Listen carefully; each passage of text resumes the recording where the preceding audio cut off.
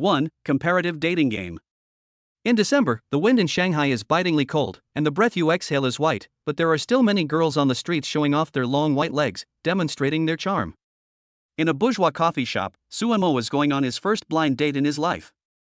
In fact, Suemo was not interested in blind dates, but he could not resist the nagging of his enthusiastic relatives and family members, so he had to come and meet the girl. But the girl's family was also weird. I don't know who came up with the idea, but they actually called 3 boys to come and meet at the same time, and Suemo was one of them.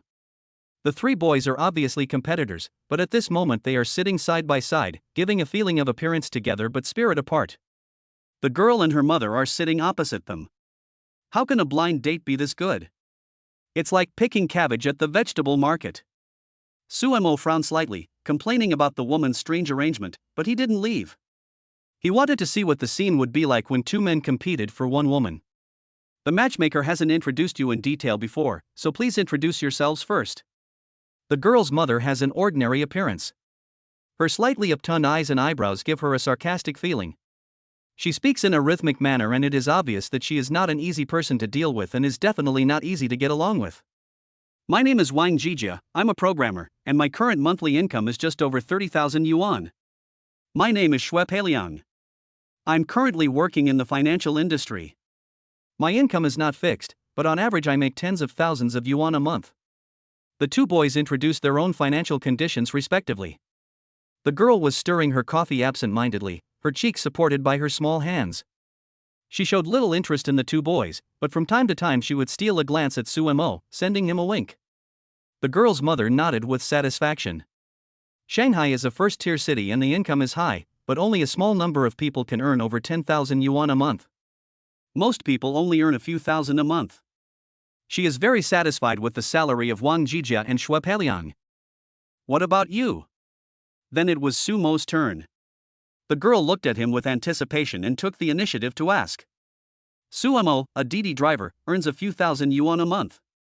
Suemo answered casually.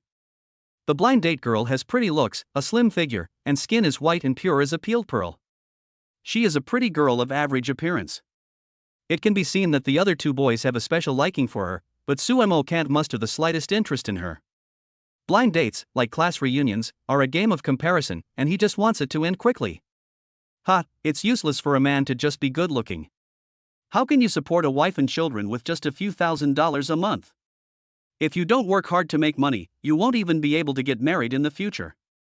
As expected, after hearing about Sumo's job and income, the girl's mother's attitude became even colder. She cursed the matchmaker in her heart for being unethical. Why did he introduce a boy with such poor conditions? Isn't this deliberately cheating people? After being ridiculed for no apparent reason, Suemo glanced at the girl's mother, whose words "you can't even find a wife" had obviously kicked him out of the blind date list. But Suemo didn't care. There were many snobs in the society who were afraid of money. Arguing with them would only lower himself. For the next period of time, Suemo was simply ignored. The girl's mother put on a kind smile and chatted with the other 2 boys for a long time. Do you have a wedding room? The girl's mother raised another practical question. Have. Wang Jijia and Shui Peiliang answered in unison. To get married in Shanghai, it is a basic condition for the man to have a wedding house, and the woman will bring a car as a dowry. However, the housing prices in Shanghai are ridiculously expensive, and young people who have just started working cannot afford it at all. Usually, family members have to share the burden, with parents paying the down payment and the children repaying the loan themselves. Those who are better off will directly buy a house for their children in full. Of course, there are some girls who are willing to live under the same roof with their elders, but they are very rare. Wang Jijia and Shui Peiliang both have wedding houses, whether with a loan or in full, which shows that their family conditions are not bad and these 2 people are potential stocks. Do you have a wedding room? Seeing that Suemo did not answer her question, the girl's mother felt disrespected and frowned unhappily.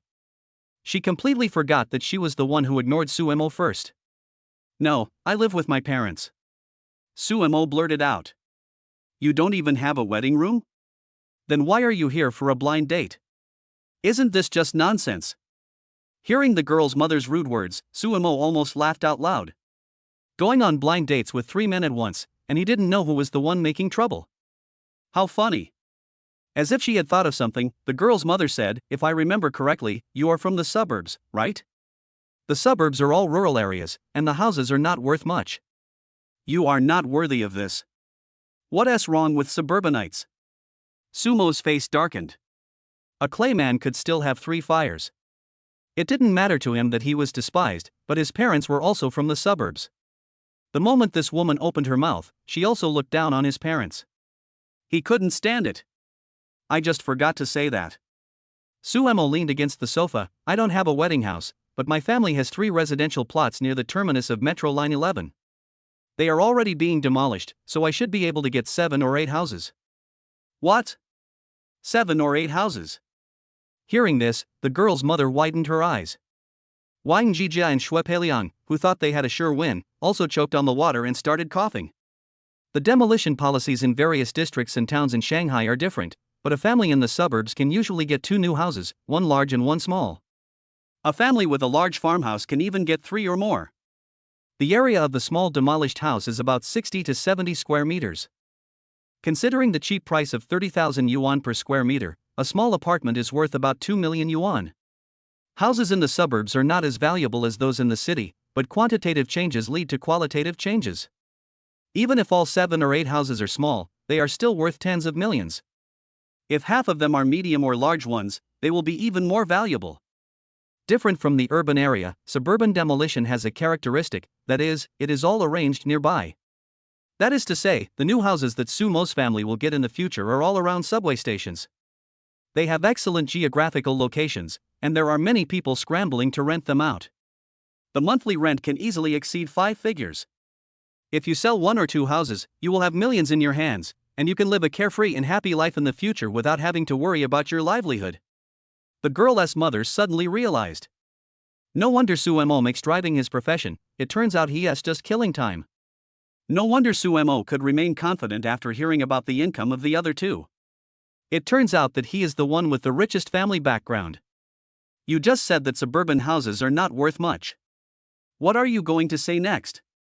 Sumo asked with a smile. In fact, it doesn't matter whether the conditions are good or not. What matters most is the character. We just want to find a boy with outstanding looks. After all, we have to consider the genes of the next generation. What do you think, Xiao Su? The girl's mother affectionately called her Xiao Su, and her attitude suddenly changed 180 degrees. She also had distant relatives in the suburbs, many of whom were worth tens of millions after demolition and owned many houses, so she easily believed what Sumo said. "I was just thinking that you are a perfect match for my daughter. A handsome man and a beautiful woman, a perfect match. The baby you will have in the future will definitely be very beautiful." In fact, what the girl's mother wanted to say just now was, "You are not worthy of my daughter," but the situation changed at this moment. Now that she knew Sumo had several houses, she naturally greeted him with a smile. She now wishes she could tie this rich son-in-law into her own home. "Ha, that's true." Sumo complained in his heart, and then said, "I have more than 3 residential plots, and I have 10 trillion in deposits in the bank. You think I am worthy of being your son-in-law, but you are not worthy of being my mother-in-law." Ding! The bragging energy is full. The host has successfully woken up the system and activated the God-level sign-in system. You can get rewards by signing in. As soon as he finished speaking, a voice suddenly came from Sumo's mind, and he was completely stunned. God-level sign-in system? Before Sumo could react, the system interface appeared in front of him. This system does not have so many fancy functions. In the middle is an interface similar to a calendar, and in the upper right corner are the 2 functions of mall and backpack. Sumo rubbed his eyes to make sure it was not an illusion. After a brief shock, strong curiosity drove him to sign in. Ding! Sign in successfully. First time sign in, get a Newbie Gift Pack. Sumo opened his backpack and took a look. There was a red gift box tied with a golden ribbon in the first compartment of the backpack. It should be the novice gift package issued by the system. Without hesitation, he opened the beginner gift pack. Ding! Congratulations to the host for winning 10 trillion renminbi. 10 trillion. Sumo shuddered and almost broke the coffee cup on the table. The amount of his bank deposit was exactly the same as the amount he had just lied about. Holy shit, I just boasted and it actually came true. 2 ancient towers. It's no wonder Suemo lost his composure. The number of 10 trillion is really too scary. This is not a mobile phone data package, but a real currency unit of gold and silver. What is the concept of 10 trillion? According to the ranking of China's richest people published by Forbes in 2019, Ma Yin topped the list with a net worth of 270.11 billion yuan, followed by Tencent Mohuatong 254.55 billion. Evergrande Su Jiaying 195.86 billion. Sun Family 182.43 billion. Yang Family 168.99 billion.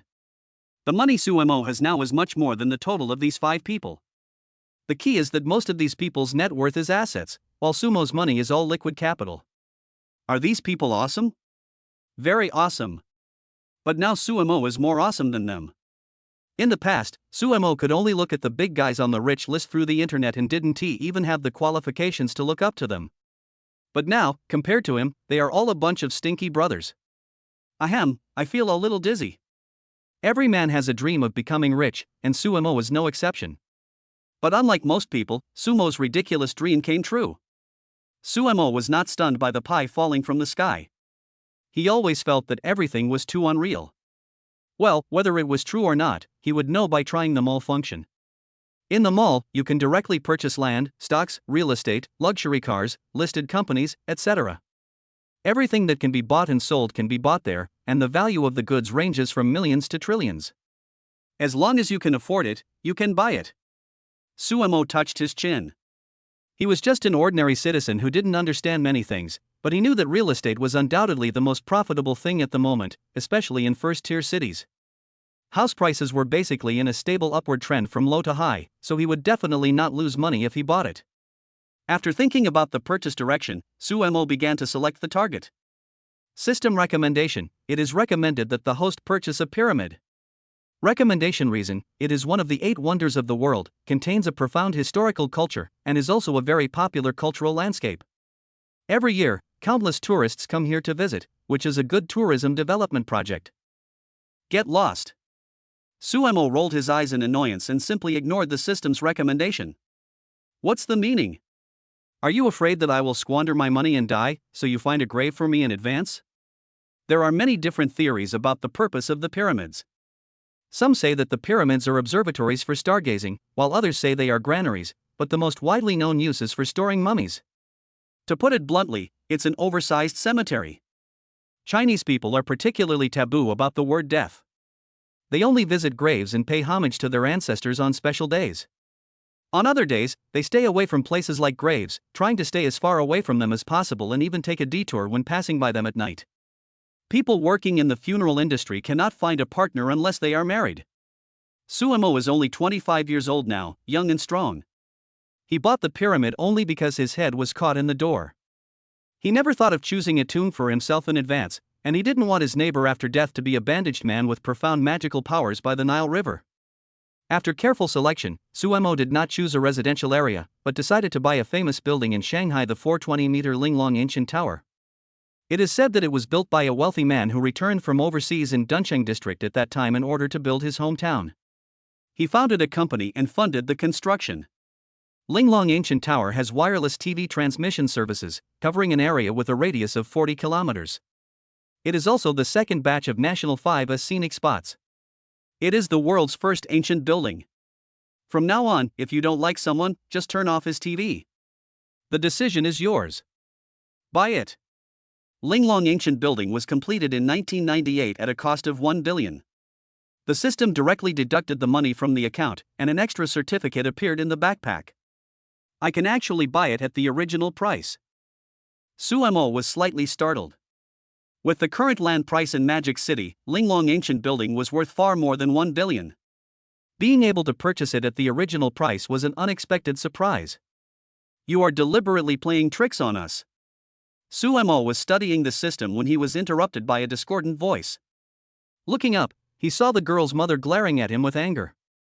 In fact, the girl's mother already believed that Suemo really had 3 residential plots, but Suemo revealed that he had 10 trillion in deposits. Isn't this nonsense? She also realized that she had been fooled. Even China's richest man, Jack Ma, doesn't have a net worth of 10 trillion. Suemo was clearly making a fool of her. I'm not kidding you guys, I'm kidding you. Suemo stood up from his seat. He had no problem with the girl he was dating, but her mother was so annoying. Her mercenary face was simply disgusting. Besides, it was this woman who started the sarcastic remarks first, so there was no need for him to be nice to her. You keep asking other people about their conditions. Are yours good? The matchmaker said, isn't it just a 30 square meter old Shikuman house in the city? It can't be demolished. Why are you pretending to be rich? The girl's mother was choked and speechless, and her face turned pale and blue. Even if I have 10 trillion, do you think it can go into your pocket? You are dreaming. Suemo added the final blow. Before you try to get close to someone rich and powerful, you should first consider your own abilities. If you have good conditions, you can find someone better. Why should you be so picky? For a mother-in-law like you who is only interested in profit, whoever you want can go. I am not worthy of you. Goodbye. All the pent-up frustration was released. This time Suemo was not afraid of being complained to by the matchmaker's parents. It was the other party who mocked him first, so it was understandable for him to be angry. Without even looking back, Suemo walked out of the cafe and got into his Volkswagen sedan, but the car had a problem and wouldn't start. Ding-a-ling. Suemo was about to call someone to fix it when a phone call came in. He subconsciously thought it was from the passenger who had made an appointment, so he pressed the call button. Hello. Hello, Mr. Su. Sorry to bother you. This unfamiliar name completely confused Suemo. Mr. Su? Are you calling me?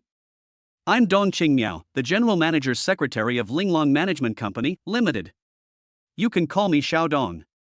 Dong Qingmiao's voice was very magnetic and sounded very pleasant. Because you bought the entire Linglong ancient building, the entire company was also packaged under your name. I am now your secretary.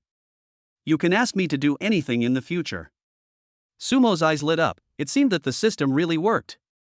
Buying an ancient building also comes with a company, which is an unexpected surprise. Secretary Dong, my car broke down, can you help me fix it? Suemo gave up the idea of finding someone to repair it.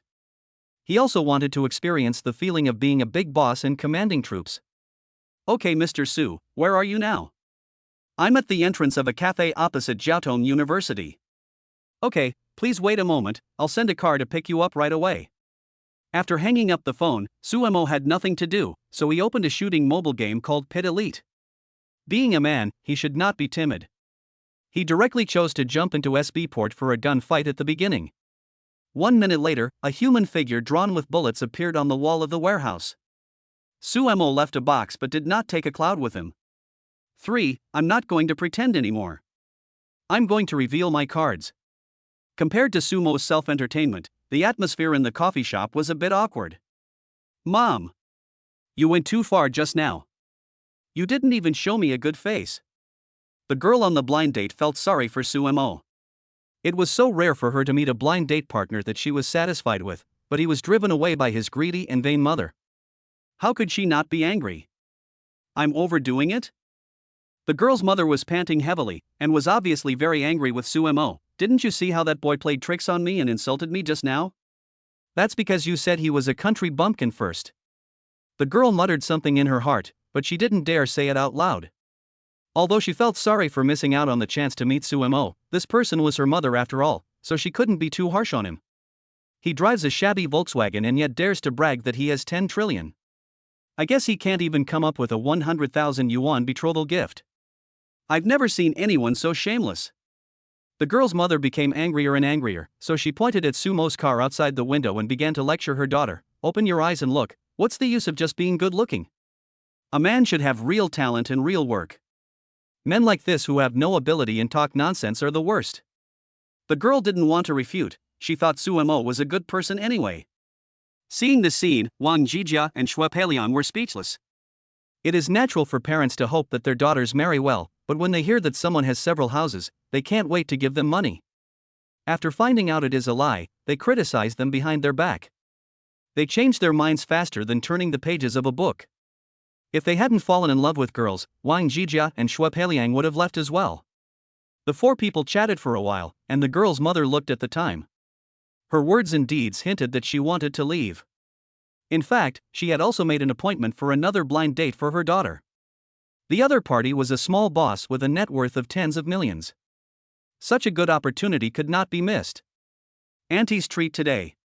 The girl's mother said she would pay the bill, but she fumbled for money for a long time and couldn't find it.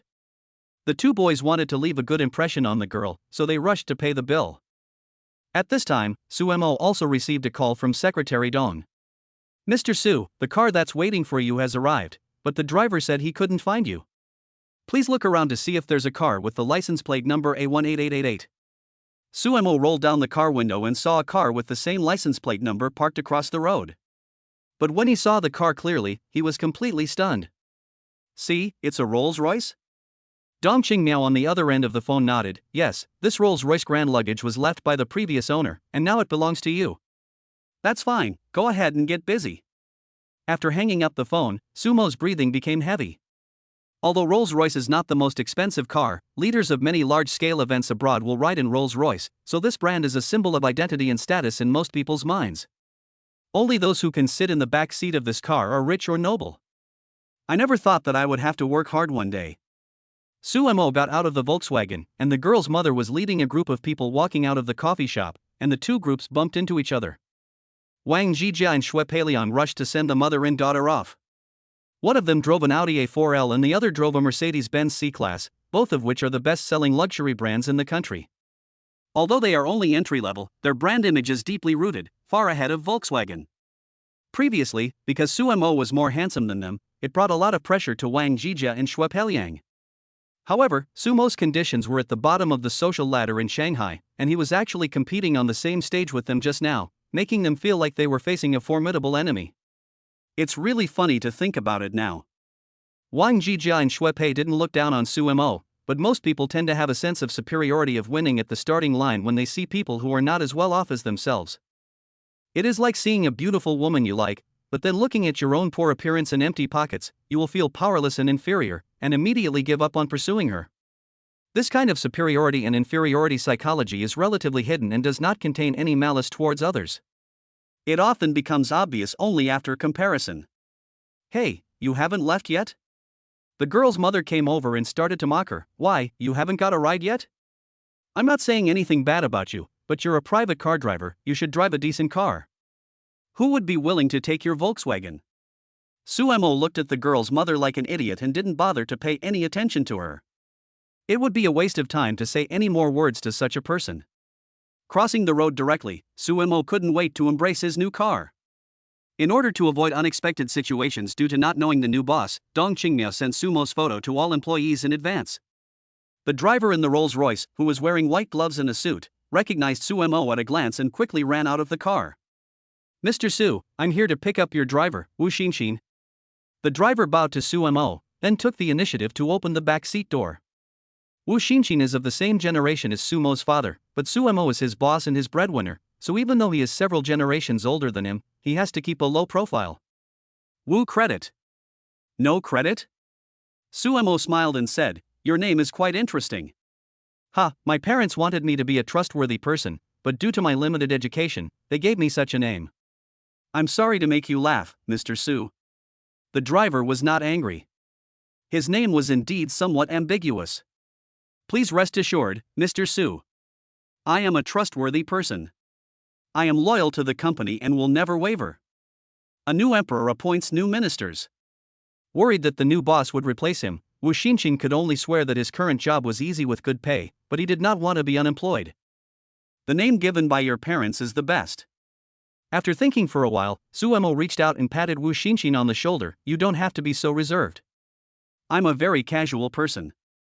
Relax a little and treat each other like friends. As long as you work hard and are loyal to the company, you will not be treated unfairly." "Oh, I see." Seeing that the new boss was so friendly, had no airs, and promised not to treat him unfairly, Wu Xinxin was so happy and relieved at the same time. Serving the king is like serving a tiger. The driver is one of the people who has the most contact with the boss. If Suemo is difficult to get along with, the first person to be unlucky will be Wu Xinyong. On the contrary, if Suemo is kind and friendly, then he might be in good shape. The driver is one of the boss's closest people, and it is not uncommon for him to be promoted. It seems that Suemo is a good boss at the moment. Mr. Su, are you going back to the company next? Not going back yet, I still have to pick someone up. He handed the keys to Wu Xinshin and pointed to his Volkswagen. I'll drive there myself. You help me get the car. You can go home if you have nothing else to do. Su Mo did not put on airs, but he did not lower his posture too much either. After all, he was the boss now, and if he lowered his posture too much, it would reduce his deterrent power. Sitting in the driver's seat of the Rolls-Royce, Sumo's blood boiled. He touched the steering wheel and the interior and couldn't help but marvel at it. It is indeed a high-end luxury car brand, the workmanship and materials are first class, it is simply beautiful. Mom! Did you see that? He has a Rolls-Royce. The girl on the blind date stomped her feet in anger. She was already quite satisfied with Su Mo, and she didn't expect that the latter was so rich. If it weren't for her mother being the stumbling block, she might have married Su Mo. The girl's mother opened her mouth, and her heart was filled with turmoil. What are you arguing about? Can't you see he's sitting in the driver's seat? Rich people sit in the back seat of a Rolls-Royce, and the people sitting in the front are the drivers. When she said this, she herself didn't have much confidence. After watching Su Mo leave, Wu Xinshin walked towards the Volkswagen while spinning his key ring. The girl's mother hesitated for a moment and ran up. Master, you hired someone to drive such an expensive car as Rolls-Royce. Aren't you afraid that he might damage the car? What driver? Wu Xinshin was confused for a moment, then realized, oh. You mean Mr. Su? He's the boss of our company, not a designated driver. The car is his, and no one would dare to say anything to him even if he crashes it to pieces. What? He's your boss? The girl's mother's mouth twitched, and she asked with a stiff face, Master, don't be ridiculous. He doesn't look like a rich man at all. You don't understand this.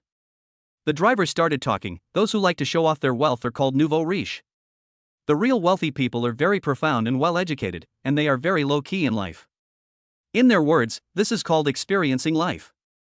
Experience, life. The girl's mother's mouth twitched. Driving a Rolls-Royce is called low-key? Keep a low profile, sister. Wang Jijia and Xue Peiliang had strange expressions, their sense of superiority was completely shattered. Before, they thought they were better than Su Mo, but now they felt like they were slapped in the face. Their car should be worth a tire of a Rolls-Royce. After a pause, Wu Xinshin continued, don't look at our CEO Su's young age. He has an invisible rich man. Does Linglong Ancient Tower know about this? The girl's mother was surprised as to why they suddenly brought up Linglong Ancient Tower, but she still nodded heavily. Linglong Ancient Tower is a long-standing landmark building in Shanghai. It is known as the world's first ancient tower and is no less famous than the Oriental Pearl Tower. It is also a must-photo spot for tourists. Not only people in Shanghai, but people all over the country know about it. Linglong Ancient Building is our President Su's property. Boom! A bolt of lightning struck the girl's mother, and she was burnt to death. The bag in her hand fell to the ground.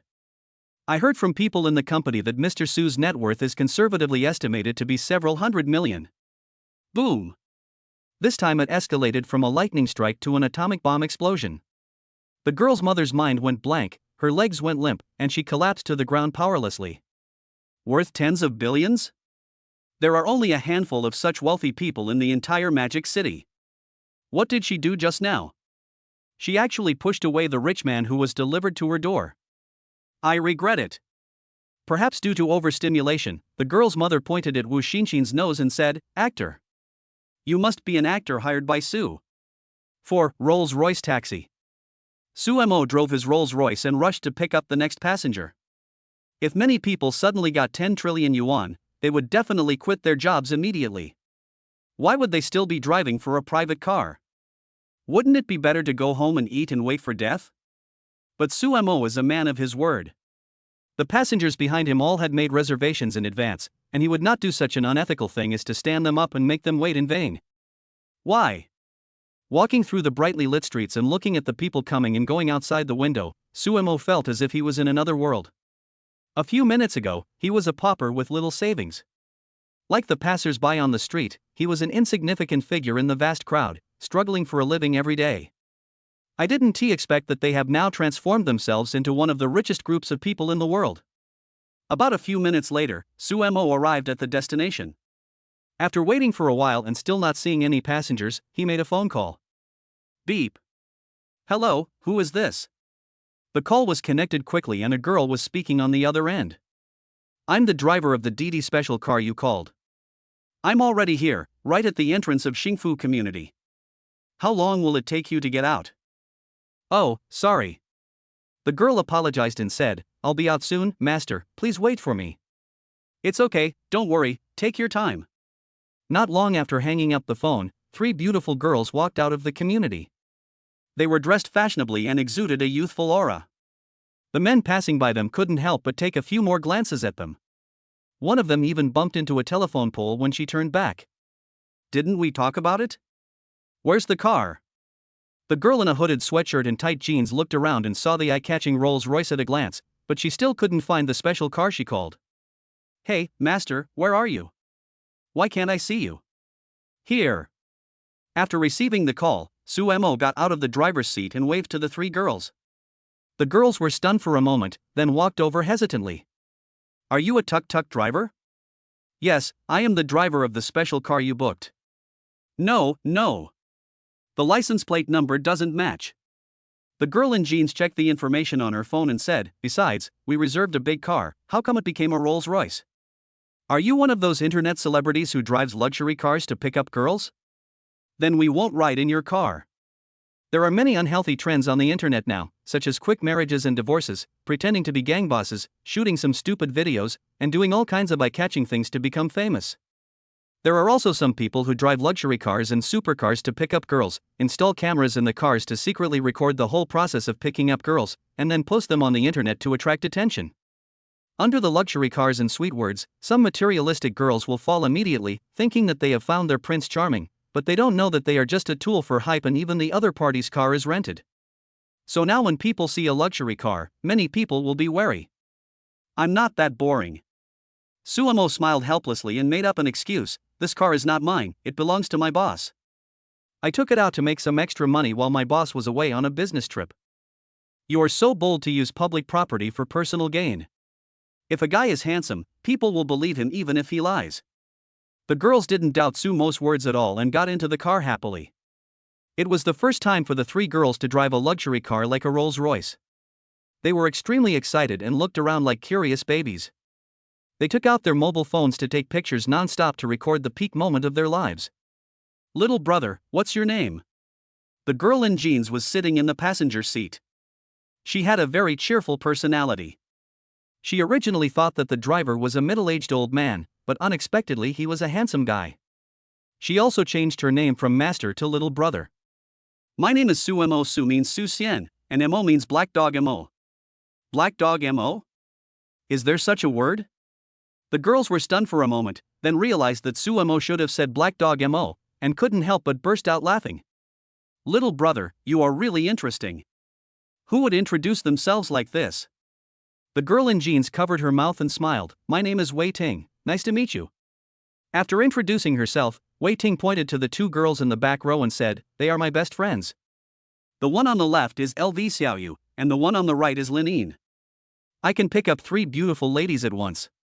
It seems like I'm lucky today. I'll go buy a lottery ticket later. Chuckle. The shy and introverted Lining didn't say much, but Lu Xiaoyu, who was wearing a woolen coat, was very talkative and asked, little brother, do you have a girlfriend? No, I'm a chauffeur, how could any girl be interested in me? I went on a blind date today and was severely rejected by the guy. You're so handsome, yet you still despise me? That woman must be either blind or stupid. Wei Ting and the other 2 were all surprised and stood up for him. During the conversation, Suemo also learned that Wei Ting and the other 2 were freshmen at the Shanghai Drama Academy. No wonder they were all very beautiful, but they were also relatively pure-minded and had not yet been infected by the bad social atmosphere of pursuing money. Brother Suemo, don't be sad. The girl you're dating doesn't like you. How about I introduce you to a girlfriend? Wei Ting is a very outgoing person. After only knowing each other for a few minutes, she already called Suemo brother in a very affectionate manner. If I didn't know him well, you would have thought they grew up wearing the same crotchless pants. As for introducing his girlfriend, it was just a silly joke. Suemo would not be so stupid as to take it seriously. You're not going to introduce yourself to me? Suemo also joked, looking Wei Ting up and down. She was about 85 points in appearance, with a well-proportioned figure and straight and slender legs. I can't handle your type. Humph. I'm very easy to hold. If you don't believe me, try it. I can hold it easily. Just give it a try. Suemo smiled bitterly and shook his head. He should just think about it in his mind. If he really said it out loud, people might think he was a weird uncle. Seeing Sumo's expression of female donor, please spare me, Wei Ting smiled and said, hee, Xiaoyu and I both have boyfriends, but Linning is still single. Our Linning is a good girl and has never been in a relationship. How about introducing her to you? Ting Ting. Linning called out coquettishly, and her fair little face instantly turned red, which looked particularly beautiful. When she noticed Suemo looking at her through the rearview mirror, she lowered her head shyly. Even though his peeping was discovered, Suemo was not embarrassed. To be honest, Linning is the most beautiful among the three. She has a gentle and graceful personality and is very charming. She is a typical beautiful girl next door. Just one look at her can arouse a man's strong desire to protect her.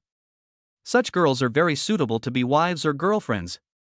Although they are beautiful, they are shy when communicating with others, which reduces the possibility of being cheated on. Your bestie is so beautiful. I'm afraid I have to go to Taigua to get a full facelift to be worthy of her. At this time, agreeing would seem a little strange, and refusing would hurt the girl's self-esteem. Neither answer was the most appropriate answer, so Suemo laughed and skipped the topic. Shouldn't you go to Han Country for plastic surgery? Are you sure you won't become good sisters with us after you come back from Thai country? Lu Xiaoyu joked. Suemo pretended to be enlightened and patted his thigh. That makes sense. Having 3 more beautiful girlfriends doesn't seem to be a bad idea. I'm tempted by what you said. I'll buy a swimming ring and go. What are you buying a swimming ring for? You're not planning to swim to Taigua, are you? Of course not. I can't swim. Suemo smiled and said, I'm going to surf all the way. Cluck, cluck, cluck. Wei Ting and Lu Xiaoyu were laughing so hard that their bodies were shaking. Even the shy Lin covered his mouth and laughed secretly. Everyone was talking and laughing along the way and the atmosphere was very pleasant. About half an hour later, we finally arrived at our destination, the Magic City Stadium. 5. Little Queen Concert. Shanghai Stadium, located in the southwest of Shanghai, was the main venue for the 8th National Games in 1997. It was also the football venue for the 2008 Olympic Games and the home stadium of Shanghai SIPG Football Club of the Chinese Super League. I don't know what kind of event is being held in the 80,000-seat stadium today, but there are many vendors outside, selling glow sticks, food, and all sorts of other things. The urban management officers came to chase them away several times, but as soon as they left, the vendors came back. After parking the car, the 3 girls got out one after another. Brother Suemo, are you free later? Can we take your car back after the concert? Wei Ting looked at Suemo pitifully. I have to say that the Rolls-Royce is really comfortable to sit in, which makes people linger. In addition, Suemo has a handsome appearance and a funny and humorous way of speaking, so girls are happy to spend more time with him. Suemo turned off the system's push messages. No problem. I won't take your order. I'll wait for you outside. After the concert, come find me at this parking spot. If it were in the past, he would definitely refuse. No matter how pretty the girl was, it would not interfere with making money. But now he was so poor that he only had money left, and driving a private car was purely a pastime. Besides, it was quite fun chatting with the 3 girls, and Suemo was happy to give them another ride. Let's pay together later. Go to the concert now. Lu Xiaoyu wanted to pay the fare with his cell phone, but Suemo waved his hand to refuse. Hearing the music coming from the stadium, the 3 of them thanked him repeatedly and ran away in a hurry. He opened Pit Elite again and played for a while. This time, Suemo relied on the 11-word mantra: if the enemy doesn't move, I won't move, and my teammates will charge forward to make it all the way to the finals. The last team is ahead, kill them. Seeing the enemy hiding behind a tree in front of them, after voice communication, the 3 teammates rushed out in unison. Suemo hid behind a tree and silently took out a grenade. Suemo didn't see any guns along the way, but he picked up a lot of grenades and Molotov cocktails, and an artificial bombing and burning area was created. The teammate who was fighting in the front heard a bang and the remaining half of his blood was instantly emptied. He immediately sent out a call for help, but what came was not rescue, but a bottle. Bang! The sound of breaking glass came from the headphones, and a raging fire suddenly broke out around them. The three teammates watched themselves die in the fire. Fuck you. When the three boys saw the system prompt that the person who killed them was actually their teammate, they cursed and uttered all kinds of obscenities. Why are you cursing? Can't you just have fun? Sumamomo turned off the speaker. After finding that all the grenades and fuel bottles were used up, Suemo took out his AK and decided to avenge his teammates. Did. After a volley of bullets was fired, the last enemy was killed by a headshot, and Suemo successfully won the game. What kind of shooting is this? The enemy player was also confused. He saw that Sumo's gun muzzle had already floated into the sky. If you didn't know, you would think he was shooting birds. His death was so inexplicable. While roasting the chicken, the reborn teammate picked up the firework pistol and started shooting at Sumo while continuously emitting fragrance from his head, as if venting the resentment in his heart. Suemo doesn't have any good points, except that he is generous. He doesn't bother with teammates who curse at him, and just clicks the report button silently. I got out of the car and stretched my muscles. I could hear the fans' cheers coming from the stadium. Although I couldn't see what was going on inside because of the steel bars and concrete, I could imagine how crowded the scene was from the deafening sound waves. I don't know which star can actually hold a concert in a stadium. The cost of renting the Shanghai Stadium for a day is not cheap. If you want to make money, the concert tickets must be sold at a high price, and you need a large fan base to support you. The only people who can hold concerts here and fill the seats are probably the top stars in the entertainment industry and some superstars from Hong Kong and Taiwan. Handsome guy, do you want a ticket? A scalper came over stealthily, poked Suemo with his elbow, and then took out a few tickets from the inside pocket of his clothes. Tickets? What tickets? Suemo asked in surprise. Of course, it's the concert tickets for Chu Yuning, the new rising diva in the entertainment industry. The scalper said with a smile, "Don't worry, my tickets are authentic. The concert has already started. How about I give you a 30% discount? There are only a few left. If you hesitate any longer, they might be bought by someone else. I'm not going to the concert, you can find someone else." Hearing the name Chu Yuning, Suemo was stunned for a moment, but quickly came to his senses. After sending the scalper away, he returned to the car and waited quietly for Lin Yin and the other two. There were overwhelming screams in the stadium. When the accompaniment and singing sounded, all the noise and noisy sounds disappeared instantly. The singing was beautiful and ethereal, like the sound of nature, hovering over the entire 80,000-seat stadium. Suemo put his arm on the car window frame, leaning his head against it, his eyes a little dazed. It turns out to be Chu Yuning, no wonder he has such appeal. Chu Yuning is a new and popular diva in the entertainment industry and an all-round artist in film, television, and music. In just a year and a half, Chu Yuning has gone from being a newcomer to a top-tier female star. There must be capital behind her, but her own outstanding abilities have also been recognized by the public. Chu Yuning appears on the hot search list every now and then.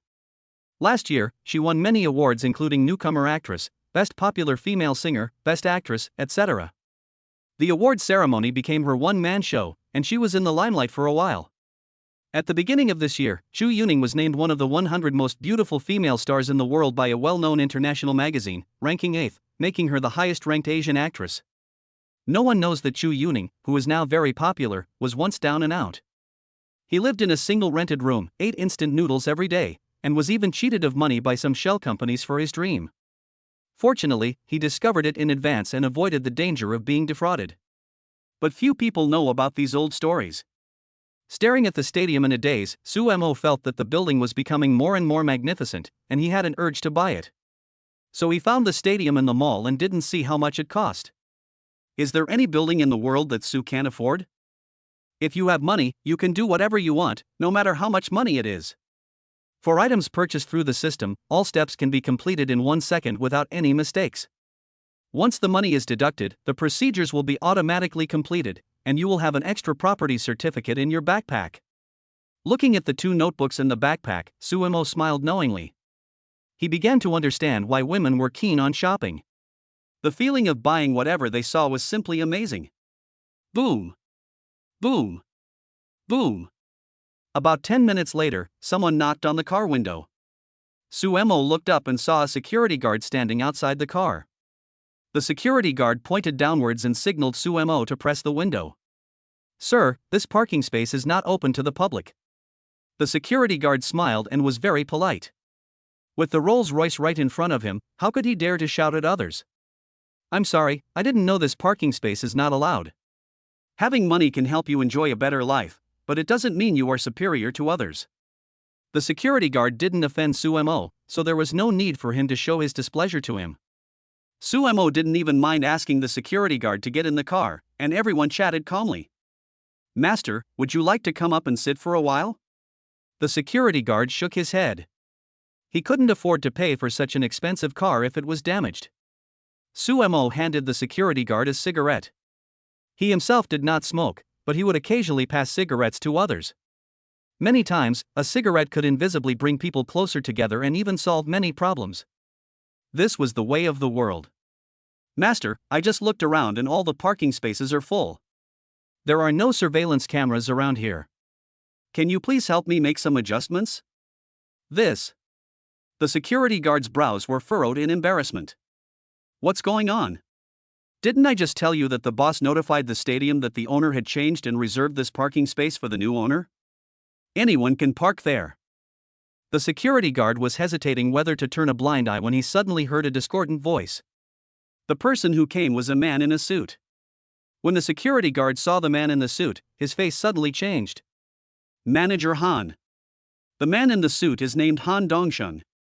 He is the manager of the property company entrusted with the management of the stadium.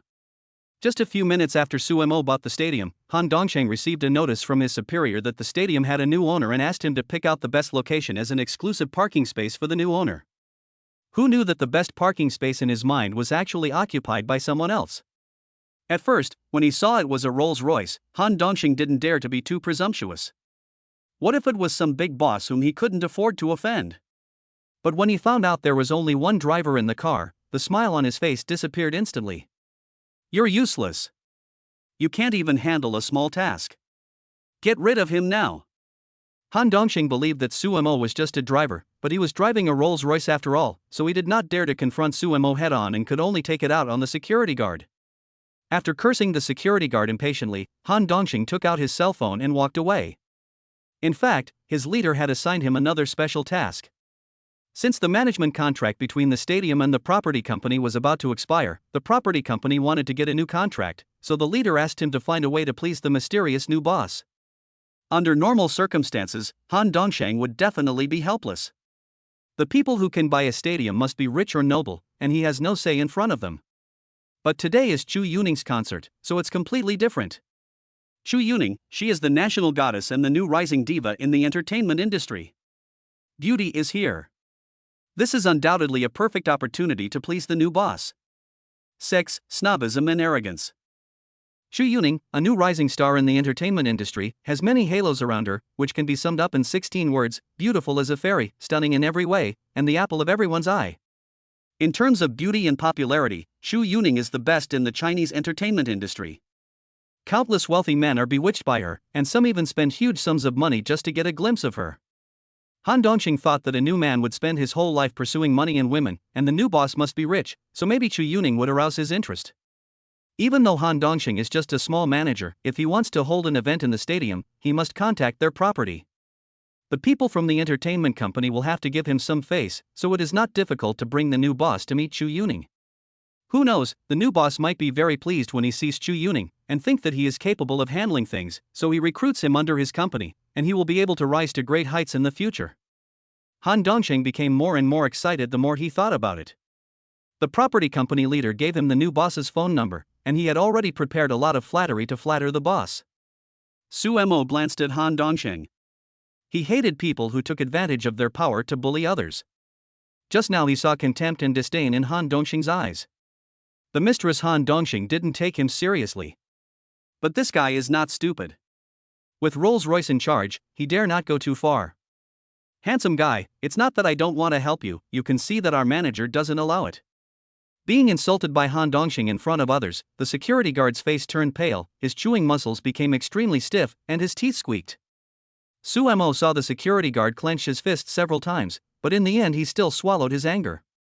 No reason, because Han Dongsheng is his superior, holding the power of life and death, and he can make him get fired with just one word. Life is like a grindstone, which smooths out people's edges, but it is also full of helplessness. If you can't be a master, then you can only be a grandson, obediently watching other people's faces and depending on them. Beating someone up to vent your anger? Stop it. If you win, you will go to jail. If you lose, you will be hospitalized and have to pay compensation. Quit your job and leave? Food, clothing, housing, and transportation, all of which cost money. Children's education is another huge expense.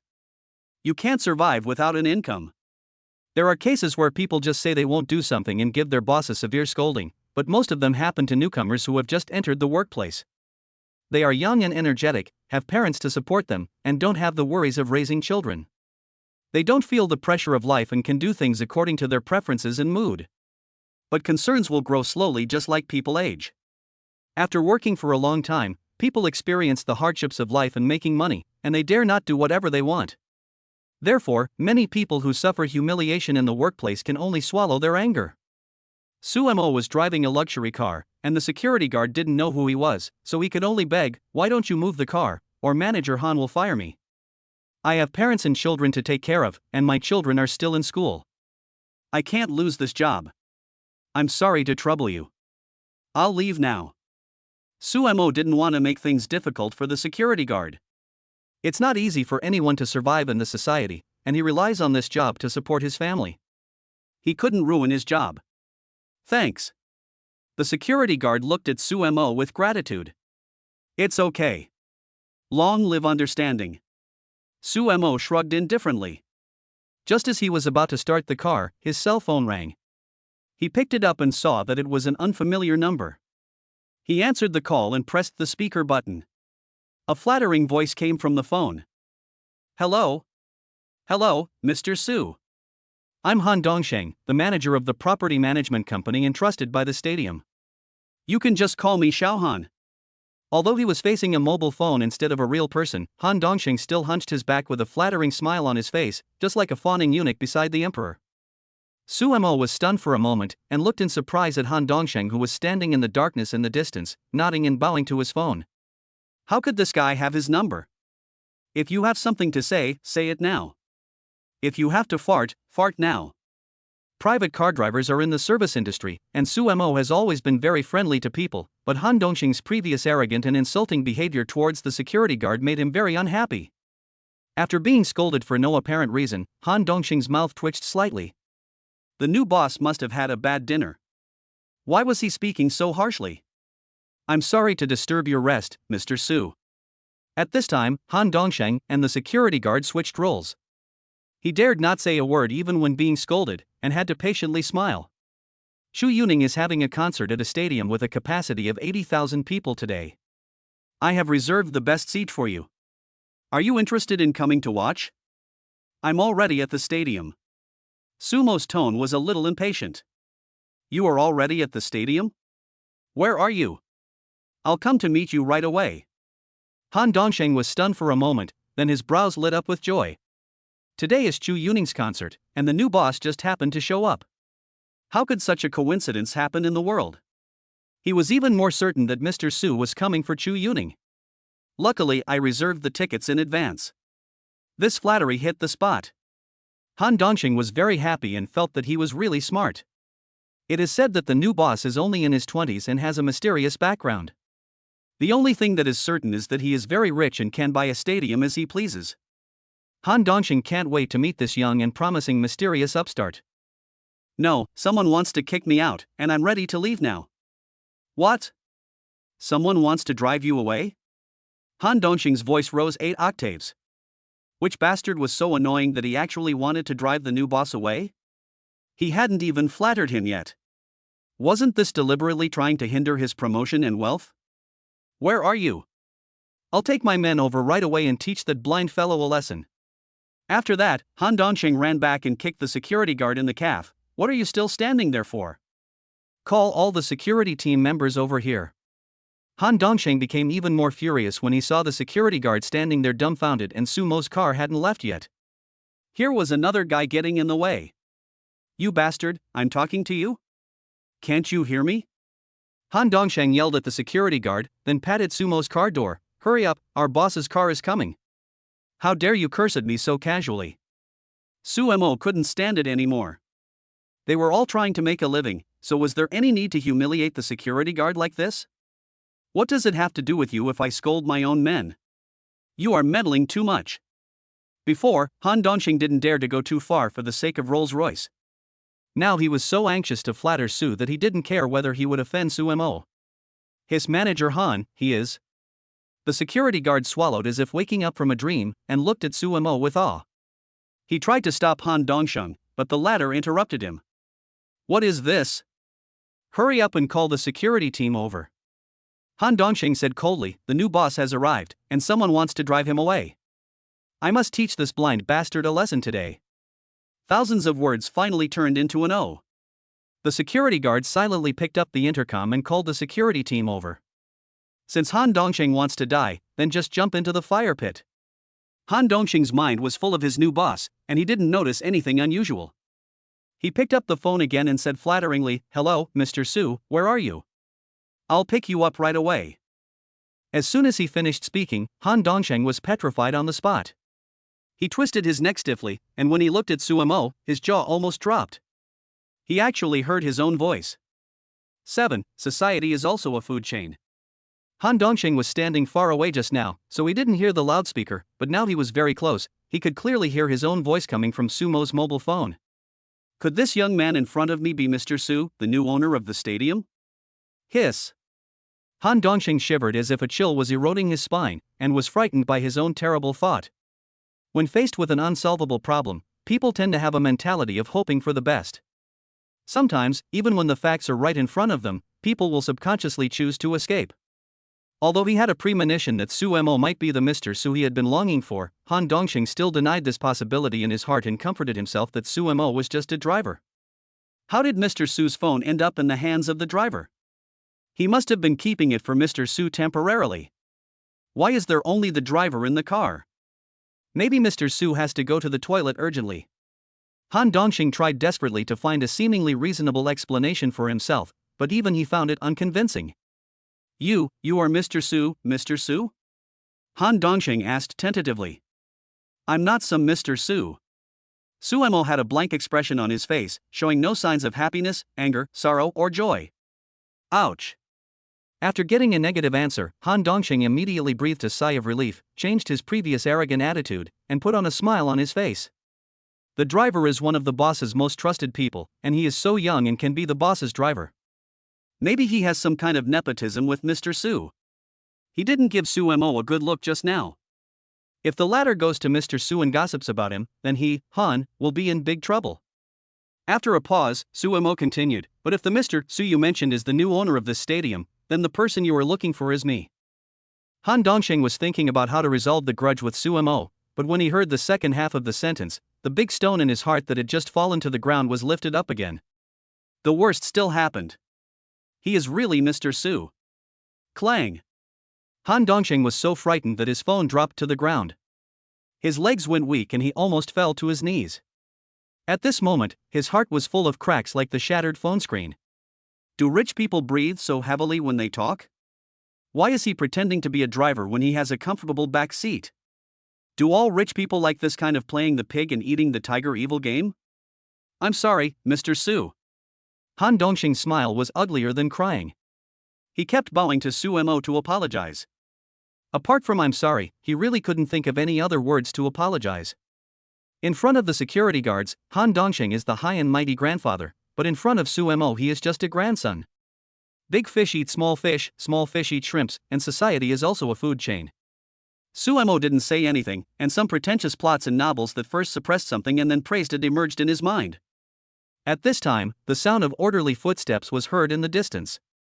Looking around, security guards in uniform formed a huge team and were running towards this side. There will be a huge number of people attending the concert and many accidents may occur, which must be reported to the relevant departments. There will be a large number of police officers on site to maintain order in order to deal with emergencies. The property company has also dispatched a group of security guards to cooperate with the relevant departments. The security guards were arranged into 5 rows, with 10 people in each row.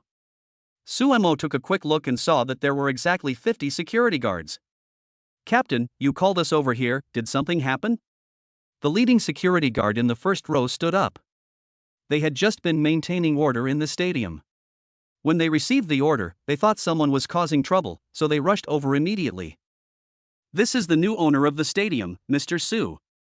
The security captain solemnly introduced Sumo's identity. "Everything has a priority. Sumo is the oldest here, so naturally he comes first. Don't underestimate the security guards. Their positions and incomes are not high, but they deal with all kinds of people every day, from cleaners to management leaders, and they can chat and laugh with them. This requires not only the ability to observe words and expressions, but also a certain level of emotional intelligence." "Hello, Mr. Su." The security guards stood in awe, their backs straighter than javelins, and they greeted Sumo with full energy. Although Sumo was not the direct leader of their property company, his status was there, so it would be right for him to behave properly. In fact, after Sumo bought the 80,000-seat stadium, the security guards received a notification from the workgroup and learned that the stadium had a new owner, but they did not expect the new owner to be so young. "Good." Sumo got out of the car and nodded with satisfaction. These security guards are between 20 and 40 years old. They are all in high spirits and form a very good team. Their every move is orderly and they have obviously received professional training. They are completely different from the lazy security guards guarding the gates of some old communities. Everyone thought that the security captain called them in to meet the new boss. Actually, Manager Han asked everyone to come over. The security captain said, "Someone just wanted to chase Mr. Su away." Manager Han is kind-hearted, so he called everyone over to teach the guy who chased Mr. Su away a lesson. This blind bastard suggested donating the cornea. The stadium belongs to Mr. Su. How can he chase the owner away? This is ridiculous. I'm afraid that guy has lost his mind. That guy is an absolute idiot. The security guards all echoed the words, saying that the big boss was being bullied and that his employees they always had to express their stance and attitude, which was the self-cultivation of a good employee. Han Dongxing's face turned pale and blue. He had suffered such humiliation before. Now he was insulted in person by the security guard he despised the most, but he didn't dare to talk back. "Captain, where is the idiot who offended President Su? We must teach him a lesson." He. The security captain smiled and said, "You should ask Manager Han about this." "Manager Han, who is that idiot?" Everyone's eyes turned to Han Dongxing at the same time. Han Dongxing wanted to cry but had no tears. It was he who asked the security captain to call those people over. He was the one who wanted to beat them up, and now he was also the one being beaten. I guess there is no other person on earth who has pushed himself into a fire pit like him. Han Dongxing was in a confused mood. If he dismissed the security guards now, Sumo would definitely not calm down. He would remember the grudge against him and would call the property management company to complain. Having offended such a big client, even if he is a relative, he might not be able to keep his position as a manager. Han Dongxing gritted his teeth and decided to sacrifice his life in order to preserve his wealth and glory. "Beat me." Han Dongxing shouted loudly and straightened his neck with a fearless attitude. 8. Ask earlier. Why didn't you ask earlier? Han Dongxing looked calm on the surface, but his Adam's apple kept rising and falling, and this detail of swallowing saliva betrayed his mood at the moment. In fact, Han Dongxing was so scared that his legs were shaking. If 50 people surrounded and beat him up, and each of them slapped him in the face, he would be so bad that even his own mother wouldn't be able to recognize him. It's terrifying just thinking about it. But so far, this is the best way for Sumo to vent his anger, no doubt about it. He spent a lot of money on favors and finally got the position of manager, but he didn't want to ruin his career. Getting beaten up would only hurt for 10 days or half a month at most, which was better than losing his job. Han Dongxing quickly distinguished the pros and cons. The worst that could happen was that he would just whimper a few times when he was beaten. Maybe Mr. Su would soften his heart and let him go. "What? Beat you? Manager Han, do you have a fever?" The security guards looked at Han Dongxing in disbelief. In their decades of life, this was the first time they had heard such a bizarre request of having someone beat them up. However, there were some people with quick minds who quickly figured out the reason. Everyone knows Han Dongxing's character. He looks down on others and has no ability. He relies on his connections and status as a manager to be arrogant. Most likely, he offended Mr. Su without knowing his true identity. Now he can only resort to self-mutilation to gain sympathy. "Manager Han, this is not good, right? The security captain said, "You are our leader, how can we hit you? Why are you talking so much nonsense? Just fight me if I tell you to." Han Dongxing thought that the longer it dragged on, the more variables there would be, and Sumo's rage would probably get stronger, and by then it wouldn't be as simple as just getting a beating. "Well, guys, remember not to be too harsh." The security captain raised his eyebrows at everyone, and when he said the last 4 words, "don't be too harsh," he emphasized the tone. Everyone understood what I meant, this was an irony. I'm the captain, so I should take the lead. Let's start with me. The security captain walked up and smiled awkwardly. He had wanted to beat up Han Dongxing for a long time and couldn't wait any longer, so he slapped him. Bang! This slap took all the strength of the man, and Han Dongxing was completely dazed. His body tilted to one side, and he staggered back a few steps, almost falling to the ground. "Manager Han, are you okay?" Han Dongxing felt dizzy, his head and cochlea were buzzing, and after a long time, he finally came to his senses. "I'm fine, keep going." Han Dongxing opened his mouth and moved his cheeks. The most important thing in an apology is sincerity. President Su did not say anything, obviously thinking that he was not sincere enough. But this bastard security captain is too bold.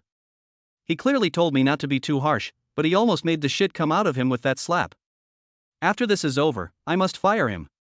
Seeing the threat in Han Dongxing's eyes, the security captain didn't care at all. President Su never said anything to dissuade them, which meant that he tacitly agreed to let them teach Han Dongxing a lesson. He probably also disliked Han Dongxing. He was now the knife in Sumo's hand, specifically used to punish Han Dongxing. He was afraid of Han Dongxing before because the latter had more power than him, but now he has Sumo, who has even more power, backing him up, so what is there to be afraid of? Han Dongxing's mood sank, and Sumo didn't say anything, probably because he was still angry. You must increase your strength at this time. Moreover, you have already been hit. If you retreat out of fear of pain, wouldn't the previous slap be in vain? Next. Han Dongxing said with gritted teeth. Bang! Bang! Bang! The security guards came forward one after another to beat Han Dongxing. They were usually bullied by Han Dongxing. They were humiliated every few days and their wages were deducted in various ways. All the anger accumulated in their hearts was vented at this moment. Everyone tacitly chose to slap the same cheek.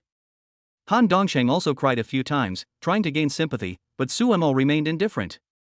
After 50 slaps, the left half of Han Dongxing's cheek was as swollen as Chibi Maruko's mother. "Mr. Su, the fight is over."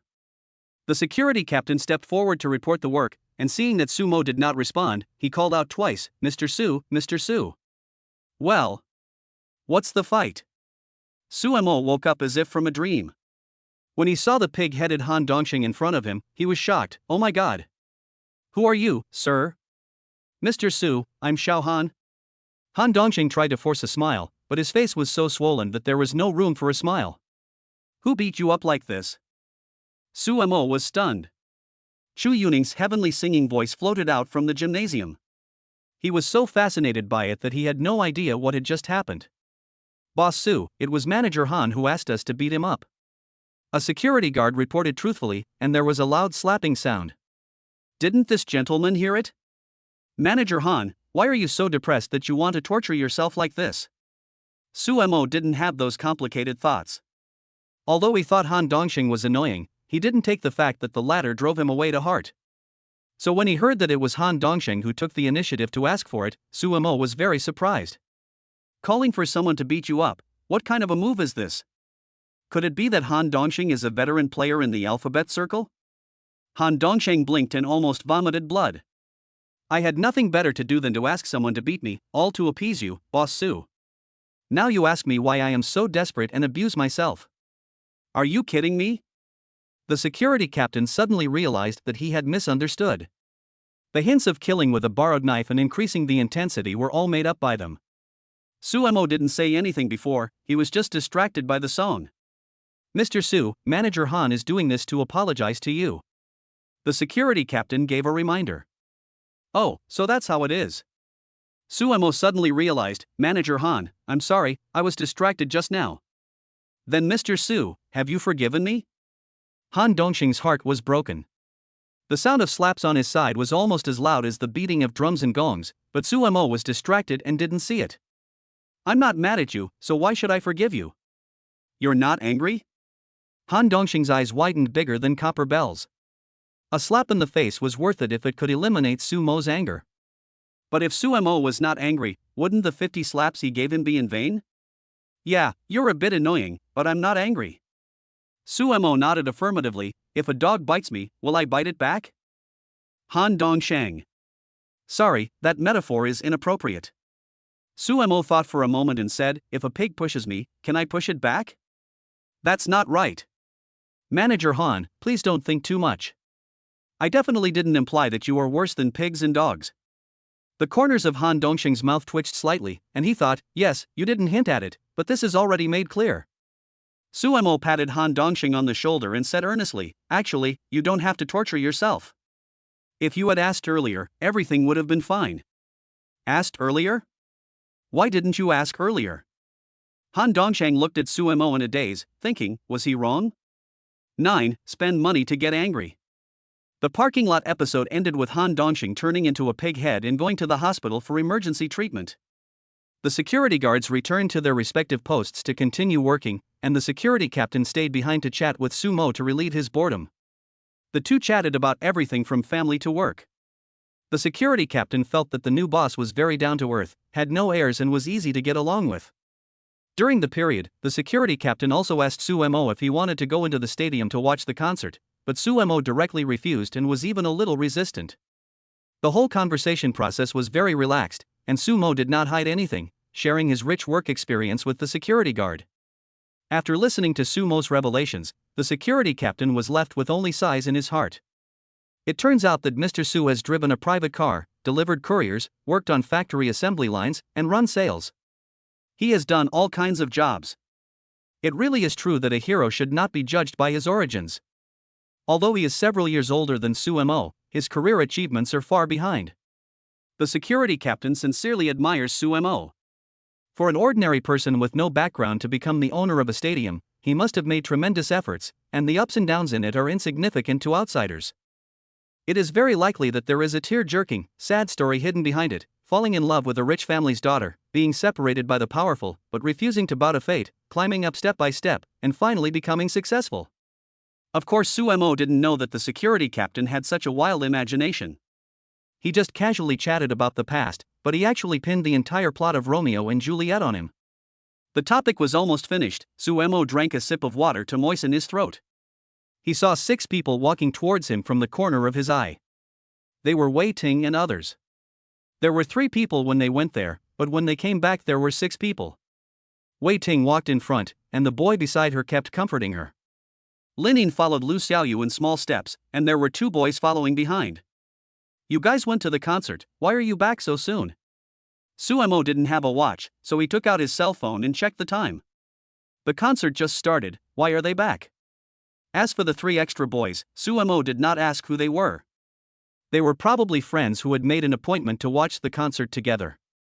The boy next to Wei Ting should be the boyfriend she had mentioned before.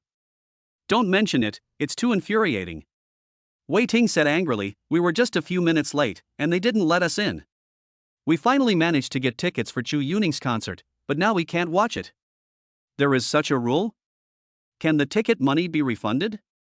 Su Mo had never been to a concert, so he didn't know if there was such a rule as no waiting if you're late, but it sounded inhumane, and even had a bit of a big store bullying customers vibe. What if someone is late for something or there is a traffic jam on the way?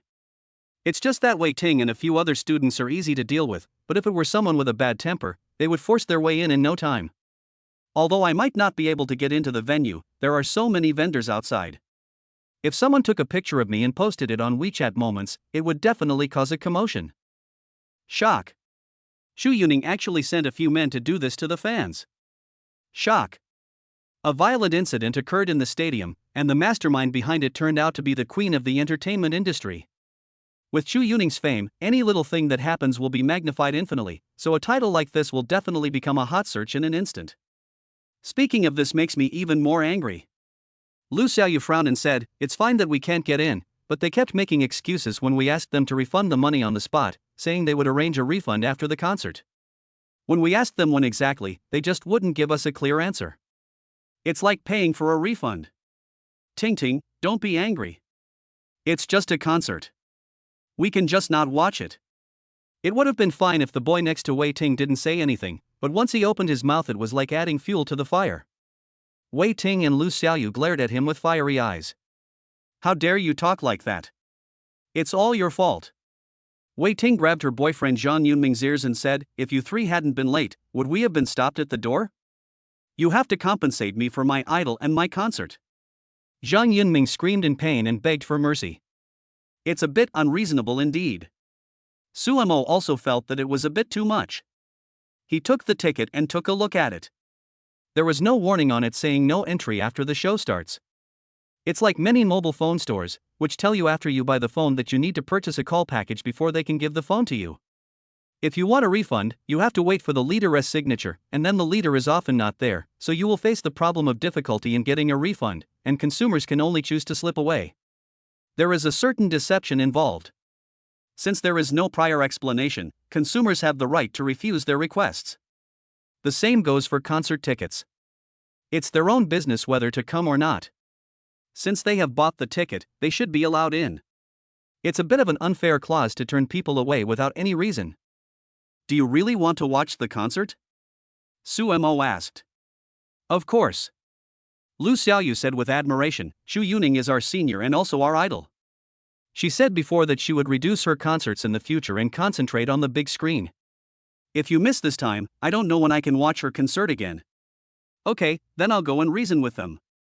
Wei Ting and others left a good impression on Suemo, and he was happy to help. Ting, let's go. How can he, a driver, take us into the venue? The organizers will not pay any attention to him. Zhang Yunming persuaded. Wei Ting had already told Zhang Yunming that they had called a Rolls-Royce private car, and the latter knew that Suemo was just a private car driver. Many people saw when they were stopped outside the door just now. He had already lost face once, and he didn't want to lose face a second time. Shut up. Wei Ting glared at her boyfriend fiercely, no matter if it works or not, at least I have the courage to try. Are they all like you, being stopped by others and not daring to fart?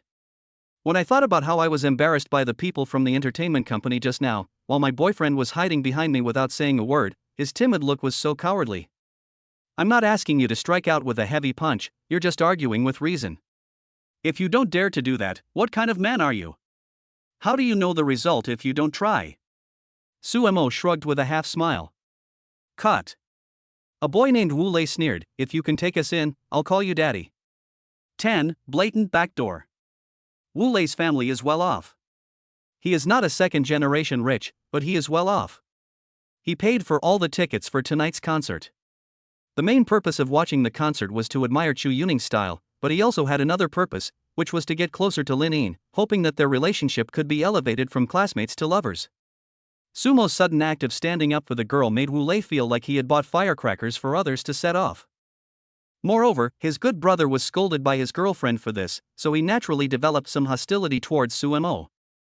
As they were talking, everyone had already reached the entrance. Several security guards who had just returned to their posts stopped straightening their backs after seeing Suemo and greeted their new boss with their most energetic attitude. Wei Ting and others did not notice the subtle changes. Can we go in? Suemo didn't say much and went straight to the point. Sure.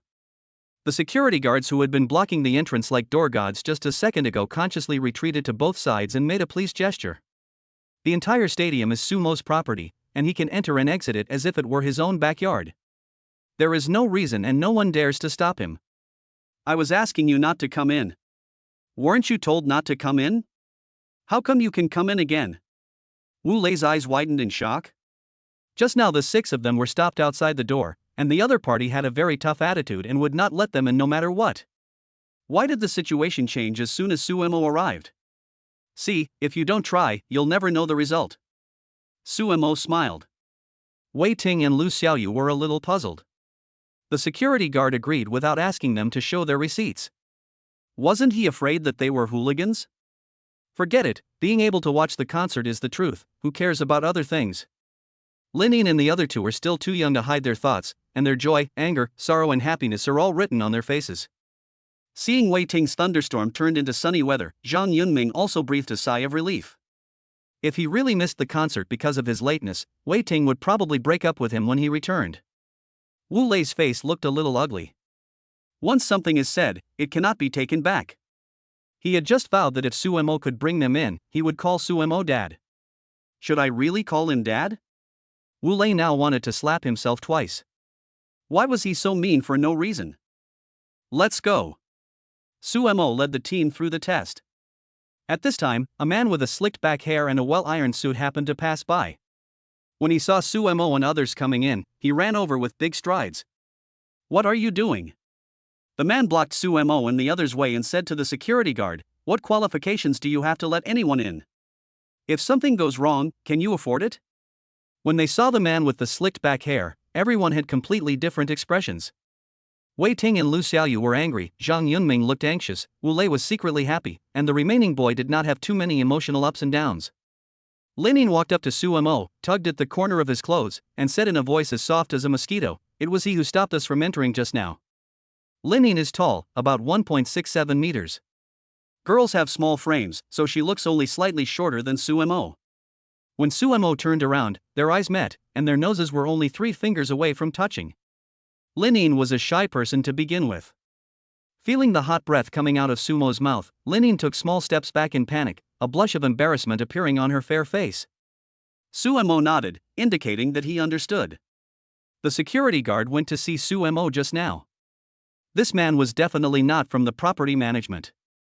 Sumo took a look and saw that the man had a work ID hanging on his chest. He was indeed a staff member of the organizer, Huayu Sisters Media Company, Ltd. His name is also printed on its Xiaoliang. "We have tickets, why are you not letting us in?" Wei Tingting, the sharp-tongued little chili pepper, interrupted the conversation. "What's wrong with having a ticket? It's your fault for being late. You can't get in even if you have a ticket."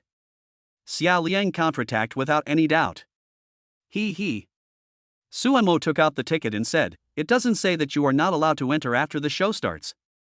Don't say that you are just a staff member. Even if your boss comes, he won't dare to treat consumers like this." What Suemo said was right. The boss considers a lot when doing things, and always puts the company's interests and image first. The internet is well developed nowadays, and if the news of driving away consumers without reason gets out, it will not only have a very bad negative impact on the company, but also damage Chu Yuning's reputation. Once you are targeted by cyber trolls and some people who are trying to gain popularity, they will be accused of treating fans like dirt and being two-faced and hypocritical in a matter of minutes, and it will be difficult to clear your name. When a celebrity's image is damaged, a series of butterfly effects are likely to occur, including termination of contracts with advertisers, film producers, and variety shows. The company's stock price may fluctuate. If I say you can't go in, you can't go in. Xiao Liang waved his hand impatiently. "You guys are making trouble, don't blame me for being tough, it won't look good if you get kicked out." Xiao Liang was very domineering, but he didn't notice the security guard behind him, who was rolling his eyes to the sky. People? Where did they come from? If you want to bomb it, go ahead and do it yourself. We dare not. The two sides were arguing when a man and a woman came over with a few young people. When they saw the newcomers, Lin and others were a little surprised. "Hey, isn't this Lin? You guys didn't buy tickets, so are you planning to enjoy the sounds at the door?" The leading girl said with a playful smile. "Lu Yanyan, if you keep being sarcastic, I'll tear your mouth apart." Lin is an introvert and not good at arguing with others. She didn't say a word when being ridiculed in person. But Wei Ting, the protective little hottie, would not allow her good sister to be bullied. Snort! Sure enough, Lu Yanyan didn't dare to go any further and swallowed the words that were about to come out of her mouth. Suemo saw everything. It was obvious that the two parties knew each other, but Lu Yanyan, Lin and others should be sworn enemies. "Thanks for your help, can we go in now?" Seeing Lu Yanyan's male companion speak, Xiao Liang's face was immediately filled with smiles. "Of course, please come in. Just wait outside and wait for the northwest wind to blow." After saying this, Lu Yanyan swaggered into the venue. In fact, Xiao Liang had his own intentions in not letting Lin and others in. Lu Yanyan's male companion is called Li Tanqi. His family's business ranks among the top 100 in Shanghai. He is not all-powerful, but he has extensive connections. If she can establish a good relationship with Li Tianqi, will there be a shortage of advertising endorsements for the company in the future? Just before the show started, Li Tianqi asked Xiaoliang for concert tickets, but the tickets were sold out and Xiaoliang couldn't get them. It happened that Lin Yin and others were late, so they were blocked outside the door by Xia Liang. In fact, the seats of Lin Yin and others had been given to Li Tianqi by Xia Liang as a favor. Why can they go in but we can't? Wei Ting and Lu Xiaoyu were getting more and more angry. Lu Yanyan is their classmate. She knew that she didn't get the ticket. Moreover, Xia Liang didn't even ask Lu Piapiao and others to show their tickets, but just let them pass. Even a fool could see that there was something fishy. This back door is too blatant. People with tickets can't enter, but people without tickets can. What's the logic behind this? Why so many whys? Xia Liang naturally would not reveal the truth. In his opinion, a few student gangs could not cause any waves. I have to go in today. Sumo's attitude also became unusually tough. He has always had a good temper, but even a clayman can have 3 fires. How could a little assistant be so arrogant? If you are right, you can go anywhere in the world. If you are wrong, you can't take a single step. He is not afraid even if the police come today. 11. The cuckoo takes over the magpie's nest. Xia Liang was madly testing the edge of death. Seeing that Su Mo was about to lose his temper, the security captain shouted in his heart, "Oh no! If things continue like this, things will get out of control." The security captain rolled his eyes and came to Xia Liang. "Thank you, assistant. Can I have a moment with you?" The security captain pulled Xia Liang aside and whispered in his ear, "That's the owner of the stadium, Mr. Su. Isn't the owner of the stadium surnamed Zhou? When did he change his surname to Su?" Xia Liang frowned, with an expression that said, "Don't try to fool me. Why would I lie to you? Mr. Su is the new boss." The security captain said in a serious tone, "We just received the news not long ago. Just over 10 minutes ago, the stadium was transferred to Mr. Su. Mr. Zhou is a thing of the past. Hasn't our manager Han told you that he has reserved the best seats for Mr. Su?" "Really? But he is so young." Xia Liang's heart skipped a beat and he was somewhat skeptical. You can't judge a book by its cover, and you can't measure the depth of the ocean by its depth. Thinking of Sumo's great achievements and the sad love story behind it, the security captain sighed sincerely. Although Mr. Su is young, his life experience is much richer than ours. He is indeed the new owner of the stadium. You really didn't frame me? Xia Liang's eyeballs bulged out slightly in shock. Things had gone wrong today. It's unbelievable that he can buy a stadium at such a young age. I really don't frame you. The security captain nodded heavily. Such an important thing, why are you telling me now? Although Xia Liang is just an assistant, he has been with celebrities and attended many high-end cocktail parties. He has met many famous wealthy people in Shanghai, but he has never heard of anyone with the surname Su. Is he a hidden rich man? I'm sorry, it was all a misunderstanding. Xia Liang rubbed his hands and smiled, beads of sweat the size of soybeans sliding down his forehead. Holding a concert in a stadium is a benchmark in the entertainment industry. Because it requires a large fan base. Just like in Hong Kong Island, it is a multifaceted display of a star's strength, popularity, and status in the entertainment industry, and is also a fast track to further heightened fame. As the popularity increases, the artist's value will naturally increase. Will they still worry about not having resources and not being able to make money in the future? So you can offend anyone, but you must not offend Su Mo, otherwise their artists will never be able to step into the stadium again. If the 2 female bosses of Huayu sisters knew about this, they would definitely kick Xia Liang out of the company. Moreover, with such a dark history in his resume, who in the same industry would dare to hire him in the future? When Xia Liang thought about the bleak future, he felt very disappointed. Can we go in now? Sumo's tone was lukewarm. Xia Liang's attitude changed so drastically from disdain to flattering apology that he probably guessed what the security team had said. Sure. Xia Liang smiled stiffly. How could he dare to say no? You guys go in and take a look. I won't go in. When facing Lin Yin and others, Su Mo put on a warm smile. He likes quietness. Concerts are too noisy and not suitable for him. Thinking of screaming and shouting all around, Su Mo felt a dull pain in his eardrums. Instead of watching a concert, you might as well play a few more games with the elite players to help you score points. No, it's more fun to play with more people. Since you're here, don't spoil everyone's fun. Xia Liang's 180-degree change made everyone very confused, but Wei Ting and Lu Xiaoyu didn't think much about it. Who would care about anything else when they could watch the concert? The two men pulled Suemo into the venue, one on the left and one on the right. Zhang Yunming felt a little jealous when his girlfriend flirted with another man in front of him, but he was a relatively weak person, so he didn't say anything. Wu Lei, call me daddy. After entering the venue, the girls were in a good mood and started making jokes about Wu Lei. Hearing everyone's teasing, Wu Lei staggered and almost rolled down the stairs. He had been hiding at the back, afraid to mention this matter, but he didn't expect that he still couldn't escape this disaster. Forget it, it's all a joke. Just when Wu Lei was struggling, Suemo suddenly spoke. Seeing Suemo helping him to smooth things over, Wu Lei gave him a grateful look. I was too much just now, he is a very nice person. Wu Lei condemned himself in his heart. Suemo added, besides, I can't give birth to such a son. What kind? The taciturn Lin Yin rarely takes the initiative to speak. Suemo said seriously, how can one be so ugly? Wu Lei. After finding the seat on the ticket, Wei Ting was happily preparing to walk over, but something unexpected happened. She discovered that the seat that belonged to them had been taken by someone else, leaving no empty seat. Lu Yanyan. Why are you here? Lu Xiaoyu shrugged in displeasure, this is our seat, please move away. Although the ticket money was paid by Wu Lei, we are not related to each other and I don't want to owe him a favor, so the money will definitely be paid back later. So it was like Lu Xiaoyu and the others were using their own money to watch the concert. Of course they felt uncomfortable because the seat they paid for was occupied by someone else. What's more, that person was Lu Yanyan, whom they hated the most. TSK, you say it's yours, so it's yours?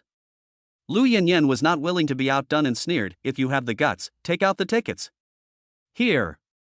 Open your eyes and take a good look. Are these the seats on the ticket?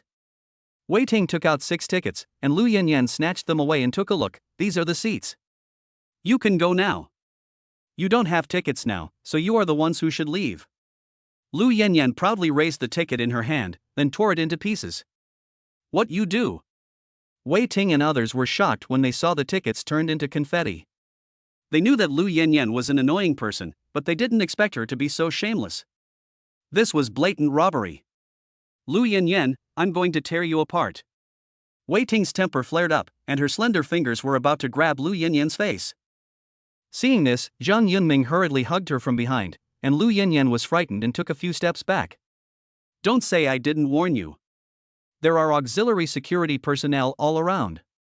If you shout loudly and alarm them, you will be immediately treated as troublemakers and kicked out. You're not convinced?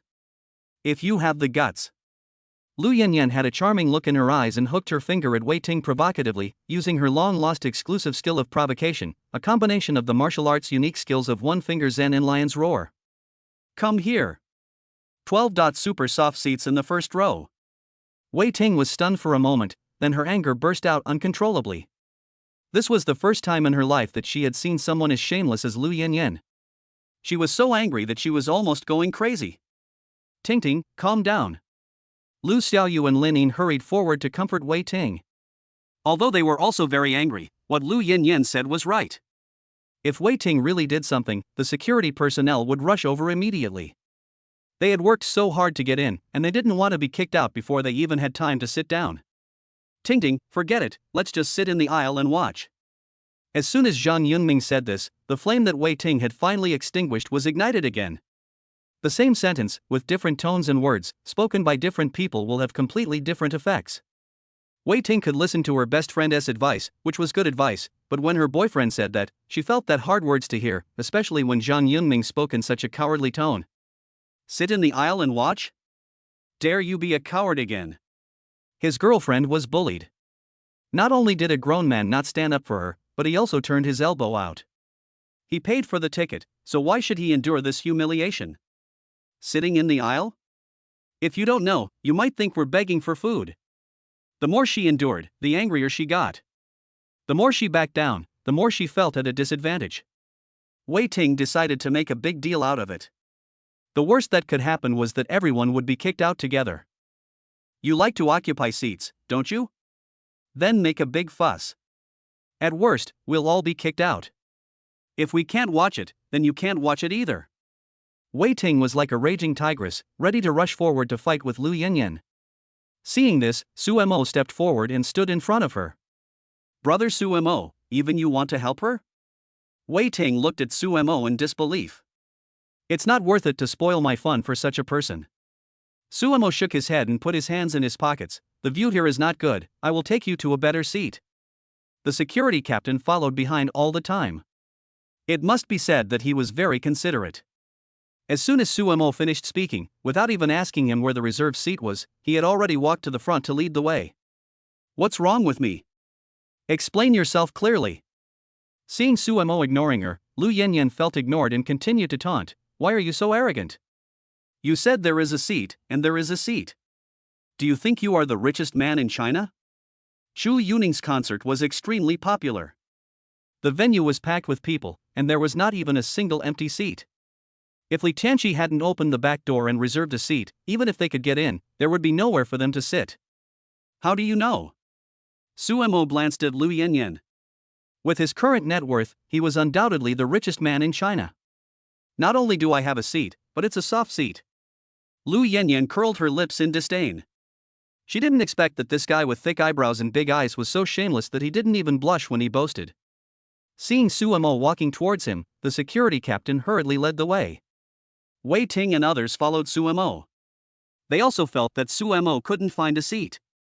It was not that they didn't believe him, but there were so many people at the scene, where could they find an empty seat?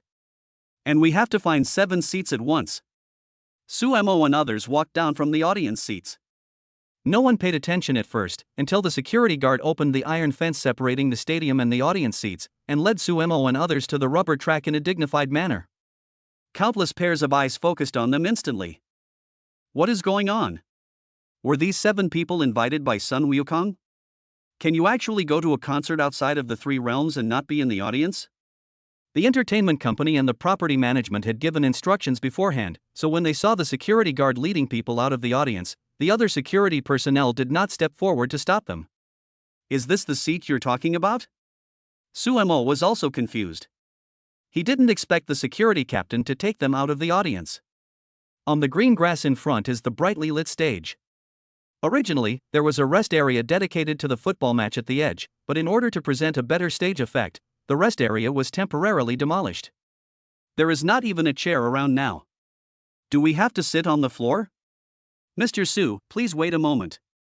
The security captain took out the intercom and said, Hello. This is Zhao Yijuan. Please reply if you get it.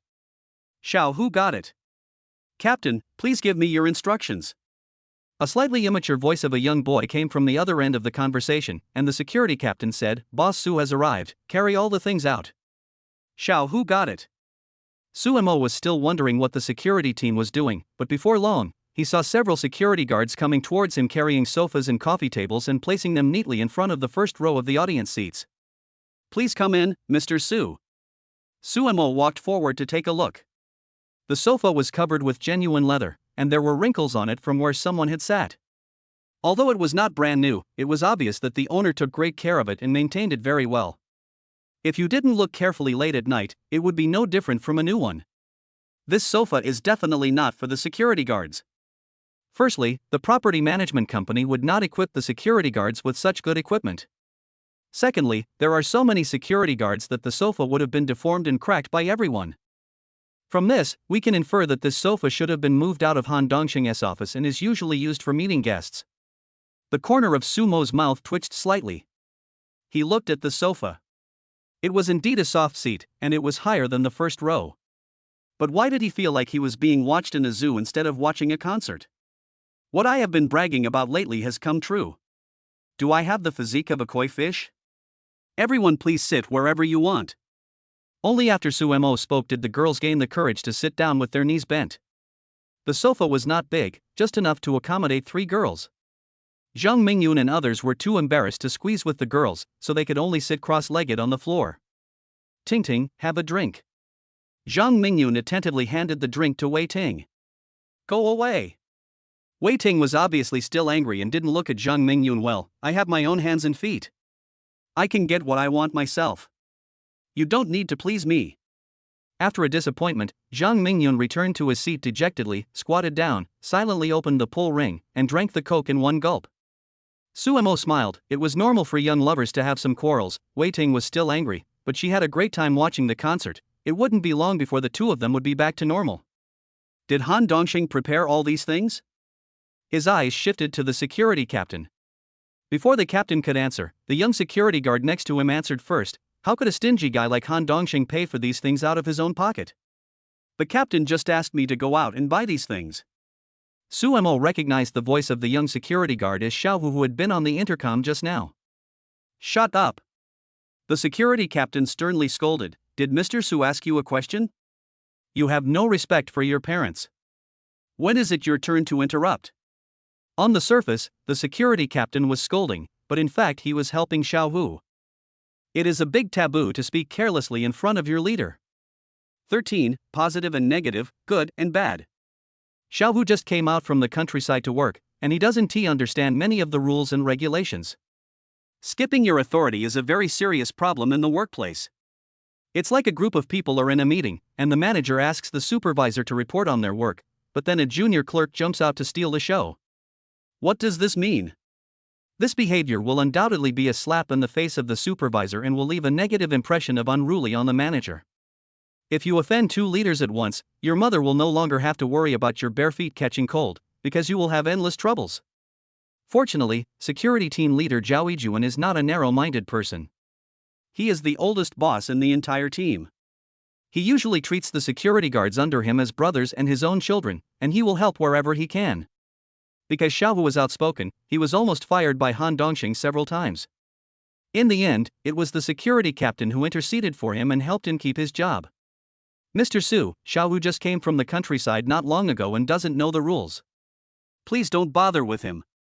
The security captain apologized for Xiao Hu. It's okay. Being frank is a good thing. There are very few people like that nowadays. Su Mo smiled indifferently. He never took such small things to heart. Of course, if it was Han Dongxing, the outcome would be hard to say. Thank you for preparing so many things for me. Su Mo thanked him sincerely. It's no trouble.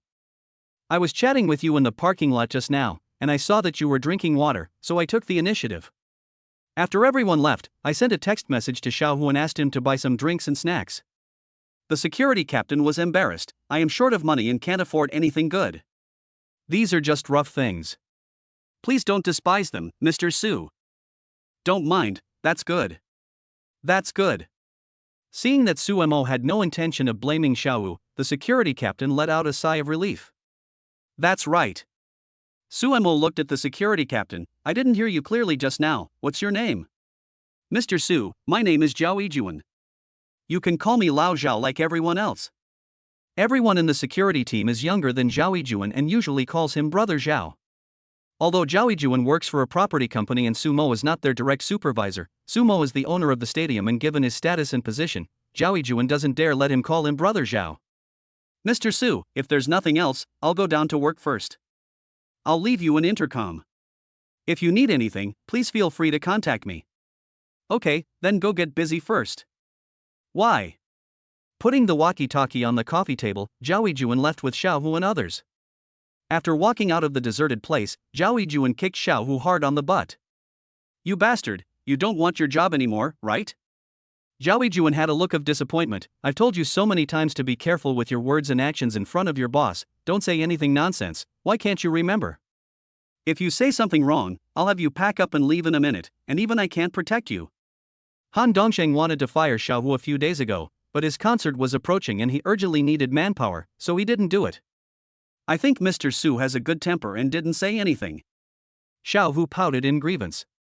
Still being stubborn, huh? Zhao Yijuan raised his foot, but this time he didn't kick it. He said earnestly, you just came from the countryside, you don't understand the dangers of the workplace. Some people are moody, and a word or an action that you think is ordinary may often offend people. Mr. Su is magnanimous and doesn't care, but what about others? Can you guarantee that you will be so lucky every time? Captain, don't be angry. I was wrong. Xiao Hu also knew that Zhao Yijuan was doing this for his own good, so he didn't feel any resentment after being kicked. It's good that you know you're wrong. Be more careful next time. Zhao Yijuan suddenly thought of something. Didn't I just get paid yesterday? I should spend some money to take care of my image. When I come to work in a big city, I need to have a brand new look. It will help you in your future work. Captain, you don't understand my situation. Xiaowu sighed helplessly. I have sent all my money back home, so I don't have any spare money to dress myself up. I am satisfied as long as I can have something to eat. Why, your mother's illness hasn't been cured yet? Zhao Yijuan frowned slightly. The medical conditions in our countryside are too backward. The doctor said my mother might have tuberculosis. We should go to a big city. Tuberculosis treatment is free, but post-operative care is also a big expense. Thinking of his bedridden mother, Xiaohu's eyes flashed with frustration. Pulmonary tuberculosis is the same thing. The only difference is the name in Chinese and Western medicine. In fact, it is the same disease. Most cases of pulmonary tuberculosis can be cured. Here. Zhao Yijuan pulled out a stack of 100 yuan bills from his wallet and pressed them into Xiaohu's palm. That's all I have. I can't take out more. Xiaohu stared at the banknotes in his hand in a daze, estimating that there were more than 1,000 yuan. Captain, I can't take this money. They all work as security guards and are familiar with each other's salaries. Although Zhao Yijuan is the team leader, his salary is not much more than that of an ordinary security guard. Who told you? Zhao Yijuan slapped Xiaohu on the forehead and said, I lent this money to your mother for medical treatment. You have to pay it back in the future. If you dare to spend it recklessly, I will break your legs. Xiaohu's eyes suddenly turned red. Even though he was stupid, he could see that Zhao Yijuan was helping him. He just said it was a borrow because he was afraid of hurting his self-esteem. The security team all knew that Xiaohu's family was poor, and Zhao Yijuan took out the money, but he actually had no intention of taking it back. What a shame for a grown man to be crying. Zhao Yijuan was a man with a sharp tongue but a soft heart. He pushed Xiaohu's head hard, then rubbed his hair reluctantly. Okay, stop crying. A man should shed blood, not tears. Mr. Su is about your age. Whenever Mr. Su has a chance to meet you, stay with me. If Mr. Su takes a fancy to you, it may be a chance for you to get promoted and get a raise. Captain, you are the one who should be promoted and get a raise.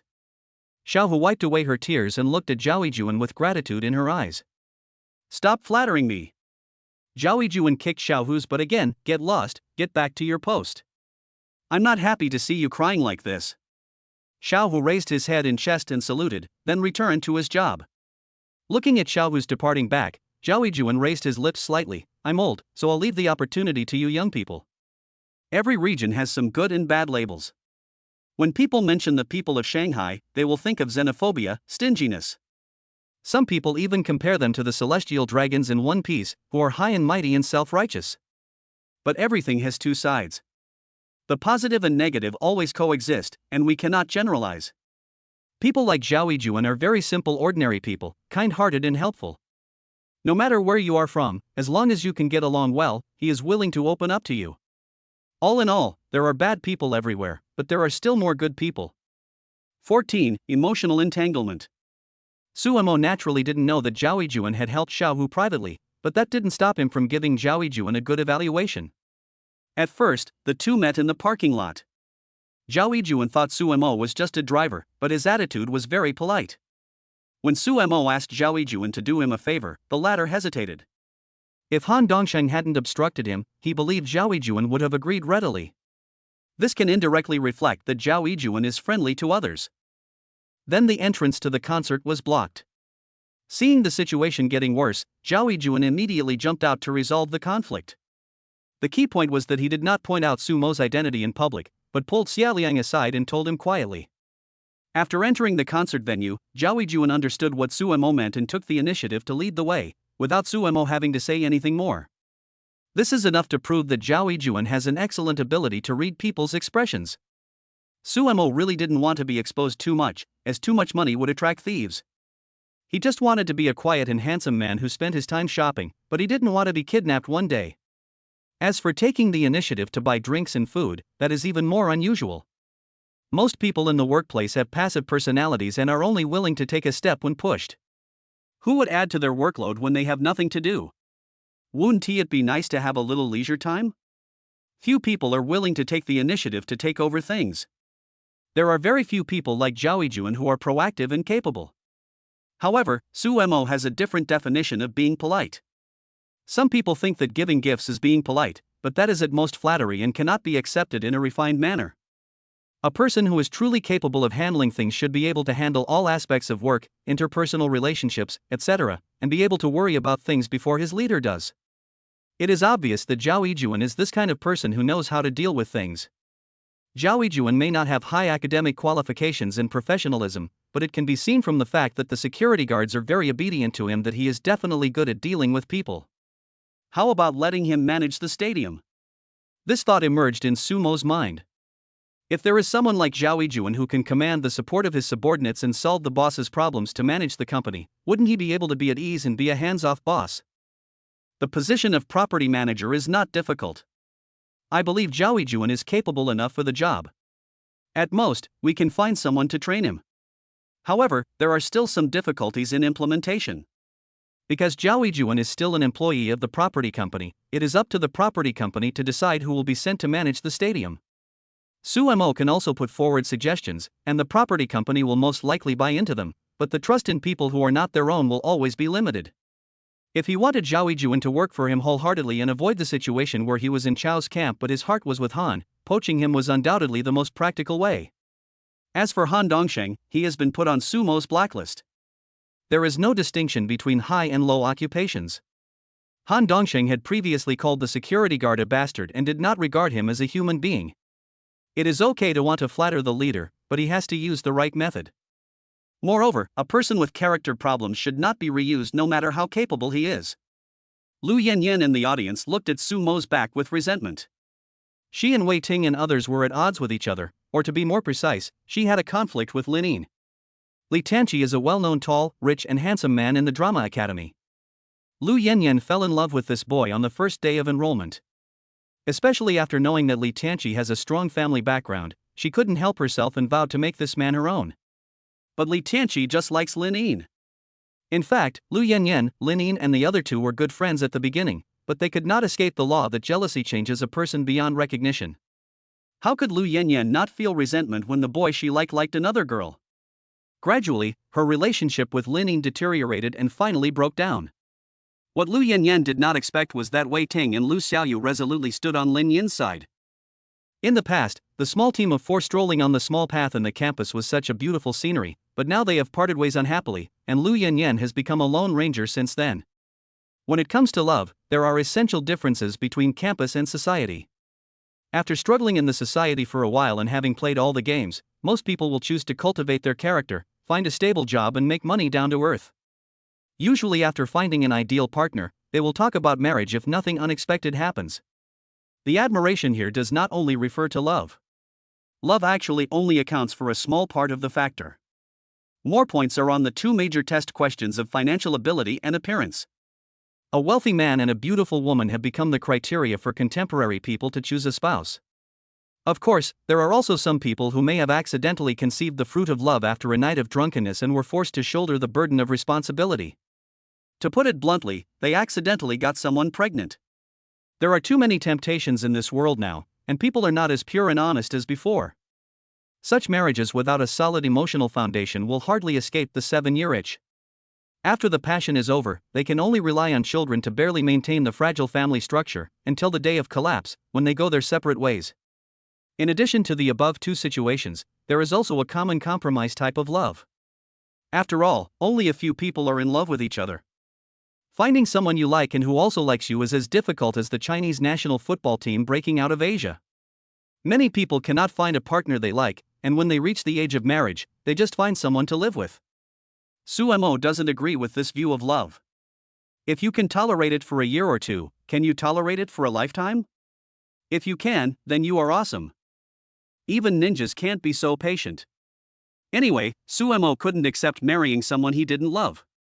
Of course, we are not getting married, we just want to sleep in the same bed, so please contact me as soon as possible. Back to the topic, there are abundant resources of the opposite sex on campus, and jealousy often occurs, such as a best friend poaching a boy, and a pair of good girlfriends becoming sworn enemies. There are also some scumbags and green tea girls who have multiple relationships at the same time, and finally their crimes are exposed and they are beaten up by a group to collect debts. Lu Yanyan was the best friend who tried to poach Lin Yin, but she failed after trying for a long time. Finally, she got what she wanted after Lin Yin rejected her thousands of times.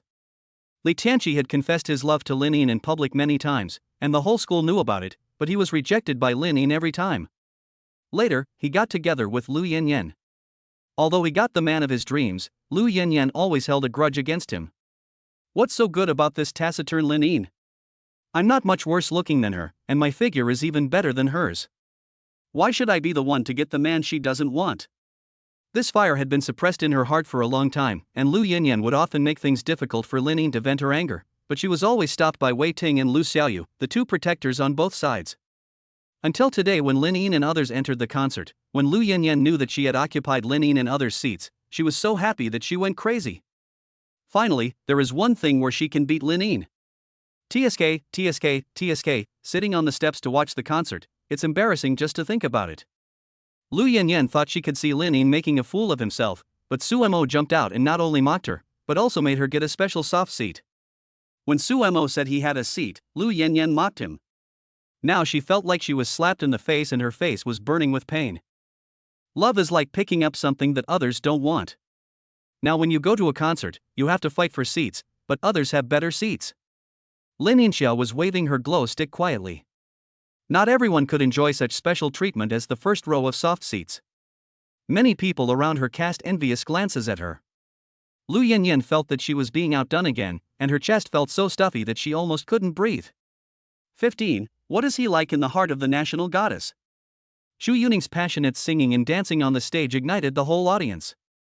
His famous song "The Superstar" behind the scenes pushed the atmosphere of the concert to its climax.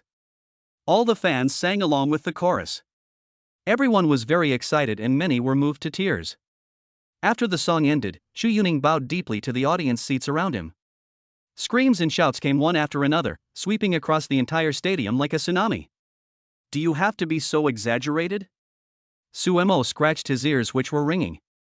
He knew that Xu Yuning was very popular, but he didn't expect her to be this popular. Her every frown and smile was enough to cause a big commotion. The fans at the scene were like people who had been given an injection of chicken blood, shouting at the top of their lungs. Su Mo heard that the voices of several fans in the first row at the back had become hoarse, but they were still cheering at the top of their lungs. Brother Su Mo, what did you say to the security guard just now? Why did they suddenly let us in? Only at this moment did Wei Ting ask the question in her mind. Previously, Su Mo and Zhao Yijuan spoke in low voices, and the live music was loud, so Wei Ting and others didn't hear what they said. Nothing. Su Mo casually said, I have a relative who knows the owner of this stadium. He said hello, so he let us in. The lie seemed reasonable, but in fact it was full of loopholes. If you think about it carefully, you can find the problem in Su Mo's words. He didn't touch any communication equipment from beginning to end, and it was impossible for him to contact the outside world, so how could he say hello? At this moment, Wei Ting and the others were fantasizing that one day in the future they would be able to be like Xu Yuning, wearing gorgeous clothes, standing on a gorgeous stage like a star, enjoying the applause and screams. Their minds were all on the concert, so they didn't notice the flaws. Oh, so that's how it is. Lu Xiaoyu didn't think much about it and said, Brother Su Mo, you will catch a cold if you sit on the ground for too long. Come over and sit with us. The girls took the initiative to invite each other. It was Su Mo who brought them in, and it was also Su Mo who got the special soft seat. It would be a bit inappropriate to let the top contributor sit on the ground. No need, I can just sit on the ground. Su Mo waved his hand to refuse. Wei Ting's boyfriend had to stand aside, so why was he squeezing together with the girls? What are you afraid of? We won't eat you. Wei Ting joked, how about letting you sit next to Lin Yin? This is even more inappropriate. Su Mo said seriously, Lin Yin and I are not boyfriend and girlfriend, it's not good for us to be together, and she will definitely have some concerns as a girl. Lin Yin didn't say anything. Why are you, a grown man, so fussy? Regardless of whether Su Mo agreed or not, Wei Ting and Lu Xiaoyu ran up, each dragged him to the sofa, and then pressed him next to Lin Yin. Lu Xiaoyu even raised her eyebrows. Love is like a career line, if you squeeze hard, you'll always get it. The sofa was not big to begin with, just enough to accommodate 3 people. Now with Su Mo, it immediately became very crowded, with everyone sitting almost shoulder to shoulder. In the dimly lit environment, Lin Yin's face was as red as a ripe apple, and her body was extremely stiff. Whenever she accidentally touched Su Mo, she would tremble slightly like a frightened little rabbit, and then her whole body would almost curl up into a ball. Su Mo is not Lu Xiaohui, but he doesn't like to take advantage of girls. He is very self-conscious and always stays on the edge where there is no one. With her personality, why would she choose drama school? Lelay is the most introverted girl Sumo has ever met. She is like a mimosa, which will go into a self-protection state when touched. To put it mildly, she is shy. To use the words of some locals, this person is very listless. This kind of personality cannot be said to be bad, and can be considered harmless, but the possibility of making a name for oneself in the mixed entertainment industry is almost zero. When Chu Yuning was performing, Lin Yin's eyes were filled with burning yearning, and Sumo could tell that this girl liked it from the bottom of her heart. But if Lin Yin really enters the entertainment industry, he will definitely suffer a lot. He might be bullied by some old foxes in the circle, and most likely he will not dare to say a word to resist even if he is bullied. With Lin Yin's looks, if she had a wealthy sponsor like me, she would become famous very quickly, and no one would dare to bully her. When he thought of this, Sumo was stunned for a moment. It's strange, why did he suddenly think of me? In the next 10 minutes or so, Chu Yuning sang 3 songs from her new album He and She in succession. Chu Yuning's singing skills were very solid, and her voice was lingering. Her singing was like a jar of aged fine wine, the more you taste it, the mellower it becomes, making people intoxicated and unable to extricate themselves. When the last line of the lyrics ended, the accompaniment music slowly stopped, but everyone was brought into the mood of the song and couldn't get out for a long time. Do I sing well? Chu Yuning's voice was transmitted to every corner of the stadium through the equipment. She raised her chin proudly and answered herself, even if it doesn't sound good, you can only say it sounds good. Nice. Sister is so awesome. Fans naturally give unconditional support to their favorite idols. Not to mention that Chu Yuning performed above her level throughout the entire concert. Even if she had a rollover accident, as long as she stood there gracefully and a glance back was enough to make everyone forget all her mistakes. Hee, you have good taste. After that, Chu Yuning couldn't pretend anymore and couldn't help but burst out laughing. No more jokes, let me ask you a question. Do you all know which album those 3 songs I just sang are from? Him and Her. The fans said the album title in unison, with several different voices mixed in. When they noticed that everyone was looking at them as if saying you are fake fans, these people immediately lowered their heads in shame. Yes, it's the new album He and She. Chu Yuning's eyes softened all of a sudden. Actually, this album is a gift to one of my most important friends. He was always by my side when I was at my loneliest point in life. It's no exaggeration to say that he was my spiritual support during that period. Without his constant encouragement and companionship, I might not be in the entertainment industry anymore, or I might have a mental breakdown and become a lunatic, let alone my current achievements. Wow! As soon as these words came out, fans went wild. The new album He and She has been released. The 2 tas in it, one with a single person and the other with a female, obviously mean a man and a woman. Assuming that the she at the end naturally represents Chu Yuning, it can be inferred that Chu Yuning's friend is a boy. Moreover, Chu Yuning puts him in front and even calls him the most important person. This sends a signal to the outside world that the boy is more important in Chu Yuning's heart than herself. Who is the man in the heart of the national goddess? 16. The riddle hidden in the song title. He and She is a mini-album with only 3 songs in total. In order of release, they are Stream Fish, Night and Chi Yuan. In fact, the name of my friend is hidden in these 3 songs. You can guess it privately. Chu Yuning was very proud. She spent a lot of time thinking about these 3 song titles. Fans racked their brains, trying to find some clues. The lyrics described Chu Yuning's mental journey. I didn't think there was anything wrong with it before, but now I can find out if I listen carefully that the lyrics have actually mentioned the importance of having an important friend by her side when Chu Yuning is frustrated. However, there is no more specific information about this boy. People are often curious about unknown people and things. Fans have been whetted their appetite and have labeled this friend mentioned by Chu Yuning as a mysterious man. You guys keep watching, I'm going to the bathroom. Sumo's focus is completely different from everyone else's. He found that Lin Yin was as tense as a wooden man and didn't move at all. He was afraid that the girl was tired, so he found an excuse to retreat. When Sumo stood up, Lin Yin let out a sigh, and his tense body gradually relaxed. It was not because he was disgusted, but because he was really embarrassed. Chu Yuning on the stage fell silent, and everyone then noticed that there were tears in the corners of her eyes. Come on, sister. Don't cry, sister. The bright eyes are as beautiful as the stars in the sky, incomparable Chu Yuning. Mistaking the fact that Chu Yuning was recalling her past sad experiences, fans cheered her on and shouted slogans loud and clear. Thank you, everyone. Xu Yuning wiped away the tears from the corners of her eyes with her green jade fingers. The agent backstage was as anxious as an ant on a hot pan, and kept urging Xu Yuning to change the subject through the headset. Xu Yuning's words just now made people think a lot. With her current fame, it was enough to cause a huge sensation and would be on the hot search lists in minutes. Same-sex fans like the star's character, talent, and appearance, while most opposite-sex fans only care about the last one, appearance. If the news gets out that the most important person to Xu Yuning is a boy, I don't know how many male fans will be heartbroken, and it will likely cause Xu Yuning's fanbase and popularity to decline sharply, which is the last thing the agency wants to see. Next is our usual interactive session. The audience members who will be illuminated by the spotlight will not only be able to go on stage to interact, but will also receive a small gift made by me. Xu Yuning was also moved for a moment, realizing that he had said the wrong thing, and immediately brought the pace back to the concert. Pick me. Pick me. Lighting technician, look here. When fans heard that there were small gifts made by Xu Yuning herself, they went crazy. In order to attract attention, everyone showed off their talents. Some fans jumped and waved glow sticks, while others sat on their friends' shoulders and held the cheering signs high above their heads. Everyone hoped that they would be the lucky one to be chosen. The first and second people selected were both girls, and the third was a boy dressed like a programmer in a plaid shirt. Who will be the fourth lucky audience member? The round white beam of light shone obliquely, hovering around the audience seats, accompanied by the fast-paced sound of drums. Everyone's emotions were aroused, with tension, excitement, and anticipation. Stop! Xu Yuning shouted, and the light froze on a boy who behaved in a somewhat effeminate manner. Before the boy had time to be happy, he heard Xu Yuning say, "Go back." Everyone had question marks on their heads, not understanding what Xu Yuning meant. Turn the lights back.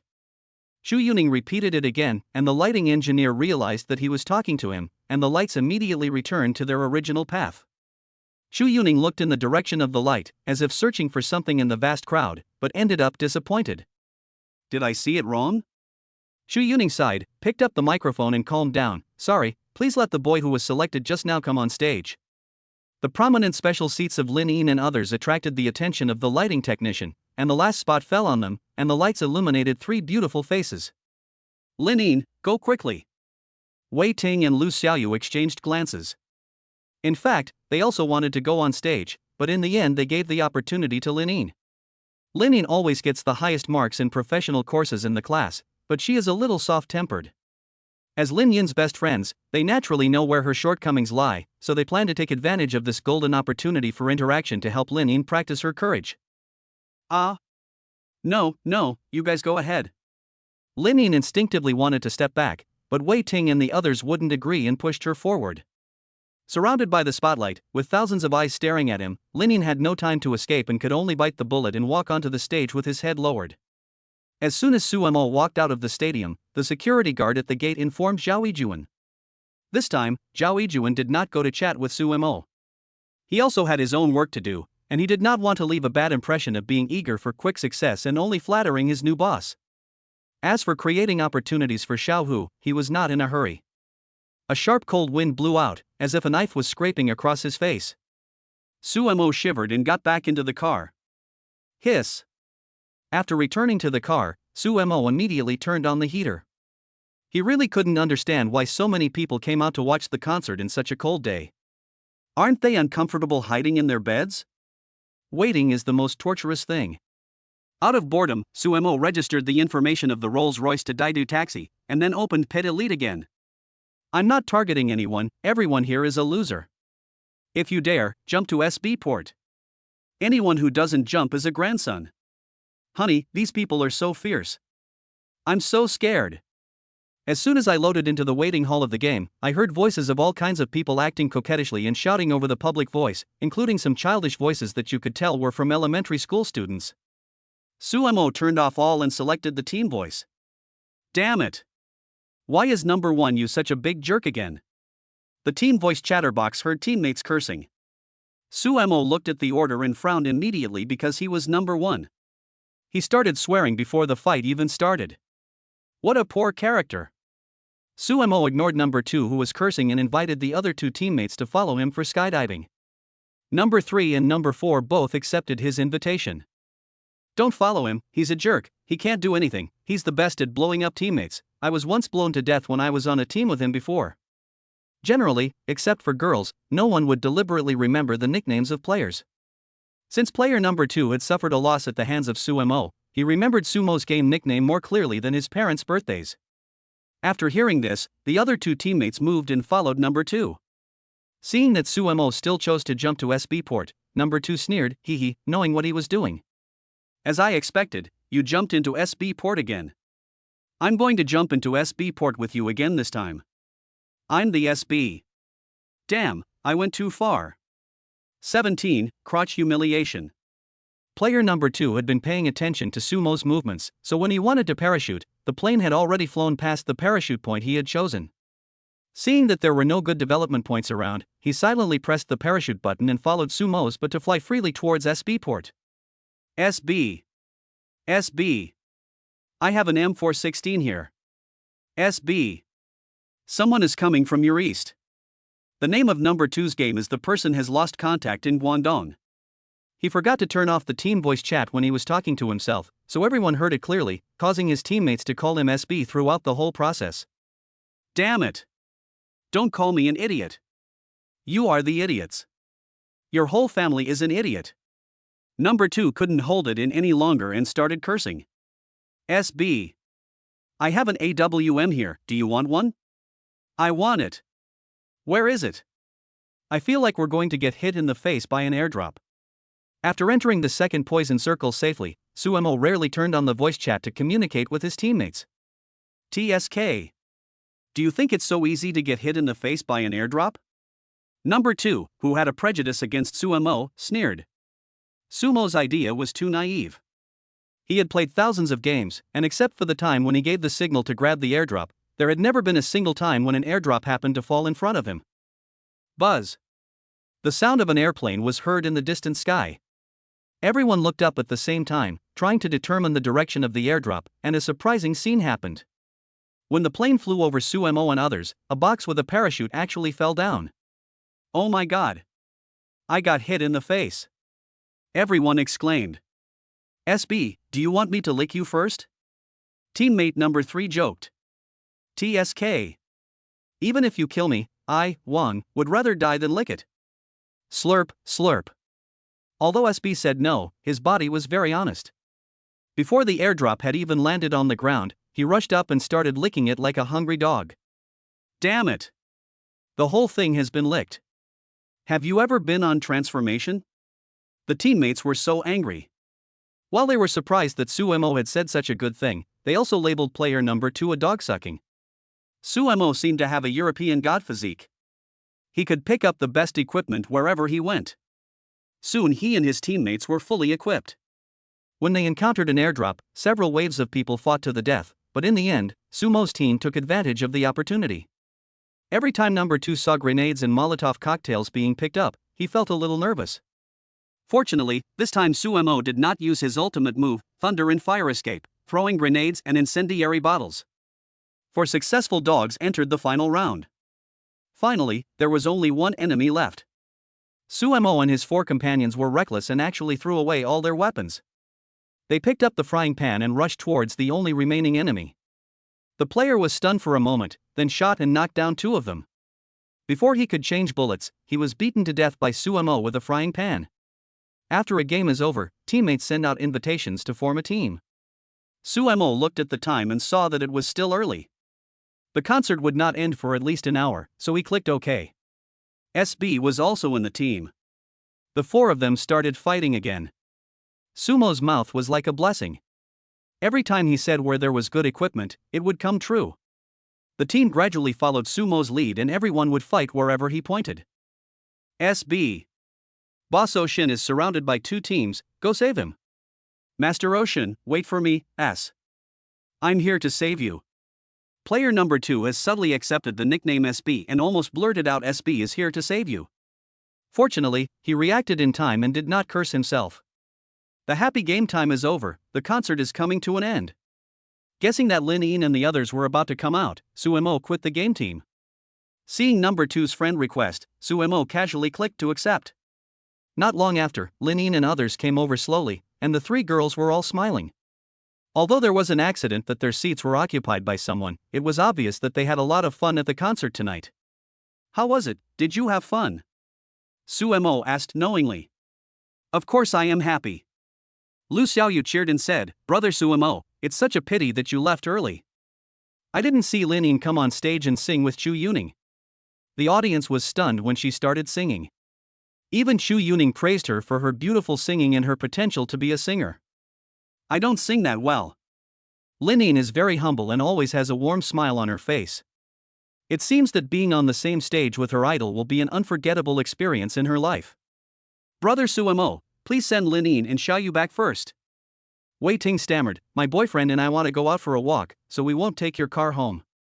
Suemo took a look and saw that Wei Ting was holding her boyfriend Zhang Yunming's arm. As he expected, the two had reconciled. That's how it is between young lovers, anger comes and goes quickly. Okay, then you guys be careful. Although the safety factor in our country is very high, it is still a little dangerous to walk outside at night and you may run into some drunks and hooligans. However, Sumo's words be careful have another meaning. The shopping malls are closed late at night, what is there to go shopping? There are still some late-night snack shops open on the street, but who would eat out in such a cold weather? Most people order takeout, so it is obvious that shopping is just a cover-up. According to Sumo's experience, most of the time, the young couples have reconciled, and the love is overflowing in their hearts, so they are ready to enjoy their own world. Suemo was reminding them to be careful and not to kill any child. Brother Suemo, let's go first. Hearing the deeper meaning in Sumo's words, Wei Ting's face turned red and she hurriedly left, pulling Zhang Yunming. Suemo vaguely heard Wei Ting asking her boyfriend whether he had his ID card with him. TSK. Suemo smiled knowingly. It was obvious that Wei Ting was the one in control between them. Plus, Wei Ting had a strong personality. So Zhang Yunming might have to suffer the humiliation tonight. The other boy who was traveling with them had already left, leaving only Lining, Lu Xiaoyu, and Wu Lei. Suemo decided to send the two girls home first, and as for Wu Lei, let him fend for himself. Driving a man home late at night, he must be bored. Just as Suemo and others were preparing to get on the car, a dazzling light shone over, making it difficult for people to open their eyes for a moment. Only when the car got closer could everyone see clearly that it was the latest model of black Mercedes-Benz G63. You're driving with high beams even when leaving a parking lot. You must be crazy. Wu Lei cursed unhappily, he didn't know that he had been kicked off the passenger list by Suemo. The car was not moving very fast. When it drove to Suemo and others, it suddenly stopped. The window of the passenger seat rolled down, and a beautiful face came into view. Everyone knows this woman. She is Lu Yanyan, who is at odds with Lining. 18, I am her brother. Oh, what a coincidence. Lu Yanyan looked at Suemo and the others, smiling, are you waiting for the car? Do you want me to give you a ride? Oh, sorry, I forgot the car was full. Li Tianqi was with Lu Yanyan, but his heart was always with Lining. How could he bear to see his beloved woman shivering in the cold wind? It's the end of the year, many people are going back to their hometowns, and taxis are hard to get. Li Tianqi felt that this was his chance to leave a good impression on Lining. How about I send Yanyan off as soon as possible and then come back to pick you up? Upon hearing this, Lu Yanyan's face suddenly changed. Women's intuition is very sharp. Li Tianqi and Lining didn't speak when they met before. Lu Yanyan thought he had forgotten Lining, but now it seems that he still has a little thought about her. We must not let his feelings for Lining rekindle.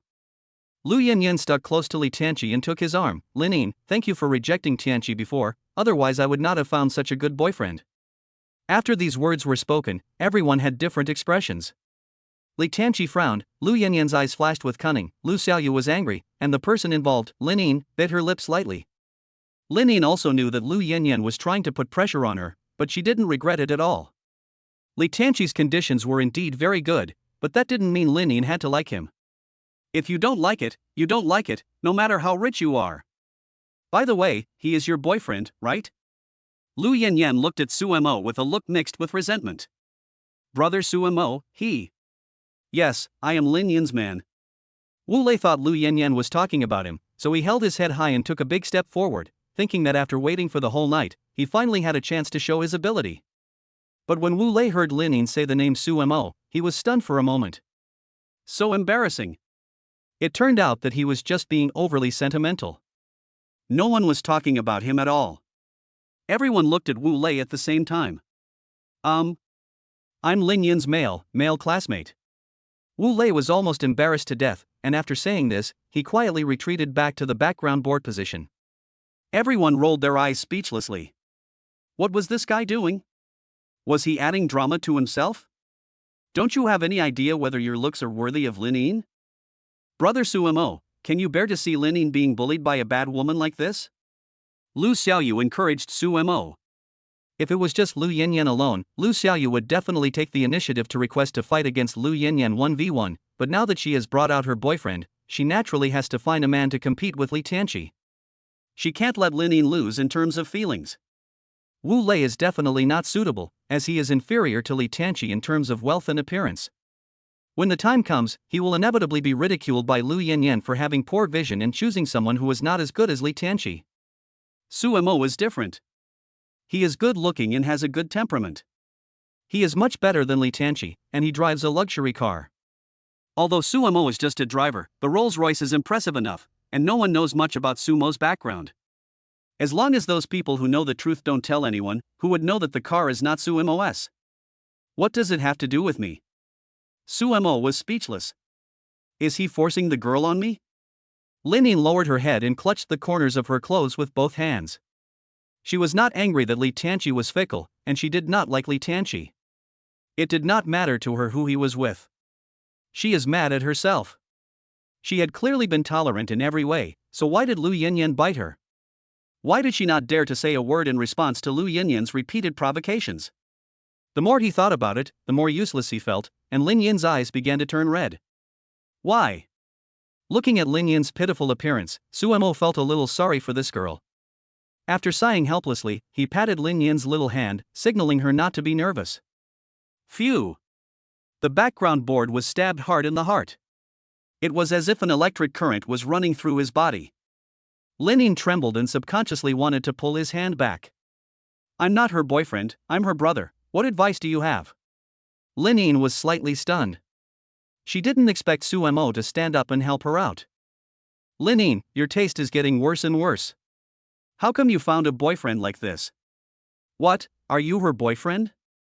Lu Yanyan had already thought of a lot of sarcastic lines, but she never expected Sumo to do something unconventional and actually give up being her boyfriend and instead gave herself the identity of a brother. Little tree. Sumo called out softly. Everyone was confused. Who is Xiao Shu? Why, have you forgotten? Xiao Shu is the nickname I gave you. Sumo helped Lin Yin push the long black hair that hung down beside her face behind her ears. Many trees make a forest, many forests make shade. You are a weak little tree, and I am a big tree that protects you from the wind and rain. Lu Xiaoyu gave a thumbs up in her heart. She didn't expect Sumo to react so quickly on the spot. It only took a short while to come up with a nickname that was closely related to Lin Yin's name. Although the relationships between the characters seem a little different from what I imagined, it doesn't matter. As long as I can shut Lu Yanyan up, that's enough. Is he the boy you told me about before, the one who kept pestering you all day long? Sumo originally wanted to call Li Tianqi scallywag, but he felt that using foul language was a bit uncivilized. He couldn't give people a chance to criticize him and not give Lu Yanyan any opportunity to attack him. Lin Yin, feeling mixed emotions, forgot to struggle and nodded subconsciously. My dear little brother, you have good taste. Our little tree is gentle and kind, just like a cute little white rabbit. As soon as Sumo opened his mouth, he took advantage of Li Tianqi and said with a smile, there are too many suitors for our Xiao Shu. It's a bit difficult to pursue her with your looks. At least you have to be more handsome than me. Ha ha. There are indeed a lot of people who like Lin Yin. Li Tianqi responded indifferently. I used to think that Xiao Shu had character flaws and was too weak. Sumo laughed jokingly and said, but people are afraid of being compared. Compared with some narrow-minded, sarcastic women, I suddenly feel that Lin Yin's non-competitive character is also quite good. Who are you calling narrow-minded? Who are you calling mean and sarcastic? 19. Which one is more expensive, the Rolex or the G-Class? Lu Yanyan was furious. Sumo didn't mention anyone by name, but he said all these words while looking at her, which was obviously a veiled criticism of her. Lu Yanyan knew clearly that he was scolding her, but she couldn't produce any evidence. Why are you so excited? I was just making an analogy. Sumo educated Lin Yin in a warning tone, from now on, just be a small tree, swaying in the wind, and be content with whatever happens. Don't be like some people who are greedy for fame and fortune. Do you hear me? Kindness. Lin Yin nodded obediently. You. Lu Yanyan was shaking with anger. Everyone could hear that Sumo was insulting her, but she had no way to fight back. If Lu Yanyan said you dare to scold me, it would be like a code word. This bastard's angle is too tricky. Xiao Shu, aren't you from the drama school? Sumo asked in confusion, does the drama school still have a pantomime major? No. Lin Yin and Lu Xiaoyu shook their heads. How could a school offer such a strange major as pantomime? They didn't understand why Sumo asked this. No? Sumo's expression became even more puzzled. If there is no mime major, how did a stutterer get into the drama academy? Could it be a dance major? That shouldn't be the case. I think some of them are even less elegant than the aunties who dance in the square. Phew! Lu Xiaoyu almost burst out laughing. Lu Yanyan was so furious that she was about to rush out of the car and hit someone. Women dress up to please themselves.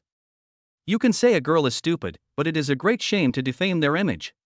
What's more, Lu Yanyan is multi-talented, but Sumo actually said that she is not as good as a retired old lady. It's so infuriating. He. Li Tianqi grabbed Lu Yanyan, looked at Sumo and said, since you are Lin Yan's brother, I won't get involved. Please send them home. You are such a weird person. Of course I will send her off as my sister. Sumo looked at Li Tianqi as if he was an idiot, besides, no one asked you to deliver it. Li Tianqi was speechless. Sumo waved his hand impatiently, move your car away quickly, don't block the middle of the road, you are blocking my car from leaving the parking space. As he spoke, Sumo quietly approached the Volkswagen, with his hand on the door handle, as if he was about to drive. The sharp-eyed Lu Yanyan immediately caught these actions, tugged at Li Tianqi's sleeve, and moved her silent lips, Volkswagen. Li Tianqi was stunned for a moment, and immediately understood Lu Yanyan's lip language.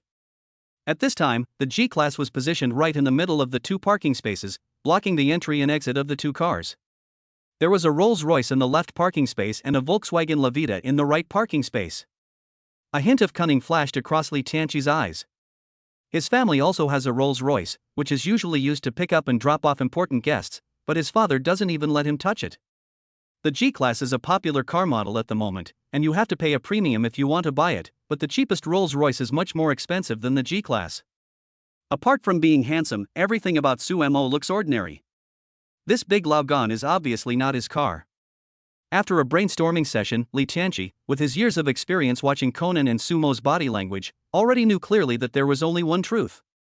Sumo's car should be the Volkswagen on the right. Volkswagen cars are not worth much money. The top configuration of Fidian is only more than 600,000 yuan, and it is probably over 400,000 yuan after discount. One G-Class can be exchanged for 7 or 8 Fidians. Hey, you just drive a Volkswagen to pick up girls? Lu Yanyan said something sarcastically to Sumo, and then turned her fire to Lin Yin. I've also read some news about Volkswagen cars, such as broken axles, spontaneous combustion, and a lot of other problems. If you sit on one, your life may be in danger at any time. Lin Yin, you better be careful. Girls know little about car brands, but everyone knows that a Mercedes-Benz is definitely more expensive than a Volkswagen. The psychological sense of superiority gives Lu Yanyan the confidence to laugh at her unscrupulously. Yan, you are exaggerating. What you said is just an isolated phenomenon. After Lu Yanyan finished playing the villain, Li Tianqi immediately played the hero. Lin Yin, the Volkswagen is not comfortable to sit in, how about I call a private car for you? No thanks, Brother Mo will take me back. Lin Yin refused decisively. She didn't want to have anything to do with Li Tianqi in the first place, so naturally she would not accept his kindness, lest Li Tianqi think that there was still a chance and keep pestering her. You're welcome. I've already ordered it. It's a Rolls-Royce. After saying that, Li Tianqi was stunned for a moment and realized that he was shouting at the Rolls-Royce in front of him. The license plate number was exactly the same. Is there such a coincidence in the world? However, Li Tianqi was only surprised for a moment and did not think too much about it. It was common to see luxury cars honking for a long time. Most of the time, it was just rich people who were bored after having a full meal. He used to drive a Porsche 911 as a tuk-tuk driver, specifically targeting pretty girls near bars and nightclubs. Brother, Linine is the most beautiful girl in our school's acting department. You should take care of her face. The public really doesn't like her enough. Li Tianqi said, face saving is still very important. I suggest you buy a BBA, preferably a C-class car. But if you don't have enough money, you can choose an entry-level A-class car, which is not very expensive. If you still can't afford it, you can only choose the beggar version. Li Tianqi showed a hint of pride. As for my G-class, I'm afraid you still need to work hard for a few decades. Click. As soon as Li Tianqi finished speaking, the sound of the car door opening was heard. Under the horrified gazes, Suemo slowly opened the door of the Rolls-Royce. Lu Yanyan widened her eyes in shock, and Li Tianqi's voice stopped abruptly. Face is very important. I understand the reason, but there is one thing I don't understand. Suemo raised a very philosophical question. I already have a Rolls-Royce, why should I buy a BBA? Cough cough. Li Tianqi was choked and speechless, and wished he could find a hole to crawl into. He also laughed at Suemo for not being able to afford a G-class, and kept bragging for a long time that other people's cars were better than his. The Rolls-Royce is yours? Then why are you relying on Volkswagen? Lu Yanyan found it difficult to accept this reality. Oh, just lean on it if you're tired of standing. Suemo asked seriously, which law stipulates that if you drive a Rolls-Royce, you can't lean on a Volkswagen? You're not the owner of the car, why do you care so much? Lu Yanyan was speechless. She only now realized that it was all Sumo's tricks. At first, Suemo deliberately got close to the public to make them mistakenly think that the car was his. After they were done mocking him, he used the Rolls-Royce to slap them in the face. From beginning to end they were led by Suemo. How expensive is the G-class? Lu Xiaoyu interrupted the argument, saying that girls' academic fields are usually brand-name bags and cosmetics, and they don't know much about the prices of cars. They only know that they are expensive, but don't know the exact price. About 2 or 3 million. Suemo has never bought a luxury car, but he likes to visit Auto Kingdom and the approximate prices can be found on the website. Which one is more expensive, the big Rolex or the big G? Lu Xiaoyu asked again, very curious about which of these two expensive cars was better. Suemo smiled and said, my boss's car was given to him by someone else. I don't know how much it cost, but it should be half the price of a G-class. Wow, that's so expensive? Lu Xiaoyu opened her mouth in shock. 20, how about we touch each other? Li Tianqi's back teeth were almost broken, and he cursed Suemo 300 times in his heart. On the surface, Suemo didn't seem sarcastic, but the meaning of his words was very clear. I'm not showing off even though I drive a Mercedes-Benz, so how dare you show off when you drive a G-class? Rolls-Royce is so expensive. Lu Xiaoyu patted her chest in fear. Fortunately, the car was not damaged, otherwise she would not be able to pay for it even if she sold her house. Previously, Suemo lied that he drove the car secretly to take private jobs while the boss was away. These were all fabricated stories, but Lu Xiaoyu believed them without a doubt. Lu Xiaoyu thought that Suemo changed his words and said that it was someone else who gave it to him, probably because he wanted to suppress the arrogance of Li Tianqi and others. The two of them belonged to the same camp, so of course they would not expose this lie. It's about time. Suemo scratched Lin Yin's small and delicate nose affectionately. In the future, don't associate with people like this. We have a Rolls-Royce at home. It's not in your status to talk to someone who drives a Mercedes-Benz. Who? Li Tianqi's face turned pale and his breathing became heavy. I didn't expect Suemo would return all his words to him, a tooth for a tooth. A car worth several million is something that many people cannot afford in their entire life, but coming from Sumo's mouth it seemed very cheap. Li Tianqi was angry, but there was nothing he could do. Who made them work so hard? Get in the car. Suemo asked Lin Yin and Lu Xiaoyu to get in the car. He was too lazy to continue the war of words and just wanted to help Lin Yin vent his anger. Lu Xiaoyu pushed Lin Yin to the passenger seat and slipped to the back seat. Hey, what are you doing standing there like an idiot? Why don't you leave? Suemo put his left hand on the car door and honked the horn twice with his right hand. If I accidentally bump into you, don't say I did it on purpose. Tianqi, don't go. Let's block him and see what he can do. Originally, Lu Yanyan was in a good mood because she could see the concert today, but after Suemo showed up, Lu Yanyan was provoked one after another. She really couldn't swallow this anger to let Suemo and others leave like this. Not leaving? how about we touch each other? Suemo started the car without saying a word. Seeing that he was really about to rush out of the parking space, Li Tianqi was so scared that he broke out in a cold sweat and quickly stepped on the accelerator and drove forward. The G-Class was bought for Li Tianqi after he begged his parents for a long time. If anything went wrong, he would definitely be severely beaten when he returned home. You prodigal son! Look at what you are capable of. I crashed my new car after only driving it for a few days. You want to squander all my wealth, right? Li Tianqi couldn't help but shudder when he thought of his father's ferocious look as if he wanted to eat someone. Oh, yes. Suemo stuck his head out of the window, looked at Li Tianqi and said, "Thank you for the order, boss. Don't forget to pay the taxi fare later." Li Tianqi blinked, and then he remembered that he had ordered Sumo's car on Daidu Taxi. Damn it! Isn't this just giving him money for no reason? He acted as fiercely as a tiger, but in the end he failed to please Lin Yin, and instead gave Suemo the advantage. Although the taxi fare is not much, it is a waste of money. When Suemo sent a girl home, he reimbursed her for the gas money, which indirectly helped Suemo gain a lot of favor in Lin Yin's heart. He really shot himself in the foot.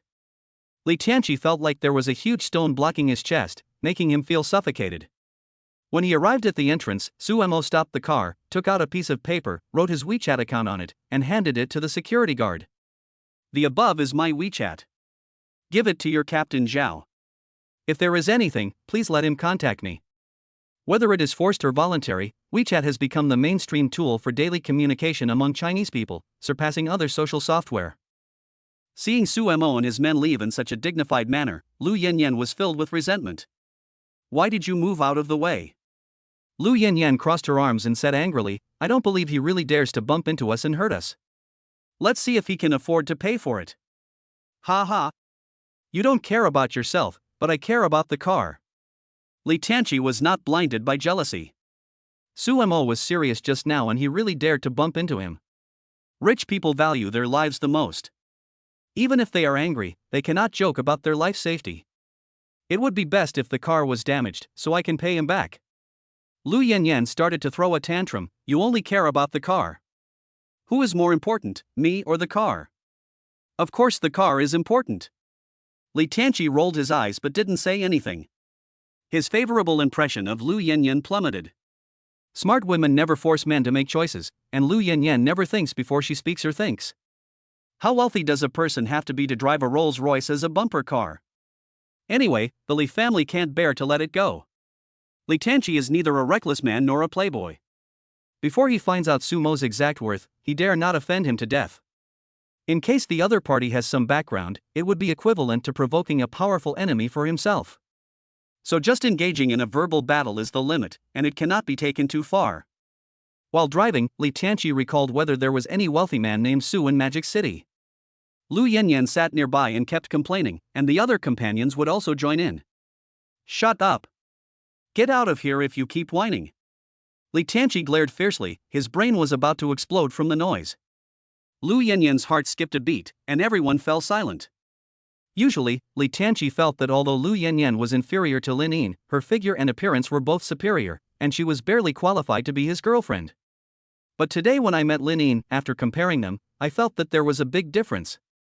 In the parking lot, Lu Yanyan started to incite hatred without finding out the other party's background. She only wanted to vent her anger, but she didn't think that it might bring disaster to Li Tianqi. Li Tianqi thought about it carefully and realized that he had been affected by the woman's emotions just now and was almost led into a ditch. Fortunately, I didn't say anything bad to Suemo, so their relationship didn't become completely strained. On the other hand, Lin Yin was different.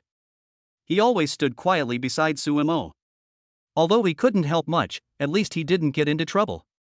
Moreover, Lin Yin rejected Li Tianqi's kindness in public, which invisibly gave her male companion face. Tianqi, I was wrong, don't be angry. Lu Yanyan quickly gave in. Forget it, be quiet, I want to drive. Although he forced a smile on his face, Li Tianqi silently deducted 1 point from Lu Yanyan in his heart, and the idea of breaking up became stronger and stronger. 21. Second sign-in, universal vaccine. Li Tianqi doesn't like Lu Yanyan at all. He is dating her just for the temporary novelty. Once he finds a new love, breaking up is only a matter of time. In fact, Lu Yanyan had a boyfriend before. They graduated from the same high school. The boy took good care of her. In order to be with her, he even gave up a top university he had already secured admission to and went to the drama academy with Lu Yanyan. However, after meeting the more handsome and wealthy Li Tianqi, Lu Yanyan changed her mind. From being distant to being indifferent, she finally kicked the boy away and threw herself into Li Tianqi's arms. To be precise, what Lu Yanyan likes is not Li Tianqi, but the aura of Li Tianqi that satisfies all her requirements.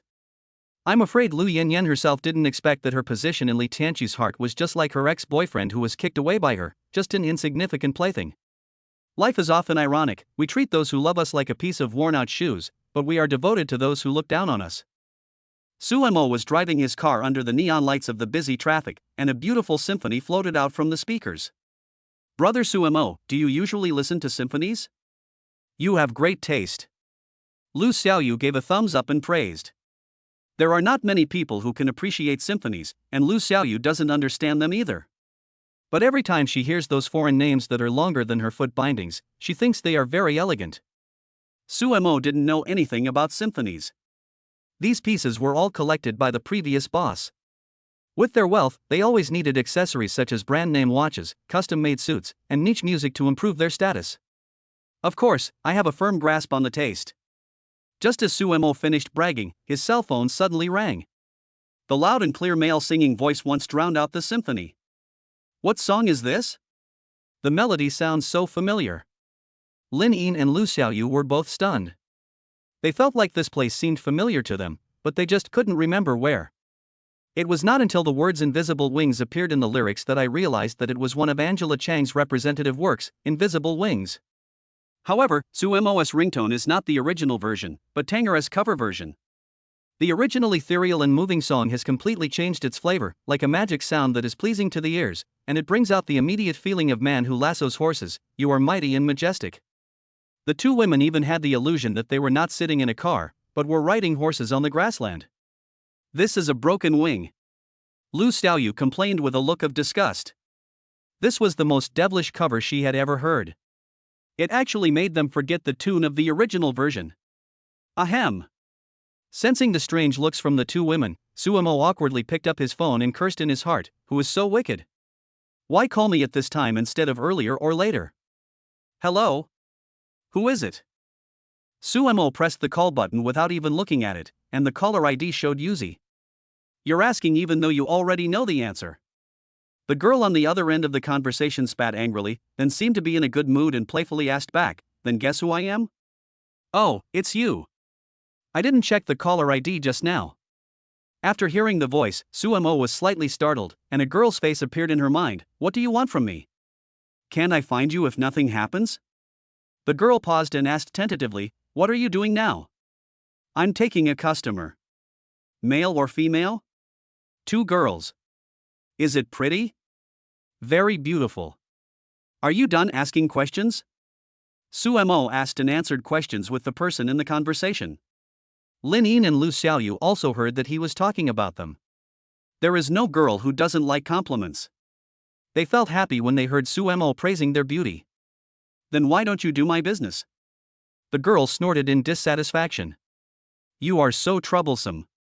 Suemo replied calmly, I am old, my arms and legs are old, I can't stand your torment, please let me go.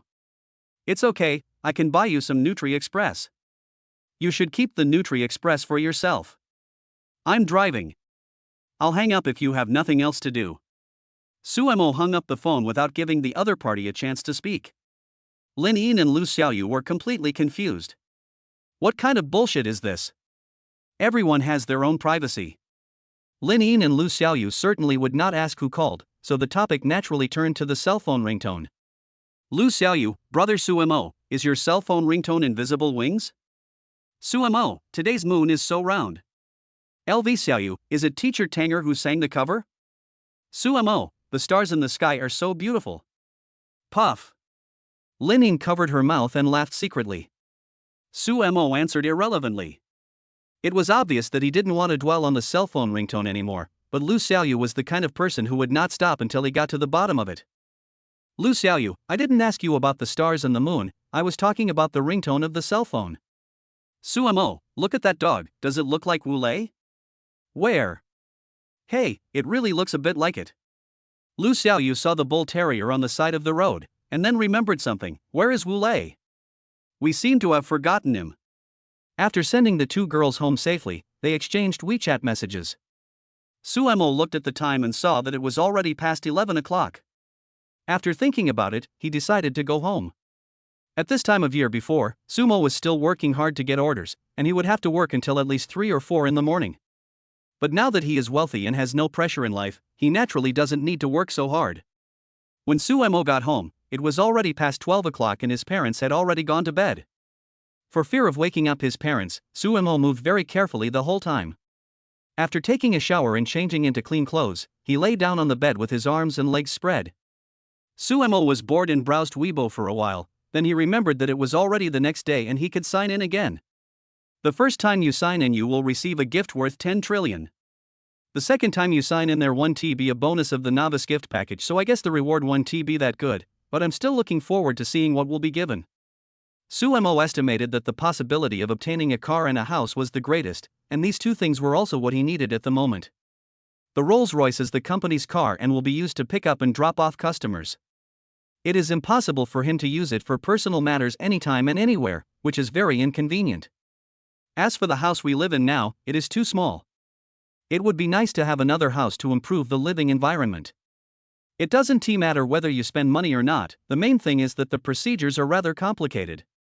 The system saves you from a lot of unnecessary troubles, which is very convenient. I'm not greedy either. Suemo prayed secretly, I don't want a supercar either, a new Bentley Flying Spur will be enough. The house doesn't need to be too big, it would be best if it's a large flat, the kind with one elevator per household, with a card swipe to go directly to the house, with an area of more than 400 square meters, with a swimming pool and an unbeatable river view. Thank God, I am easily satisfied. In a nervous mood, Suemo clicked the sign-in button. After waiting for a while, a picture of the obtained item popped up on the system interface. It was not a car or a house, but a small bottle similar to a test tube. Universal vaccine? Suemo opened the backpack and the description of the item's use was very brief. It can prevent and cure any infectious disease. 22. Family version of the realm of conscience. Not getting the house and car he wanted, Suemo had no interest in playing with his phone. He fell asleep soon after hugging his pillow. The next morning. Due to the environment they grew up in, the older generation are used to getting up early and have a very regular schedule, unlike today's young people who sleep until noon. The sound of pots and pans clacking came from the kitchen. Mother Wang Shufan had prepared breakfast, while Father Su Jianjun was sitting on the sofa with his legs crossed, watching the morning news on TV. The cultural level of our grandparents' generation was relatively low, and many of them were even illiterate, so our parents' generation often had similar names. The most common names for women include Feng, Fin, Wan, Xin and Wei, while men are usually named Jiangmo, Jianjun, Ming, Zhong, Liang and so on. By the time of our parents' generation, the cultural level of the nation had improved, and the average person had an elementary and junior high school education. The number of illiterate people had greatly decreased, but college students were rare animals at that time. If a village has a college student, it will be a happy event that will spread throughout the surrounding area. Suemo didn't know about the customs in other places, but he heard from his father that there was a college student in his hometown before. The banquet was set up for several days, and many village leaders came to visit. It was even more lively than a wedding banquet. There is a little story about the origin of the name Suemo. When the birth certificate was issued, his mother originally wanted to give him the single name June, hoping that he would be good-looking. But my father said that boys should be hard-working and persevering in doing things. Can being good-looking make a living? Lao Su never imagined that what he said would come true. More than 20 years later, as long as you are good-looking, you can really make a living. Even if you have no talent or morals, you can still make a lot of money. The couple was at a stalemate at the time, and later the doctor suggested simply naming him Suemo, which means silence is golden. Suemo? What a good name! When Comrade Lao Su heard this, he slapped his thigh and jumped up on the spot. Silence means talking less and doing more, and putting everything into action, which is exactly what he wants. The phrase silence is golden also made Ms. Wang Shufan's eyes light up, and she inexplicably associated it with gold. In that era, gold was very precious. If a family had a gold bracelet, it would be treated as a family heirloom and passed down from generation to generation. Which one is more popular, a handsome man or gold? That must be gold. Books contain golden houses and beautiful women. Miss Shufan feels that this saying is somehow related to the word. So the two elders hit it off and decided on the name Sumo. You think you are the master. Can't you come and lend a hand when you have nothing to do? Wang Shufan came out of the kitchen holding a plate of steamed buns. She was so busy that she was dizzy, but her husband was lying there comfortably drinking tea and watching TV. She felt inexplicably angry. Ah! Old Su was stunned for a moment, then stepped forward to take the dishes. Get out of the way. I've already served it. Why are you still joining in the fun? Wang Shufan swung her arms in annoyance, not letting Lao Su touch the dishes. Don't you see that the clothes on the balcony haven't been washed yet? Can't you be more conscious and wash the clothes? Marriages are sweet as honey at the beginning, but after a long time, they often quarrel over trivial matters in life, but they will soon disappear and no one will take it to heart. This is the life of a couple, with laughter and tears, ups and downs, plainness and stumbling, but they support each other through life and no one can live without the other. Forget it. Before Lao Su even took a step, Miss Shufan changed her mind. The clothes you washed are the same as if they were not washed. I'd better wash them myself. Housewives all have a common problem. If you don't help, they will think you are idle. If you help, they will dislike you and find fault with you. At this time, Sumo yawned and walked out of the room with sleepy eyes. He had heard the conversation between his parents just now. Mom, have breakfast first, I'll help you mop the floor. Sumo was very tactful and acted well.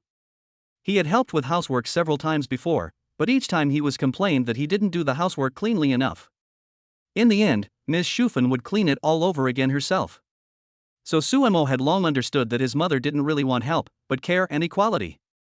It's like the workload of two people is suddenly piled on one person, while the other person is leisurely taking it easy. Anyone would feel unbalanced. Damn it, why do I have to work diligently while you two just eat, drink and have fun? Just think of me as a nanny. So no matter whether we do it or not, as long as we have the intention to help and make Miss Shufan feel cared for and that she has an equal status in the family, that is enough. Sumo would always shout the slogan help with the housework, but he never took action, because he was sure that his mother would not let him do it. You can flatter someone without having to do anything, and you can make your mom happy all day long. You can kill 3 birds with one stone with just one sentence. Why not do it? Lao Suku is not as smart as Sumo. He always realizes things too late, so naturally he gets scolded. You don't need to mop the floor, just a breakfast. Feeling her son's deep care, Miss Shufan's face was filled with smiles, but she soon frowned and scolded Lao Su. Look. Your son knows how to help, and you, as a father, are not as sensible as a child. Where are the kids in their 20s? Old Su muttered unhappily. He couldn't understand why he was the only one who was criticized every time since neither he nor his son did any housework. What's wrong with being over 20? As long as I'm alive, he's still my son even if he's 100 years old. Raising a child for 100 years means worrying for 99 years. Children are a piece of flesh and blood under their mother's body. No matter how smart, capable, mature and stable they are, they will always be children who never grow up in their mother's heart. Sumo didn't want to work, but he didn't want his mother to be so tired. He could hire a part-time worker in the future, but someone had to do the housework today, so he put the wrong idea on Lao Su. Mom, you've worked so hard, let me mop the floor. Sumo ran to the balcony without saying a word and grabbed the mop and bucket leaning against the corner. I said no, give me the mop. Miss Shufan stepped forward and grabbed the mop from Sumo, but Sumo refused to let go. No, let me do it. I can't let you do it alone. Be good, Mom knows you are filial. Miss Shufan patted her son's shoulder with relief and said, you drive until late at night every day, and you are very tired. Have breakfast and take a rest. Don't worry about other things. The two of them staged a touching drama of snatching the mop, showing the deep love between mother and son. In the end, Sumo pretended that his hand slipped, and the mop was naturally snatched away. Hey! You must let me come next time. Sumo shook his head in annoyance, as if he hated himself for not grabbing the mop. Dad, I'm not saying anything bad about you. Sumo returned to his seat. Mom, it's so tiring to do the housework alone, why don't you feel sorry for her and help her? You little brat, you can eat whatever you want, but you can't say whatever you want. Feeling a chilling gaze coming at him, Lao Su shrank his neck. Who said I don't feel sorry for your mother? I also want to help, your mother just dislikes my poor performance. Yeah? Certainly. Noticing a change in his father's eyes, Sumo couldn't help but feel secretly delighted. The fish is hooked. 23. What a ripoff.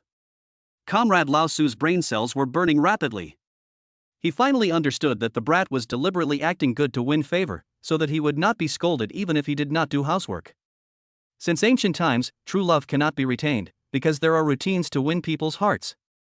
Lao Su couldn't help but sigh that there are too many tricks used by young people nowadays. It was obvious that Sumo didn't want to do housework just like him, but he still pretended to be righteous and said, "I am willing to burn myself for the family."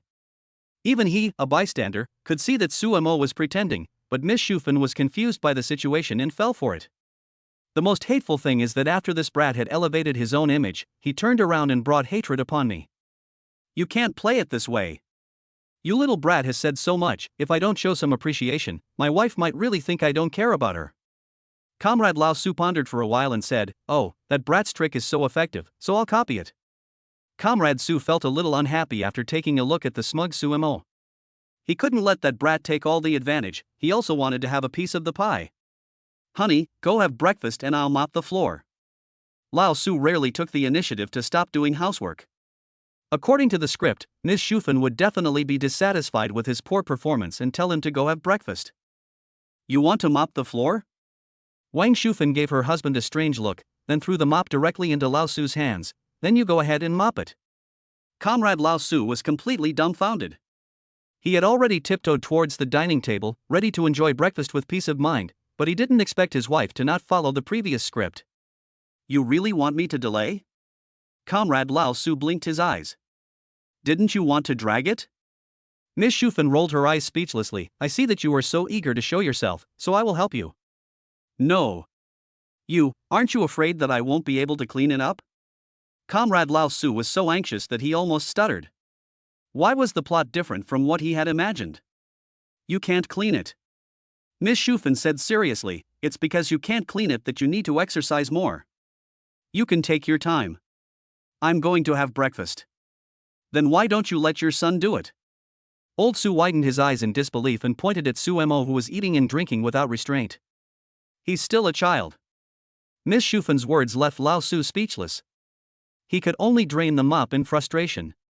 During the whole process of mopping the floor, he was wondering why Sumo and he used the same routine, so the results were so different?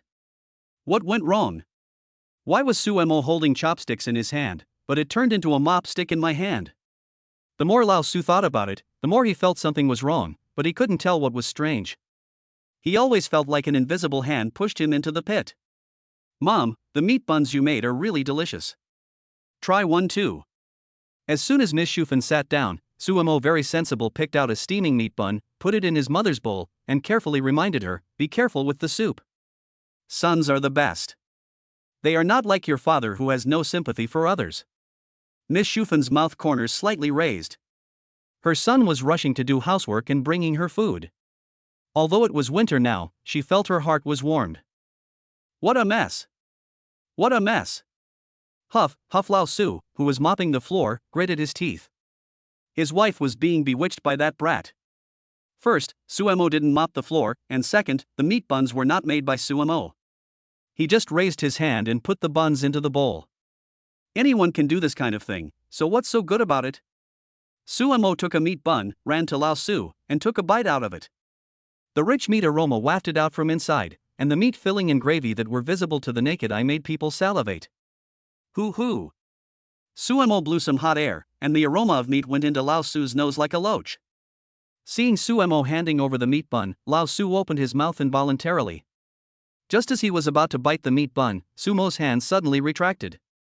"Dad, keep doing your best," Sumo said with a serious expression. "Don't let the party down. Such an important task as mopping the floor has been given to you. This is the trust the organization has in you.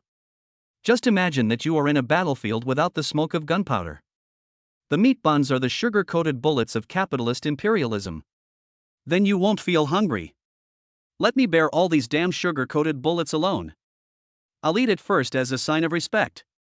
After saying that, Sumo took a bite and exclaimed, "It smells so good. Get lost. You jerk." Lao Su is a thin person, and you can vaguely see the meridians under the skin. When he got so angry, the blue veins on his forehead became more obvious, almost bulging out. Suemo ran away as if his feet were greased. If he continued to push his luck, his father would probably beat him with a mop. Comrade Lao Su's frustrated look made the mother and son laugh. After dinner, Suemo received a call from Wu Xinxin. "Mr. Su, your Volkswagen has been sent for repair, but it's too old. If you want to repair it thoroughly, you need to replace all the parts from beginning to end, and the price is not cheap. I still suggest you buy a new one." Outside a car repair shop, Wu Xinxin walked back and forth trying to warm up his body. He was wearing a thick down jacket, but still felt freezing cold. The temperature in the north is much lower than that in the south, but the cold in the north is dry cold, commonly known as physical damage. Every household has heating, and as long as you are not exposed to the outdoors for a long time, it is actually not particularly cold. Many people stay at home wearing short sleeves and eating popsicles. The cold in Shanghai is different. It's chilly and damp, which is considered magic damage, and it also has a magic penetrating effect. No matter how much you wear, you can't completely isolate yourself from the cold. It feels like needles are drilling into your pores, and a strong wind can freeze you to death. The master at the auto repair shop just told Wu Xinxin that this car has been driven for at least 7 or 8 years. Due to lack of proper maintenance, many parts inside it are no longer functioning, so it is normal for them to break down. Many drivers would cheat on gasoline and maintenance costs by falsely reporting higher prices, so that they could get a little extra profit. However, Wu Xinyan lived up to the word credit in his name, and he would never do such a despicable thing. What's more, he is very satisfied with his current job, which is easy and well paid. If his boss finds out that he has blocked the gas and ends up losing his job, it would be a loss. It's been open for 7 or 8 years? Wu Xinxin estimated in his mind that this Volkswagen was probably the first car Suemo bought after he got his driver's license, and he has been driving it until now.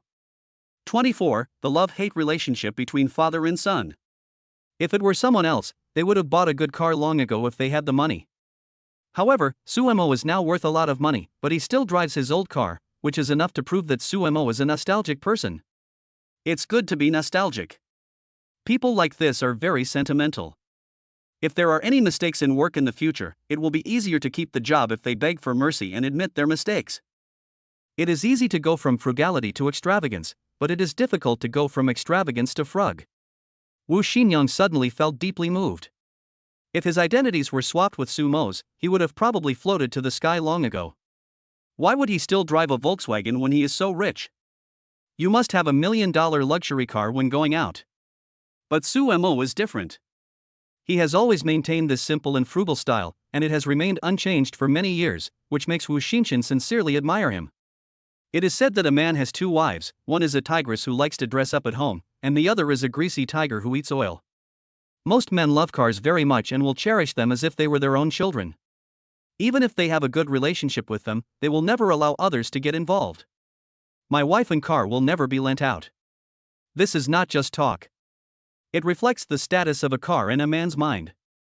I guess only parents, wife and children can surpass a car. Of course, the child refers to a daughter. A daughter is a father's sweet little cotton padded jacket and her status is very important. But if it is a son, then he will have to take a step back. When Suemo first got his driver's license, he felt it would be painful to damage a new car, so he chose the second-hand Volkswagen to hone his driving skills.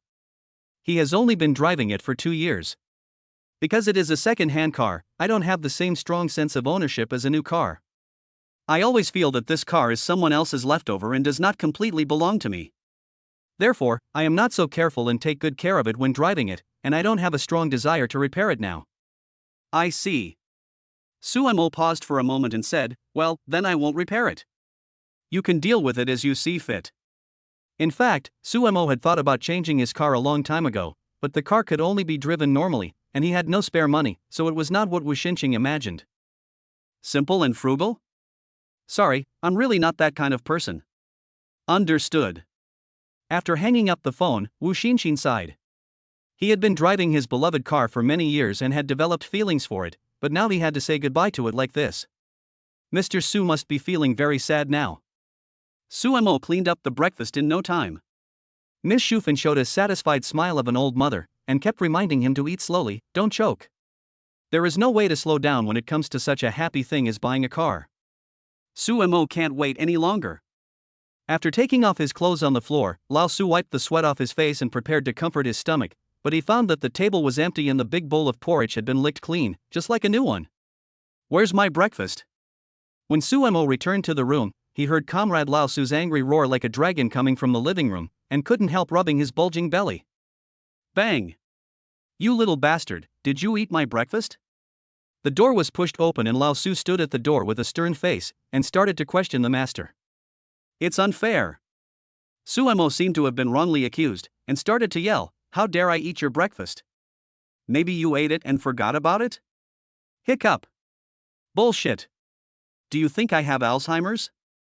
Lao Su picked up the slippers and was about to throw them over, but the brat kept burping. It was obvious that he had eaten them. "Mom!" Seeing that Lao Su was about to take action, Suemo quickly looked for help outside the court. "My dad is going to beat me." Sumo still remembers that when he was a child, his grandparents lived quite far away, and his parents often worked overtime, so they took turns to take care of him. Sometimes he would ask the grandparents next door to help take care of him, but the grandparents next door also had 3 grandchildren to take care of, and he felt embarrassed to trouble them all the time. So if his parents are not available, they will lock him at home. Boys tend to be naughty when they are young, and Suemo is no exception. The educational philosophy of his parents' generation is simple and crude: a filial son is born under the stick. If a child doesn't listen, he will be beaten until he becomes obedient. He will never talk to you about such long-winded truths as adults will like children only if they are obedient, and so on. So when Comrade Lao Su was taking care of the baby alone, Suemo was often beaten. Lao Su is a ruthless person. In today's internet terms, he is a wolf mia. Once, Suemo was so naughty that he hung Suemo on the door beam to scare him, and asked him if he would dare to disobey him again in the future. But as the saying goes, the devil is 1 foot high, but the Tao is 10 feet higher. Old Su thought he had subdued his own son Wukong with one move of binding rope, but he didn't expect that this little bastard was smarter than the monkey. Suemo agreed immediately and vowed that he would never act recklessly again. Then he hid in the room and endured it silently until Ms. Shufan came home from get off work. As soon as she opened the door, Suemo, who had sharp ears, screamed wow and rushed up to hug his mother. "Son, why are you crying?" Is a polyphonetic character which can be pronounced as jian or nan. It is a dialect in areas such as Wu and Cantonese. It is a nickname for children. Parents usually call their children or. Seeing her darling crying, with tears as big as soybeans sliding down her cheeks, the mother felt so heartbroken. "Daddy beat me and hung me up, woo-woo." After making the complaint, Suemo deliberately lifted up his sleeves to show the already faded marks on his wrists to prove that he was not lying. "What?" When Miss Shufan saw the light red marks, she got angry on the spot. "I was pregnant with this baby for 10 months, and I couldn't bear to scold him. How dare you, a dead man, hit him, and even hung him up to beat him?" Miss Shufan instantly switched to combat mode, turning into a hand protecting her calves. She picked up the feather duster she usually used to dust bedding and started beating Lao Su violently with it. Suemo gloated over his misfortune while cheering his mother on. "Come on, Mom." This was the most memorable beating Suemo had ever received, and also the worst beating Lao Su had ever received in his life. From then on, Comrade Lao Su became a different person. He learned from the sages and reasoned with Suemo, and never hit him again. He tried to raise and lower his hands several times during the process, but in the end, Lao Su finally restrained himself. Because Comrade Lao Su also deeply realized that Sumo's status was slightly higher than his, and he also underestimated the mind of a child. Unless one day he doesn't want to live anymore and takes Suemo with him, he will never be able to defeat this little devil. If he dares to hurt a hair of Suemo, Miss Shufan will pull out all the hair on his body. "What are you arguing about?" Wang Shufan, who was washing clothes, said unhappily, "There are still steamed buns and porridge in the pot. If you want to eat, can't you just serve it yourself? You want me to bring everything to you? You really think I'm your nanny?" The queen's action was extraordinary, and Comrade Lao Su really didn't dare to do it again. "Okay, brat, it's great to have someone to back you up, right?" Lao Su gnashed his teeth and said, "Just wait, I'll settle this with you later." 25. Life is a difficult journey to the West. "Dad, what do you mean? I don't understand." Suemo pretended to be crazy and said, "What backer? I'm relying on a chair. Besides, we have a deep relationship between father and son, so what can we settle?" Suemo laughed it off. This was his and Lao Su's daily life. The father and son loved and hated each other and would cheat each other whenever they had the chance, but Sumo usually had the upper hand. Of course, no one takes these jokes seriously. Moreover, Sumo was also quite sensible. Afterwards, as long as he bought Lao Su a pack of Lacun cigarettes and a box of Shanghai's local Shikuman rice wine, all the unhappiness would immediately disappear. If you didn't win the lottery for a car or a house, you'll have to buy them yourself. Sumo opened the webpage of Auto Kingdom, which is the world's most visited automobile website, providing automobile consumers with comprehensive, accurate and fast one-stop services in all aspects of car selection, purchase, use and replacement. Sumo looked for a long time, from cars costing hundreds of thousands to cars costing millions, but he still couldn't tell what was new. After all, there was a big gap between the real thing and the video pictures. Without seeing the real car, he couldn't fully appreciate the many details of the design. What are you doing? After thinking for a while, Sumo sent a WeChat message to a friend with the nickname Hammer. Hammer's full name is Gao Jialong. He is Sumo's closest friend. The two have been in the same class since elementary school and even sat in front and back seats in junior high school. Gao Jialong had above-average grades and was admitted to a foreign language high school. Later, he studied at East China University in Zhongsong district of Shanghai. Hammer was the child of other people's families, and Ms. Shufan often compared him with Sumo. Look at Jialong. You and I were in the same class and had the same teacher, but why was he able to get into university? Parents will place all their unfulfilled wishes on their children. Once upon a time, Ms. Shufan also fantasized that Sumo could be admitted to a prestigious university, attend her son's graduation ceremony, take an unforgettable graduation photo, and then find a good job so that she could show off when she went out and be proud in front of relatives and friends. Sumo is not stupid, but he has a short attention span and is active. Therefore, any movement outside the classroom during class will distract him and make it difficult for him to listen to what is being said in class. To put it bluntly, he is not born to be a student. Fortunately, Ms. Shufan is more open-minded. It is useless to force yourself if you fail the exam. It is all destined. However, not going to college later became a knot in Sumo's heart. He did not regret not being able to learn valuable knowledge, but always felt that he was missing a precious and rich experience in his life. University is good, university is wonderful. There are so many young people in college, all kinds of beautiful girls. They have a relationship every semester, and they can date 8 girls in 4 years. If they are a little ahead in progress, they may be able to date a whole football team. It's such a pity not to go to college. When Gao Jialong was in college, he stayed in the dormitory with his roommates every day to play World of Warcraft. Sumo severely criticized him several times at that time. Hammer, you disappoint me so much. Your uncle and aunt support you to study so that you can become a useful person. Do you live up to their expectations of you by playing games all day? At that time, Gao Jialong lowered his head in shame, thinking that Sumo's ideological awareness in this regard was a galaxy higher than his, so he learned from his mistakes and decided to study hard. You're right, I'll go study then. What the hell are you studying? Let's fall in love. Sumo criticized him angrily. If you don't have more relationships, how can you justify the tuition you paid? What are you thinking if you don't have a relationship in college? Gao Jialong gave Sumo a middle finger. Our company has set up a station, and I'm at the car show now. A moment later, Gao Jialong replied to the message, jokingly saying, "The sun is rising from the west? Normally you're still sleeping at this time, why are you up so early today?" None of your business. Sumo replied, "My car is scrapped, and I'm going to buy a new one. I'll meet you at the auto show later."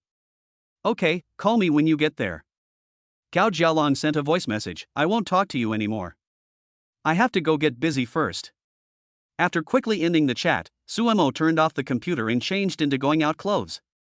When he passed the living room, Comrade Lao Su glared at him angrily when he saw him. Old Su is really angry. Sumo shook his head in amusement, thinking that he would buy some decent cigarettes and wine later to comfort Comrade Old Su, who was in a bad mood. "Mom, I'm going out for a while." Sumo yelled at the balcony. "Wait a moment." Ms. Shufan immediately stopped what she was doing and ran over to tell me with concern, "Be careful on the road. If you are too tired, don't drive yourself. Take a taxi or hire a designated driver. Oh, your son drinks Shinbao every day, and he's so energetic that he can kill a tiger. Not a decent person." Ms. Shufan rubbed Sumo's forehead with her fingers. After changing his shoes, Sumo hurried away. Wang Shufan stood at the door until Sumo turned and walked into the elevator and his figure disappeared. Then Wang Shufan closed the door and silently put Sumo's slippers that were scattered on the ground neatly back into the shoe cabinet. The vast majority of parents are just ordinary people. Perhaps they do not have a wealth of knowledge reserves, and perhaps they cannot give their children a rich and prosperous life, but this does not affect their tall and bright image at all. Every parent works hard and tries their best to raise their children.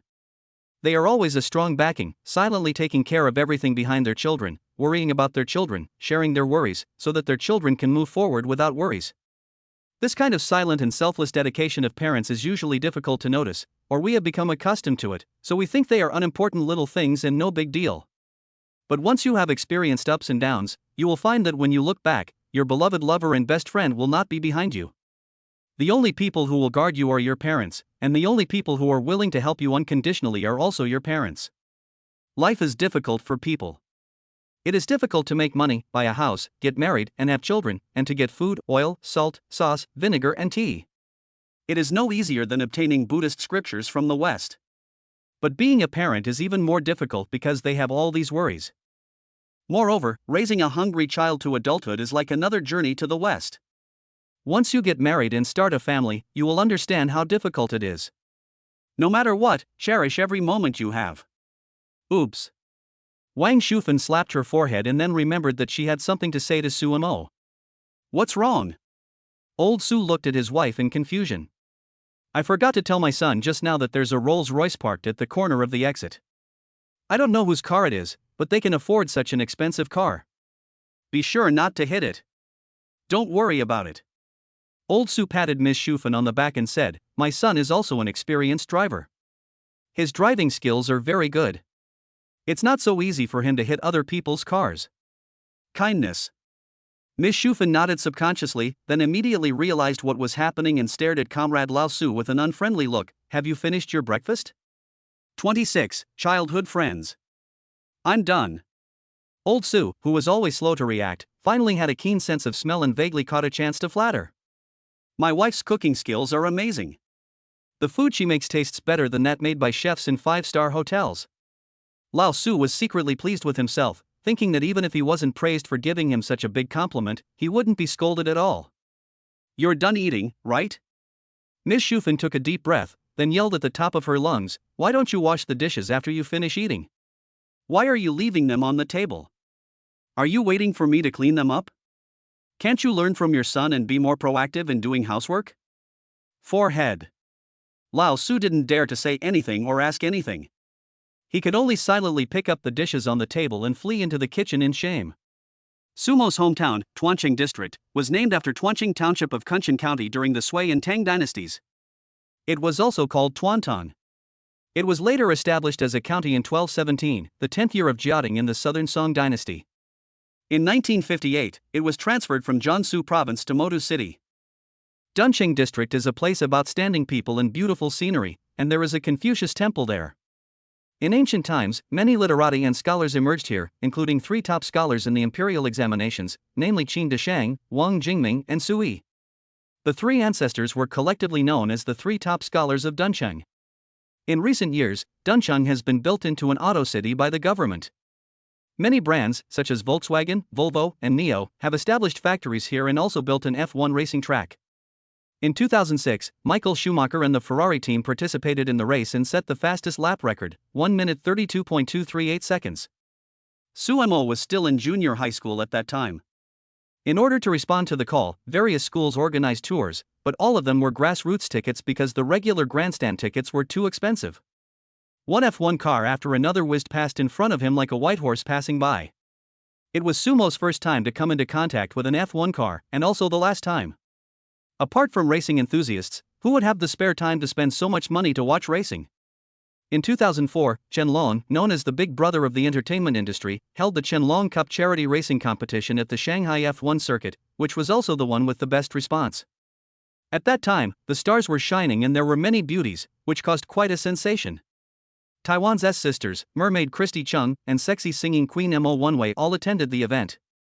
The people also made full use of the Chinese people's love of joining in the fun and rushed to watch, just to catch a glimpse of the big stars. However, Sumo prefers the female star lineup of the Qianlong Cup charity racing competition in 1993 and 1999, including Zhang Min, Li Jiasun, Wang Zuxian, Xiao Shuzhen, and Lin Xilei. They are like 100 flowers blooming, each of them is stunningly charming and has her own characteristics. Each of these female stars is a true goddess and the dream lover of countless boys. Compared with those female stars back then, today's so-called beauties are not at the same level at all and they can only be crushed. Su Mo still remembers that when he was in technical secondary school, he went to an internet cafe with Gao Jialong one year. Out of boredom, he found a group photo of female celebrities and asked Gao Jialong who he thought was the prettiest. Usually, those who like sexy characters will choose Xu Chunxiu and Helen Lin, those who like elegant and refined characters will choose Joey Wang, and those who like heroic and unique characters will choose Zhang Min, Rosamund Quan, and Li Jiasun, who are undoubtedly the ones who are obsessed with appearance. Guess which one Gao Jialong likes? Wu Jianru. Su Mo was completely stunned at that time. He fell on his back with the chair.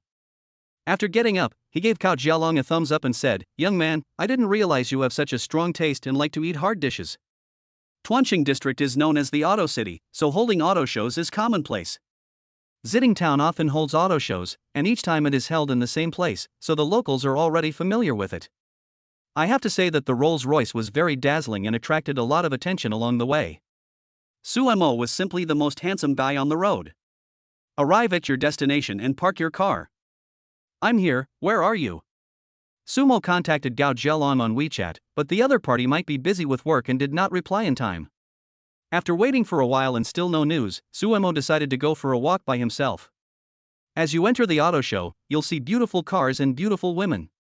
Some people were looking around at the cars they liked, some were talking to the sales staff, and some were taking pictures of the cars and car models with their cameras. Some cars are not allowed to be experienced by the public because they have not yet been launched on the market or for other reasons. Some luxury brands can only be viewed from a distance outside the isolation zone. Of course, these isolation zones are only for ordinary people. After all, not everyone can afford a luxury car. If you really have money, merchants will definitely welcome you. Suemo's first choice brand is Audi. When I was a child, my family didn't have a car and my grandmother lived quite far away. Every time I went to visit my grandmother during the national holidays, my uncle would drive his old Audi to take our family back. At that time, Audi was not as common as it is now. Owning an Audi car was definitely a very prestigious thing.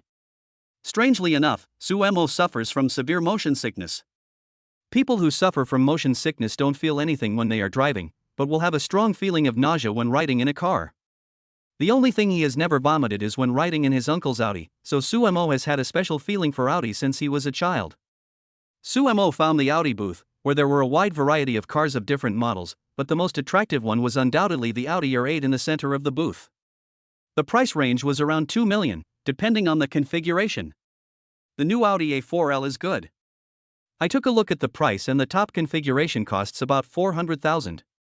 A few $100,000 is a drop in the bucket for Suemo, but spending hundreds of thousands to buy an A4L always feels a bit uneconomical.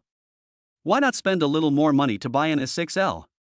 So Suemo moved to the side of the A6L, and after the passers-by who were experiencing the car got off, he also got in the car to experience it. Mercedes-Benz focuses on luxury, BMW focuses on control, and Audi's selling point is its sense of technology. The new generation of Audi A6L uses a full LCD instrument panel, and the original lifting design of the central control has been cancelled. The upper and lower LCD screens include many functions, replacing traditional buttons. Once the screen is woken up, you can feel the sense of technology.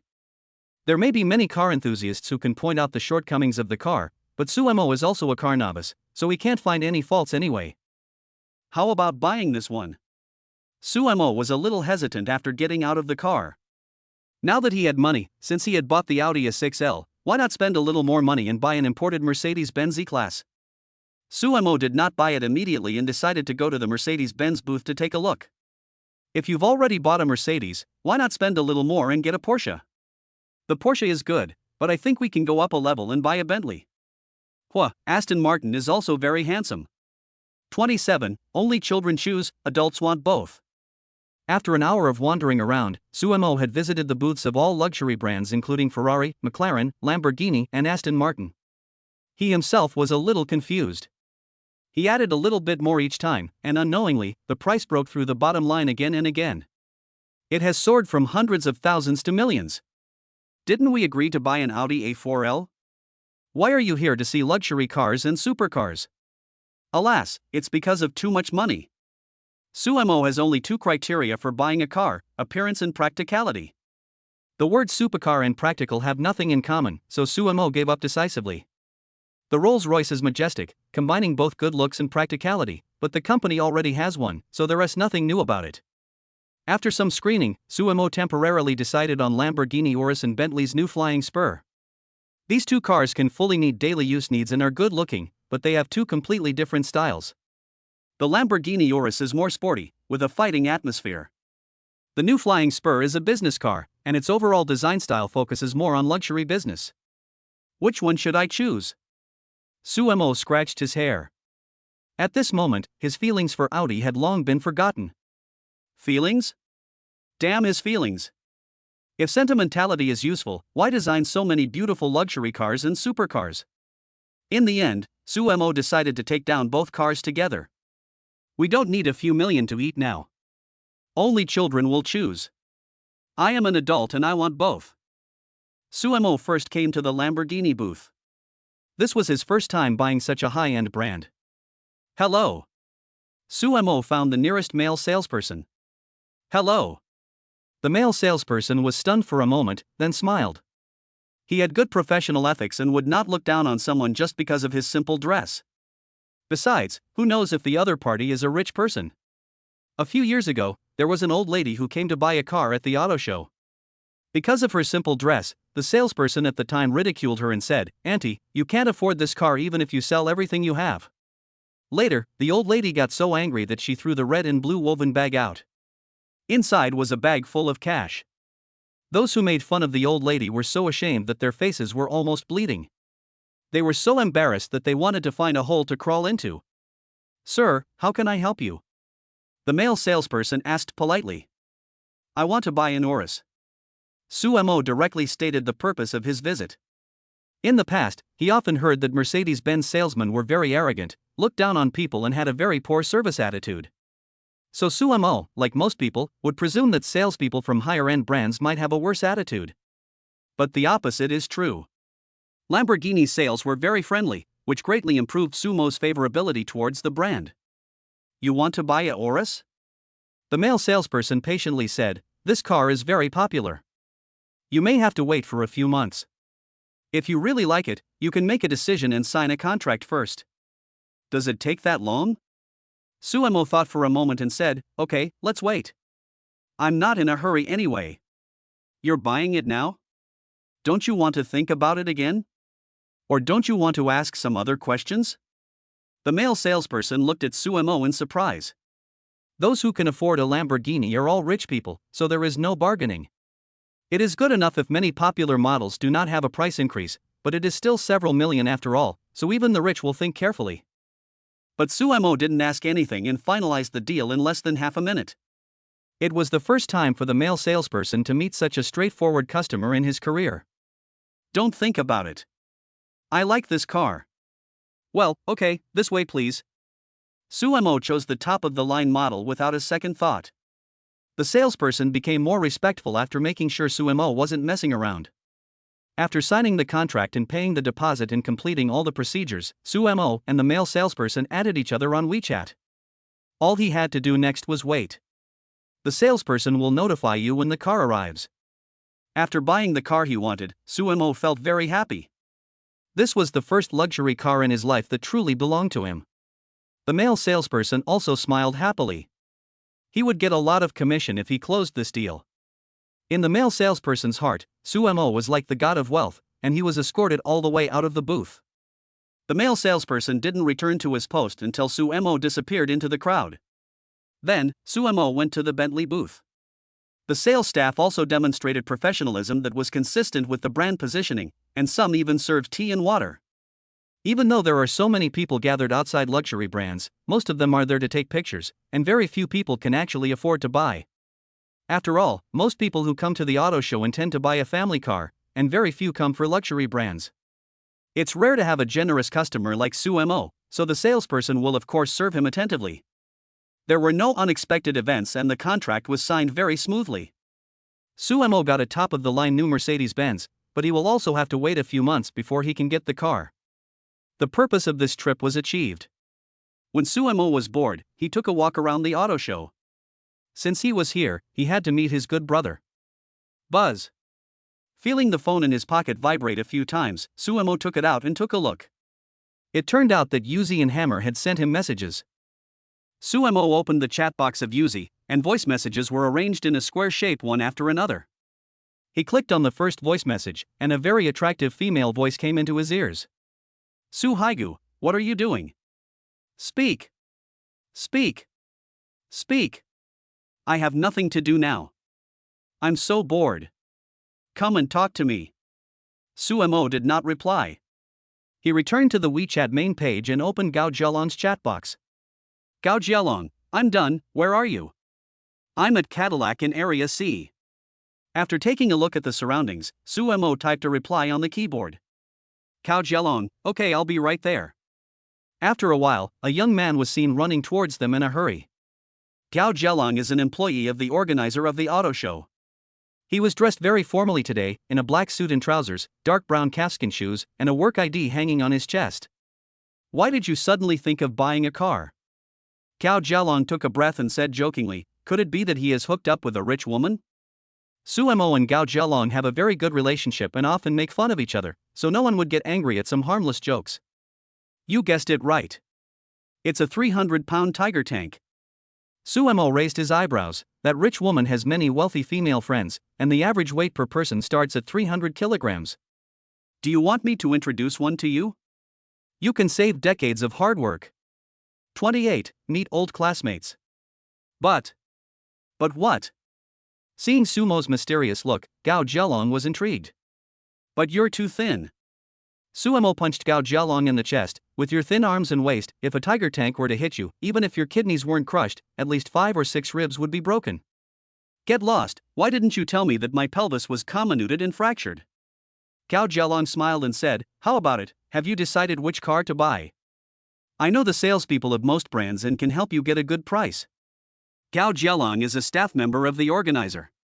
He will have more or less contact with exhibitors at work, so it is normal for him to know many people. No, I've already bought it. Why don't you wait for me to come? I can help you get a lower price. Gao Jialong looked at Suemo speechlessly. There's nothing we can do now. The contract has been signed and the price has been fixed. At most, I can give you a few maintenance items. It's not of much use. Suemo shrugged indifferently.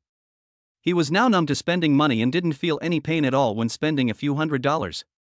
Let's go out and get some fresh air. Gao Jialong has been working at the exhibition since early morning. The tight suit on his body makes him feel like he is restrained and uncomfortable all over. He just wants to go out for some fresh air. How do you think I can live to be 100 years old? The two men came to the outside of the exhibition hall and chatted about family matters for a while. Gao Jialong suddenly raised a very profound life question. Suemo was stunned for a moment and then asked back, do you smoke? No. So do you drink? Gao Jialong shook his head again. Are you lecherous then? He. Gao Jialong laughed at himself and said, I also want to be a greedy and lustful vulgar man, but it seems that girls don't like me either. Suemo patted Gao Jialong on the shoulder, be more confident and remove the seemingly. Get lost. Gao Jialong angrily knocked Sumo's hand away. You came here just to piss me off today, didn't you? You're overthinking. I came all the way here to piss you off? You don't deserve it. Suemo made a joke and then said, why do you live so long if you don't touch anything? Recently Gao Jialong was reading a book called How to Live to 100 Years Old. The content was very boring. It mainly discussed the secrets of longevity of some centenarians and advised people to live a green and healthy life. That's why Gao Jialong suddenly came up with the idea of asking such a strange question. I just didn't expect Suemo to play by the rules and give such a weird answer. The book teaches people how to achieve longevity through health preservation, but Suemo is completely the opposite. He lives a boring life with nothing to do and living is a waste of air. It is better to die early. Gao Jialong thought about it carefully and suddenly felt that what Suemo said made sense. Yes, if he didn't smoke, drink, or have a girlfriend, there would be no point in living no matter how long he lived. Even after buying the car, Suemo still felt empty inside. If we follow the flow of the novel, a villain should appear now, mock me, and then slap me back in the face. It turns out I'm not pretending to be cool, no wonder I always felt like something was missing. Everyone has vanity, and Suemo is no exception. How could he spend millions and no one knew about it? Aren't you curious about what car I bought? Where could he find a villain to slap in the face right now? After thinking about it, Suemo decided to start with Gao Jialong. I'm not curious. Gao Jialong had some understanding of Sumo's financial situation. Buying 2 cars at one time would probably cost tens of thousands of dollars at most, which was the maximum limit Suemo could afford.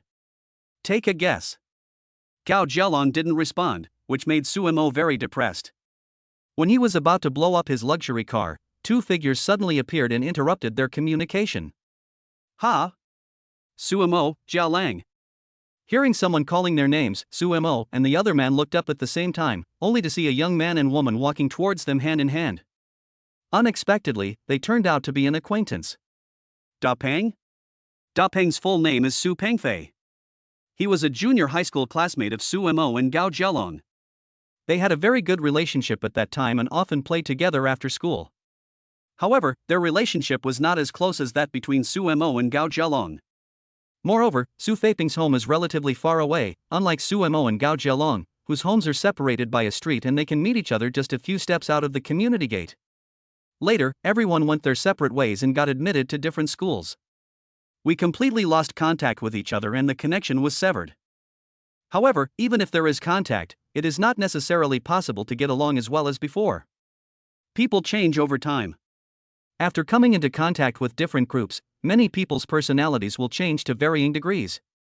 So unless you keep in touch with your childhood friends frequently, you won't have that many common topics, and it's normal for the relationship to gradually fade. It's really you guys. Su Pengfei came up to greet him with a smile. He didn't expect that he would unexpectedly meet an old classmate whom he hadn't seen for many years while coming to the auto show to see cars. He was also very happy. It's been 7 or 8 years since we last met. How have you been doing lately? Everything is fine. Suemo smiled faintly and looked him up and down. Su Pengfei was a chubby boy when he was young, but now he is tall and strong, and has transformed into a spirited young man. Are you here to buy a car? Su Pengfei seemed a little excited. He was a bit dull when he was a child, and many of his classmates thought he was a dull person and were unwilling to play with him. Only Suemo and Gao Jialong were willing to take him with them, so he had a deep impression of these 2 childhood friends. Junior high school students in the past were not like students today, where each student had a mobile phone, so the loss of contact has always been a knot in Su Pengfei's heart. I met my childhood friend today and finally felt relieved. Suemo was here to buy a car. Gao Jialong smiled and said, I work at a car show. Gao Jialong acted a little reserved, not as relaxed as he was with Suemo. After all, they hadn't seen each other for many years, and it was a fact that their relationship had become unfamiliar. Great job, Jialong. Good job. Su Pengfei didn't care. Suemo, what car did you buy? Hearing this, Suemo was delighted. Here he comes, he brings the opportunity to show off to you on his own. Hey, it's not that I like to show off, but it would be rude not to answer when someone asks me. Suemo smiled calmly and said, it's not a good car, I just bought 2 for family use. There has to be a sense of gap when showing off. Suemo was modest at first, and then when he revealed the brand and price of the car, the huge gap between the before and after would achieve the most perfect effect. But then again, Su Pengfei's personality has changed so much. Who would have thought that the fat boy who was sullen back then would become so talkative and cheerful now? It seems that the saying time can change everything is absolutely true. 2. It seems you are doing pretty well. Su Pengfei gave a thumbs up and asked curiously, what brands of cars are they? 29, Red Bomb. Before, Suemo was still worried about how to reveal that he bought 2 luxury cars in a subtle and unobtrusive way. Now that Su Pengfei took the initiative to ask, how could he miss this God-given opportunity? I used to have no choice, but now I want to be a king. Orchid. Sumo's mouth corners raised proudly. I believe that Gao Jialong and Su Pengfei will be shocked when they hear the word Lamborghini. Is it a bluebird? But Suemo had only said one word before Su Pengfei interrupted him. Su Pengfei talked freely, I know the bluebird, it's pretty good, with a unique shape and affordable price. It's the perfect car for transportation. Suemo was completely confused. What kind of a weird car is Bluebird? I've never even heard of it. What's the other car? Coming back to his senses, Suemo blurted out, Fly. Fly. Su Pengfei interrupted again, the fit is good, Japanese cars are fuel efficient. The corners of Suemo's mouth twitched, what the hell is the Bluebird flying? The Lamborghini and Bentley that I spent millions to buy turned into cars worth hundreds of thousands as soon as I walked out of the showroom. Can I still have a pleasant chat with them? In fact, as long as Suemo revealed the brand name, he could continue to show off, but it would inevitably put Su Pengfei in an embarrassing situation. The other party had no ill intentions, so there was no need to embarrass him. After thinking about it, Suemo finally did not open his mouth to correct it. Bluebird Fly is Bluebird Fly. Fortunately, I didn't buy a Jaguar, otherwise I might have been mistaken for King Jaguar. Da Peng, who is the beautiful lady next to you? Suemo turned the topic to Su Pengfei. The girl looked familiar, but Suemo couldn't remember where he had seen her before. My two old classmates, don't you recognize me? The girl smiled and said, I'll give you a hint. My last name is Lee and my name is ABB. Did you guess it?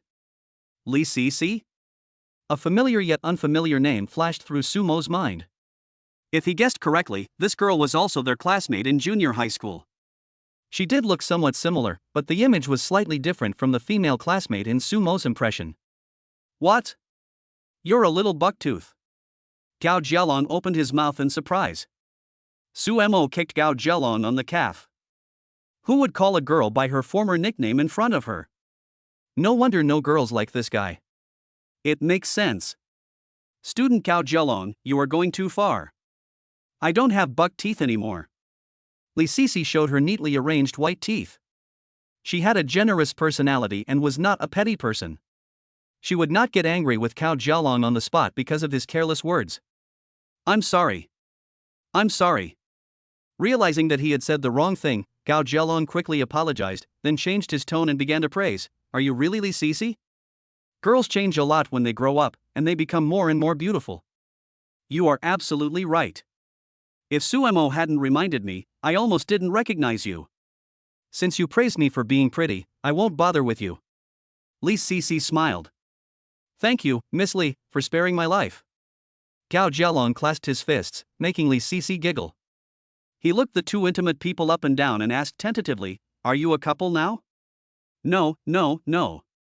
Li Sisi shook her finger. We were a couple before, but we broke up. What? Broke up?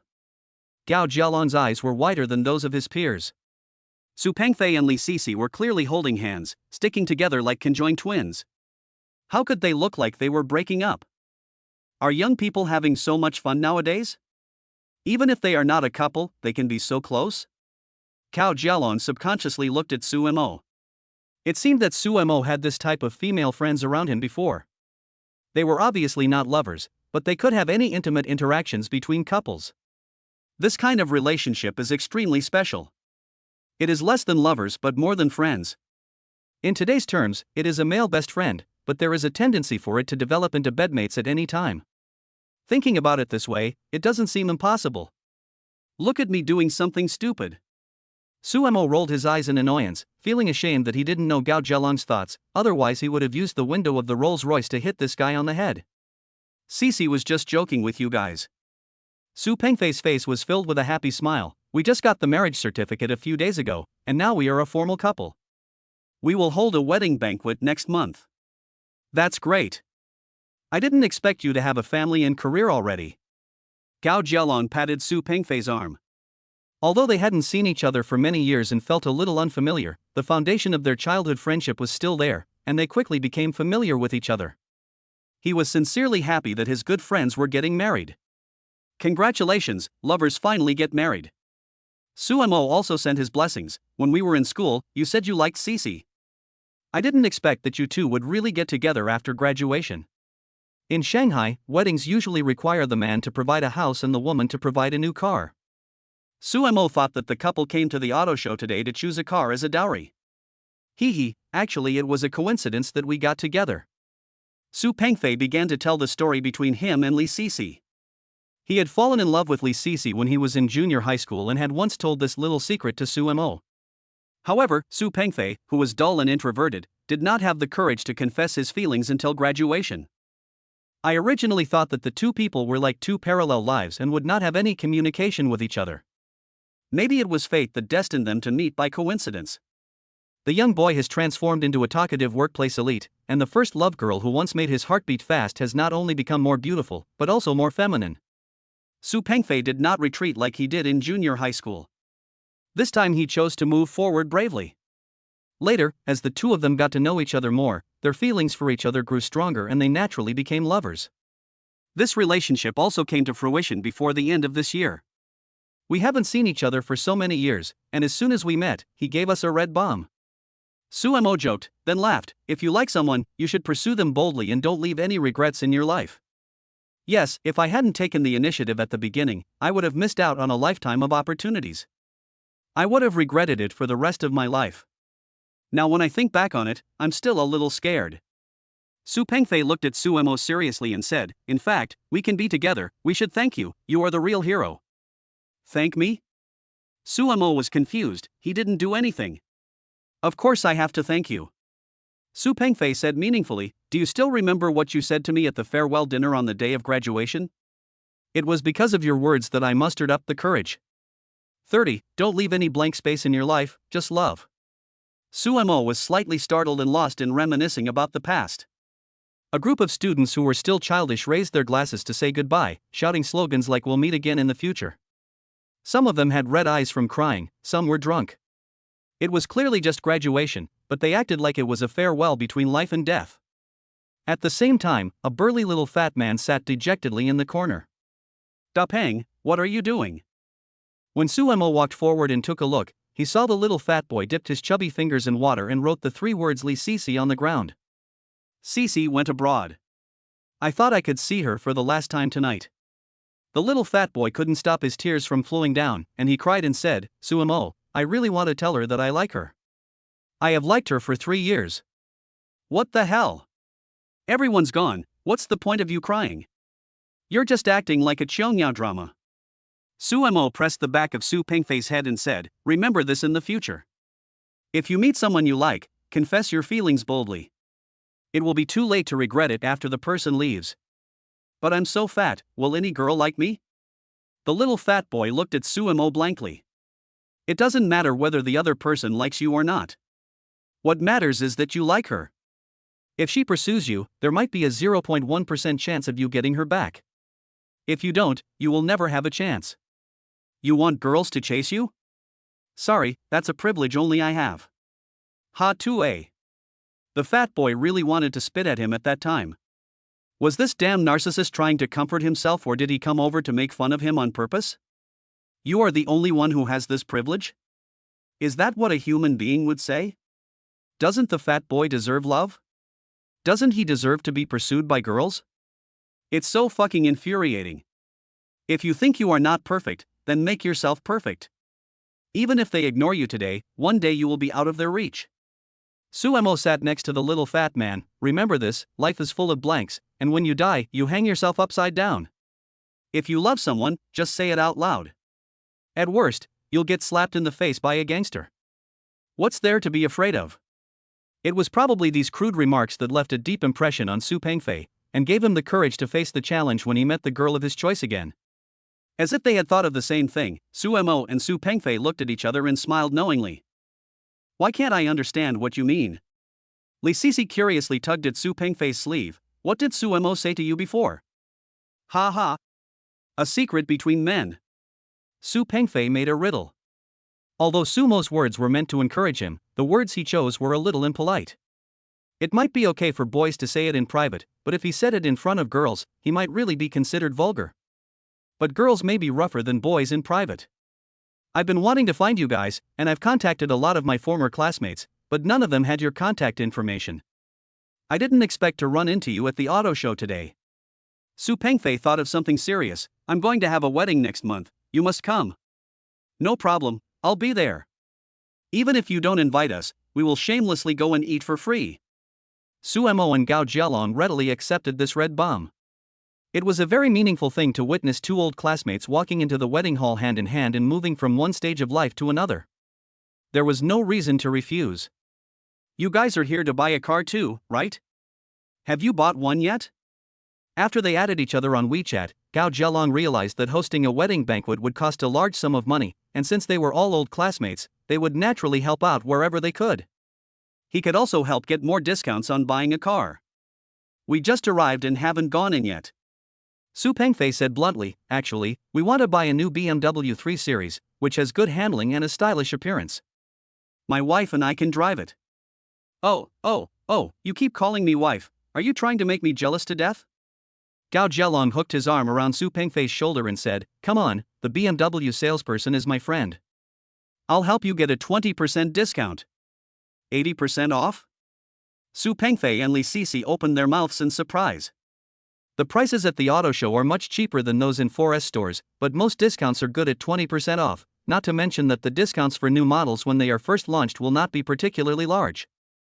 Before coming to the auto show, the couple had looked at it on Auto Kingdom and found that the discount for the new BMW 3 Series was only around 10,000 renminbi, far from 20% off. If they could really get such a big discount, it would save a lot of money at once. Su Pengfei and Li Sisi both have good jobs. Li Sisi earns a little less, but the combined monthly income of the two of them is more than 20,000 yuan. But money doesn't come from the wind, and they also need to save a baby fund for their future children. Of course, they save as much as they can now. Brotherly enough. Su Pengfei laughed, buy a good car and I'll treat you to dinner tonight. Then it's settled. The two men walked towards the exhibition hall arm in arm. Li Sisi was very tactful and followed behind them without disturbing the two men from reminiscing about the past. Only Su Mo was ignored as if he were air. Hammer, why don't you chat with me for a while? You don't even know what car I bought. Su Mo showed Gao Jialong a warning. He had spent millions without hearing any thunder. He felt extremely uncomfortable all over. He had to leave Gao Jialong alone to give him a good provocation. Bluebird flying, didn't I just say that? Gao Jialong felt that Su Mo was a little strange today. Normally he would not be so shy. The car I'm driving is also new. My car is big and comfortable. Do you want to come and take a look? No, I'm going to go buy a car with Da Peng and his wife. Gao Jialong waved to Su Mo without even turning his head, then took Su Pengfei and his wife into the exhibition hall. I drive a Rolls-Royce. Su Mo couldn't help but mutter to himself in a low voice. A gust of wind blew past him, carrying up a few withered leaves. It wasn't the weather that was cold, but the human heart. Why is it so difficult to pretend to be cool? Now that the car has been bought, the next step is to get a parking permit and a parking space. Although the car will not be delivered for several months, the relevant things must be prepared in advance. Otherwise, when the car arrives, you will not be able to enter the community gate without a parking permit and a parking space. It's embarrassing to imagine that a luxury car worth millions was stopped outside the door. Parking spaces in the community are divided into ground and underground parking garages. The prices are almost the same if you rent them, but it is a bit expensive to buy them. A parking space is more expensive than a car. Su Mo has already made up his mind to buy 2 adjacent parking spaces, preferably in a more remote area so that he doesn't have to worry about being hit by someone. Of course, Su Mo will definitely buy a house in the future. With a private garage, these concerns can be completely dispelled. But that is all later. Besides, he is not short of money. He does not plan to sell this house. It is inevitable that he will travel back and forth between the two homes in the future, so it is always better to be prepared. As for taking pictures, it is easy to solve. Su Mo already has a big sign for entering and leaving the city, so he can transfer the Volkswagen photo-taking function to any car. 31. The doctor said I have a bad stomach. Su Mo was a little depressed that he failed to act cool, especially those 4 words blue bird flying, which were like swords stabbing his heart. It was so painful. A car worth several million is mistaken for a car worth tens of thousands. What's going on? On the way home, Su Mo received a request from Zhao Yijun to add him as a WeChat friend. Before he could accept it, a phone call came in, covering the WeChat interface. The caller ID is Yuzu. Hey, what are you doing? Drive. Why are you driving every time I call you? Are you kidding me again, you big pig? No, open the video and show it to me. Look at you, you big head ghost, I am a private car driver. If I don't drive a car, do I drive a tank? When the topic of tanks came up, Suemo couldn't help laughing, and inexplicably thought of the rich lady with the tiger tank that he had joked with Gao Jialong about. Even if you're driving, you'll always run into traffic lights. It's been so long, why didn't you reply to my WeChat? Oh, I forgot. What do you mean by forgotten? Your attitude right now is very dangerous. Miss Yuzi was furious, and then she sighed sadly, hey. Dog, you have changed. You were not like this before. You are no longer a good friend of humans. Before? Suemo sneered, before you had to pay the rent, I was afraid that you would default on the payment and run away, so of course I had to treat you better. Now that you are not a tenant anymore, I am satisfied that I can pay attention to you. In addition to the house he lives in now, Suemo actually has another old public housing unit, but that unit is registered in his grandfather's name. Sumo's family used to live there, but later they moved and rented out the old public housing unit. Yuzu was once a tenant. At that time, Miss Shufan saw that it was not easy for Yuzi to work alone, so she gave her a big discount on the rent. She also often packed some food for Yuzi when she cooked and asked Suemo to deliver it to others. Actually, Miss Shufan did this for reasons other than her overflowing maternal love.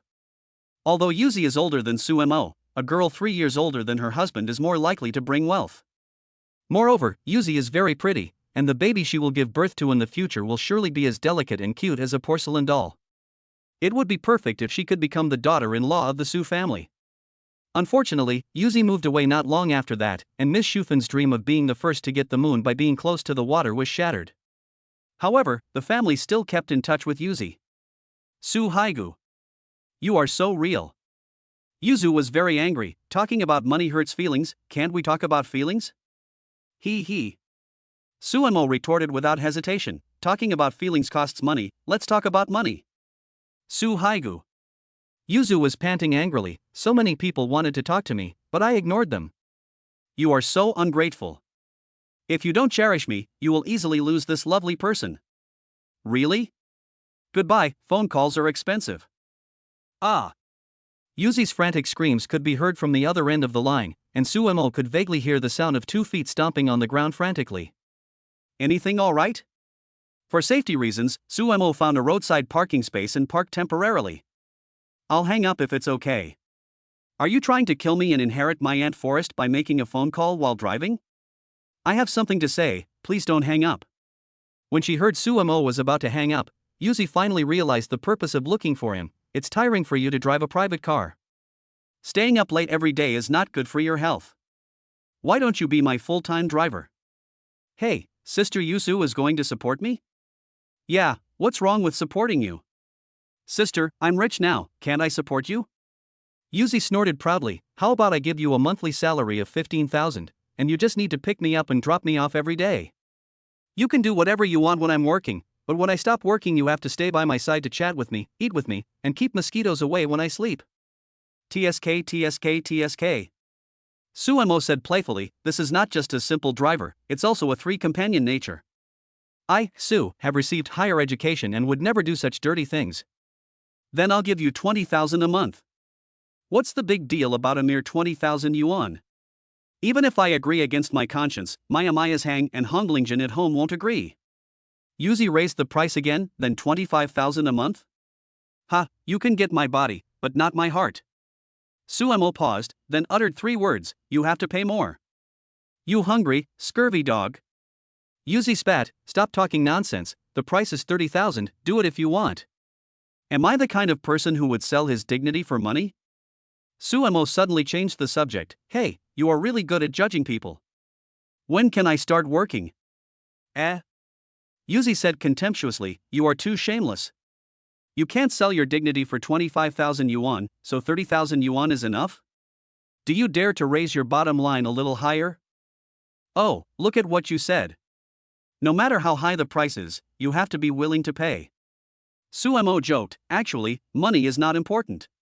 The main thing is that I have a bad stomach, and the doctor told me to eat more soft food to make it easier to digest. Slightly shameless. Yuzu stuck out her tongue cutely, maybe in 3 months. My current driver will retire in 3 months. I will notify you to come to work then. Okay, no problem. From now on, I am your little wolf dog, Sister Yuzi.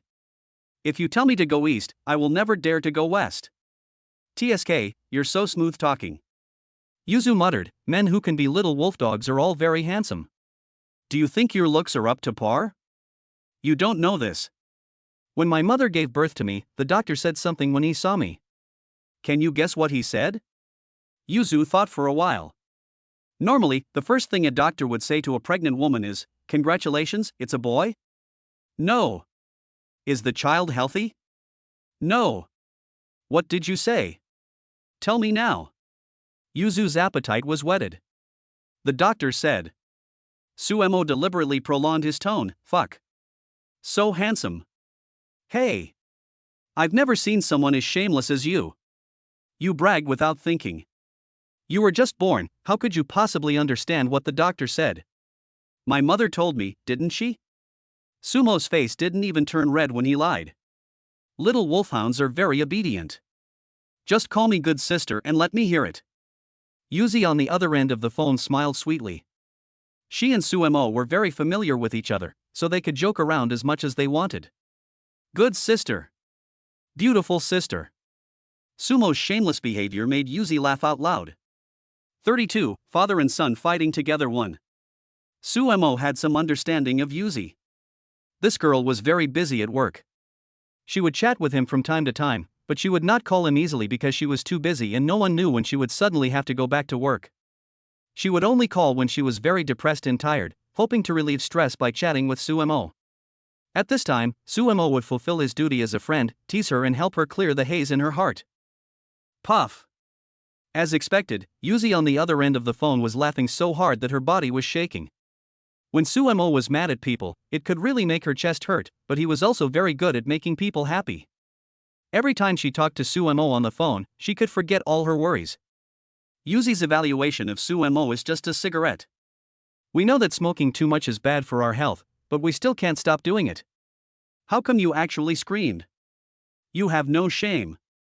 Luckily I didn't turn on the speaker, otherwise if someone heard it, it would be so embarrassing. What's there to be embarrassed about? You can't eat face. Suemo smiled maliciously, Sister Yuzi, I've called you, but I'm a little hungry now. Can you give me a year's salary in advance? Get out of here, you round ass. After cursing, Yuzi decisively hung up the phone.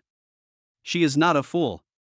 If she takes an advance on her salary now, wouldn't she lose both her money and her life if Suemo suddenly changes his mind? This shameless guy is full of bad intentions. She has suffered a lot from him in the past, so she must be on guard. Beep. Ha, woman. You hung up the phone as soon as I mentioned money. You are more real than me. Hearing the busy tone coming from the phone, Suemo shook his head with amusement and threw the phone aside. Only because he and Yuzi had a good relationship could he joke so unscrupulously. If anyone dared to call him dog, he would have been hit with a tefaggot palm. As for being a driver, it was just to cheer Yuzi up. Suemo is worth trillions now, so he has no interest in that. If he is really bored, he can go to the company for a stroll. A few tens of thousands of dollars a month is a high-paying job for many people, but it really has no appeal to him. When I drove to the door of my house, Miss Shufen called. Where are you now? Come back soon. It seemed like something serious had happened. Miss Shufen sounded very anxious, and she could even hear a faint sob. I'm at the doorstep. Suemo frowned slightly when he noticed something was wrong, and a bad feeling emerged in his heart. Mom, don't worry, what happened? Your dad got into a fight with some scoundrels.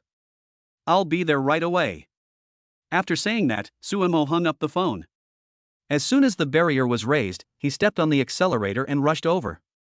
The barrier just brushed past the roof of the Rolls-Royce, and the security guard on the side was terrified. You don't take good care of such an expensive car.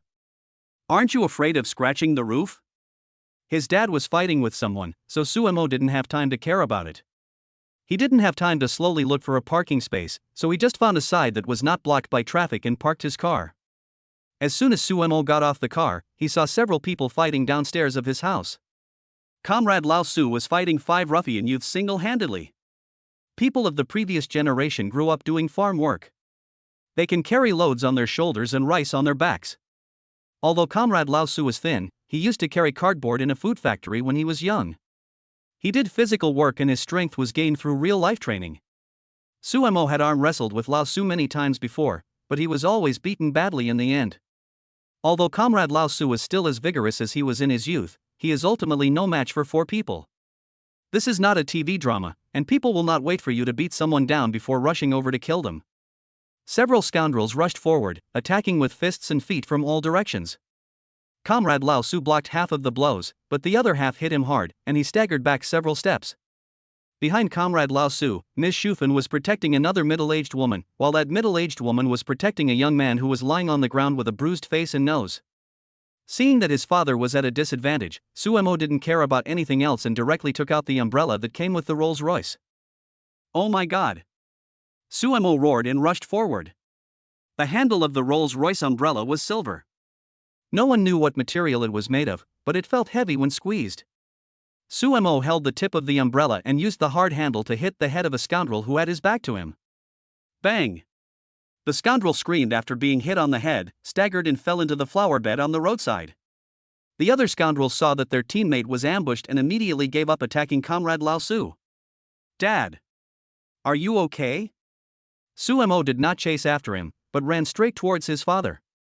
Comrade Lao Su's clothes were torn, and there were wounds of varying degrees on his face and hands. Fortunately, Comrade Lao Su was strong. If it were a frail middle-aged man, he would have been beaten unconscious long ago. "I'm fine, don't worry about it." Old Su grimaced, obviously in pain, but his eyes were firm and he showed no fear. He also pulled Suemo behind him. Even though Mr. Su usually doesn't dare to talk back when being scolded by Miss Shufan, that's because he loves his wife. It doesn't mean he is really afraid. He will fight with anyone who dares to hurt his family in minutes. Besides, how could he destroy his own prestige in front of his wife and children? "How dare you hit me?" The scoundrel who was shot in the head by Suemo blared at Suemo in anger. He put his hands down and saw that they were covered in blood. He was so angry that he almost exploded. "Try to curse me again." Suemo swung up his umbrella and was ready to go up and deal with this scoundrel. He has a good temper, but that doesn't mean he is easy to bully. He may not care about other people's eyes and ridicule, but he will not allow his parents to be humiliated. During a blind date before, the snobbish girl's mother complained about Suemo several times, but he didn't get angry because he didn't care at all. But when it came to his parents, he instantly got furious. "Didn't I tell you to leave it alone?" Comrade Lao Su grabbed Suemo and said, "Your father can handle it by himself, you must not do anything." If Lao Su was just being beaten, he would naturally be the victim, but the problem is that he fought back. It would be difficult to explain himself once he was taken to the police station, and it might be classified as a fight, for which he would be held legally responsible. "I am already old and don't care about these things, but my son is still young and has a long way to go in his life. He cannot leave any stain on his life." "What? Are you scared?" However, if this behavior is too serious for the rogue, Comrade Lao Su will be afraid. "Blow my head off, do you think I'll let you go if you don't do anything?" The scoundrel who was shot in the head got up from the ground and said viciously, "MGBD. Fuck him for me, ah." Before he finished speaking, the scoundrel who was shot in the head suddenly screamed and fell into the flower bed again. A size 43 footprint appeared on his clothes on his abdomen. 33, father and son fighting together too. Everyone was stunned and looked back, only to find that Suemo had rushed over without them noticing. It turned out that Suemo took advantage of Comrade Lao Su's inattention, broke free from the restraints, and kicked the scoundrel in the stomach. This kid is born in the year of the rat, why does he take advantage of every opportunity he gets? The other 4 scoundrels were dumbfounded. They didn't expect Suemo to suddenly attack again. They always thought that only people like themselves with ugly looks were shameless. They didn't expect that Suemo, with thick eyebrows and big eyes, was even more shameless than them. Are you still addicted to sneak attacks? Fuck him. After being ambushed twice, the scoundrel felt very humiliated. The other 4 men came to their senses and pounced on him like jackals, tigers, and leopards. Facing the 4 aggressive men, Suemo was not afraid at all and swung his umbrella towards them. The first scoundrel who rushed in was hit hard on the cheek. His facial muscles were squeezed and deformed, and a bloody tooth flew out of his mouth. He then fell to the ground with his face covered, screaming in pain. While Suemo was still moving, the second big scoundrel grabbed him from behind. His arms were like chains around Sumo's armpits, tightly holding him and preventing him from moving. The big scoundrel was very strong and had a lot of sturdiness, so Suemo couldn't break free at all. "Let my son go." Comrade Lao Su roared suddenly and punched the big guy, but the latter had muscles all over his body, and although he felt pain, he was still able to bear it. Instead of letting go, the big guy held on even tighter. Seeing the remaining two scoundrels picking up stones from the roadside and rushing up, Suemo had an idea. Suemo moved his hands from the head of the umbrella to the middle section, then the tip of the umbrella passed under his crotch and poked it upwards with great force towards the back. Oh! The big scoundrel let out an indescribable and strange groan of pain. His eyeballs bulged out, his mouth became an O shape, his back was hunched and his butt was sticking out, and he covered his butt with his hands behind his back. His movements were very funny. Bang! A bald scoundrel raised a stone and threw it at Suemo. Suemo dodged sideways and was almost hit.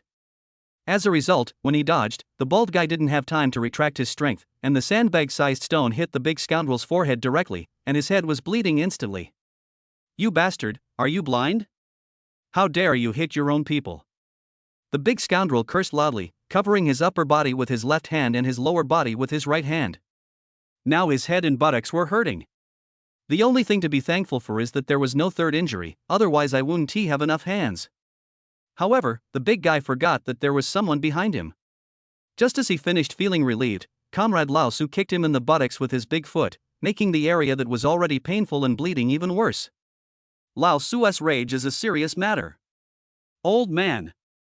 How dare you hit my brother? The bald guy was furious. No, he had no hair, it would be more accurate to say that he was furious.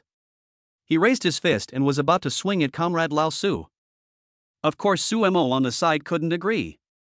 The expensive Rolls-Royce umbrella swept out again and hit the bald man's foot on the other side of his knee. This time, Suemo used all his strength and broke the entire rib of the umbrella. Ah! The bald man screamed and staggered to the ground. Just as he was about to stand up, he saw a figure rushing towards him from the corner of his eye. It's still our Comrade Lao Su. Comrade Lao Su raised his foot high and kicked the bald guy in the chest. Under the tacit combined attack of the father and son, the bald guy was knocked out instantly, completely losing his fighting ability, and collapsed to the ground, wailing and rolling. The last rogue with the coxcomb head was the one left, standing there in a daze. He was puzzled. Others would avoid them as if they were the plague and want to stay away from them, but this father and son were just the opposite. Not only were they not afraid of them, they even dared to attack them. Moreover, both the father and the son are extremely fierce. Taking advantage of the moment when Coxcomb Head was distracted, Suemo took the initiative. This time Suemo didn't waste his energy dealing with the yellow-haired guy, but instead kicked him directly in the crotch. The yellow-haired man covered his crotch with his hands and knelt on the ground, and the fight ended quickly. The yellow-haired guy who had been shot in the head by Suemo earlier had an expression of disbelief on his face. He really couldn't understand why they could lose when it was 4 against 2 and they had the advantage in numbers. Wait a moment. Seeing Suemo walking towards him, Huang Mao shuddered. Although Suemo was not a man-eating beast, Huang Mao still broke out in a cold sweat on his back. Because the lions and tigers are in the zoo, he can't run into them, but Suemo is right in front of him and he will really beat him. My boss is Qianmatzi from Jintang Town. The yellow-haired man revealed the name of his boss, which is a useful tactic used by scoundrels. Once they encounter an opponent they cannot defeat, or when they hit a wall, they will use their status as the boss to scare the other party. This trick has been tried and tested and has never failed so far. It's not that Huang Mao is spineless, the key is that Sumo's moves are too vicious. Headshots, buttocks poking, crotch kicks, these are all gangster moves, and they, the gangsters, can't use them. Bang! Na knew that when Suemo heard Qianmatzi's name, he was completely disdainful and slapped him in the face. Qianmatzi, right. I hate Matzi the most. Suemo used Jigglypuff's special move from Pokemon Go, a series of slaps, which made the yellow-haired guy see stars, feel dizzy, and almost vomit the nauseous breakfast in his stomach. My boss has pockmarks, but I'm not. It took a long time for Huang Mao to recover. The dizziness was not as severe. He covered his burning cheeks with his hands and muttered something in grievance. Whose mother were you cursing just now? Curse it again if you dare. Suemo raised his hand, and the yellow-haired man was immediately frightened. He crossed his arms and hugged his head tightly. He no longer dared to speak dirty words like before. My mother is your great-grandmother. Suemo hates people saying bad things about his parents the most. When he was a child, there was a male classmate who mocked Sumo's parents for having mediocre jobs. Suemo pinned him to the ground and beat him up, and kicked him hard in the crotch. Since then, Comrade Su has repeatedly warned Suemo not to fight with others. In fact, the reason why old Su didn't let Suemo take action before was naturally because he didn't want something to happen to his son, leaving a black spot on his resume. The second is that this brat is too vicious.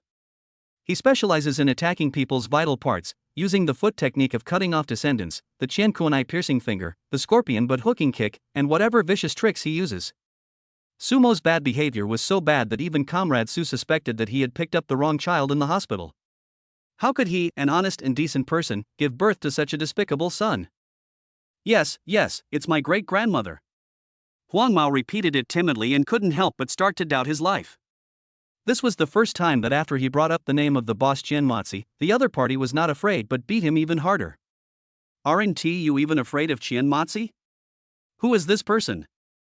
34, sent to hospital for emergency treatment. Stop hitting me. Seeing Suemo defending herself like this, Ms. Shufan felt warm in her heart, but she still stepped forward to stop him. Your little brother has fainted. These scoundrels do not deserve sympathy, but if they beat someone up, they will be sent to jail. Ms. Shufan does not want to have to cry behind the cold iron bars every time she goes to the prison to see her son. What's more, they have 2 injured people here. The little boy is the young man with a bruised face and nose, who has lost consciousness and passed out. Old Su also has injuries of varying degrees. The most urgent thing is to send the person to the hospital to check if there is anything serious. Taking advantage of the moment when Suemo was being dragged, Huang Mao and several scoundrels endured the pain and climbed up, then fled like slippery loaches and disappeared in the blink of an eye. Suemo! You must save the little boy. The middle-aged woman burst into tears. This is the only relative I have left. If the child dies, I don't want to live anymore. Auntie Hong, don't worry. I'll take the child to the hospital right away. It would take too much time to call an ambulance, so it would be better to drive directly to the hospital. After Suemo comforted Aunt Hong, he picked up the unconscious child and ran straight towards the Rolls-Royce. Comrade Lao Su also followed Suemo when he saw this, holding the child down with his hands to protect him.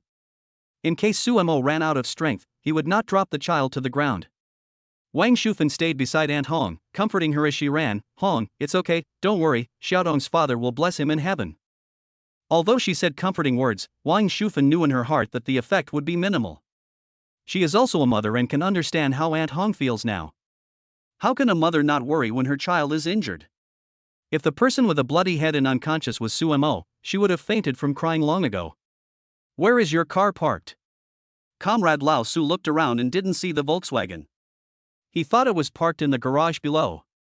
He said to Suemo, give me the boy. Go to the garage and drive the car out. Quick! This is my car. Suemo pouted at the Rolls-Royce on his right. What time is it and you're still joking? Comrade Lao Su spoke sternly and was really a little angry. Human lives are at stake now, and it is an extremely urgent crisis. Every second of delay will bring danger. At this time, Suemo was still not behaved properly. Isn't he treating human life as a joke? You must be kidding me. This is really my car. Lao Su and Ms. Shufan just couldn't believe it. Although they had never ridden in a Rolls-Royce, they had seen people use a Rolls-Royce as the lead car at weddings before. Lao Su was curious and asked about it. When he heard that the price was as high as several million, he spat out a mouthful of tea on the spot. How could Suemo afford such an expensive car? Dad, the car keys are in my pocket, take them out and open the door. Seeing Suemo was serious and didn't seem to be joking, Lao Su reached out his hand doubtfully and touched it, and sure enough, he took out a key. Comrade Lao Su had never seen the key of a Rolls-Royce, but he was a strong man at the God's eye level in the game of finding faults. You can tell at a glance that the pattern on the key is exactly the same as that on the front of the car, without any redundancy or error, and the workmanship is very exquisite, which means this key is real. Snap! Comrade Lao Su pressed the key and the lock opened. He stood there in shock. Dad, what are you standing there for? Help me get the kid to the back seat. Okay. Comrade Lao Su seemed to wake up from a dream, and cooperated with Suemo to carefully stuff the child into the back seat, and then Suemo immediately ran to the driver's seat and started the car. Ms. Shufan also opened her mouth in astonishment. She had a million questions in her mind, but she also knew that now was not the time to ask too many questions. She should send the patient to the hospital first and it would not be too late to tell the rest later. Mom, cover the child's wound with a tissue first. There were no medical supplies in the car, and they couldn't just let the blood flow all the time, so Suemo passed the tissue box to the back seat and used the tissues to hold the wound for the time being. Comrade Lao Su sat in the passenger seat, while the two women were taking care of the child in the back seat. After driving out of the residential complex, Suemo didn't care whether he was speeding or not. He stepped on the accelerator and rushed towards the People's Hospital. Fortunately, the hospital was not far from Sumo's home, and he arrived there in a few minutes. Nurse. Suemo handed the task of parking the car to Comrade Lao Su, and rushed straight to the emergency room with the child in his arms. His haste attracted a lot of attention. At the service desk, the nurses who were helping patients answer their questions immediately put down their work when they saw someone unconscious and bleeding. One nurse ran to find the doctor, another nurse went to push the mobile bed, and a young nurse, who seemed to be still an intern, came up and briefly asked about the patient's condition. Suemo had no idea where the child was injured, but it looked like he was seriously injured. Fortunately, old Su was present throughout the incident and told him everything, including that the child had suffered a heavy blow to the head. The doctor came over and examined me, then gave his professional opinion that surgery must be performed immediately. The hospital quickly began to prepare the operating room. At the same time, the nurse also brought an informed consent form for surgery. After Aunt Hong signed it, the child was sent to the operating room. Generally, elective patients will have to pay the fee before they can undergo surgery. However, if the condition is serious, the surgery will be performed first and then the payment will be made. After all, a hospital dare not delay a life. I'll pay the medical bills. The person was sent to the operating room, and Suemo took the initiative to pay. Aunt Hong sat at the door of the operating room in a panic, clasping her hands together and praying silently with her eyes closed. She could be heard mumbling, "Dad, you must protect this little boy from heaven." Wang Shufen has been hugging Aunt Hong's shoulders. She is the closest and can feel the situation most clearly. Aunt Hong is now shaking like a sieve. Seeing her friend of many years in such pain, Miss Shufen was also affected. Her nose felt sore, her eyes were instantly filled with red, and tears flowed down her face. After parking the car, Comrade Lao Su did not care about his own injuries and immediately came over to check the situation. He saw his wife and old friend crying, and he instantly became nervous. "How's the kid?" Suemo didn't say anything, but raised his eyebrows at the sign that said operating room. Old Su understood that a rescue operation was being performed. 35. God will take care of the scumbag. Aunt Hong's real name is He Hongxia. When she was young, she and Wang Shufen worked as female workers in the number 15 towel factory. They have known each other for decades.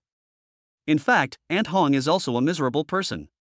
After getting married, she gave birth to Tong Xiaojie. The family of three originally lived a happy life, but things did not go as planned. Xiaodong's father died in an accident, leaving the mother and son alone. The child was still young at that time and didn't understand what life and death meant. He often asked He Hongxia, "Where is Dad? And I want Dad to play with me." He Hongxia could only laugh and cry at the same time, patiently comforting her ignorant son. "Dad went to work far away, and it will take a long time for him to come back." Later, when he grew up, the child finally realized that his father had passed away long ago. He could only recall the little fragments of his father's past through the yellowed old photos. Wang Shufen felt sorry for He Hongxia and asked her to move to the same residential complex so that they could take care of each other. As a result, the two families have always had a good relationship, and they are like family. Miss Shufen had been looking after Aunt Hong, while Suemo went to ask the nurse how long the operation would take. When he came back, he found that Comrade Lao Su was missing. After looking for him everywhere, he finally saw Comrade Lao Su smoking alone at the smoking area at the entrance of the hospital. "Dad, what are you doing out there? How could those scumbags be so cruel to an orphan and a widow?" Lao Su pressed the cigarette butt on the extinguisher tray of the trash can and turned it vigorously for a few times, as if to vent his anger. "Don't they feel guilty for beating people like this? You've already called them scum, so how can you be heartbroken?" Suemo took out a cigarette and lit it for Comrade Lao Su. Come on, continue. Things have already happened. There is no point in getting angry. The most important thing now is that Xiao Tong can come out of the operating room safely. Those damn bastards, God will take care of them." Lao Su took a few deep puffs, and white smoke came out of his nostrils. He finished the cigarette quickly, and the anger in his heart seemed to dissipate a little along with the smoke. "That's enough.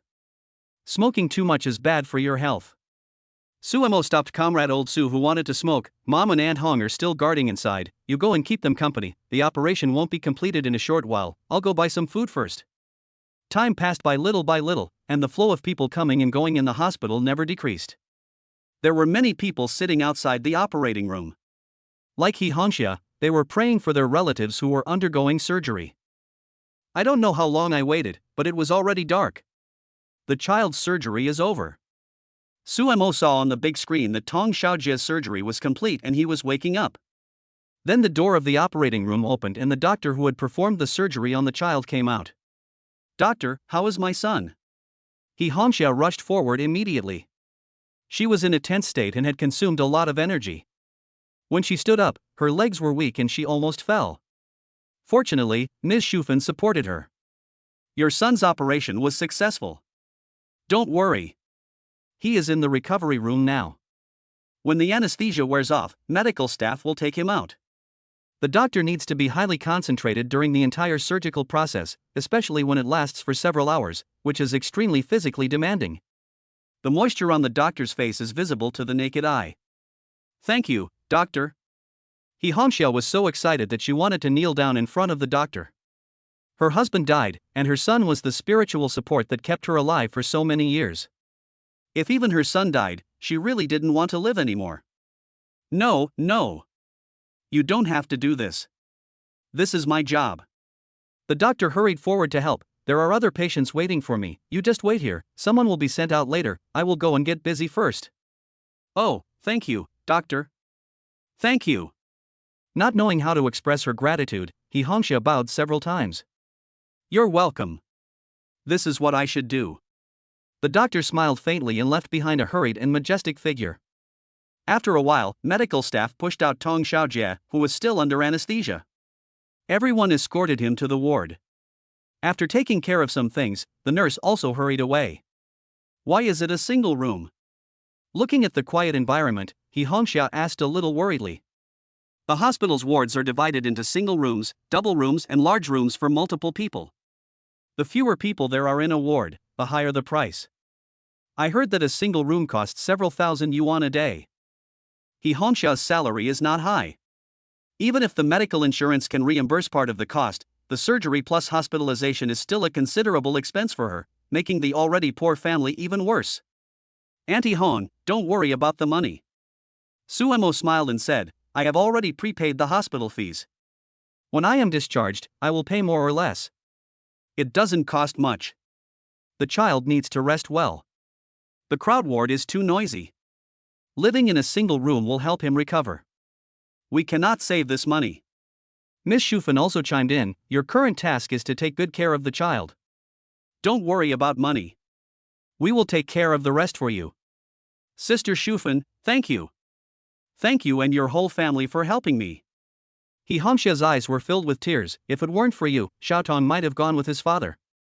Knowing your family is a blessing I earned in my previous life. Pa. Don't say such unlucky words.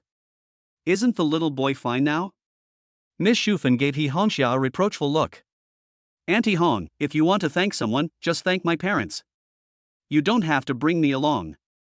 Suemo joked, thanking our whole family, it feels like you're scolding us, it sounds weird. As soon as these words were spoken, the atmosphere suddenly improved a lot. It was no longer as sad as before, and a smile finally appeared on He Hongxia's sad face. Xiaomo, Aunt Hong will go to the bank to withdraw the money tomorrow and return it to you. He Hongxia is also an honest and decent person. People are nice to you out of kindness, not their duty. Although the two families have a good relationship, brothers still have to settle accounts clearly. No one's money comes from the wind. She is already very grateful for Sumo's family's help to her, and she must not let Suemo pay for the medical expenses again. Comrade Lao Su did not speak, but Wang Shufan glanced at Suemo meaningfully. Don't worry, Aunt Hong, I'll go buy you some daily necessities for your hospital stay. After saying that, Suemo left the ward. Suemo knew what his parents were thinking. In fact, he had never thought about asking for the money he had paid in advance. I didn't think about it before when I had no money, and now that I have money I think about it even less. It's just tens of thousands of dollars, is it a lot? 36, this is a joke. There are convenience stores and small supermarkets inside the hospital, which are convenient for the relatives of hospitalized patients to fill their stomachs when they are hungry and buy some daily necessities for hospitalization. Suemo walked out of the inpatient department and asked the nurse about the location of the supermarket. As he was walking, the WeChat ringtone came from his phone in his pocket. Suemo took it out and saw that it was a video chat sent by Yuzi. It would be nice to have someone to chat with when he was bored. What? Dog, I'm waiting for work to start. I'm so bored. Can you chat with me for a while? Yuzu paused and said, Where are you? Why is it so dark around you? There seem to be a lot of people around. I'm in the hospital. Ha, you want to fool me again, right? In the video, Yuzi was wearing a black down jacket and sitting on a small chair. She pouted in disbelief. She had been fooled by Suemo too many times and would not be fooled so easily. It's so dark, I can't even see your face clearly. Yuzu held her cheek with one hand and said, Go find a bright place and let your sister see your little wolf dog to see if he has gained weight or lost weight recently. Looking at faces is a paid program. Sumo Manbu said attentively, the left face is 50, the right face is 100, and the whole face is 120. If you want to see other parts, you have to pay more.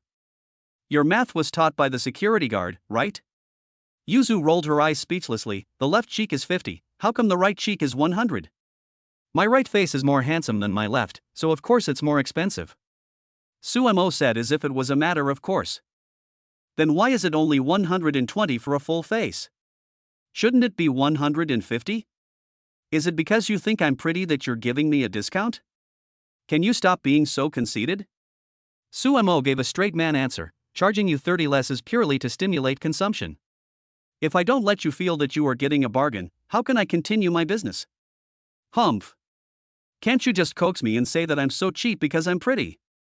Yuzi pouted unhappily. Suemo happened to walk under a street lamp, and the light shone on him. Yuzi seemed to have seen something shocking and sat up straight in an instant. Suemo. What's that on you?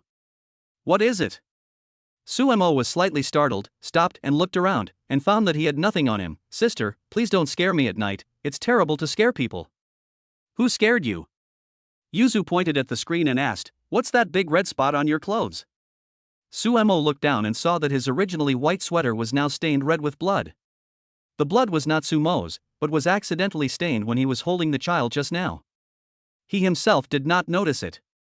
After being reminded by Yuzi, Suemo smelled a pungent smell of blood coming from his body. Oh, I thought you saw something unclean. You scared me. What else could that red thing be except blood? It's impossible for a grown man like me to have my period. What? Blood? Yuzi on the other end of the phone stood up from his chair, realizing that Suemo might not be lying. Which hospital are you in? Why is there so much blood on your body? Hey, since you've seen it, I won't hide it from you anymore. Suemo was about to tease Yuzi. Gao Jialong had sex with someone's girlfriend and was hacked to death. I blocked a few knives for him. The wound has been stitched, but the doctor said I lost too much blood and need a blood transfusion. But the blood bank doesn't have my blood type. Your little wolf dog is going to die.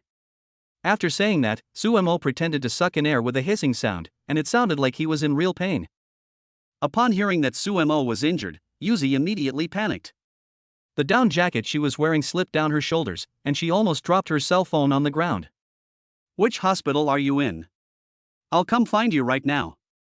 Yuzi still had work to do, but when she learned that Sumo was injured, she couldn't care less. Her whole mind was not on the worksite, and she wished she could fly to Sumo immediately. What are you doing here? Come and donate blood to you. Yuzu stamped her feet anxiously. Isn't there no blood in the blood bank? You and I have the same blood type. I'm coming over here to donate blood for you right now. Wait.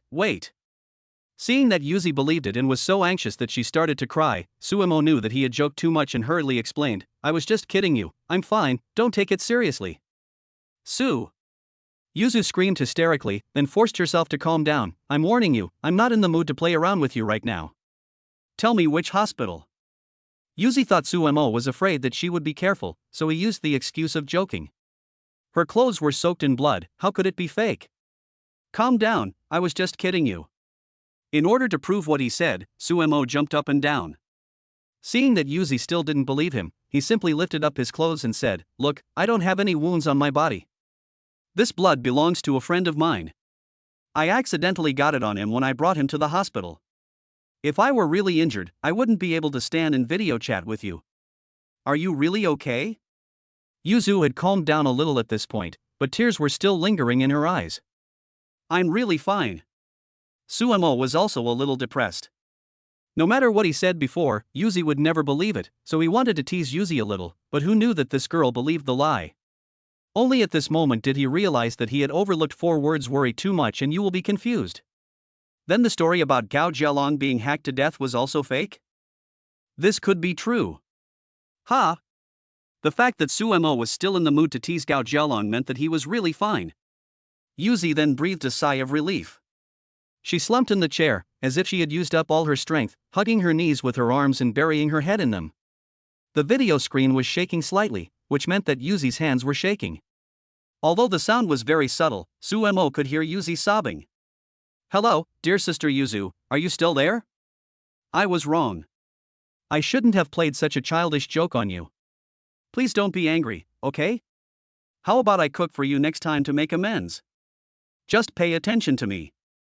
Knowing that he had made an unforgivable mistake, Suemo could only try to please Yuzi, hoping that this would calm her down. After a while, Yuzu raised her head and touched the corner of her eyes with her green jade fingers. Suemo. The little one is here. You bastard. Yuzi rarely cursed, then threw the phone away. Suemo felt like he was hit in the face by a phone, and then the video was cut off. This girl is really angry. 37. Revenge on the bad guy who cheated on you. Sister Yuzu, what are you doing? Invincible beautiful girl, I am here to apologize for my crime. Suemo sent several WeChat messages, but Yuzi didn't reply. It was only after he sent the 5th message that his phone vibrated. When he opened WeChat, he saw that it was a friend verification message. Oh my god. Yuzi had never deleted Suemo as a friend before, which meant she was really angry. Realizing the seriousness of the matter, Suemo called her several times, but Yuzi's phone was turned off. At the same time, in another place in Magic City. Sister Yuzu, why are you crying? A female staff member saw that Yuzi's eyes were red, and ran over with a tissue box to comfort her. From a distance, she heard Yuzi saying that she wanted to go to the hospital, and she looked very anxious. She guessed that something might have happened to Yuzi's family. It's okay. I was just cheated by a scumbag. Yuzi smiled slightly, saying that she was still in good shape and could start working at any time. However, when she mentioned the word scumbag, the scene of Suemo lifting his clothes suddenly appeared in her mind. Ah, you have a nice figure. What's good? The female staff member asked blankly. Nothing, just lend me your phone. Yuzi spread out her hands. The girl was stunned for a moment, then handed her her cell phone. After recalling something in her mind, Yuzi dialed a phone number. Hello, who is this? A middle-aged woman's voice came from the other end of the phone. Aunt Shu, I'm Yuzu. After hearing Yuzi's name, the middle-aged woman's voice was obviously more joyful. It's Yuzi, did you change your phone number? This is my colleague's cell phone. Oh, so why did you think of calling me today? Of course I miss you, M. Why are you hesitating? The middle-aged woman thought that Yuzi was in trouble and was too embarrassed to ask for help. You are not an outsider. If you need any help, just tell me. Don't be polite with me. Yuzi organized her words in her mind. Suemo called me just now and said he is in the hospital now. Yes, he is in the hospital. The middle-aged woman was none other than Sumo's mother, Wang Shufan. Suemo said that Gao Jialong was hacked to death and asked me to borrow 200,000 yuan to help Gao Jialong with his funeral. I suspected it was a scam call, so I wanted to call you to confirm it. Yuzi continued, now it seems that he is not a scammer. I will ask my assistant to transfer the money. Please ask Suemo to check it. Aunt Shu, I have to go to work. I will visit you next time. Bye. After saying that, Yuzi didn't even give the other party a chance to speak and hung up the phone. Hey. Wang Shufan wanted to find out what was going on, but there was only a busy tone on the phone. Hee, the dead man will be Black Dog. Yuzu crossed her arms across her chest, a look of great joy as if she had gotten her revenge. I was worried about you for nothing. You are unkind and I am unjust. Don't blame me, I will take revenge on you. Suemo made 2 fatal mistakes tonight. First, he underestimated how much Yuzi cared about him. Second, he underestimated a woman's desire for revenge. Women are the most vengeful animals in the world. It is never too late for a gentleman to take revenge, but a woman will never take revenge later than tonight. After buying daily necessities, Suemo walked out of the store carrying large and small bags. Since he had no hands free, he could only cover his head with the wash basin, which looked very funny. Rumble. Suddenly there was a flash of lightning and thunder in the sky, and the dark night sky was illuminated as day, but soon it became dim again. Why did it suddenly thunder out of nowhere? The weather forecast on the mobile phone is broken down into each time period. Suemo is used to checking the weather forecast every day. He clearly remembers that it will be sunny at every time today. Suemo frowned. He didn't know why, but the thunder just now seemed like a warning to him. He always felt something strange in his heart. As soon as he pushed the door and entered the ward, before he had time to put his things down, Suemo felt a murderous gaze fixed on him. He could not help but shiver, and the basin on his head shook off. "Mom, why are you looking at me like that?" Suemo felt a chill in his heart when he was stared at by Miss Shufen's sharp eyes. "Why?" Miss Shufen sneered, "Why don't you know the answer?" "Yuzi just called me, I know everything." "Mom, I was wrong.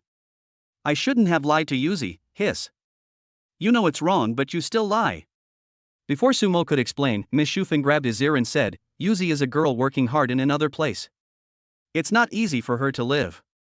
You even cheated her out of her money. How can you be so heartless? How can I give birth to such a joke like you?" "What? How could I cheat her out of money?"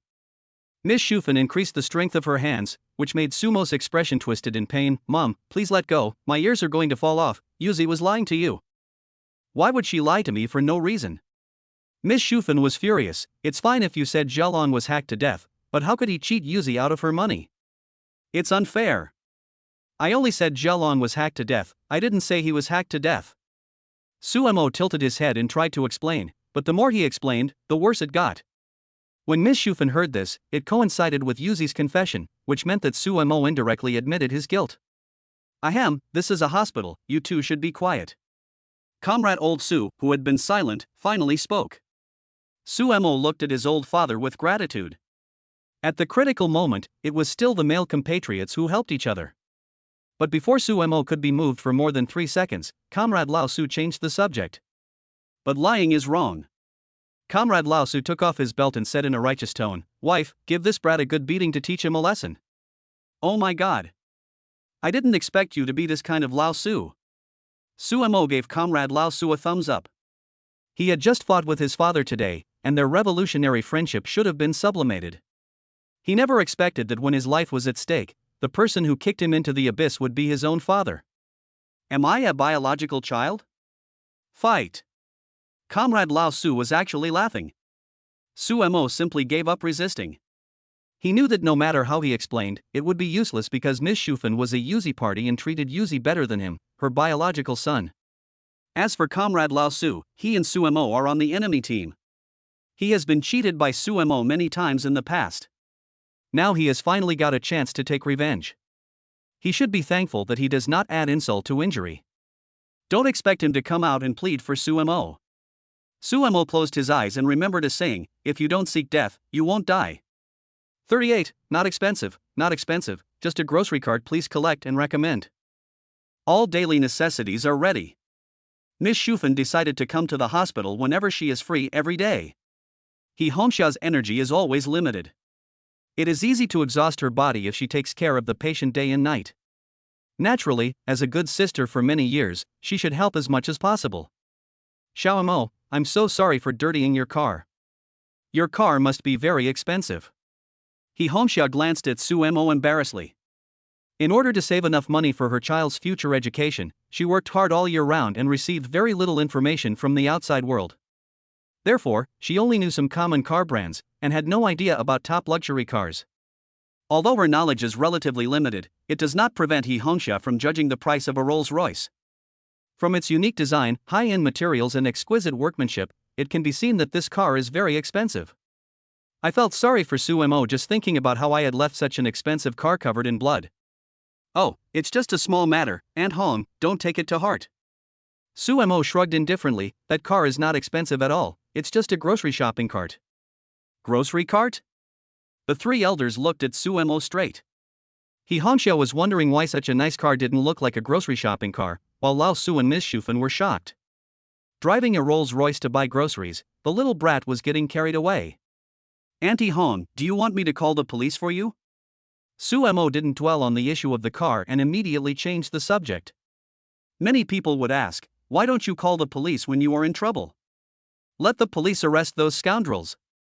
No, you are wrong. It is not that the parties involved do not want to call the police, but often when they encounter trouble, they are already in a state of panic and will not even remember to call the police. For example, at some accident scenes, you will often see the injured as family members kneeling beside them and crying loudly, while those who call the police are often passers-by A, B, and C. Many people can maintain clear thinking, not because they see things more clearly, but because this thing has not happened to them. So Hongxia didn't think of calling the police to catch these scoundrels, and Su Mo didn't find it strange. Oh right. I was just about to call the police, how could I have forgotten? Miss Shufan slapped her forehead. She had originally planned to call the police, but when she saw Su Mo's name in the call log, she instinctively chose someone she was close to. It happened that Su Mo was nearby, so she beat the scoundrel right away, and Miss Shufan forgot about the matter. Don't call the police. Hongxia spoke up to stop Miss Shufan, who was about to call 110. Before the latter could say something, Lao Su immediately interrupted her. Hongxia, then you take care of the child first. Lao Su tugged at his wife's sleeve and said, it's all right, let's go first. If you have any trouble, remember to call us right away. Just ask, don't be shy. Hey, walk slowly and be careful on the road. Hongxia sent Su Mo's family out of the ward. Since the child still needed someone to take care of him, it was not good for them to go too far away. After watching Su Mo's family disappear at the end of the corridor, Hongxia returned to the ward. After taking Lao Su for a full body checkup and confirming that he was not seriously injured and only had some skin injuries, the family of three took the medicine and left the hospital. When she walked out of the hospital, Miss Shufan was a little unhappy. Why did you stop me from calling the police? Those scoundrels beat the child like this, they should be punished by law. Miss Shufan watched the child grow up and treated him like her own son. How could she not be angry? If you can catch 4 or 5, can you catch all of them? Miss Shufan frowned, not understanding the deep meaning of what Comrade Lao Su said. Just make your words clear, don't beat around the bush. Mom, my dad means that if you don't remove the roots, they will grow again in the spring breeze. Su Mo acted as an interpreter. Those ruffians are so arrogant that they dare to do such a cruel thing in broad daylight. They must have some backers. Didn't that yellow-haired guy say he has a boss? So this group of people may have other gangs. You called the police and had the man who beat the child arrested, but can anyone guarantee that all of Huang Mao's accomplices have been arrested? Can anyone guarantee that the ones who slipped through the net won't come back to retaliate? And think about it, Aunt Hong's family is an orphan and a widow. If someone comes to seek revenge, it is impossible for them to be as lucky as today and have someone to help them. If that happens, there will be no one to help them. Is that the end of it? Miss Shufan felt that her son's analysis made some sense, but she really couldn't swallow it. No one said forget it.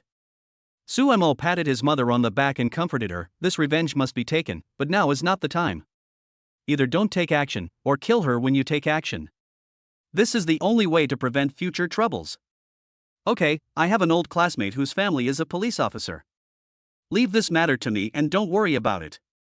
Well, then you have to pay more attention. Miss Shufan nodded, as if she had thought of something. You haven't told me why you wanted to cheat Yuzi out of her money? 200,000. You really dare to ask for such a high price. Comrade Lao Su, who was smoking, pricked up his ears, silently unbuckled his belt again and handed it over. On the way home, Su Mo still acted as the driver. Comrade Lao Su sat in the passenger seat, and Miss Shufan sat in the back seat with her legs crossed like a queen. Su Mo had just been severely whipped with a belt.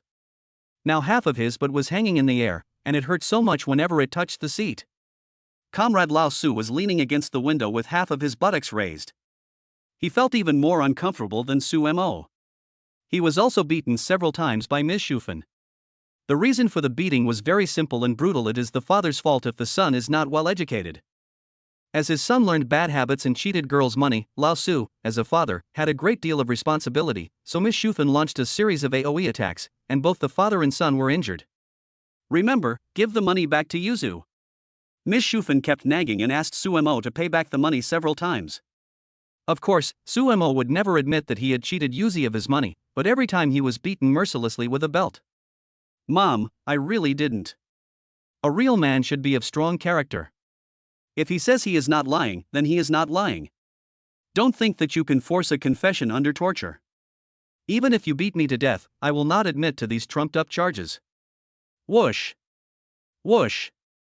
Suemo suddenly realized something when he heard the whistling sound of a waving belt.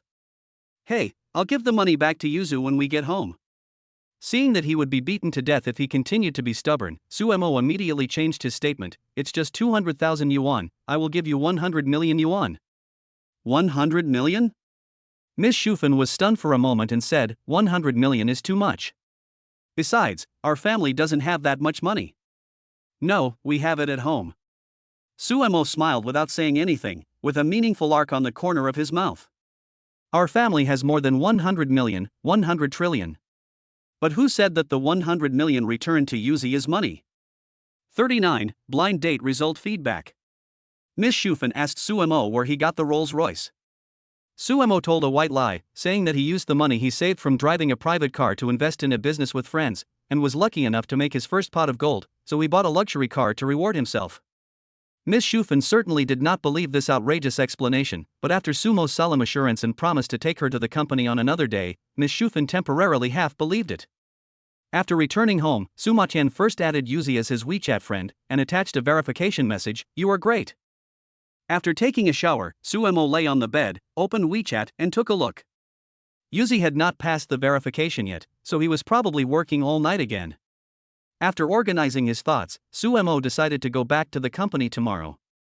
Although Linglong Company Limited was just a free product, he was the boss in public after all, and it would be a bit unreasonable for him to stay away from the company. Moreover, Suemo promised his mother that he would take her to visit the company.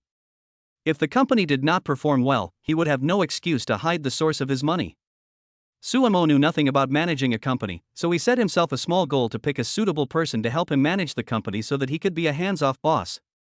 Old Wu, come to my house to pick me up tomorrow morning and take the car to have it cleaned. After deciding on tomorrow's itinerary, Suemo sent his home address to Wu Xinyang, and soon Old Wu responded. Okay, Mr. Su. What time will I pick you up? The boss's full-time driver usually has to be on call 24 hours a day. Many times, when the boss needs the car in the middle of the night, the driver has to get up to pick him up, so Wu Xinqing developed the habit of going to bed late. Suemo thought for a moment and said, 8:30, let's go to the company at 9. Suemo actually had his own reasons for choosing the 9 o'clock time period. Linglong Company's working hours are 8:30. Normally, when a person just arrives at the company, he needs a mental buffer time to switch himself from a comfortable state to a preparation state, such as making tea, eating breakfast, and closing his eyes to rest for a while. Different people may be doing different preparatory activities. Anyway, it is difficult to get into the working state all at once. Suemo arrived at the company at 9 o'clock and gave the employees half an hour of buffer time. When he arrived, he could have a clear view of everyone's work status. If an employee is working diligently at 9 o'clock, it means that he may have come early, or he may have devoted himself to work quickly and has a positive and enterprising personality. If the employees are still joking around and lazily wandering around when Sumo arrives, this person's work efficiency will basically not be very high. He will not be fired, but he will not be given important positions in the future. As for those who are often late or leave early, and who draw a salary without doing anything, if the situation is serious, they will be dealt with accordingly. A night in silence. The next day, Suemo got up early, ready to tidy himself up, as a new official would do with 3 major things. However, after rummaging through boxes and cabinets for a long time, he found that he did not have a single decent piece of clothing. Hey! Looks like I need to go buy some new clothes. Most of Sumo's clothes are casual and sporty. It doesn't matter if they are worn on a daily basis, but they are somewhat out of place with his identity as a boss. Dad, lend me your suit. Suemo dug out the suit that Lao Su wore when he got married. Lao Su had preserved it very well, with a transparent bag covering the outside of the suit. More than 20 years had left no traces on the suit, and it looked as good as new when he opened it. The only downside is that the size of the clothes is a little too small. Suemo was 1.78 meters tall, while Lao Su was only about 1.72 meters tall. After they put on the clothes, The hem was almost level with their belly buttons, and the buttons could not be fastened, making the overall look a bit tight. "What are you doing up so early today?" Miss Schufen glanced at the wall clock. It was 8:12, then she looked at her cell phone to make sure that the alarm was not broken. "I have to go to the company today." While eating breakfast, Suemo joked, "Didn't I promise to take you to the company next time? So I have to rectify the atmosphere and wait for the Queen Mother to come and give us guidance." "You stinky boy, you are so dishonest." Although Miss Schufen was harsh in her words, she was actually very happy in her heart. It is the dream of every parent to see their sons become successful and their daughters become outstanding. If Suemo really starts a company, she will be happy as a mother.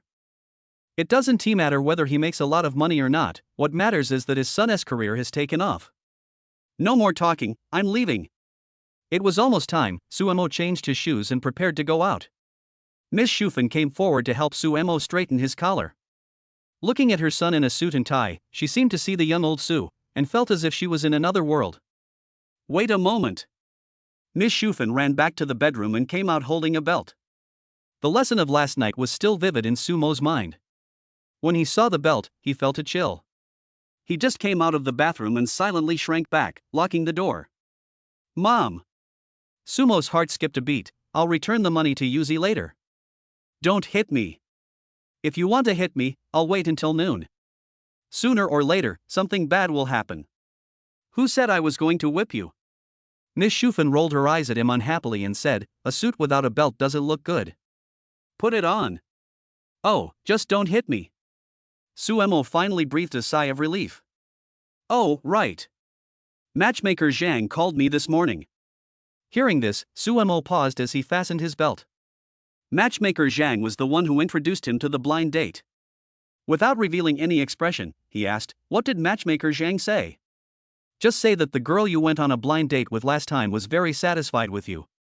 Miss Schufen said slowly, "The girl's mother also praised you for being sensible and handsome. She wants you to interact more with her daughter to see if there is any possibility of further development." He. Suemo sneered. The girl's mother looked down on him so much at that time. If it weren't for the good education brought up by his parents, Suemo would have slapped her in the face long ago. The reason why his attitude changed so much, and he even started to praise Suemo, was because he knew that he was rich and he was unwilling to let go of this wealthy son-in-law.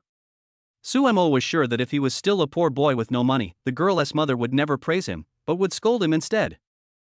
Those empty flattery words might be useful to others, but Suemo won't fall for it. "Mom, you didn't know since you weren't there at the time. That girl is fine, but her mother, TSK, that old woman is not a good person." Suemo said indifferently, "Want me to be her son-in-law? You're dreaming." 40 Hot topics in the community. What nonsense! Who did you learn these words from? Miss Schufen patted Sumo's mouth and said, "She is your elder. How can you say bad things about her behind her back?" "Mom, you don't know." Suemo recounted what happened that day from beginning to end. "That woman said I was a country bumpkin, and that I looked like a worthless man. She also said that even if all the men in the world died, her daughter would never marry a jerk like me." This was pretty much what the girl's mother meant at the beginning. Suemo just exaggerated it and magnified the derogatory meaning several times. "What? She's a country bumpkin. She's a loser. What a joke." Hearing the other party belittling Suemo like this, Ms. Schufen exploded instantly. "They look down on us, but we look down on them even more. You should work hard and make them regret it.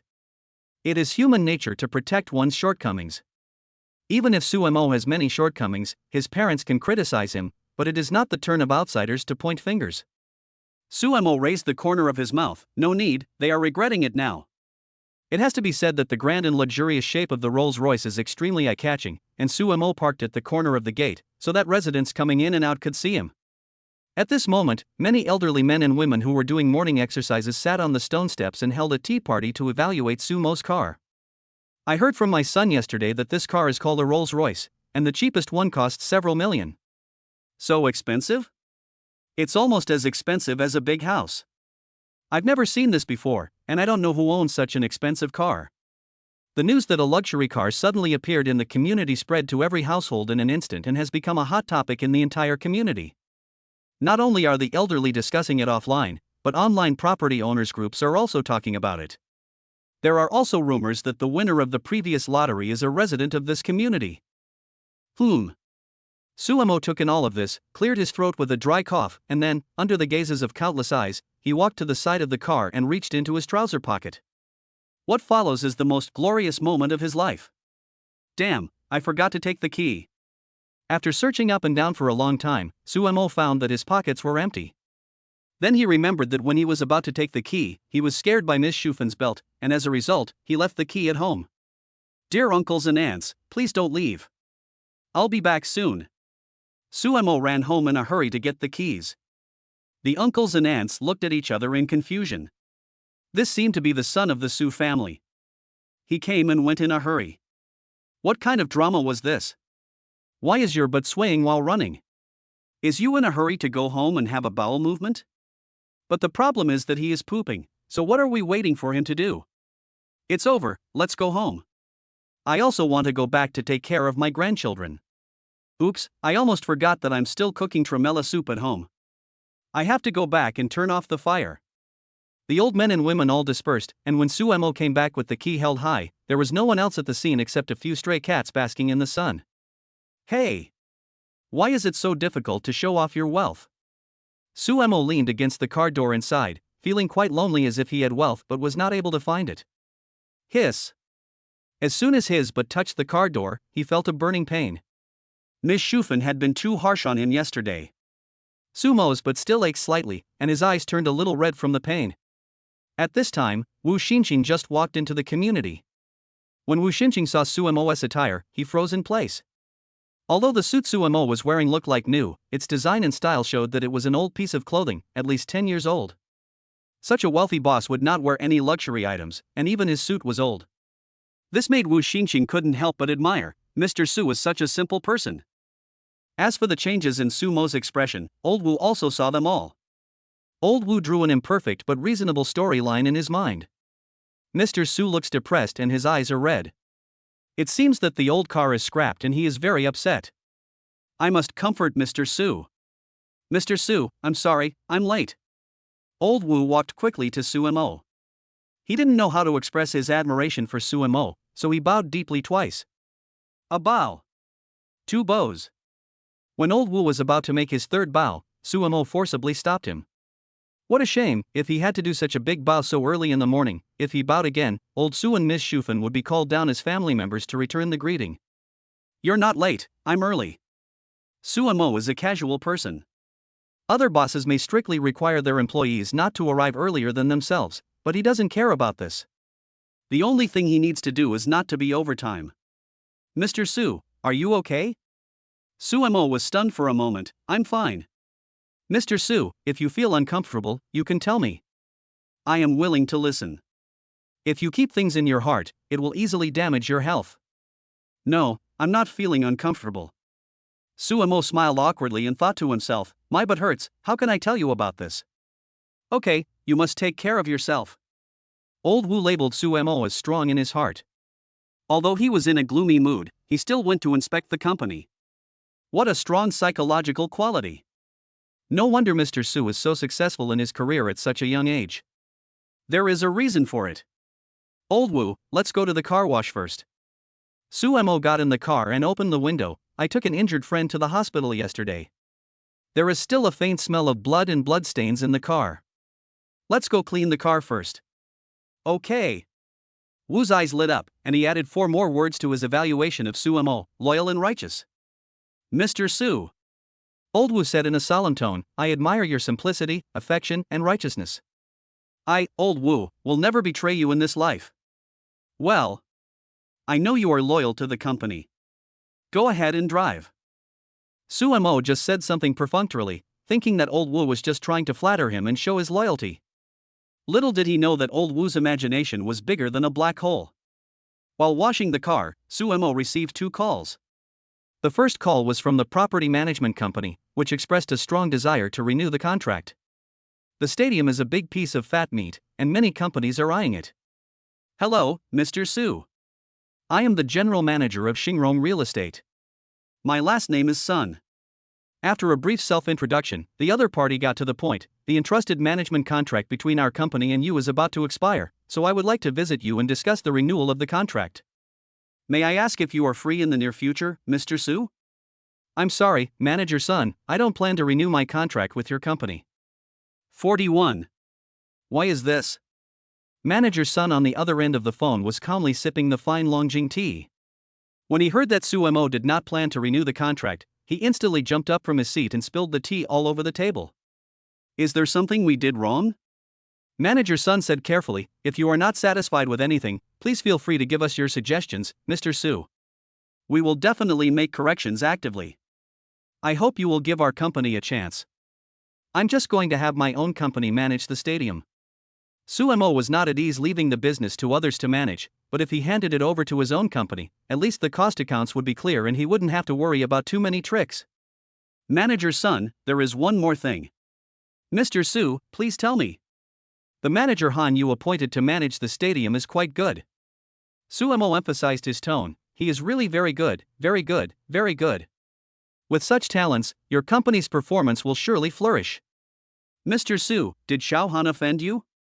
Saying very good once might be a compliment to Han Dongsheng, but Su Mo said very good 3 times in a row, and emphasized it, which clearly showed that he had some hidden meaning. There must be some unknown problem. Manager Sun, what are you talking about? Su Mo teased himself, I went to the stadium the night before last. Maybe Manager Han thought I was coming from an unknown place and insisted on kicking me out. He worked so hard for the stadium, I am so happy, how could he offend me? No way. Besides, I am not a petty person. Let the past be forgotten. I hope I can have the opportunity to cooperate with your company in the future. Beep beep beep. Mr. Su, hello? Bang. Manager Sun was furious and threw his phone away. If Su Mo was just hinting at the beginning, then the following sentences were explicit. It was clearly Han Dongsheng who ruined the cooperation between the two companies. Manager Sun pushed the office door open with force. The door panel collided with the wall with a deafening noise, which scared the employees who were working there. Tell that bastard Han Dongsheng to come see me. The second call was from the female boss of Huayu Sisters, Gu Manchue herself. Congratulations, Mr. Su, for acquiring the stadium. Now that the stadium has a new owner, as the boss of Huayu Sisters, it is only natural for Gu Manchue to come out and congratulate them in person. If she doesn't maintain a good relationship and the other party is unhappy, she won't be able to hold a concert in the stadium in the future. Without the high-end halo of having held a concert in a stadium, it would have a significant impact on the status of all Huayu stars. Hello, President Shui. I have heard of you for a long time. The 2 presidents and vice presidents of Huayu Sisters are sisters. It is difficult to distinguish who they are calling when calling them General Manager Gu, so the elder sister Gu Manchue is usually called General Manager Shui, while the younger sister Gu Manbing is called General Manager Bing. No matter what happened in the past, the cooperation between our 2 companies will only become closer and closer in the future. Your company is strong and has many stars. It is my honor to be able to hold a concert on my small piece of land. Mr. Su, you are joking. Your 1 acre and 3 mu of land is worth a fortune. The whole conversation was boring, nothing more than some nonsense about caring for each other. With Sumo's promise, Gu Manchue finally felt relieved. Oh, by the way, is there an assistant named Xia Liang in your company? Su Mo suddenly changed the subject. There is such a person. Mr. Su, do you know him? Gu Manchue frowned, feeling a little strange. Why was Xia Liang suddenly mentioned out of the blue? A nobody like him was not worthy of the attention of a big shot like Su Mo. It's not like we know each other. Su Mo took a few steps and said, on the night of Chu Yuning's concert, I went to see it with a few friends, but I encountered a very interesting thing. Oh? Something interesting. There must be a reason for suddenly mentioning Xia Liang. Gu Manchue guessed that this interesting thing might be related to the former, but she still asked back even though she knew the answer. My friend was only a few minutes late, but Assistant Xia refused to let them in. Does your company have an unwritten rule that latecomers are not allowed in? Of course not. Gu Manchue stroked the potted plant on the table and said, consumers spend money, so they should enjoy corresponding rights and interests. Our company does not have such unreasonable regulations. I said that Mr. Shui is not an inhuman person. Suemo smiled and said, "You, the boss, said something unreasonable, but your employees just did it. I have to say that your employees are very courageous." Gu Manchue's eyes narrowed. Sumo's words sounded like a compliment, but in fact he was telling her that the employees were secretly disobeying the company's orders and damaging its reputation. That night, we encountered some people without tickets. Assistant Xie didn't even ask them to show their tickets and let them pass. We accepted that we were late and couldn't get in, but everyone arrived after the concert started.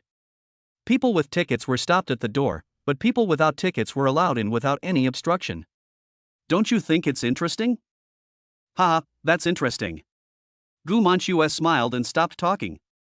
No one knew what she was thinking. The more interesting things are coming.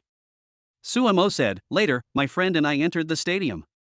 However, when we found our ticket seats, we discovered that the seat originally occupied by my friend was already occupied by someone who happened to be the group of people without tickets.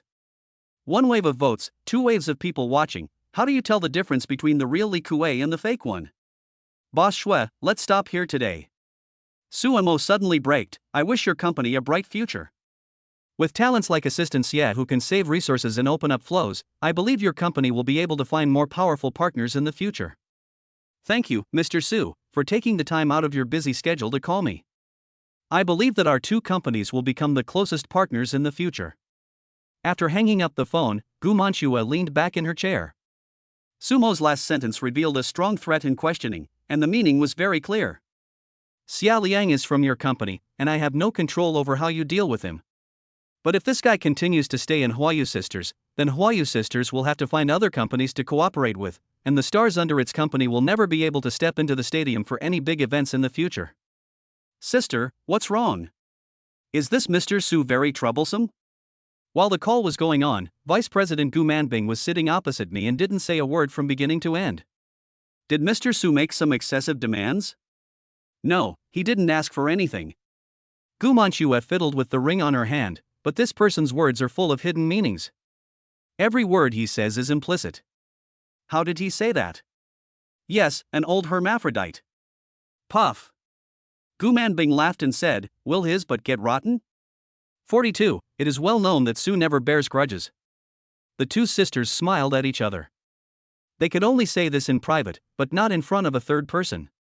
If Suemo got to his ears, the two companies would never have any contact with each other again and there would be no chance for cooperation. Gu Manchue is also a strong woman and doesn't like being threatened, but what Suemo has is what they need most, which is like Suemo has a hold on their vital points, so it's hard for her to say anything. Without giving it much thought, Gu Manchue picked up the phone on her desk and dialed the extension number of the Human Resources Department.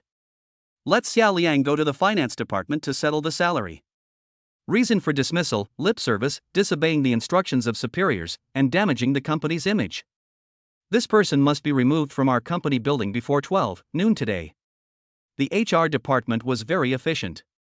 In less than 5 minutes, a letter of resignation was dropped in front of Xia Liang. Xia Liang roughly guessed that it was related to the fact that he had offended Suemo at the concert. Boss Shui. Boss Bing. Please listen to my explanation. I let the young master of the Li family in that night. I did this to expand powerful clients for the company.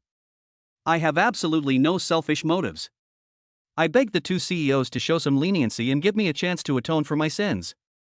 Xia Liang rushed to the general manager's office, but was dragged away by the security guard before he could even meet the two female bosses. The Goose sisters heard everything he said clearly in the office, but they sat contentedly on the sofa all the time, with no intention of moving at all. The company only talks about profits and does not care about feelings. In fact, Gu Manchue didn't mind what Xia Liang was doing behind her back at all, she just made up some far-fetched excuses. As long as Xia Liang can bring benefits to the company without making enemies, the Goose sisters will not fire him but will reward him generously. He can only blame himself for being short-sighted and offending someone who was very important to the company. Regardless of whether Xia Liang's starting point was to flatter the rich second generation or for the company's future development prospects, he almost destroyed the company's profit chain. This is an ironclad fact. Just based on this death penalty, Gu Manchue would not tolerate him. What is the use even if you have made great achievements? In the face of interests, they are as fragile as paper. Moreover, even if Suemo did nothing, the benefits and value he could create for the Huayu sisters were beyond the reach of Xia Liang even if he turned into a horse. It's easy to choose between the two and there's no need to worry about it. When Suemo made the call, he did not hold anything back. The car washer boy swallowed his saliva after hearing this. He thought, following such a weird boss, he would not know how he died. However, Wu Xinshin disagreed.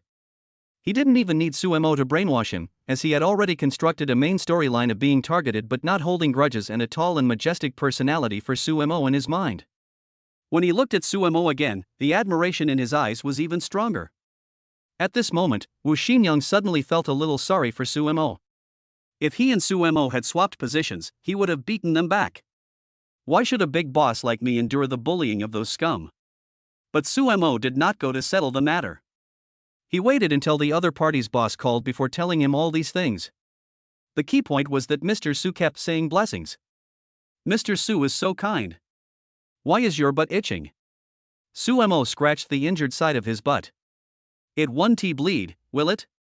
In fact, he had wanted to make these two calls for a long time, but he had been troubled by the lack of phone numbers for Mr. Sun and Gu Manchua, and he was too lazy to ask Dong Qingmiao to find out, so he did not settle the score right away.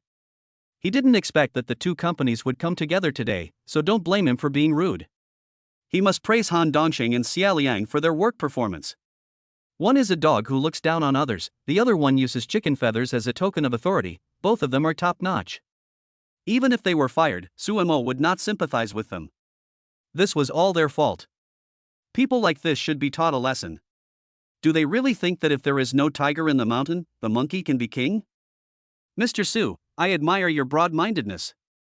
Wu Wu couldn't help laughing, and the admiration in his heart surged up like the rising tide.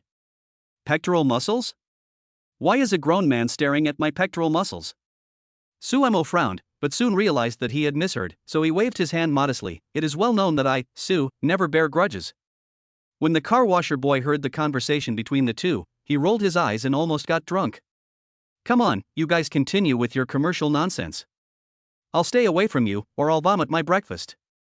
Linglong Ancient Building is composed of two buildings, commonly known as Yuanyang Building. At the waist of the building at 210 meters, there is a transparent aerial corridor that connects the two ancient buildings together. Unlike other ancient buildings, Linglong Ancient Building is not an ancient site, but was built in the 20th century with funds from private enterprises. It is said that Wang Hua, a wealthy man who had returned from overseas at that time, was determined to contribute to the development of his hometown, so he founded a company and planned to build a building combining commercial and wireless television transmission services based on the Oriental Pearl Tower. At that time, Wang Hua also specially hired the famous foreign designer N.I. Hao, Wasapi in the hope of creating a building that is more avant-garde than the Oriental Pearl Tower. Who would have known that this foreign designer was a fan of Chinese mythology and had loved watching Investiture of the Gods since he was a child? His favorite character was Li Tianwan, the pagoda-bearing king, so he designed two pagodas based on his own imagination. When Wang Hua saw this design, he covered his forehead with his hands. What I want is an avant-garde design. What do you want from two old buildings? Hey, go call that stupid designer over here. Later, Wang Hua felt that the Linglong Ancient Building was more and more pleasing to the eye, so he had it built according to the design, creating the current unique landscape. There are still a few streets away from the Linglong Ancient Building, but its towering figure has already caught the eye. It looks like two standing giants, giving people a strong visual impact.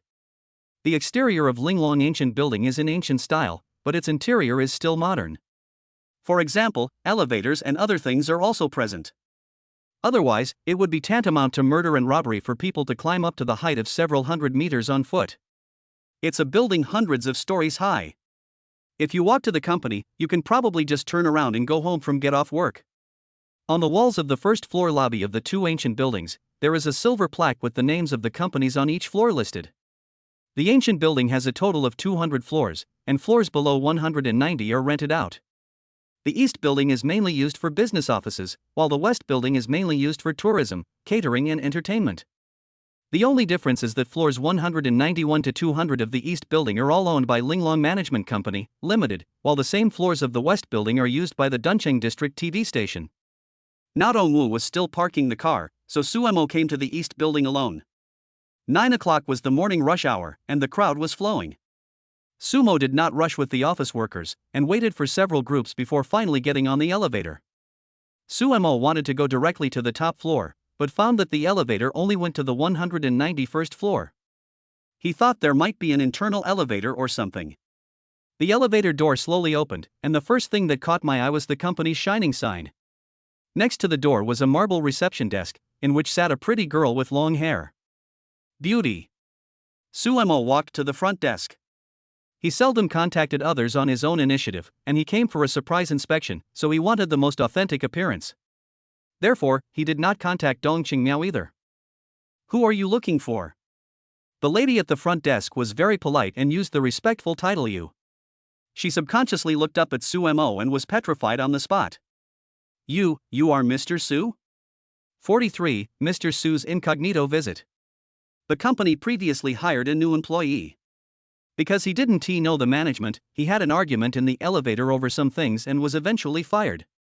Dong Qingmiao was afraid that the same misunderstanding would happen again, so she showed Sumo's photo to the employees in advance, and the front desk lady was the special target of his attention. After all, when Suemo comes to the company, the front desk is the first hurdle. For fear that the new boss would come and not recognize her one day, the receptionist would stare at Sumo's photo for 10 minutes every morning, noon and evening. At one point, she had the illusion that everyone she saw had Sumo's face. The impression was so profound that she recognized him at once. Hello, Mr. Su. My name is Bai Lingling. The lady at the front desk bent down and bowed, then stole a glance at Suemo. She didn't expect the new boss to be so handsome, even more handsome than in the photo, except that the clothes he was wearing were a bit old-fashioned. If Wu knew what Bai Lingling was thinking, he would definitely criticize her harshly. What nonsense! How old-fashioned! Mr. Su is frugal and simple. Young people nowadays only judge people by appearance, which is really outrageous. Only I, old Wu, can see Mr. Su's inner truth, goodness, and beauty. Hello. Suemo greeted him, and felt like he should say something. After a long while, he managed to say, "Thank you for your hard work." It's not hard at all. Bai Lingling shook her head vigorously, tidied her appearance, tucked her soft hair behind her ears, and greeted the new boss with the most beautiful image. Just be casual. Suemo smiled and said, I'm just here to take a look today. You can just work as usual. By the way, is Secretary Dong here? Secretary Dong arrives at the company at 8 o'clock every day. Do you need me to notify her for you? Suemo stopped Bai Lingling from making the call. No need to notify, I want to get familiar with the company's environment, just walk around by myself, you go ahead and do your thing. Since the boss had spoken, Bai Lingling dared not raise any objections. She swiped her employee ID card on the access control panel and the door opened automatically. This was the first time Suemo stepped into Linglong Management Company, Limited. His steps were heavy and his heart was filled with mixed feelings. This is my company. He had never dared to think about owning his own company before. Suemo walked around each floor. Generally speaking, everyone had a very positive attitude and was fully devoted to their work. Even when Suemo walked past them, they didn't even glance at him. Occasionally, a few people got up to get water or go to the toilet. They recognized Suemo and wanted to greet him. Sumo would make a quiet gesture and then press his hand to signal the other party to sit down so as not to disturb other colleagues' work. Sumo was very satisfied with the company's environment and working atmosphere. All employees were very self-conscious and there was no need for a leader to stand next to them to intimidate them. However, when he reached the top floor, the good impression was finally broken by a bad apple. There are several spacious offices of varying sizes on the top floor, and there are far fewer employees in the lobby than on other floors. At first glance, most people were concentrating on their work. There was a young man with a slicked back hair, who had his chair back reclined, his feet resting on the desk, and was sleeping soundly. His style was completely different from the others and he was particularly eye-catching. You could spot him at a glance. Wake up! Everyone recognized Suemo, and the colleague next to the young man kindly patted him on the shoulder, but the young man did not appreciate it. Not only did he not open his eyes, but an impatient expression appeared on his face. What are you filming for? Don't disturb my sleep. The young man moved his lips a few times, turned over and continued to sleep soundly. Did this colleague work overtime last night? Suemo pointed at the young man and asked a male colleague who was wearing a sweater nearby. Forehead. The sweater man looked nervous and didn't know how to answer for a moment. If he said yes, he would be deceiving his boss. If he said no, he might be accused of being a snitch. The sweater man hesitated for a moment, but finally couldn't get over his conscience and confessed honestly, I don't work overtime. He sleeps until lunch every day. New. Sumo patted the sweater man's shoulder and said, "Just keep working." In fact, Sumo was quite tolerant towards people. A person's energy is limited, and you can't always ask employees to be as excited as chicken blood every minute. It is reasonable to take a short break when the work is not busy. If the young man was sleepy at work because of overtime or something happened at home, Sumo could turn a blind eye and even go over to cover him with clothes. But as the sweater man said just now, this young man has always been like this, and we can basically rule out any problems with public or private affairs. He is clearly a veteran. I sleep until noon every day. Wow, this class is more comfortable than a vacation. Sumo is rich now, and he doesn't mind giving some of the money to others.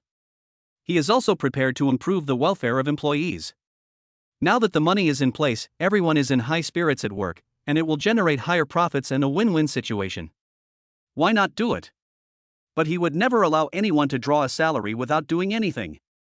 How would colleagues who work hard think that they can get paid for doing nothing? They will definitely feel uncomfortable. Why do I work so hard and earn so little while others come to the company every day to eat, drink, defecate, urinate and sleep, and they get the same salary as me, or even get better treatment than me? Once this feeling of dissatisfaction grows and spreads in the company, cracks will soon appear, and people will start to hop off jobs, and eventually the entire company may go to ruin. Sumo took it to heart, and he did not wake up the young man with slicked back hair who was snoring loudly. He went straight to the general manager's secretary's office. Dong Qingnao's position is the general manager's full-time secretary, which is equivalent to the boss's confidant. She is only responsible to the general manager, so her status is much higher than that of an ordinary secretary. She has her own independent office, and many senior executives cannot order her around. Dong Qingnao's office is not big, about 10 square meters, and there are few things in it, only a desk and chair. On the solid wood table is a photo of her and her family, and some plump, green succulents. Boom boom boom. Sumo knocked on the door a few times. It was true that the company was his, but he still had to have basic qualities. Come in. Dong Qingnao's ears twitched slightly. Is that Aunt Zhao? Please make me a cup of coffee after you finish cleaning. 44. Win people's hearts and make empty promises. The company's cleaning lady would come to clean the room at this time every day, so Dong Qingmiao didn't think there was anything wrong. She didn't even look up, and all her attention was focused on the documents on the desktop. Sumo stopped, walked out of the office, and went straight to the tea room. The company's benefits are quite good. The coffee beans are all top quality, and the transparent glass refrigerator next to it is filled with various drinks. Sumo used to work in a coffee shop, so making coffee is a piece of cake for him. Sumo took out a box of milk from the refrigerator, poured it into the brewed coffee, drew a heart, and in no time, he had made a cup of latte that was no worse than Starbucks. Sumo was itching to try his hand at it, so he counted the number of people and made a cup of coffee for each of his colleagues, which was also decorated with white hearts. Of course, only the employees on this floor can drink the love coffee. As for the colleagues on other floors and the lazy young man, they cannot enjoy this treatment. Putting cups of steaming coffee on a plate, Sumo had just brought them out of the tea room when everyone in the office smelled the rich aroma and looked up at the same time.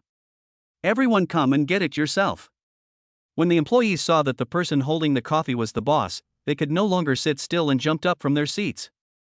Mr. Su, how can we let you make coffee for us? Everyone's mood was very complicated at this time, nervous but also touched. The boss personally made coffee for employees, which was an experience that everyone had never had since they started working, and it was unprecedented in any other company. You are already happy not to be scolded by your boss, and you still want your boss to make coffee for you? You're dreaming. I'm not missing any limbs, I can still make a cup of coffee. Sumo made a joke, signaling everyone to relax, sit down, don't just stand there, stop working for a while, take a break, and drink your coffee first. Thank you, Mr. Su. Everyone received a latte and felt the heat from the mug. Their stiff fingers instantly relaxed a lot. After drinking it in one gulp, the light sweetness spread from their mouth to their heart. Everyone felt their body warmed up and all the fatigue was swept away. Don't underestimate a cup of coffee, it makes everyone's favorability towards Sumo soar. Mr. Su, the coffee you make is really delicious. A female colleague said sincerely that in fact the taste is almost the same as those sold outside, but what is important is the thoughtfulness, which makes everyone feel warm. I didn't put much sugar in it, why is your mouth so sweet? Sumo glanced at the female colleague who was talking. The name Chu Jia was written on her employee ID card. He joked, our Miss Chu Jie is beautiful and sweet-talking. Has she found a boyfriend? Chu Jie was slightly stunned and shook her head subconsciously. Then the single male colleague should work harder. Suemo smiled and said, it's a good idea to keep such an outstanding girl in our company. Seeing that Suemo was very down to earth and not arrogant, everyone gradually became bolder. Report to Mr. Su. Wang Duoyu has been secretly in love with Xiao Chu for a long time. A middle-aged man suddenly raised his hand and said, oh? Suemo looked around and fixed his sight on a boy next to Chu Jie. He looked at his employee ID and found that it was the Wang Duoyu that everyone was talking about. He was about the same age as Chu Jie, but half a head taller. The two of them stood very close, almost shoulder to shoulder. Anthropologist Dr. Edward Hall divided interpersonal communication distances into 4 types. People will instinctively maintain different distances when dealing with different people. Chu Jie and Wang Duoyu were so close that they had reached an intimate distance, and the girl did not show any rejection or disgust, which meant that she did not hate Wang Duoyu. It's understandable for girls to be so close to each other, but it's understandable for girls to be so close to the opposite sex. If Suemo says that she doesn't have any feelings for him, he won't believe it even if he is beaten to death. Don't talk about male besties, they are either scammers or they are just spare friends. The boy is quite handsome. Suemo joked, it's easy to find priceless treasures, but it's hard to find a lover. If you like someone, you have to work harder. Time waits for no one, and neither does a good partner. In fact, the young employees present are about the same age as Suemo, but he is the boss after all, so his tone is a bit old-fashioned when he speaks. This is also a kind of psychological hint. I can talk and laugh with you, but remember that I am also a superior. When they found that Suemo and everyone were staring at them, Wang Duoyu and Chu Jie's faces turned red, and the girl lowered her head shyly. Mr. Su, where should we put all this effort? Another female colleague asked curiously. It was added where it should be added. A man cannot be weak. Ha ha ha ha. Sumo's meaningful words made everyone laugh so hard that the two parties were almost embarrassed to death. Don't laugh at Xiao Chu. Wang Duoyu acted like a flower protector, no more pretending, let's be frank. I have a one-sided love for Xiao Chu, if you want to laugh, just laugh at me. Everyone was still smiling, but there was kindness on their faces. I'm going to the bathroom. Girls are shy, so Chu Jie found an excuse and slipped away. Wang Duoyu thought Chu Jie was angry and felt a little anxious, but Suemo saw it clearly. The moment he turned his head, a brilliant arc appeared at the corner of Chu Jie's mouth. Don't get discouraged. Suemo patted Wang Duoyu on the shoulder and consoled him, where there is a will, there is a way. If you can catch up with Xiao Chu, your wedding company will take care of everything from now on. Wow. When these words were spoken, everyone was shocked. Boss Su, you are not sent by the family planning department to induce labor, are you? The benefits are so good, I suddenly want to get married too. We can arrange a wedding, but Mr. Su, can you introduce me to a girlfriend first? I have been a single woman for 30 years. Then don't give up being single. Hold on a little longer and try to break a Disney record. Hearing Sumo's words, everyone burst into laughter. Old Zo, come on. Boss Su thinks highly of you, so don't let him down. After all, gay men are much thicker skinned than lesbians. Old Zo, who claimed to have been solo for 30 years, touched the back of his head and laughed with everyone else without caring at all. All right. Sumo put on a serious face, I can assure you that as long as you work hard, your salary and benefits will only get better and better in the future. We have what other companies have, and we also have what other companies don't have. The big boss has said that salary increase is a sure thing, but how much and when it will be increased are still question marks. But there is a thought behind me that pushes me forward, and I will be more motivated to do things. Of course, some people think that Suemo is just making empty promises and is just being polite on the surface. Everyone returned to their respective jobs. Suemo glanced at the young man with the slicked back hair. Even such a loud noise couldn't wake him up. He was sleeping as soundly as a pig. The glass in the office has been specially processed and has very good sound insulation. In addition, Dong Qingmiao raised her eyebrows from beginning to end and her attention was focused on the documents. Naturally, she didn't know that Suemo had already bribed the hearts of everyone outside. 45, office. Boom. Suemo gently put down the coffee. The coffee liquid swayed slightly in the cup but did not overflow. The mug collided with the table with a crisp sound. Thanks. Dong Qingmiao still didn't look up. The rich aroma of coffee wafted into her nose. She took the cup and took a sip. Suddenly, her eyes lit up and she tasted the difference. The cleaning lady didn't know how to use a coffee machine, so she used to be brewed with instant coffee. People who are used to drinking coffee can immediately tell the difference between instant and freshly ground coffee. Instant coffee tastes very dead, but this cup of coffee has a smooth taste and rich and mellow aroma, which is something that instant coffee does not have. It is obvious that what I drank was a cup of freshly ground coffee. Dong Qingmiao's gaze finally moved away from the mung bean-sized words on the document, and a floating white heart came into view. Dong Qingmiao then raised her head. When she saw the young man in front of her with a smile, her mind went blank for a few seconds.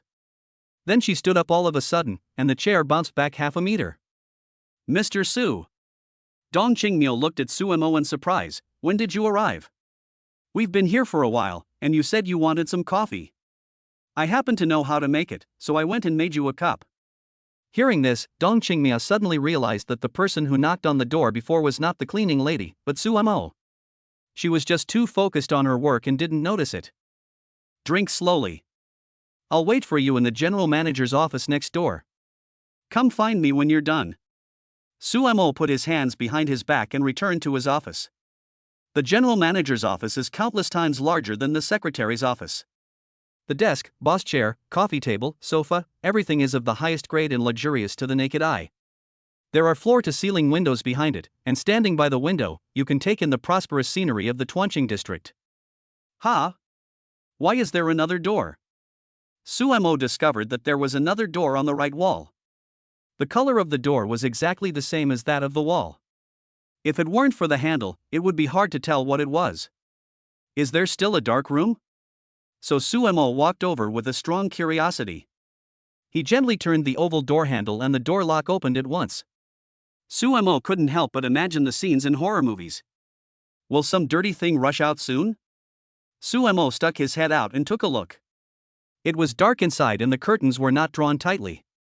Strands of light shone in through the gaps, illuminating the dust in the air.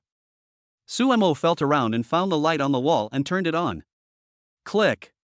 With a crisp sound, the pitch-black room was instantly lit up, and Su Mo could finally see clearly. There is a bed and a TV in the room. Further inside is a transparent bathroom and wardrobe.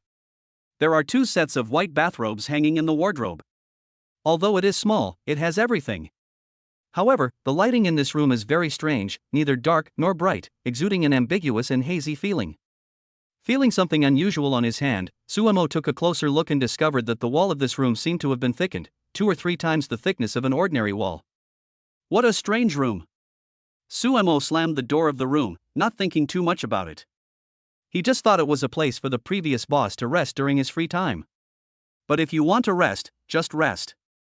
Is it necessary to decorate it like a fortress? It's crazy to make such a thick wall. The curtains are not even opened. Are they afraid of assassins? Or are they afraid of being shot by snipers? Su Mo sat on the boss chair and turned around happily a few times. It's true that good things are not necessarily expensive, but expensive things are definitely good. This boss chair is so comfortable to sit on. After a few minutes, Dong Qingmiao came over. Boom boom boom. Dong Qingmiao knocked on the door, crossed her hands in front of her, and stood obediently outside the door. She didn't dare to let the boss wait for her, so she just put on some simple makeup and came to meet the emperor. Come in. Su Mo said it quietly, but 10 seconds passed and Dong Qingmiao was still standing at the door. Su Mo wondered if his voice was too soft and Dong Qingmiao didn't hear him. Come in. This time Su Mo raised his voice, but Dong Qingmiao remained motionless. Come in. Dong Qingmiao still didn't respond. Su Mo couldn't help but be a little surprised. Is the sound insulation effect so good? Come on, cough cough cough. Sumo's voice was hoarse, so he simply gave up, waved to the door, and cursed his former boss 3,000 times in his heart. You are crazy. Why do you make the office soundproofed so well? It is not convenient at all for communication. Seeing Su Mo waving for him to come in, Dong Qingmiao finally pushed the door open and walked in. Wait a minute, I'll drink some water first. Su Mo took out a disposable cup from the cabinet under the water dispenser, poured a cup of warm water into it and drank it all in one gulp. Only then did the stinging feeling in his throat ease. The two stood face to face. Suemo didn't say a word, and Dong Qingmiao didn't dare to speak casually. Suemo looked her up and down, and this time he could see Dong Qingmiao's appearance clearly. Dong Qingmiao wore a white women's shirt with a bow tie design on the chest, and loose black silk trousers on the lower body. She had a finger-wide belt tied around her waist. Her slender waist was so slender that it could be held in one hand. She wore a pair of 10-centimeter high heels on her feet, which made her tall figure look even more slender. Dong Qingmiao has a standard oval face, with long wavy brown hair scattered on her shoulders. She is dressed elegantly and appropriately, exuding the mature charm of a working woman. Dong Qingmiao is very beautiful and a charming lady, but she is still a little different from Yuzi and Linin. She lacks a bit of girlishness and immaturity, but has a bit more intellectual femininity, which is also her own unique charm. Sit down. The two sat down face to face, and the atmosphere suddenly became awkward. After a while, Suemo was the first to speak and break the silence. I wandered into the Human Resources Department earlier and took a look at your resume. Dong Qingmiao's resume came to mind. Dong Qingmiao, nationality, Han, marital status, single, age, 29, graduated from Fudan University in Shanghai, then went abroad and studied at Yelu University for a year. After returning to China, he joined Linglong Management Company, Limited and became the general manager's secretary. He has participated in many important projects of the company and has performed well. Suemo looked at the secretary with a scrutinizing gaze. So, this is your first job so far. Why did you choose this job? 46, I will die without you. Dong Qingmiao has been following her previous boss for many years. She is accustomed to big scenes and the powerful aura of those big men. Her psychological quality is much stronger than that of ordinary people, so when facing Suemo, the new boss, she did not show too much nervousness. But Suemo was completely different. Although he appeared calm and composed on the surface, he was actually extremely nervous. In the past, when Suemo was driving a private car, he was faced with ordinary citizens and students who could chat with him all day and night without stopping, but this was the first time he faced a business elite like Dong Qingmiao. Suemo paused, trying not to show his timidity, and organized his words in his mind. With your education and ability, you can definitely find a better job and work for a better company. Not to mention the top 500 in China, but it would be easy to get into the top 100 in Shanghai. Why did you choose to join Linglong Company, Ltd? Also, I asked my colleagues about this, and they all described you as the previous CEO's right-hand man, which proves that you performed very well at work and were highly valued by the previous CEO. With your ability and the trust your boss has in you, you are fully qualified to be promoted to a supervisor or even a director. Why have you been working for so many years and are still just a secretary? Suemo threw out a series of questions before giving up. Dong Qingmiao was surprised. She thought Suemo would interrogate her about matters related to the company, but she didn't expect that all his firepower would be focused on her. Mr. Su, to be honest, I was born in a poor family. Dong Qingmiao did not hide anything and narrated her life experience in detail. She was a native of Duncheng district and a fellow villager of Suemo. However, her family was very poor, and she was supposed to stop her studies after completing 9 years of compulsory education. Later, by chance, Wang Hua, who had returned to China, sponsored a group of poor students, and Dong Qingmiao was among them. Children from poor families have to grow up early and mature more precociously than their peers. Dong Qingmiao knows very well that this may be the only chance in her life to change her destiny. So Dong Qingmiao worked hard and, with her own intelligence and hard work, was finally admitted to a famous university in the country. Later, seeing how diligent she was, Wang Hua sponsored her to study abroad. After returning to China, she was recruited by Wang Hua to work at Linglong Company, Ltd. Wang Hua offered her several positions to choose from, including some high-paying management positions, but in the end Dong Qingmiao chose to be the general manager's secretary. The reason was simple: to repay a favor. If it weren't for Wang Hua, he might have been on the assembly line of a factory, or might have been led astray by a group of young people and entered a nightclub full of decadence and extravagance. There would have been many unknown possibilities. One thing is certain: without Wang Hua, she would not have been able to be admitted to a top university, let alone dress decently and work in landmark buildings like she does now. Suemo nodded. In fact, he had heard 2 different stories about Dong Qingmiao from different people. The first statement came from a colleague, and it was exactly the same as Dong Qingmiao's own statement: a girl from a poor family who returned after completing her studies to repay her benefactor. There was no difference between the two. The second version is gossip heard from a cleaning lady who did not know Suemo. It is said that Dong Qingmiao and Wang Hua have a hidden relationship. On the surface, they appear to be simple superior subordinate colleagues, but in fact, Dong Qingmiao had already committed herself to Wang Hua. The position of boss secretary has always been subject to rumors, so without solid evidence, Su Mo couldn't make a hasty judgment on the authenticity of the second statement. Have you ever considered moving up to management or switching jobs? Su Mo asked tentatively. Sumo didn't know whether Dong Qingmiao's private life was messy or not, but everyone recognized her work ability. It was said that when the previous CEO Wang Hua was away, many things were delegated to Dong Qingmiao to handle, and she handled them properly every time. Sometimes the manager and the deputy general manager have to listen to Dong Qingmiao, and it is precisely because of this that the scandal between her and the general manager spread. I haven't thought about it before. Dong Qingmiao shook her head. She followed the boss to various cocktail parties and banquets and met many wealthy businessmen. Many of them extended olive branches to her and promised high salaries, but she politely declined them all. Before Wang Hua returned to the group, he specifically told Dong Qingmiao that she had already repaid his kindness and there was no need to imprison herself here any longer. She was not a canary but a phoenix and should spread her wings and fly high to see the scenery outside. Maybe I should change my job. Dong Qingmiao lowered her eyes. She had worked here for so many years and had developed feelings for the place. She would still be a little reluctant to leave. That's great. Sumo's eyes lit up, and he stood up and slammed the table. I didn't think about it before, and you don't have to think about it in the future. How about I promote you to deputy general manager? The main purpose of Sumo's visit to the company this time is to find someone who can manage the company well. Dong Qingmiao completely meets his standards and is both capable and friendly. The current owner of Linglong Company, Limited is Su Mo, but it was created by Wang Hua after all. I believe that Dong Qingmiao will do his best to protect this industry based on their past friendship. Su Mo spared no expense and was sure to find someone better than Dong Qingmiao, but no one, including Su Mo, had the same sense of belonging to Linglong that Dong Qingmiao had, so she was undoubtedly the most suitable candidate. Dong Qingmiao, who was immersed in melancholy, didn't react for a moment. He thought to himself that he had just thought about resigning, but how come he was suddenly promoted, and even to vice president? Mr. Su, I actually want to resign. Sumo's heart tightened and she guessed what Dong Qingmiao was going to say. It should be that Wang Hua had left and there was no point for her to stay. What a joke. We must not let her go. How can I be a hands-off boss now that she has gone? Qingmiao. Su Mo didn't give Dong Qingmiao a chance to finish her words. He grabbed her hand and said seriously, I need you. Would you like to stay? I'll give you a raise, and you can set any conditions you want. Mr. Su, can you? Dong Qingmiao's face turned red. She didn't expect Su Mo to grab her hand. She tried hard to pull her hand back, but Su Mo held it very tightly and she couldn't pull it away at all. What did you say? Can I have what's behind it?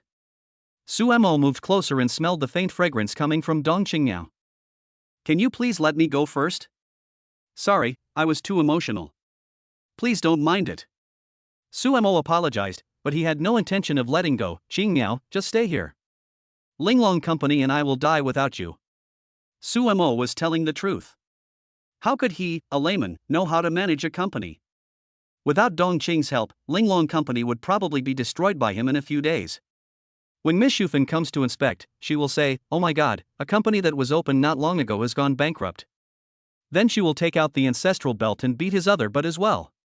Although it won't kill Su Mo, leaving him half dead is worse than death. So when Su Mo said he would die, it wasn't actually a lie. 47. Kill the chicken to scare the monkeys and establish your authority. In order to retain talented employees, bosses usually paint a rosy picture first, promising how the employees will be reused in the future and how bright the future will be. In one sentence, it can be summarized as becoming a CEO and marrying a beautiful, rich, and beautiful woman. If that doesn't work, they will play the emotional card of we have been colleagues for many years, I treat you as a brother and a close relative, and I can't bear to see you go.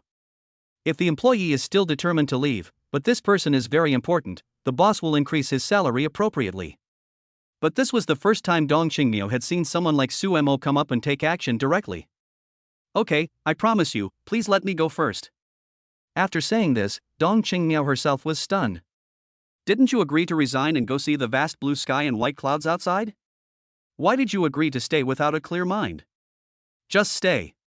Just stay. Suemo then let go of his hand with satisfaction and sat back in his boss chair. I'll have someone draft a new contract for you later. Empty words are not enough. Only after signing the employment contract can Suemo feel completely at ease. He is not afraid that Dong Qingmiao will go back on her word. From Dong Qingmiao's shy look just now, it can be seen that she is very thin-skinned when it comes to men and women. Humph. Unless you jump off the roof, don't even think about taking a step out of the gate of Linglong Ancient Building before signing the contract. Just try and see if you dare. Believe it or not, I will hug your long legs in public. Anyway, I have a thick skin and I am invincible. Perhaps in the future a good story will be passed down about Suemo, who was respectful to the wise and humble, and was willing to lower himself to retain talented people. Dong Qingmiao's mind was in a mess. She was still thinking about resigning later, but she didn't know that Suemo had already thought of a way to punish her and sealed all the doors and windows.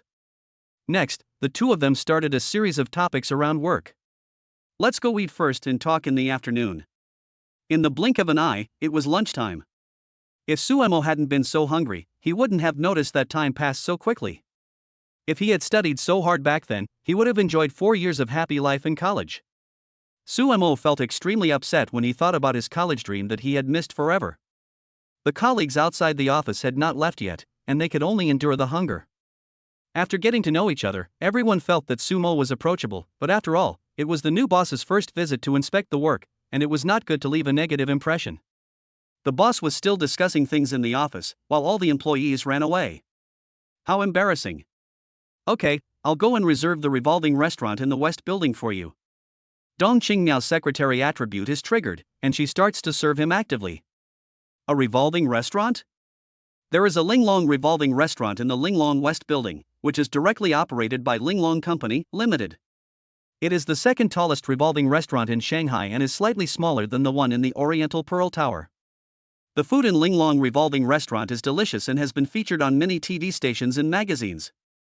It was once rated as one of the top 10 must-eat foods in Shanghai. However, it is not cheap. A simple dish will cost several thousand yuan per person. If you order some expensive foods such as caviar, truffles, and Lafite, a meal can cost tens of thousands or even hundreds of thousands of yuan.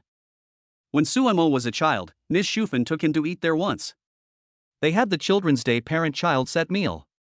The price was very discounted, but it was still very expensive. It cost Ms. Shufan several months' salary. He still remembers the painful expression on his mother's face at that time. Okay, then go ahead and order it and see if it still tastes the same as before.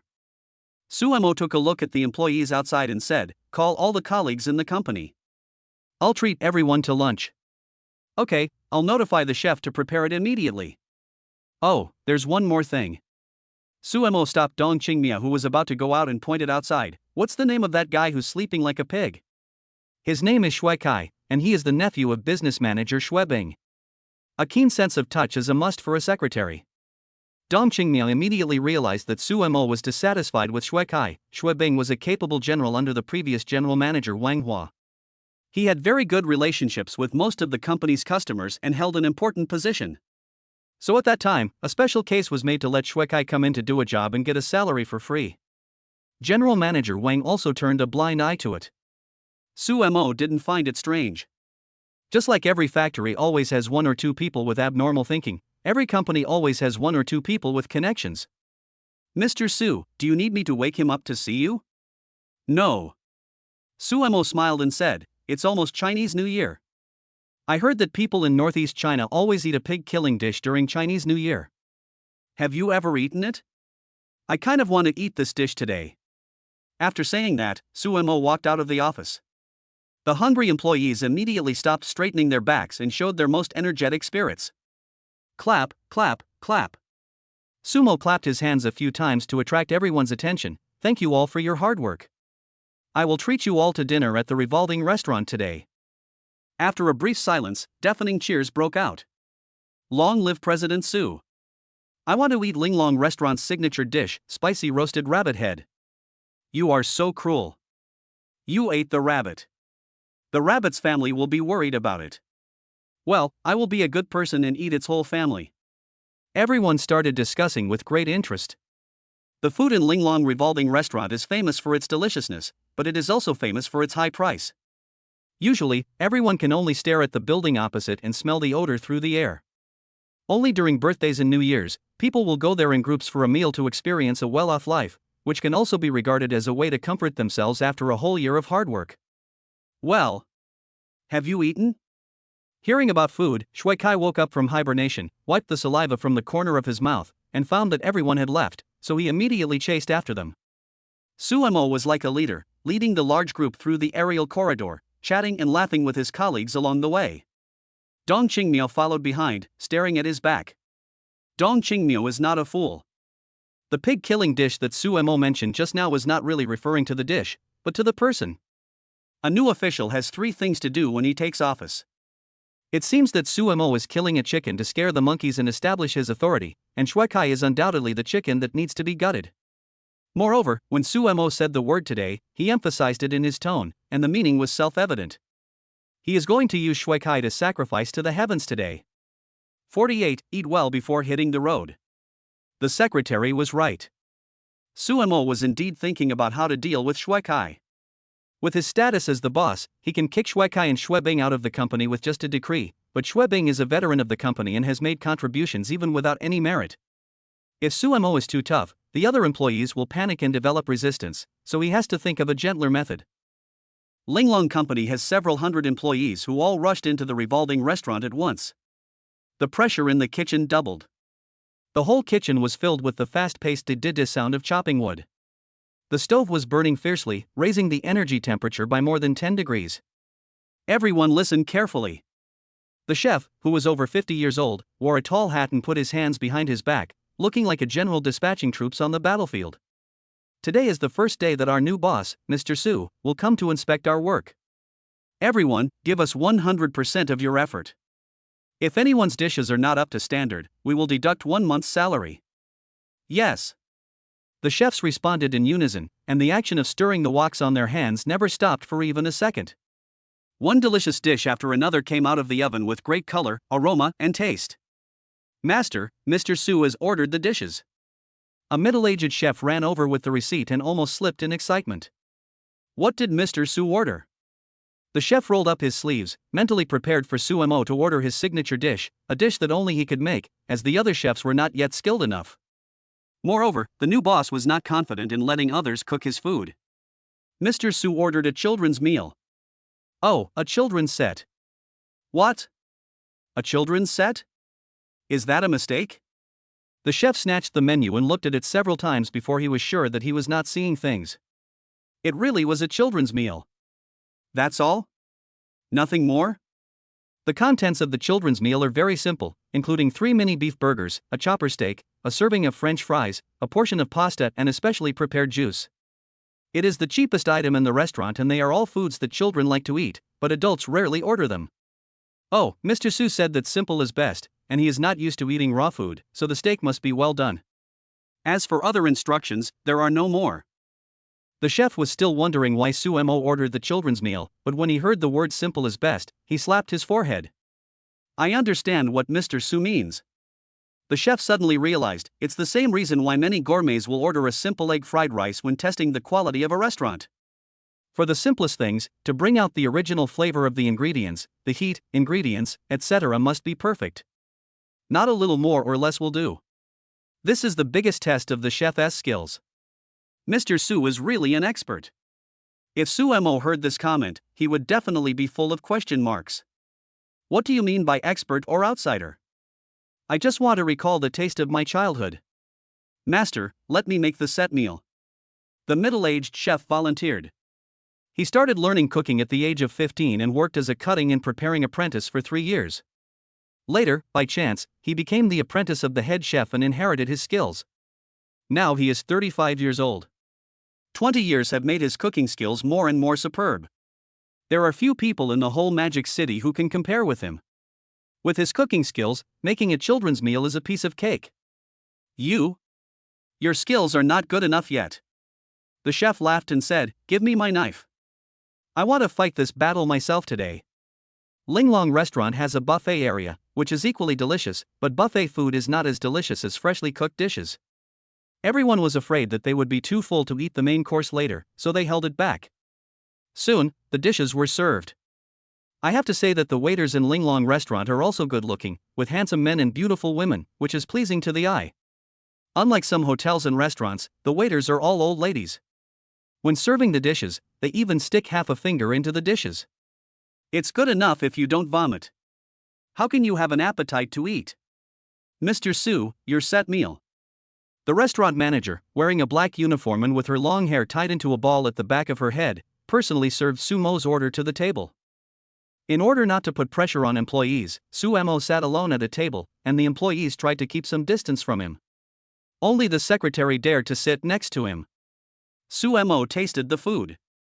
The fries were crispier than those in fast food restaurants and not greasy. The burger had pickles but no sauce. It was full of freshness when he took a bite. The steak was slightly burnt on the outside and tender on the inside with gravy flowing out. It was cooked to the right degree. Everything was the same as what Sumo had eaten as a child. When the chef is done, ask him to come see me. Okay. The female manager bowed respectfully. Everyone was fighting with the food, with happy smiles on their faces, and their favorability towards Sumo soared like a rocket. There is nothing that a delicious meal can't solve. If there is, eat until you vomit. Sumo asked the female manager to order some mid to high quality red wine, which must be served on every table. Red wine can promote blood circulation and has a certain effect in dispelling cold. Drinking a moderate amount is good for the body and will not affect work. Chengmiao, come and have a drink. Sumo took the initiative to pour wine for Dong Chengmiao, who looked a little strange. Red wine is different from beer. The amount to pour is very particular. Dong Chengmiao has heard someone say before that when the glass is placed down, the red wine should just stay at the back buckle without overflowing. This is the perfect amount.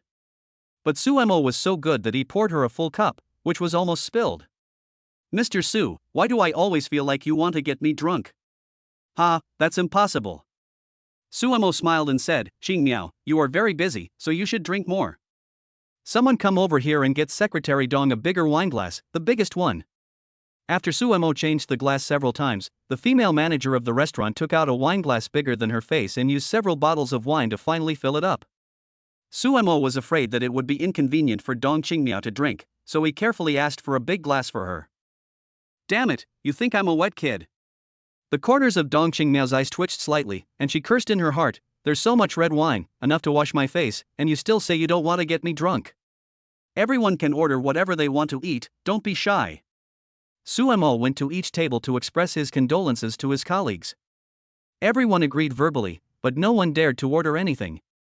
Only a fool would take the boss's politeness seriously. Shuaikai, how does it taste? Sumo walked over to Shuaikai and put a hand on his shoulder. Eat slowly, no one is going to snatch it from you. Mr. Su. Shuaikai stood up and wiped his hands. It tastes great, the best dish I've ever eaten. If it tastes good, eat more. Sumo smiled warmly and murmured to himself, I'll be on my way after I'm full. Mr. Su, what do you think is good after eating? It's nothing, just eat as much as you can.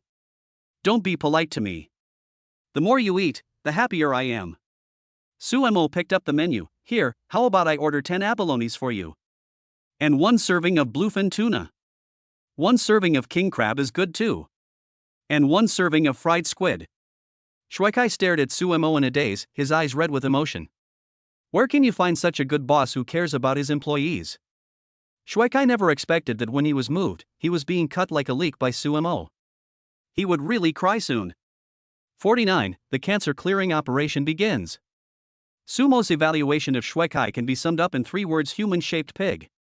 He is lifeless at work and can only snore and sleep, but when it comes to eating, he becomes full of energy and it seems like his legs are equipped with motors and he runs faster than anyone else. Lu Xiang cried after watching it, and Bolt remained silent after watching it. His eating speed was just as fast. In the blink of an eye, he had eaten 3.5 gin-alones. Mr. Su, don't you feel bad for him eating like this? The young secretary finally couldn't help but ask the doubts in her heart. She thought Sumo would cut the Gordian knot and kick Shuaikai out of the company, but she didn't expect that he would be so nice to Shuaikai instead. There was something strange about the situation, like the calm before the storm. Why should I feel bad? Sumo smiled and said, it's not my money anyway. The secretary was slightly startled, as if she had realized some secret. Before she could react, Sumo filled the huge cup with red wine again. Cheng Miao, drink more, you're welcome. Now Dongwu was sitting not far away. Seeing Su Mo pouring wine for Dong Qingmiao personally, he sighed in his heart that Su Mo was kind and approachable, and did not have the airs of a boss at all. But he had no idea that what Su Mo was actually thinking was, if you're not drunk, I won't have a chance. Of course, the opportunity Su Mo wanted was to get Dong Qingmiao drunk and trick her into signing a contract, not some messy affairs between men and women. Seeing that everyone had almost finished eating, Su Mo suddenly stood up and spoke. Inviting everyone to dinner today, in addition to connecting with everyone, actually has another meaning. Seeing the confusion in everyone's eyes, Su Mo said, this meal is actually Shuekai's farewell banquet. From today on, Shuekai is no longer an employee of Linglong Management Company, Ltd. Everyone was still in a daze, except for the secretary, whose eyes fixed. The highlight is coming. Su Mo is about to start the cancer clearing operation. It's just that Dong Qingmiao was very curious. It would be easy to eliminate an insignificant person like Shuekai, but the key was that behind Shuekai was Xue Bing, who had a large network of customer contacts, and the business department was now almost entirely his confidants. Xue Bing is equivalent to the ancient vassal kings. He has his own troops and is very difficult to deal with. Once Xue Bing leads a rebellion and takes the members of the business department to jump to other companies, Linglong will definitely suffer heavy losses. This is also the main reason why Wang Hua turned a blind eye and tolerated Shuekai's idle salary in the company. Xue Bing will definitely stand up for his nephew and lead the entire business department to attack. How should Su Mo deal with it? Come on, everyone raise your cups. Su Mo shouted, let's toast to him and wish him a bright future. I hope he will have a chance to realize his ambitions in his new company. Su Mo kept smiling, and it was hard to tell what he was thinking. In fact, he despised Shuekai in his heart. Ugh. Such a lazy guy, whoever hires him will be very unlucky. It doesn't matter if you have connections, prove yourself with your strength. It doesn't matter if you don't have enough ability, you can always start early. As long as you are willing to learn and work hard, you will be better than others. But Su Mo gets annoyed when he sees people like Shuekai who just occupy the toilet without doing anything. How many people have been looking forward to it, but they don't even have the chance to enter the gate of Linglong Ancient Building? Shuekai didn't seize the opportunity, which is a waste. Since you don't cherish it, just get out of here. There are many people queuing up outside. Shuekai's resignation seemed to be a happy event. The smiles on everyone's faces were brighter than when they were tasting delicious food. They raised their glasses to celebrate Shuekai's departure. This guy gets paid for doing nothing, and usually relies on his backer to boss his colleagues around, asking them to serve him tea and water, acting as if he is the boss. Everyone has had a lot of complaints about him for a long time. But unfortunately, their words were insignificant and their leaders had not spoken, so the employees couldn't say anything. Mr. Su is so wise. This cancer should have been eliminated from the revolutionary ranks long ago. Mr. Su, I didn't say I wanted to resign. Shuekai looked bewildered. Su Mo said in an unquestionable tone, don't you have it? If I say you have it, then you have it. Go to the finance department later to settle your salary. Everyone covered their mouths and laughed. Who couldn't figure it out at this point? Su Mo was determined to fire Shuekai. You are so awesome, but I let you sleep in front of your boss. You must be stupid. Wait a moment. A loud voice was heard, and everyone looked in the direction of the voice, only to see a middle-aged man with a big belly slowly walking towards them. He was a little over 1.7 meters tall, with a bulging belly, bigger than that of a 7-month pregnant woman, making people worry that the belt would break at any time. Wherever the man passed, everyone pushed to the sides and made way for him. He is the business manager, Xue Bing. The young secretary walked up to Su Mo with a frivolous cat-like step and whispered a reminder in his ear. Oh. Su Mo nodded, looked Xue Bing up and down, and gave an evaluation in his mind. He has a fat head and big ears, and a bloated belly. It seems that he is greedy all the time. Who was it I thought? It turned out to be Manager Xue, the pillar of our company. Su Mo smiled and stretched out his hand. Xue Bing thought he wanted to shake hands with him, so he subconsciously stretched out his hand as well. But when they were about to touch, Su Mo changed his action from shaking hands to scratching his head. Xue Bing narrowed his eyes into slits and withdrew his hand, which was frozen in embarrassment in mid-air. He is experienced and has been in business for a long time, so he is very good at observing people's words and expressions. It is obvious to him that the new boss seems to have a lot of complaints about him. As for the previous sentence, the pillar of the company, it was probably a mockery of him. I don't deserve it. I don't deserve it. Schwebing smiled and said, I am just an errand boy. I cannot be called a pillar of the company. The future development of the company still depends on the wise leadership of a young and promising boss like you, Mr. Su. Schwebing knew very well that Su Mo was planning to use Shui Kai as an example to scare him. His meaning was also very clear. I will give you, Su Mo, some face in front of everyone, but you should stop while you are ahead and don't go too far. Mr. Su, you have just taken over the company and may not understand the company's structure. In the future, I will definitely assist you and help the company move to a higher level. Hearing this, Sumo's brows frowned slightly, but soon returned to normal. On the surface, it sounds like Schwebing is just showing his loyalty and there is no big problem. But Suemo is an old hermaphrodite and the sting in someone's words cannot escape his eyes. What Schwebing really meant was, you, Su, are just an outsider who knows nothing. If you want the company to run well, you have to rely on me, Schwebing. Cream you olive ass. Suemo cursed in his heart, and suddenly laughed. When it comes to business, he is indeed not as good as Schwebing, but when it comes to being sarcastic, Su is second to none and no one dares to claim to be first. Are you being sarcastic in front of me? Okay, let us see who will be the one to be killed. 50. Catch them all at once and eradicate them completely. People who are capable and valuable tend to be a bit arrogant and do things in a tough manner. Schwebing is like this. He feels that he holds the lifeline of the company. In addition, he has been in a high position for a long time and has become arrogant. He does not take anyone seriously. Even Suemo, the new boss, should be in awe of him. Wang Hua has to be polite to me. You, Su, are just a fledgling. Unless the company doesn't want to continue, I don't believe you dare to do anything to me. Come here, Kai. Schwebing waved his hand and put his arm around Shui Kai's shoulders. Mr. Su, my nephew is still young. If there is anything he does not do well, please give him more advice. I hope he can become your right-hand man in the future. Others couldn't hear it, but Suemo could hear the underlying meaning in Schwebing's words. You can't fire my nephew, not only can't fire him, but he is also important to you. Ha, you're so overbearing just because you're a department manager. If I make you the vice president, you'll be bullying me. Suemo looked amiable, and he didn't know how many times he had greeted Schwebing in his heart. He smiled and said, Manager Shui, you underestimate Shui Kai. You know nothing about him. Oh? What do you mean? Look at your nephew. Suemo pointed at Shui Kai and said, he has a handsome face, a dignified appearance, is as quiet as a virgin, and as agile as a rabbit. He is a talent among talents. Hearing this, everyone's expressions became strange. The word Suemo said had nothing to do with Shui Kai. What a bullshit handsome face, he obviously had a greasy face, and the handsome appearance was even more bullshit. The first two sentences were indeed sarcastic, but the last two sentences were indeed Suemo's real thoughts. When they were in the office, everyone was so noisy, but they still failed to wake up Shui Kai. If he hadn't been snoring, Suemo would have thought he was dead. When it's time to eat, Shui Kai runs faster than anyone else. Quiet as a virgin and swift as a rabbit is already a low-key statement. It would be more appropriate to say that he is quiet as a dead pig and swift as a hungry dog. Mr. Su, thank you for the compliment. Schwebing was not in the office before and didn't know what was going on. He thought Suemo was trying to flatter him and was very proud of himself. It was just that he had no beard, otherwise he would have stroked it a few times. Oh, no prize.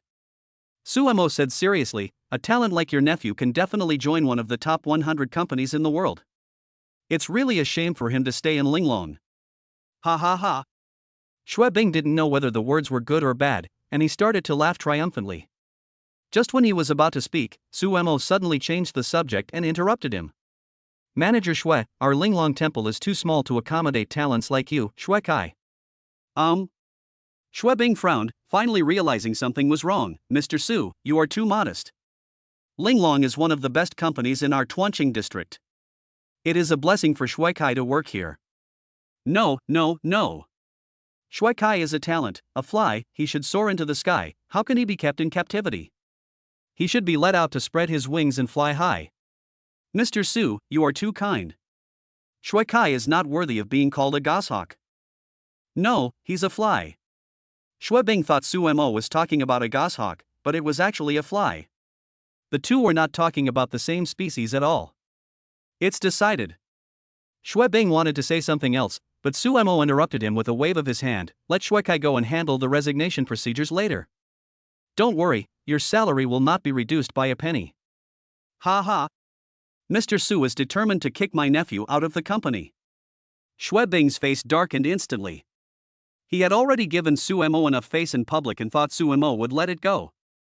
He didn't expect that this new boss was even more stubborn than the Calabash brothers. Manager Xue, what are you talking about? Su Mo had an expression that said, "You have misunderstood me too deeply. I am doing this for Xue Kai's own good. I want him to be able to develop on a broader platform. I want to give him freedom so that he can become a pillar of the country in the future." Everyone could tell that Su Mo was speaking in a sarcastic way, except Xue Kai, whose eyes lit up, thinking that Su Mo was really praising him. Mr. Su, I will definitely not let you down. Xue Kai said with tears in his eyes, I will go to the HR department to resign now. I don't want the salary. You think so much about me. If I take your money again, will I still be a human being? No, you still have to get your salary, not a penny less. Su Mo thought to himself, I never intended to pay you. You're late, leave early, slack off at work, and I can find any excuse to deduct all your salary. I can even make you pay for it, believe it or not. You want to take money from me? Dream. Bang. Suddenly, Xue Bing slapped him in the face. The sound was crisp and loud. Xue Bing looked at his uncle in disbelief. Uncle, why did you hit me? Shut up. Xue Bing glared at Xue Kai fiercely, his nose was steaming with anger. This brainless guy, could he please be more careful? He actually thought Su Mo was praising him and even offered to resign without pay. If it wasn't for the sake of family, he would not bother to pay attention to him. Mr. Su, I have always treated Xue Kai as my own son. If he leaves, I will worry about him every day, and I am afraid I will not have the energy to work. Xue Bing's words were full of threats. If you fire Xue Kai, I won't work hard in the future and will make things difficult for you every day. Why? Su Mo sighed helplessly. Xue Bing thought he had given in. Before he could feel proud, he heard Su Mo say, since Manager Xue wants to resign, I won't stop you. Xue Kai's head was full of question marks. When did he say he wanted to resign? Xing Miao. Su Mo turned to the secretary and said, Manager Xue is a veteran of our company. We must ask the finance department to calculate his salary clearly. Not a penny less. Got it, Mr. Su. Dong Qingmiao's face was calm, she had been with the boss for many years and knew the boss's minds well. Su Mo said this to tell everyone that he was a fair and good boss. Only Dong Qingmiao heard the problem. When Su Mo said the word little, he deliberately lowered his voice, so the sentence should be, not a penny. How cruel. The young secretary has a completely changed opinion of her new boss. She is now beginning to doubt whether Su Mo's promise of a promotion and salary increase is also a scam. Mr. Su, Xue Bing also realized that his words just now were somewhat ambiguous. Not being in the mood to work could be understood as being frustrated, but from a certain perspective it could also be understood as him wanting to resign. Xue Bing's heart was shocked, he finally understood that Su Mo did not want to fire Xue Kai was just a fuse, the real target might be him. We must catch both the uncle and nephew in one fell swoop and wipe out the entire clan. 51. 3 major risks. Su Mo has never done business, nor has he managed a company, but he is not a fool. Firing Xue Kai will definitely make Xue Bing dissatisfied, and it is only a matter of time before he leads a rebellion. Such a time bomb will explode sooner or later if it is kept around. So either don't do it, or if you do it, cut the weeds and eradicate them completely to prevent future troubles. Mr. Su. Su Mo knew what Xue Bing was going to say, but he finally found a loophole, so he would not give him a chance to explain. Everything is self-explanatory, I understand. Xue Bing almost couldn't help but spit out curse words. I didn't say anything, and you understood? Do you think you are a prophet reincarnated? You know nothing. Manager Xue, once you've said something, it can be taken away. Su Mo smiled and said, so many colleagues have heard you say you're going to resign. With your status, you won't go back on your word, right? Okay, let's go to the finance department to get our wages later. Su Mo drank the red wine in the glass in front of him and was too lazy to argue with the uncle and nephew of the Xue family. He had already given Xue Bing enough face. If a fight really started with swords and guns, he would not be afraid. It is inevitable for people who do business to use public funds for eating, drinking, and entertainment, as well as taking kickbacks and the like. Just by looking at the receipts for previous reimbursements, one can accuse Schwebing of embezzlement. If this guy really wants to cause trouble, Suemo will make him spit out everything he has eaten in the past. Oh, yes. Suemo paused and said, Manager Shue, no, it should be Mr. Shue, the bill for your nephew's consumption in our restaurant will be sent to you soon, please take the bill. Boss Su, didn't you say you would treat us? Shuekai looked confused, he couldn't believe his ears. I said I'd like to treat you, but we're treating our employees. You two uncle and nephew are not our employees of Linglong. You don't want to dine for free, do you? Suemo had an expression of its only natural, as if the whole thing had nothing to do with him. Shuekai's face was filled with even more confusion, but you just ordered so many dishes for me. Why did you order so many dishes for me if you weren't treating me? You said it yourself. I ordered it for you. You can refuse it. This time it was Sumo's turn to be surprised. I ordered for you and you ate it, so if I bring you a plate of shit, are you going to eat it too? Hey, you have to be conscientious. Did I put a knife to your neck and force you to eat?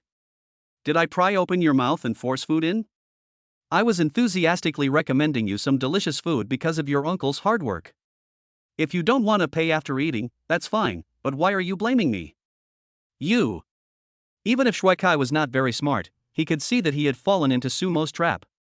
He wanted to refute, but he could not find any reason, because Suemo did say at the time that he helped him order, and he never said the word please from beginning to end. Ha, thank you Mr. Su for your hospitality. Shuebing said coldly, it's just a meal, we can still afford it.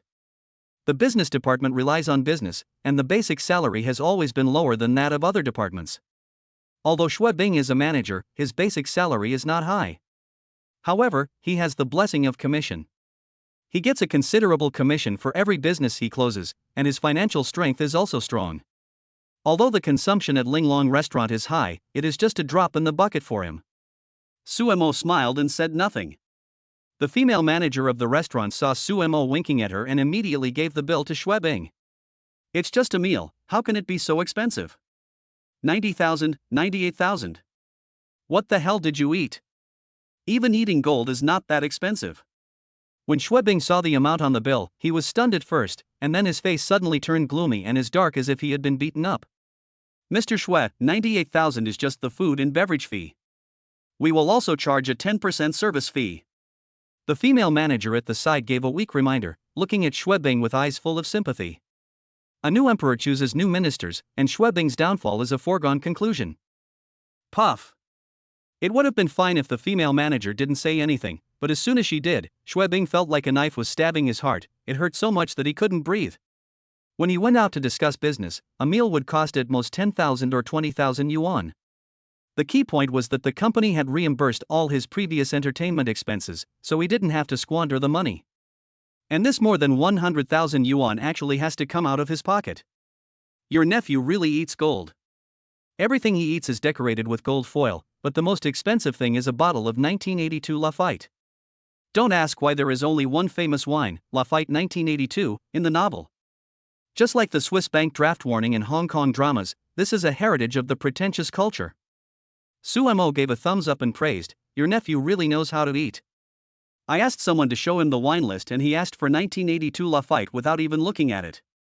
He has first-rate taste. It would be a pity if he didn't become a god of food. Shuekai looked aggrieved. He thought Suemo was treating him, so he ordered whatever he wanted. If he had known he would have to pay for the bill himself, he would never have ordered anything. Uncle, I don't have that much money, please pay for me first. Don't call me uncle. Shuebing was so angry that his teeth were itching and his whole body was shaking. He shook off Shuekai's hand. He spent several months' salary on one meal. What a spendthrift! If he wasn't worried about losing face in front of Suemo, he would have slapped him in the face long ago. Thank you, Mr. Su, for giving my uncle and nephew a sumptuous lunch. Shuebing felt extremely painful when he thought about paying so much money. He gritted his teeth and said, I can afford more than 100,000 yuan. I will definitely pay it back to Mr. Su if I have the chance. Thank you. I'll wait. Suemo smiled casually, then turned and left. Seeing this, the other employees dared not stay and quickly followed Sumo to go back to work. This time, Suemo was ostensibly dealing with Xue uncle and nephew, but he was also sounding a wake-up call to everyone. You can ask for leave for legitimate reasons, but the company does not support people who eat for free. If you want to fish in troubled waters, uncle and nephew Xue are a lesson for you. Back to the office. It has been cloudy in Tuancheng recently, but today the sun came out, a rare day. The warm sunlight shone through the glass onto my body, making me feel indescribably comfortable and cozy. Suemo was just about to take a break when the secretary knocked on the office door. "What do you want from me?" "Mr. Su, it's too risky for you to do this today." Originally, the secretary should not interfere with the boss's decision, but Dong Qingmiao has deep feelings for Linglong Company. Even if she does not stay here to work in the future, she does not want Linglong Company to be destroyed in Sumo's hands. "Oh? Tell me what the risks are." The secretary looked directly at Suemo without any fear, like a loyal minister offering generous advice. "Although you have eliminated Xue uncle and nephew, there are 3 major risks. First, disunity. Second, Xue rebelled. Third, customer loss." 52. Jack Ma's famous quote. The secretary felt that the new boss was quite courageous, as he started with Xue. The previous boss, Wang Hua, had also wanted to do the same, but he hesitated for a long time and finally gave up. But the key is that he has enough courage but didn't think about the consequences. The secretary organized her thoughts and began to explain her point of view. "First, Mr. Su, although you fired Xue in public, it has the effect of killing a chicken to scare the monkey, but Wang Hua is a veteran after all. If you fire him at will, it will inevitably cause panic among the employees. The employees will talk about you behind your back and say that you are heartless and disloyal. Opinions will lead to estrangement. A company that has lost its centripetal force is like a building with its load-bearing wall knocked out. It will collapse at any time. Secondly, firing any manager will not have any negative impact on the company, but Xue is the sales manager. All the sales elites in the sales department are related to him and are his confidants. The sales department is an important part of a company's profitability. Have you ever thought about the consequences of him taking everyone with him to change jobs? Third, Xue has a network of contacts with people who do business with our company. If he brings these customers to other companies, it will be a fatal blow to our company." The secretary finished speaking in one breath, looking straight at Suemo. Simply put, Xue status is a bit like that of an ancient vassal king. He has the ability to compete with the monarch. Once the new monarch wants to take action against him, he is capable of rebelling at any time. This was also the main reason why Wang Hua did not dare to touch Xue at the beginning. As a secretary, one should not question the boss's decision. In fact, Dong Qingmiao originally did not want to say this, but she had deep feelings for Linglong Company and she made this suggestion out of affection. "You're done?" Suemo sharpened his nails.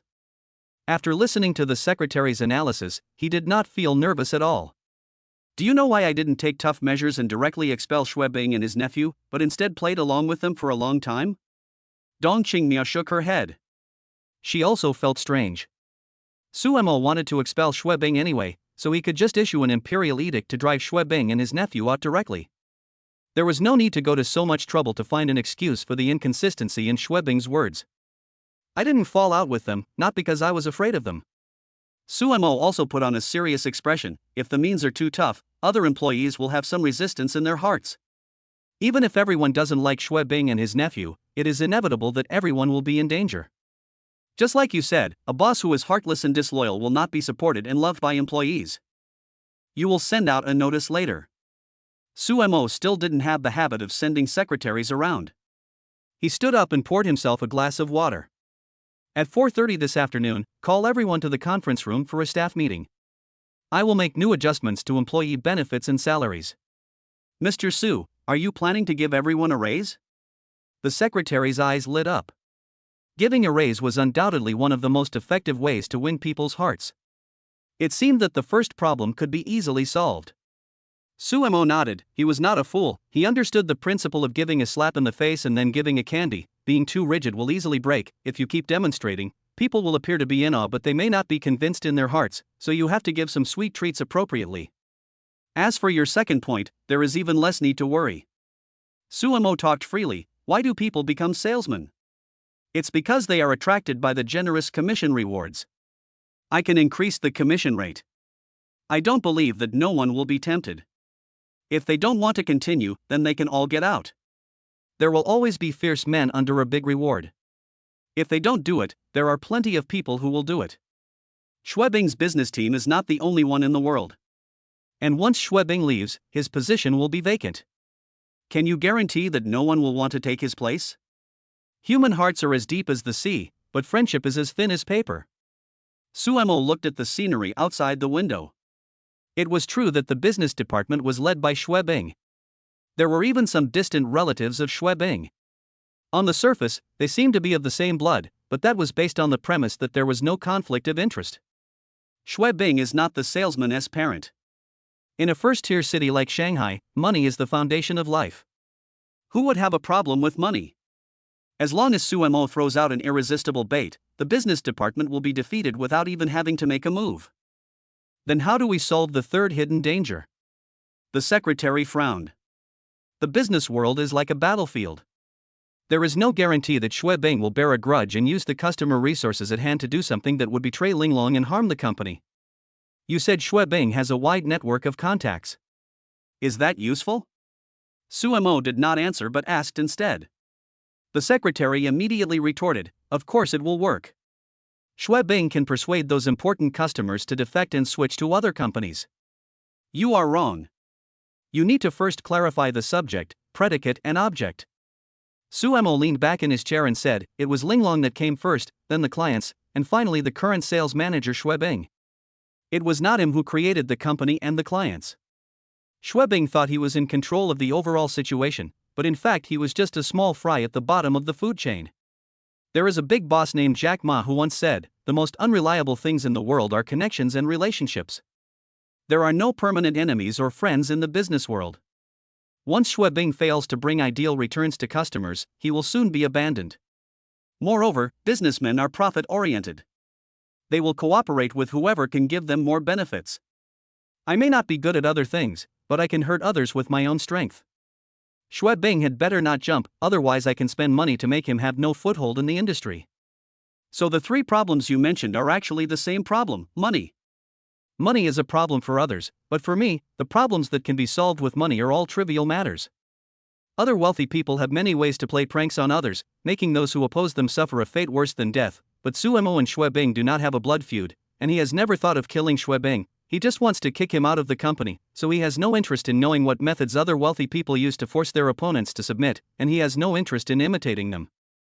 As for Sumo's practice of harming others and not benefiting himself, other wealthy people will not imitate him, and businessmen will not go against real money.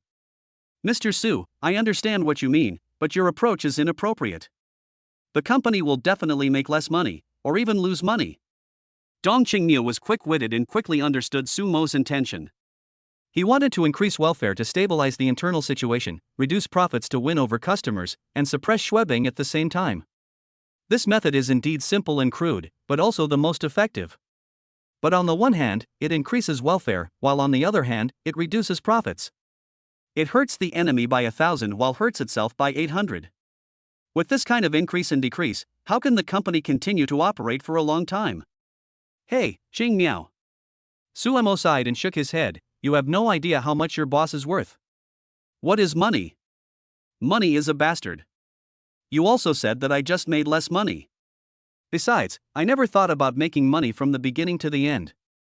Even if I lose money, so what? You don't have to report to me unless you lose 100 billion in the future. What?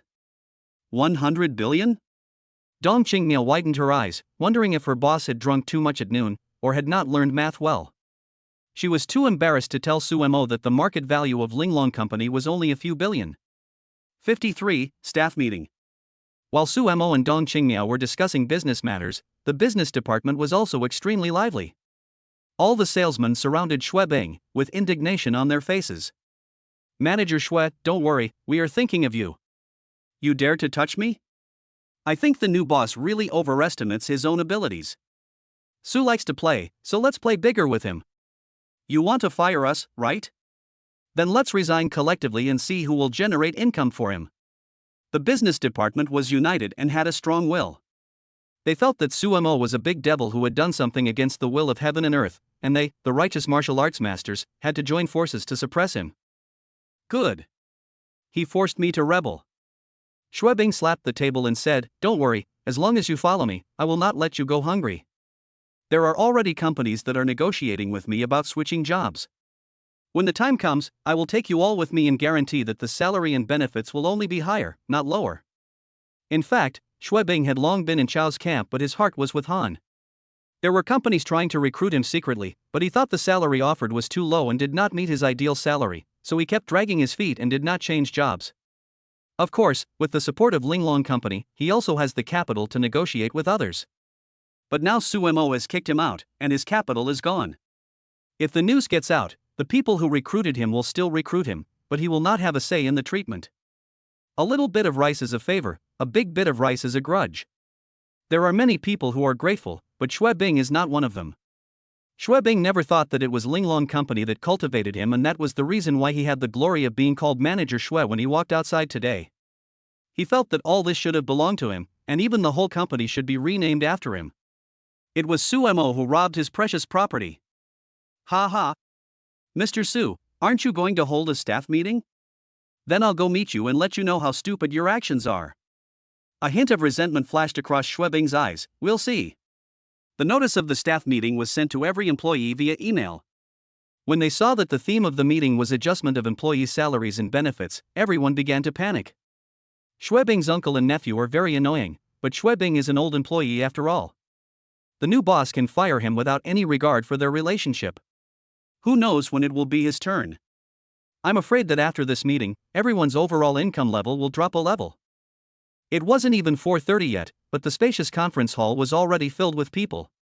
In previous meetings, everyone would sit as far back as possible, for fear that the boss would see them slacking off. But today it was the opposite.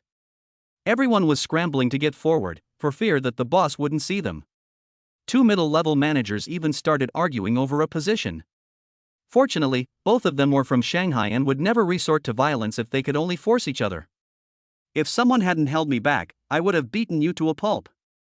Why are you pretending so much? Come on. Who's afraid of who? Colleagues around them stepped forward to stop the whole family. At first, the two managers did not quarrel fiercely, but when they saw someone pulling them, they became arrogant. Why are you pulling? Let them fight. When Mr. Su comes, we'll see how they end it. Someone in the crowd said something, and everyone let go of their hands at the same time. The two middle-level managers were stunned and stopped swearing. Fuck. Why did you let go? This is the common thought in their minds at the moment. Ahem. The taller middle-level manager spoke first. I'm giving Mr. Su face, so I won't bother with you. If you keep complaining next time, I'll whip you. Another middle manager also shouted, I should be the one saying this. If you dare not leave after get off work, let's park the car and practice alone.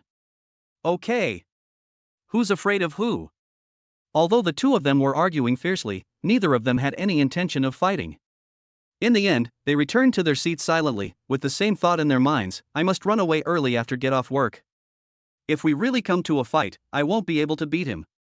Not long after, Suemo came in on time, with his secretary Dong Qingmiu and driver Naodong Wu following behind him, one on the left and one on the right. Old Wu, sit next to me. Old Wu originally wanted to find a seat at the employee counter, but he was unexpectedly pulled up to the podium by Suemo sitting up high. He could see the awe-inspiring faces of all the employees. Old Wu was so excited that he felt like he had ascended the throne and become emperor. Don't be nervous, just relax. Suemo patted Old Wu's stiff body. He was prepared to be a hands-off boss, but he couldn't really do nothing. In order to prevent someone from doing something sneaky behind his back, Suemo needed to train a few trusted spies, and Old Wu was one of the most suitable candidates at the moment. Kindness. Old Wu nodded heavily. As a driver, he had never enjoyed such treatment.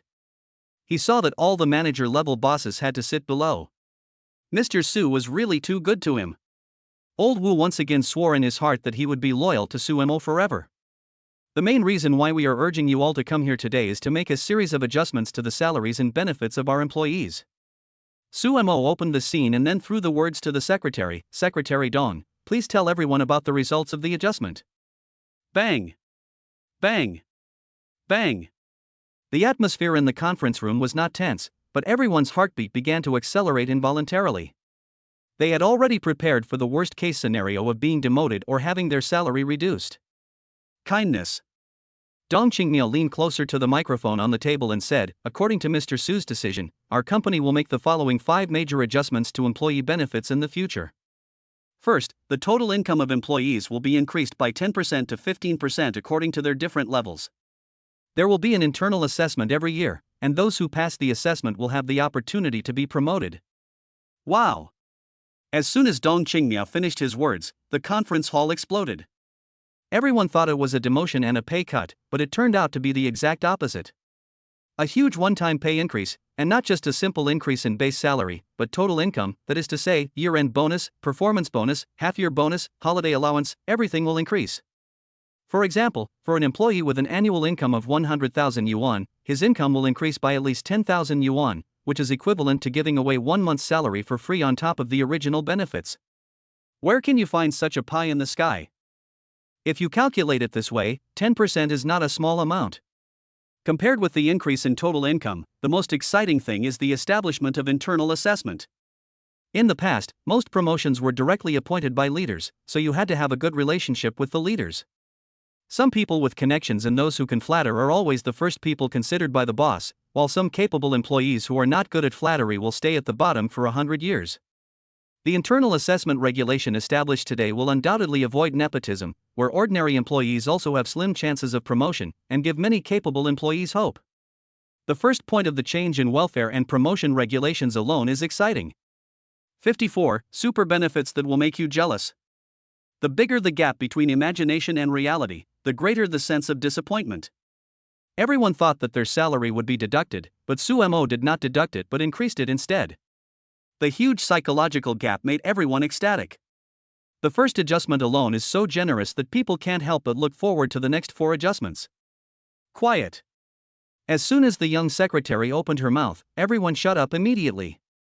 She was the right-hand man of the previous boss and was directly responsible to the boss, so she didn't have to give any face to him.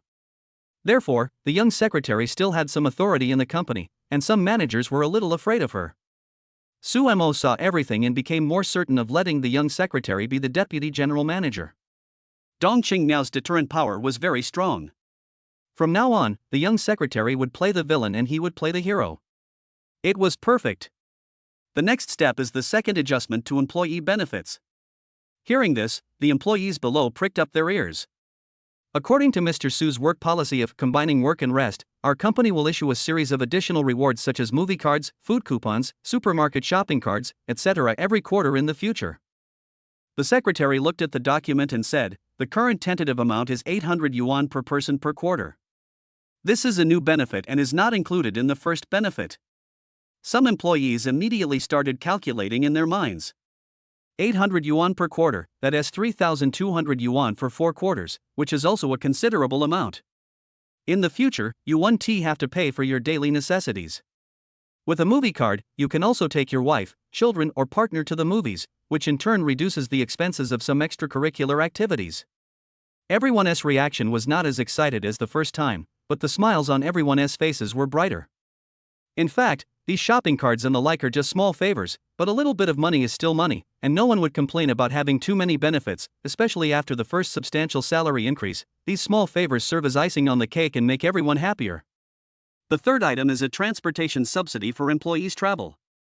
Dong Qingmiao flipped through the A4 bound document and said, starting from January next year, which is next month, each of our company's employees will receive a 200 yuan car allowance and a 200 yuan gas allowance each month, a total of 400 yuan, which will be deposited into the bonus card. Whether you have a car or not, you can enjoy these 2 allowances at the same time. Hiss. The sounds of people gasping for air rang out one after another.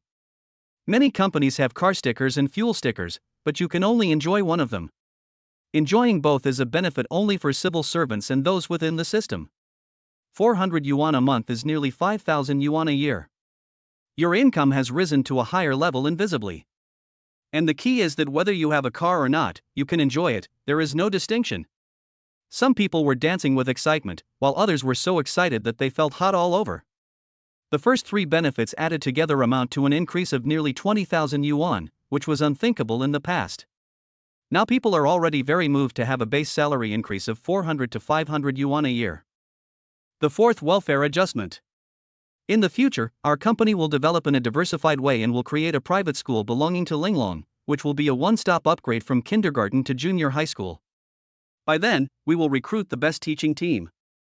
The children of our company's employees can be given priority to send their children to school, and the fees will be based on the standards of public schools. What do contemporary parents care about most? It's a matter of children's education. The advantage of public schools is that they charge low tuition fees, but there is a rigid standard, and that is school district housing. Although many houses are located in school districts, schools are also divided into different levels. Famous good schools are naturally everyone's first choice, but school district houses near good schools can easily cost several million yuan, and the supply is scarce, so you may not be able to buy one even if you have money. So it becomes very difficult to get into a good public school. The advantage of private schools is their strong faculty, but the disadvantage is their high prices. Taoyuan Middle School, the most famous in Duncheng District, is a private school. However, the tuition fee of tens of thousands per semester makes many parents discouraged. Even if you can afford the money, it doesn't matter whether they will accept your child. Many parents are worried that their children cannot get into the school they want, and the schools they can get into are not good enough. If Linglong Company opens its own school, it will undoubtedly solve the worries of many parents. After all, it is a school opened by its own company, and Linglong Company is a conscientious enterprise in Tuancheng District with an extremely good reputation, so everyone feels at ease to send their children there.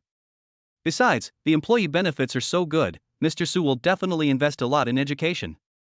To go to a private school with the money required for a public school is simply unprecedented.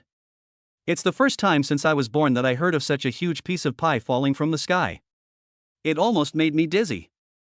Some employees who are about to get married or have not yet had children had bloodshot eyes. This benefit is undoubtedly extremely tempting to them. Mr. Su, I want to ask 2 questions. A female employee stood up. She was Chen Lijuan, the head of the finance department, and she was in her early 40s. Excuse me. Su Mo gave a friendly smile. First of all, on behalf of all my colleagues, I would like to thank Mr. Su for his thoughtful consideration for our employees. Xian Lijuan asked, I would like to ask, how long will it take to fully implement the kindergartens, primary schools and junior high schools mentioned in the fourth benefit? Su Mo extended his index finger, 1 year. Can it be implemented in 1 year? So fast. There was excitement in everyone's eyes. If it could be done in 1 year, then building a school would take 2 years, so in total it would be 3 years. The child would start kindergarten at the age of 3, so the time was just right. Those who don't have children can start preparing for pregnancy now. When I said implementation within 1 year, I didn't mean this system. Su Mo tapped the microphone and turned up the volume. What I mean by 1 year of implementation is that after 1 year, a complete school will be built and presented to you. Oh my God. Is this true? It was made in just 1 year, that's too fast. Everyone was whispering to each other, and the entire conference hall was filled with the sound of discussion. Some people even stood up excitedly. Quiet. Sit down.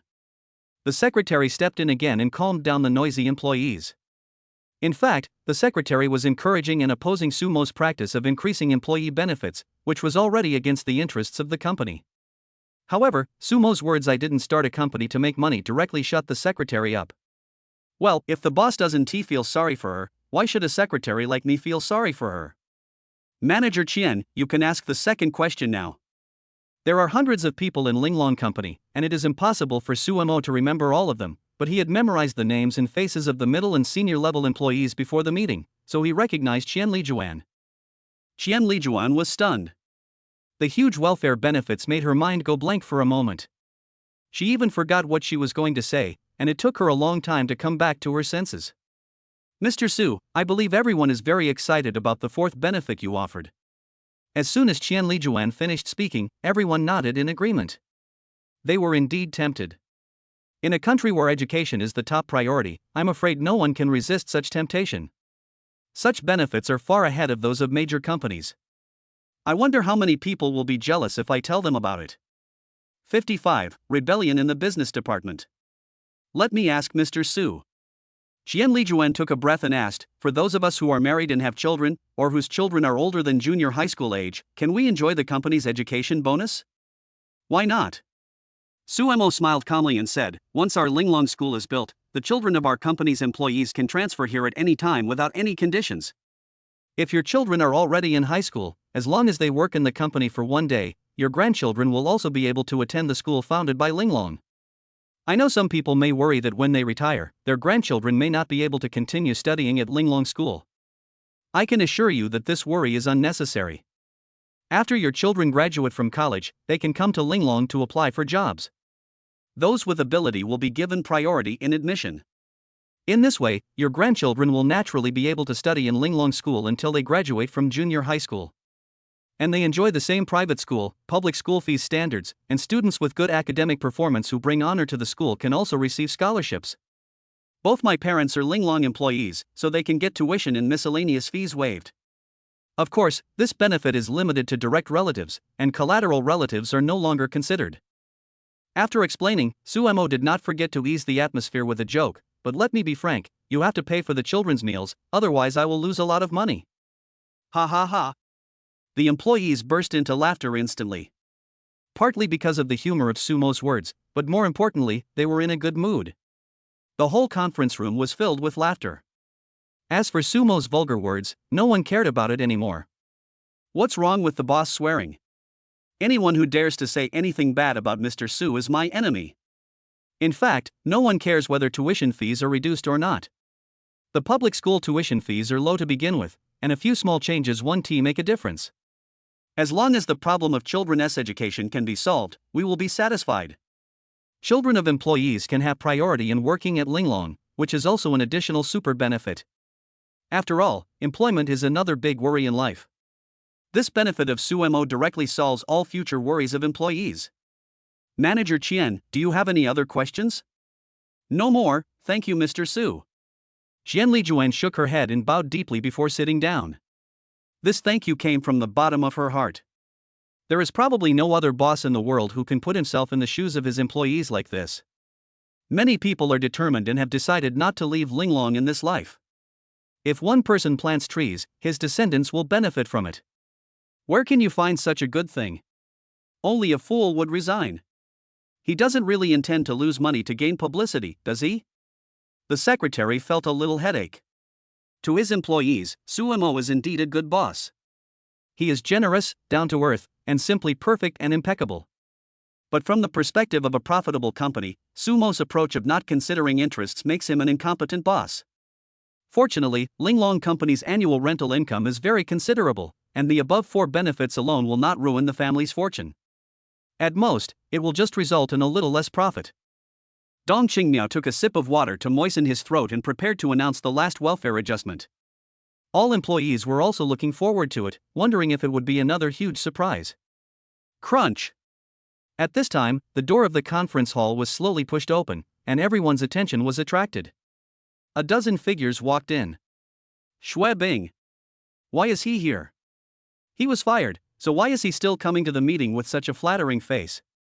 Xue Bing was usually arrogant and domineering, and everyone was dissatisfied with him. After Sumo's series of sugar-coated bullets, everyone's position naturally tilted to Sumo's side, and they felt indescribable disgust when they saw Xue Bing. Xue Bing and his men walked in swaggeringly. The people following him were all members of the business department. They acted in a domineering manner, and seemed to not take their boss Suemo seriously at all. Mr. Su, I'm sorry, I'm late.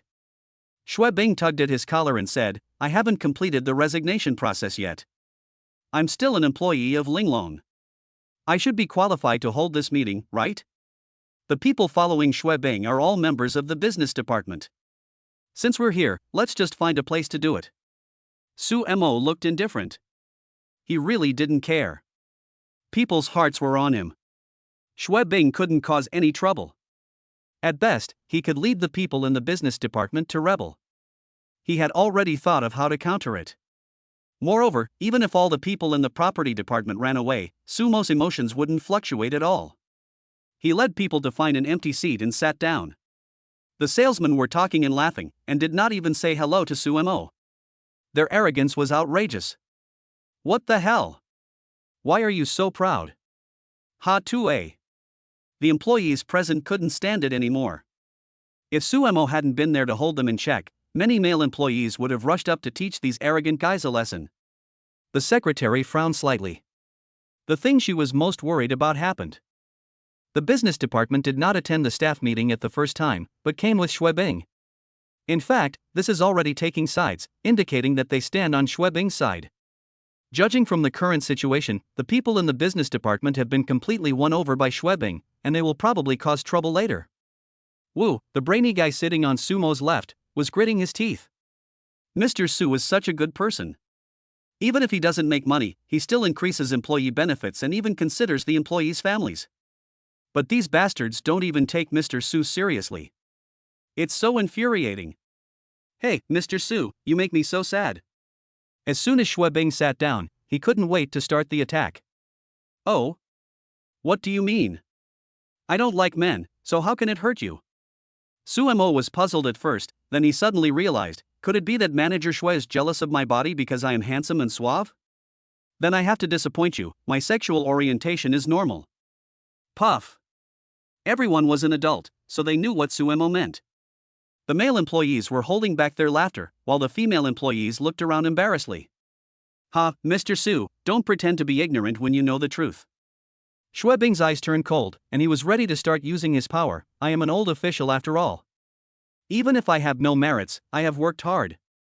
Isn't it a bit too much for you to discard the donkey after it has done its work as soon as you took office? After saying that, Xue Bing stood up and raised his voice to everyone. The Su in front of you is a beast who eats people without leaving any bones. Do you really want to follow such a heartless and ungrateful boss? The change of address from Mr. Su to Mr. Su indicates that Xue Bing is going to turn hostile. 56. The fifth major benefit. Xue Bing glared at Sumo unwillingly, then took a deep breath and began the most brilliant speech of his life. Su is a heartless man. If he can attack me, Xue Bing, today, he will attack you tomorrow. When you are no longer useful, you will be kicked out of Linglong's door by him like me. Everyone, wake up and see the ugly face of this capitalist. It is not worth working for such a person. You can choose to remain silent today and not speak out. When it's your turn in the future, no one will speak out for you. Xue Bing's voice was loud and clear, and his words were passionate. He felt that he had controlled his emotions just right, and was even more contagious than many graduates of broadcasting majors. He would surely succeed in resonating with everyone, and when that happened all the employees would be in an uproar. Let's see how Su would end it. Good. Well said. Members of the business department stood up and clapped as hard as they could. Su. Xue Bing was very proud, as if he had already won the game. Next, I'm going to tell you some bad news. I hope you can bear it. My heart is fine. Feel free to tell me any bad news. Sumo guessed roughly that he was just trying to lead the salesman to rebel and force him not to fire him. However, the trick of using the emperor to command the princes did not work in front of Sumo. Before coming here, our business department held a small meeting, and all members of the business department were ready to resign. Sure enough, it was exactly as Sumo had guessed. Xue Bing smiled jokingly. Of course, as long as you don't fire us uncle and nephew, all the colleagues in the business department are very willing to stay. Do you need to give you some time to reconsider? There was a hint of amusement in the corner of Sumo's eyes, and his fingertips tapped lightly on the table. Xue Bing thought Sumo was really considering it, but after waiting for a long time, Sumo didn't say anything. Besides, except for the people in the business department who were clapping and cheering, everyone else remained unmoved, as if their butts were stuck to their chairs. What's going on? Xue Bing's right eyelid twitched. Having been in business for decades, he had a strong ability of insight and he quickly noticed that something was wrong with the atmosphere in the conference room. And why do people look at him as if he is an idiot? The people in the business department were also a little confused, and the sounds of applause gradually died down. They had already planned to use Sumo's indifference as a breakthrough point to stir up the psychological defenses of all employees, but the scene they imagined of everyone responding to the call and united in resisting Sumo did not appear. Secretary Dong, although Xue Bing will no longer be a member of our company, we should share the good news that our company has recently revised its benefits with him. In order to get closer to her, Sumo had called her Qingmiao before. It didn't matter if he called her that in private, but now that so many people were watching, it was natural for him to call her Secretary Dong. If he called her too intimately, it would easily make people imagine something and mistakenly think that there was some hidden relationship between them.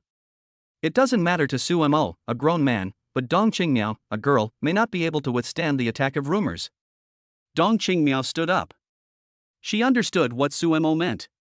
The new boss not only wanted to fire Xue Bing, but also wanted to kill him. Benefit 1, all employees' total annual income will be increased by 10% to 15%. The members of the business department fell into collective silence. Benefit 2, each person will receive a living and entertainment welfare card worth 800 yuan per quarter, totaling 3,200 yuan per year. The salesperson's clapping also stopped abruptly. Benefit 3, each person will receive a 400 yuan transportation allowance per month, totaling 4,800 yuan per year. Hiss. After 3 blockbuster bombs dropped in succession, the salesman could no longer remain calm. Their eyes widened in fear and the sound of gasps was endless. The first benefit has fluctuated and it is difficult to calculate the exact amount for now, but the second and third benefits alone have increased the annual income by 8,000 yuan in disguise. At this moment, the members of the business department were really moved. Some people have even started to reconsider whether they should switch sides. After all, there are too many unknowns if they follow Xue Bing, while if they stay they can enjoy a lot of benefits. Such generous conditions are really hard to resist. Benefit 4, the company will build a private school from kindergarten to junior high school within 1 year. The children of company employees will have priority admission, and the tuition will be based on the standard of public schools. After reading, Dong Qingmiao returned to his seat. Xue Bing suddenly realized that it was no wonder that such a big thing as firing the veteran did not cause any commotion among the employees. It turned out that Su Mo gave so many benefits. Good. Good for you, Su. Xue Bing was so angry that he gnashed his teeth. He originally wanted to sow discord between everyone in Su Mo, but he didn't expect Su Mo to take the initiative and completely block his way. Damn it. This bastard had a raise at any time, but after firing me, he even asked the secretary to read it out again, fearing that I didn't know. Isn't he trying to disgust me? Xue Bing's current mood was even more disgusting than eating shit, which was only because his stomach was empty, otherwise he would have wanted to shit on the spot and throw it on Sumo's face. Mr. Su, do you think you can make us lose our composure by using this method? Xue Bing took a deep breath. As long as he had the trump card of the sales department, he didn't believe Su Mo would not obey him obediently. Today, either you keep us uncle and nephew, or we go our separate ways. Without the sales department, who will generate income for you? Secretary Dong announced the 5th benefit adjustment. Su Mo crossed his arms and said proudly. Okay. Dong Qingmiao responded and turned another page. The result of her previous discussion with Su Mo was to add 4 benefits. The 5th benefit was added by Su Mo at the last minute. Even she didn't know what it was, so she was a little curious about what tricks the boss would play. When Dong Qingmiao saw the first line of words on the document, her eyebrows raised. When she read the second line, her face changed drastically. After reading the entire content of the 5th article, Dong Qingmiao jumped up from her seat. Mr. Su, are you sure you want to do this? The secretary looked at Su Mo in disbelief. She thought this guy was simply crazy. The employees in the audience were confused. In everyone's impression, Dong Qingmiao was a very mature and steady person who would remain calm even when faced with a catastrophe. So what kind of benefits could shock the calm Dong Qingmiao so much? Sure, go ahead and read it. Su Mo nodded without hesitation. Regarding the 5th adjustment to employee benefits, the content is as follows. The secretary felt her heart racing. Linglong will enter the real estate industry in the next few years. Linglong's local employees can purchase Linglong's property products at 70% off the market price. Non-local employees can also enjoy the same discount after paying their social security and becoming eligible to purchase a property. 57. The family should be neat and tidy. Silence, deathly silence in the conference hall. Everyone had an expression of astonishment and horror. Some thought they had heard it wrong, and some even thought they were dreaming. After twisting their thighs hard and feeling the pain, they realized that this was not an illusion, but everything was real. Wow!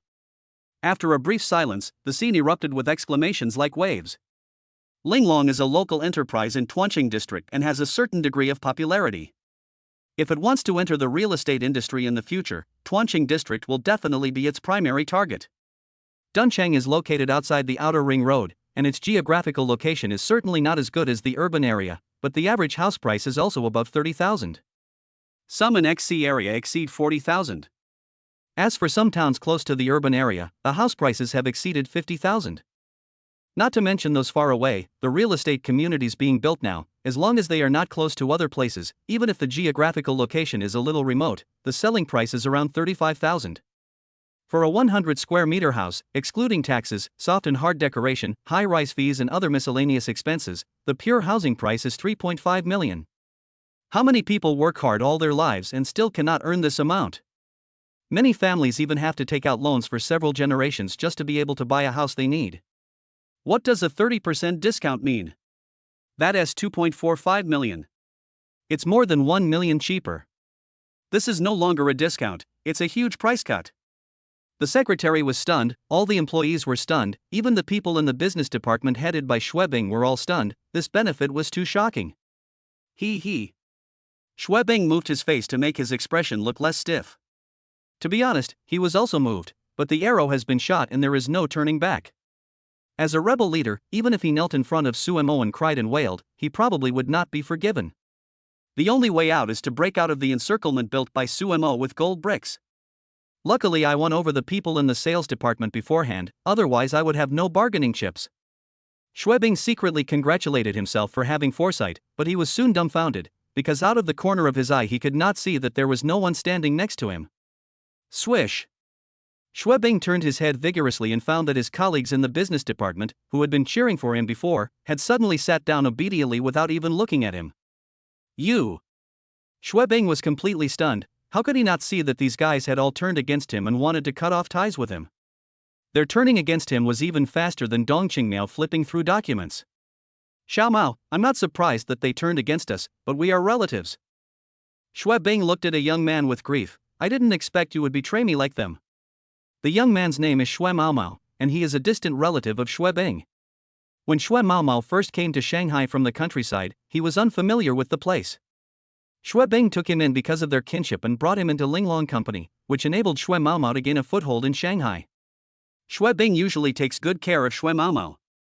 When there is something good, the first person he thinks of is Xue Kai, and then Xue Maomao.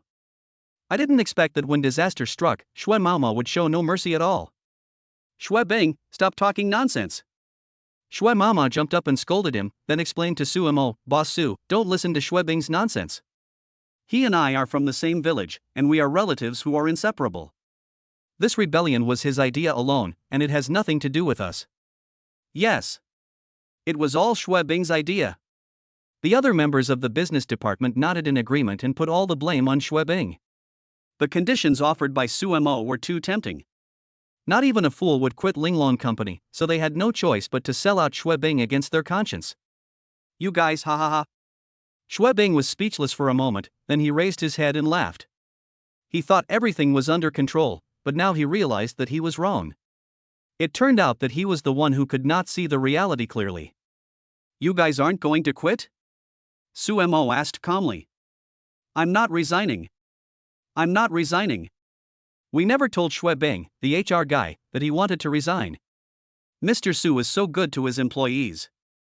If we resign, we are simply inhumane. I am willing to bow to Mr. Su and Linglong until my death.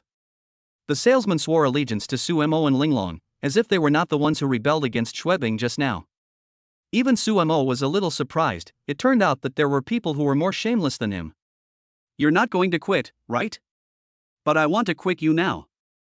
Suemo said expressionlessly, it's hard to find a three-legged cow, but there are plenty of two-legged salesmen, so you should go with Schwebing, and the family should be together. Before, Suemo didn't understand the membership structure of the business department and thought he could keep some of them for his own use. However, before the meeting, the secretary talked to him about the relationships between the people and found out that there were relatives of Schwebing in the business department and apprentices trained by him personally, who had a close relationship with him.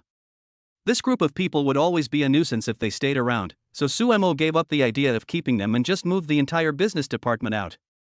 Moreover, these people are willing to stab Schwebing in the back for their own interests, and there is no guarantee that they will sell out themselves for their own interests. Such profit-seeking people cannot be kept. Boss Su, please have mercy. We were really instigated by Schwebing. Yes. It's all Schwebing's fault. Suemo ignored them and picked up the microphone. Security, take them all out. Suemo had long guessed that Schwebing would bring people from the business department to cause trouble, so he asked the security guards to scout the area and guard the door early in the morning. After hearing the order, a team of security guards rushed in. No matter how the people from the business department tried to cheat, they were dragged out of the meeting room one by one. Boss Sue, using this to hurt others is a good method. Schwebing smiled and said, "Thank you for teaching me a valuable lesson. It made me realize that I am the most naive person. In the face of powerful capital, conspiracies and intrigues are simply a joke." "You're welcome." The security guards were about to drag Schwebing out, but Sumo stopped them by waving his hand. "Since you are a veteran of the company, please go on your own." "Then thank you for leaving me with the last bit of dignity." In history, very few people succeeded in rebellion, and Schwebing's rebellion ended in failure this time. He walked out of the meeting room without continuing to threaten with client connections. If he still thinks he is qualified to negotiate with Sumo, then he has been a dog in management for all these years. The sun shone on his body, and looking at the scenery in the distance, Schwebing felt a little melancholy. He should hate Sumo, but he couldn't. If I had not taken this approach at the beginning, but instead sat down and had a good talk with Sumo, would the result be different? The first staff meeting after Sumo took office as general manager ended perfectly. Except for the business department, where all employees were fired, the rest of the employees had happy smiles on their faces. For no apparent reason, my income increased so much that I would wake up smiling in my dreams. Of course, some people may worry that without the business department's income, the company will be unable to make ends meet. This concern appears in less than a second and is dispelled. There are hundreds of shops rented out in the two exquisite ancient buildings, and the monthly rent alone is more than enough to cover the company's expenses. 58. The staff meeting lasted for 1 hour and it was already past 5 o'clock when it ended. When we returned to the office, everyone turned off their computers or went to the bathroom, getting ready to go off work. When Sumo walked out of Linglong building, he saw Wu Xinyan, who had been waiting for a long time. When he saw Sumo coming out, old Wu immediately opened the back door of the Rolls-Royce. "Take me home." Sumo rubbed his Jingming acupoint and said. He actually didn't do anything today, but he still felt mentally exhausted. It was more energy consuming than driving a special car. It was like going to school for a day and not learning anything, but after listening to the teacher preaching all day, he would feel mentally tired. It was the same principle. The reason you feel tired is because you are in an environment that is incompatible with you and your spiritual world is constantly squeezed. It has nothing to do with what you do. I actually forgot to announce the promotion of Dong Qingyao to vice president just now. Sumo secretly decided to get this done as soon as possible and not come to the company if possible. "Mr. Su, I've scrapped your Volkswagen for you," old Wu said cautiously. "Is it scrapped?" "Got it." Sumo rolled down the window and looked at the street outside. When talking about cars, he thought of the Lamborghini and Bentley he bought, and he didn't know when they would arrive. "No trouble, this is what I should do." Old Wu looked at Sumo's profile through the rearview mirror. It was calm and indifferent, but the sharp-eyed old Wu caught the details immediately. A drop of water welled up from the corner of Sumo's narrow eyes, slid down his handsome face, and finally dripped onto his trousers. Ah! Mr. Su really can't forget his beloved car. He is so nostalgic. Sumo didn't say anything, and old Wu didn't say anything either. The two of them remained silent all the way to the gate of Sumo's community. Sumo walked into the community without looking back. Old Wu stood beside the car, staring at Sumo's departing back, thinking that when Sumo mentioned that the car was scrapped, his tears suddenly fell.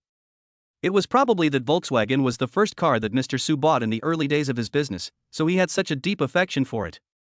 Ah! When he walked downstairs to his house, Sumo couldn't help but yawn. In the past, Sumo would sleep until the afternoon, eat and then go out for a drive. Today, he got up early in the morning to go to the company, and his biological clock has not yet adjusted. Damn it, I got up too early today. My eyes are sore and I'm crying. I'm going to go home and take a nap first. In fact, after lunch, Sumo started to feel sleepy and wanted to lie down in the dark room of the office for a while, but the secretary kept talking to him about welfare adjustments and did not give him a chance to rest. No, next time I have the chance, I must experience the dark room in the office. The next morning, Sumo's door was pushed open by a pair of ruthless hands.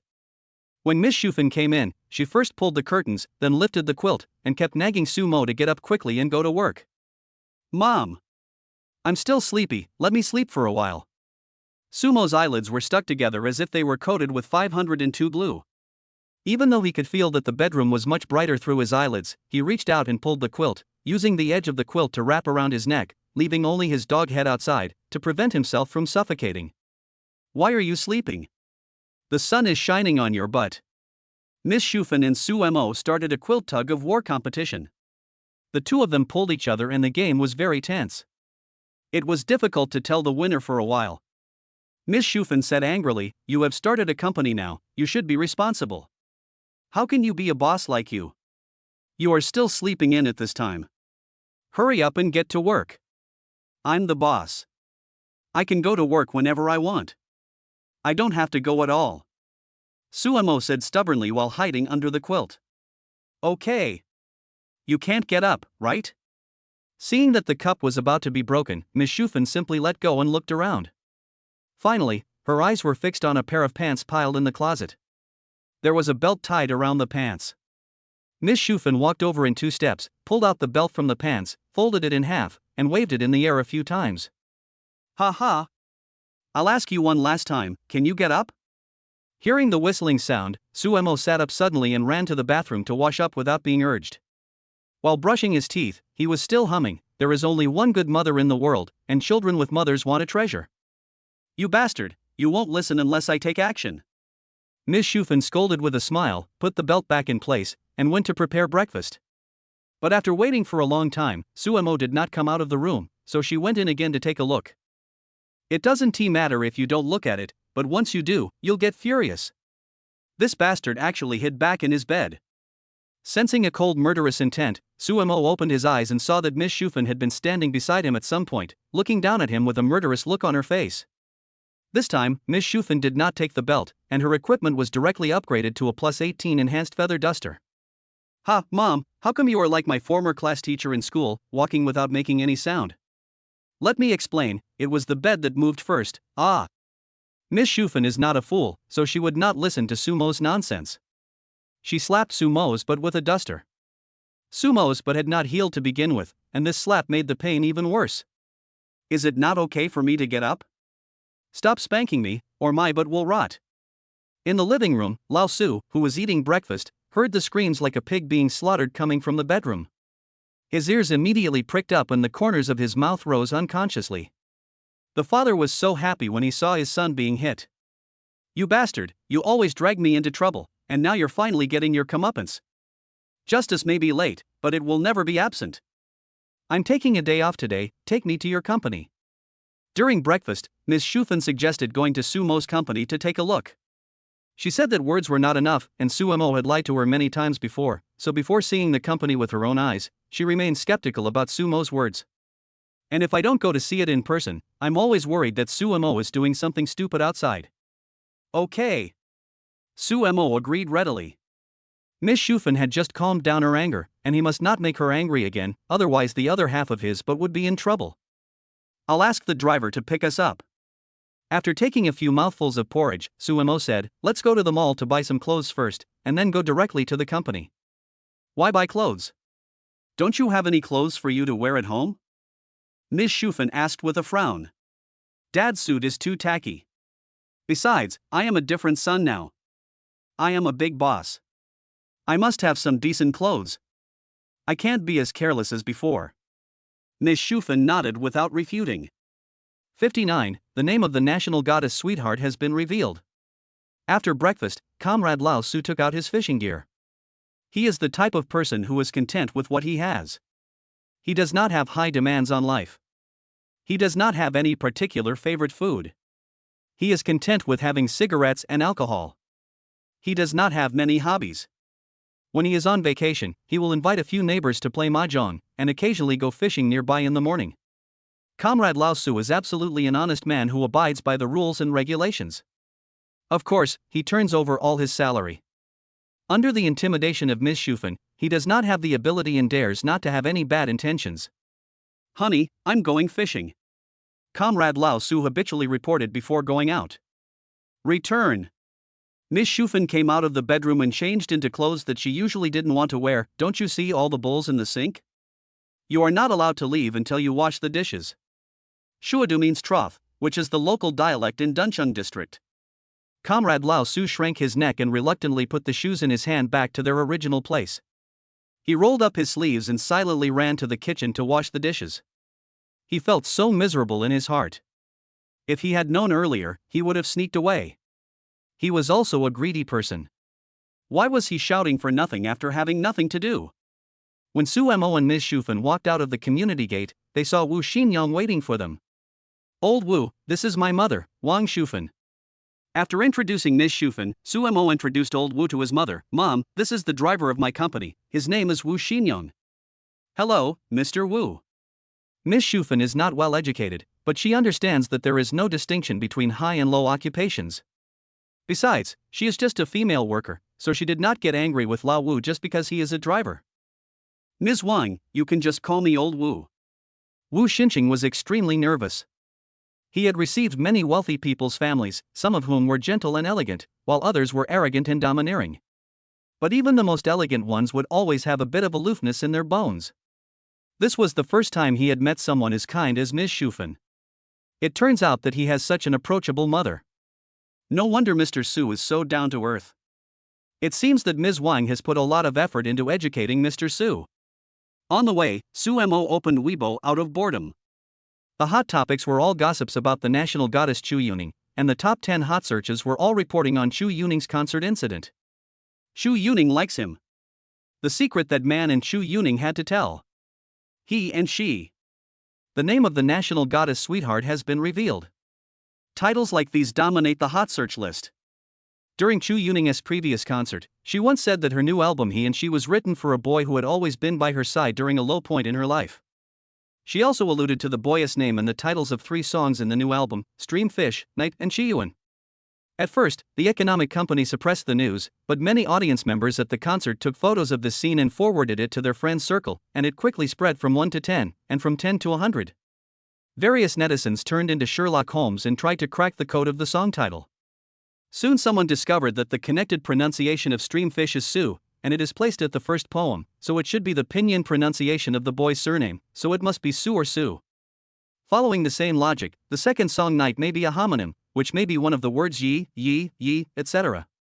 As for the third song, netizens racked their brains but couldn't figure out what it meant. However, if the first 2 songs were broken down, the search scope would be much smaller. Everyone quickly set their sights on 2 popular male stars. The first one is Su Yi, the leader of a new and popular boy band. He has an angelic face and a devilish figure, and his fans call him a man who walked out of a comic book. The second one is Su Yezhou, a new generation actor with both good acting skills and good looks. After screening out the targets, the next step is to use the process of elimination. These 2 male stars have worked with Chu Yuning, but their names do not match the third song. The investigation was at a dead end for a while. At this time, a die-hard fan of Su Yezhou posted the works that his idol had participated in. Netizens discovered that when Su Yezhou just debuted, he starred in the TV series Peace. This major discovery is comparable to the discovery of prehistoric civilization, and the entire internet was in an uproar. All the songs matched. That boy must be Su Yezhou. As more and more information came to light, everyone realized that Chu Yuning and Su Yezhou used to be trainees in the same company and had even played supporting roles in the same crew. This further confirmed everyone's speculation. Chu Yuning and Su Yezhou's Weibo accounts were quickly taken over, and the popularity continued. Just when Su Mo opened Weibo and just woke up, the man posted a new Weibo. "At the right time, I met the right person." Then Chu Yuning also posted a Weibo post shortly after, "We have known each other, and we will stay together for the rest of our lives. Please give us your guidance." The 2 parties boldly confessed their love on Weibo, making netizens in front of their mobile phone screens smile the whole time, and both sides cheered back and forth on Weibo. "Ha, I guessed right, I said it was Su Yezhou from the beginning." Wow, confessing your love with a song title, how sweet. Work hard together, become famous together. What kind of fairy tale love is this? I'm so jealous. I'll move the Civil Affairs Bureau here, and you guys can get married right there. In fact, at the beginning the economic company wanted to keep a low profile, but when they saw that they couldn't suppress it anymore, they simply did the opposite, stirring up some popularity while also attracting a large number of CP fans. Boring. Su Mo closed his Weibo, feeling speechless. In the entertainment industry, there are stars like Principal Gu and Teacher Han who are keen on charity. They are role models worthy of respect and learning, but Su Mo feels that the fame and virtues of most stars do not match. No one cares about people who have made outstanding contributions to the country, but a celebrity's love affair is known to everyone. There is nothing wrong with liking gossip, but if you put too much energy on such celebrity scandals, it would be a bit meaningless in putting the cart before the horse. To use a phrase from the internet, Mr. Yuan doesn't let everyone eat enough. Sizzle. The phone vibrated. Suemo unlocked it and took a look at WeChat. A new friend appeared on the chat page. The avatar was a chubby chinchilla holding a grapefruit in its hand. Xiaosu, do you miss Sister Yuzi? Sumo's fingers tapped the screen back and forth, and he said bluntly, it took you so long to pass the friend verification. I thought you were dead. Yuzu, how can you talk like that? Now whenever Suemo thought of Yuzi, his butt would feel a burning pain. Emojiyo, this is how I am. I have avenged you, so we are even. In the future, don't contact me if you have nothing to do. No, it's better not to contact me at all. Emojiyo is Yuzu's real name. Yuzu, it's okay for me not to contact you, I'm just afraid that you will pester me. Suemo, you haven't woken up yet? If I pester you, I'll be your husky. Yuzu, well, since you don't like me so much, I'll have to go talk to Aunt Shu. Wong. Suemo sent a Shiba Inu head with its tongue sticking out. Oh, I love to chat with Sister Yuzi. I'm online 24 hours a day to chat with you in a sexy way. How about we talk about the 100 million? 60, Yuzi, would you like to discuss a $100 million project? 100 million? What 100 million? Emojiyo didn't react for a moment. Sumo's thoughts were too jumpy. She was not a worm in his stomach. He suddenly said 100 million without any reason. Who knew what it meant? Suemo, didn't you tell my mom that I borrowed 200,000 yuan from you and I promised to pay you back 100 million yuan? Smile. Yuzi suddenly realized, 100 million is not necessary, just spend more time chatting with me when you have time. Suemo, of course I want it. As a man, how can you go back on your word? Yuzi, why do you owe me so much? I don't want you to pay me back, but you still want me to pay you back. Since you insist so much, just pay me back 100 million. Suemo, okay, it's a deal then. When are you free? Let's go to Home Inn to discuss a 100 million project. If you like Motel 168 or Four Seasons, that's fine too. I personally recommend the more upscale Sheraton or Hilton, preferably with floor-to-ceiling windows. Sly smile. Yuzi on the other end of the phone was stunned for a moment, and finally understood what Suemo meant by 100 million, and the temperature on her pretty face kept rising. Su Haigu. You're a hooligan. Half a minute later, Yuzi added, how dare you tease me? Believe it or not, I will go to Aunt Shu to complain. Kitchen knife anger throwing feces. Suemo replied calmly, do you really think I'm afraid of you? If you want to go and complain, hurry up. My mother wants to have a grandchild so badly that she will not only not beat me, but will persuade you to obey me. If you don't believe me, try it. Yuzu was so angry, Shame on you. I'm going to work.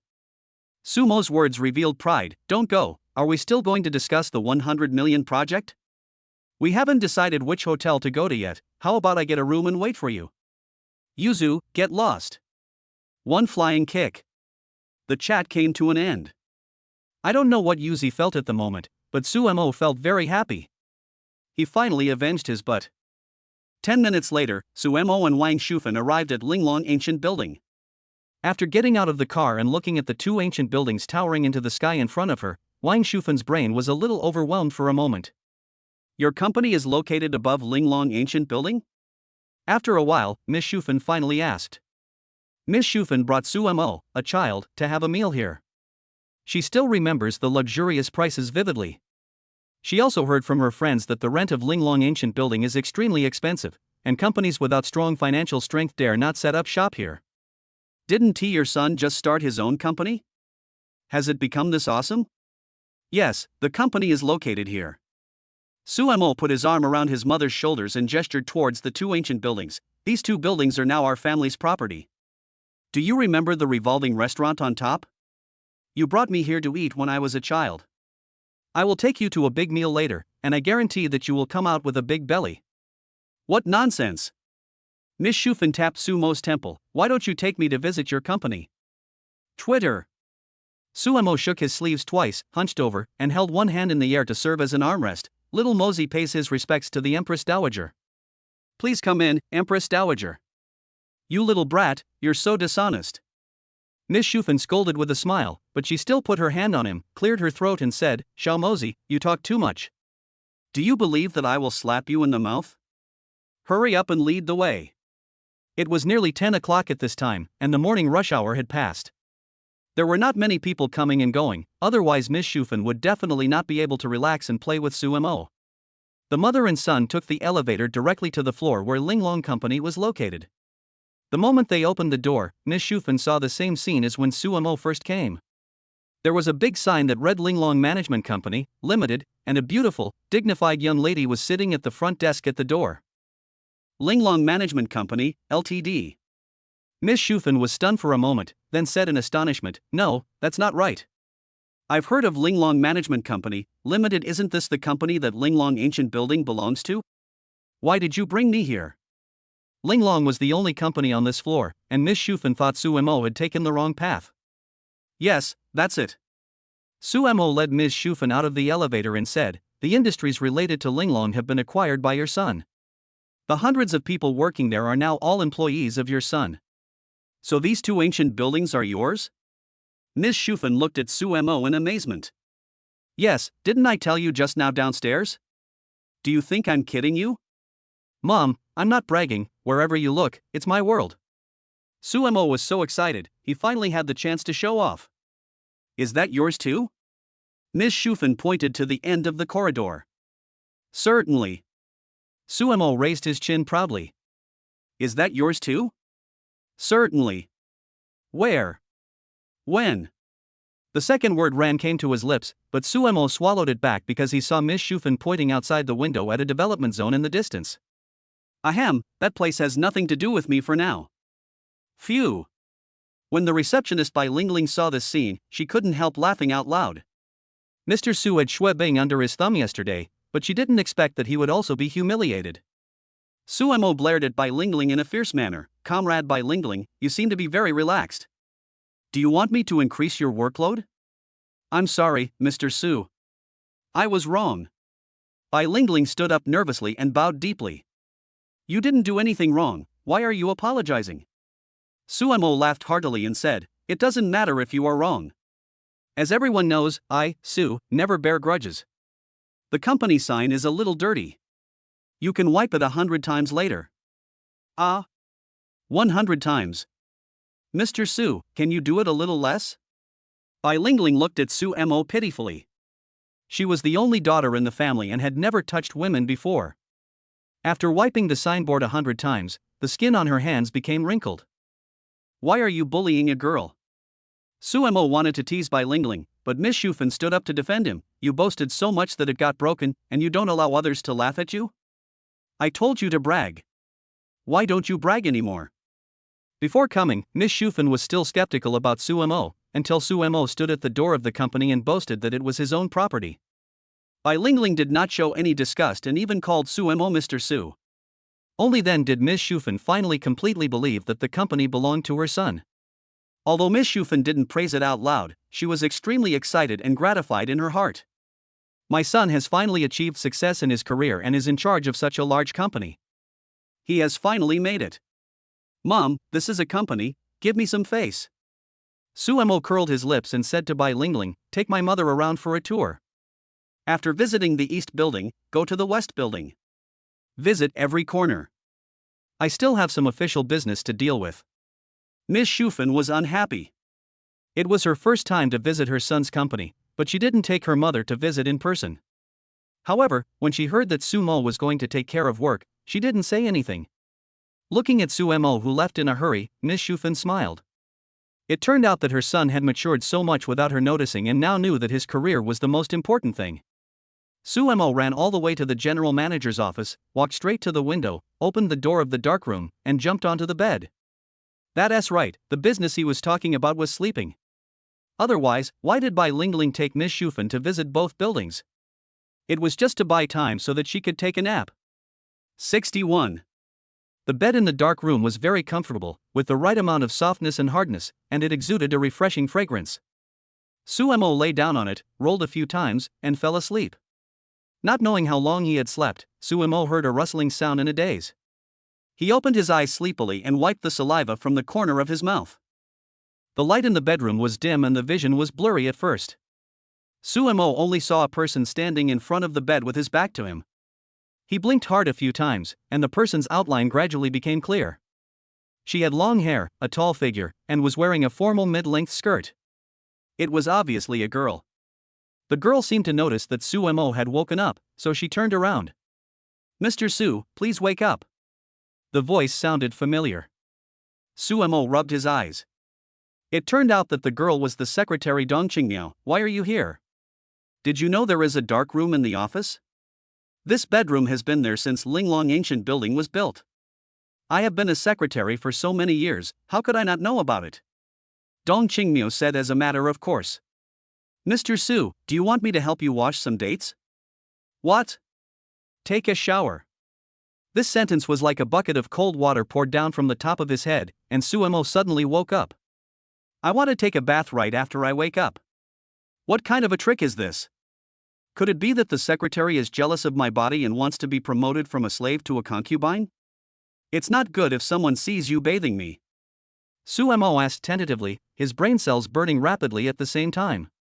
"The secret room is in the general manager's office, and only the former general manager Wang Hua should know about it. Dong Qingmiao also knows about the existence of this secret room. Could it be true, as the rumors say, that she and Wang Hua have some hidden relationship? Just see it when you see it." Dong Qingmiao looked at Sumo with a strange expression. She always felt that she and Sumo were not on the same channel. Although they were both saying taking a bath, they seemed to be not the same thing. "It doesn't matter if you see it?" Sumo was stunned and his breathing became heavy. Are all girls nowadays so open-minded? Of course it doesn't matter.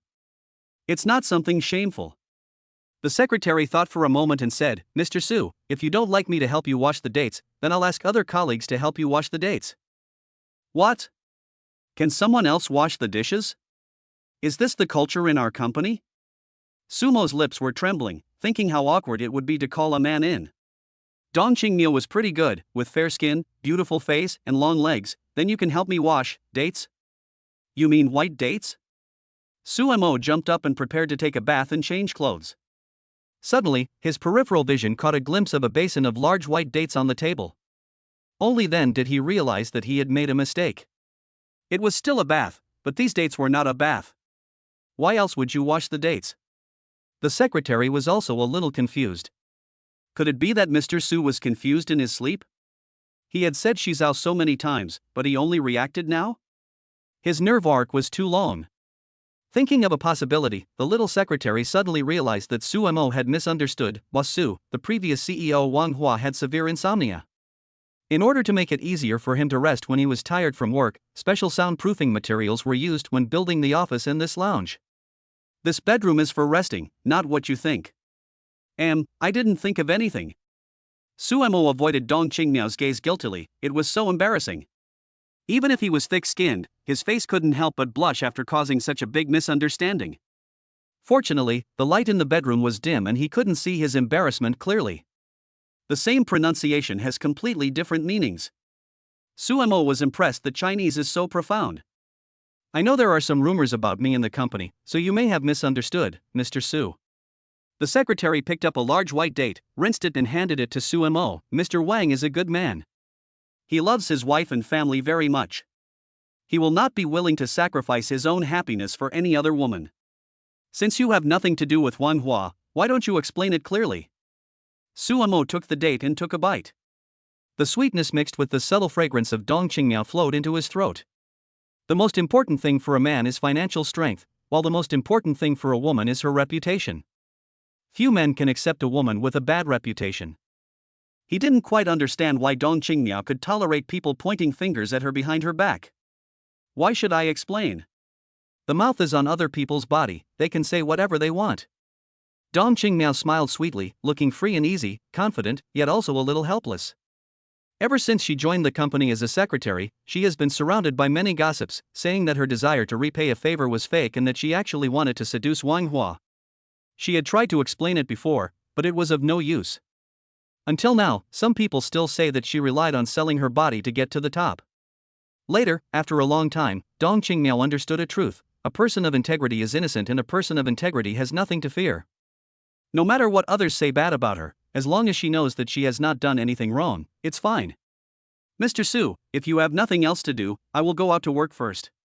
Dong Qingmiao crossed her hands in front of her, bent slightly, and walked straight out of the darkroom. Su Mo looked at her delicate back in surprise. This girl was mentally stronger than he had imagined. That's right. Dong Qingmiao was born in poverty. Without a strong enough heart, it would be impossible for her to change her fate and get to where she is today. Su Mo climbed out of the bed and saw that there was a light of incense on the cabinet next to him. He knew it was Dong Qingmiao who did it without asking. By the way, the serious work hasn't been done yet. After closing the door and returning to the office, Su Mo used his computer to post an appointment notice on the intranet. From today on, Ms. Dong Qingmiao, the general manager's secretary, will be officially promoted to deputy general manager and will handle the company's daily operations and management on behalf of the general manager. All employees received the notice at the same time and were immediately shocked. In the past, Linglong had always been under the sole control of Wang Hua, and the position of vice president had always been vacant. Unexpectedly, after President Su made drastic adjustments to the benefits, he also added a vice president. What was even more surprising was that the vice president was not selected from the managers of various departments, but Dong Qingmiao was directly appointed. Boom boom boom. Not long after the appointment notice was released, there was a knock on Su Mo's office door. He looked up and saw that it was his secretary who had returned. What do you want to talk to me about? Su Mo asked knowingly. Boss Su, why did you really appoint me as the vice president? Dong Qingmiao was a little anxious. To be honest, I am actually considering whether to resign. I have no intention of taking the position of vice president, and I am not qualified for it with my ability. You also said you were considering it, so I'll help you make the decision. You don't have to resign. Su Mo very domineeringly dispelled Dong Qingmiao's idea of resigning, and then said, I know you have feelings for Linglong. It doesn't matter if you didn't plan to be the vice president before, but now you can plan to do it. It doesn't matter if you don't have the ability to do it, you can slowly hone it in the future. 62. Set a small goal, lose 100 million first. But I'm afraid that the company will be ruined by me. Dong Qingmiao is capable, but she is used to being a gun in other people's hands, shooting wherever she is pointed. If there is no one shooting, she will lose her direction. Moreover, with such a huge mountain suddenly pressing down on her, she feels extremely stressed. I'm not afraid of collapse. What are you afraid of? Su Mo patted Dong Qingmiao's shoulders. Everyone in the room took off their heavy coats. Dong Qingmiao was wearing a white heart-shaped collar sweater with a large opening. Her neck was white and her collarbone was jagged. A classic Chanel necklace was the finishing touch, and she looked very beautiful. Give yourself some confidence. As long as you have confidence, you will be able to run the company well. Su Mo said proudly, I am your boss and I have a lot of money. Let's set a small goal first and lose 100 million first. Dong Qingmiao was speechless for a moment. Other bosses required their employees to make money, but why did his boss Su like to bleed and lose money? With Su Mo's business style, how did he make enough money to buy Linglong? Could it be that Mr. Su used to be a multi-billionaire, but lost money and became a billionaire now? Okay, it's settled. I'll have the Human Resources Department redraft a contract for you later. Su Mo didn't give Dong Qingmiao a chance to speak and pushed her out of the office. Leaning back in the boss chair, Su Mo pondered over and over again, always feeling that there was something important that he hadn't done. After racking his brains, he remembered that he hadn't signed in yet. It's broken. I forgot to sign in yesterday. After a busy day at the company yesterday, Su Mo fell asleep as soon as he got home. When he woke up, it was already this morning. Not only did he not sign in today, he also missed yesterday's. I opened the system and took a look. On the calendar interface, yesterday's date was gray, with the words makeup written on it.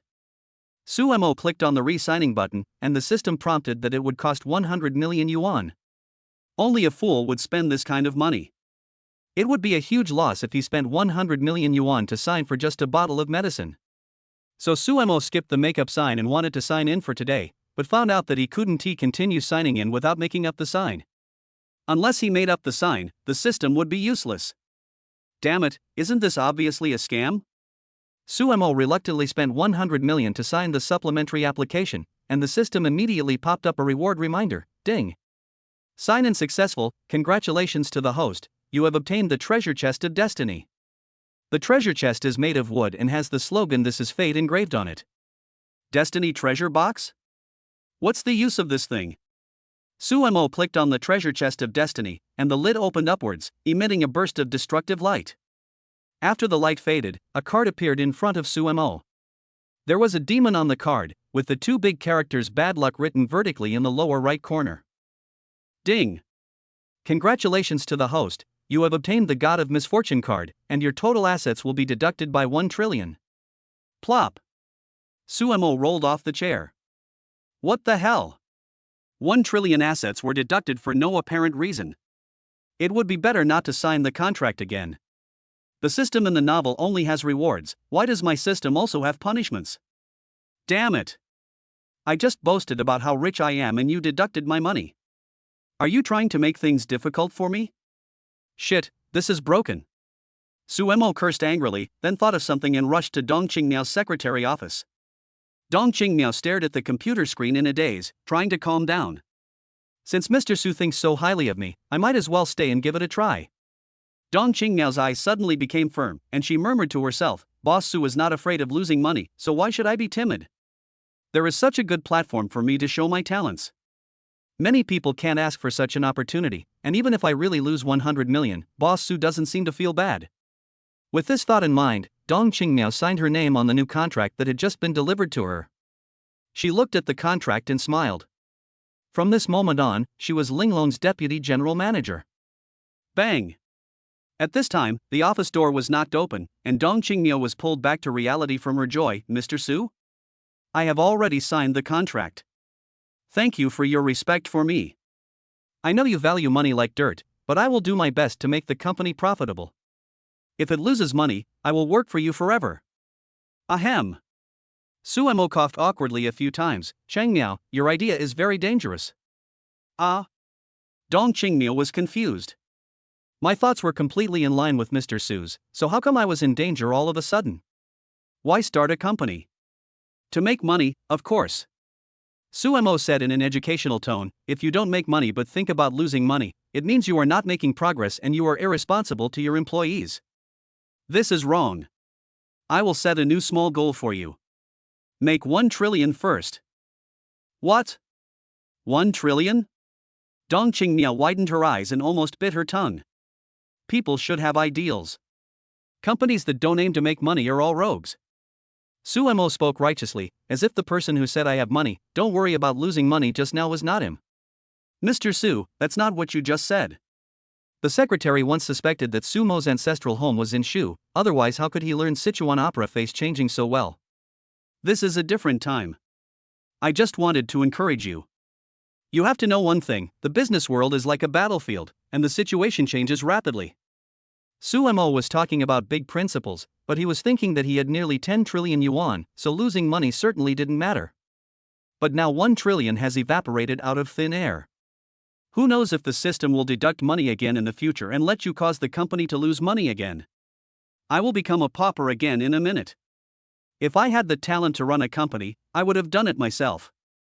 Work hard and strive to get Linglong listed on the market as soon as possible. After saying this, Sumo turned around and ran away. Less than 10 minutes after he made the boast, he suddenly regretted it. It was so embarrassing. He should stop pretending to be so cool in the future. Every time he pretends, he ends up slapping himself in the face. It hurts so much. In the past, the old man told Sumo that if you show off, you will be struck by lightning, and he even laughed at me and said, let the lightning strike me. Now he finally believed that pretending to be cool would really get him struck by lightning, and he lost $1 trillion at once. Dong Qingmiao sat down and felt that the road ahead was uncertain. 1 trillion? You're dreaming. Ghost money is almost the same. The more Dong Qingmiao thought about it, the more she felt that Sumo was unreliable, so she decided to tear up the contract and resign. Huh? Where's the contract? Dong Qingmiao lowered her eyes and was surprised to find that the contract on the table had disappeared without a trace. She searched the table and the floor for a long time, but still couldn't find any trace of the contract. Dong Qingmiao recalled carefully that before Sumo left, he seemed to touch the table and pulled his clothes closer, as if to hide something in his arms. Oh my god. Dong Qingmiao finally understood why Sumo ran so fast. It turned out that when she wasn't paying attention, Suemo stole the contract on the table. 63. Mama's enemy. Faced with Sumo's shameless act of stealing the dragon and switching the phoenix, even the usually dignified and gentle Dong Qingmiao couldn't help but swear.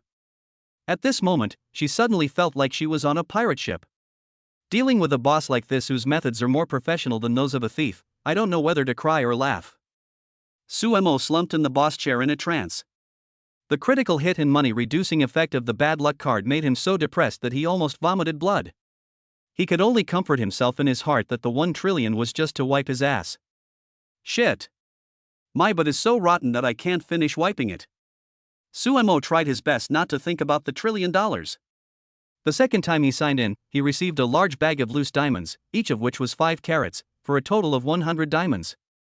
1 carat is equal to 0.2 grams, which is about the same size as the home button on an old Apple phone. A 5-carat diamond weighs 1 gram, and this bag weighs 100 grams. Suemo took it in his hand and weighed it, then took out a loose diamond.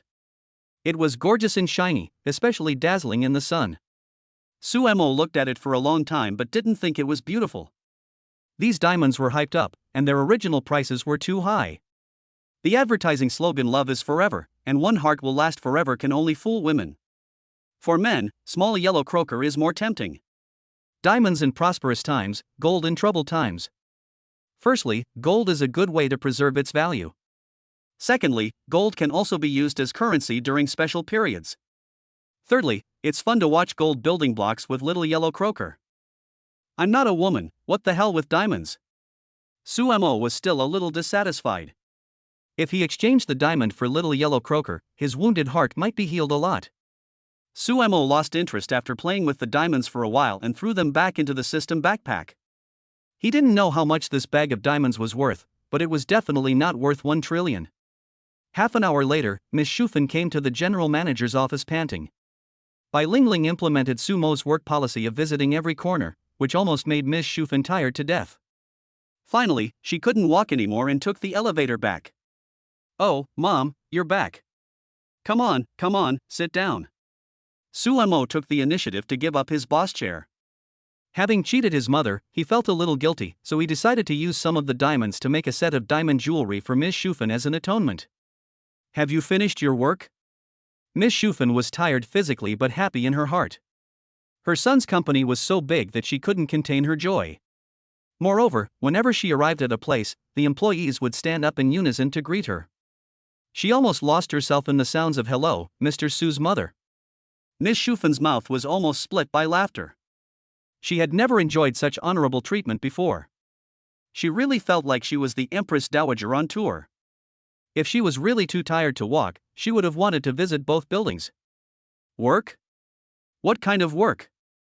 Sumo was stunned for a moment, then immediately changed his words after realizing what was happening. "Work, it's all done, it's almost time for dinner, how about I accompany you to the revolving restaurant to eat something?" Suemo thought that he would never do the job, and it would be impossible for him to do it in his lifetime. If he had time in the future, he could discuss the issue of washing dates with his secretary. The mother and son walked through the sky corridor and came to the revolving restaurant together. Linglong Revolving Restaurant has high prices and is the top consumption restaurant in the entire Tuanqing district. It has been on many TV programs and food magazines and is well known. Many people from the city and other provinces come here to try the food, and are willing to drive dozens of kilometers just to taste the food. The business is still quite booming. Mr. Su. When the restaurant manager saw Suemo arriving, she immediately came over to greet him. Suemo flipped through the menu and asked, "Well, are there any special dishes today?" Linglong Restaurant uses seasonal ingredients. Except for a few simple fixed set meals, other dishes are rotated every day. A brand new menu is prepared every day. Customers cannot eat whatever they want. It all depends on what dishes the restaurant offers that day. If you want to eat a specific dish, you not only have to come on the right day, but also make a reservation in advance, otherwise by the time you arrive, the dish may have been ordered. If an ordinary small restaurant did this, customers would leave in minutes. Only a restaurant like Linglong, which has such wide popularity and strength, dares to be so willful. Today's black truffles and caviar have just arrived and are very fresh. Mr. Su, would you and your sister like to try them? The female manager glanced at Ms. Shufen. Miss Shufen is already 50 years old, but she looks relatively young and appears younger than her actual age. It is not surprising that the female manager mistook her for Sumo's sister. Recalling the first time Cao Jialong went to Sumo's house, he also mistook Miss Shufan for Sumo's sister. Your flattery is a bit stiff. Sumo teased, should I be happy that you said my mother is young, or should I be worried that I am growing up too fast? Ah. I'm sorry, Mr. Su. I thought this lady was your sister because she looked so young. Actually, you are not old at all. The female manager thought the boss was angry and apologized hastily, but she felt that the more she explained, the worse the situation became. Okay, look how nervous you are. I was just kidding you. Noticing that Miss Shufan was glaring at him, as if blaming him for teasing others, Sumo immediately changed the subject. Give me some black truffle and caviar, not too much, just to try it. It would be a pity to throw it away if you don't like it. Also, give me double the lemonade, and you decide on the other dishes. Miss Shufan doesn't like drinking alcohol or beverages, and water is bland, so Sumo ordered a refreshing lemonade. Soon, the delicious food was served. Sumo stuffed the food into his mouth all at once, just like Shubeiji eating the life fruit, without tasting anything. Miss Shufan tried the caviar and found it a bit unaccustomed, so she didn't touch it a second time. Hey, isn't this Shufan? When they were halfway through the meal, someone walked up to Sumo's table. The mother and son looked up and saw that the person who came was a middle-aged couple, followed by two young people, a man and a woman. Gouli Rong? Sun Hai? Ms. Shufan frowned slightly. Sumo also recognized the couple. They were his mother's former colleagues. When he was a child, Ms. Shufan often took him to this family's house to play mahjong, but later for some unknown reason, they suddenly stopped associating with each other. Sumo glanced at the girl behind him who had an appearance score of about 7 and felt that she looked familiar. He searched for information about this girl in his mind and gradually matched her with someone. If I remember correctly, this girl should be called Sun Miao.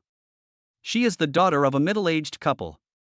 When she was a child, the adults played mahjong in the living room, and the two children played childish games like nurse and patient and bride and groom getting married in the room. Sun Miao doesn't have a ring on her hand, which means she is not married yet.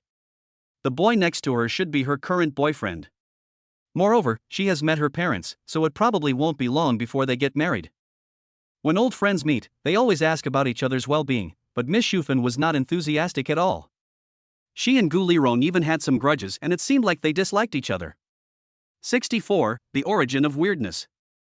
Sumo didn't know how Miss Shufan and Gouli Rong became enemies, but there was one thing he was sure of: the other party was not friendly, and those who made a yokum yogo when they appeared were basically villains who liked to be weird.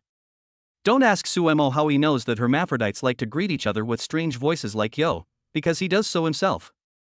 After all, he is an old hermaphrodite. Shufan, we haven't seen each other for several years. I didn't expect to run into you here. Gouli Rong was the first to speak to warm up the audience. Ha, it's been a long time since we last met. Miss Shufan had a blank expression on her face and replied indifferently, muttering to herself, what bad luck. Anyone who wants to see you better not run into you in their lifetime. Gouli Rong and Sun Hai raised their chins slightly, looking arrogant. Even Sun Miao and the boy had pride on their faces.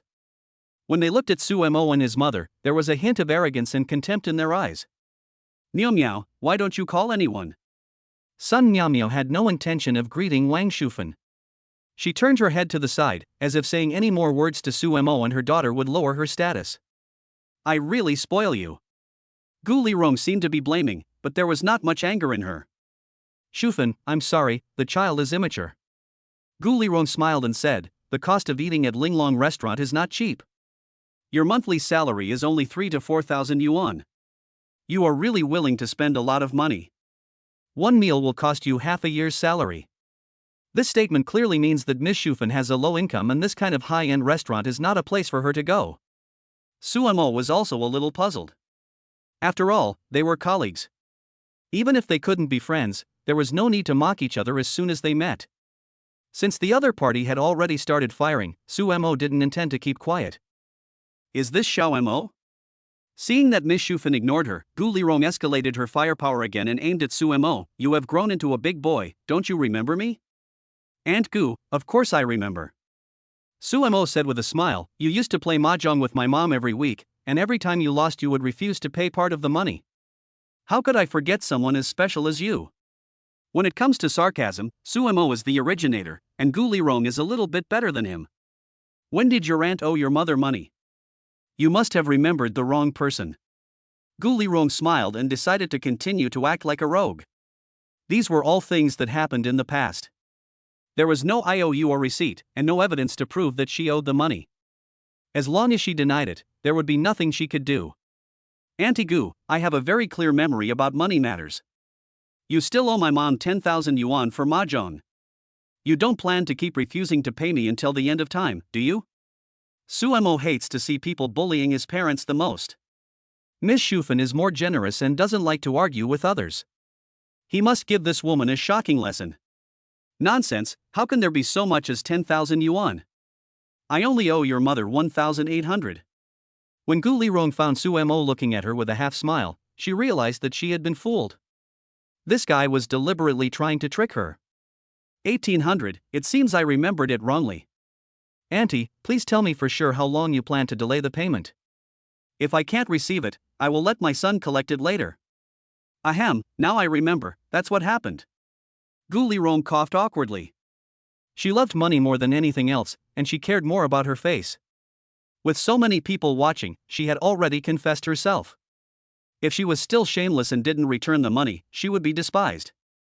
Auntie, are you the kind of person who doesn't pay back the money you owe? She took out 18 red 100 yuan bills from her bag and placed them on the table. Gouli said, I never encountered them before, but now that I have met them today, of course I have to pay them back. Suemo didn't even listen to what Gouli said. He pinched the wet towel with his fingers and counted the money by himself. Auntie, we are still short of 2. I only have 1,600 here. Really? Then I counted wrong. Here. Gouli mouth twitched, and she took out another 200. She thought no one would notice if 1 or 2 bills were missing, but she didn't expect Suemo to be smarter than a monkey and actually came up with a trick. Please count the change in front of me. Xiaoemo was still as smart as before. Gouli started to mock again, and Suemo fought back without showing any weakness. It's necessary. After all, you have owed me for so many years. If you don't count them clearly, it will be hard for us to explain it later. Ha, let's not talk about this. Gouli was the debtor, so she was in the wrong no matter how she brought up this topic, so she tried to find another topic to start with. Xiaoemo, have you found a partner? Not yet. I've always been thinking about Miao Miao in my heart. As soon as these words were spoken, everyone's expressions changed. Miss Shufan looked at Suemo with an indescribable expression. The 3 members of the Sun family were all shocked, and Sun Miao Miao's boyfriend frowned, obviously unhappy. There are so many cases of people cheating on others, but doing it in front of others is too much. Oh, Xiaoemo, I'm so sorry, our Miao Miao has a boyfriend. Gouli pulled the boy over and boasted, he is my future son-in-law, Lelay, a manager of a foreign company. What do you do now, Xiaomo? Lelay and Sun Miao Miao are dating, but for someone who loves money like Gouli, a small supervisor cannot gain her approval. She thinks her daughter can find a more capable man like a manager. The reason why I said Lelay was the future son-in-law was just to show off in front of Miss Shufan. Hey, supervisor, that's a lot of money a month. Suemo shook his head in self-mockery, I just eat and wait for death. My mother often scolds me for being useless and not being able to compare with your future son-in-law. Alas, it seems that Miao Miao and I have no chance. Ha, you are still young, you will definitely find your sweetheart in the future. Finally, she had surpassed Wang Shufan in one aspect. Gouli boasted more and more proudly, today is my birthday, and Lelay said he wanted to celebrate for me. I said that I could just cook a bowl of longevity noodles at home, but they insisted on bringing me to the revolving restaurant. This meal is so expensive. No matter how much I persuaded them, they wouldn't listen. It really pissed me off. Auntie, your birthday is such a big event, of course we should celebrate it well. When Lelay heard the words future son-in-law, he felt lighthearted and thought he had passed the parents' test, not knowing that he was just a tool. Lelay took a look at the food on Sumo's table. Only a little caviar was left of the most expensive item. He decided to order more caviar later. While pleasing his future mother-in-law, he could also demonstrate his financial strength and let this ignorant pretty boy in front of him understand the gap between them. Sun Miao Miao is my, Lelay's, woman. You, Su, are not worthy of her. No more talking, let's eat first. After a few more nonsense words, Gouli led them to the reserved seats. Suemo suddenly asked, Lelay, do you know Han Mimi? Lelay was stunned for a moment. Who is Han Mimi? 65, I want to build an orphanage. I don't know him, that's okay. Suemo waved his hand nonchalantly. I know a girl named Han Mimi, who was dumped by her childhood sweetheart's scumbag boyfriend some time ago. The guy seemed to be called Lelay. I thought it was you, but it turned out to be a misunderstanding. Just pretend I never said anything. Gouli and the other three were confused. The name Han Mimi sounded a bit popular and they seemed to have heard it somewhere before. It sounded very familiar, but they couldn't remember it for a moment. Who is Han Mimi? Is she the ex-girlfriend who has been in contact with you? As soon as she sat down, Sun Miumia stared at Lelay with a bad look and started questioning him. The reason was simple, the name Han Mame was too familiar to her. She was sure she had heard of it, otherwise the impression would not be so deep.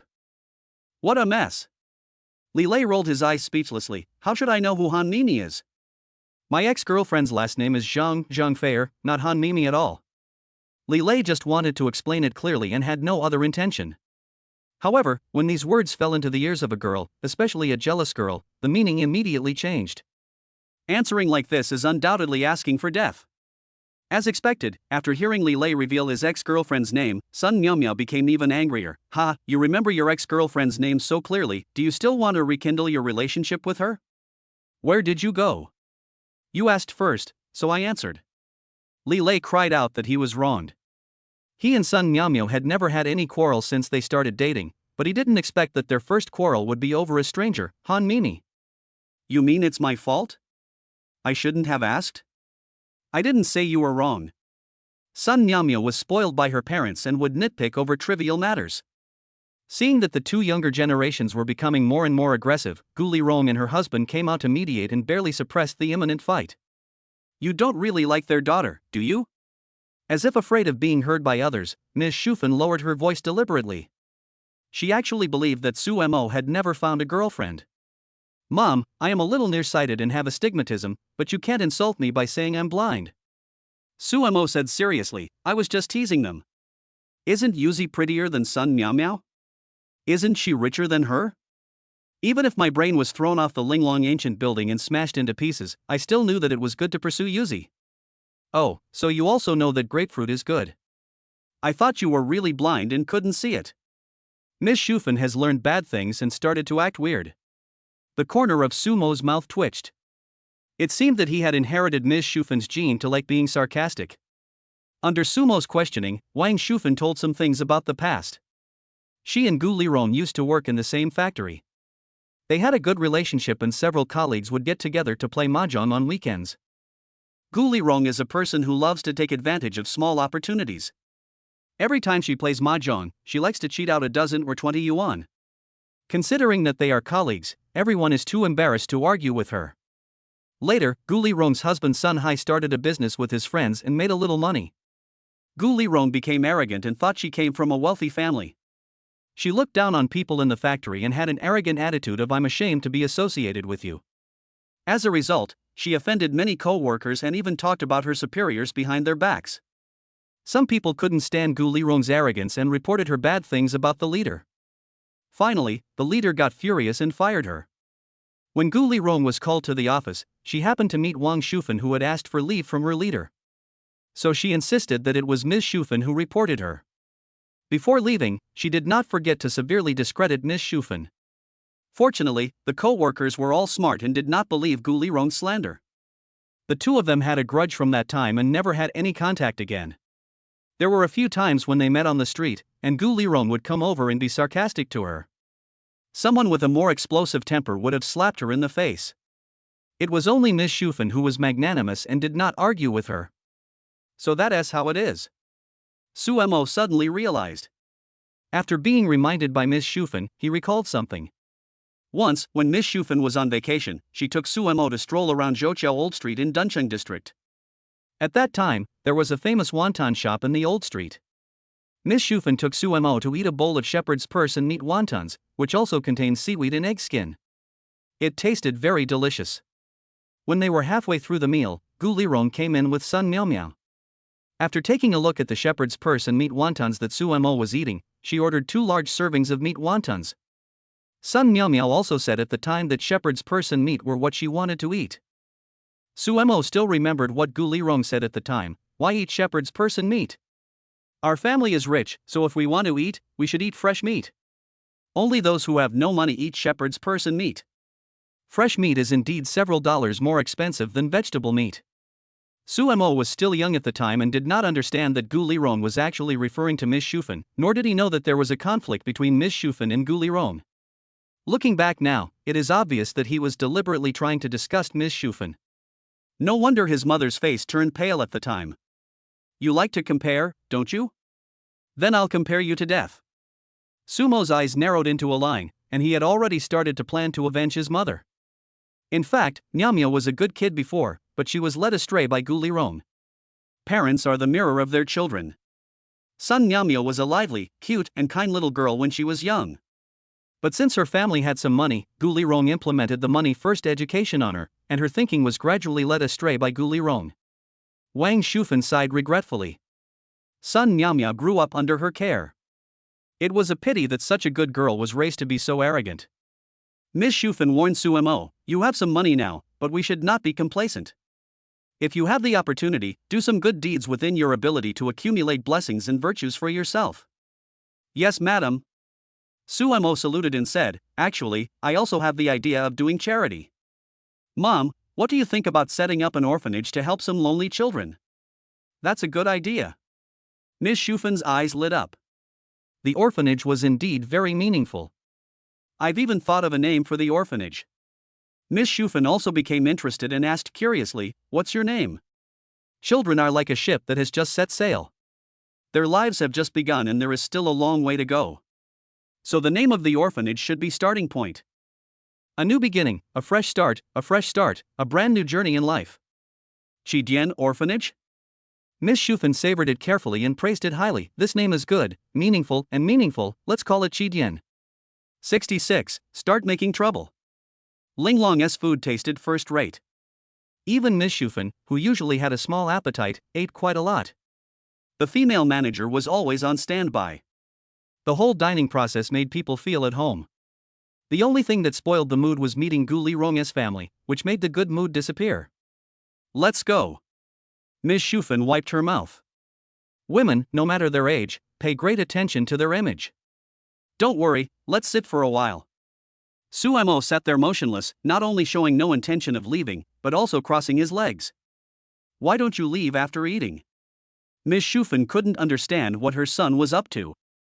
If Gouli and others had not arrived, she would have been very willing to stay in Linglong restaurant for a while longer and enjoy the 360-degree unparalleled scenery. However, now the person she hated the most was here, and her good mood was completely ruined. She had no interest in continuing to enjoy the scenery. Who knows if Gouli and others will come over to show off and provoke? It is better to leave early because out of sight is out of mind. Ms. Shufan really doesn't want to bother with such people. Saying any more words would be a waste of saliva and time. "I ate too much. Sitting down will help me digest the food." Suemo smiled meaningfully and glanced at Gouli and others not far away. His mother had not yet been avenged for being ridiculed, so how could he just leave like that? With Gouli personality of loving to show off, she would probably come and cause trouble soon. As everyone knows, Suemo is magnanimous and doesn't hold grudges. He has already thought of a whole series of birthday surprises for Gouli that are guaranteed to piss her off to death. Even if he wants to, he can make Sun Miao and Lelay break up on the spot with just one word, believe it or not. Today is Gouli birthday. In order to curry favor with her, Lelay ordered a flame mountain cake. The waiter pushed up a 12-inch cake with candles on it equal to Gouli age. The flaming mountain cake is a new product recently launched by Linglong restaurant. It is shaped like a volcano. After it is served, it will be poured with high-proof rum and then ignited. The blazing flames instantly wrap around the cake, making it look like the flaming mountain in Journey to the West. The diners around took out their mobile phones and took photos of the special flame mountain cake. "Thank you, Shaoli. This cake is really beautiful." Gouli smiled knowingly. Age is a taboo for women. She was a little dissatisfied with Lelay revealing her age. However, she found herself the focus of everyone's attention, with all the flashes on her.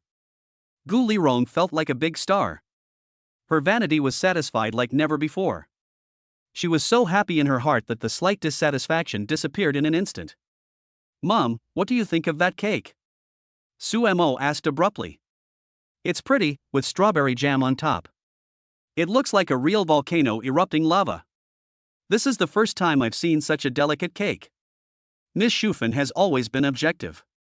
It is true that she hates Gouli, but she will not deny everything related to her just because she hates this person. Gouli is just the opposite. She hates everyone and everything related to them and will blacklist them. In comparison, Miss Shufen may not be very wealthy, but her thinking is much higher than Gouli. After Gouli closed her eyes and made a wish, she started to cut the cake. She did not disappoint Sumo's expectations and came over with a piece of cake that was half the size of her palm. "Shufen, today is my birthday, I'd like to treat you to a cake." After putting down the cake, Gouli said sarcastically, "This is Linglong's new product. It's different from the 80 yuan cream cake you bought from the bakery before. You must have never eaten it. Come and try it." Snort. Miss Shufen snorted coldly, her brows furrowed. She had tried her best to ignore Gouli, but this woman kept provoking her and causing trouble again and again. She really deserved a beating. Moreover, Gouli only gave Sumo and Miss Shufen a small piece of cake, just to send away the beggars. It was obvious that he was deliberately disgusting her. Miss Shufen clenched and unclenched her fist several times, but finally she endured it. It was not because she was afraid of Gouli, because Linglong restaurant was owned by Sumo's company. Her quarrel with Gouli here would inevitably damage the restaurant's image. The internet is so developed now, it would be bad if someone spread the news online. It's not worth it to let Linglong restaurant be tarnished because of such a person. "Auntie Gu, thank you for the cake." Sumo seemed to be unable to hear the humiliation in Gouli words. He picked up the spoon and scooped a few bites of the cake. He gave a thumbs up and praised it endlessly. "It's delicious. I have never eaten such a delicious cake. Oh, it looks like the child has never eaten good food. If it tastes good, eat more." Seeing Wang Shufen's extremely ugly face, Gouli felt so relieved in her heart, like a general returning triumphantly from a victory, and returned to her seat in high spirits. "You bastard." Miss Shufen was so angry that she picked up the wet tissue on the table and threw it at Sumo. "Have I ever starved you? You become so greedy for just a piece of cake. You've made me lose face." "Hey, Mom, don't be angry." Sumo wiped the cream off the corner of his mouth. "Until the end, we don't know who will be embarrassed. Let her float for a while. It will be more painful when she falls down later." Miss Shufen looked at Sumo in surprise. She didn't know what her son was going to do, but no one knows a son better than his mother. Sumo had a habit since he was a child. Every time he made a mistake or was about to cause trouble, he would put on a playful smile. Wang Shufen's intuition told her that Sumo was going to do something weird. "Manager." Sumo raised his hand, and the female manager ran over in fear. Sumo bent his 5 fingers, motioning her to bend down, and then whispered a few words in her ear. "Just do as I say, okay?" "No problem." The female manager accepted the order with a solemn oath. After instructing the waiter to greet Sumo, she hurriedly left the restaurant and ran all the way to the kitchen. About 15 minutes later, the female manager came back panting and whispered, "Boss Su, everything you asked me to do has been done." "That's pretty efficient. Let's get someone ready to carry the stuff up." Sumo agreed, then stood up from his seat and walked to Gouli table. Seeing him coming, Gouli was slightly stunned, thinking, is this because he hasn't been humiliated enough and is coming here to humiliate himself? What's wrong with Xiao? Is there not enough cake? Come over and get some cake? Gouli sneered and mocked. "I'm full, thank you Aunt Gu for the cake." Sumo smiled harmlessly. "I thought today is your birthday, Aunt Gu, and you treated me to a cake. I can't just not show any appreciation, so I prepared a gift for you. 67, if you respect me 1 foot, I will give you 1 inch. He came here to show his affection but got rejected. I've never seen such a stupid person. Oh? So what gift are you going to give to Auntie? Sumo scratched his head embarrassedly and said, "It's not an expensive gift. I asked the restaurant to make a small snack. I hope Aunt Gu doesn't mind it." Don't mind. The gift is small but the thought is great. I'm very happy that you have this kind thought. When the snacks come up later, I will eat them all. Auntie, you won't lie to me, will you? Sumo looked at Gouli suspiciously. Of course not, Auntie never lies. Gouli Rong said this with certainty. That's a great feeling. Suemo clapped his hands twice, and a waiter slowly came in from outside, pushing a cart with a giant flame mountain cake on it that was almost as tall as an adult. Xiaomo, this is the gift you gave me? Gouli Rong stared at the giant flaming mountain cake in amazement. Her cake was 12 inches in size, which was not small, but compared with the behemoth in front of her, it was just the tip of the iceberg and was simply a tiny fraction of the size. Yes, this is my birthday present to you. As soon as he finished speaking, Suemo winked at the waiter, who understood what he meant and stood on a chair to pour high concentration liquor from the top of the cake and then set it on fire. Boom! The flames burned fiercely, like a real flaming mountain. You could even hear the sound of the flames rising. Standing next to it, you could feel a wave of heat spreading over, and the temperature soared a lot. Wow! Exclamations came from all directions. When the little flame mountain cake was lit, only a few tables around were taking pictures. This time it caused a bigger sensation. All the customers in the restaurant were attracted by this spectacular scene and took out their mobile phones to take pictures. Xiaomo, thank you for the gift. Gouli Rong didn't know what Suemo was going to do and thought it was really a gift for her. When she noticed those envious looks, her vanity swelled to the point of exploding. The giant flame mountain cake really helped Gouli Rong gain face, and she never smiled.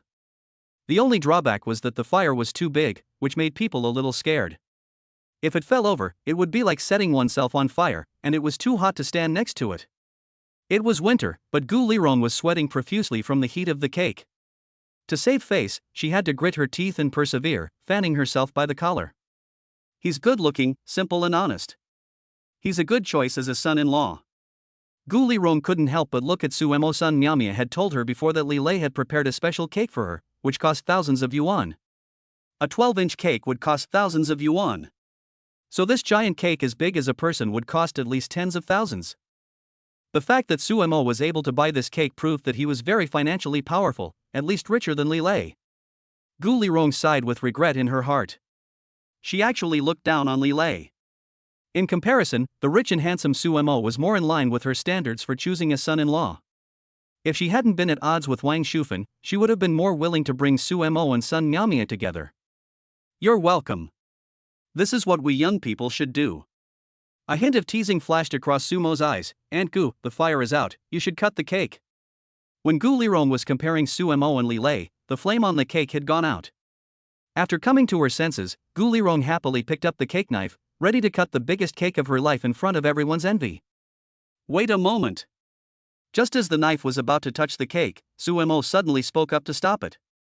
What's wrong? Gouli Rong looked at Suemo in confusion. Auntie Gu, you cut it wrong. Suemo kept smiling, pointed at the cart and said, this big cake is not for you. That is the cake I prepared for you. Everyone looked in the direction Suemo pointed, and the next second, everyone at the scene was stunned. I only saw that next to the first layer of the giant flame mountain cake, there was another flame mountain cake with exactly the same shape, but this one was mini, only the size of a finger. Just now everyone's attention was attracted by the giant cake, and no one noticed that there was such a small and cute cake next to it. Moreover, if you are a little nearsighted or astigmatistic, you probably won't be able to find it. Although the mini flaming mountain is a little small, it is very delicately made. It is also spraying jam and emitting fire, but the amount of jam it sprays out is very little. It is gone after 2 or 3 sprays, just like diarrhea. It looks particularly funny when compared with the giant cake with jam flowing out continuously. Auntie, this is my gift to you. Suemo tapped the ground with his toes a few times, and reminded, when you cut, you have to aim at one point, don't cut it crooked. This giant cake isn't for me? Then who is it for? Look at the way you ask this question. Of course the giant cake is for my mom. Suemo raised his voice and said to everyone in the restaurant, today is not my mother's birthday, but I just want to celebrate for her. It's better to share happiness with others than to enjoy it alone. Let's divide this cake together later, so that everyone will have a share and no one will be left out. Good. The customers gave warm applause. The flame mountain cake has a unique and novel shape. Many people were envious of it the moment they saw it for the first time, but they couldn't have it because they didn't make a reservation. Suemo was now willing to share it with everyone, which immediately won applause from the whole audience. From time to time, one could hear words of praise for Suemo from the crowd, such as this boy is really good and the lady who can give birth to such a son is really blessed. Auntie, enjoy it slowly.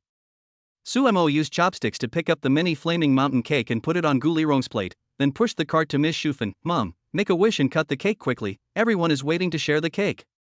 Miss Shufen was a little flattered. She was a little unhappy just now. The bastard knew that she and Gouli were not at odds, but he still gave such a good thing to his enemy. She didn't expect that it was prepared for her. Her mood suddenly brightened and she felt very happy. Miss Shufen clasped her fists and secretly made 3 wishes. She did not have too many material demands. Her only wishes were for her family to be healthy, her son's career to be successful, and she wanted to marry Miss Yuzi as soon as possible. She didn't mind even if she had to get on the bus first and buy the ticket later. Suemo kept his promise and divided the cake into small portions and delivered them to each customer, except Gouli. After tasting the free food, the customers all gave Suemo a thumbs up, thinking that the mother and son were kind-hearted. Gouli face turned pale and her teeth were chattering. She gave Suemo a piece of cake that was half the size of a palm, and Suemo gave her a smaller piece in return. Such a small piece of cake was not even enough to fill the gap between her teeth. The most annoying thing was that Suemo told her to enjoy it slowly. Slow down. It's gone in half a mouthful, okay? 68, sorry, too many diamonds fell out. Gouli tightly gripped the knife and fork. She had thought Suemo was an honest man before, but now she realized how wrong she was. There is absolutely no one in the world more sinister than Suemo. It's not a cake for me, so why did you roast it next to me for so long? Do you think I'm a roasted suckling pig? I almost got prickly heat from the heat. Be honest, ass. If Suemo was an honest person, there will be no dishonest people. Gouli was so angry that her chest felt tight. If the law did not allow it, she would have pointed the knife and fork in her hand at Su Mafe and stabbed the little bastard to death. Auntie, don't be angry. If you argue with such a person, it will only lower your own value. It's just a cake, it's nothing big. Lelay comforted him. I have prepared a gift for you. I promise to help you regain your face. Oh? What gift? Unexpectedly, Lelay had a backup plan. Gouli was overjoyed. If you can help me save face, I will agree to your relationship with Meow Meow. Thank you, Auntie. Lelay was overjoyed. He spent a lot of money to help Gouli celebrate her birthday, just to get past the parents. Don't thank me yet. Gouli said bitterly, you must help me slap this back. If you fail, don't mention your future affairs. No problem. Auntie, this is my birthday present for you. Lelay deliberately raised his voice, and all the customers, including Suemo, who were enjoying the cake with relish, focused their attention again, curious about what gift Lelay had prepared.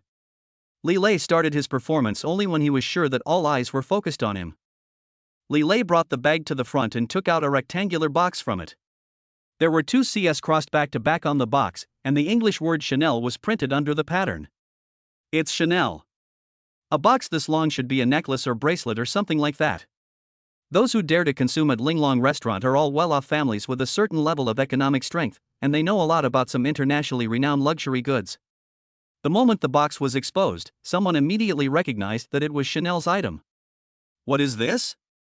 Gouli also knew the foreign brand Chanel, but she still asked the question even though she knew the answer.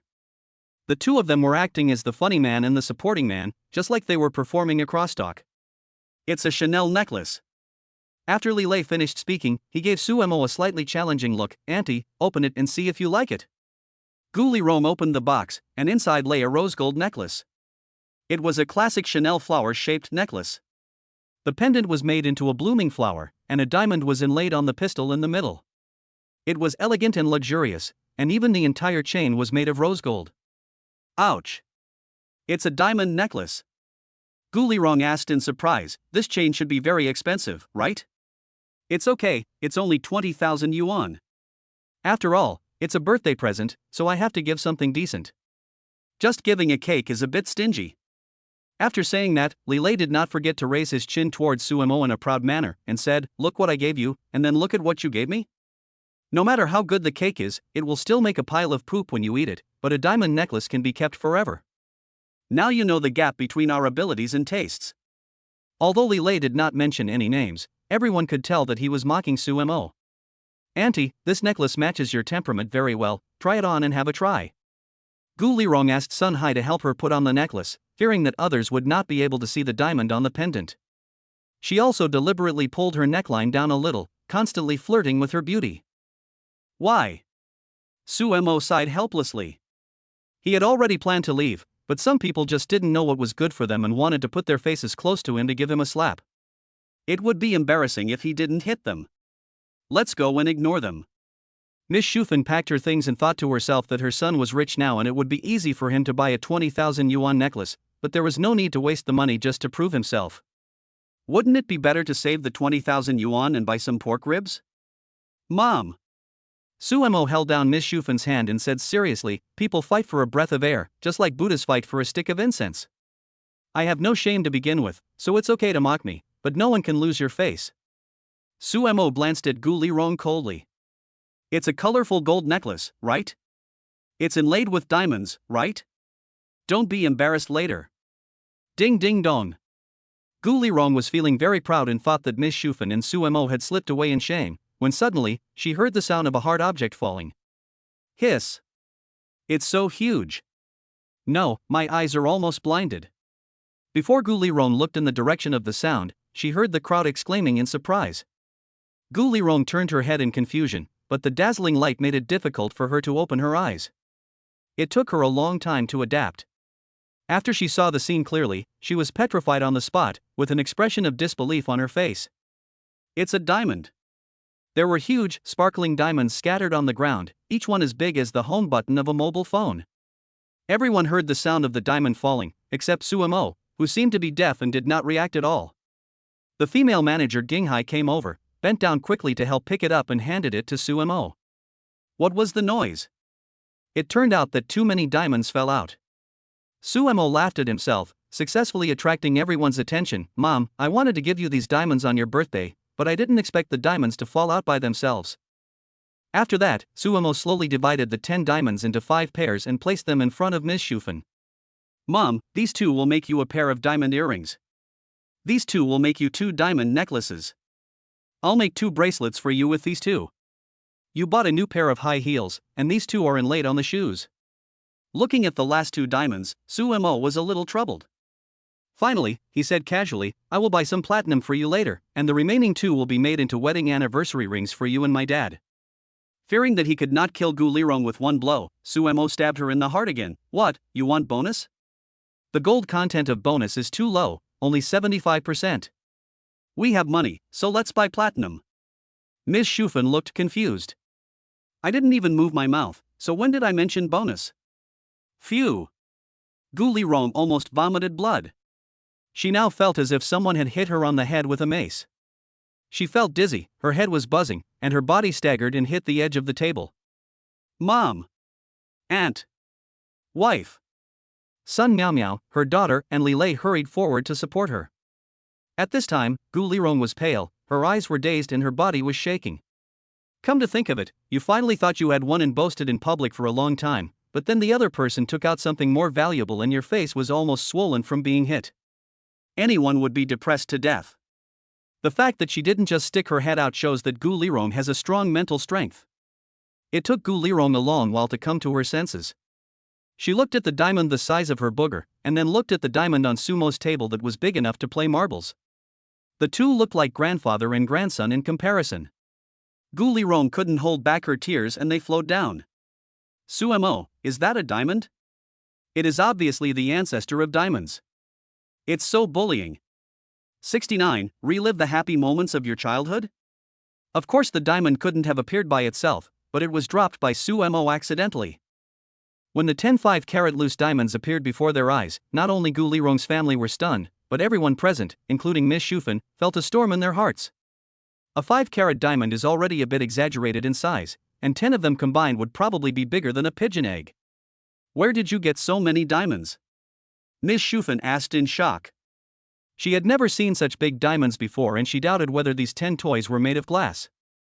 Otherwise, how could Su Mo be willing to use them as marbles? What? How big? Su Mo asked himself and answered, not that big, only 5 carats each, only about 10 times bigger than a diamond necklace that's worth tens of carats. Who asked how old you are? Put the diamond away quickly, or someone will take advantage of it.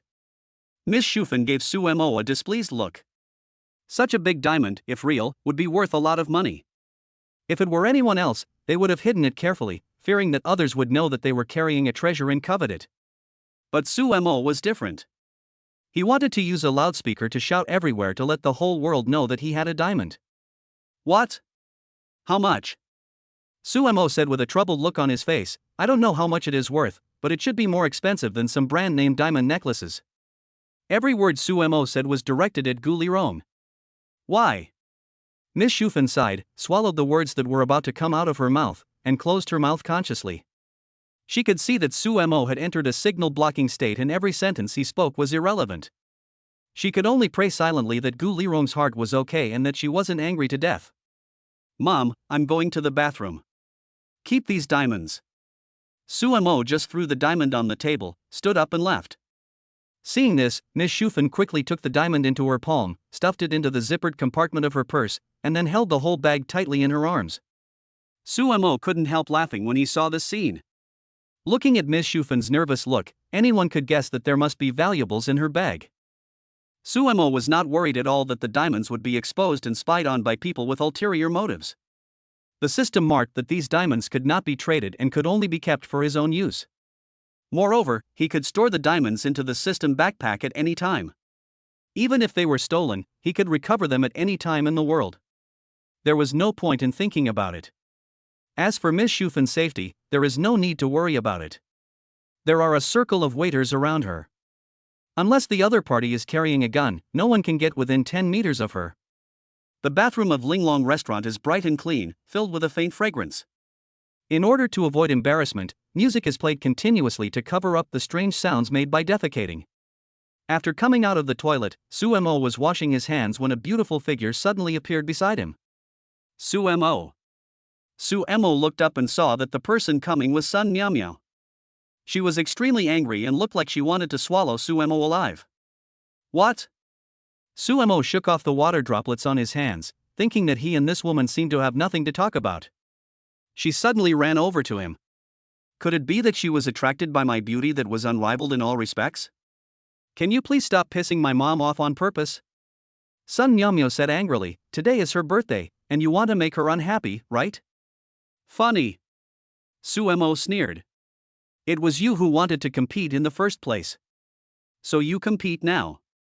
When you couldn't win, you came here to reason with me. You were the ones who started the fight, and you are the ones who made peace. Why should I listen to you? My mom and I were having a good meal. Who came over to make some sarcastic remarks first? Sumo said sternly, if you want to slap someone in the face, you must be prepared to be beaten into a fathead fish. If you win, you can continue to show off. If you lose, you can be morally supreme. There is no such good thing in the world. You. Sun Miao stamped her feet in anger, then suddenly calmed down and looked at Sumo dimly. Haven't you always liked me? Can't you give in to my mother for my sake? Hearing this, Sumo was stunned. Sun Miao wouldn't take the nonsense she said before seriously, right? She has a rather good opinion of herself. Give you face? It's not impossible. Sumo rubbed his chin and said jokingly, there is an internet-famous hotel in Linglong ancient building. How about we go there and slowly discuss how to give your face back? It's been a long time since I played role-playing games with you. How about we relive the happy childhood days? But this time, let's switch roles. I'll be the doctor and you'll be the patient. Rogue. Sun Miao spat. At first she didn't understand what Sumo meant. It was not until she saw Sumo's malicious smile that she suddenly realized that all those stupid games were just excuses. This bastard had bad intentions towards her. I curse your whole family to be hit by a car when they leave the house. Sun Miao's face flushed, as if she was really afraid that Sumo would do something inappropriate to her, so she turned around and ran away. Heh, you must have eaten shit, your mouth stinks. Sumo narrowed his eyes. Sun Miao had been arrogant before and didn't take Ms. Shufen seriously at all. Sumo thought that she was also corrupted by Gouli, so he decided to let her go. But Sun Miao was so ungrateful that she even dared to curse her own family. Sumo couldn't tolerate that. Must teach her a lesson today. It's not that I, Sumo, am petty. Well, I am petty. Repay evil with kindness? Sorry, Sumo doesn't have such a high level of thinking. At the same time, Sun Myomya ran back with a red face. Lelay saw that her anger was mixed with a bit of shyness, and his heart skipped a beat. He always felt that there was something green on his head. What happened to Myomyo? Did the guy surnamed Su bully you? Never mind, let's not talk about it. After thinking about it, Sun Myomyo swallowed her words. She couldn't say that Sumo wanted to play a role-playing game with her. If she really said that, Lelay might think of something wrong and would be furious. However, Sumo's original meaning seemed to be much more serious. Asshole. I'm going to settle the score with him. Lelay walked towards the toilet in a rage.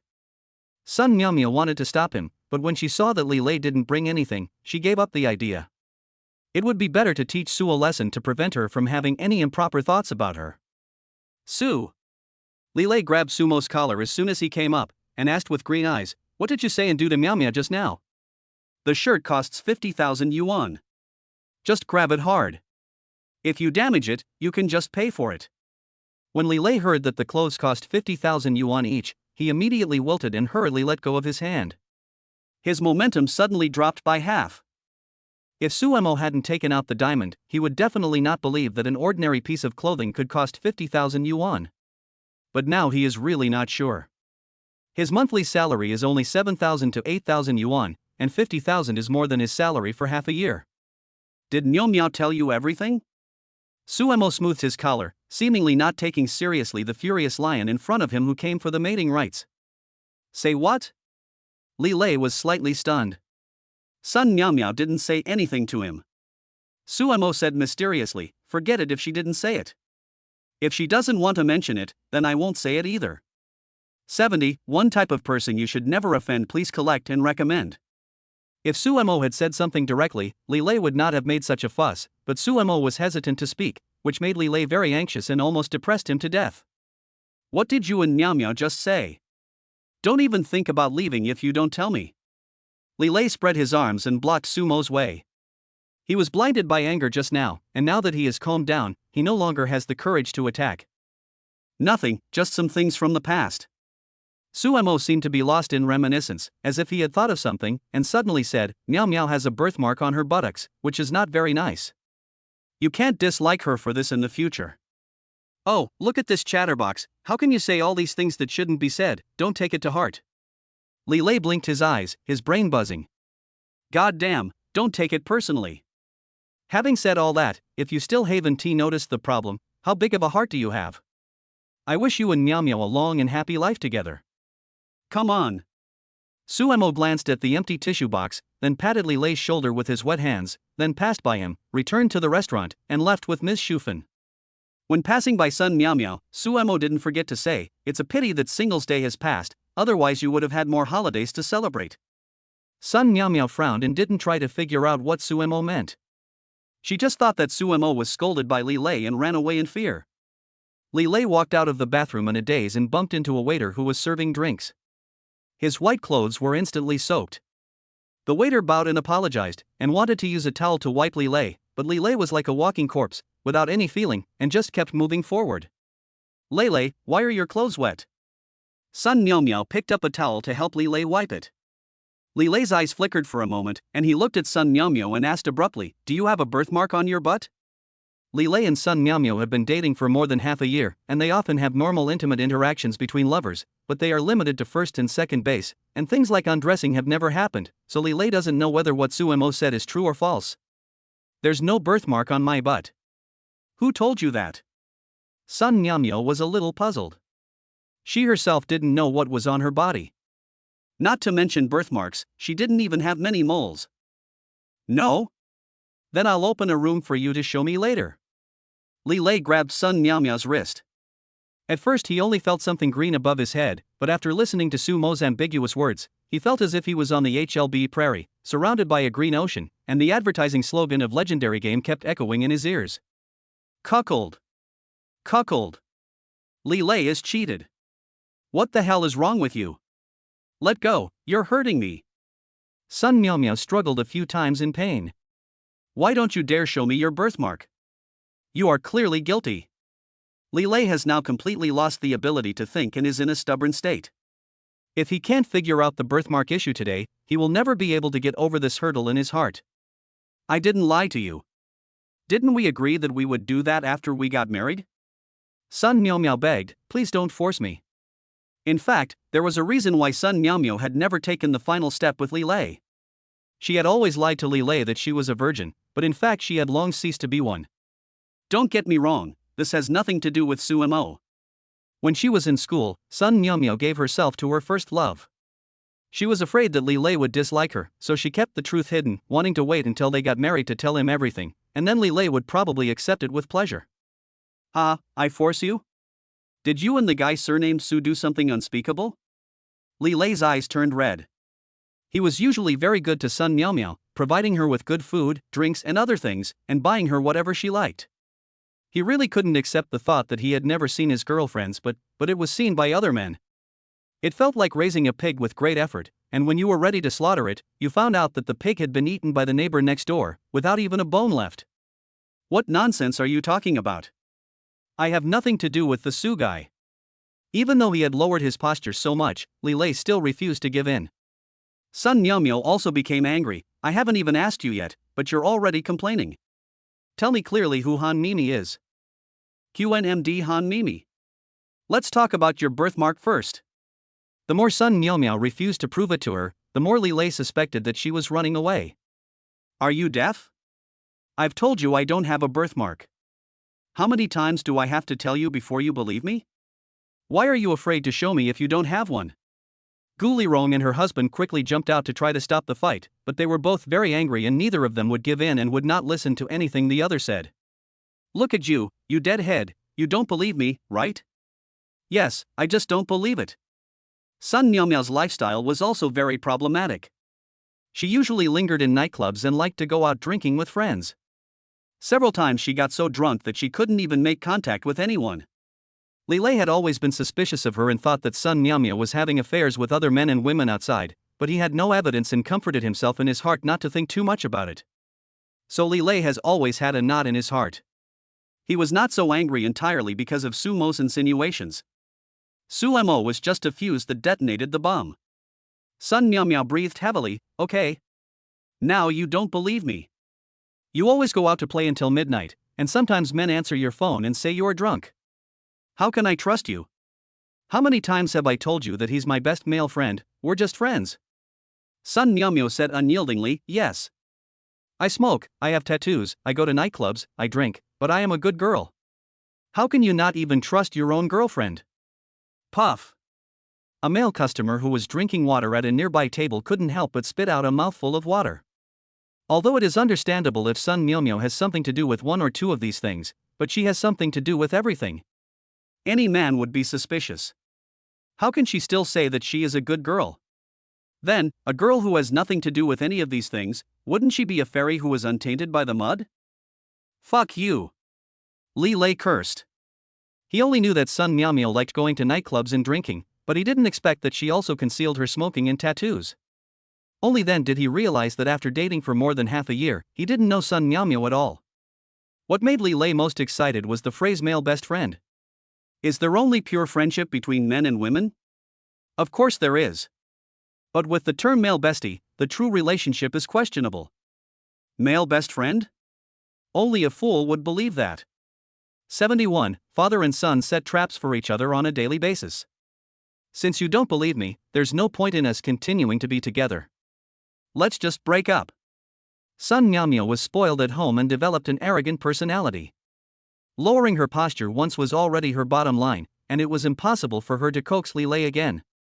Okay, you said it, let's break up, who the hell cares? The word breakup was like a bucket of cold water poured down on Lelay, instantly sobering him up. He had originally just intended to ask for clarification, so how did it suddenly turn into a breakup? In private, Lelay would definitely apologize humbly and say a few nice words to get the matter over with, but with so many people watching at the scene, he was in a dilemma. If he just gave in, where would he put his face? Lelay gritted his teeth and made a tough decision to break up with Sun Miao completely. Give me back my necklace. Lelay had suffered a lot from Gouli in the past, but he endured it just for love. Now, looking back, he felt that he had become the humble person he hated the most just for a woman. It was really not worth it. Anyway, the relationship has been broken up, and Lelay has nothing to worry about. Even if the 20,000 yuan necklace is thrown into the river, it will not be cheap for Gouli. Take it. After getting his necklace back, Lelay didn't linger for long, just picked up his bag and left. Sun Miaomia folded her arms across her chest, sat there angrily, then picked up the cup of water on the table and drank all the water in it in one gulp. Only then did the anger in her heart seem to subside a little. After calming down, Sun Miaomia was also extremely surprised. Today was clearly a day to celebrate Gouli birthday, which was a happy and good thing. Why did it end up in a breakup? A good thing turned into a bad thing.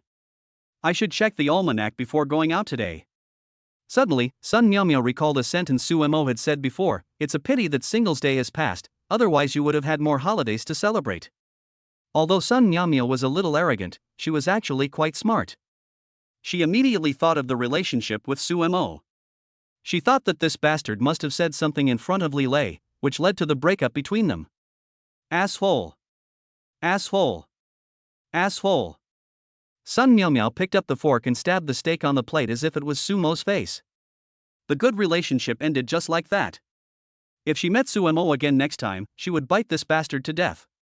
After returning home, Su Mo went back to his room, lay down, and played Elite in Supreme Glory for a while. Perhaps affected by the bad luck card, when Su Mo was playing Elite, he was rarely killed in the bombing zone. When he was playing King of Glory, he encountered an expert who used a small account to bring a girl, so he successfully led his teammates to lose points continuously. After exiting the main page of the game, there is a red dot on the friend icon, which indicates that someone has applied to add Su Mo as a friend. When I click on it, I see that there are swear words all over the place. Some words are too dirty and the system will block them with an asterisk. I'll F you. FK you, I'll fuck you. Su Mo didn't care and turned off the game. Before he knew it, it was time for dinner and he heard Miss Shufan shouting outside, "Come out for dinner." Su Mo promised, "I'll be right there," but he remained lying in bed, with no intention of moving. After many urgings and invitations, the father and son still didn't come out, and Miss Shufan became very angry. She worked hard to cook a large table of dishes and inhaled so much oil fumes, but these two people had no respect for her work. When the food was stale, she had to heat it up again. Aren't they deliberately increasing her workload? The more Ms. Shufan thought about it, the angrier she became. She quietly opened the cabinet against the wall and took out a palm-sized green disc from the small drawer on the right side of the top shelf. The inside of the disc is divided into small long grids, filled with needles of different sizes. Turn the transparent plastic cover on top, align the opening with the long grid, and then gently tip it over, and a needle slides out and falls into Ms. Shufan's hand. After a pause, Ms. Shufan put the needle back. "It's too thin, change to a thicker one." After a while, Lao Su's scream like a pig being slaughtered came from the next room. "Ah. Honey, I was wrong, don't stab me, it hurts so much, I'm going to eat now." At the same time, Su Mo had already climbed out of bed and sat in front of the computer, enjoying a song he had recently discovered. With the addition of Dolby sound effects, the quality of the song immediately improved a lot. Ajin fell in love with Aqiang. On a starry night. Planes flew overhead. Meteors also streaked across the night sky. Fuck. Are you killing pigs? Before Su Mo could listen to a few lines of the song, he was frightened by the screams of Comrade Su next door. The mouse even fell to the ground. Realizing that danger was approaching, Su Mo didn't even bother to put on his slippers and rushed straight to the dining table. "Wife, don't be angry." Comrade Lao Su and Ms. Shufan walked out of the bedroom. Lao Su rubbed his arm that was pricked by the needle with a grimace in his mouth, and subconsciously glanced at Su Mo's room. "You can't be the only one suffering. You little bastard, your mom worked so hard to prepare the meal, but you didn't come out to eat and instead hid in your room listening to music. Do you think your mom's cooking is bad?" Lao Su criticized the door seriously for a few times, then turned around and said to Miss Shufan in a flattering manner, "This bastard is getting more and more outrageous. Wife, you must set some rules for him." "Dad, who are you talking to across my room?" When Su Mo's voice came, the couple looked back and saw Su Mo sitting at the table, eating with gusto. "When did you come out?" Comrade Lao Su was dumbfounded. He wanted to set a trap for Su Mo, but he didn't expect Su Mo had already come out. "I've already finished my meal, when do you think I'll be out?" Su Mo picked up the bowl and blamed Comrade Old Su. "Dad, you usually told me in private that the food mom cooked was bad, but why did you say it in front of her?" This hurts her so much. Anyway, I think the food mom cooks is delicious. After saying that, Sumo went straight into the kitchen to serve the food, leaving behind comrade old Su, who was framed in an unjust situation. So you were the one who said behind my back that the food I cooked was bad. Miss Shufan sneered. After eating so many unpalatable things for so many years, it really wronged Mr. Su's stomach. Wife, don't listen to that brat's nonsense. Feeling the murderous aura coming towards him, Comrade Lao Su's pupils shrank slightly. I definitely did not say such a thing. You have to believe me, this is a frame-up, a false accusation. Don't fall for his attempt to sow discord. Ah, don't stab me, I was wrong. Comrade Lao Su was still trying to explain when Miss Shufan started to insert the ice soul silver needle into him. At this moment, there was only one word: regret in Lao Su's heart. He didn't regret not coming out to eat earlier, but regretted letting Sumo come into this world. If God gave Comrade Lao Su another chance, he would definitely be cruel and strangle Sumo in the cradle. Giving birth to a watermelon is better than giving birth to this rubbish. 72. Skill cards.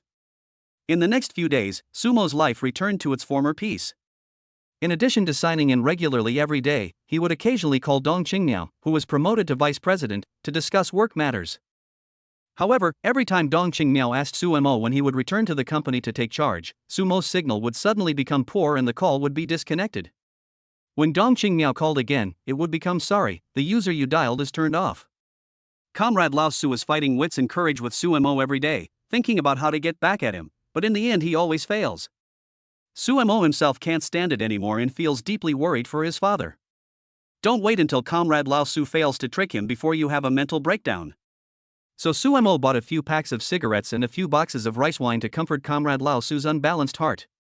Comrade Lao Su was also very genuine. After receiving the things, his mood turned from gloomy to sunny, and the father and son reconciled briefly. At least before the cigarettes and old wine are consumed, the father and son can live in peace for a while. Comrade Old Su is so focused on cigarettes and wine that he has no time to set a trap for Sumo.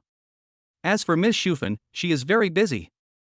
Every morning, Miss Shufan cleans the house thoroughly and then rushes to work. During her rest time, she goes to the hospital to take over He Hongxia's shift and help take care of Tong Xiaojia. In the blink of an eye, a month passed. The system backpack was filled with all kinds of things, including gold diamonds, brand-name watches, antiques, calligraphy and paintings, especially diamonds and gold bars, which were given in large quantities at one time. A 999 plus sign appeared in the upper right corner of the items, indicating that the number of such items exceeded 999. In addition, there are all kinds of drugs with strange names, such as Real Man, Mr. Strong, and Happy Pills. Sumo wanted to try them several times, but he finally held back. God knows what's inside, and what kind of problems it will cause to your body. You won't even have a place to cry. In addition to all of the above, the system also issued a type of card reward. Sumo could use the skills attached to the cards. Sumo wanted to draw a set of more powerful skill cards. As a result, he got what he wanted and drew a set of Calabash Brothers skill cards. However, he has not collected all of them yet. He only got the eldest, second, third, and fifth babies. That is to say, Sumo has corresponding abilities.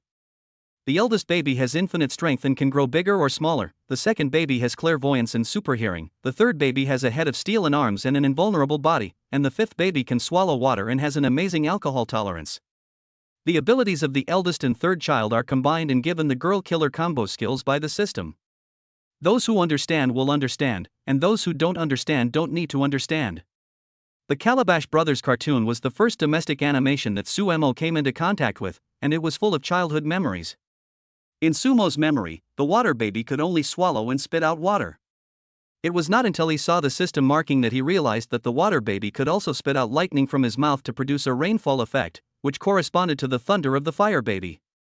When Sumo first gained the ability, he was still a little uncomfortable with it. He would break the door handle when he opened a door, and his clairvoyance function would suddenly come into play as soon as he concentrated on looking at his phone. He would bump into a car while walking and actually dent the door. The abilities of the first, second, and third kids are okay, but what gives Sumo the most headache is the ability of the water kid. Ever since he got it, Sumo feels that his displacement has skyrocketed, and he can urinate for half an hour without stopping. It's like he has changed his naturally aspirated air into a turbocharged one. Sumo even began to doubt whether he could pee out a Dead Sea if he wanted to. Of course, Suemo does not have the ability to spit lightning like Shuiwa, which is already in the realm of immortal cultivation novels, but his alcohol tolerance has improved significantly, and he has no feeling at all after drinking a few bottles of liquor. If I gather all 7 Calabash brothers, then I will be Calabash Little King Kong, right? After a long period of familiarization, Suemo was finally able to use it freely. The strange thing of having to urinate for half an hour at any time did not happen again, and he no longer had to worry about urinating blood. Looking at the cards arranged in a row by the system, Suemo felt a little disappointed. In fact, what he wanted most was Liowa's invisibility ability. Which man doesn't have a dream of invisibility? I forgot to sign in today.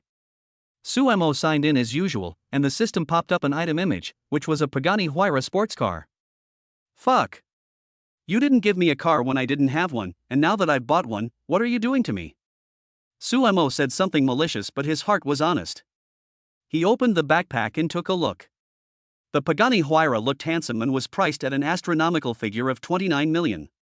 Driving it would definitely make men envious and women scream. The only thing that Suemo didn't like was the interior. The metallic feel was too strong and it was not his cup of tea. In comparison, Suemo prefers Koenigsegg 1-1. From head to tail, inside and out, it suits his taste perfectly. It is said to cost more than 100 million yuan. I'll buy one for fun someday. A little over 100 million isn't expensive. While Suemo was fantasizing, Miss Shufan pushed open the door. Xiaotong is about to be discharged from the hospital. Call a special car and go to the hospital with me to pick him up later. Why do you need a special car? I, your son, drive a special car. Only then did Suemo remember that his favorite Volkswagen had been scrapped long ago. The newly bought Flying Spur and Lamborghini had not arrived yet, and the Pagani could not seat 4 people, so he sent a text message to Lao Wu and asked him to run an errand for him. Done. Old Wu will be here soon. Miss Shufan then left the room with satisfaction. The Rolls-Royce was quite comfortable to sit in. The patient had just been discharged from the hospital and had not yet fully recovered. The Rolls-Royce could undoubtedly reduce the patient's physical burden. After receiving the order, Old Wu arrived at the gate of the community and waited. When he saw Suemo and Miss Shufan wearing affordable Senius down jackets, Old Wu felt inexplicably sad. Mr. Su is extremely kind to his employees. He clearly arranges all kinds of welfare benefits, from small things like car stickers and shopping carts to big things like children's education and employee housing. However, he is quite harsh to himself and is reluctant to buy him even a piece of expensive clothing. Such a simple and honest Mr. Su is really pitiful. When he got closer, he found that Old Wu's eyes were red. Suemo asked with concern, Old Wu, why are you crying? Did something happen at home? No. Old Wu rubbed his eyes and said, the weather is too dry, so my eyes are a little dry. I'm glad you're okay. Let's go to the hospital. This time, Suemo did not sit in the front passenger seat, but sat in the back seat with Miss Shufan. He had ridden in Rolls-Royce several times, and the back seat was indeed much more comfortable. The most important thing was that he could not get rid of the feeling of being a driver when sitting in the front seat. Only when he sat in the back seat did he feel like a boss. 73. Give roses to others and the fragrance will linger on your hands. People who eat a variety of grains will always have minor ailments such as headaches and fevers.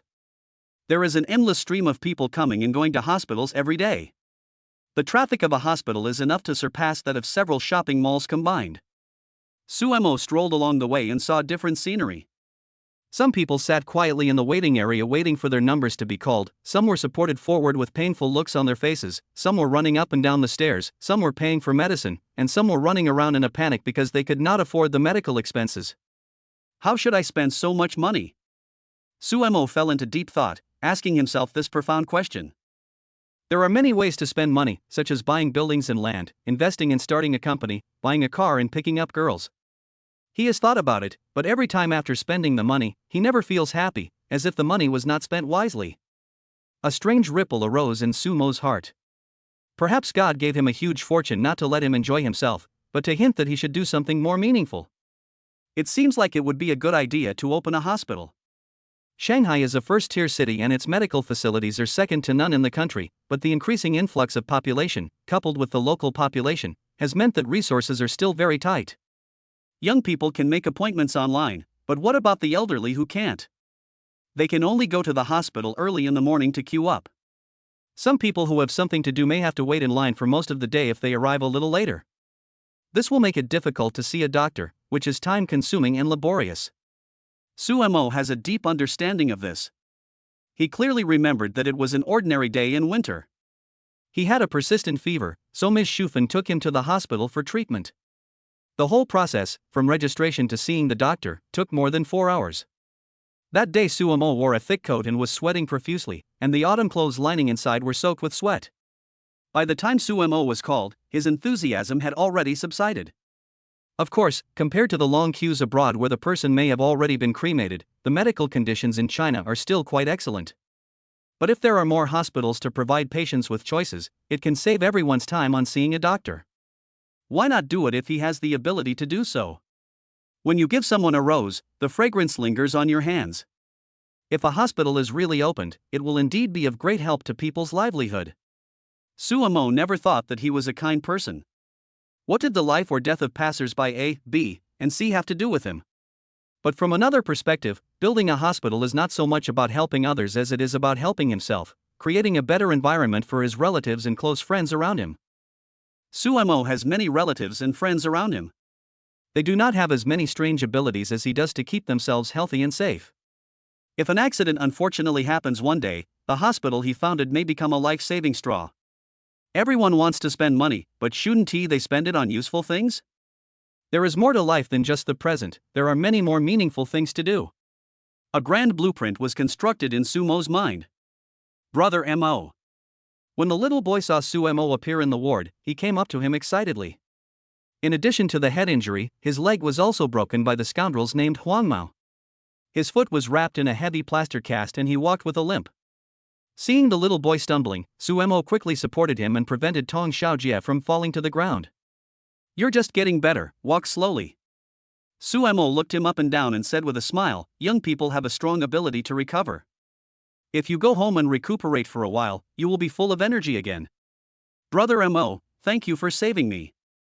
My mother told me that if you and uncle hadn't beaten those scoundrels away, I would have been beaten to death by them. You even paid for my medical expenses. The child was about to kneel down, and seeing this, Sumo raised his toes, propped up the child's knees to prevent him from kneeling, and then quickly helped him up. We are brothers, why are you being polite? Sumo patted the boy's arm and said, money is nothing but material possessions. The most important thing is that you are fine. Go home and take good care of yourself. Don't let Aunt Hong worry about you anymore. The person you should thank the most is your mother. She has taken care of you day and night these days and has lost a lot of weight. If you don't obey Aunt Hong in the future, I will break your legs. Oh, I get it. I will definitely be filial to my mother. Tong Xiaojie's eyes were filled with tears and he raised his hand to wipe away the tears that were about to fall. When he first woke up, Tong Xiaojie lay paralyzed on the bed, unable to move, unable to do anything. He felt like a useless person, unable to even do something as simple as peeing. It is said that there are no filial sons by the bedside of a long-term patient. One can imagine how difficult it is to take care of a patient. Tong Xiaojie also knows that perhaps He Hongxia is the only one in the world who would not be bothered by the tiredness or dirt and would always be by his side to serve him when he defecates and urinates. Wang Shufan stayed in the ward to help clean up things. The wash basin and other things were intact. He Hongxia was reluctant to throw them away and planned to take them home to continue using them.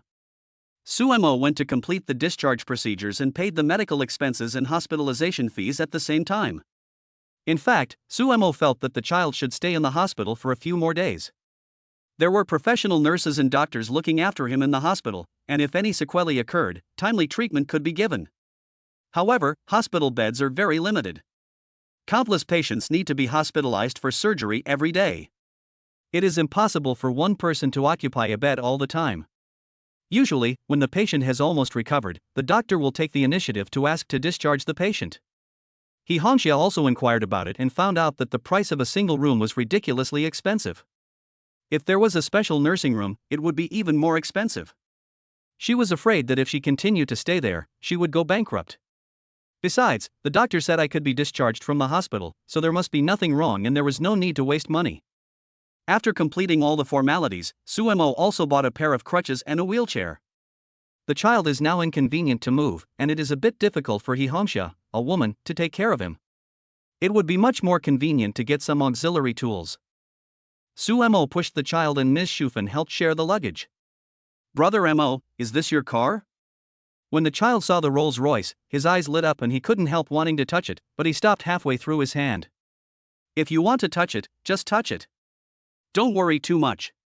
With Sumo's consent, the child boldly touched the body of the Rolls Royce. His love for it was beyond words, and he couldn't help but exclaim, "This car is so beautiful." Do you like it? How about giving it to you? Everyone looked at Su Mo in surprise, not knowing whether what he said was true or not. Like. The little boy nodded heavily, and then changed the subject, "But I want to make money with my own ability so that my mother can live a better life." Good, ambitious. Su Mo praised, thinking that the boy was smart and clever, and most importantly, they had a deep relationship. His loyalty would definitely be higher than those of people hired from outside, and he would be more reliable, so he would be a potential good helper in the future. When Xiaotong graduates from college, you can consider asking him to help you. 74.su Pingfei's wedding. Wu Xinxin helped Su Mo carefully get Tong Xiaojia into the car. The two women guarded the child on the left and right, while Su Mo came to the passenger seat. Just as Su Mo was about to open the door and get in the car, the scene in front of him caught his attention. A woman in her early 30s ran hurriedly from the hospital gate to the emergency building, talking to someone on the phone to her ear. I'm already at the door of the emergency building. When she was about to reach the door, the woman seemed to have received bad news. She suddenly stopped where she was and her cell phone fell out of her hand. With a clang, dense cracks appeared on the screen. The woman had an expression of disbelief on her face. She sat on the ground in despair. After a long while, she couldn't help but hugged her knees and burst into tears. People passing by cast sympathetic glances at the woman. Why? I guess it's because his family member passed away, that's why he is so heartbroken. Similar scenes happen every day, and some people who frequently go in and out of the hospital have become accustomed to it. She is not the first person to squat at the door of a hospital and cry, nor will she be the last. After a while, a man walked out of the emergency building, searched around, and finally saw the crying woman. Wife. They were obviously a couple. The man walked forward and hugged his wife in his arms, gently stroking her back. "Although Dad is gone, he doesn't want to see you sad for him." Didn't he get sent to the hospital right away? Why didn't Dad survive? The woman grabbed her husband's sleeve and asked hysterically. "The doctor said if he had been brought here a few minutes earlier, maybe Dad would have had a chance to be saved." The man gritted his teeth in grief and said, "But on the way here, I encountered a private driver who deliberately didn't give way to me. By the time I was taken to the hospital, my dad had already breathed his last." Ah! This damn bastard. The woman cried even more miserably, "We have no grudge against him, why did he kill my father?" Seeing his wife in such pain, the man's heart ached. He also knew that any words of comfort would be unnecessary at this time. The only thing he could do was to hug his wife and let her vent her sadness. Su Mo watched all this and then got in the car. "Mr. Su, are you feeling unwell?"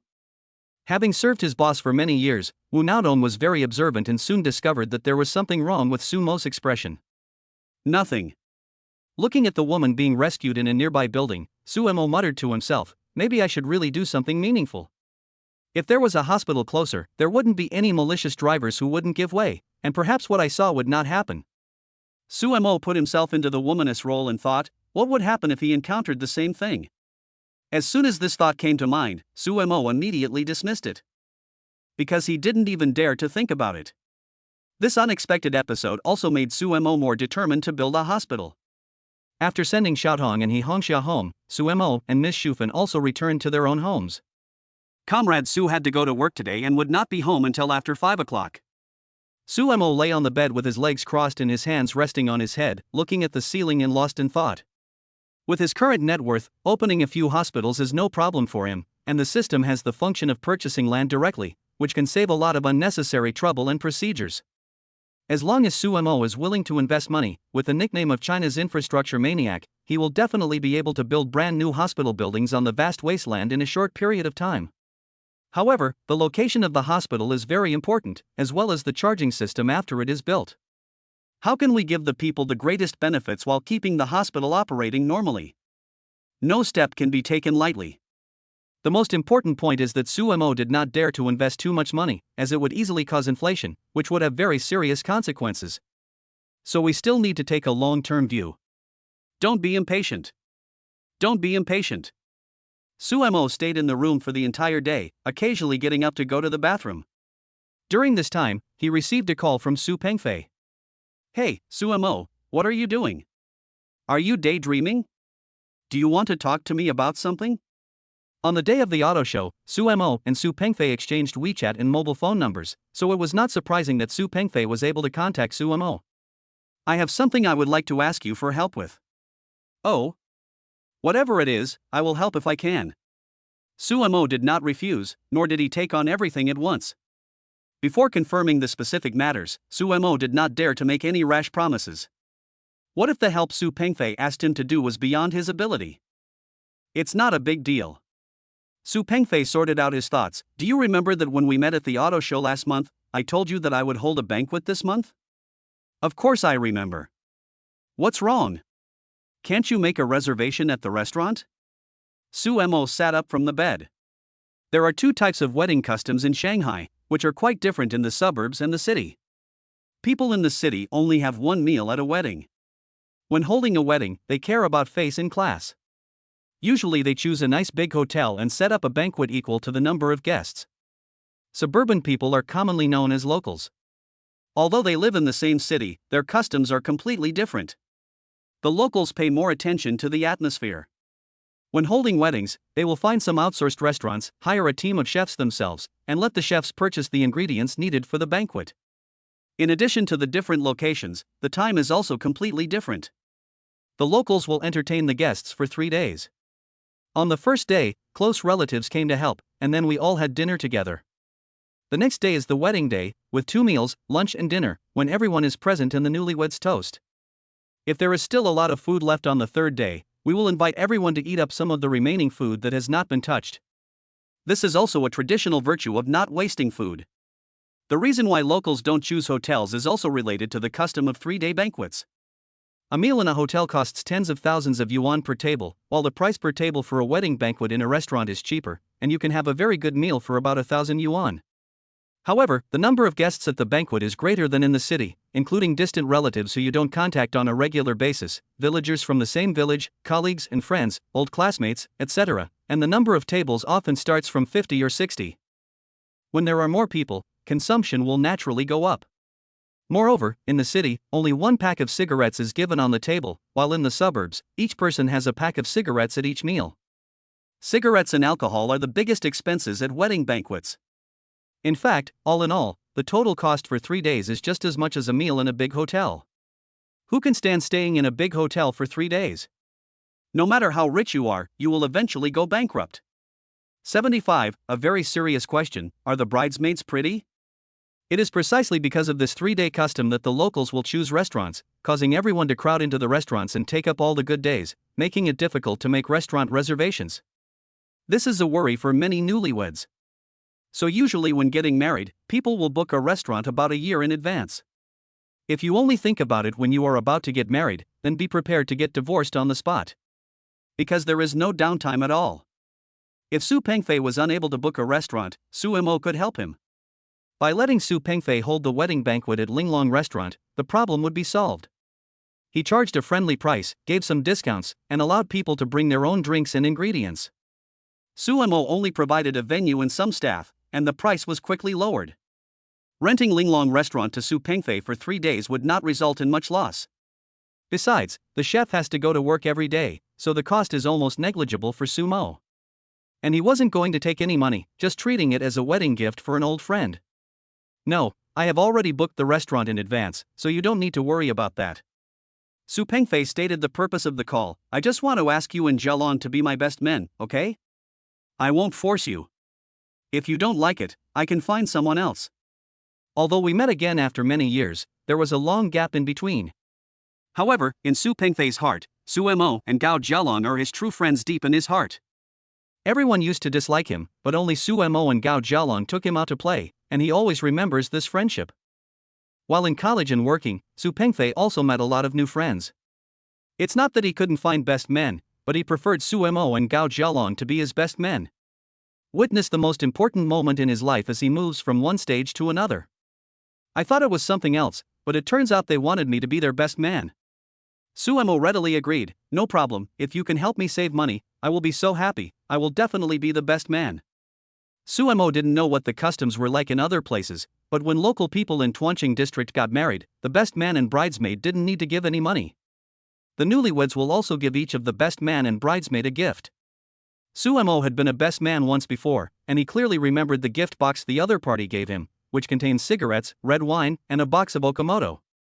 Miss Shufan even opened it and took a look. What is this? Miss Shufan, who had never seen Okamoto before, took it in her hand and examined it curiously. Stop the elves. Suemo answered without hesitation. The Smurfs? Isn't that a cartoon? When did they change their name to Okamoto? This blocking elf is not that blue elf. Suemo did not explicitly say that it was a condom. After all, it was too embarrassing to talk about such things with his parents. Fortunately, Miss Shufan did not open it to look at it. She just thought Suemo was a little weird. Ha, there's no need to pay for the share. Su Pengfei smiled cheerfully and said, you coming to my wedding is a wedding gift for me. Da Peng, let me ask you something. Hearing Sumo's tone suddenly become serious, Su Pengfei also became serious. What's the matter? Are the bridesmaids pretty? Suemo asked the question that all the best men were concerned about. If the bridesmaid is a pretty lady, Suemo will make himself look more handsome, prepare some funny topics, flirt with the bridesmaid, and finally get in touch with her on WeChat. Suemo had done this kind of thing before, and he had even successfully added the person on WeChat. But later they found that their values were not in line with each other and they lost contact over time. Suemo blocked the bridesmaid and there was no follow-up. If the bridesmaid is a heavy tank, Suemo has also thought of a countermeasure. When playing games interactively, just stand further away, push Gao Jialong out to block the bullets, and let him be the beta driving the tank. Gao Jialong never expected that Suemo had already arranged everything for him. The bridesmaid is Cici's little sister. Su Pengfei recalled and said, there are two bridesmaids. One is Cici's childhood friend, who is the same age as Cici, and the other is Cici's best friend, who is a little older than Cici. They are both very beautiful. By the way, Cici has a childhood friend in her circle of friends. I'll look for her. Both of their phones were connected to Wi-Fi, so they could receive WeChat messages. After a moment of silence, Su Pengfei said, I sent you a WeChat message. Take a look. Suemo opened WeChat and enlarged the photo to take a look. The girl in the photo has a delicate oval face, bangs, and slightly curly long hair that reaches almost to her waist.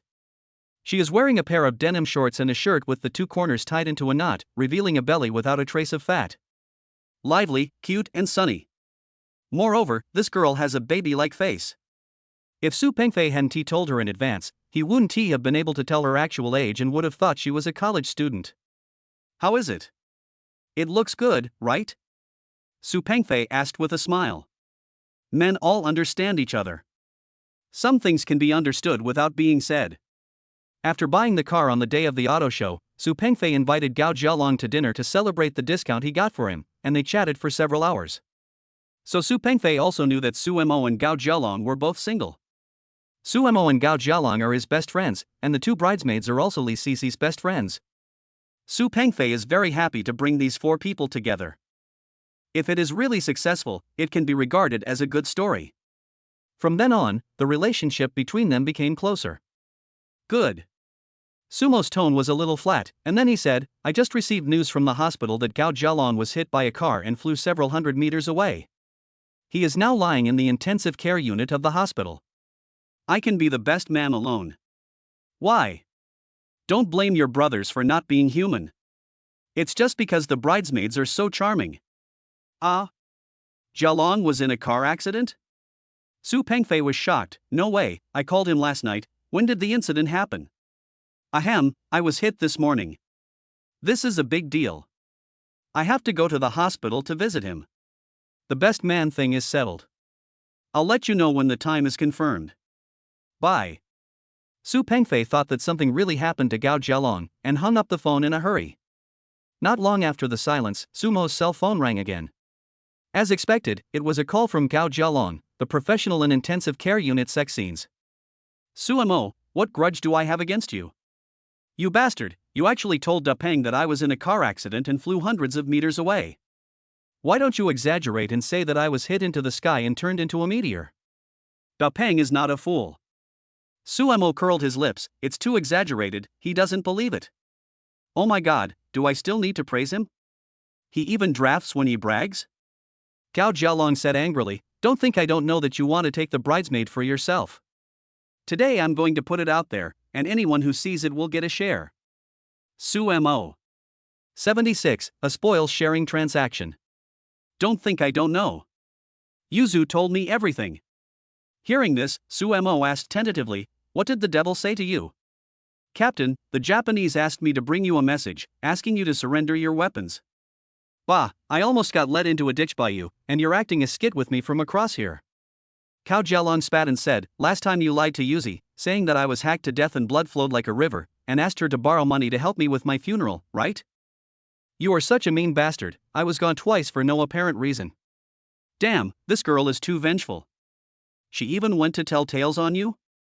Realizing that he had let the cat out of the bag, Suemo calmly explained, don't listen to Yuzi's nonsense. I tricked her into crying, so she deliberately spread rumors to retaliate against me. I just said you were hacked to death, but I didn't say you were dead, and I didn't ask her to borrow money to take care of your funeral. This is a frame-up. It's a false accusation. It is a trampling on my simple and noble character. Ha 2A. Gao Jialong spat at Tu Xingzi over the phone, you shameless bastard, do you think your moral character needs to be trampled on? Should I thank you for that? If you didn't make it up, I'd be dead. It's fine if they say I was chopped, but they even say I fucked someone's girlfriend. Am I that kind of person? Suemo shrugged his shoulders, then I will try to give you a more positive and noble character image next time. Is there going to be a next time? Gao Jialong realized that the topic was getting more and more outrageous, so he brought the topic back to the core content. I have also seen the photos of Cece's childhood friend. She is the type I like. If you are a brother, don't compete with me for her. The best friend without a photo is left to you. Okay, after all this nonsense, you just want to seduce the bridesmaid, so I'll give it to you. Suemo and Gao Jialong have a very close relationship and often make harmless jokes. Gao Jialong also often says bad things about Suemo, but no one takes it seriously. Suemo felt strange at first. Why was Gao Jialong making such a big deal today? It seemed that he had fallen for the bridesmaid, and he said a lot of nonsense in an attempt to make him feel guilty and withdraw from the competition. Hey, good brother. A few seconds ago, Gao Jialong was still criticizing Sumo's unscrupulous behavior. Now that his goal was achieved, he became friends with Suemo again. Awesome. You're more real than me. Suemo rolled his eyes, if you have nothing to do, just go away. I don't want to waste my time talking to you. After hanging up the phone, the split of the spoils deal about who would be the bridesmaid came to an end. In fact, Suemo didn't have too many fantasies about bridesmaids. He just thought of it as a way to make more friends and expand his social circle. In terms of appearance, a grapefruit can beat 99.99% of the girls in the country. The remaining 0.01% is because he is afraid that she will become proud. Suemo knew that he had a bad memory, so he learned his lesson this time and spent money to activate the automatic sign-in function. The system automatically signs in every day, reminds Suemo of the items he has obtained, and then sends the prizes to his backpack. The process is fully automatic and he doesn't need to worry about it at all. When you feel good one day, just open your backpack and take a look. The next day, Suemo received good news that made him happy. New car arrived in the store. The Bentley salesperson told Suemo that he would originally have to wait for several months, but because the customer who had placed an order for the car suddenly decided not to buy it, the built car became vacant and fell into Sumo's hands. The salesperson also said that the color and configuration of this Mercedes-Benz are exactly the same as the one Suemo chose. Of course, if Suemo has any reservations, he can choose not to buy it. They will put it in the store as a display car, and then contact a foreign factory to help Suemo build a new one. Is that so? Then I'll come over and take a look. Suemo neither agreed nor refused, and decided to observe the situation first. It's also a new car that has never been driven. In fact, it doesn't matter who ordered it. The main thing is that Suemo was afraid that there is something fishy. If there is any problem with the car, it will be very troublesome later. Suemo called Wu Xinyang to go to the 4S store together. Suemo only knows how to drive and doesn't know much about cars. Now Dongwoo has been a driver for decades and is responsible for the daily maintenance of the Rolls-Royce. He must know more than Su Mo and can help check it. Su Mo hasn't been to the company for a long time. The last time Wu Xinxin saw Su Mo was when he picked up his child from the hospital. Although the interval was not long, Su Mo's use of the car has obviously decreased this month. This made Wu Xinxin feel out of favor. Mr. Su, do you not need me anymore? Will they fire me? This made Now Dongwoo deeply worried about his career prospects. His hair turned a lot whiter. He wanted to ask Su Mo several times if he needed a car, but he didn't dare to speak. As soon as Wu Xinxin received Su Mo's call, he was like a chicken with its blood pumped up. He shaved off his beard and dressed himself up neatly. He was not so solemn even when he got married. Mr. Su, where are we going? After seeing Su Mo, Wu Xinxin breathed a sigh of relief. The organization has not forgotten me, old Wu. Go to Xingli Automobile Sales and Service Company, Limited on Boyuan Road. Okay. When he heard about the car sales company, Now Dongwoo was moved. Mr. Su was such a simple and frugal person, and he finally bought himself a car to reward himself. Immediately afterwards, his heart skipped a beat again. Mr. Su has bought a car, so he can travel on his own in the future. Does that mean he doesn't need me, old Wu, anymore? The sense of crisis that had finally subsided surged up again. Old Wu, your job is to serve the company, not just me. Seeing Wu Xinxin's trepidation, Su Mo comforted him, as long as you work hard, I promise that you can live safely until retirement. Hey, thank you, Mr. Su. Su Mo said he would increase benefits for employees, and he did so in the second month. Now Su Mo has become synonymous with integrity in the minds of employees. So with Su Mo's promise, Wu Xian finally put down his worries. More than an hour later, Su Mo arrived at Xingli Automobile Sales and Service Company, Ltd. The sales staff in the hall saw Su Mo coming out of the car from afar and ran up to greet him. It was hard not to attract attention because of the Rolls-Royce. Hello, Mr. Su. It was still the male salesperson who received Su Mo at the auto show last time, and the two shook hands. Where's the car? The car is in the shop, please follow me. The male salesperson led the way and took Su Mo to an exquisitely decorated independent parking room with transparent glass all around and a car cover. The male salesperson carefully removed the car cover and allowed Su Mo to admire it slowly. Su Mo took a look and found it brand new and bright, and the color was exactly the same as he ordered. However, he had to check whether there were any problems inside. Receiving the boss's look, Wu Xian understood what he meant. In order to demonstrate his own value, Wu Xinxin checked the house meticulously, front to back, inside and out, 3 or 4 times. Mr. Su, there's nothing wrong with the car. Afraid that the salesperson would hear their conversation, Wu Xinxin, like an undercover agent in infernal affairs, leaned close to Su Mo's ear and whispered mysteriously. Su Mo was speechless. Buying a car was like stealing. Old Wu is a good person. It's just that my brain circuit is a little abnormal. 77. Have I become the general agent of WeChat business? Pay the balance, buy insurance, take temporary photos, all the steps are completed in one go. The car shop also gave out a lot of gifts, such as fine wine and some car peripherals. It was not easy to catch such a generous customer, how could I miss it easily? Naturally, we have to provide good service and make Su Mo feel at home. The gifts were not cheap either, but compared to the multi-million-dollar car price, they were just a drop in the bucket, so Su Mo didn't take it seriously at all. Su Mo let Wu Xinxin leave on his own and prepared to enjoy the driving experience of the new car. I have to say that although Bentley is expensive, it is worth its price. The luxury of its interior is no less than that of Rolls-Royce. At the same time, its design also has a little youthful touch, which makes it very suitable for self-driving. Unlike a Rolls-Royce, whoever drives it looks like a driver. Su Mo wanted to refuel, but he saw that the tank was full, which made him very satisfied. Unlike some gas stations, they only gave customers a little bit of gas, and sometimes the car was stuck on the road before they even got to the gas station. After returning to Tuanqing district, Su Mo suddenly felt a little thirsty. So he parked his car in a roadside parking space and went to the Haokuai convenience store chain along the street to buy a bottle of mineral water. When he came out after paying the bill, he saw 2 girls surrounding his car. Excuse me, beauty, can you please let me go? It is a man's instinct to appreciate girls. Sumo's 24K titanium alloy dog eyes scanned up and down several times. The 2 girls were wearing down jackets with no visible patterns on their upper bodies, but their lower bodies were very eye-catching, with tight jeans outlining their breathtaking curves. As for her appearance, she has a high nose bridge, big eyes, and an unusually full face and forehead. She has a typical internet celebrity face, and you can tell at first glance that she has had plastic surgery. Suemo likes natural women, and he values temperament more than appearance. Although these two girls are good looking, they do not meet his aesthetic standards, so he barely gives them a score of 6.5. If it is rough, you can add another 1.5 points. Handsome guy, is this car yours? One of the girls wearing black thigh-high boots asked. It's mine, what's wrong? Nothing, just asking. The girl in long boots was melancholy for a moment, and when she saw Suemo was about to get in the car, she finally spoke. Handsome guy, your car is so beautiful, can I take a picture with your car? Take pictures, then go ahead and take them. Suemo did not refuse this simple request. After closing the car door, he stepped aside to the roadside and drank a sip of water. Thanks. The girl in long boots stood at the front of the car and posed in various ways, while another girl with straight hair took out her cell phone and started taking pictures.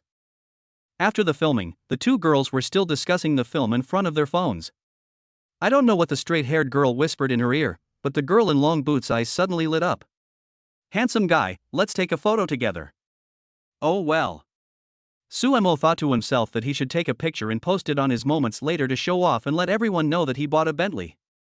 They should all admire him. Suemo and the girl in long boots stood at the front of the car.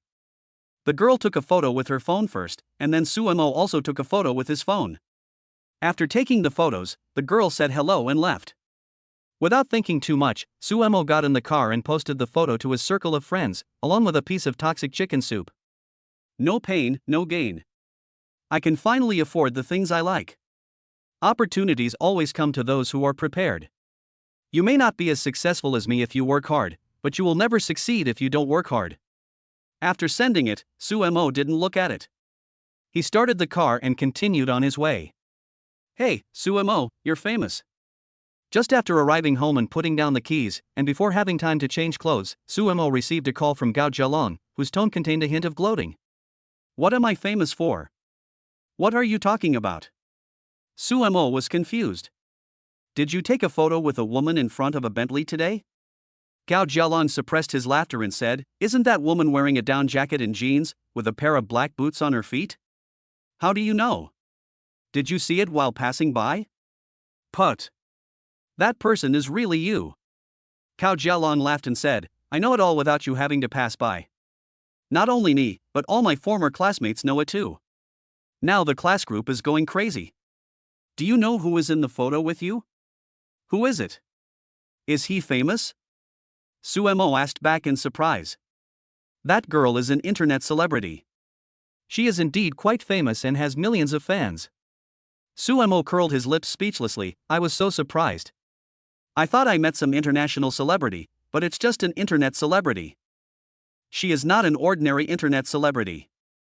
I won't say more. I have to go to work. Gao Jialong smiled meaningfully and said, If you have any doubts, just check the QQ group of junior high school classmates and you will know what happened. Mysterious. Suemo opened QQ, an app he hadn't logged into for a long time. There aren't many people in the junior high school classmate group. They are all old classmates who used to get along well with each other, but now everyone is busy with their own things and doesn't chat, so they have been forgotten over time. As soon as Suemo logged in, a group of old classmates popped up with 99 plus messages. Fuck, why are they all suddenly resurrected? Suemo flipped to the top and started reading from the first message. It all started with a female classmate who posted a photo of Suemo and a girl in long boots in the group, at everyone, and then everyone started a heated discussion. Isn't this Zhong Zishuan, the internet celebrity who has been very popular on TikTok recently? She not only shoots short videos, but is also very successful in WeChat business and purchasing on behalf of others. Hey, the person taking the photo with her seems to be Suemo. It's Suemo, for sure. When did he change his last name to Wang? After reading all the information, Suemo was completely dumbfounded. It turned out that the girl in long boots was called Zhong Zishuan, and she was a big internet celebrity who did micro business and purchasing on behalf of others. What makes Suemo most depressed is the group photo. This photo is obviously a screenshot of WeChat moments, with a string of text below it. Congratulations to Mr. Wang, the WeChat Business General Agent for the Asia-Pacific region, for winning a Bentley luxury car. Do you want to drive a luxury car like Mr. Wang? Then come and do WeChat business with Joan Zishuan. Joan Zishuan didn't know Su Mo's name, so she just casually called him Mr. Wang. Puff. Su Mo almost vomited blood. Fuck me. When I bought a Bentley, it was first mistaken for a Fit, and now it inexplicably becomes a WeChat business agent? Being a micro businessman also involves the Asia-Pacific region? You're even better at bragging than me. Broken. Su Mo slapped his forehead and remembered that he had posted the photo on WeChat Moments. Although it was a solo photo of him, the car and scene were exactly the same. I have to delete the photo quickly. 78. What is love? Is it delicious? Su Mo opened WeChat as quickly as possible and prepared to delete the photos, but the result was tragic. He found that he had underestimated the speed of internet communication. This post about the latest car show has received more than 300 likes and over 100 comments. Old colleagues and classmates who I don't usually contact all pop up at this time. Moreover, the format of the comments was surprisingly uniform. Congratulations to Mr. Wang, the Asia-Pacific WeChat Business General Agent, for getting a Bentley flying Benz. I want to be a WeChat businessman, and I want Mr. Wang to help me. Fuck you. After calming down, Su Mo posted a message in his circle of friends and old classmates. I said I bought this car myself, and I don't know the internet celebrity. Do you believe me? As Su Mo appeared on the stage, the atmosphere became more lively. Boss Wang has arrived, all outsiders please leave. We believe everything you say. After all, the entire Asia-Pacific region belongs to you, Boss Wang. I have elderly parents and young children to take care of. Please, Mr. Wang, take me into WeChat business for the sake of our friendship. How can a small internet celebrity like us, Mr. Wang, recognize her? Everyone started to make a noise, but they didn't mean any harm, they just thought it was fun. Su Mo's action added a little fun to their boring life and work. Looking at the scrolling screen and information, Su Mo's thousands of words finally turned into a helpless sigh. Okay. This is totally unclear. I don't know what bad luck I have. Every time I try to show off, it never ends well. Su Pengfei is not in the old classmates group, but he is Su Mo's WeChat friend. He left a message under the circle of friends. When I get married, lend me the Bentley as a lead car. Snickering, snickering, snickering. Su Mo took a deep breath and replied to Su Pengfei with 3 words, no problem. Then everyone started to get excited again, saying that they also wanted to get married and borrow the Bentley as the lead car. Of course, this was all just teasing Su Mo. At the same time, Wu Xinyang, who was on standby at home, also saw the company group forwarding the photo of Su Mo and the internet celebrity. The people at Linglong Company knew Su Mo's real net worth and would definitely not engage in micro-business. Most likely, they were unaware of the female internet celebrity's identity and were tricked into taking a photo with her. Only Wu Xinxin had a different opinion from everyone else. Mr. Su is already so rich, but he actually goes into micro-business to expand his business. Such a hard-working boss is really a role model for our generation. Mr. Su deserves to be so rich. If Mr. Su doesn't succeed, who will? The admiration in Naodong Wu's heart is like the endless rushing of a river. He decided to print out Su Mo's photo, enlarge it, and stick it in front of his son's desk so that his son could admire Su Mo's appearance every day and take the diligent and simple Mr. Su as a role model. In order to prevent unexpected events such as heavy rain on the wedding day, Su Pengfei booked the restaurant for a few more days to be prepared. Both Su Mo and Gao Jialong received a notice from Su Pengfei that the wedding banquet would be held on Saturday this week. Suitable for getting married, setting up the bed, moving into the new house, and meeting relatives and friends. Taboo, planting and logging. On Thursday night, Su Pengfei invited Su Mo and Gao Jialong to have hot pot together as a token of his consolation. He also sent the address of the newly renovated wedding room to the two and asked them to come and help decorate it tomorrow. Su Mo and Gao Jialong would certainly not refuse such a small matter. As for the bride's family, there would be bridesmaids to help with the decoration, so they, the grown men, would not need to worry about it. During the meal, Gao Jialong would pretend to mention Li Sisi casually from time to time, asking irrelevant questions like how the girls' decorations were, whether Zhengri needed help in picking up and dropping off the bridesmaids, etc. On the surface, he was trying to understand the wedding process, but in reality he was trying to get some information about Li Sisi's childhood friend. Why are you pretending? Are you concerned about the wedding? You're just envious of my childhood friend's body. Su Mo couldn't stand it anymore, and exposed Gao Jialong's hypocritical mask with great righteousness. Ahem. Could you please not be so blunt? Su Mo ruthlessly tore off the fig leaf, and Gao Jialong no longer concealed it. He directly asked Su Pengfei, "What's the girl's name? Is she single? I knew you were up to something bad. I've already found out for you." Su Pengfei smiled knowingly. "My childhood friend is called Chen Lu. She has been single for a long time and has only had one relationship. She works in an administrative position in a foreign company. She is the same age as Cici and is a native of Duncheng. Her family had 3 houses demolished. The conditions are good." Su Mo couldn't help but sigh. People in Duncheng like to marry locals because locals have housing plots and will be relocated in the future. 2 families can relocate 4 or 5 houses, and their lives will be very comfortable. Many people would choose to sell one house, get a few million in cash, buy a nice car, travel abroad, and deposit the remaining money in the bank to earn interest. Su Pengfei also said that Chen Lu's family had 3 houses demolished. 3 houses were demolished, not that there were 3 houses. This means that Chen Lu's family has a house without having to pay for demolition, and the number of houses they actually own may be even greater. So many houses will definitely be rented out, and the family's financial pressure can be greatly reduced after marriage. However, a girl with such good conditions will not have low requirements. Being well matched is the most basic requirement. Unless Gao Jialong owns a property similar to Chen Lu's, it would be as difficult to catch up with her as crossing the Himalayas.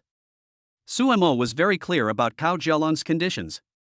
His family had 2 houses with 3 bedrooms and 2 living rooms. This condition is actually pretty good, at least there is a wedding house, but compared with Chen Lu, the gap is huge. As expected, Gao Jialong, who was full of interest a second ago, suddenly became dim after hearing Chen Lu's superior conditions. Su Mo knew what Gao Jialong was thinking without having to guess. It was simply the huge gap in economic strength that made this guy feel a little inferior. "I didn't expect she was still a housewife." Su Mo teased Gao Jialong, "Just get plastic surgery based on my handsome, suave face. I guarantee you'll win over Chen Lu in no time, trick her into buying her house, and you'll be on the peak of your life from now on. Get lost. Am I that kind of person?" Gao Jialong rolled his eyes in annoyance. However, after Su Mo's disturbance, he felt much better.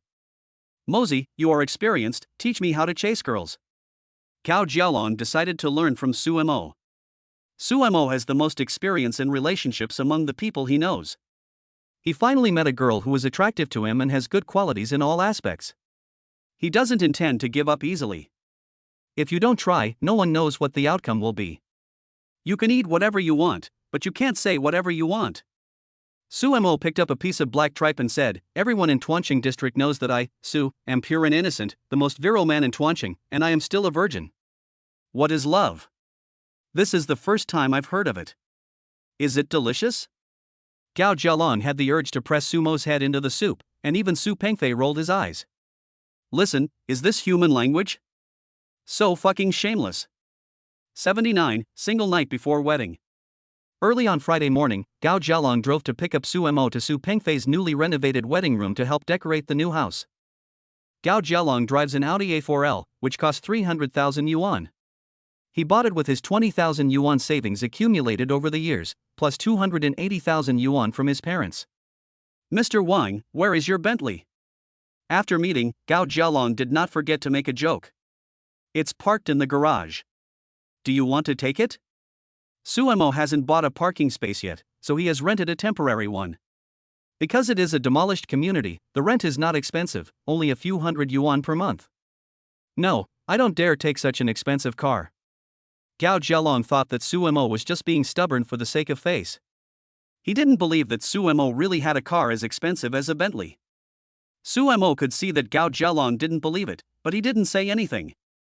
It's rare that Gao Jialong volunteers to be the driver, so Su Mo was not planning to drive himself today. On the day of Su Pengfei's wedding banquet tomorrow, Saturday, we can drive the Bentley out to help Su Pengfei save the occasion. Su Pengfei must have found a lead car, and asking Su Mo to borrow his Bentley as the lead car was just a joke. But if there was a Bentley at the wedding banquet, someone would definitely be amazed. "Dapeng, you have such a rich friend, it's amazing." Gao Jialong's driving skills are good, but there is still some gap compared to Su Mo, the veteran driver. Along the way, Sumo opened the window without saying a word, letting the cold wind blow on his face. People who suffer from motion sickness can easily feel uncomfortable in a car. Looking at their phone or talking may make their stomach churn. For people like Sumo who are in a more serious condition, car perfume is like an emetic to them, and they cannot smell any strong smell. Of course, when he was driving himself, he had no such symptoms at all. About 10 minutes later, Sumo and Gao Jialong arrived at the address given by Su Pengfei Panlong Tiandi community. Panlong Tiandi is located in the middle section of Xinqing urban area and Laocheng urban area, and the prices between the two. The current selling price is about 38,000 yuan per square meter. Su Pengfei bought a large apartment of 125 square meters. The total price is as high as 4.75 million. Adding in all the miscellaneous expenses and decoration, it would cost at least 5 million. The two took the elevator to the 23rd floor. Because foreign death are homophones, many people think this word is unlucky, so now new real estate projects will remove the floors with 4 in them. The 5th floor is the one after the 3rd floor, and a number is skipped directly. In addition to the number 4, some people are also superstitious about the number 18. Some people will definitely say 18, that's what I want to post. It's very auspicious, why is it taboo? But there is another saying that the 18th floor corresponds to the 18th level of hell. Young people certainly don't believe this, but older people all adhere to the principle of it's better to believe it than not to believe it, and they will not buy the 18th floor if they can avoid it. This house has 3 households per floor. As soon as I got out of the elevator, I saw the door of the house on the east side was open. It was naturally Su Pengfei's new house. Da Peng, we are here. Gao Jialong shouted at the door, and Su Pengfei ran out from the innermost bedroom. Come in, no need to take off your shoes. Su Pengfei greeted warmly. Sumo and Gao Jialong took off their shoes and put them outside the door. The host said you don't need to take off your shoes, but that's just a polite remark. Only an idiot would actually walk into someone's new house with dirty shoes on. Su Pengfei took out his slippers and took Sumo and the other man to visit the new house. Da Peng, your house is big enough, and the lighting and decoration are also good. Gao Jialong's house is an old building with no elevator and only 6 floors at most. It's true that the view from the upper floors is much wider and you can take in the surrounding scenery. It's okay. The floors are high and there are fewer mosquitoes and plague in the summer. Su Pengfei smiled and said, the wind is stronger on higher floors, so the glass must be thicker, otherwise it will break easily. The wind is really strong. As long as a gust of wind blows, the lighter things on the table will be blown to the ground. I guess it would take me 1.5 houses to buy the house you have.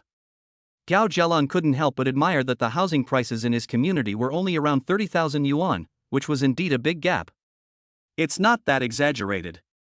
Su Pengfei explained, when I bought it, the housing prices had not skyrocketed yet, and I only paid less than half of the current price. If it were the current price, I would not be able to afford it. Su Pengfei's father works for Volkswagen and is a team leader on the production line, with a very considerable income. When I bought the house, I didn't borrow much money, and the provident fund of Su Pengfei and his son totaled several thousand yuan a month, so the loan was paid off very quickly.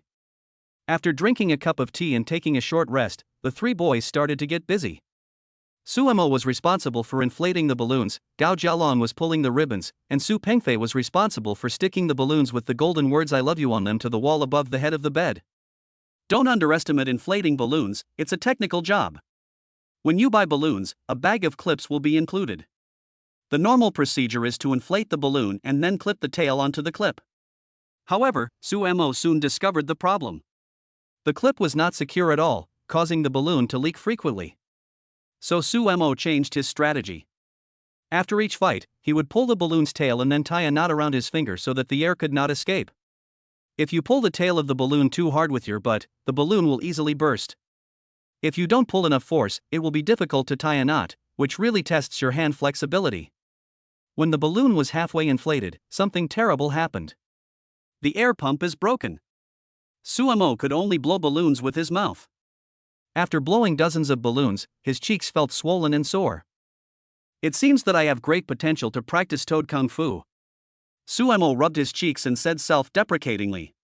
When people are absorbed in doing something, they will hardly notice hunger. The 3 grown men worked until the afternoon before they finally finished decorating the new house. It was definitely not as exquisite and beautiful as the ones decorated by the girls, but it was great that the boys were able to complete the task. It's past 3 o'clock, let's go eat. The wedding restaurant will open for dinner tonight for some relatives, but it is a bit far from the new house, and Su Pengfei was embarrassed to let Su Mo and Gao Jialong run back and forth, so he took them to the nearby Yitong Plaza for a meal. After dinner. Don't you want to see your wife? Gao Jialong looked at Su Pengfei and asked tentatively. Su Mo saw everything. As soon as Gao Jialong stuck out his butt, Su Mo knew whether he was going to fart or poop. Letting Su Pengfei meet the bride was just a cover. Gao Jialong's real purpose was that he wanted to go and see his childhood friend Chen Lu. As expected, under Gao Jialong's constant seduction, Su Pengfei really wanted to see Li Sisi, and sent a text message saying that he wanted to go to see her, but was rejected by Li Sisi. Su Pengfei, have you guys arranged everything? I'll bring Su Mo and Jia Lang to see you. Li Sisi, no. According to traditional customs, we can't meet tonight, and I have to spend a single night with my girlfriend. You three can have fun by yourselves. In the southwestern dialect, Su Pengfei is a henpeck man. He does whatever Li Sisi says and he dares not object. Not being able to get what he wanted, Gao Jialong expressed symbolic disappointment for a moment, but soon became excited again. Today is your last day as a single person. You must have a great time this singles night. Let's go. Let's go to the bar. Don't go home until you're drunk. 80. Public enemy of men. Su Pengfei's suit was bought a month in advance, and Gao Jialong's job requires him to attend exhibitions frequently, so he also has his own set of formal clothes. Only Su Mo doesn't have a suit, and it's impossible to let him wear Lao Su's clothes. So after the three of them finished their meal, they went to the wedding company. The wedding company has its own suits and wedding dresses, but the styles are very ordinary, so brides in Duncheng usually go to Huqiu and Su province to buy wedding dresses and bridesmaids' dresses. Su Pengfei wanted to go to Hailan House to buy a suit for Su Mo, but was rejected by Su Mo. Su Mo is just a best man, no one cares whether he is handsome or not. Besides, he is already handsome enough. If he wears something more eye-catching, he will steal all the limelight from the groom, so it will be enough to just find a decent suit in the bridal shop. Try on clothes, pay a deposit, and mission accomplished. The rental cost for one day is only about 100 yuan. When you come to return the clothes later, just bring the receipt and the clothes. After checking that the clothes are not damaged, the wedding company will refund the deposit in full. After helping Su Mo buy his clothes, Gao Jialong suggested going to a nightclub to have some fun. Have you seen the Ison apartment? In response to Su Mo's sudden question, Gao Jialong nodded subconsciously. I have seen it, this TV series is quite funny, it's a pity that there will be no 6th season in the future. Then do you know why Zhang Yida was late for the wedding? Su Mo continued to ask. I know. Gao Jialong said, it was Lu Xiaobu and his friends who took Zhang Yida out for a drink, and he ended up getting drunk and passed out, so Zhang Yida missed his wedding. I thought you didn't know. Su Mo smiled, and suddenly changed his tone. You still took Da Peng to the nightclub after knowing that? Why? You don't have a partner, and you want your brother to not get married? The girls are all having their singles night, we can't just do nothing. Today is Da Peng's last day as a single, we won't have the chance to go out and have fun in the future. Gao Jialong also realized that his proposal was a bit of a trap, and his tone became much weaker. I won't go to nightclubs. I don't really like that kind of place. Su Pengfei jumped out to smooth things over. How about this, why don't we find a quiet bar, listen to some music, drink some wine and relax? You can have this. After reaching a consensus, the three of them found a quiet bar nearby called Laochi. They ordered some wine and snacks and the three of them clinked glasses. Su Pengfei's new house is only a few hundred meters away from Yitong Plaza, and it can be reached in a few steps, so he did not drive when he came, and he does not have to worry about drunk driving even if he drinks too much. There are thousands of roads, but safety is the first priority. You will never go wrong if you obey traffic regulations. They kept drinking until 9:30, when Gao Jialong and Su Pengfei were both slightly tipsy, wavering between being drunk and sober. At this time, Shuiwa's abilities were revealed. Sumo's alcohol tolerance and stomach capacity increased countless times. He obviously drank more than Gao Jialong and Su Pengfei combined, but his face did not change color or his heart did not beat fast. His mind was still clear and he didn't even feel like going to the toilet. No, I'll go get some water. Su Pengfei was the first to surrender. If he held it in any longer, his bladder would burst. Su Mo stuffed a piece of potato chip into his mouth and chewed it tastelessly.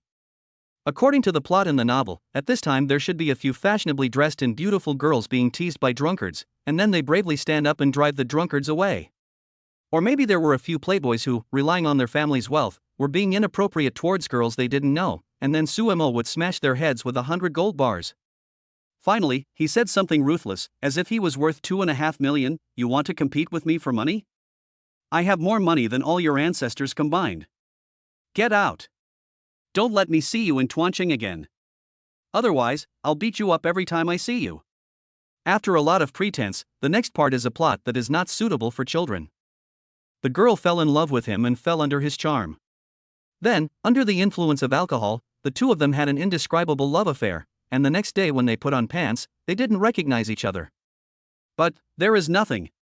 This society is so harmonious. Suemo saw two people accidentally bump into each other and thought that a quarrel was going to occur, but in the end they apologized to each other very sincerely. The scene was peaceful and no one was looking for trouble. Depend on. Novels are really lies. After a while, Su Pengfei came out of the toilet with a somewhat unsteady step. He returned to his seat without saying a word. Da Peng, what's wrong with you? Are you feeling unwell? Or has something happened? The light in the bar was very dim, but Suemo, with Erwa's superb eyesight, was able to capture the changes in Su Pengfei's facial expression. Nothing, just drinking. Su Pengfei shook his head, as if trying to get rid of all the distracting thoughts in his mind. One should be more sensible in life. Since Su Pengfei didn't want to say anything, Suemo didn't ask any more questions. He just picked up the wine glass and drank with his brother. Do you think women would want to indulge themselves one last time before getting married? After 3 rounds of drinks, Su Pengfei suddenly asked out of the blue. I think so. Gao Jialong began to analyze the situation seriously. After getting married, I have the ties of family and marriage. I can't say that I have no freedom, but I can't do many things. So I must take advantage of the single night to indulge myself. Sure enough, after hearing this, Su Pengfei's face became even uglier. I saw him holding the wine glass tightly in his hand, as if he wanted to get himself drunk, and he raised his head and blew directly into the bottle. Seeing this, Suemo snatched the bottle of wine from Su Pengfei's hand. If he continued drinking like this, he would be drunk. How could he get married tomorrow? At the same time, Suemo also realized that something might have happened to Su Pengfei when he was in the toilet. Da Peng, don't keep things in your heart. Suemo looked at Su Pengfei deeply, and began to speculate in his mind, women and indulgence. Could it be that Gao Jialong just met Li Cici's ex-boyfriend, and the other party said some unbearable words? The Tuancheng district is very large, but a town is not that big. There are only a few bars for people to have fun, so the possibility of running into acquaintances is very high. I just finished using the bathroom and called Cici. Su Pengfei hesitated for a moment, then said, at the moment she hung up the phone, I seemed to vaguely hear her call out Lao Wang. What? Is Cici's next-door neighbor surnamed Wang? Gao Jialong suddenly became excited. Men are very sensitive to the title Lao Wang. Even if nothing is wrong, as soon as they hear Lao Wang, they will inevitably think of the worst. It's not that Su Pengfei doesn't trust Li Cici. It's just that my thoughts are wandering after drinking, and Lao Wang has had a very bad reputation in recent years, so it's inevitable that I would have some random thoughts. I don't know Cici's neighbor's last name either. Su Pengfei shook his head, trying not to let himself think too much. Forget it, maybe I heard it wrong. How can this be let go? Gao Jialong seemed to be extremely upset with old Wang. He slammed the table and stood up, his eyes blazing with anger. Damn it! If it's really someone named Wang who dares to come and steal my wife, I'll break his third leg for you. 81. Arresting people at their homes. Suemo and Su Pengfei looked at Gao Jialong in surprise. The latter's behavior was really abnormal. Gao Jialong has a gentle personality and rarely gets angry. And even if the person was stolen, the one who should be furious should be Su Pengfei. It is reasonable for Gao Jialong to be angry as a friend, but his emotions seem to be a bit too excited. Damn it! If he's really a man, I'll break his legs or he'll be called Shorty from now on. Gao Jialong swore an oath in great anger. That's enough. Stop talking. Gao Jialong wanted to say something, but was stopped by Sumo's look. The most urgent task is to make things clear and resolve Su Pengfei's worries. Otherwise, there will be a knot in his heart and tomorrow's wedding will most likely be changed. Let's go and see what's going on. There is no point sitting here and guessing. Getting to the root of the problem is undoubtedly the most effective solution. What if it's really a man? Su Pengfei asked in a daze. He really didn't dare to imagine what it would be like to see a man in the room of his soon-to-be wife. I'm afraid he will collapse on the spot. Cece dares to answer your call, there should be no problem. Maybe you really heard it wrong. Think about it, if it were you, would you dare to answer Cece's call with a woman next to you? Suemo first analyzed it rationally, and then said, if it's really a man, beat him up. Su Pengfei nodded in agreement, and his mood improved slightly. If someone does something like cheating on their spouse on their wedding night, the person involved will definitely feel guilty. No matter if it is a man or a woman, they will not answer the phone at the time, and will make excuses like I didn't hear it, I was drunk afterwards. If we go there rashly, Cece will definitely be suspicious. If he's not a man, how can we explain it? Su Pengfei asked again. If he's not a man, what's the point of explaining that? Suemo took a sip of wine and said, when she asked you why you came, you said you missed her so much that you couldn't control yourself and your thoughts were overwhelming. Then you hugged Cece and kissed her and that was it. If she wants to ask more, just kiss her until she can't breathe. By the time Cece realized what was happening, we had already run away. She couldn't find anyone to ask anything, and the next day was so busy with the wedding that she must have forgotten what happened the night before. Su Pengfei blinked his eyes. Sumo's method was simple and crude, and sounded a little unreliable, but it seemed to be the best solution to resolve the embarrassment. At least Li Cece's mouth was blocked and she really couldn't speak anymore. After the three of them discussed the plan, they walked out of the bar and hailed a car.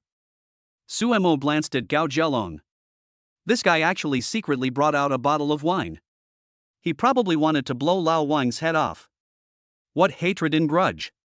The real owner doesn't have as much hatred as Gao Zhelong. Could it be that Gao Zhelong has an unknown green environmental protection story hidden? 10 minutes later, we arrived at the residential area where Li Cece lived, where she had always lived with her parents. It turned out that her parents would definitely be at home tonight, but Li Cece said that she and her sisters wanted to spend a single night and have one last time to let loose, so Li Cece's parents moved to another house. The security at the old campus was not tight. The security guard at the gate noticed that Suemo and Gao Zhelong looked unfamiliar, so he just glanced at them and continued playing landlord on his phone, with no intention of coming out to question them. The security guards in old communities are mostly middle-aged and elderly people with a weak sense of responsibility. They are just there to make a living, unlike the security teams in stadiums who have undergone rigorous training. If anything really happens, just call the police. No one would be willing to risk their life for a salary of 2,000 or 3,000 yuan. Everyone knows that hiring older security guards is just a decoration and serves a certain deterrent effect, and no one expects them to really subdue the criminals. And even if the security guards are willing to fight, the boss of the security company will not be happy. Usually, company bosses, especially those in banks, will tell their security guards that if they encounter any trouble, the most important thing is to protect themselves and not get hurt. There are two reasons for this. Firstly, human life is naturally put first and foremost, and no one wants bloodshed.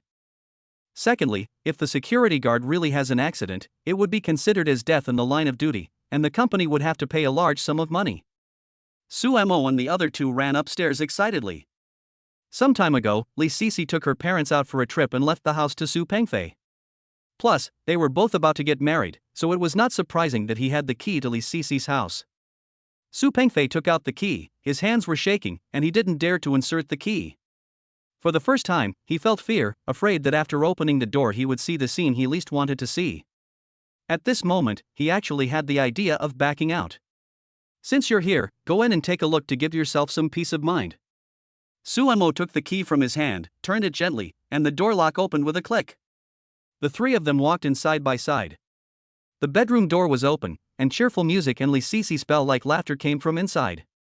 The lights in the living room were off, but with the help of the moonlight streaming in, one could see a sexy lace-edged silk nightgown lying on the sofa. Damn it! From the living room to the room. Gao Zhelong was so furious that he was about to rush into the bedroom and kill the bitches, but was stopped by Suemo, who had drunk some wine and lost his mind. Don't be impulsive. What if Cece is the only one in there? Suemo rolled his eyes and said, what if she had no clothes on and you saw her? Gao Zhelong was stunned for a moment and felt that what Suemo said made sense. If he left a way out now, it would be easier to explain when he found out it was a misunderstanding later. Go in and take a look. Maybe it's not what you think. Suemo patted Su Pengfei on the shoulder and cheered him up. The reason why Suemo could be so calm was that the incident did not happen to him, and he had never been cheated on, so he could not empathize with others. He could also put himself in the perspective of an observer to analyze the whole incident. Su Pengfei took a deep breath and walked towards the bedroom door. Cao Jialong followed behind, 3 or 4 steps apart, with a bottle of wine in his hand. If there really was a man, he would be ready to have sex with him at any time. Su Mo stood at the door and heard the sound of water coming from the bathroom. Su Mo walked to the bathroom door and frowned when he saw what was in front of him. There was actually a men's suit in the storage basket at the bathroom door. Is there really a man taking a bath? Su Mo put his hand on the door handle and turned it gently. The door was not locked, so he pushed it open. The scene that came into view left Su Mo dumbfounded. 82. If you have such activities in the future, remember to call me. Su Mo was petrified on the spot, his mouth open wider than his fist. The person in the bathroom also heard the noise and subconsciously looked back. When he saw Su Mo standing at the door, his mind went blank. Fuck. After a while, Su Mo came back to his senses and uttered 2 words. Fuck. Then, Su Mo thought he had drunk too much and rubbed his eyes in disbelief. Fuck. After realizing that it was not an illusion, Su Mo activated Erwa's clairvoyance function, automatically zooming in on the subject and allowing his vision to penetrate the lingering fog. During the whole process, Su Mo said fuck 3 times. Although the words were the same, the pronunciation and emotions were completely different. The first is the first tone, which represents surprise. The second wokeo is the second tone, with a rising pitch, which expresses surprise. As for the third one, it is naturally the 4th tone, and the sound goes down, expressing shock. Goodbye. Su Mo clasped his fists towards the other party and slammed the door shut. At the same time, Su Pengfei came to the bedroom door and saw that only Li Sisi and Chen Lu were playing inside. There was no sign of a man. He finally felt reassured. Li Sisi also caught a glimpse of someone at the door out of the corner of her eye. She looked up and saw Su Pengfei. Why are you here? Li Sisi got out of bed, put on her shoes, ran over and asked, didn't you say we can't meet tonight? Seeing Gao Jialong was there too, Li Sisi tightened her open coat. Forehead. Gao Jialong realized that it might be a misunderstanding and suddenly became confused. No one can tolerate their lover suspecting them of being unfaithful. Li Sisi is very smart. If she is found to be suspicious, she might not get married tomorrow. Da Peng said he missed you. Gao Jialong poked Su Pengfei in the waist. Fortunately, he reacted quickly enough and had discussed countermeasures before coming, otherwise he would not know what to do. Yes, I missed you. Su Pengfei stepped forward and hugged Li Sisi in his arms, saying sincerely, Sisi, I miss you, I really, really miss you. Really? Why haven't I seen you think of me like this before? Li Sisi looked suspicious, and her woman's 6th sense told her that there must be something fishy going on. Kiss her. Kiss her until she can't breathe. Su Pengfei's mind flashed through Su Mo's words, so he hugged and kissed Li Sisi without hesitation. At first, Li Sisi thought there was a stranger around and felt embarrassed and pricked her a few times, but she soon gave up resistance and indulged in the passionate love. Cao Jialong was stuffed with a mouthful of food and was feeling depressed when Chen Lu came out. Cao Jialong's eyes suddenly brightened. Chen Lu was as lively and lovely as in the photo, with no difference at all. At this moment, she was wearing a purple silk nightgown, which exuded a hint of sexiness in her cuteness. Even Gao Jialong was fascinated by her. Chen Lu also took a look at Gao Jialong, who was infatuated with him, and thought that this man was a little strange. He came to someone else's house in the middle of the night and was holding a bottle of wine. Could it be that he was here to beat up the bride? Okay, I can't breathe. It was not until Li Sisi was almost out of breath that she finally pushed Su Pengfei away reluctantly. She found Chen Lu looking at her playfully, and Li Sisi felt extremely embarrassed. It's all your fault. I'm being laughed at. Li Sisi pouted and punched Su Pengfei lightly on the chest with her little fist. She was only thinking about how Chen Lu would make fun of her later. As for why Su Pengfei suddenly came here, he had long forgotten it. In order to ease the awkward atmosphere, Li Sisi introduced Gao Jialong and Chen Lu to each other. They would be staying together for a day tomorrow, so it would be good for them to get to know each other better now. Su Pengfei asked to stay several times. He didn't really want to stay, and he knew Li Sisi would never agree. He just wanted to alleviate the latter's suspicion. The result was not surprising. Because there were other girls present, Li Sisi refused without even thinking. Really wanting to get to the bottom of the matter, Su Pengfei calmly took Su Mo and Gao Zhelang and prepared to leave. I have to go to the toilet. After drinking a lot of wine in the bar, Gao Zhelang suddenly felt a little urgent when passing by the bathroom door. He wanted to go to the bathroom, but was ruthlessly stopped by Su Mo. What toilet are you going to? You don't go to the bar, but come here to go. Su Mo criticized harshly. Is a girl's home a place for you to go to the toilet? Go pee outside. Before Gao Zhelang could react, Su Mo pushed him out of the house. When they came in, Su Pengfei and Gao Zhelang were focused on catching Lao Wang, so they didn't notice the sound of water splashing in the bathroom. At this moment, the water was turned off, so they naturally didn't know that there was someone inside. Apart from Li Sisi and Chen Lu, only Su Mo knew that there was someone inside. Oh, I forgot to take my clothes. After Li Sisi saw the pajamas on the sofa, she remembered that she forgot to get clothes for the person in the bathroom. She took the clothes from the bathroom and knocked on the door. Sister Chu Chu, I left your pajamas at the door. Chu Chu was still in a daze at the moment. The knock on the door woke her up. Her first reaction was to scream, but she covered her mouth tightly. Don't shout. Calm. Li Sisi and Chen Lu probably didn't know what was going on. If they shouted like that, everything would be exposed. Okay, I understand. After the three of them went downstairs, Gao Zhelang couldn't wait to find a dark corner to relieve himself. Su Mo and Su Pengfei stood beside the car waiting for him. Su Mo took out his usual Lichuan and took a sip. You don't smoke, do you? Su Pengfei looked at Su Mo in surprise. I don't have to smoke at other times, but now I have to. After Su Mo took a big sip, a satisfied expression appeared on his face. Let me ask you a question. The Lao Wang you are talking about is not a woman, right? Lao Wang might be Cici's best friend. Su Pengfei scratched his head in embarrassment. He had drunk some wine before, and with Gao Zhelang's alarmist remarks beside him, his mind was a little confused. Now that I have calmed down, I remembered that Li Cici's best friend's surname is Wang. The best friend is 1 year older than Li Cici and Chen Lu, and they often jokingly call her Lao Wang. Su Pengfei didn't think about why he didn't see Wang Chuchu. Maybe she went home, or maybe she was out for a while. Any of these are possible. I'm sorry to have you messing around so late at night. Su Pengfei smiled awkwardly. During this period of time, Su Mo and Gao Zhelang should have been resting at home and recharging their batteries for the wedding the next day, but he felt really bad about having them running around with him. It's okay, good brother, no explanation. Su Mo smiled indifferently. If there is such an activity to catch Lao Wang in the future, remember to call me, I will be there at any time. This sounded a bit strange, but Su Pengfei still felt a warm feeling in his heart. Nothing more to say. Su Mo is such a brother. 83. On the wedding day, pick up the bride. Finally, the wedding day arrived. Today is Su Pengfei and Li Cici's wedding day, and they are both very busy. In order not to cause trouble for them, Su Mo and Gao Zhelang planned to go there on their own. Su Mo drove the Bentley out and went to pick up Gao Zhelang first. Did you rent this car? The moment he saw the Bentley, Gao Zhelang was almost stunned. He quickly remembered that when Su Mo took a photo with the internet celebrity, the Bentley behind him was exactly the same as the one in front of him. It's not me getting married, why would I rent a car? Su Mo rolled his eyes speechlessly. I bought this at the last auto show. You bought it? When did you become so rich? Gao Zhelang got into the car, touching it excitedly and looking left and right. There are often various luxury cars at auto shows, but they can only be viewed from a distance and not played with in person, so this is the first time for him to sit in a million-level luxury car. What's so exciting?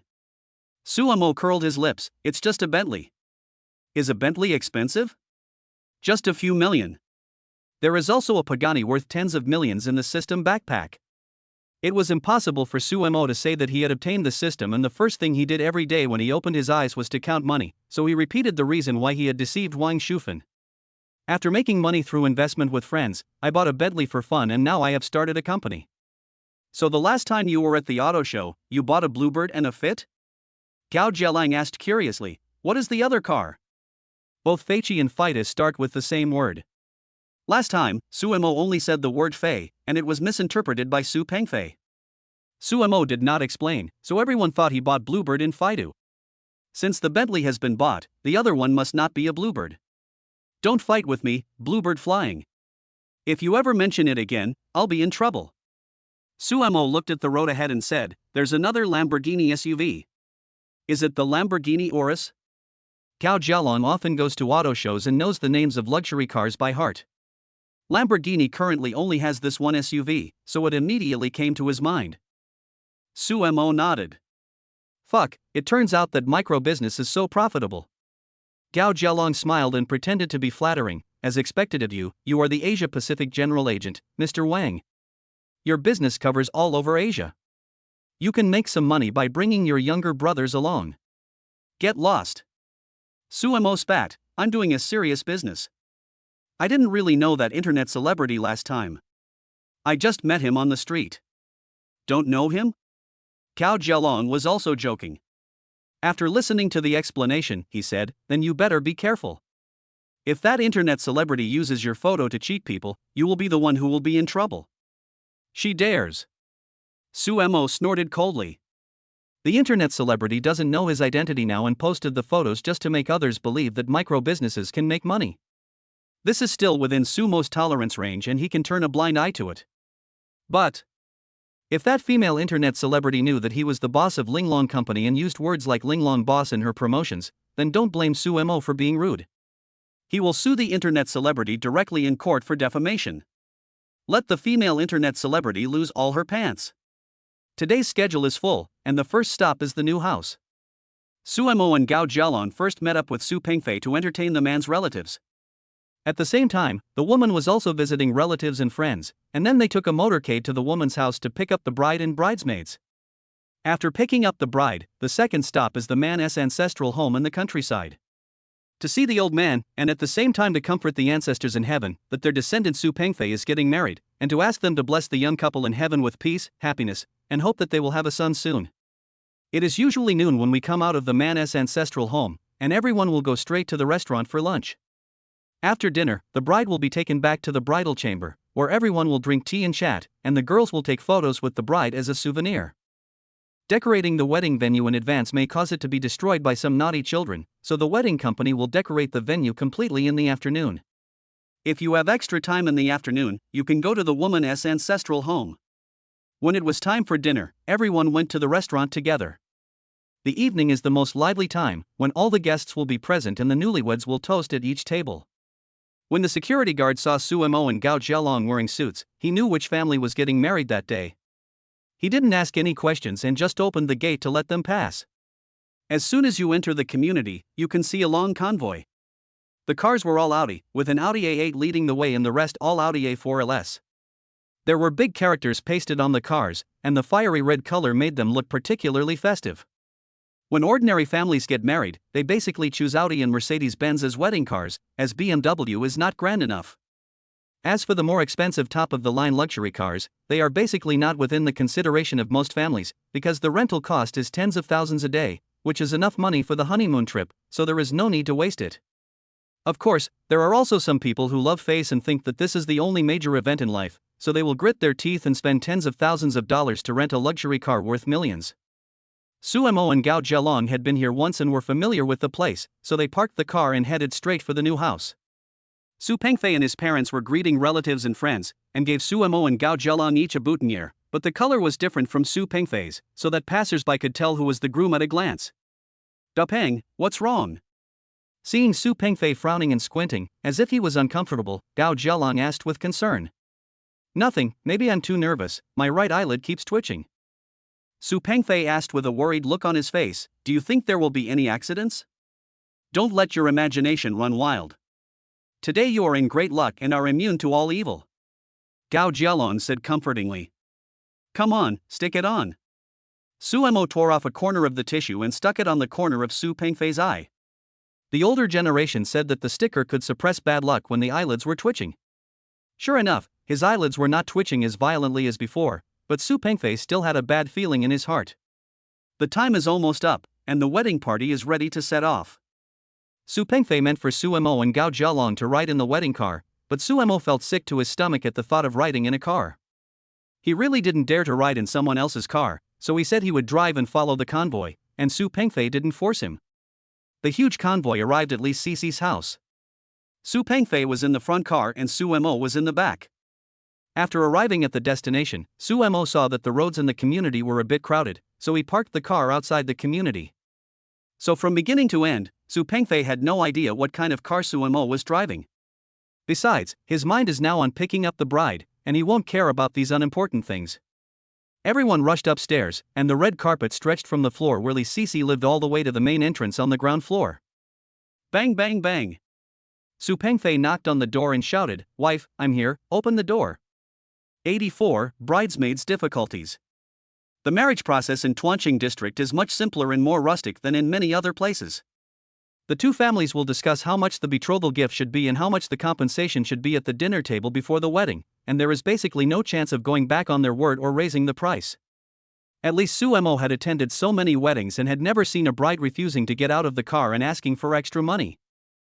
Maybe there is, but Su Mo doesn't know. The amount of the betrothal gift also depends on the economic strength. When Su Mo had a friend get married, he gave 100,000 yuan, as well as some necessary gold ornaments. If the conditions are good, he will give more, and if the conditions are not good, he will negotiate to give less. Su Mo's generation are all only children, and their parents also hope that their daughters will marry in a glorious way. So if the man gives a betrothal gift, the woman will also give a dowry of the same amount in return. After all, it is marrying off a daughter, not selling her, and the betrothal gift is just a tradition and a lucky draw. He only wanted to put other people's money into his own pocket without spending a penny himself. It's really ugly how he behaves. In the end, the betrothal gifts, dowry, and gift money will all be given to the younger generation, and both parents will not take a penny, which is equivalent to providing a disguised financial support for the living expenses of the young couple. Su Mo had heard of some individual cases before where one parent held onto the money and refused to let go, and in the end the in-laws looked at them with disdain and the relationship became very unhappy. However, such selfish people are only a minority. Normal people all hope that their children live a good life. You can open the door, but give me a red envelope first. There were laughter and joy coming from inside the door. Before leaving, Su Pengfei divided the red envelopes into 3 large stacks of 5, 10, and 20 yuan and gave them to Su Mo and Gao Jialong for safekeeping. Gao Jialong took out the smallest 5 yuan and stuffed them one by one through the crack in the door on the ground. Those blocking the way outside are all kids, and 5 yuan is enough to deal with them. Not enough. Not enough. Bring me some more. The voice this time was more mature, probably one of Li Sisi's older relatives. So Su Mo stuffed all the 10 yuan in the red envelope into the box, and the other party finally opened the door contentedly. In fact, the money was not much, and no one really wanted to get rich with the red envelope, they just thought it was fun. As soon as the door opened, everyone rushed in. Everyone looked at Su Pengfei with smiles, especially the children who received the red envelopes. They were so happy that they danced with joy. They came up to hug Su Pengfei's thighs affectionately, and some called him brother and uncle in their baby voices. Everyone moved to the door of Li Sisi's boudoir. Su Pengfei turned the handle a few times and locked the door.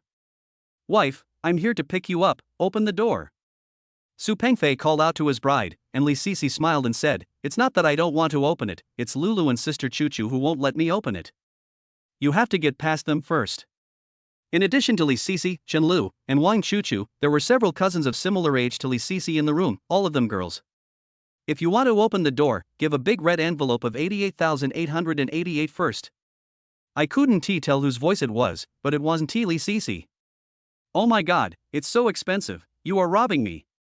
Su Pengfei immediately begged for mercy. "Ladies, please have mercy on me and leave some money for milk powder for my future child."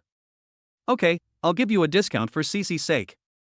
Put all the red envelopes in." Gao Jialong pricked up his ears. He had communicated with Chen Lu last night, so he recognized it as Chen Lu's voice at once. Without Su Pengfei saying anything, he stuffed the remaining red envelopes into his pocket. "You are stupid. You stuffed all the red envelopes in one go. What if they don't open the door later?" Su Mo rolled his eyes at Gao Jialong and shouted to the men behind him, "Come here, drag this enemy spy planted next to us away and give him 30 lashes." Everyone started to make a fuss and pushed Gao Jialong to the back. "The red envelope is enough, but we don't know if you really love Sisi." The one who spoke this time was Wang Chuchu. "Of course I love her.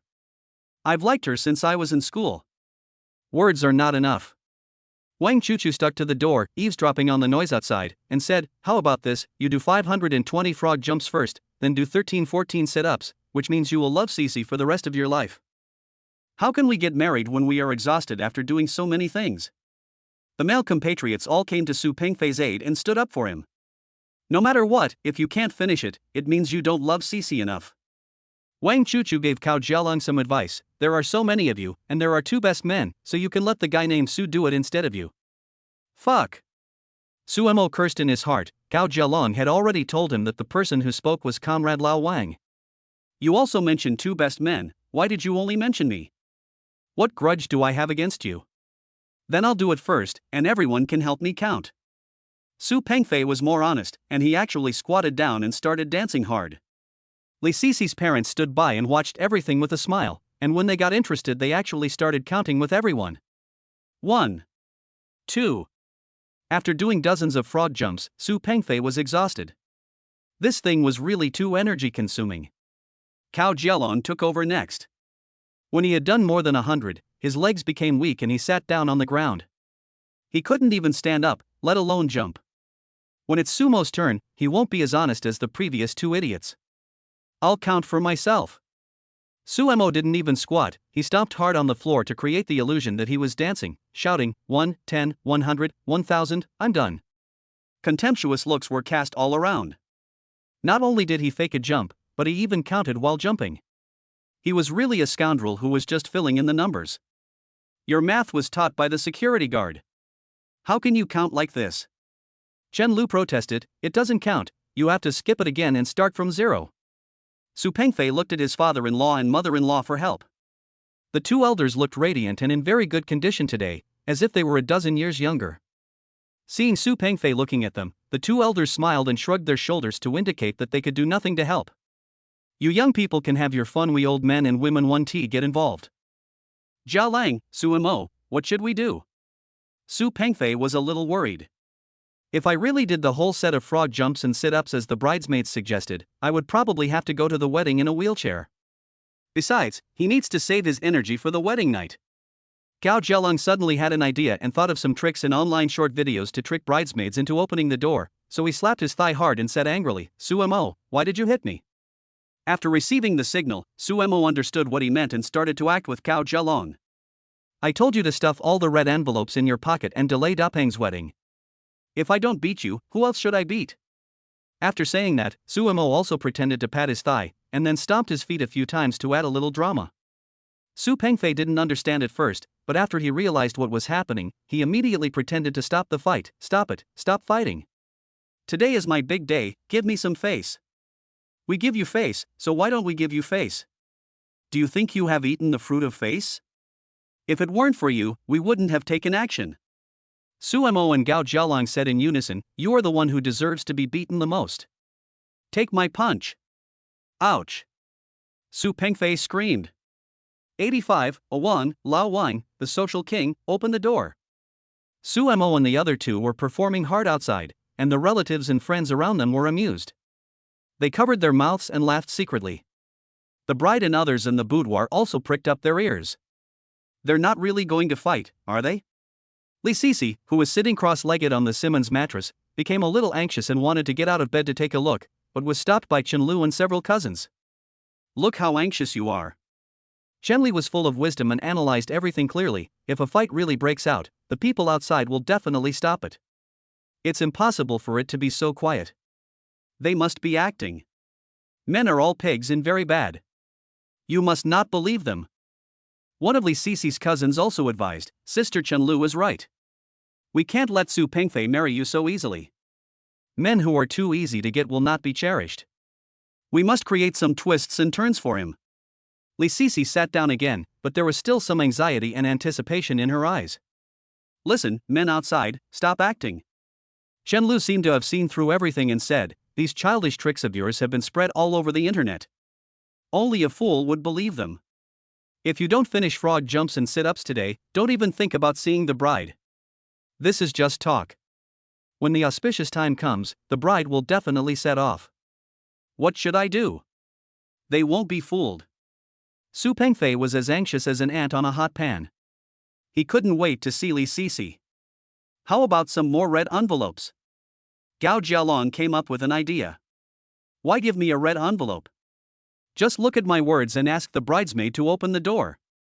Suemo rejected Gao Jialong's suggestion outright. Su Pengfei and Gao Jialong looked at him suspiciously. He asked the bridesmaid to open the door with just one sentence.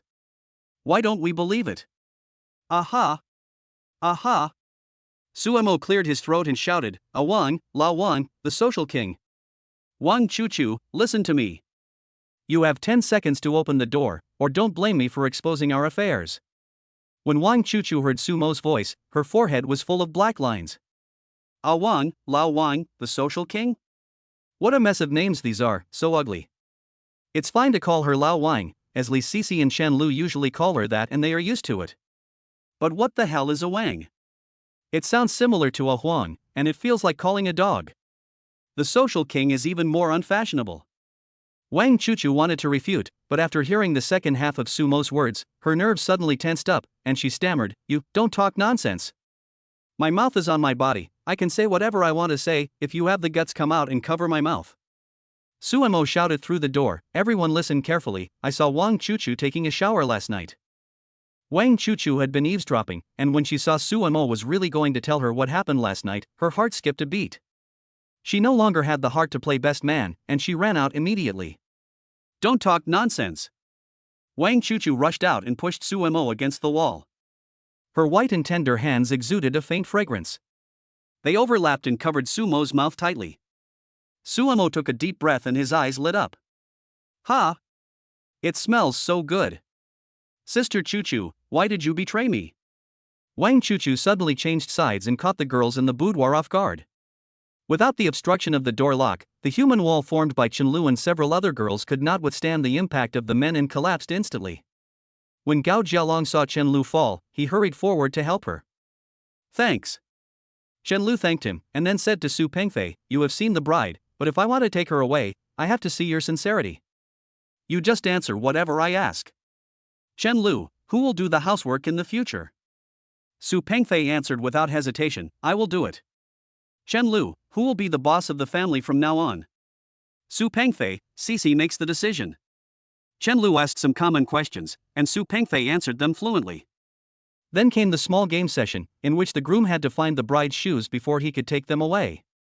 Su Pengfei searched through all the drawers and cabinets, but couldn't find a single shoe. Li Sisi pointed to the ceiling and gave a hint. With the help of Li Sisi, Su Pengfei finally found a shoe. The bridesmaid's angle was so tricky that she actually hid her shoes inside the lampshade. Gao Jialong and Su Pengfei stacked up people and removed the lampshade. It took them a lot of effort to get the shoes off. They were sweating profusely in the middle of winter. Li Sisi wiped the sweat off Su Pengfei's forehead with her sleeve with concern. Gao Jialong ate a big mouthful of dog food beside him, and his eyes subconsciously fell on Chenlu. How wonderful it would be if Chenlu could also help him wipe the sweat off his face at this time. Sisi, why did you open the back door? Chenlu pouted coquettishly. She thought for several hours before she came up with the idea of hiding the shoes in the lampshade. She had originally intended to make things difficult for Sina and the best man, but she didn't expect that two traitors would appear in the team one after another. Come on. We only found one shoe, there's one left. Someone reminded me. Wife, where is the other one hidden?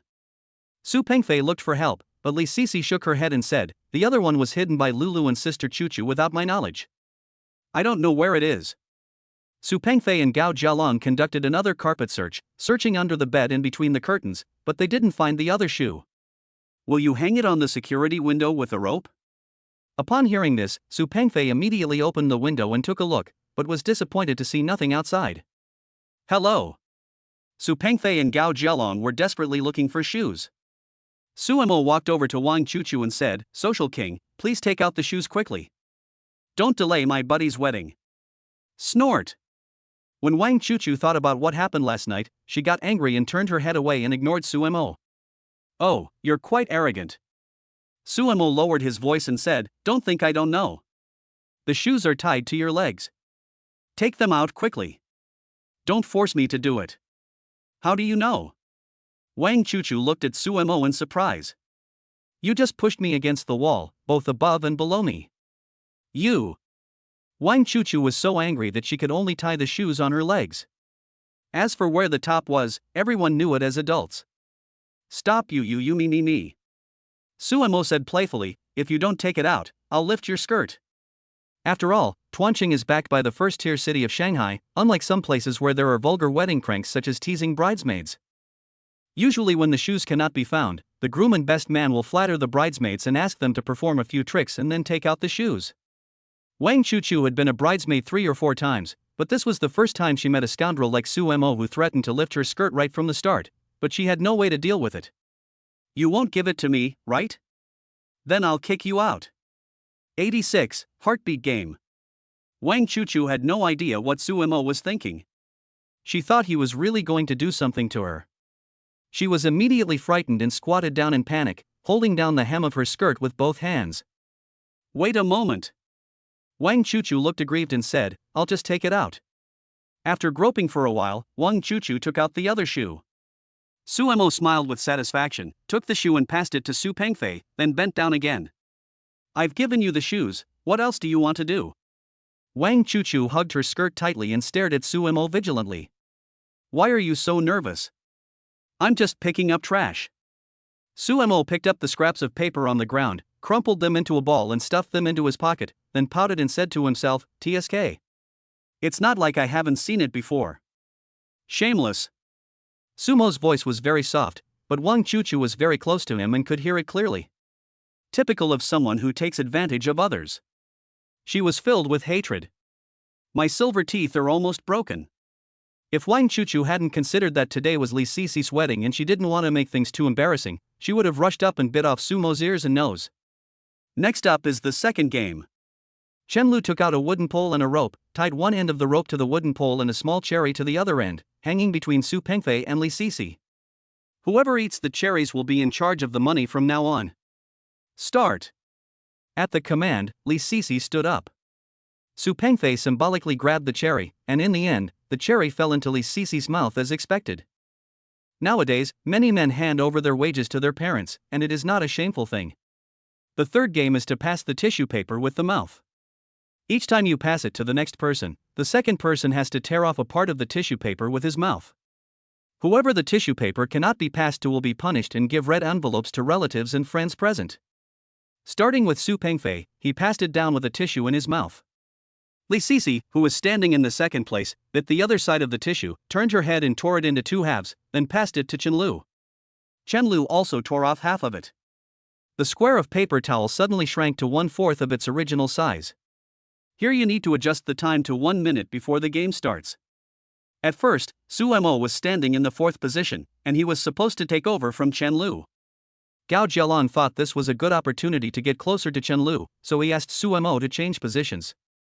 Brother, let's change positions. Now you know how to call me brother? No change. Of course Suemo did not agree and ruthlessly rejected Gao Jialong's request. However, Suemo opened an Alipay payment QR code and waved it in front of Gao Jialong. Gao Jialong's mouth twitched and he immediately understood what it meant. I opened Alipay, scanned the QR code, and transferred 500 yuan. Why are you transferring my money? Suemo criticized Gao Jialong seriously. It doesn't matter whether there is money or not. We have been brothers for so many years. Can I really refuse you if you ask me? I was just joking with you just now. Suemo and Gao Jialong exchanged positions, and both of them were very happy. This dirty deal was seen clearly by Wang Chuchu. Shameless. Wang Chuchu spat angrily. Others came to the wedding to give money, but Suemo was the only one who came to make money. This was the first time she had seen such a weirdo. What are you staring at me for? Suemo blared at Wang Chuchu and said, I'm warning you, don't take the opportunity to kiss me secretly under the pretext of passing me tissues. Bah! Wang Chuchu really wanted to spray this bastard to death with a mouthful of salt soda. I kissed you secretly? You are so conceited. After taking the tissue from Gao Jialong, only a finger-sized piece of paper was left. Although its area had shrunk countless times, fortunately it was long enough so that they would not be kissed mouth to mouth. Gao Jialong even raised his eyebrows at Suemo, as if to say, am I a good enough brother? Wang Chuchu came forward, opened her lips slightly, and was about to hold the tissue, but found that there was no object on her lips. She opened her eyes and found that the tissue was still on Sumo's mouth. Wang Chuchu didn't think much about it, just thinking that she had missed, so she moved closer again. This time she saw a shameless scene that stunned her. Su Mo actually moved his lips and sucked a small piece of tissue paper into his mouth. Wang Chuchu was completely dumbfounded. No wonder she didn't bite it the first time. It turned out that Su Mo was the one behind it. Even though his cheating was discovered, Su Mo was not embarrassed. He actually sucked the entire piece of tissue paper into his mouth in front of Wang Chuchu, leaving only a small section outside, which was less than half a centimeter long. "Sister Chuchu, if you can't take it, just give me a red envelope." Chen Lu laughed and teased. Everyone laughed heartily when they saw this scene. Su Mo was so mean. There is no way a girl can take such a short note. It seems that Wang Chuchu cannot escape the fate of sending a red envelope. Wang Chuchu thought, just give out the red envelopes, it's not much money anyway.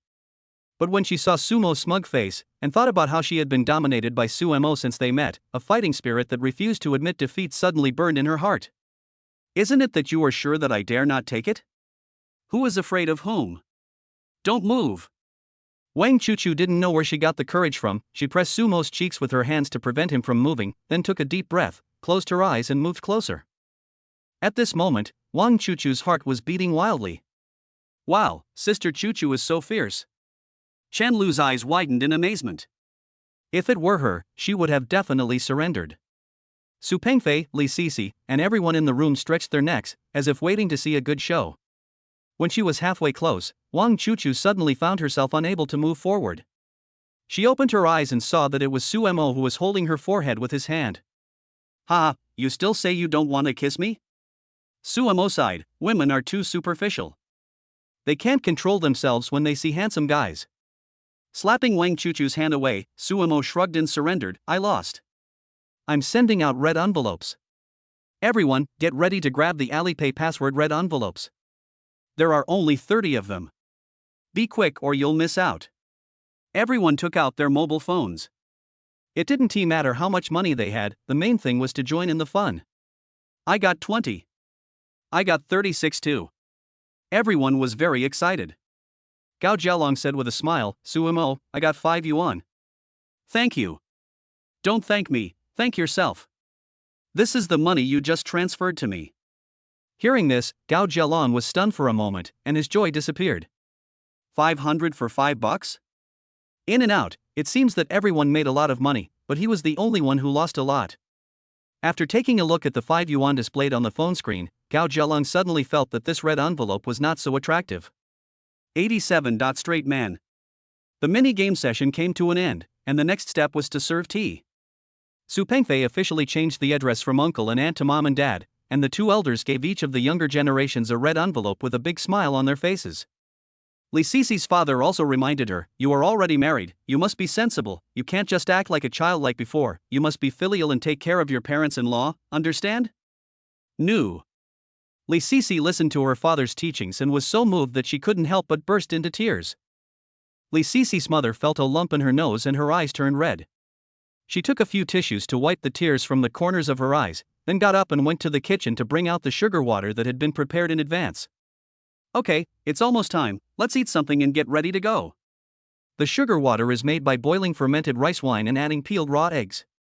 Su Mo doesn't know how it is called in other places, but the dialect here in Dunqing calls it Shui Piu Dan, but the real name should be Shui Piu Dan. The word means liquid boiling and overflowing. Su Mo didn't know the specific meaning of this dessert, but when picking up the bride's family would prepare a big pot of sweet soup made from fermented glutinous rice and water-based eggs. Su Pengfei helped Li Sisi put on her shoes. Everyone came to the living room to taste the sweet soup, but Wang Chuchu was the only one standing in the room like a wooden man. It took her a long time to come back to her senses. She couldn't believe that Su Mo would actually give up voluntarily. "I was disliked by that guy?" After leaving Li Sisi's house, Su Pengfei carried the bride downstairs. The staircases in the teacher's residential building are relatively small, making it inconvenient to move around, so Su Mo and Gao Jialong walked in front to protect him. In case Su Pengfei slipped or something like that, they could also help catch him so that he wouldn't fall. The next stop was the groom's hometown, and the motorcade was moving along the road in a mighty procession. People passing by couldn't help but take a few more glances at the wedding procession, and some children even asked their parents, "Is there a bride in the car?" Su Pengfei's hometown is a village in Beiqiao Town. Beiqiao Town is located at the northernmost part of the entire Tuanqing district. It needs to pass through the development zone. Like Jintang Town, it is close to Jiangsu Province. Both of them were relatively poor towns in the past. However, in the past 10 years, these two towns have undergone large-scale demolition, and each person has several houses, and life has become more prosperous. It's true what the saying goes, demolition brings wealth. Su Pengfei is in a more miserable situation. Several villages nearby have been growing strawberries, and the government is planning to turn this place into a strawberry village, so it has been confirmed that Su Pengfei's village will not be demolished. Although it can be renovated and rebuilt, it is too far from the main town streets and young people are unwilling to live there. However, Beiqiao Town has fresh air, is quiet and comfortable, and is a good choice for retirement. It took about 20 minutes to reach the destination. Su Pengfei's ancestral home is a 2-story building with 2 upper and 3 lower floors. There are 2 bungalows on the north side, one is a utility room and the other is a kitchen. There is a piece of cement space between the building and the square. Only his grandparents lived there, so the house had never been renovated. Apart from looking a little shabby, there was nothing wrong with it. Suemo walked into the kitchen and took a look. It was very spacious, about a dozen square meters. The stove was the most common earthen stove in rural areas. Salted fish and bacon were hung on the beams, and faint smoke was rising from the chimney. Full of fireworks. I haven't seen an earthen stove for a long time. Suemo touched the stove. His grandmother's house also had a stove like this, but the kitchen area was much smaller. When he was a child, he liked to throw a few sweet potatoes in to roast in the winter while putting his feet on the fire to keep warm. The temperature of burning firewood is much more comfortable than air conditioning. One time Suemo fell asleep and his socks almost caught fire. The earthen stove is good, the food cooked in it smells delicious. Why is restaurant food better than home-cooked meals? Apart from issues of cooking skills and seasoning, the most fundamental reason is that the fire in the restaurant is big enough. A high fire can cook food faster and retain more of the original flavor of the ingredients. Don't you use earthen stoves in the countryside? Su Pengfei asked. My village was demolished a long time ago. Suemo shook his head regretfully. If possible, I would rather go back to the past. Depend on. Su Pengfei gave Suemo a middle finger. Is this guy showing off? A full man does not know the hunger of a hungry man. So many people want to have their houses demolished but never get a chance. But when your house is demolished, you blame others and complain about everything. How can we, who cannot have our houses demolished in our lifetime, feel? In fact, what Suemo said was what was in his heart. Why do so many people look forward to demolition? It's nothing more than financial difficulties and inability to buy a house, so demolition can make the dream of replacing the old with the new come true. Look at those rich people, how many of them are willing to be relocated? It is not a big deal at all. Many rich people will even buy a relatively remote piece of land and build a large villa with a separate entrance and a large garden of several hundred square meters. Build a pond and raise dozens of goldfish for viewing. When I have nothing to do, I take my children to the garden to play games and feed the fish. There is no need to worry about the parking space being occupied.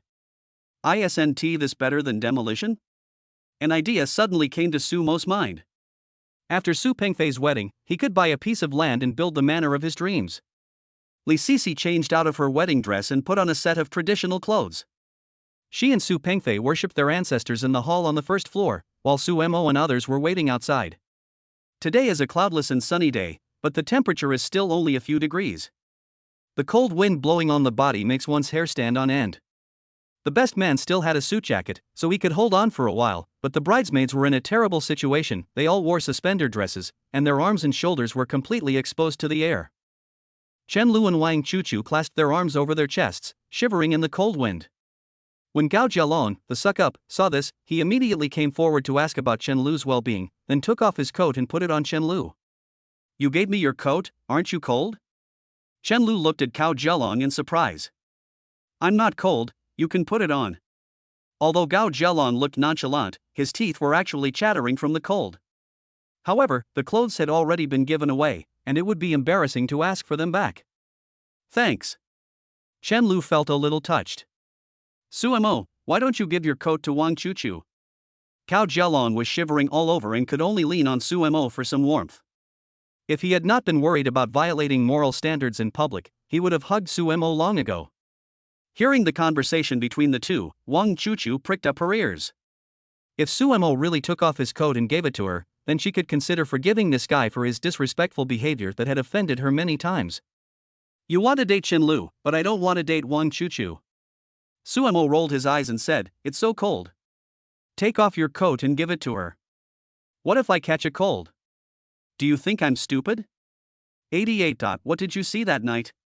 Gao Jialong was stunned for a moment. He didn't expect Suemo to give such an answer. After a while, he gave Suemo a thumbs up. You're awesome. Gao Jialong has always wondered why Suemo is still single since he is popular with women. He finally found the reason now. This guy is a straight man of steel. Can't you be gentle with me? Gao Jialong felt that Suemo was a little inconsiderate, and that boys should show more gentlemanly manners to improve their image. Be gentle and kind to women? Ha ha. Suemo looked at her as if he was looking at a little fool. She won't let me hug her, won't let me kiss her, won't let me touch her, and she has nothing to do with me. She can't get any benefit from it, so why should I pity her? Gentleness should be reserved for important people. You're so straight that it'll be hard to find a girlfriend in the future. Gao Jialong was speechless. That's all for you to worry about. Suemo retorted arrogantly, You are not straight, but you are also single. And don't compare me with you, we are different. What's the difference? Gao Jialong tilted his neck curiously, as if there were question marks on his head. Of course it's different. Suemo raised the corner of his mouth proudly, I don't want to find one, but you can't find one. This is the fundamental difference. Besides, I'm handsome, so I won't have trouble finding a partner. Have to. This guy gave me another chance to show off. Resisting the urge to kick Suemo into the field, Gao Jialong turned around and left. The thickness of this guy's face was beyond his imagination. Perhaps his shameless skills had reached the pinnacle. After the bride and groom paid homage to their ancestors, the large group of people then rushed to the bridal chamber. No accidents happened along the way, and many drivers would give way when they saw it was a wedding convoy. Su Pengfei's parents and relatives and friends had been looking forward to it for a long time. After seeing the newlyweds, they all gave them applause and kind smiles of blessing. The rest of the process is the same as at the bride's home. The newlyweds kneel down to offer tea to their parents and change their words, and the elders then give them 2 small red envelopes. After completing all the procedures, it was already 3 o'clock in the afternoon, and there were still about 2 hours before dinner time. The bride and groom, who had been running around all day, could finally take some time to rest. Everyone sat together eating and chatting, and some relatives and friends were visiting the new house decoration. Lelay, who had some free time, sat side by side with her 2 little sisters to take a photo. The 3 beauties smiled like flowers, forming a beautiful landscape. Su Pengfei also took a photo with Suemo and Gao Jialong to record the most unforgettable moments in their lives. Let's take a picture together. Su Pengfei made a gesture to Lelay. The couple both wanted to match the best man and bridesmaid, so Lelay immediately understood and agreed, yes, let's take a group photo of the 6 of us. The bride and groom naturally sat in the middle of the sofa. Gao Jialong privately told Su Pengfei that he had a crush on Shenlu, so when arranging the seats, he and Shenlu were put aside, so that Suemo automatically sat aside with Wang Chuchu. The sofa set that Su Pengfei bought was relatively short, and it was a bit crowded for 6 people to sit together. Suemo sat steadily next to Su Pengfei, taking up a large space, without any intention of giving way to the lady. Wang Chuchu only sat on half of his buttocks, and she was about to fall down. Snort! Wang Chuchu was so embarrassed that she twisted her body like a water snake, trying to push Suemo away. Just sit down, why are you twisting? Suemo patted his legs and said, Since you like to twist so much, sit on it and twist slowly. Wang Chuchu's face was burning, her upper teeth were biting her lower lip tightly, and her moist and translucent lips were squeezed by external force, and the color instantly became a little darker. Huff! Huff! Wang Chuchu took a few deep breaths, and the depression in her chest finally eased a little. What kind of person is this? So shameless. After adjusting our state, seeing that the time was almost up, the main group set off again. Friends and relatives put on their shoes and went downstairs to get a ride to the restaurant to share dinner. Before leaving, Suemo went to the bathroom. This toilet is a bit advanced. Ordinary toilet flush valves are on the side or top of the water tank. Su Pengfei's toilet does not have any buttons. All functions are on a control panel embedded in the right wall. Seeing that almost everyone had left, Wang Chuchu walked to the toilet door. She had experienced Sumo's no taboos character today. After thinking it over, she felt it necessary to solemnly warn Sumo not to go out and talk about unnecessary things. As soon as Sumo opened the door, he saw Wang Chuchu blocking the door. "Oh my god, king of society, don't you know that scaring people can kill them?" Sumo patted his chest, then said with disdain, "What are you doing standing at the door? You are not peeping at me going to the toilet. Go in." Wang Chuchu pushed Sumo into the bathroom and pushed him against the wall in a domineering manner. "What did you see last night?" Wang Chuchu tried it first, and she kept comforting herself in her heart that the bathroom was filled with mist at that time, and Sumo might not be able to really see anything. But this consolation is obviously unnecessary. The distance is so close that even if you have myopia or astigmatism, you can still see it. What's more, Sumo has the bonus of the second child's eyesight, so he can see everything clearly, both macro and micro. You're making a fuss about nothing. I thought it was something big. If it were someone else, they would definitely explain that they did not mean it, and after the talk, they would humbly apologize and ask Wang Chuchu for forgiveness. However, an old robe like Sumo would not do that. At most, he would just show it to Wang Chuchu in return. He has what Wang Chuchu has, but he has things that Wang Chuchu doesn't even have. Sumo stood up and shook Wang Chuchu away, then turned around and pushed her against the wall, saying meaningfully, "Is there something you want me to see, or something you don't want me to see?" Feeling Sumo's breath hitting her face like a heat wave, Wang Chuchu's breathing became rapid, her chest heaving violently, and the blush spread all the way behind her ears. I warn you, don't go out and talk nonsense, otherwise I won't let you off." It was clearly a threat, but Wang Chuchu said it haltingly and without any momentum. She looked shy and didn't look like a warning at all. If you didn't know better, you would think she was acting like a spoiled child. "I'm not a moron, there's nothing to publicize about this." Only at this moment did Sumo really take a look at Wang Chuchu. Wang Chuchu's appearance is rated 8 points. Although there is a big gap compared to Yuzi, she is still very beautiful. It would be easy for her to be the most beautiful girl in the university campus. "Don't you want to know what I saw?" Sumo said in a low voice. It can be summed up in 8 words: high mountains, flowing water, small bridges, and people. You taste it. Try it carefully. 89. Something unexpected happened again. Sumo took a few steps back and distanced himself from Wang Chuchu. Regardless of the latter's expression, he fixed his hair in front of the mirror and smoothed out the wrinkles on his clothes. Then Sumo walked out of the bathroom as if nothing had happened. "Taste it. I'm going to taste you, you big-headed ghost." Wang Chuchu could only vent her anger on the floor, stomping her feet in anger. This bastard speaks in a very elegant way even though he's talking dirty. Wang Chuchu has a stronger personality than many boys, so Li Sisi gave her a masculine nickname Lao Wang. But when she met Sumo, she was completely dominated by him. At this time, everyone had gone downstairs, leaving only Su Pengfei waiting at the door. "You are too impatient." Seeing Sumo and Wang Chuchu coming out of the bathroom one after the other, Su Pengfei gave Sumo a look that said, "We're all men, I understand. Why don't you leave later? You can use the guest room as you like." When Wang Chuchu heard this, her face turned red. She lowered her head, pushed Sumo away, and rushed out of the new house. She stood at the elevator door and frantically pressed the down button. "No, I appreciate your kindness." Sumo waved his hand solemnly. "Everyone in Tuancheng district knows that I, Su, am a decent man, a real virgin." She wants to tarnish my innocence? She's dreaming. Pooh. Pooh. Pooh. Wang Chuchu didn't know how many times she spat in her heart. If people with the surname Su were serious, there would be no dishonest people in the world. Besides, who cares about his innocent body? Wang Chuchu clenched and unclenched her fists, constantly reassuring herself not to get into an argument with Sumo, and only then did she barely suppress the anger in her heart. This is because Wang Chuchu was well educated. If it were a more aggressive girl, she would have taken off her high heels and slapped the heels into Sumo's head. Wang Chuchu got angry when she saw Sumo, so she took another elevator downstairs. Sumo's Bentley was parked in a temporary parking space on the ground, so he didn't go to the basement. The three of them arrived at the first floor at the same time. When they walked out of the elevator, they saw Li Sisi and relatives and friends standing on the side of the road. Su Pengfei's parents were flushed, as if they were arguing fiercely with several drivers. "How dare you stand there and not get on the bus?" Su Pengfei asked doubtfully. Li Sisi's face was filled with anger. When she saw Su Pengfei appear, she immediately ran over with her skirt lifted up to complain. Those drivers suddenly asked for more money and refused to leave without more money. More money?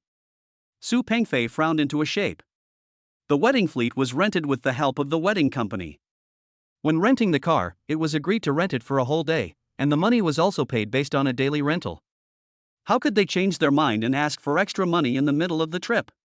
Master, it's really unkind of you to do this. Su Pengfei also went up to argue with the driver. Su Mo and Gao Jialong looked at each other and followed him at the same time. In case a fight broke out, with 2 more people to calm them down, Su Pengfei would not suffer any loss. Groom, what you said is wrong. A Mediterranean man stood up. He was obviously the leader of the group of drivers. We have worked hard all day running around, so it's not too much to ask for a little more gas money, right? I also know that you have worked hard. Haven't I already given you wedding cigarettes and wedding candies? Su Pengfei said indignantly, I have already paid for the car rental. There is no way to increase the price halfway, and the restaurant has also prepared your banquet. Isn't this enough? There is a tradition in Tuanqing district that when there is a wedding banquet, 1 or 2 extra tables will be set up to reward the drivers. It's just a few bucks, it's not enough. The Mediterranean man twitched his eyes and said, we don't want much, just 10,000 yuan. If you pay now, we will send the car immediately. If you don't pay, you can call a taxi yourself.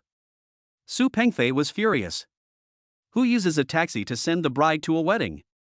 Even if his friends and family saw him in the restaurant and didn't laugh at him, he would be embarrassed if the news got out. It was obvious that the other party had planned this in advance and had been waiting for this critical moment to blackmail us. Su Pengfei's family discussed the matter. Su's mother advocated giving money. 10,000 yuan was not a lot, and it could be considered a red envelope. The auspicious time must not be missed. However, Su Pengfei and his father became angry and refused to agree no matter what. This is not a matter of money, this is a matter of principle. I won't give you this money, don't even think about getting a penny. Su Pengfei is not a soft persimmon who can be bullied by others. If someone is obviously trying to cheat him, he will definitely not agree. If today was not his wedding day, he would have punched the person in the face. Okay, you won't give it to me, right? I'll make sure you can't even host the banquet tonight. Unable to extort the money as he wished, the Mediterranean man's face suddenly changed. He threw the cigarette butt on the ground, causing countless sparks, and then he took out his mobile phone and made a call. Hey! The groom is ignorant, let's go on strike. Su's mother said worriedly, forget it, just give him the money. Mom, he's clearly blackmailing us, we can't let him succeed. Su Pengfei comforted his mother and said unconvincingly, I want to see what tricks he can come up with. As soon as he finished speaking, Su Pengfei's cell phone rang suddenly. The caller ID showed Uncle. He answered the call without hesitation. Hey, Uncle, what's wrong? I wanted to ask you what's wrong. Su Pengfei's uncle on the other end of the phone was very anxious. The chef said you don't know what's best for you. They all quit their jobs. No one is cooking. What are we going to eat when our relatives and friends arrive? What? Su Pengfei was shocked, but he quickly calmed himself down. In order not to worry his parents, Su Pengfei did not say what happened. He just said to the phone, I know. I will take care of it. Uncle, please help me entertain the relatives and friends who have arrived. After hanging up the phone, Su Pengfei stared at the other party coldly. The Mediterranean man said that the banquet could not be held, and then he made a phone call. Then the chefs were dissatisfied. It was obvious that he was the one behind it. It's obvious that these drivers and cooks are in the same group. Your uncle called? Did something happen in the restaurant? Su Pengfei's parents and relatives and friends all stared at Su Pengfei with concern. Seeing the latter gritting his teeth, they guessed that there was probably a problem at the restaurant. Why? Did you receive a notice? The Mediterranean man said jokingly, you don't want to drink my toast, and you won't listen to me even when I talk to you nicely. You insist that I take real action. Do you know how powerful I am now? Are you going to give me the money or not? Su Pengfei's face was so gloomy that water seemed to be dripping out of it, and his body was shaking due to excessive anger. Da Peng, is there something wrong in the restaurant? Gao Jialong is a very righteous person. He also mentioned that his brother was worried. If you have any difficulties, just tell us and we will work together to find a solution. 90, black wedding, there are scams everywhere. Mom and Dad, don't worry. There was just a small problem at the restaurant. It will be solved soon. Su Pengfei forced a smile to comfort his parents, then pulled Su Mo and Gao Jialong aside. His expression changed instantly, and he was furious. This driver is in cahoots with the restaurant's chef.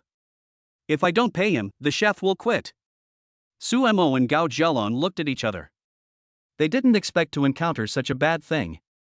You've encountered a black wedding, Su Mo said seriously. There are many irregular and black wedding planners who try every possible means to defraud newlyweds of their money. Demanding additional fees halfway through the journey, blocking roads and collecting tolls are some of the more common and simple methods used. Such gang extortion has occurred before. But these are old-fashioned methods, and few people use them now. What's more, Tuancheng is also a first-tier city area, and the management of laws and regulations is quite strict. As long as you commit a crime, just make a call to the police and the criminals will be arrested in minutes. Su Mo and the other two were extremely surprised. The first reason was that I was surprised that this ancient money-making method would reappear.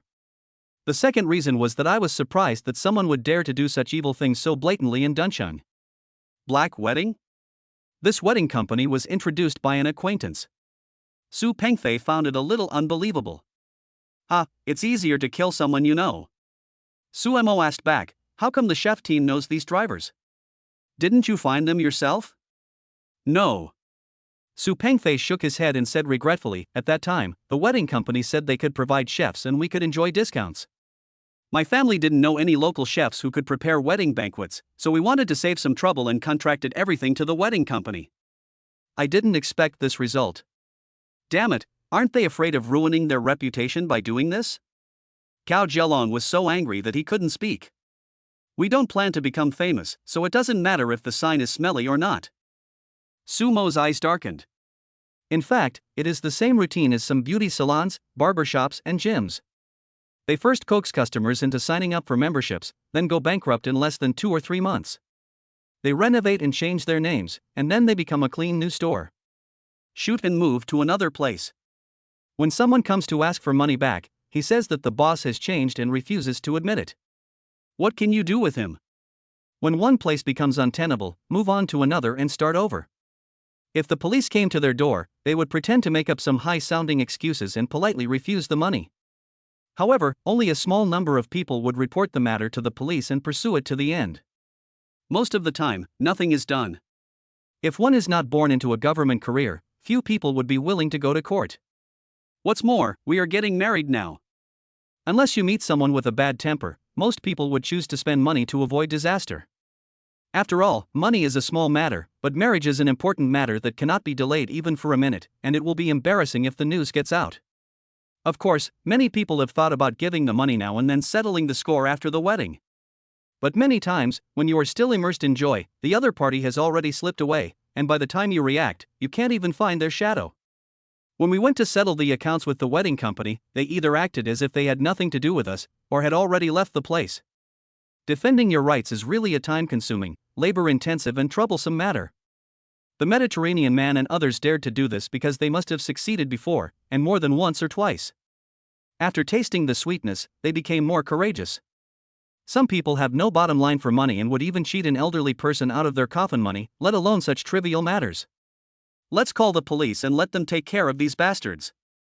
Gao Jialong put forward his own opinions. Wait a minute, how about we think of other ways? Su Pengfei glanced at Li Sisi not far away and suddenly hesitated. Every woman hopes to have a perfect and romantic wedding. If the wedding cannot be held because of a momentary anger, it will undoubtedly be a lifelong regret for the couple. No matter how reasonable Li Sisi is, she will definitely feel uncomfortable in the future. And once they have a quarrel, this matter will definitely be brought up and become a flashpoint for the conflict. Su Pengfei's heart had actually been somewhat reassured. The Mediterranean man and the others were well aware of his mentality, that is, Su Pengfei had a stubborn temper. If it were someone else, they would have agreed long ago. He was cheated out of 10,000 yuan for no apparent reason, and he really couldn't swallow this anger. We are good citizens. When we encounter such a serious extortion case, we must call the police, but we can't let them get away with it so easily. Su Mo patted Su Pengfei on the shoulder and smiled calmly. Don't worry, I'll take care of this matter. Su Mo first told Gao Jialong and Su Pengfei to keep a close eye on their relatives and friends and not let their quarrels escalate into physical fights, as it would be unlucky to have a fight on such a happy occasion. Then, Suemo walked aside and made 2 phone calls. The first call was to Dong Qingmiao. The young secretary was recently promoted to vice president. Her workload increased countless times and she was so busy that she was dizzy. What happened was that she had a boss who didn't care about her business, which made her very depressed. Isn't this Mr. Su, the beloved boss of the entire company? You haven't shown up for so long. I thought you were traveling to the Bermuda Triangle. Why did you think of calling me today? Dong Qingmiao called Suemo several times, but was hung up mercilessly every time. So she felt a little resentful and couldn't help but say a few sarcastic words as soon as she opened her mouth. Qingmiao, you have misunderstood me too deeply. Sumo didn't care, and said in a tone as if he was not understood by the world, I don't go to the company, actually for your own good, I want to train your work ability. Whispering sound. The secretary thought to herself, I believed your lies. I was fooled because I trusted you in the beginning. Now documents are piling up every day. Mr. Su called me today to give me some instructions on what work. Ha, I've always said that you are very smart, Qingmiao. Suemo flattered him and said, I have 2 things for you to do. First, help me find a team of wedding cars in the shortest possible time. The brand doesn't have to be too high-end, Mercedes-Benz or Audi will do. The most important thing is that it's fast and can arrive at the entrance of Panlong community within 15 minutes. The second thing is to remove some chefs from Linglong restaurant and have them go to Yuanshan Lake restaurant to host my friend's wedding banquet. This must be done quickly. I thought it was a big deal, this is too simple. Ever since Suemo secretly stole the contract last time, the secretary has realized Sumo's true shameless face and her attitude towards him is no longer as respectful as before. It's not that she doesn't respect the boss, it's just that such a boss is really not worthy of respect. 91. Raise the price. Hang up if you have nothing to do. Some people don't care about anything and now I'm busy. Dong Qingmiao was rarely proud of herself. Suddenly, an idea flashed through her mind. Suemo always hung up on her. So today she would hang up on Suemo too, so that he could experience how uncomfortable it felt to have someone hang up on her. Come on, work hard, you are the fattest. Beep beep beep. Suemo would never give the secretary this opportunity to show off his power. After mocking her, he hung up the phone first. Hearing the busy tone on the phone, the secretary was so angry that her chest hurt. Dong Qingmiao held her face with both hands and looked at herself in the mirror on the desk. She found that she still had that beautiful oval face without a trace of excess fat. She finally breathed a sigh of relief, then picked up the phone and began to mobilize troops. Although she had a lot of complaints about her unscrupulous boss who didn't care about her job, she was still very dedicated at work and quickly carried out the tasks assigned by Sumo. After solving the problems of the wedding car and the chef, Suemo sent another WeChat voice call to Zhao Yijuan. Zhao Yijuan is the security captain of the stadium. Suemo had left his WeChat account before, and Zhao Yijuan added him immediately. However, the two never chatted after Suemo accepted. Hello, Mr. Su. Zhao Yijuan was watching TV at home. When he saw the message from Suemo, he quickly answered it. Old Zhao, are you free? Help me with something. Suemo didn't ask about the other person's well-being, but got straight to the point. When you are free, please tell me what you want. Zhao Yijuan, who was leaning on the sofa, immediately sat up straight. The entrusted management contract for the stadium and property has not yet expired completely. Zhao Yijuan is still working at the stadium. In fact, he also wants to ask Suemo for help with something, but Suemo has never been to the stadium again. Although he had Suemo's WeChat, he didn't dare to contact him actively. He is a big boss and I am just a small security guard. Why should I help him? If he performs well in this opportunity today, he can also talk to Mr. Su about other things later and he will be thick-skinned enough to do so. He believes that Mr. Su is not the kind of person who would abandon him after he has done his job. My friend was getting married, and a few ignorant guys tried to extort money. Call all your brothers, leave 1 or 2 people to watch the stadium, and the rest of the people go to Yuanshan Lake restaurant in Tuanqing district. After a pause, Suemo added, don't worry, you don't have to fight. You just need to maintain order at the scene. The sooner you get there, the better. I'm afraid those guys will be desperate and destroy the wedding venue if they can't extort money. Okay, Mr. Su, I'll leave right away.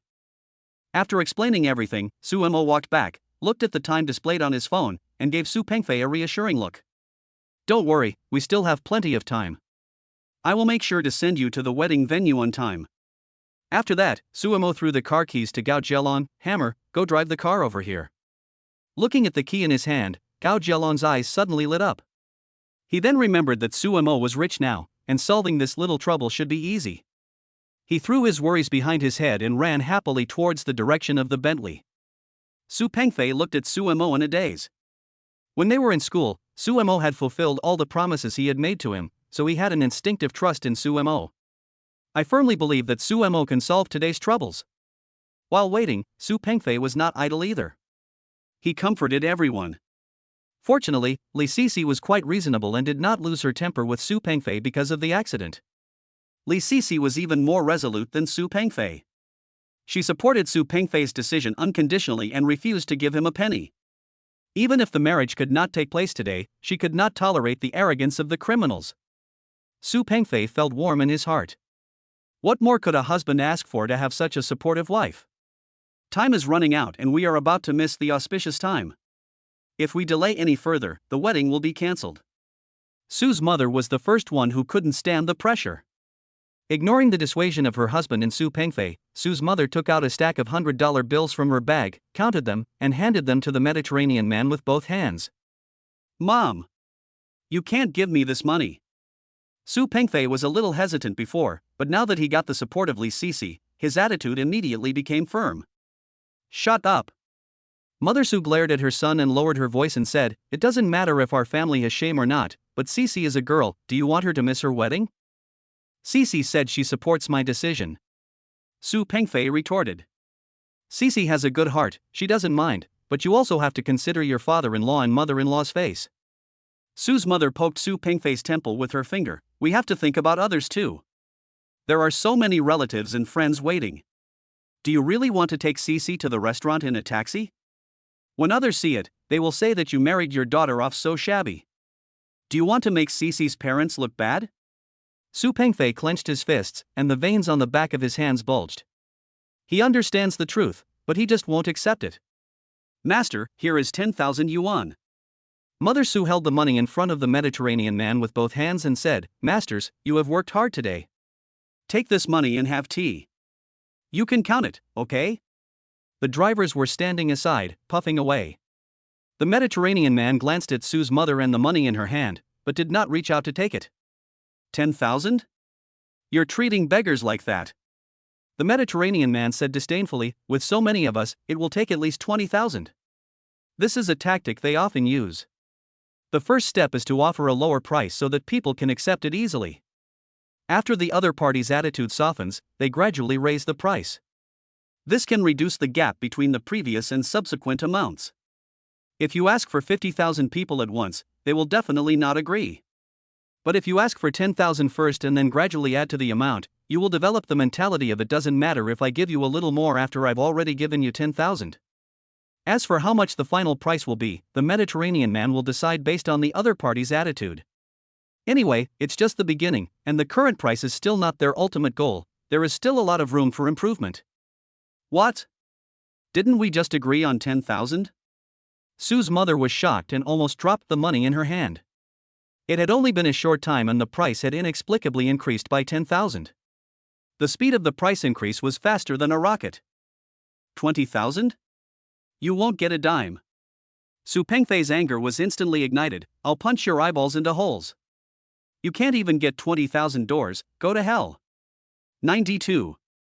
Seeing that Su Pengfei was furious and was about to rush up to attack, Su's father and mother held him back desperately. They were also furious, but they really couldn't do anything. First, seeing blood on the wedding day is too unlucky. Second, there were more than 10 people on the other side, while Su Pengfei's friends and relatives present were mostly the elderly, the weak, women and children. Only Su Pengfei and his son, Suemo, and Gao Jielong could fight.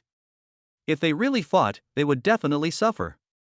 Third, if Su Pengfei got injured, the wedding would be completely ruined. Sizzle. Sumo's phone vibrated twice, and he received a WeChat message from his secretary. Report to the unscrupulous boss, the convoy is almost here and will reach the battlefield in 1 minute. The young secretary has the self-cultivation of an excellent employee.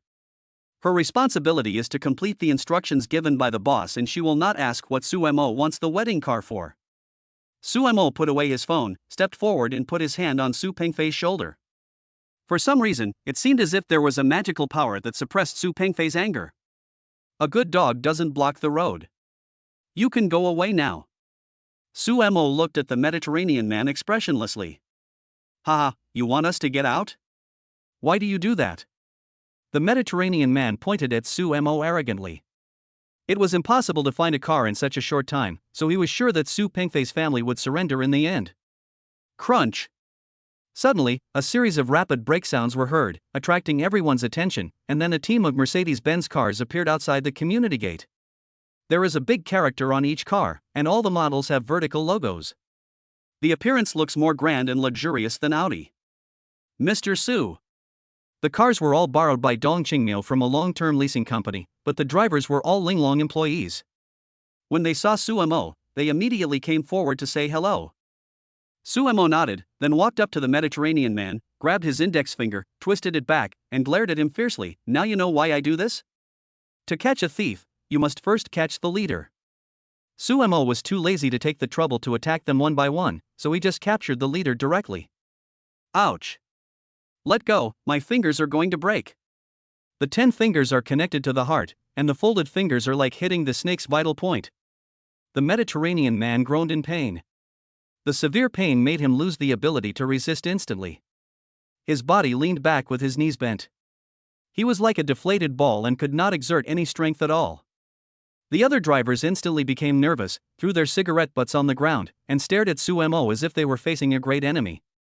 However, the Mediterranean man was captured by Sumo, and they did not dare to rush forward rashly, so they formed a human wall to block everyone's way. Didn't your parents teach you that it's rude to point at people? Yeah. Sumo increased the strength in his hands and said viciously, My brother is getting married today, I am too lazy to care about you, get your dog out of here, or I will send you to Germany to see an orthopedic doctor. What are you standing there for? Get out of the way. The Mediterranean man was almost kneeling on the ground in pain. He was like a buffalo with an iron ring on its nose. Wherever Sumo pointed his fingers, his body leaned in that direction.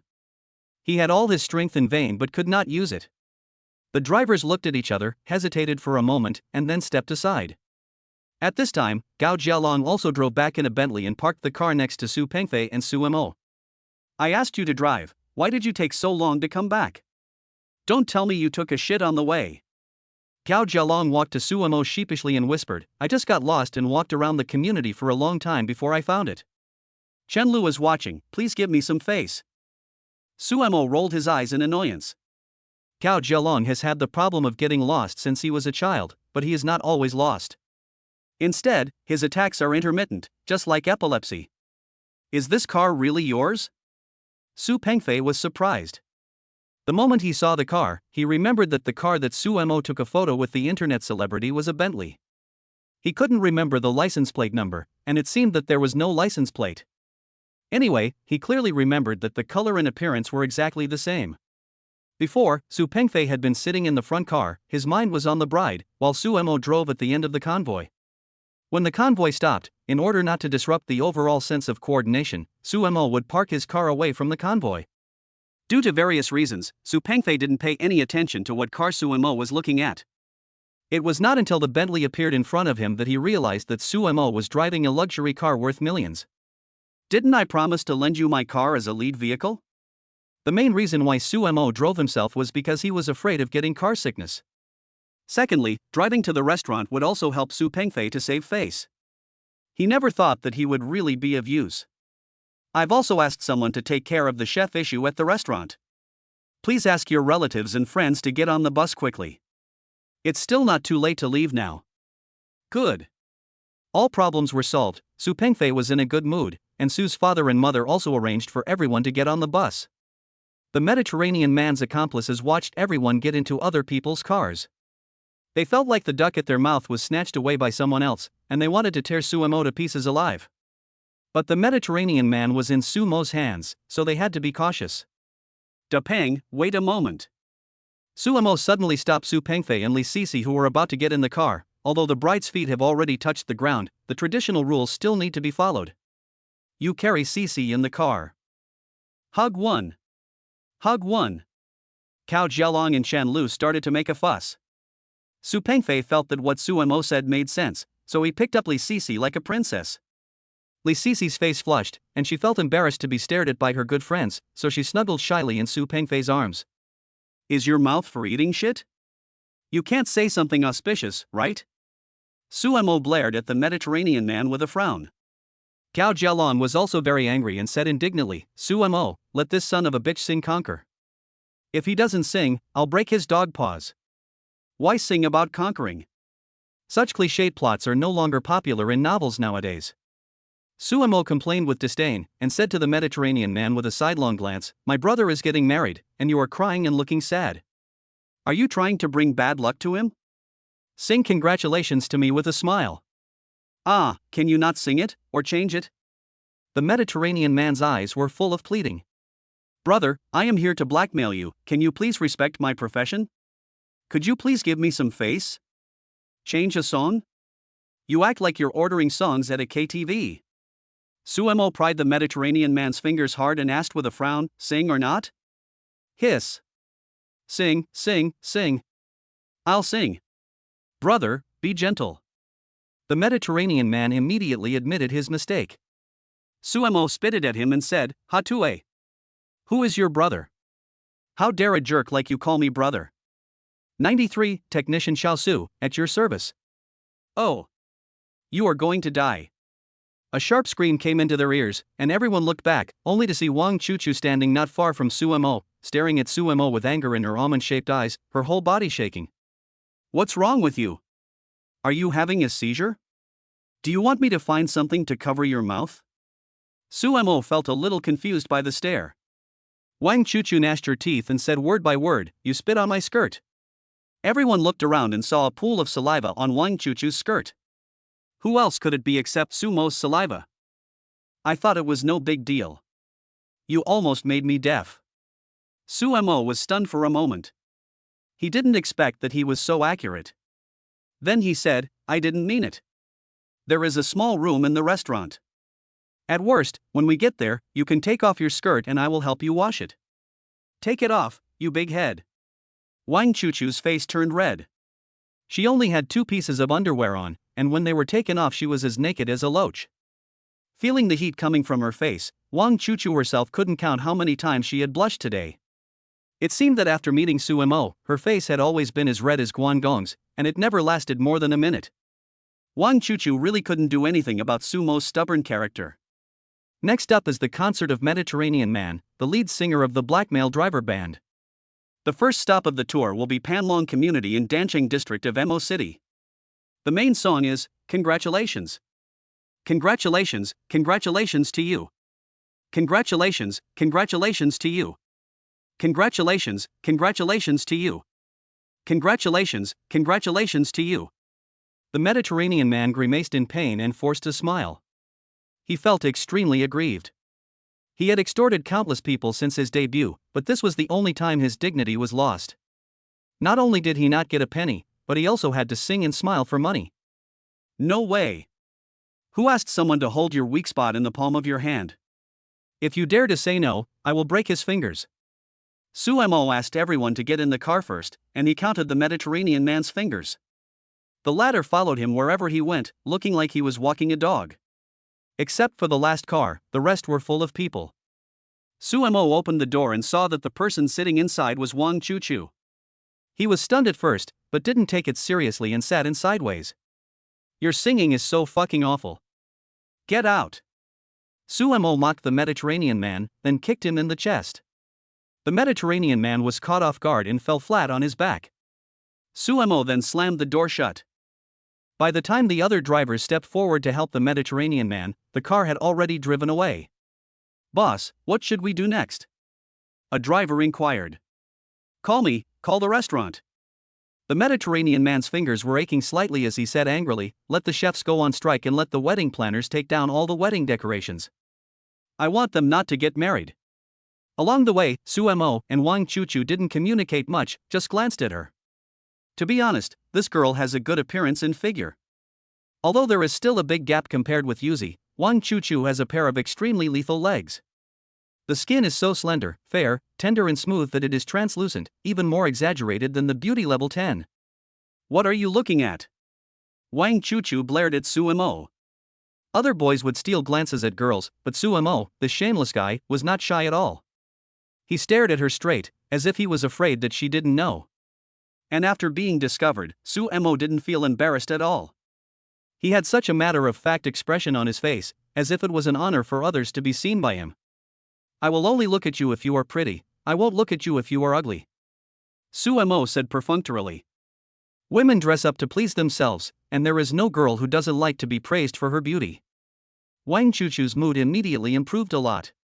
She didn't expect that ivory could be spit out of a dog's mouth. You must be tired after wearing high heels all day, right? Su Mo's gaze moved downward and landed on Wang Chuchu's feet. The temperature outside is only a few degrees today. In order to match the small gift, Wang Chuchu went barefoot and barelegged today. Aren't women afraid of the cold? Su Mo felt goosebumps standing up just by looking at it. I am a little tired. After being praised, Wang Chuchu's attitude towards Su Mo softened a lot, and she was no longer as hostile as she was a few seconds ago. She half bent down and gently punched her tense calf with her little pink fist. After Su Mo said this, she really felt her calves were sore and painful. Wang Chuchu caught a glimpse of Su Mo looking at her, turned her head to look at him, then followed Su Mo's line of sight, only to realize that Su Mo was staring at her collar. What are you looking at? Wang Chuchu hurriedly covered her chest with her hands to block the exposed view. If you don't look at me, how do you know I'm looking at you? I should be the one asking you why you keep peeking at me. This was the most shameless answer Wang Chuchu had ever heard. It was clearly a far-fetched argument, yet it seemed to have some logic in it. Wang Chuchu didn't know how to refute it. At this time Su Mo added, it's not like I haven't seen it before. As soon as these words were spoken, the Linglong employee who was driving had a sudden shock in his heart, as if he had discovered some incredible secret of Mr. Su. It's not like you haven't seen it before? That means you've seen them all. Could this girl in front of me be the future boss lady? Wang Chuchu stomped her feet in frustration. She had tried her best to forget what happened last night, but Su Mo was like an alarm clock, constantly bringing up the past and firmly cementing the incident in her mind. So angry. Someone, bring me needle and thread, I want to sew up this shameless dog's mouth. Don't be angry, don't be angry. Su Mo said with a half smile, I'm really good at massage, how about I massage your legs as an apology? Don't want. Wang Chuchu refused without hesitation. Come on, you're welcome. I'm not afraid of hard work. As soon as he started, Su Mo's eyes lit up. Ha! Silky and bouncy. Extraordinary touch. Ah! What are you doing? Let go quickly. It feels quite comfortable. Be gentler, a little deeper. Yes, that's where it hurts. Wang Chuchu was 100% resistant at first and struggled for a few times, but she found that Su Mo was quite good at massage and actually started to enjoy it. She even slowly began to give orders. How is it? I didn't lie to you. It feels good, right? Wang Chuchu is enjoying it, and so is Su Mo. TSK. Just so. Wang Chuchu said this in a hypocritical manner. In fact, it was really comfortable. Su Mo's massage was more professional than many masseurs, but she just couldn't stand seeing Su Mo's smug look. Pinch it well, I'll give you a tip later. Wang Chuchu crossed her arms and leaned against the car door. Okay, technician number 8 Xiao Su is here to serve you. Pretty girl, are you enjoying it? He. Wang Chuchu was immediately amused. The Linglong employee who was driving quietly tilted the rearview mirror to one side and turned on the music. He was feeling very upset. It seems like I discovered a lot of Mr. Su's secrets today. I want to be fired, right? 94, our boss's last name is Su. The wedding convoy was still on the road, and something unexpected happened in the restaurant. After receiving the first call from the Mediterranean man, the chefs put down their work and went outside to smoke and chat. No matter how Su Pengfei's uncle tried to persuade these chefs, they remained unmoved. Relatives and friends were chatting and laughing in the restaurant. When they saw the chef suddenly quit, they knew something must have gone wrong. More and more people came out to watch, and Uncle Su Pengfei became even more anxious. People say that nephews resemble their uncles. Uncle Su Pengfei treats Su Pengfei as his own son. He can't just watch his nephew's wedding go down the drain. Why? Out of desperation, Su Pengfei's uncle decided to pay out of his own pocket and asked his wife to go to a nearby bank to get a few thousand yuan in red envelopes, hoping that the chefs would finish cooking the dishes after receiving the small red envelopes. He also promised to give a big red envelope to thank the chef after the wedding banquet. "Everyone, here is a little gift, please go down." I thought that if I gave them some sweet treats, the chefs would return to their posts and work, but they glanced at Uncle Su Pengfei with contempt and even mocked him. "It's just a small amount of money, who are you humiliating? You treat us like beggars." A chef who was as thin as a bamboo pole said, "If you don't have money and want to learn from others to hold a wedding banquet, you can just replace all the dishes with tofu, which can save a lot of money." Ha ha ha ha. Hearing this, the others laughed wildly. The head chef waved his hand impatiently as if he was herding ducks, and said, "Get lost, stop standing here and getting in the way. Can't you see that we are chatting?" Uncle Su Pengfei was so angry that his face turned red and his neck became thick. In the traditional customs of Tuanqing district, tofu is a dish that is only served at funerals, so when people from Tuanqing go to a funeral banquet, they usually say they want to eat tofu. Su Pengfei is getting married today, which is a great happy event, a red occasion. Any dish related to tofu cannot be served on the table, and cannot even be seen. These bastards actually suggested replacing the vegetables with tofu. This is already beyond bad luck. Instead, he was cursing Su Pengfei to death. Cursing Su Pengfei's happy event turning into a sad one. Fuck you. Uncle Su Pengfei's temper suddenly flared up. A clayman can still be very angry. It doesn't matter if he has to be humble, but it's unacceptable for these bastards to curse their nephew Su Pengfei like that. This is too much. Uncle Su Pengfei glanced and saw the chopping board and kitchen knife on the table not far away. He rushed over, picked up the kitchen knife, and was about to attack the skinny man who said he wanted to replace the vegetables with tofu. "If you have the guts, tell me what you just said again." Su Pengfei's uncle was furious and said, "Just wait and see if I'll chop you into pieces." Seeing this, Su Pengfei's aunt was afraid that her husband would do something wrong in his impulse, so she grabbed him tightly. Many relatives also came forward to persuade him, fearing that someone might be killed. It's a pity that these unethical chefs die, but it's not worth it to sacrifice yourself for them. Skinny Bamboo was so frightened that the cigarette in his hand fell to the ground. He hid behind the chef in panic. He was relieved when he saw that Uncle Su Pengfei was stopped by someone. "Ha, it's no use for you to yell at us. We won't work until we receive orders." The chef also took a few steps back to keep a safe distance from Uncle Su Pengfei. Although they acted as a gang, everyone had a clear division of labor and role. People in wedding companies are the ones who specialize in setting traps. The driver plays the role of a roadblock who is responsible for cheating people out of money and starting fights. The chef's job is to cook, and fighting is beyond the scope of a chef's role, so when the chefs saw Uncle Su Pengfei coming with a knife, they were actually scared.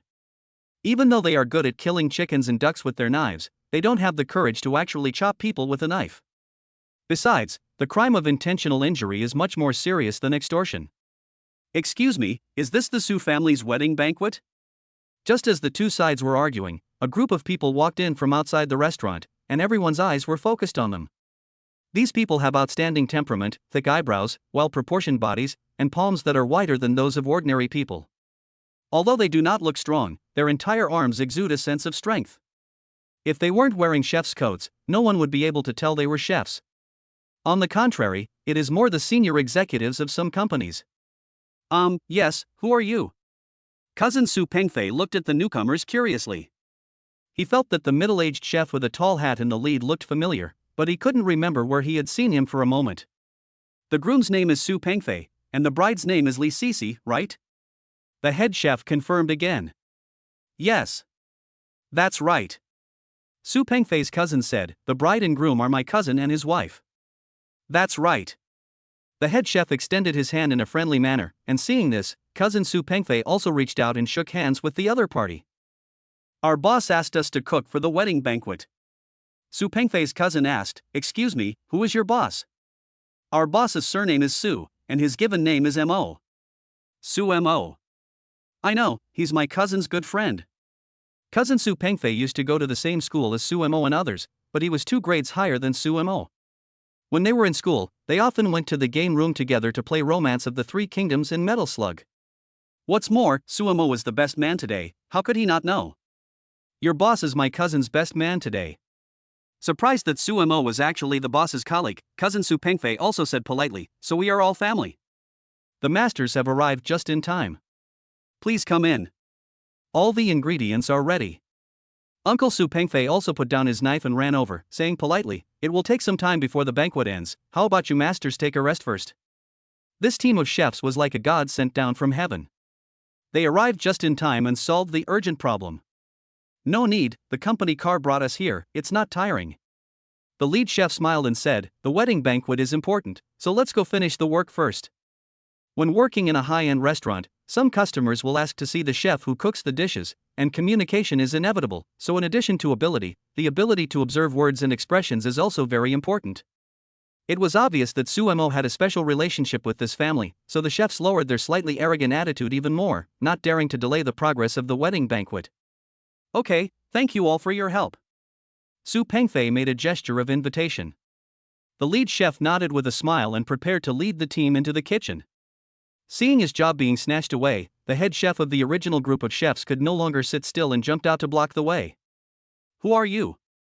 This is my kitchen. Who allowed you to enter the kitchen? Is this restaurant yours? Linglong's head chef glanced at the other person sideways, and no longer treated him politely as he did to Su Pengfei's relatives, and returned to his arrogant attitude. 95. The wedding banquet officially begins. All restaurants in Tuanqing district are privately owned or owned by the village. They only rent out space for wedding and funeral banquets, but do not provide chefs. The chefs have to be found by themselves. Therefore, it is obviously wrong for the head chef of the wedding company to say that the restaurant is his base. Don't worry about who owns the restaurant. If I say you can't enter, you can't enter. The head chef of the wedding was called Lao Zhou, a middle-aged fat man with a big belly. He stood in the middle like a praying mantis with his big belly sticking out, giving the impression that he was trying to stop a chariot. If it's not yours, go and cool off. Linglong, the head chef, said disdainfully, these days, all kinds of people are trying to act like big shots. The chefs at Linglong restaurant have been on TV, in magazines, and in interviews. They have also attended some important international banquets. They have seen all kinds of big scenes and even shook hands with leaders. The group of wild chefs in front of them who came from unknown places could not scare them away at all. Who are you talking about? Old Zhou asked angrily, my master is Jiaoidao, where the hell are you from?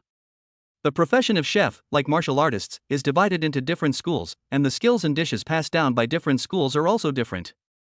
If you can become an apprentice of a prestigious master chef, your future career as a chef will undoubtedly be smooth and you will rise quickly without taking many detours. Jiaoidao? I think I've heard of him. I've heard of him too. He seems to be a famous chef in Tingen town. I'm from Tingen.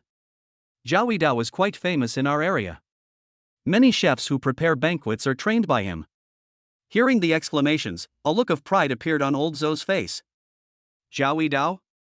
Linglong's head chef was stunned for a moment, then said, I know the name Jiaoidao, but do you know who I am? It's good that you've heard of my master's name. Today I say you're not allowed to enter. Old Zhou rolled his eyes and thought, God knows who you are. My name is Zhou Shengchang, and I'm the deputy chef of Linglong restaurant. Zhou Shengchang's eyes flashed with pride. Jiaoidao also learned cooking in our Linglong before. His master is my great-grandson. In terms of seniority, I am your ancestor. Ancestor? Everyone was shocked, this seniority was a bit scary. You are Linglong chef Zhou, who is known as the quick knife expert. Old Zhou was stunned for a moment. He didn't expect that the man in front of him, who looked about the same age as him, had such a great background and was a galaxy higher in seniority than him. Zhou Shengchang did not answer, but his expression was evident, as if he was saying to Lao Zhou, you are just a stinky little brother. Hello, Chef Zhou. Old Zhou, who was so arrogant a second ago, has now become as cowardly as an ostrich.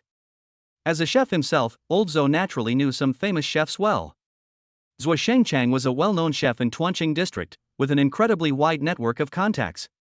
Seniority and other things are meaningless, but if someone offends Zhou Shengchang, one phone call can be enough to finish him off. Can I go in now? Facing Zhou Shengchang's questioning, Old Zhou nodded repeatedly. How could he dare to say no now? All he felt was shock. The family that held the wedding banquet was able to invite even Zhou Shengchang, so their background must be extraordinary. Lao Zhou also realized that he might have hit a wall today. Under the leadership of Zhuo Shangchang, the chefs of Linglong restaurant began to cook delicious food in an orderly manner.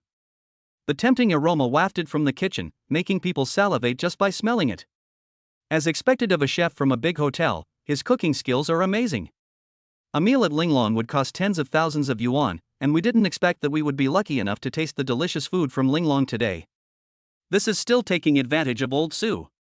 Although we haven't tasted the food yet, it doesn't stop us from praising it. The smell is so fragrant, how can the taste be bad? It's getting late, everyone please take your seats. The problem was solved, and Uncle Su Pengfei finally felt relieved and greeted relatives and friends warmly. Lao Zhou and others who were standing in the open space suddenly became redundant. Master, what should we do? A wild chef asked anxiously. It was the first time they encountered a situation where a team of chefs came to steal their business. Moreover, this team of chefs was too powerful and they couldn't afford to offend them. Call back and tell everyone the plan is cancelled. Old Zhou looked deeply at the bustling kitchen and the banquet hall full of guests. After a long while, he said, today's bull is not a lamb, but a rhino. We can't eat it. Lao Zhou's apprentice called several times but couldn't get through. Master, the phone can't be reached. Can't get through? Old Zhou frowned, with a bad feeling in his heart. Since people from Linglong restaurant showed up here, it meant something had gone wrong. Given the character of that group of people involved in the black wedding planner, they would definitely not let it go if today's deal fell through. There is a high chance that everyone will gather together and come to mess things up. After weighing the pros and cons, Lao Zhou made up his mind, forget it if we can't get through. Let's retreat on our own, each going back to our own homes and looking for our own mothers. We won't come out for the next month. Master, what about the others? What other people? Old Zhou warned sternly, remember, we are the only ones here. We are hired cooks. We obey the boss in everything. We only went on strike because the boss told us to. We never asked the wedding host for a dime from the beginning to the end. As for those illegal gangs, they have nothing to do with us. Everyone swallowed. Everyone can see that Lao Zhou is ready to completely sever his ties with the black wedding. Fearing that something unexpected might happen too quickly and he would not be able to escape, Lao Zhou did not let anyone pack up. He did not even take the cooking utensils with him and fled in panic with his apprentices. 10 minutes later, the wedding car carrying the newlyweds arrived. The bride and groom are here. The person waiting at the door to greet them shouted, and all the relatives and friends in the banquet hall ran out. Some of them leaned against the window, wanting to see the beauty of the newlyweds and share in their joy. When we first saw the motorcade change from Audi to Bentley and Mercedes-Benz, we thought that the couple who were getting married on the same day had driven to the wrong place. But when we got closer, we could see clearly that it was indeed Su Pengfei and Li Sisi sitting in the car. After confirming that the person was correct, Su Pengfei's uncle asked people to start setting off firecrackers. Crackling. The deafening sound of firecrackers rang out, and the bride and groom appeared in everyone's sight. People on both sides of the red carpet held up fireworks and cannons, and they would immediately set off the fireworks as soon as the newlyweds passed by them. Bang! Bang! Bang! Small red pieces of paper sprayed out from the firework tube, and the sky was instantly filled with crimson, as if countless petals were flying, which was particularly beautiful and festive. The guests took out their mobile phones to take pictures, and the flashes were constantly flashing. Cold dishes and wine were placed on each table, the bride and groom arrived, and the wedding banquet officially began. 96. Broad mind. The bridesmaids were helping the bride change her clothes in the small room. While waiting, the guests could not wait to taste the cold dishes first. As soon as the dishes entered their mouths were immediately filled with saliva, and the lingering taste on their teeth and cheeks was simply intoxicating. This taste is only found in heaven, and it is rare to taste it in the world. Everyone's expectations for the following dishes soared rapidly. Ordinary cold dishes are made to taste like heaven, how delicious will the hot dishes be? Dear friends and family, please put down your bowls and chopsticks for a moment, and give your warmest applause and cheers to welcome one of today's protagonists, our groom. The MC is Su Pengfei's colleague. As soon as he finished speaking, some people clapped hard, and some put their hands to their mouths and shouted Su Pengfei's name. Under the expectation of everyone, Su Pengfei walked up the stairs and became the focus of countless eyes. Su Pengfei had a tense expression and walked to the stage with stiff steps. It could be seen that he was a little nervous. Groom, do you have anything to say to everyone? The MC handed over the microphone. Su Pengfei thought for a long time and finally said, thank you all for coming to my wedding. It seems our groom is very nervous. The MC was stunned for a moment. In order to give the bride time to change her clothes, the original procedure was to let Su Pengfei tell his love story with the bride, but Su Pengfei was so nervous that he forgot everything. Fortunately, the host was quick-witted. Since Su Pengfei didn't want to answer the question himself, he threw out questions for Su Pengfei to answer. How did you and the bride meet? Cici and I were classmates in junior high school. I heard that your love story has some twists and turns. Can you tell us about it? After graduation, I continued to study in China, while Cici went abroad to study. We didn't have each other's contact information. I thought we would never see each other again in this life, but I didn't expect to meet by chance. Su Pengfei relaxed a lot and fell into reminiscing about the past. He recounted his love story with Li Cici from beginning to end. Many girls were extremely envious after listening to it. After not seeing each other for many years, they met again by chance and then started pursuing each other fiercely. This is totally a plot from an idol drama. Li Cici had also changed into her gorgeous wedding dress and was standing under the stage, staring blankly at the man who had transformed from her classmate into her husband, with the corners of her mouth rising unconsciously. Wow, what a touching story. I saw many girls crying. The MC controlled the rhythm, and when he saw the bride was ready, he immediately shouted, "How many decades are there in a person's life?" I believe many people are curious about what kind of beautiful girl can make the groom never forget her. Please welcome our bride to the stage. The lights in the venue went out instantly, and then two spotlights cut through the darkness, covering Li Cici and Su Pengfei respectively. At this moment, they are the center of the world. Li Cici stepped onto the red carpeted steps and, accompanied by her father, walked slowly towards Su Pengfei. Both of them's breathing involuntarily became more rapid and heavy. When they were only a body length away, Li Cici suddenly stopped. Li Cici's father handed his daughter's hand to Su Pengfei and said, "I have protected her for the first half of her life, and you will take care of her for the second half." The men didn't need much words and just gave each other a big hug. The master of ceremonies read out the oath, and in the presence of relatives and friends, they vowed to stay together for life. I do. These three simple words are full of happiness, and then the bride and groom put on wedding rings for each other. Su Pengfei suddenly took the microphone and took a deep breath. "I have something to say." He first thanked his parents and Li Cici's parents, then looked at Li Cici and said word by word, "Cici, I am no longer the young and ignorant Su Pengfei, but I am still the boy who loves you with his original intention. I have loved you for 10 years. I will love you for the second 10 years, the third 10 years, and countless 10 years. Time flies, but my love for you will never change." Li Cici's eyes had been filled with tears. After hearing these words, she could no longer hold back her tears. She rushed over and hugged Su Pengfei tightly. "I love you too." Li Cici screamed at the top of her lungs. "Give me a kiss. Give me a kiss." Everyone started to make a noise. So the two of them hugged and kissed each other with everyone's blessings, and the photographer quickly captured this historic scene. Chen Lu and Wang Chuchu in the audience also burst into tears. Gao Zhelong diligently handed a tissue to Chen Lu, who took it. Gao Zhelong was secretly delighted, as this showed that Chen Lu did not reject him. "Hello." Suemo teased Wang Chuchu, "I have a broad mind, big and warm, would you like to lean on it for a while?" "Humph. I don't want to." Wang Chuchu curled her lips in disdain. Suemo was also a ruthless man. He directly took her into his arms and said, "Come on, try leaning against me. Maybe you will fall in love with me." "I don't want to pull, huh?" The little face was pressed against Suemo's chest, and Wang Chuchu, who was struggling, suddenly stopped. This shameless chest is so comfortable to lean on. Suemo raised his eyebrows at Gao Zhelong in a proud manner, as if to say, "Don't imitate me, you can't, because I'm so handsome." He looked so annoying that Gao Zhelong's nose was almost crooked with anger, and the little bit of pride in his heart was completely destroyed by the blow. Even when he handed over a tissue, people thought it was a major breakthrough. But Suemo was better and just hugged her. Humph. Suemo was still feeling proud when he heard the sound of someone washing his nose. When he looked down, Sumo's forehead was immediately filled with black lines. Wang Chuchu was actually using his coat to wash her nose. "Big sister, you are so disgusting." Suemo couldn't help but complain. "Why didn't you say it was disgusting when you touched my leg? All men are pigs." Suemo was speechless after being rebuked. "Okay, there is no such thing as a free lunch, so just consider it as paying interest."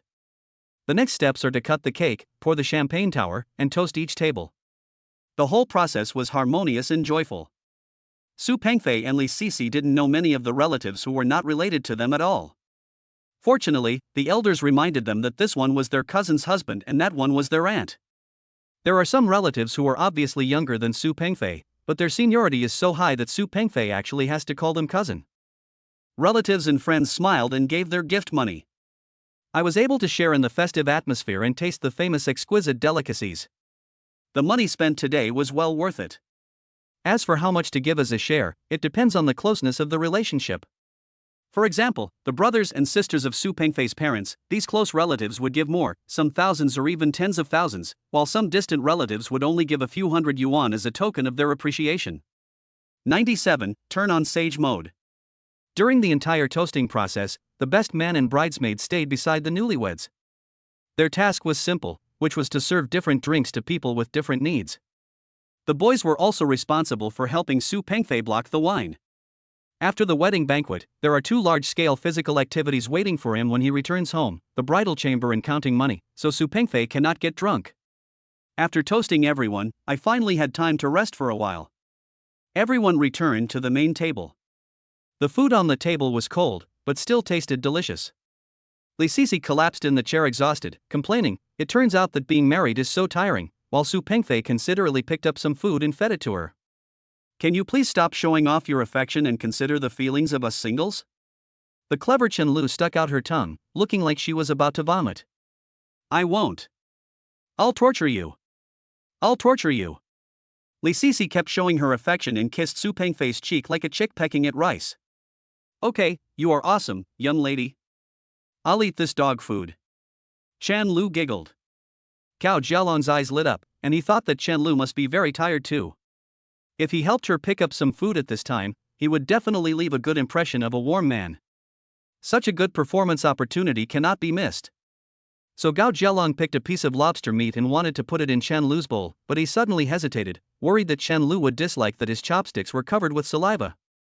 Gao Jialong is actually not ugly, he is even a little handsome, but of course there is a big gap between him and Su Mo. Logically speaking, given Gao Jialong's conditions, it should not be difficult for him to find a girlfriend. The reason why he is still single has a lot to do with his indecisive character. If you want to express yourself, then be bold. How can you win the love you want if you are timid? If it were Su Mo, I would pick up food for you and you have to eat it whether you want to or not. If you dare not eat it, I will break your chopsticks and you won't have to eat it. After hesitating for a long time, Gao Jialong still didn't dare to take that step. He silently put the lobster meat into his bowl. The lobster meat was sweet and delicious, but he found it tasteless.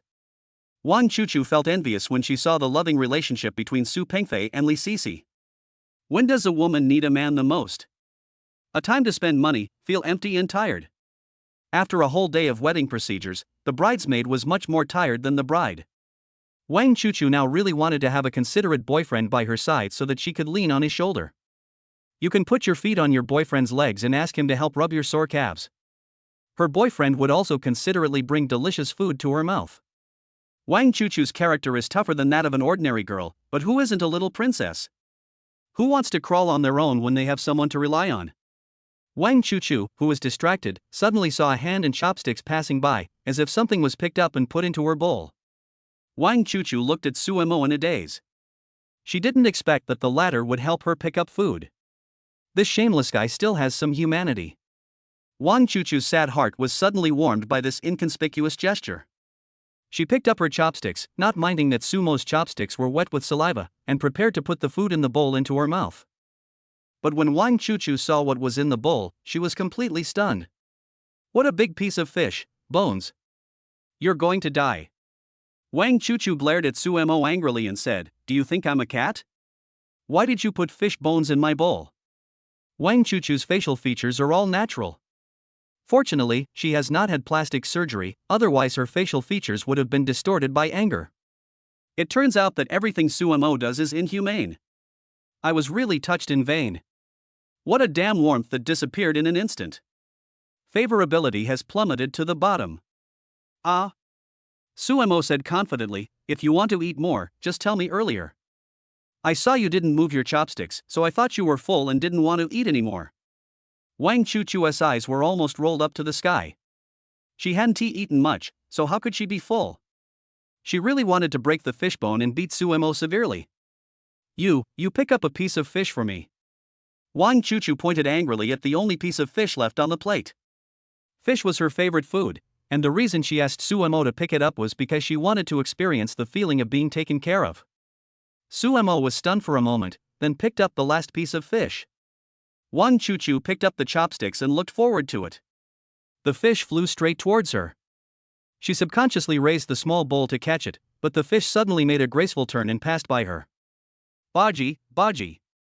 Suemo put the fish meat into his mouth, chewed it with relish, and couldn't help but exclaimed, "Wow, this fish meat is so delicious, you should try it too." Wang Chuchu was so angry that she threw her chopsticks. Eat shit. There was only fish juice left in the plate. You picked it up for me, why did you eat it yourself? Facing Wang Chuchu's questioning, Suemo said firmly, "You have your own hands and feet, why do you want me to help you clamp it? Besides, I didn't say I was clamping it for you." Wang Chuchu was completely dumbfounded.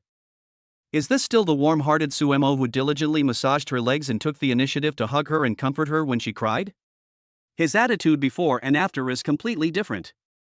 The 7 words "don't recognize people once you pull up your pants" are fully reflected in Suemo.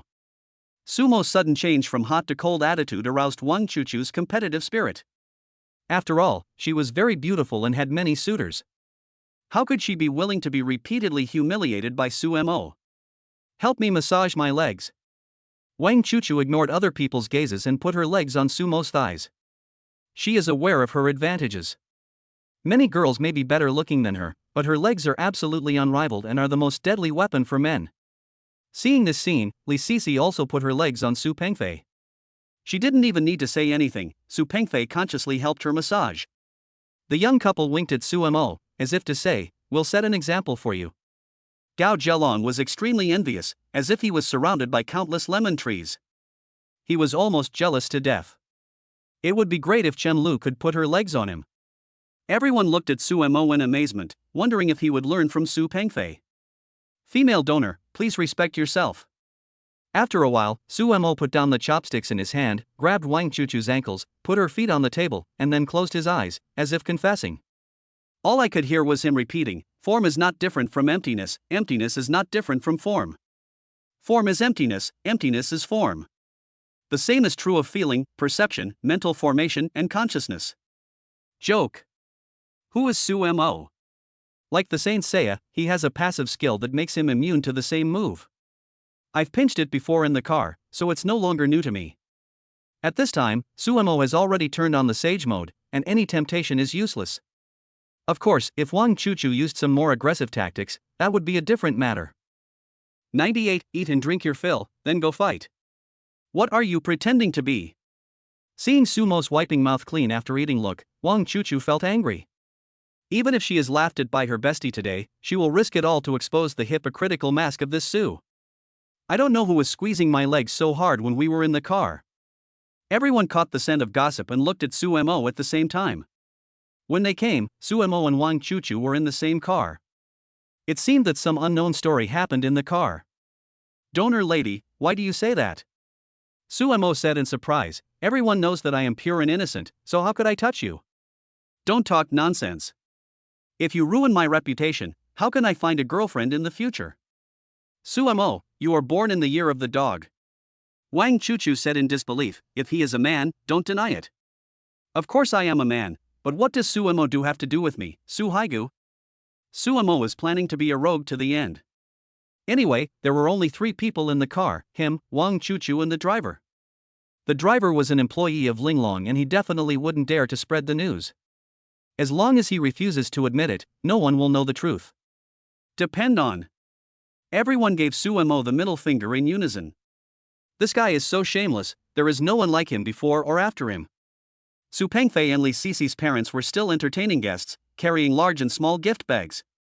In addition to wedding candies and cigarettes, some older elders could also get souvenirs such as bedding. Everything seemed very peaceful and there was nothing unusual. Suemo saw a middle-aged man looking around at the gate. He seemed to be looking for someone. Finally, his eyes fell on Suemo and he ran up quickly. Boss Su, the black wedding party has brought people to mess up the place, and now they are being stopped outside by our brothers. The person who came was Zhao Yijuan.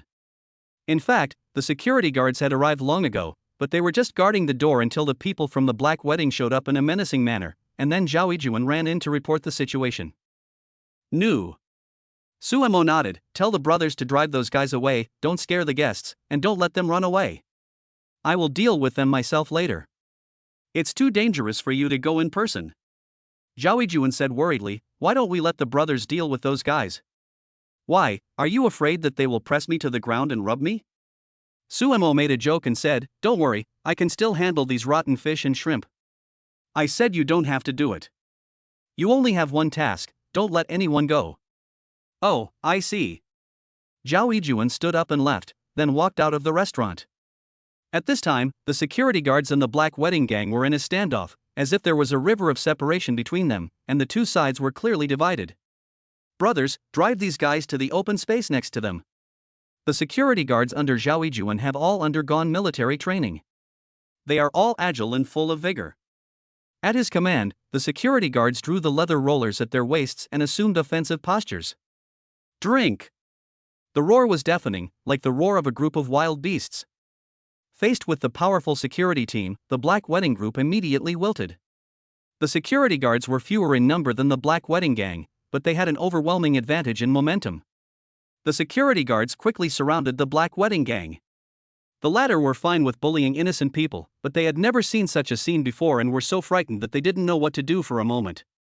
Every time the security guards moved forward, the black wedding gang would retreat. Before they knew it, both sides had moved from the restaurant's entrance to a secluded open space a few hundred meters away. Zhao Yijuan implemented Sumo's policy, asking everyone to just surround but not attack, and wait for Sumo's arrival.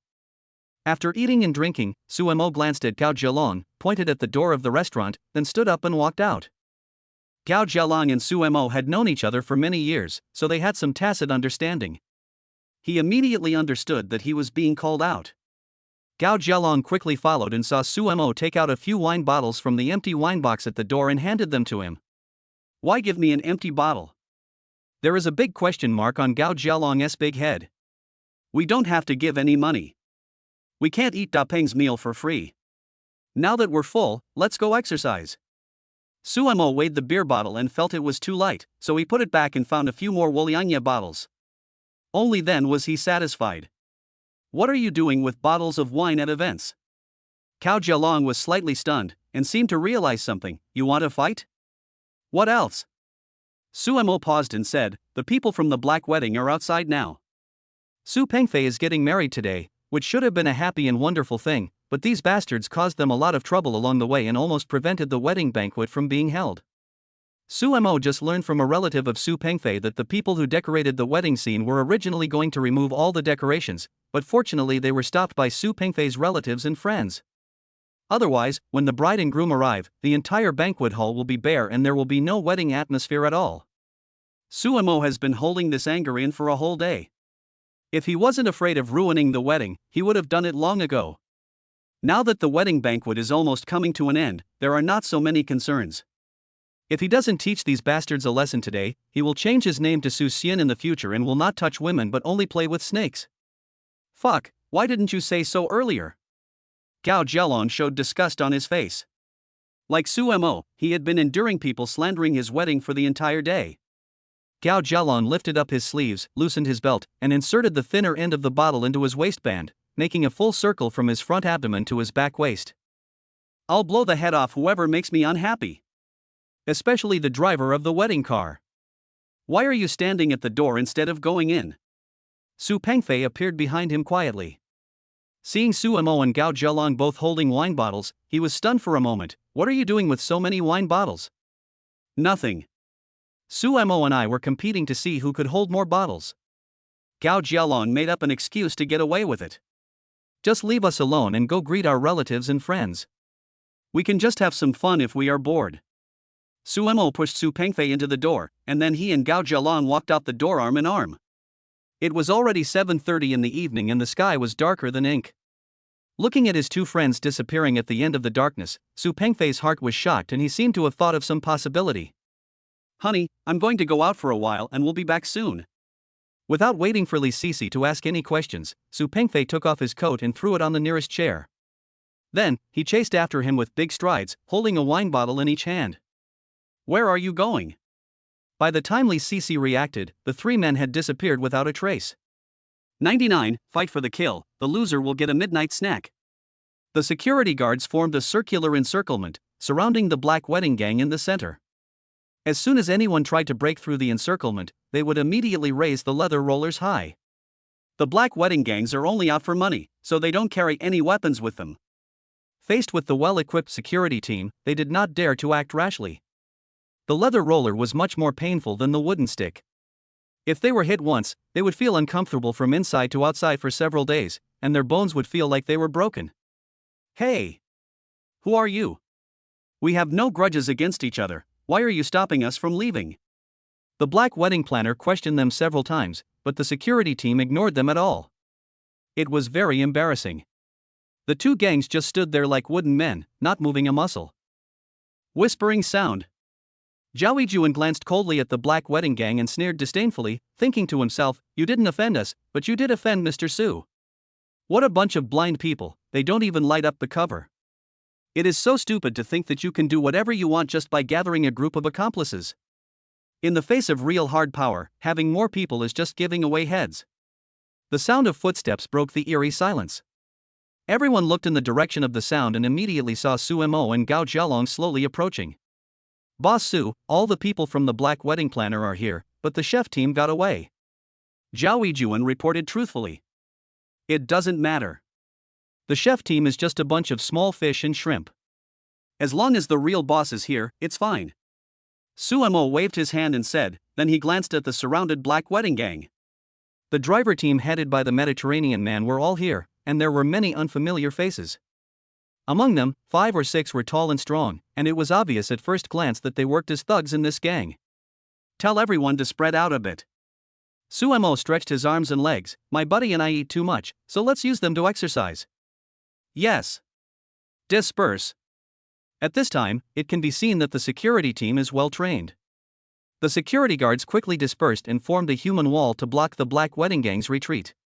Each security guard maintains a distance of exactly 2 body lengths between each other, not more or less.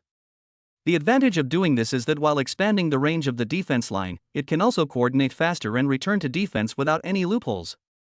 Su Mo tugged at his collar and twisted his neck left and right, his bones creaking. "How about we compete to see who can knock down more people, and the loser will buy me a midnight snack? Who's afraid of who? I'll go first." Cao Jialong also clenched his fists, his knuckles making crisp cracking sounds, then he pulled out 2 wine bottles from his waistband and rushed out first. Bang! Cao Jialong threw a wine bottle and hit a strong man on the forehead with great accuracy.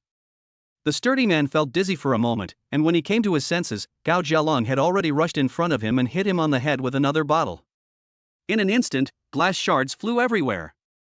The sturdy man rolled his eyes upwards and collapsed to the ground like a boneless animal. Completely lost combat effectiveness. If there were any post-production special effects, there would be a circle of birds circling around his head. "Pooh!" Cao Jialong spat, "You are such a nobody, and you have the nerve to blackmail me." Throwing away the half-broken bottle in his hand, Cao Jialong immediately chased the second target. Compared with Cao Jialong's vigorous and resolute style, Su Mo's determined painting style forms a sharp contrast. Su Mo was seen with his hands in his pockets, strolling leisurely in front of a thug. He looked so leisurely that he didn't look like someone who was out for a fight, but more like an old man walking on the street. "Hit me, and I won't fight back." Su Mo said something without thinking. "What?" The thug was also stunned and looked at Su Mo in disbelief. It was the first time he heard such a request, and this little bastard was too arrogant. "Don't fight back? Who are you looking down on? If the tiger doesn't show its power, you will think the blue dragon tattoo on my body is a loach, right? If I don't beat this pretty face of yours until it's as red as a monkey, yes, but today, I will retire from the world tomorrow and switch to playing basketball, rapping and dancing." The furious thug raised his fist and punched Su Mo in the abdomen with all his might. "Oh!" The next second, a groan of pain was heard. This was the sound made by the thug. At this moment, his face changed, his facial features were twisted, and he looked in pain, as if he had suffered some kind of serious injury. The thug hunched over, rubbing his right fist with his left hand, looking at Suemo in horror as if nothing had happened. A big question mark emerged in his mind. Is this guy human? He just felt like his fist had hit a solid wall, and his bones were about to break. The severe pain in his hand made him unable to straighten his back. Are you tickling me? After saying that, Suemo kicked the thug directly in the abdomen. The latter immediately spit out saliva from his mouth and his eyes popped out. The fighter felt as if he had fallen from a certain place and his abdomen had hit something hard. In addition to the physical pain, my stomach seemed to have been hit hard and I almost vomited. Plop. Suemo gently pushed the thug's head, and the latter fell to the ground, holding his abdomen with both hands, and curled up like a watermelon worm. The thug took a look at Suemo, whose stomach was harder than a rock. He deeply suspected that there was a piece of iron plate stuffed inside Sumo's clothes. In fact, there was nothing inside Sumo's clothes, and he was able to take the thug's frontal punch without any injury, all because of Sanwa's skills. Sanwa has a head of copper and arms of iron, bones of steel, and is invulnerable to swords and guns. Although Suemo is not invulnerable to swords and guns, his physical fitness has undergone a qualitative change. The toughness and hardness of his skin, flesh, tendons and bones have been greatly improved, which is a bit like practicing hard qigong. As long as Suemo is willing, his body can switch freely between the soft and hard states, and when encountering danger, the defense can be pushed to the limit in an instant. Of course, the strength of the third child alone is not enough to knock down a strong adult male with one punch, so Suemo also used the strength of the eldest child. The characteristic of the big baby is that he has immense strength and can make his body gigantic. It must be made clear here that the increase brought by the system is limited. It's like Erwa's clairvoyance and superhearing, which can make Sumo's vision and hearing better and more sensitive, far beyond the limits of ordinary people, but it is impossible to really capture the scenes and movements thousands of miles away. However, it is still possible to sneak a peek at what people in the building opposite are doing. So even though Suemo has Dewa's skill card, it is impossible for him to turn his body into a mountain like in the cartoon. But when his body is filled with blood, his muscles can expand to more than twice the size of an ordinary person. Remember, as long as the part that can be filled with blood is filled with blood, it will be larger than that of an ordinary person. Circle it, you will be tested. The most important thing that Big Baby brings is the strength buff. Combining the hardest and the strongest, Sumo's whole body is covered with weapons, and the power he can unleash is also very terrifying. Shameless. You said you wouldn't fight back. The thug stared at Suemo with shame and anger. I said I wouldn't fight back. Suemo looked at an idiot as if he was looking at me. I never said I wouldn't kick you back. 100, the minority bullies the majority. After losing two of their main members in succession, the Black Wedding Gang finally reacted. Seeing that the security guards had no intention of intervening, they gradually grew bolder. The group of people split into two groups and pounced on Suemo and Gao Jialong like hungry wolves. This is not a movie. The Black Wedding Gang will not follow any rules of the underworld, and they are not stupid enough to rush forward and get their heads killed, so they were attacked with countless punches and kicks. Although Gao Jialong is timid when pursuing girls, he is very fierce when fighting. He took out 2 bottles and knocked down 2 people. At the same time, Gao Jialong was kicked in the back. He staggered forward a few steps and almost fell down. Taking advantage of Gao Jialong's gap, a man kicked him in the tailbone. If the coccyx is injured, movement will undoubtedly be restricted, resulting in a significant reduction in combat effectiveness. At this critical moment, Gao Jialong suddenly dodged sideways, then turned around abruptly and swung a bottle at him with his backhand. Ah! The man had just landed on the ground and had no time to react when he was hit on the head by the bottle. He fell to the ground wailing in pain, with blood flowing down his cheeks. When others saw this scene, they were immediately shocked. For a moment, no one dared to rush forward. After losing a bottle, Gao Jialong took out a new one and roared, "Come on! Don't be a coward! Come on together, I'm going to beat 10 of you."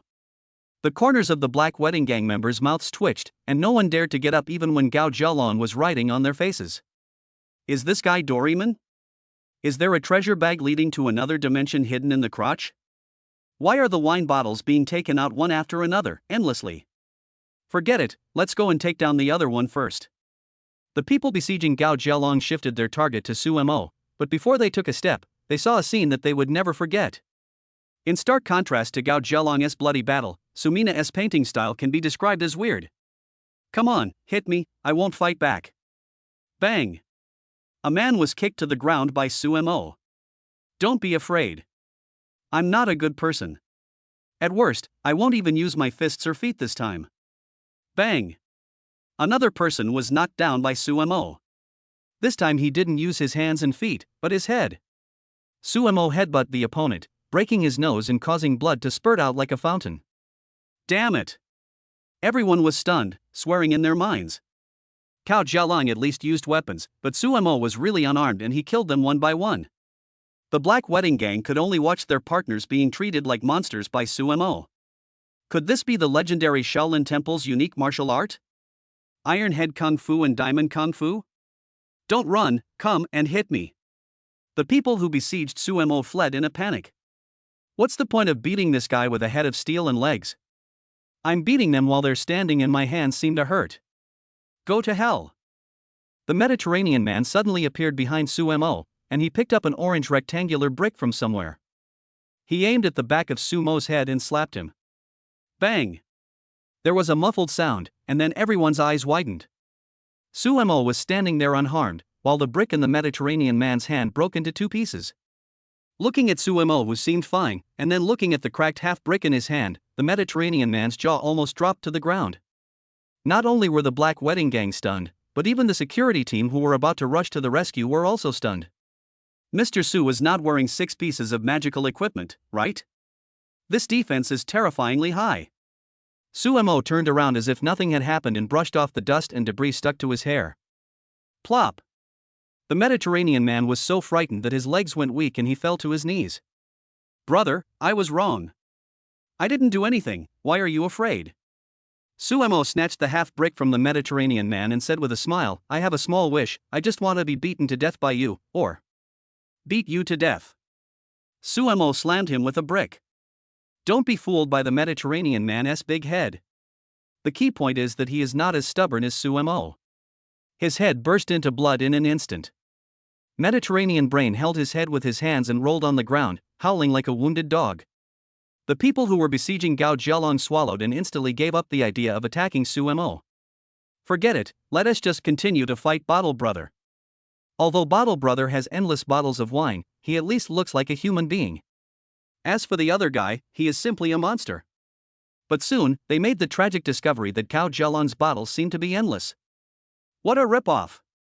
One prop set, unlimited bottles. A group of monsters, at full level, can defeat the novice village. Are you kidding me? What are you going to do with a bunch of common players? After Cao Jialang knocked down 6 or 7 people in a row, he began to be exhausted and his breathing became heavy. In addition, he was also hit by some punches and kicks, which caused him to feel pain in his body, resulting in a sharp drop in his fighting ability. The Black Wedding members seized this opportunity and launched a desperate counterattack. Just when Cao Jialang was being attacked from all sides and was about to be unable to cope, a figure suddenly rushed out. Bang! The man used a bottle to knock the man who attacked Cao Jialang from behind to the ground. Da Pang? Why are you here? Cao Jialang's eyes were full of surprise. The person who came was Su Pengfei. Fuck! You didn't even call me when you were fighting, what kind of brother are you? Su Pengfei supported Cao Jialang, who was a little exhausted, and said guiltily, you guys help me out. If I still shrink back, what kind of man am I? I'm sorry for this thing down there. Sumo had already noticed Su Pengfei's arrival, so he was not in a hurry and did not go to help Cao Jialang out of the predicament.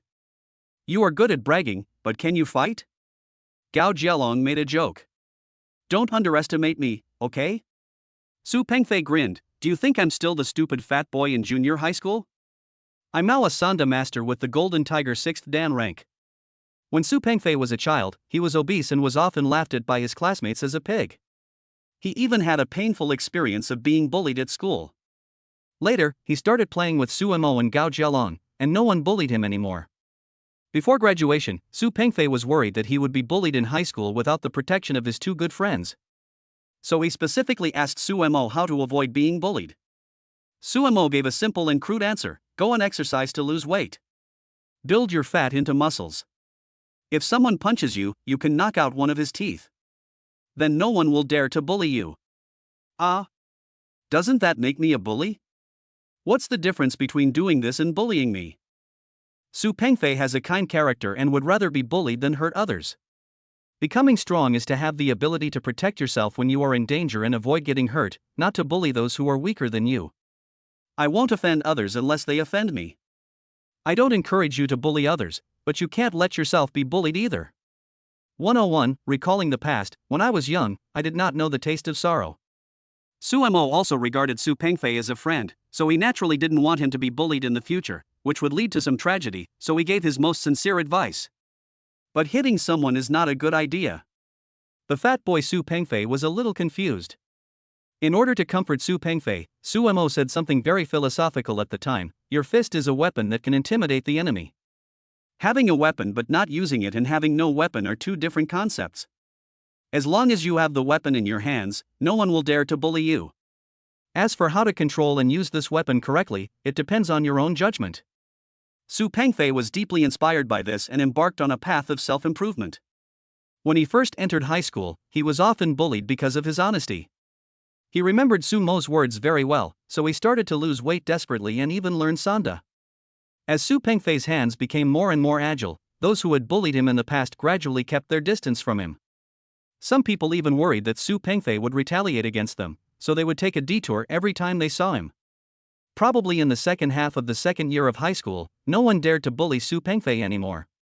Relying on his own skills, he helped out female classmates who were molested by gangsters many times. From then on, life turned around.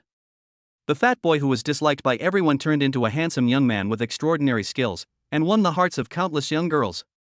The number of girls who confessed their love to Su Pengfei was so large that one could barely count them with two hands.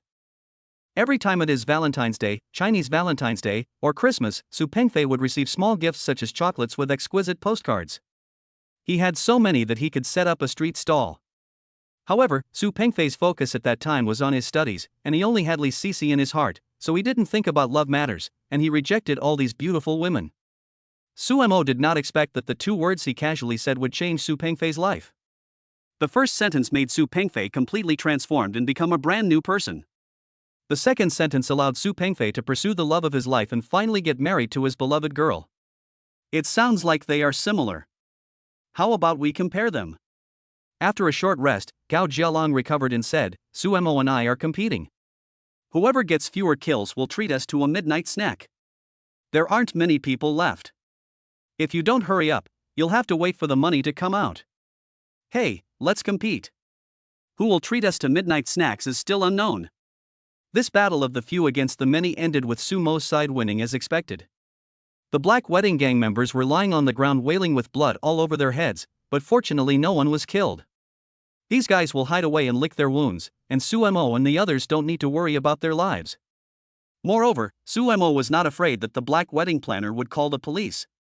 The files of these people in the police station were probably thicker than the Xinhua dictionary. Even the dumbest mouse would not be so foolish as to seek help from a cat. Suemo and the other two were walking on the road arm in arm, with smiles on their faces. The security guards had already gone home. Su Pengfei made a phone call and asked Li Sisi to go home first, and then he found a roadside barbecue stall with Suemo and Gao Jialong to have a small meal. In addition to Suemo, Gao Jialong and Su Pengfei were both injured. Fortunately, no one was bleeding, but they just had some bruises on their bodies from being punched and kicked, which were not visible because of their clothes. Cool. Su Pengfei raised his head and drank a glass of beer, exclaiming, Do you still remember the third year of junior high school, when people from the technical secondary school outside came to our school to cause trouble? Of course I remember. Suemo and Gao Jialong nodded at the same time. That time, a boy from our class had a conflict with a boy from class 3 upstairs. The boy from class 3 called a group of people from a nearby technical secondary school to beat up the boy from our class. The three of them fell into memories of the past. The gang fight in the third grade of junior high school caused quite a stir at the time. The cause was a quarrel between two boys in the toilet. A boy named Chung from Sumo's class beat up a boy from class 3. The latter was so angry that he called a group of people from Yuanda Industrial School to block Chang. Yuanda Industrial School is located in Dunqing Town, but it is a notoriously rogue technical secondary school. At that time, the boys in class 3 called over dozens of people. The hoodlums stretched all the way from the school gate to the exit of the community. Almost every step you took, you could see a group of hooligans gathering together. At first, this incident had nothing to do with Suemo and the other two. They were just going home from school as usual. When they passed by, two hooligans were so mean and kicked Sumo and Gao Jialong. Gao Jialong was a bit naive at the time, and he didn't care how many people were on the other side. He dropped his bicycle and started fighting with the gangster. As for Sumo, he was the one who instilled the weapon theory into Su Pengfei. How could he tolerate being kicked for no reason, so he also rushed up to fight. Gao Jialong has AoE damage, and he will kill anyone who comes to attack him. Sumo was a single target output player. No matter who hit him, he didn't care. He just stared at the little gangster who kicked him at the beginning and beat him up.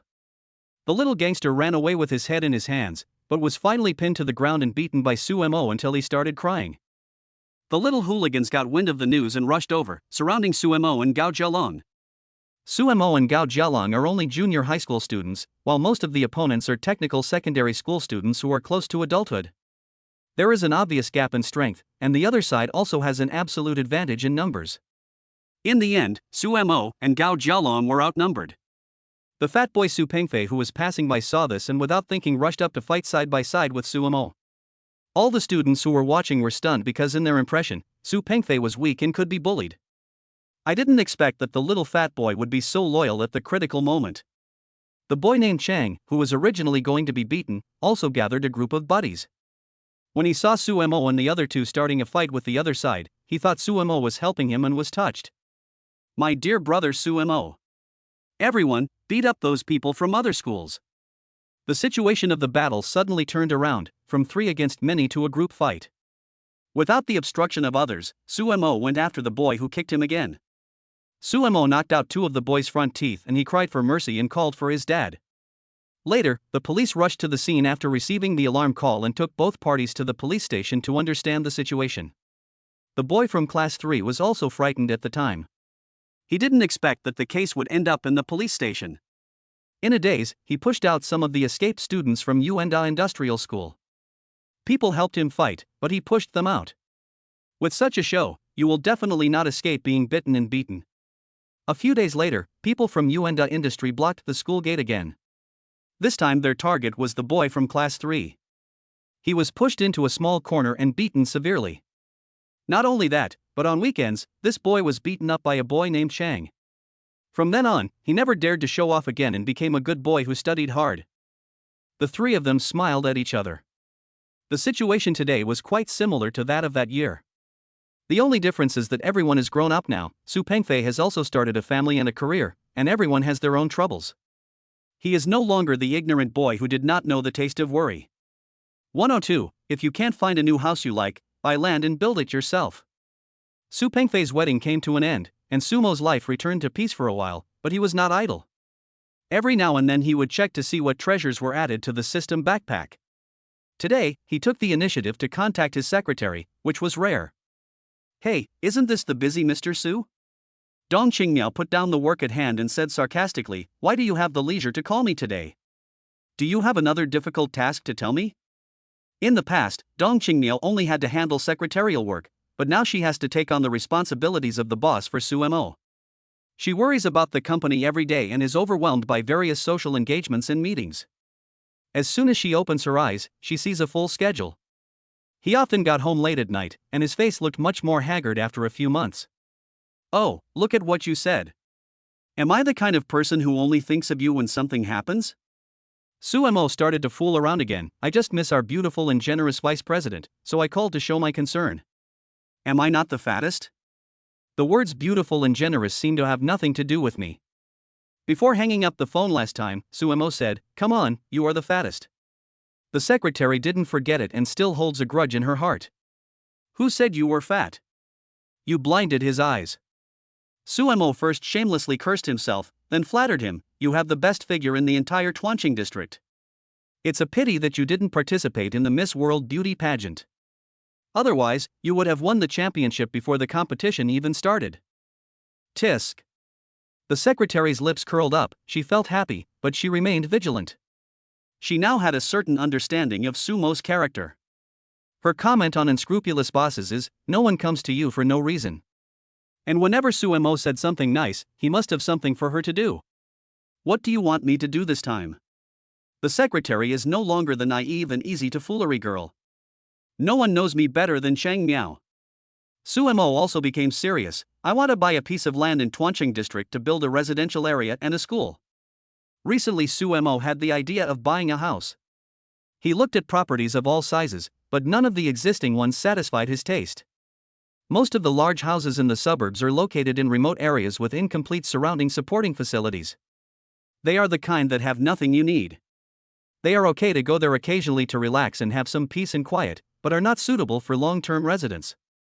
The main room types are all weird and not to Su Mo's liking.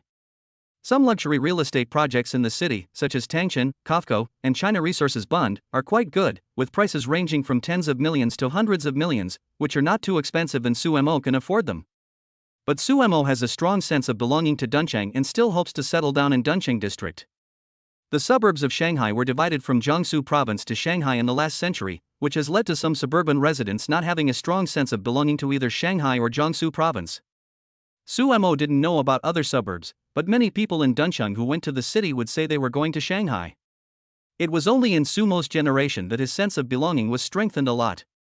There are two reasons why Su Mo doesn't like going to the city. The first is naturally the lack of a strong sense of belonging. Second, the city is too noisy with too many people and cars.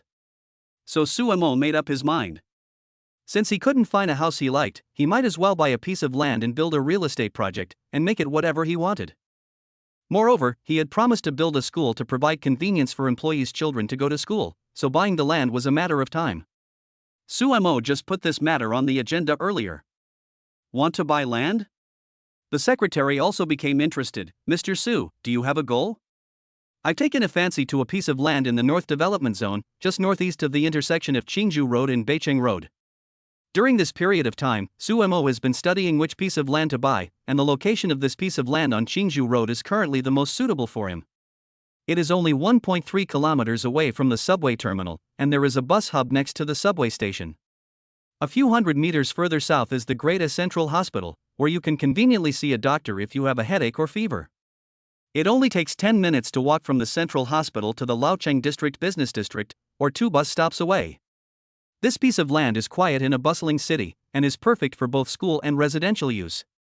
The only drawback is that there is no formal large shopping district nearby.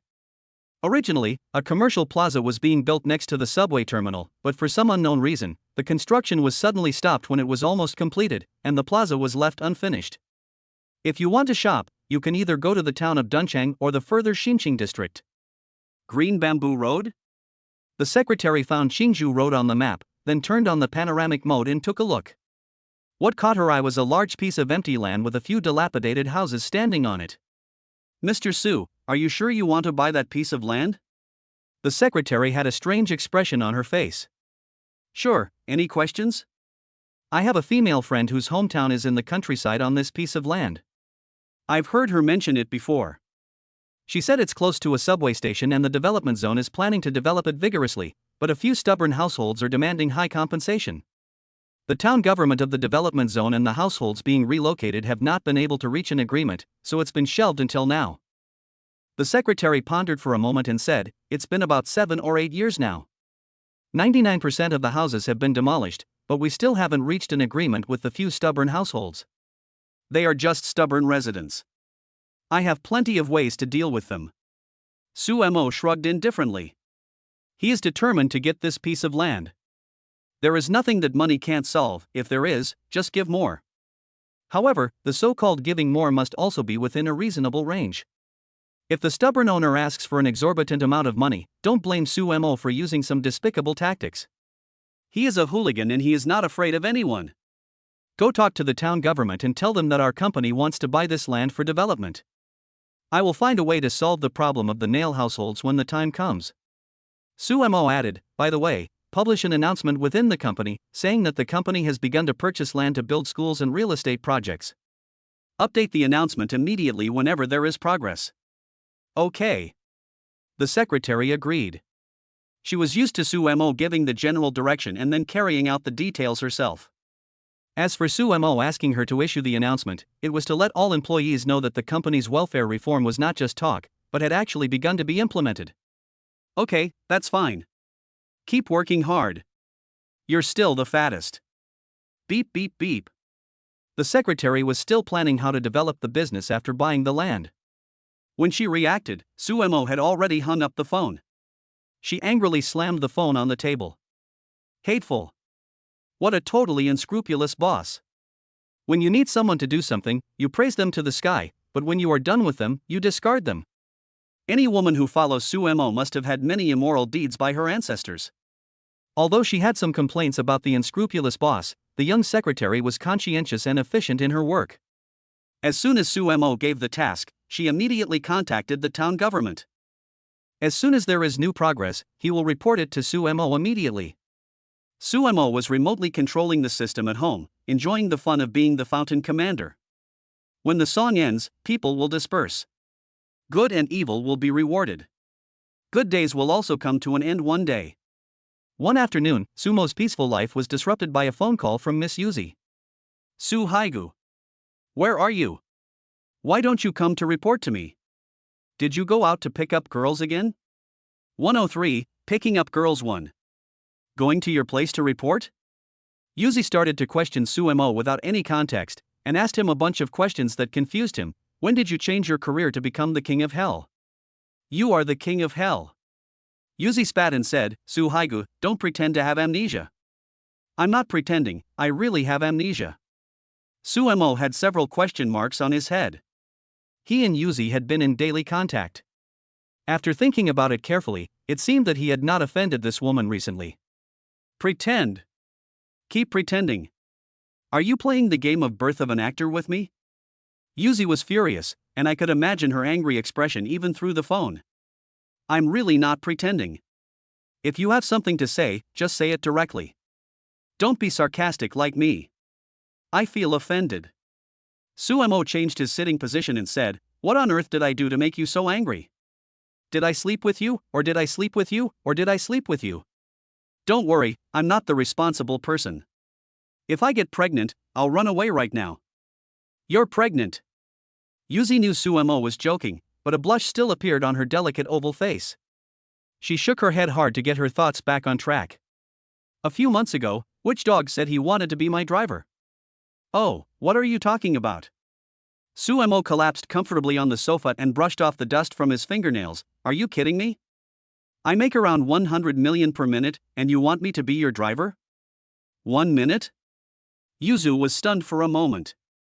Ever since Suemo said he wanted to do a $100 million deal with her last time, whenever she heard these words, she couldn't help but think of that. After a while, Yuzu asked tentatively, You, so fast? This time it was Sumo's turn not to understand what it meant. How am I fast? Why can't I understand? You are speaking a foreign language. Bah! You're faster. Suddenly, he felt the urge to pee, and Suemo instantly realized that Yuzi was thinking in the wrong direction. The 100 million I mentioned is money, not traffic. You are a girl, why do you always step on the accelerator in the yellow zone? Can we have a good chat instead of speeding? There is one thing I must correct you on. I am not fast at all. And it is the standard 1 minute charging and 1 year of battery life. Remember that? Suemo also did not forget to emphasize that there was nothing wrong with his health. The words fast and no are extremely humiliating to men and should never be said to a man's face. Even if it's really not possible, boys will not admit it. Anyway, no one knows whether it is fast or slow without actually trying it. Even if something is revealed in actual combat, you can say that you were not in good condition that day and have plenty of excuses. What does your speed have to do with me? Yuzu curled her lips, realizing that she had let something slip, and quickly changed her words. I didn't think of anything, don't throw dirty water on me. Admit? There is no way in this life that I can admit that I have wrong thoughts. Yuzi felt that after so much contact with this scabby boy, she was almost being led astray, and a lot of strange knowledge points were added to her mind. I'm asking you, when will you come to work in my company? Yuzi got back to the point and didn't give Suemo a chance to change the subject. Mo Jiao, do you really want to support me? Suemo yawned, and his eyes immediately turned red and tears welled up in his eyes. Actually, I was just bragging before. I'm very fast, even 1 minute is too much, at most 3 seconds, which is not enough to satisfy you. Please be kind and let go of a poor, weak, and helpless child like me. Ha, I knew you would play rogue. Yuzu's tone suddenly calmed down. I can't cure you, but someone can.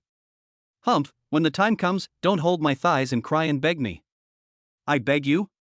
Not only drink, eat some food, but if you had a peanut, you wouldn't be so drunk. Okay, let's see who laughs last. Suemo said disapprovingly, just give it a try. Beep beep beep. Hearing the busy tone on the phone, Suemo curled his lips in disdain. He knew exactly what methods Yuzi could use. All she could do was go to her own Empress Dowager to complain, saying that he had bullied her, and play the emotional card in order to convince Miss Shufen to let Suemo be her driver. Suemo now has such a big company as an excuse, and Miss Shufen will not be so foolish as to let him give up his career to become a driver. Although Suemo usually doesn't care about the company's affairs. And if it were something else, Miss Shufen would definitely criticize Suemo severely, but when it came to bullying Yuzi, Miss Shufen gave her 100% support without any reservation. Not only did he not blame Suemo at all, he also applauded and encouraged Suemo to increase his efforts. Sure enough, while Suemo was in the bathroom, Miss Shufen called him. Yuzu told me everything. What do you think about this? Mom, did Yuzi say that I asked her for money again, or did she say that I bullied her? Suemo seemed to have a clear mind, with the corners of his mouth rising confidently. What nonsense are you talking about? Yuzu is so well behaved and sensible, how could she say bad things about you? Miss Shufen frowned, feeling that she and Suemo might not be talking about the same topic. So what did she say? Suemo asked in surprise. The plot was different from what he expected. Yuzu said she met someone she liked. Didn't you know about this? What a mess. Miss Shufen said slowly, Yuzi just told me that she recently met a boy and she likes him very much, but she has never been in a relationship and her parents are not around, so she wants me to help her check it out. You don't know about this? Miss Shufen asked doubtfully. I didn't expect that Yuzi has become so smart that he can even create something out of nothing. Suemo murmured in his heart, he had seen through everything. What kind of boy do you like? You don't have to think about it to know that it must be made up by Yuzu. Suemo calmly drank a sip of water. How would I know? Then what? What did you talk about? Later, Yuzu said that she actually always liked you, but you didn't take the initiative, and she was too embarrassed to pursue you. Over time, she became discouraged about you. Miss Shufen scolded him angrily, you are such a bastard. You are thicker than a city wall. Yuzi is pretty insensible. With such a good girl in front of you, why don't you take the initiative? If you had just been more proactive and taken the grapefruit, I would be at home playing with my grandchildren now. He.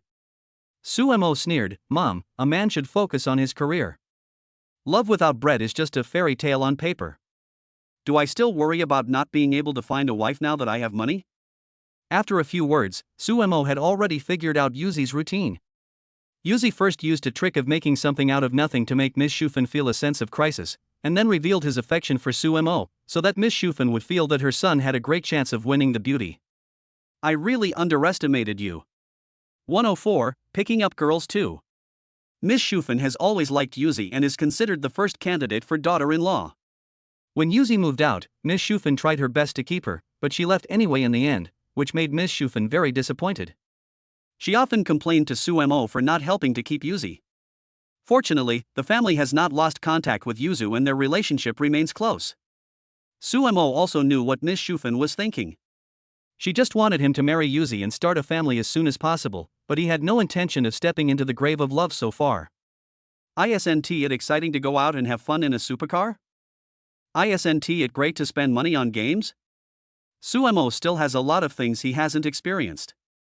Why should he be so hard on himself, find a housekeeper to manage his money, and restrict his freedom? I like the grapefruit. Miss Shufen gave a death order, you have achieved some success in your career now, and you must take down this daughter-in-law for me next. Do you hear me? Mom, I've just started my career, and I think I can work harder. Give up a forest for a tree? Feel sorry. I'm sorry, I can't do that. You work so hard. Miss Shufen began to get a little impatient. Don't think I don't know that when we are not at home, you stay at home all day and never go to work. Every time when we are about to get home, you go out and pretend to just come back from get off work. Nonsense. I go to the company every day. Suemo would definitely not admit it. Without the company as an excuse, his mother would really force him to be a driver. Ha, you don't have to deny it. Miss Shufan said proudly, I might as well tell you that I have a spy in your company. I know everything about your actions, including the day you missed work. Hearing this, Sumo was completely stunned. Miss Shufan's words were very confident and she certainly wasn't lying, but she had only been to the company once and she had actually planted a spy there. The speed at which they infiltrated our army was too fast. Ahem, I decided to start working hard now. Sumo immediately modified his lines. Don't try to be clever with me. The company can be handed over to someone else for the time being. Miss Shufan said in an unquestionable tone. Just now Yuzi said that she was looking for a driver. You are an experienced driver, so go drive for Yuzi. You must get Yuzi faster than that boy. Hello? Mom, what did you say? The signal is bad. As Sumo spoke, he moved the phone farther and farther away. Why are you pretending that the signal is bad? I'm calling my home landline. Sumo was stunned for a moment and looked at the phone in his hand. He almost forgot about it.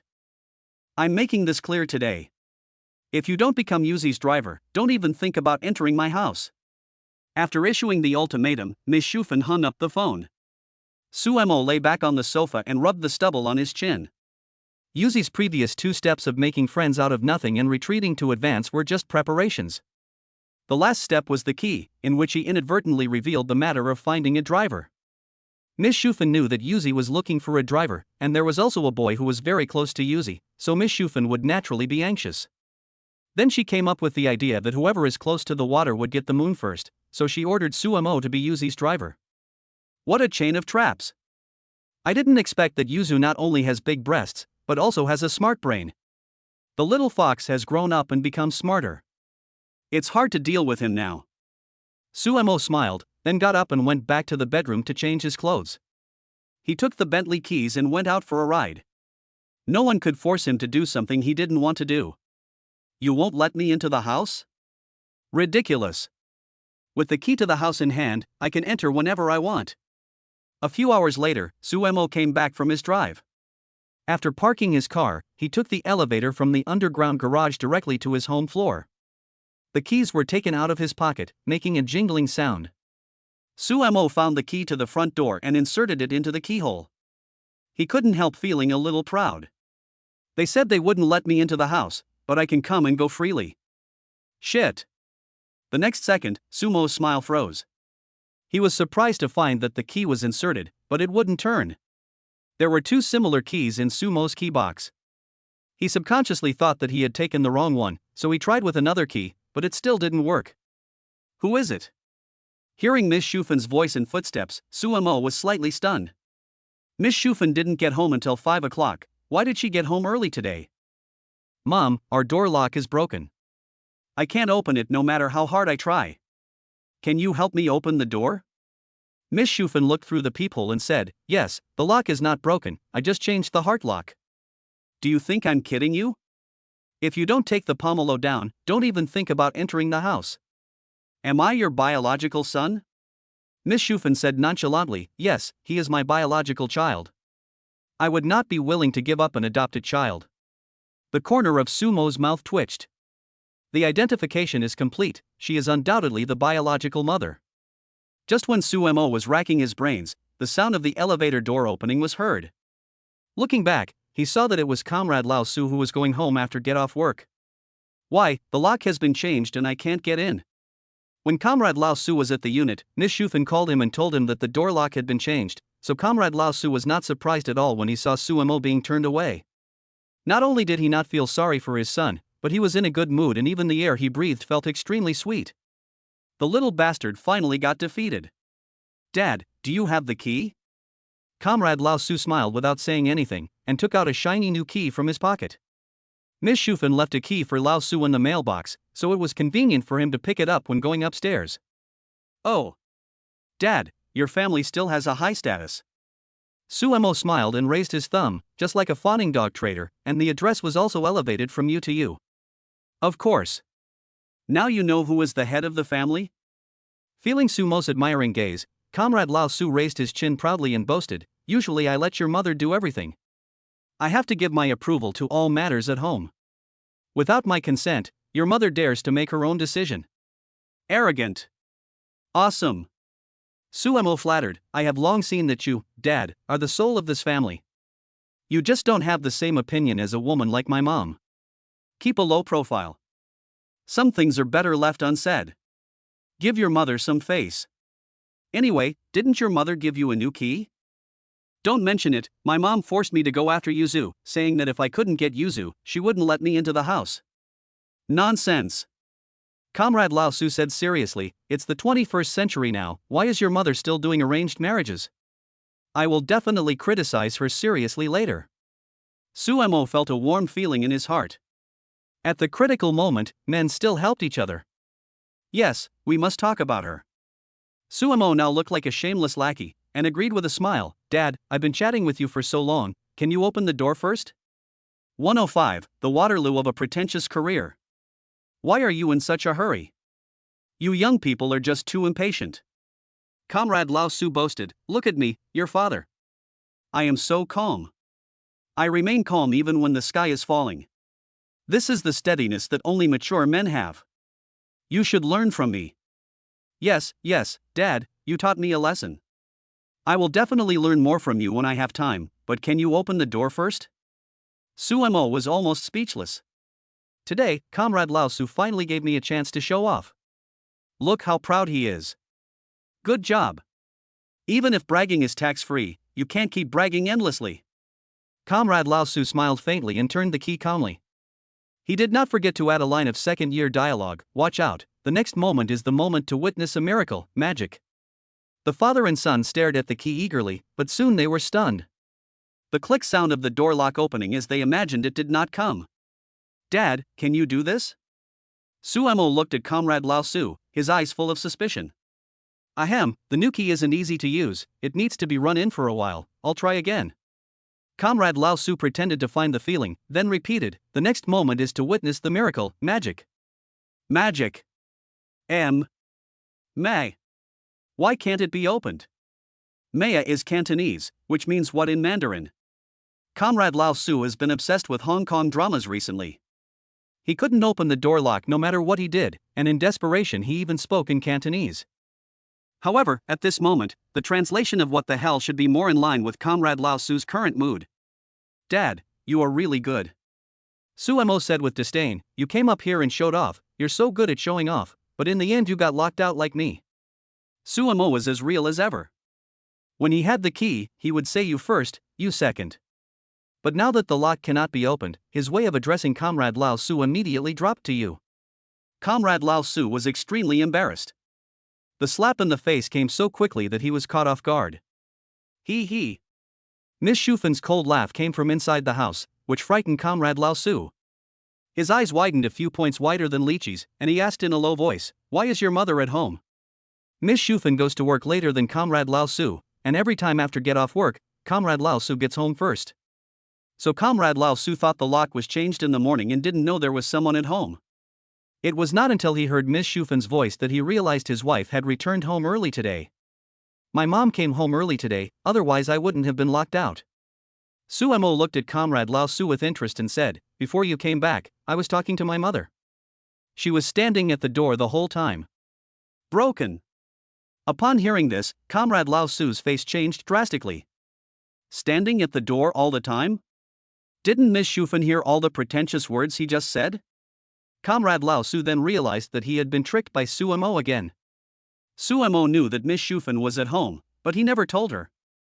If the door had been opened, Suemo would have walked into the house happily, but he would have had to endure Miss Shufan's anger. This little bastard must be born in the year of the dog, he is so good at digging holes. Knock, knock, knock. Comrade Lao Su knocked on the door and asked about her well-being. Wife, why did you come back early today? Are you tired from work? The key you left for me can't open the door. Please open the door and let me in. I misplaced the key on purpose, just to test you. Miss Shufan said confidently, as I expected, you two would work together. Didn't you just say that you are the master of this family? If you are so powerful, why don't you open the door yourself? Forehead. Comrade Lao Su looked embarrassed. He felt that he had nothing better to do than to pretend to be cool. Wife, I was just joking. You are the boss of this family. Please open the door. Comrade Lao Su was instantly scared. Who said they wanted to criticize me seriously just now? Ms. Shufan questioned. Comrade Lao Su carried forward the shameless spirit of the Lao Su family. This is a misunderstanding. What I meant is that you have to do housework after get off work, which is really too hard. I must criticize you. How can you not take care of your body? Suemo gave his old father a thumbs up. Today the truth finally came out. It turns out that my shamelessness is hereditary. Dad, this is what's wrong with you. Sumo suddenly had an idea and said, my mom works so hard, why don't you feel sorry for her and help with the housework? Mom, open the door, I'll go in and help you with the housework. Fuck. You little brat, you're rebelling against your own people. Comrade Lao Su was stunned. A few minutes ago, Suemo was still flattering him. If Suemo hadn't been praising him, he wouldn't have been so arrogant, let alone say those pretentious words. But in the blink of an eye, Suemo actually fell towards Miss Shufan again. The speed at which he changed his expression was astonishing. What about helping each other? Where is the promised deep love between father and son? Well then. Since you are unkind, don't blame your father for being unjust. Wife, I think your decision to let the brat chase Yusu is the right one. I support you unconditionally. Comrade Lao Su reprimanded Suemo righteously. You are not a child anymore, it's time for you to get married. Yuzi is a very good girl. This time I agree with your mother's decision. If you can't get Yuzi, don't go home. Didn't you say you were against arranged marriages? Suemo was also stunned for a moment. Nonsense, your mother arranged a marriage? She wanted to choose a good wife for you. Comrade Lao Su said with great sorrow, you are such an ignorant child. Why don't you understand your mother's good intentions? Suemo swallowed back the curse words that were about to come out of his mouth and shook his head sadly. He didn't expect that our revolutionary sentiment would be broken so easily. I never expected it would come to the point where father and son look down on each other. You two, father and son, one is the supporting actor and the other is the funny actor, you performed well. It would be a waste of talent if you don't go to Shang Yun Club to perform crosstalk. Miss Shufan knew the personalities of the father and son very well, so she would not be fooled easily. Neither of you can enter this house today. Reflect on your mistakes. The footsteps in the house are getting farther and farther away. No matter how much the father and son knocked on the door and called out, Miss Shufan ignored them. If all else fails, ask a locksmith to pry the door open. A lock doesn't cost much, Suemo doesn't feel sorry for it at all. Are you crazy? You pried into the new lock. Are you panicking because you have so much money? Comrade Lao Su rejected Sumo's proposal without even thinking about it. Hey, Mom won't let us in, right? How about we go out for a meal, then go to the bathhouse to take a bath and spend the night there? Comrade Lao Su's eyes lit up. 106, he ended up being a gigolo. When Suemo was a child, Comrade Lao Su often took Suemo to the famous Yundu bathhouse in Dunching Town to take a bath and rub his back. There were also entertainment facilities such as arcade games, and Suemo could play there tirelessly all day long. Later, because Sumo had to go to elementary school and Comrade Su had to focus on work, they never went there again for various reasons. Since you can't go home, why not go out and enjoy yourself? Walk. Comrade Lao Su was also intrigued and said with a smile, I have handed in all my money, but I have no money to pay the bill. You treat us today. Suemo patted his chest and said, of course, I've arranged everything for you. The father and son smiled at each other, then left with their arms around each other's shoulders. The scene of loving father and filial son was peaceful and heartwarming, and there was no sign that they had betrayed each other before. The father and son spent the night outside, but of course they did not spend the night in the bathhouse. Suemo took Comrade Lao Su to a newly opened 5-star hotel in Dunching Town, where they enjoyed the high-standard treatment of the presidential suite. After get off work, Comrade Lao Su sincerely admitted his mistake and was allowed to go home. Before opening the door, Miss Shufan did not forget to give a serious warning that unless Suemo became Yuzi's driver, he must not be allowed in. If Comrade Lao Su dares to pretend to obey but actually disobey, he should pack up and leave with Suemo, just buy a tent and live in the corridor forever. Suemo wanted to sneak in behind him, but just as his feet left the ground, Comrade Lao Su suddenly swung his tail like a scorpion. Caught off guard, Suemo staggered back several steps and was kicked out of the house. Bang! When Suemo wanted to run up again, the door was already closed tightly. Oh my god! Suemo was so angry that he beat his chest and stamped his feet. Comrade Lao Su's sudden change of face was like an invisible and formless cloud. He was caught off guard without any warning and without any sign.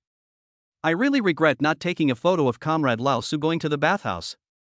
Seeing Sumo's frustrated look through the smoke coming out of the door, Comrade Su smiled complacently. They could be good brothers when they were enjoying themselves, but when they had to face difficulties, they should let Sumo take care of it alone. Sumo simply sat on the ground, not knowing what he was thinking. In fact, he could have stayed in a hotel for a few months, and Miss Shufan would definitely give in by then. But there is no place like home, and he felt uncomfortable all over and had a stiff neck after only sleeping in a hotel for one night yesterday. Even the dragon bed is not as comfortable as my bed. There is no need to buy a house. You are already planning to buy land and build a manor, so why buy a house? Mom, open the door. Sumo stood up and shouted, I will go to work for Yuzi tomorrow. It's just a job as a driver. I agree. The reason why Sumo changed his mind was not because he was a coward, but because he was bored staying at home. Since Yuzu wants to play this game with him, he will accompany her to the end. Having fun with Yuzu will just help him relieve his boredom. Although Yuzu is the one who starts the game, it is still unclear who will suffer the loss. He. How dare you try to be clever with me, Su? Little Yuzi, you are still a little naive. Just watch me and see how I make you lose your money, your pants, and your body. If I don't make you regret it, I won't be named Su. Have you figured it out? Miss Shufan pushed the door open a little and looked at Sumo through the crack. She knew her own son best. Sumo was full of bad intentions, so she had to be on guard against him cheating and suddenly breaking into the house. Miss Shufan's idea is very simple. Yuzi herself is not short of money, and the financial conditions of the person pursuing her will not be bad either. Money can be used to pursue ordinary girls, but when both parties are not short of money, the advantage of Sumo's wealth is so small that it can be ignored.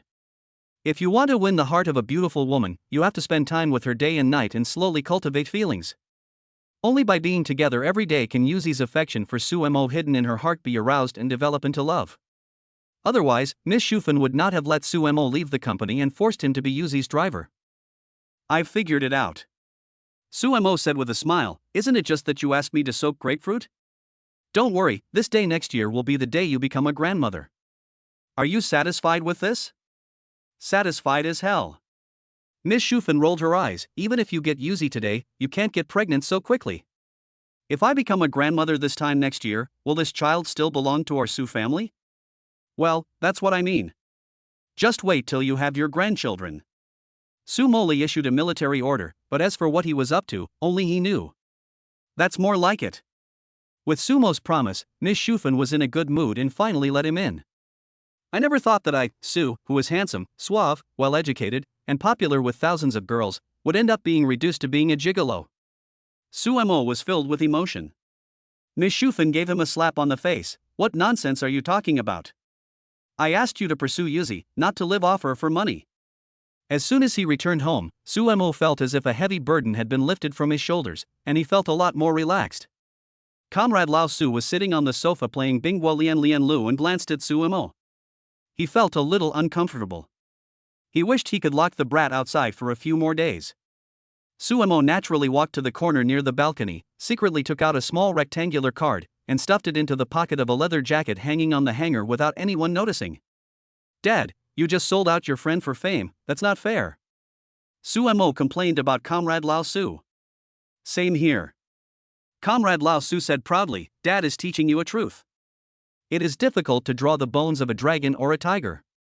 You can know a person's face but not his heart. People in this society are treacherous. Oh, so you mean well. Should I pay you some tuition? Comrade Lao Su frowned and looked at Sumo strangely. Why did this bastard suddenly use you?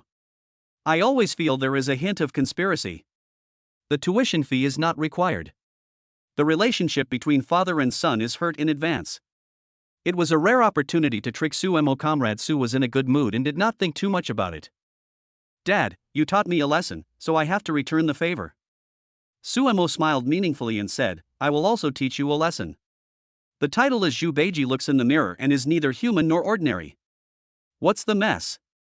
Comrade Lao Su was completely confused and couldn't figure out what it had to do with Zhu Beiji.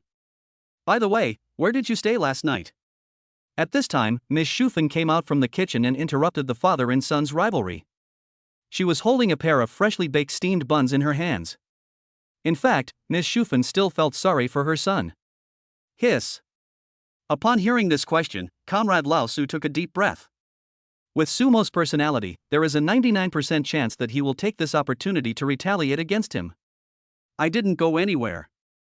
I just stayed in that newly opened 5-star hotel for one night. Sumo's expression and tone were natural and unpretentious, and did not arouse Miss Shufen's suspicion. Comrade Lao Su looked at Sumo in surprise. When did this bastard become so broad-minded? Did he change his gender? Miss Schufen said to Sumo, hotels have a lot of bacteria. The TV often shows that hotel cleaners use towels to wipe toilets and never change the bed sheets. Take off your clothes and I'll wash them. Sumo didn't object and quickly took off his coat and trousers. Go change into clean clothes quickly, don't catch a cold. You are so weak that you will catch a cold easily, and if you catch a cold, you will get bronchitis, and then you will have to go to the hospital to get an injection again. Okay. Sumo agreed obediently, with a sly look in his eyes. Mom, my dad's clothes must have a lot of bacteria too, please help him wash his clothes too. 107. Family turmoil caused by a small card. After Sumo finished his trap, he returned to the room humming a cheerful tune. Miss Schufen did not think much about it. She had to wash clothes anyway, so she might as well do the laundry for Comrade Lao Su. So she took the clothes to the washing table on the balcony and touched it out of habit to make sure she had forgotten to take anything out. I touched Sumo's pockets, but there was nothing. Then, Miss Schufen reached into Comrade Lao Su's leather jacket pocket and touched something angular. She took it out and saw that it was a small card. There were a few sexy girls printed on the small card, and below it was a phone number. In the middle of the card were a few large, eye-catching golden words: Yundu Bathhouse. Where did you go yesterday? Miss Schufen frowned, clenched the card calmly, and repeated the previous question. Nowhere. As long as he doesn't engage in intrigue with Sumo, Comrade Su's reaction time will be infinitely extended. In addition, the comfortable environment at home greatly reduces his sense of crisis. Didn't my son just say that he stayed in a newly opened 5-star hotel for one night? Really? Miss Schufen looked at Comrade Lao Su suspiciously, then quietly picked up the feather duster hanging on the wall and placed it behind her. Really? Comrade Lao Su emphasized his tone to make his words sound more convincing, but in the eyes of Miss Schufen, this was a sign of a guilty conscience. Look for yourself what this is. Miss Schufen threw the card on the table. Comrade Lao Su didn't take it seriously at first, but when he picked it up and looked at it, his heart skipped a beat and his heart immediately rose to his throat. Wife, listen to my explanation. Things are not what you think. Snap. Snap. Snap. The feather duster hit her palm, and Miss Schufen's eyes were blazing with fire. She sneered, I'm not thinking about anything. Why are you so nervous? Gurgle. Comrade Lao Su swallowed and thought to himself, you've already taken out the feather duster, how can I not be nervous? My son and I just took a bath yesterday. We didn't do anything out of the ordinary. We were together the whole time. If you don't believe me, just call my son out and ask him. Comrade Lao Su suddenly had an idea and put the blame on Sumo. I didn't want to go in the first place, it was that stinky boy who came up with the bad idea and begged me to go. Sumo. Get out.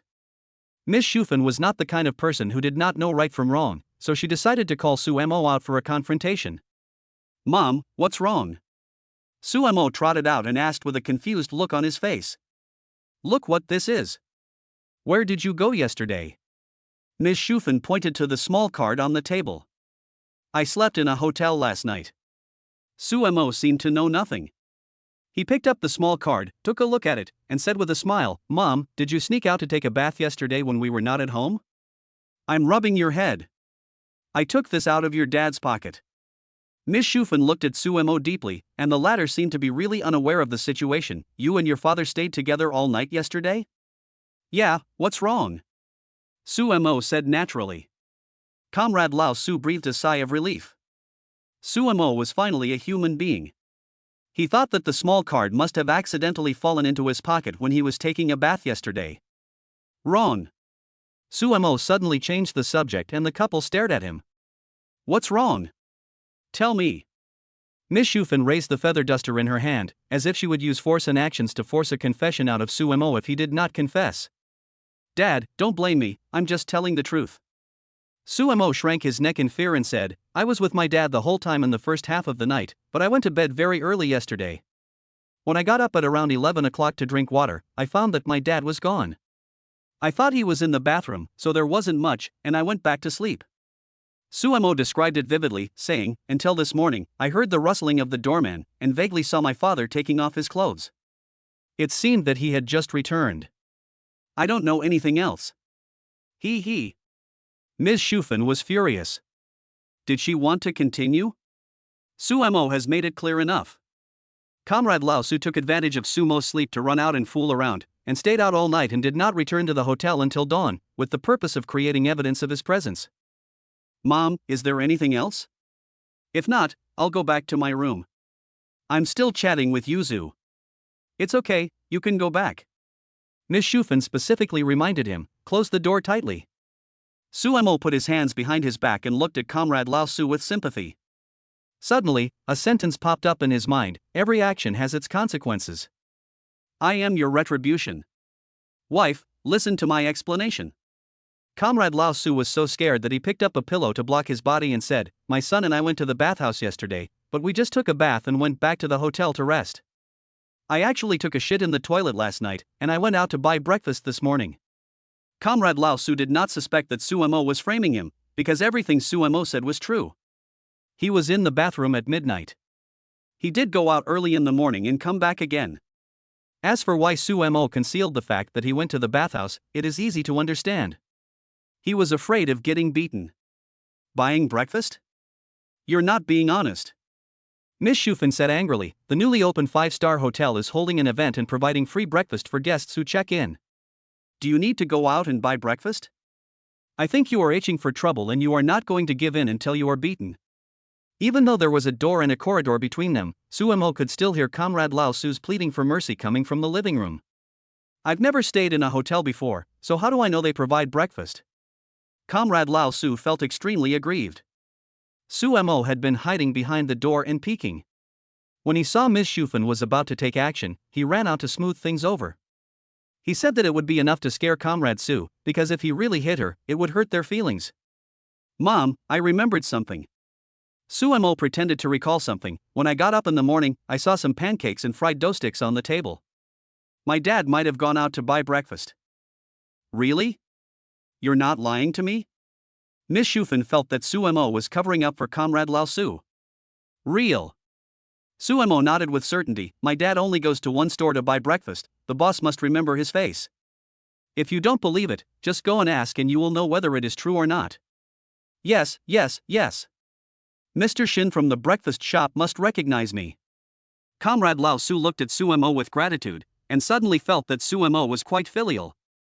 At least he always stood on his side when there were conflicts. So how do you explain this card? Facing Ms. Shufen's questioning, Comrade Lao Su swore on his honor that he only scrubbed the body and did not do anything else. He was also very loyal and took the responsibility, saying that Sumo was just waiting for him outside and did not enter the bathhouse. I guess Comrade Lao Su would never have thought that the small card was stuffed by a filial son. 108, I am your future boss lady.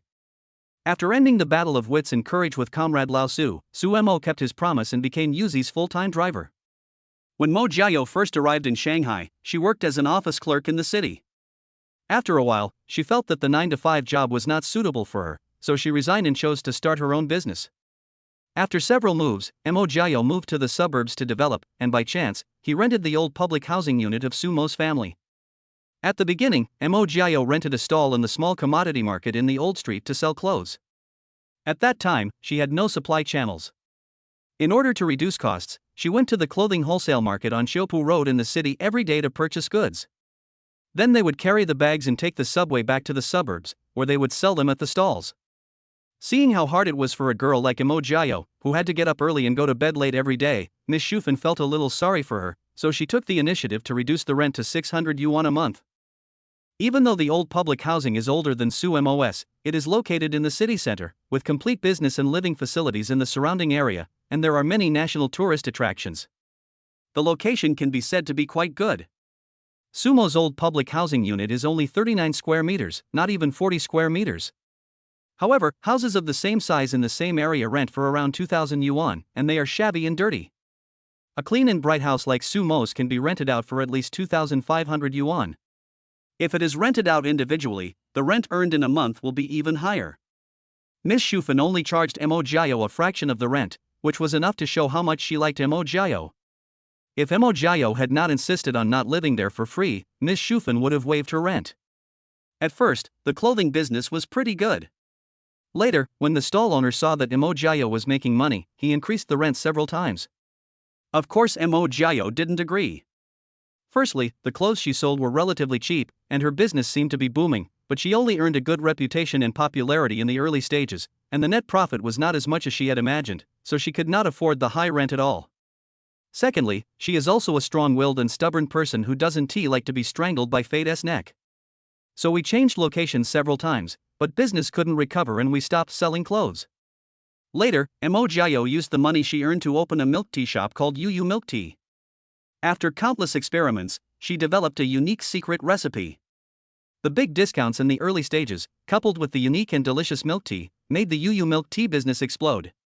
The monthly sales on the Chijuoma app starts at 50,000 orders. Meiju app has less sales, but it still has more than 30,000 monthly sales. At that time, the store was short-staffed and Sumo was often captured to serve as a soldier. Later, even a food program from Shanghai TV came to Duncheng for an interview.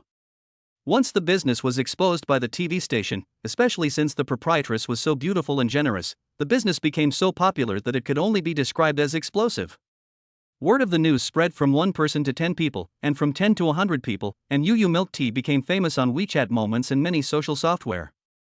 Some people even labeled Mo Jiao as the milk tea shisher, which made her really popular. The takeout volume is soaring every day. Many people drive thousands of miles from the city. In addition to wanting to taste the Yu Milk Tea, they also want to witness the appearance of the milk tea shisher. Yu Milk Tea became an internet celebrity store in a short time, and many bigwigs came with money to express their willingness to invest in Yu Milk Tea. Mo Jiao is also very smart and seized the business opportunity. With the support of capital, she immediately asked someone to design a novel and interesting trademark. After registration, she first expanded the store and then gradually recruited franchise stores. This is not the end yet. Mo Jiao struck while the iron was hot and bought over a bankrupt small factory and founded her own food company. All franchisees had to purchase their raw materials from her. At present, there are 388 Yu Milk Tea stores in Shanghai alone, spread all over the streets and alleys of the city. Xintiandi, Tianzifang, Chenghuang Temple, etc., any place with heavy traffic, you can see Yu Milk Tea. Sumo never asked Mo Jiao how much money she had, but conservatively estimated that this girl's current net worth is definitely over 1 billion. A real little rich woman. Moreover, Mo Jiao recently mentioned to Sumo that he wanted to expand Yu Milk Tea from the Jiangsu, Zhejiang and Shanghai areas to various provinces and cities across the country, so as to further expand his empire. Sumo didn't drive today, so he took a taxi to Yu Food Company, Ltd. In order to ensure both office and food quality, Mo Jiao built the company and factory together. Looking at the spacious entrance in front of him, Sumo couldn't help but feel a little emotional. When Yu Food Company, Limited was first established, it only had 60 acres of land and a building area of less than 13,000 square meters. In just 1 year, it took over all the factories next door. The total area is now 420 acres, and the building area is close to 100,000 square meters. It certainly cannot be compared with many top 100 companies, but it can definitely be called an oligarch in the food circle of Tuanqing district. Who would have thought that a young girl who knew nothing at the beginning, coming to Shanghai alone to work hard, could actually build such a big empire with her own hands, which many men might not be able to do? It is working hours now and the sliding door is closed. If you want to enter the park, you can only go through the small door next to the security room. As soon as Sumo put 1 foot in, he was stopped by the security guard standing guard at the door. "Handsome guy, who are you looking for?" The security guards were very polite and there was no situation like in the novel where people were ridiculed like, "Don't you see where this is? Is this a place you can come to? Get out of here. You don't even know me?" Sumo pointed at his nose and said, "Look carefully, who am I?" Forehead. The security guard was also confused by Sumo. He came forward to take a closer look and thought, this guy is so arrogant, could he be some big boss who has a cooperation with the company? However, the security guard searched his memory and it seemed that there was no such person as Sumo. "Excuse me, who are you?" For fear of offending a new big client, the security guards became more respectful. Ha ha. How come you work here when you don't even know me? Suemo waved his hand, signaling the security guard to come over, and said softly, I'll tell you an important secret, don't tell anyone. The security guard nodded repeatedly. I am. Suemo stretched out his tone, looked around, and after making sure that no one was around, he said slyly, I am your future boss lady. After saying this, Suemo walked over the threshold with his head held high. Ouch. The security guard seemed to have discovered a shocking secret, and his pupils dilated several times. No wonder he is so arrogant, he is the future boss, huh? That's not right. Mom, where is your second uncle? This guy is a grown man, so whether she is the boss's wife or the boss's mother, the gender doesn't match. Besides, our general MO is a woman, okay? 109, have a relationship while no one is around?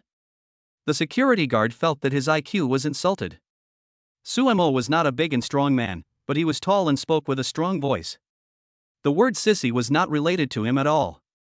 As a grown man, pretending to be a woman, doesn't he feel ashamed at all? Even if you want to pretend to be a boss lady, can you shave your beard first? Do you really think others are blind? Come back here. The security guard shouted, ran to catch up with Suemo, and stopped him with his arms outstretched. Isn't your words clear enough?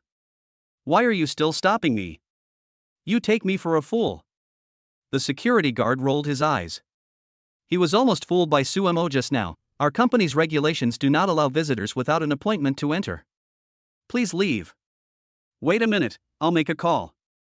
Suemo followed the security guard and took out his phone, then found Yuzi's phone number in the address book. On the other end, Mo Jiao was in a meeting. The phone on the table vibrated a few times. Her brows immediately frowned. She hated it most when someone interrupted her thoughts while she was working. Those who are qualified to sit here and attend the meeting are all management. They are very observant and immediately noticed the change in Mo Jiao's expression. They wondered which unlucky guy would call it this time. I'm afraid I'll be scolded by President Mo. Mo Jiao lowered her eyes, and when she saw the words "my big black dog" displayed on the phone screen, her frown immediately relaxed and her expression turned from gloomy to bright, showing joy. Hello? Mo Jiao quickly answered the call. I'm at the door of your company, and the security guard won't let me in. Please come out and pick me up. Suemo paused for a moment, then continued, I'll give you 3 minutes. If I don't see you after 3 minutes, I'll leave. No matter how much money you give me, I'll quit. Wait, I'll be right there. After hanging up the phone, Mo Jiao announced that the meeting was over and ran towards the door in a hurry. The managers in the conference room all had an expression of disbelief on their faces. In the past, when someone interrupted Mr. Mo during a meeting, he would be severely criticized for a long time. Why wasn't Mr. Mo angry today? After leaving the meeting room, Mo Jiao pressed the elevator button several times. After waiting for a while, the elevator still didn't arrive, so she simply chose to run up the stairs. In fact, she could have just called the security guard, but Suemo actually said he wanted to see her in person. If she didn't show up, Suemo would probably really turn around and leave. I had used every possible means to trick this scabby boy into serving me personally, and I couldn't let him find any excuse to get away with it. With Sumo's personality, if you're not paying attention to him for a while, he might go and flirt with girls. Only by keeping an eye on Suemo at all times can we prevent him from having romantic affairs outside the guardhouse. Do you know who I just called? Suemo shook his phone proudly and said, It's your boss. She will be here soon. Cut. The security guard curled his lips in disdain, thinking, if you know our President Mo, I also know foreign presidents, I won't be fooled by you a second time. Just as the security guard was about to ask Suemo to leave, the sound of tapping tap of high heels was heard from far away. Suemo and his security colleague looked up. Today, Mo Jiao wore a light yellow long skirt inside and a brown long coat outside. She wore a pair of 8 cm black high heels on her feet. She walked gracefully with her hair slightly curled, forming small waves. When the wind blew, Mo Jiao's hair fluttered slightly, bringing with it a refreshing fragrance. Oh my God! It's really Mr. Mo. The security guard was stunned. He didn't expect Su Majin to call the boss out. Could she really be the boss's wife? But having said that, Ms. Mo was still as bright and charming as ever. Suemo was also stunned, but he was not stunned by Mo Jiao, but by Mo Jiao's look, which reminded him of a line in a song, a light yellow long skirt, fluffy hair. You're quite punctual. You were only 10 seconds late. Suemo teased Emojio. Why didn't you inform me beforehand? There were employees watching nearby, so Emojio couldn't be as relaxed as he was in private. He had to maintain some dignity and authority as a boss, otherwise how could he impress the employees? What? You're not welcome? Then I'm leaving. Stop. Seeing Suemo turn around and leave, Emojio became very anxious. He didn't care about the eyes of others. He rushed forward and grabbed Sumo's hand, pulling him back. You come as you please, and leave as you please. Do you think I'm a public toilet? Emojio snorted proudly, then said to the security guard, Master, lock the door. No one is allowed to let him out without my permission. Why? The security guard was stunned for a moment, then quickly locked the door. Now that you're here, you have to listen to me and go through the entry procedures. Emojio dragged Suemo deeper into the company, feeling somewhat proud. She had been unable to do anything to Suemo outside before, but now that he was in her company, things were completely different. Even if Suemo is the reincarnation of the slippery Monkey King, he can never escape from her five-finger mountain. It is working hours now. Everyone is busy at their own work. Suemo and Yuzi are walking on the small road in the company, and they can't see a single person. Occasionally, a few little sparrows would land in front of Suemo and the others. When they noticed someone coming, they would immediately flap their wings and fly away. When he reached the river, Suemo suddenly stopped. Why don't you leave? Yuzi turned around and looked at Suemo in confusion. Didn't you tell my mom that you liked me? How about we have a relationship now that there's no one around, and I'll suffer a little to get you to kiss me? Suemo said without fear of being scalded. Shame on you, who wants to kiss you? Yuzu spat, still holding onto Sumo's wrist. At this time, Suemo suddenly grabbed Yuzi's wrist with his backhand and pulled it hard. Yuzu is tall, 1.72 meters tall, which is definitely considered tall among girls, but there is still a big gap in strength compared to boys. What's more, he was completely unprepared. Yuzi staggered forward a few steps and was dragged directly in front of Suemo. If you don't kiss me, you don't like me? Then why are you bragging in front of my mom? Suemo climbed up Yuzi's slender waist with his right hand and hugged her tightly, and their bodies immediately pressed together. The tips of their noses were only a finger's distance away, and they were almost kissing. Yuzu's breath was as fragrant as orchid, and the hot breath of the two hit each other's face. Suemo didn't show any emotion at all, but Yuzu's face suddenly turned into a peach color, looking extremely shy.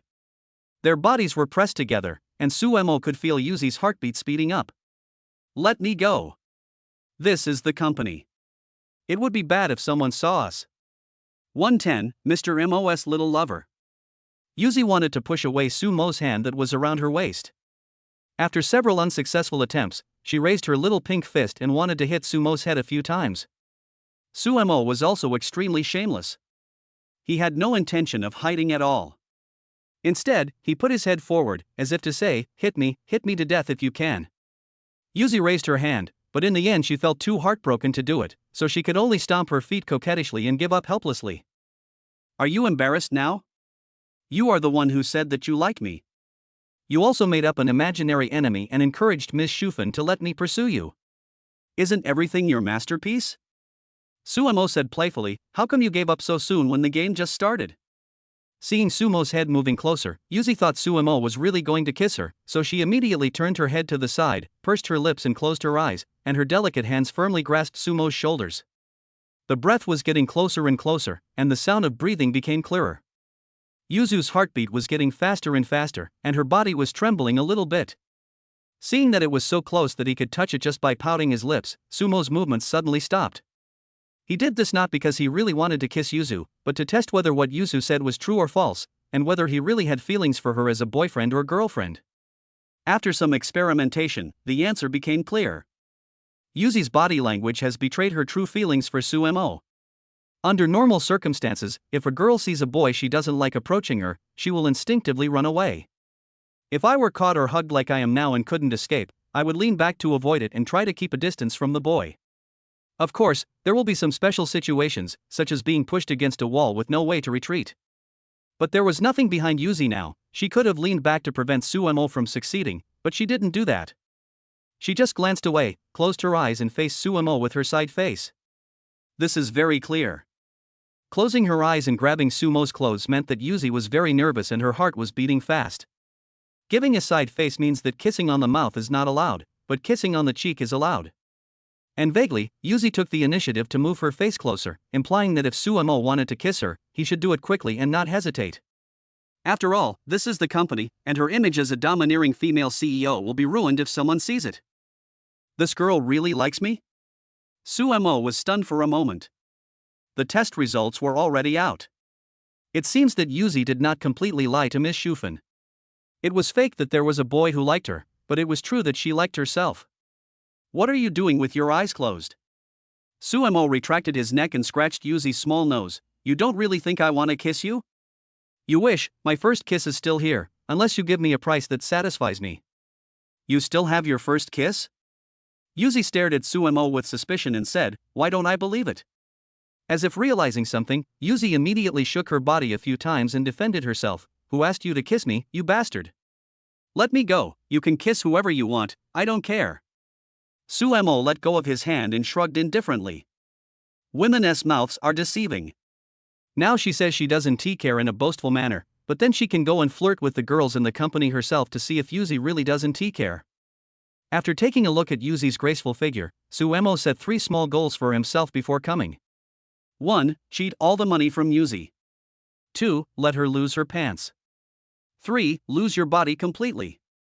Although it was just a joke, judging from the current situation, as long as I hooked my finger, Yuzu would willingly devote herself to it, and the next 2 small goals would not be challenging at all. Suemo couldn't help but feel deeply moved. This was the downside to being handsome. The goddess that was unattainable to ordinary people was now within his reach. That's right, I'm handsome and rich, which woman can resist me? Hey! Life! Lonely as snow. After completing the entry formalities, Suemo came to the driver's lounge. The drivers of UU do not belong to any department and have their own independent lounge. Any field missions every day will be notified in advance so that the leading driver can make arrangements. As soon as Suemo walked to the door of the lounge, he heard lively chatting and laughter coming from inside. Judging from the noise level, there were at least 5 people in the lounge. Suemo pushed open the door and saw 3 sofas in the lounge, 1 long and 2 short, all filled with middle-aged men, some smoking, some drinking tea and chatting. Suemo counted the heads and found that there were as many as 7 people. Oh shit. So many drivers told me they were short of drivers. Suemo felt like he was betrayed by Yuzi. Young man, you must be Xiao Su, the new driver. A middle-aged man was standing at the door, holding a piece of chalk and writing attendance information on the blackboard. Yes, hello, master. What's your name? The 2 sides shook hands in a friendly manner. Suemo took a look at the other person. There were already quite a few white strands in his hair and more wrinkles on his face than others. It could be seen that this driver was the oldest and should be the leader among this group of drivers. My name is Zhou Haishan, you can just call me Lao Zhou. When Suemo was going through the entry procedures, the Human Resources Department had already called Zhou Haishan to inform him that a new person named Su would be reporting to the driver team shortly. The key Human Resources Department also gave a special blessing, saying that this newcomer was brought in by President Mo. Let Zhou Haishan take good care of Sumo and don't assign any work to him. Just let Suemo stay in the lounge, and it would be best if Zhou Haishan could keep an eye on him all the time. Boss Missouri personally took care of him? Where does this newcomer come from? Zhou Haishan asked about it out of curiosity at the time. Everyone in the company knows that President Mo hates employees taking advantage of trouble the most. Now he has actually ordered Zhou Haishan not to assign work to Suemo. This move is really too abnormal. There is another very strange thing. The Human Resources Department actually specifically instructed that if Suemo got close to any female employee, Zhou Haishan should report it to his superiors immediately. Report and get reward. If you know about it but don't report it, you may lose your job and have to retire early.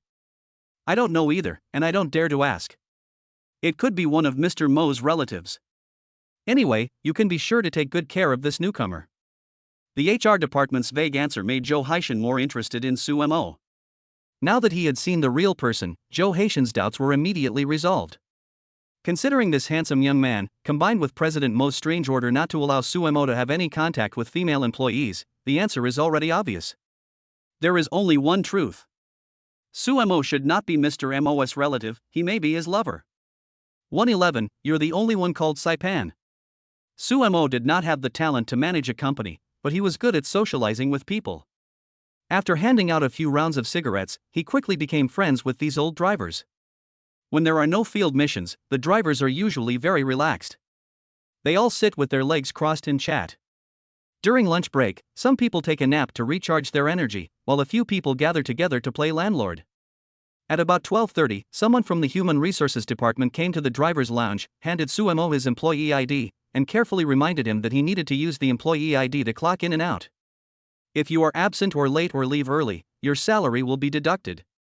After saying this, the HR employee probably felt that what he said was nonsense, so he turned around and left. The leaders have already given instructions. Sumo is just here to get by. He can still get paid without doing anything. Attendance can only restrain mortals like them and has nothing to do with Sumo. Ordinary people are contract workers when they first join a company, and only those with outstanding performance have the opportunity to become regular employees. But as soon as Sumo joined the company, he became a full-time employee and enjoyed all the company's benefits. Moreover, the basic salary in his contract was 30,000, which was terrifyingly high. If you add in various performance bonuses and so on, 50,000 a month is not a problem, and that's 600,000 a year. Not to mention Duncheng District, this income can surpass 90% of people in Shanghai.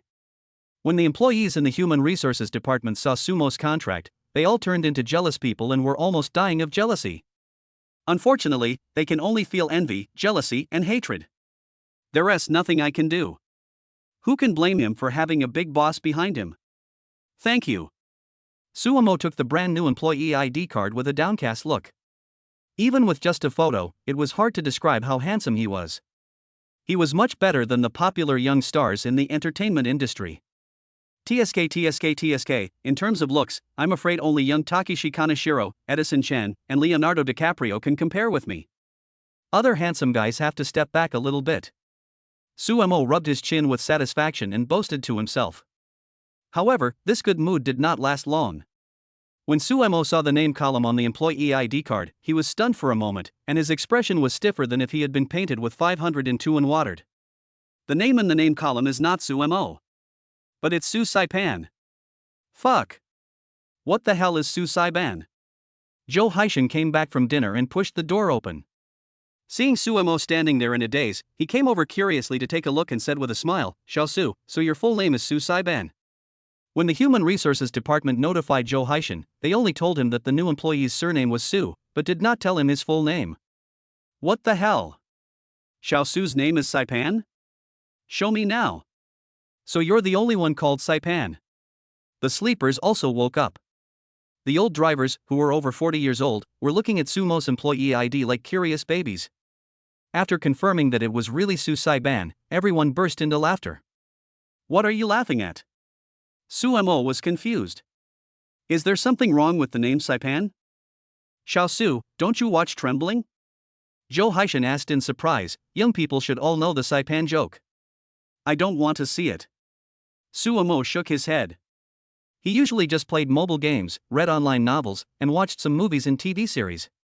He rarely checked Weibo or short video apps like TikTok. He knew Xiaofu Baijie, but he really didn't understand what Saipan was like. Joe Haishin opened the original TikTok video, in which a girl kept shouting to the distance, Saipan. Saipan. Saipan is gone. Sumo didn't see any problem at first. It's normal, there's nothing wrong with it.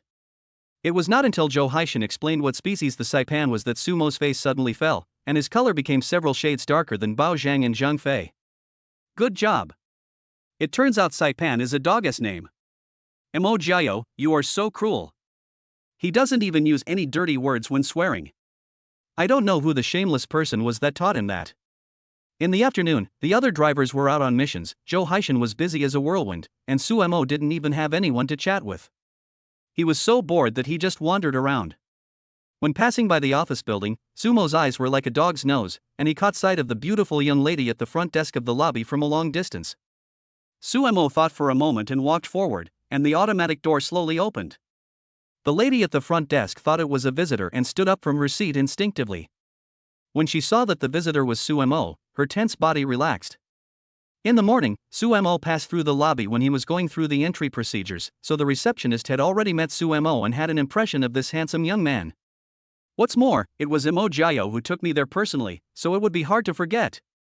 Hello, little sister, what's your name? Sumo folded his hands on the table and took the initiative to talk to the other party. He didn't want to flirt with girls, he was just bored and wanted to find someone to chat. My name is Zhu Xiaodi. The receptionist felt a little embarrassed because she didn't expect Sumo to approach her actively. Isn't this a coincidence? We were one family 300 years ago. Sumo slapped the table. Zhu Xiaodi looked at Sumo and asked, Is your last name Zhu too? Yes, my last name is Xu, my given name is Beiji, my courtesy name is Wuning, and my nickname is Marshal Tianpeng. People have to have dignity and trees have to have bark. If it were someone else, even if he wanted to make a girl happy, he would definitely not disgrace himself like this, but Sumo's face had already been lost, and he didn't care at all. He. Zhu Xiaodi couldn't help laughing. It was the first time she met someone who introduced himself like this. Then do you have a senior brother, a junior brother, and a master? How do you know? Sumo pretended to be shocked, then waved his hand, motioning Zhu Xiaodi to come over, as he had something to tell her in private. The young lady also cooperated with the performance very well and came forward meekly. Sumo covered his mouth with his hand and whispered, My master and fellow apprentice were captured by the monster. I was just about to go to Huagua Mountain to get help. Don't tell anyone. Zhu Xiaodi was amused again. Why did you come to me instead of asking for help? I am not the Guanyin Bodhisattva of Luojia Mountain. Hey. Sumohan smiled and said, I, old pig, saw that the female donor was pretty and had beautiful makeup, so I couldn't help wanting to get close to her. 112, on site. Sumo and Zhu Xiaodi were chatting enthusiastically and completely forgot that it was working hours. Zhu Xiaodi still had some restraint. When she found herself laughing too loudly, she would immediately cover her mouth and remind Sumo to speak in a low voice. There was a menopausal female director in the office on the first floor who was very fierce. Be careful that she might come out and curse people. Sumo didn't take it to heart at all. Joke. I am a royal relative and wear a yellow jacket. Who dares to scold me? Time passed bit by bit, and the appearance of Sumo added a touch of interest to Zhu Xiaodi's boring work. In fact, Sumo is not that funny or humorous, but we should not only look at one side of things, but also consider all factors. Sumo is handsome, so girls naturally like to listen to what he says. If it was an ordinary boy who came up and said, I am Zhu Beiji, and we used to be from the same family, Zhu Xiaodi would probably have slapped him in the face. Who is the pig? You are Zhu Beiji, your whole family is Zhu Beiji. The devil is with you. But when these words came out of Sumo's mouth, the taste was completely different. Zhu Xiaodi was not only not angry, but also very happy. Since she can live with a handsome guy, doesn't that mean she is also a great beauty? Besides, boys like to be with beautiful girls, so why don't girls like to be with handsome guys day and night? All, in one sentence. Beauty is justice. Why don't we add each other on WeChat? These were not said by Sumo, but were proposed by Zhu Xiaodi. If Sumo took the initiative to ask for WeChat, it would be unworthy of his good looks. Okay. Seeing Zhu Xiaodi holding the phone and looking at him expectantly, Sumo was embarrassed to refuse. We are all colleagues, so it's normal to leave each other as WeChat. Taking out his mobile phone and opening WeChat, Sumo showed the QR code to Zhu Xiaodi. When the latter was about to scan the code, several figures suddenly appeared. The leader was Mo Jiao, and she was followed by two girls on her left and right. The girl on the left seems to be older than Mo Jiao. She is dressed in a professional suit from head to toe, with long wavy hair and bright red lips. When she walks, her long legs wrapped in flesh-colored stockings are faintly visible, exuding the scent of a mature woman. She is just like a queen.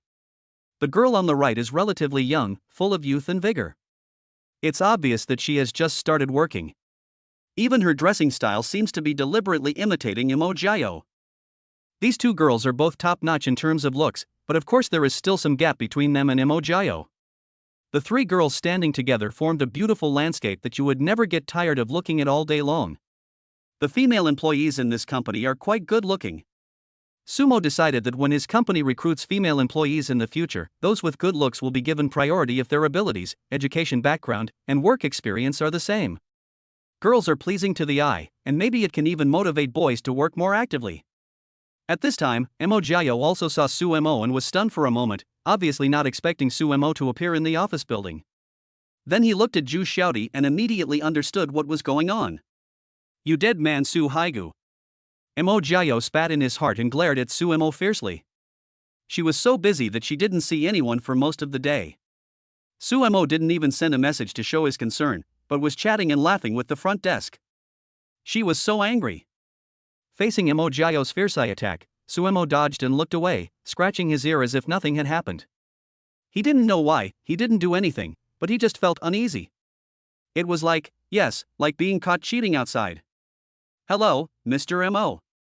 Zhu Xiaodi bowed hurriedly. She didn't dare to ignore Mo Jiao's existence like Su Mo did. Mo Jiao nodded without saying anything, and walked out the door with the two girls, as if they were waiting for some important person. "Aren't you afraid of Mr. Mo?" Zhu Xiaodi patted his chest, looking frightened. Even though Mo Jiao is young and a woman, she has some skills to build such a big company. All employees in the company respect and fear Mo Jiao. Fortunately, Mr. Mo didn't tease our conversation, otherwise I would have been fired. "I haven't done anything wrong, why should I be afraid of her doing anything?" Su Mo leaned against the front desk, pointed at the two girls following Mo Jiao, and asked, "Who are those two people?" "The girl on the right is Zheng Qingqing, and she's Mr. Mo's secretary. The girl on the left is Wen Yun, and she's the manager of the planning department." Zhu Xiaodi introduced them one by one. The two of them are Mr. Mo's right-hand men and have very high positions in the company. "And I heard that Mr. Mo intends to promote Manager 1 to the position of Vice President." Su Mo was stunned for a moment. If these two people were combined, wouldn't they be his secretary Dongqing now? When he thought of the secretary, Su Mo subconsciously glanced at the call icon on his phone. There was a red number 68 in the upper right corner, which meant that he had 68 missed calls, all from the secretary. In the end, Qing Miao had to bear it all alone. "I feel guilty." Su Mo sighed, and with the other hand, he long pressed the power button and reluctantly turned off the phone. Anyway, the secretary has taken on the responsibility, so let her carry it to the end. The boss was standing at the door. Zhu Xiaodi didn't dare to chat with Su Mo anymore. He had long thrown away the idea of adding him on WeChat and started working diligently. Su Mo had no intention of leaving. He wanted to see who could make Mo Jiao receive him personally. About a few minutes later, a black business car stopped at the door slowly opened, and a middle-aged man got out of the car. Seeing the visitor, Mo Jiao and the other two greeted him respectfully, and then led the middle-aged man into the office building. "Director Gu, let's go to my office and talk." Mo Jiao smiled, opened the elevator door, and made a gesture of invitation. After the middle-aged man entered with his hands behind his back, Mo Jiao followed. Before taking him away, Mo Jiao glared at Su Mo, his lips slightly opening and closing as if he was saying something, but no sound came out. "Just wait for me." Su Mo knew what Mo Jiao was talking about at a glance. It was a silent warning. It means that Mo Jiao has something to deal with now, otherwise Su Mo has no doubt that Yuzi will rush up and grab his ears, drag him into the office, then close the door and rub his dog head angrily. In the blink of an eye, it was 5:30 and time to get off work. Usually everyone will prepare for the end of get off work 10 minutes in advance, tidy up their desks, go to the toilet, and the workers will take off their work clothes and change into their own clean clothes. It's not just you, it's the tacit understanding of the unspoken rules among all employees in the company. Unless your immediate boss is particularly mean, no one will care if you arrive a few minutes early, and the boss won't say anything even if he sees it. 113 Hints from the female boss. "Young man, are you new here? How old are you? Have you found a partner?" Enthusiastic aunts and grandmas were chatting with Su Mo, and some of them even said they wanted to introduce him to a girl. The security guard standing nearby was frightened when he saw this scene. The security guard knows the real relationship between Su Mo and Yuzi. This guy is a pretty boy in the entertainment industry and Mr. Mo's exclusive lover. These old ladies actually dared to introduce a girl to Su Mo. Did they not want their jobs anymore? As soon as 5:30 arrived, everyone rushed to check in, and then dispersed. The electric scooters were driving with the momentum of motorcycles, and the aunties who had said they wanted to introduce Su Mo to someone had long disappeared. After Su Mo punched in and stepped out of the gate, a Mercedes-Benz E-Class stopped beside him and Yuzi got out of the car. "Is there any driver like you?" Yuzi ran up angrily and stepped on Su Mo, but Su Mo was quick-witted and immediately stepped back, avoiding the danger of being stepped on. Suemo shook his index finger proudly, stepping on toes as a child's trick. Ah! As soon as he finished speaking, Sumo's face changed suddenly, followed by a scream. It turned out that when Suemo wasn't paying attention, Yuzi kicked him a second time. Her sharp high heels rolled back and forth on the instep of his foot, and even flattened the toe of the shoe. When the security guard saw this scene, he thought it was just a young couple flirting, so he hid back in the security room, closed the doors and windows tightly, and took a nap on the table. The security guard kept reminding himself not to look at or listen to anything indecent. Get your feet away. I'm going to burst. Seeing that Suemo really looked in pain, Yuzi moved her foot away and said unhappily, "How can you be a driver like you? You come to work later than your boss and leave earlier than your boss. Don't you know how to take me home?" Suemo sat down on the steps next to him, took off his shoes and rubbed his feet. "You have so many drivers, why don't you just find someone to take you there? You're different from other drivers." Yuzu explained, "They are out on the field, responsible for picking up customers and delivering documents, and you are my full-time driver, serving only me." "How would I know? Besides, you didn't tell me to take you home." Suemo curled his lips. "Notify you? That requires me to find you." She got angry when she mentioned Yuzi. She took out her cell phone and called Suemo in person, turning on the speaker. "Sorry, the user you dialed is turned off, sorry." Suemo then remembered that he had turned off his cell phone in order to avoid the secretary's deadly chain of hooks. He was also wondering why Yuzi didn't cause trouble for him. It seemed that he couldn't find his own people at all. Emo Jiao looked at Suemo angrily. After finishing her work in the afternoon, she wanted Sumo to come to the office to accompany her, but she couldn't get in touch with him. She asked Joe Haishin to look for Suemo in the company park, but he couldn't find any trace of him. "Fortunately, I arrived at the door in time to block him, otherwise Suemo would have run away." Okay, I'll drive you home." Suemo sat in the driver's seat, and Yuzi happily got into the passenger seat. After getting in the car, Yuzi looked around carefully and found that all the employees had left. She immediately relaxed a lot, put her arms around Sumo's arms, and leaned towards Suemo. If it weren't for the central control area blocking her way, she would have wanted to hang herself on Suemo. Hey, can you respect my profession?" Suemo frowned, pulled his hand away in disgust, and said, "I'm a driver. I only sell my skills, not my body. If I sell my body, I'll get extra money." "Humph. You won't die if you try." Yuzi refused to give in and took Sumo's hand again, leaning her head on him like a kitten. "I've worked all day, just let me lean on you for a while." "Let me ask you a question. How old was your last full-time driver?" Yuzi was stunned for a moment, not understanding why Suemo asked this. After thinking for a while, he said, "Looks like 55 years old, what's wrong? Retired early at 55? Suemo nodded as if he suddenly understood something. "No wonder, having a clingy female boss like you every day would drain your body, and no matter how much money you make, it won't provide you with enough nutrition." "What nonsense are you talking about?" Yuzi hit Suemo coquettishly and muttered, "I don't treat others like this." Yuzi's voice was very soft, almost as soft as a mosquito's buzz. It would be inaudible unless you put it close to your ear. However, Suemo had extraordinary hearing and heard every word. At the same time, the security guard popped his head out quietly like a gopher and scouted the surrounding environment. When he saw the two people who were inseparable in the car, he was almost scared to death. "Oh my god, I'm not dreaming, am I?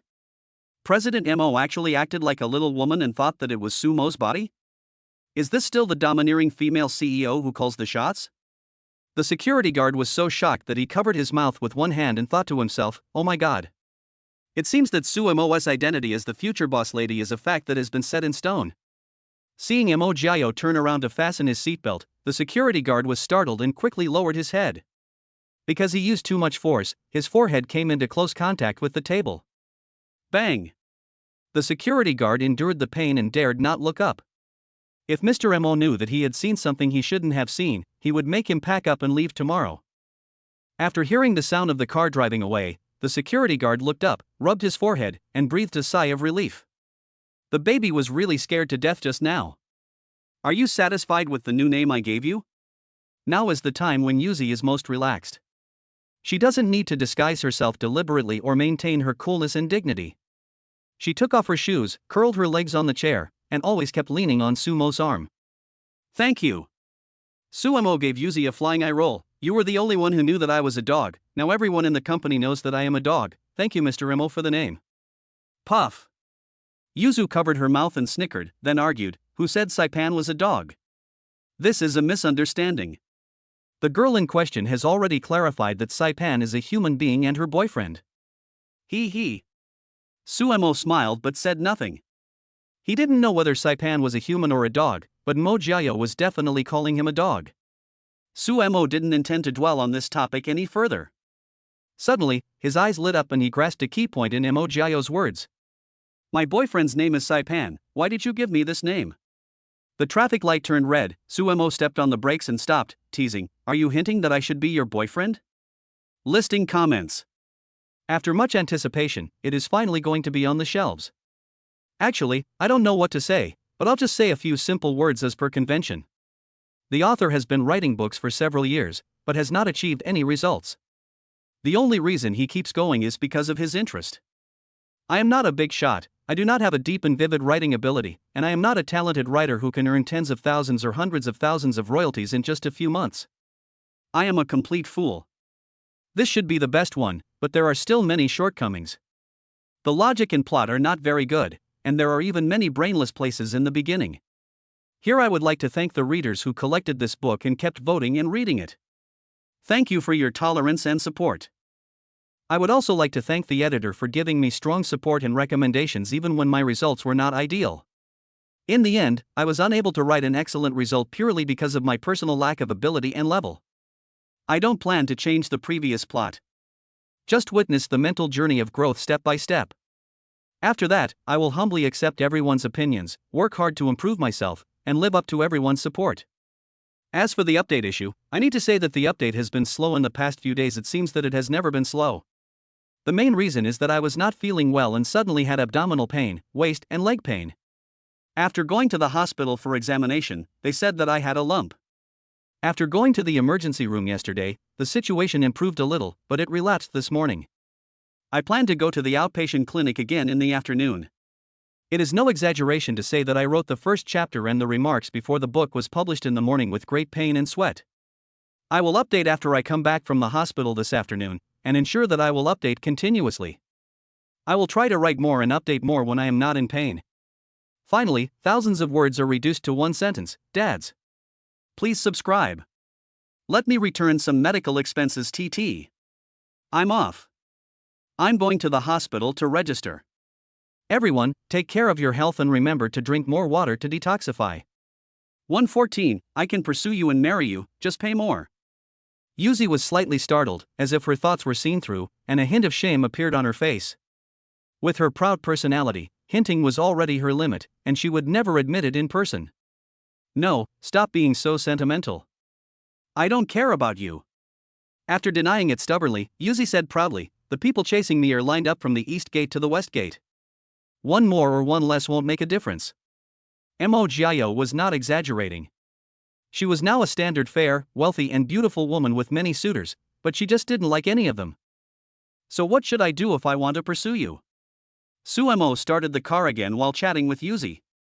Mo Jiao smiled sweetly and said, it's actually very simple to pursue me. Since we've known each other for so long, I will relax my conditions for you. All you need is a car and a house.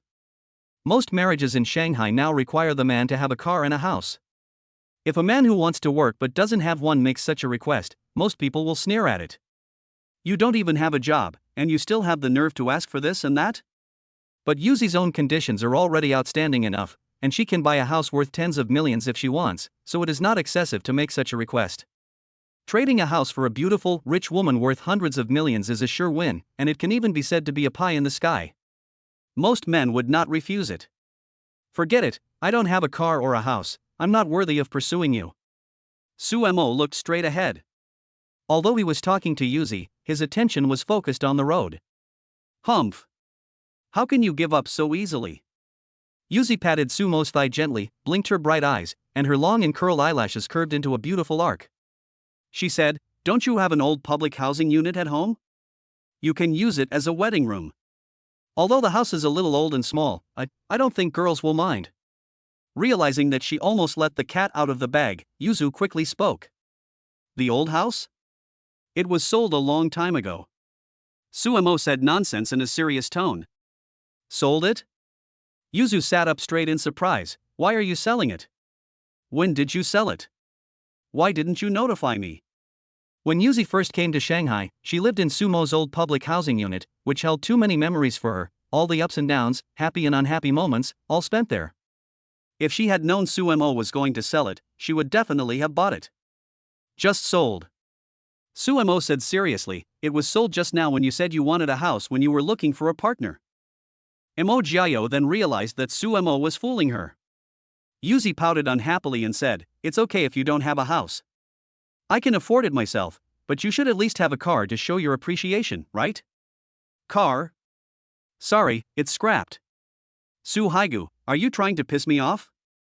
Yuzi twisted Sumo's cheek hard, causing Sumo's neck to twist and his mouth to grin. Yuzi almost laughed out loud, but still pretended to be fierce and said, you obviously have a Volkswagen, and you still dare to lie to me. She said she wanted the house, and Suemo said he had sold it.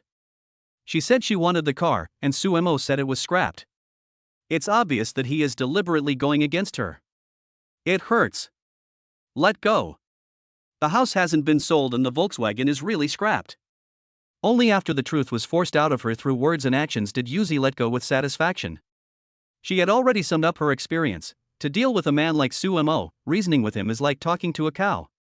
It must be suppressed by force. If you can do it with your hands, don't use your mouth. There is nothing that can't be solved with a little twist. If there is, then twist it until bruises appear. Yuzi placed her hands on the central armrest, supporting her head with her hands in the shape of petals, and looked at Suemo eagerly. If the plot continues as normal, now that things have come to this, any man would confess his feelings. It's not impossible for me to chase you. Suemo found an empty roadside parking space and parked the car temporarily. The atmosphere in the car suddenly became a little ambiguous. The two of them stared at each other.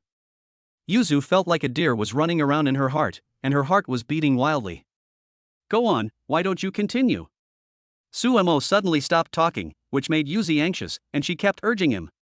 I'm afraid you'll hit me if I tell you. No. Tell me now. In Yuzi's mind, she could already see Suemo tightly grasping her hands and earnestly asking her if she would be his girlfriend. Then, her body trembled with excitement, and she nodded with tears in her eyes and said the three words I do. Just thinking about that scene makes Yuzu intoxicated. But imagination is rich and reality is very skinny. Suemo used his actual actions to perfectly explain to Yuzi the saying you can't spit out ivory from a dog's mouth. A relationship that is not for the purpose of marriage is just hooliganism. Since I want to pursue you, then I must be aiming for marriage in the future, don't you think so? Hearing this, Yuzu nodded. There is nothing wrong with this statement, and she doesn't like to treat feelings as a joke. Besides, if it was just for fun, would she still worry about not having men? Even if she had no money, her beauty alone was enough to make a group of men crazy about her. Since we are getting married, there are some rules that must be followed. Suemo stretched out his fingers and began to list. I want a house and a car for marriage. I won't make it difficult for you. A 500 square meter suburban apartment or a single family villa will do. You still have to give me a dowry of 588,000 yuan, a change of name fee of 88,888 yuan, and a wedding diamond ring that must be over 5 carats. I haven't decided how much gold jewelry I want yet, but I'll tell you when I've decided. As for the honeymoon, I'll save money. There's not much to do in China, and I don't want to go abroad, so I'll just cash it in at 188,888.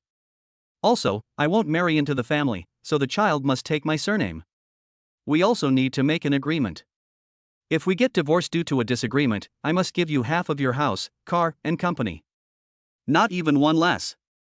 Let me think about what other conditions are.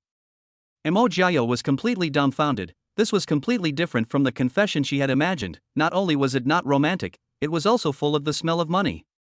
The shameless bastard was simply obsessed with money. And shouldn't these conditions be proposed by the woman? How could this come out of a grown man's mouth? The most infuriating thing is that this bastard actually has other conditions. What does that mean? Is he planning to be a gigolo for the rest of his life? You have very high requirements. Yuzi's teeth were almost broken when she bit them. She realized that she had underestimated Suemo's shamelessness. Is that asking a lot? Suemo said as a matter of course, I learned this from you female compatriots. Love without bread is worthless. It's the 21st century now. Men and women are equal. Why can't men make demands? Okay, it's just money, I agree. Yuzi resisted the urge to slap Suemo and asked, how much do you plan to give me as a gift? 115, I also want to be a brother supporting demon. Bride price? Suemo seemed to have heard the most ridiculous joke in the world, and sneered, if you can find a husband as handsome and in such a good figure as me, what else do you need a bicycle for? I'm already being kind by not asking you to give me a few $100,000 pocket money every month, so just be happy.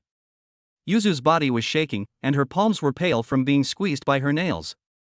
Listen. Is this human language? Suemo looked very confident, as if everything was just as it should be. I have seen many men who live off women, but most of them are humble and servile. This is the first time I have seen someone who lives off women like Suemo. Roll. Yuzu finally couldn't help but explode. We were just chatting happily, why are you getting so angry? Suemo curled his lips and said, maybe my parents will give me a younger brother in the future. How about you give me an extra 3 million? Let me also experience the feeling of supporting my younger brother? Suemo was just joking to tease Yuzi. It's not like he was short of money, and he wouldn't even accept it if Yuzi really gave it to him. Yuzi pointed her slender jade finger outside the car and said tremblingly, get out of the car. Okay. Suemo quickly unbuckled his seatbelt, opened the door and stepped out with one foot, then confirmed again, you told me to get out, so I'm really going to get out, you can drive yourself home. Bang. After saying that, Suemo slammed the door. Ah. Yuzi went completely crazy, stomping his feet back and forth, and picked up the pillow lying on the back seat. He looked like a stupid husky, with his neck tilted and tongue sticking out. His asking for a punch expression was exactly like Sumo's, as if they were cut from the same mold. Makes Yuzu feel like she's being laughed at. With no place to vent his anger, Yuzi simply mistook Era's pillow for Suemo and punched Era in the face, beating and cursing him. Dead Suemo. Shameless stinking dog. You actually asked me for money. I'm giving you face. After venting, Yuzi's mood improved a little. She was about to unbuckle her seatbelt and move to the driver's seat. At this time, the car door was opened again, and Sumo's head appeared in front of her. Humph. I told you to go away, so why did you come back? Yuzi leaned back in the chair, folded her arms across her chest, and didn't even look at Suemo, as if to say I'm angry, why don't you comfort me? I'm just making it clear to you that you were the one who asked me to leave, so you can't deduct my salary. After saying that, Suemo looked at the husky pillow placed on Yuzi's legs. At this moment, there were several hollows on its face. Suemo said with a weird expression, TSK TSK TSK, so violent, luckily it wasn't my wife, otherwise I would have died young. Su. M.O. Yuzi gritted her teeth and threw the pillow over, but she was still a step too slow. Suemo had already closed the door and fled, and the pillow missed and hit the car window. Miss Shufan and Comrade Lao Su arrived home earlier than Suemo. In order to celebrate her son's one-day close contact with his future daughter-in-law, Miss Shufan prepared a table of delicious food. In Miss Shufan's opinion, her son's appearance is top-notch, and Yuzi is also interested in her. If nothing unexpected happens, Sumo will definitely be able to win Yuzi over as long as he works harder. I guess it won't be long before I can drink daughter-in-law tea and have 2 children in 3 years. No way. I feel happy just thinking about it, and my mouth is watering. As for that unknown rival in love, he can be simply ignored. Sumo's financial strength is not bad. After all, he is the boss of Linglong. When it comes to appearance, no one in the entire Tuanqing district can match him. Moreover, Suemo and Yuzi spend every day together, and the one who is close to the water gets the moon first. No matter how you look at it, Suemo has a higher chance of winning. I'm back. How was your work today? Was it hard? Miss Shufan came up to him warmly, put Sumo's kick shoes in order, and then took Suemo to the living room.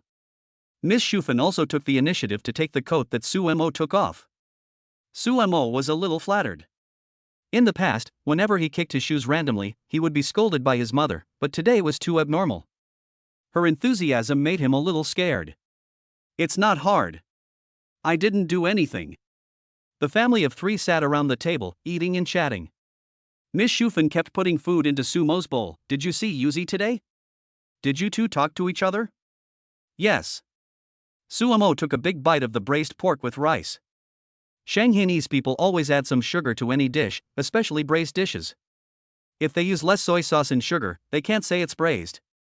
So it tastes very sweet when eaten alone, and it's just right with rice. You saw it? Did you two have any exchange of ideas? Miss Shufan suddenly became excited. In fact, she also understood in her heart that although Mo Jiao had a good relationship with Suemo, he was now the head of the company and had a high status. He could not be as casual in the company as he was in other places. Moreover, keeping a proper distance can also avoid being accused of nepotism. Miss Shufan was purely curious to know the situation, and she did not expect Suemo and Yuzi's relationship to rocket into outer space. But after all, she is experienced in relationships and can give her son some advice if he encounters any problems. She was the one who came to pick me up at the door this morning. Suemo took a few mouthfuls of rice, swallowed it and said, "She came to pick you up? Isn't Yuzu shy at all?" Ms. Shufan instantly became interested. With so many people in and out of the company, it was inevitable that they would be seen. The fact that Yuzi took Suemo and showed that she really valued him. There's hope. It's not like I'm doing anything sneaky, there's nothing to be shy about. Suemo took a bite of the greens and said with disdain, "Mom, you don't know, this girl named Yuzi is not reserved at all. I pretended to kiss her forcefully, and she actually closed her eyes." "And then? You kissed?"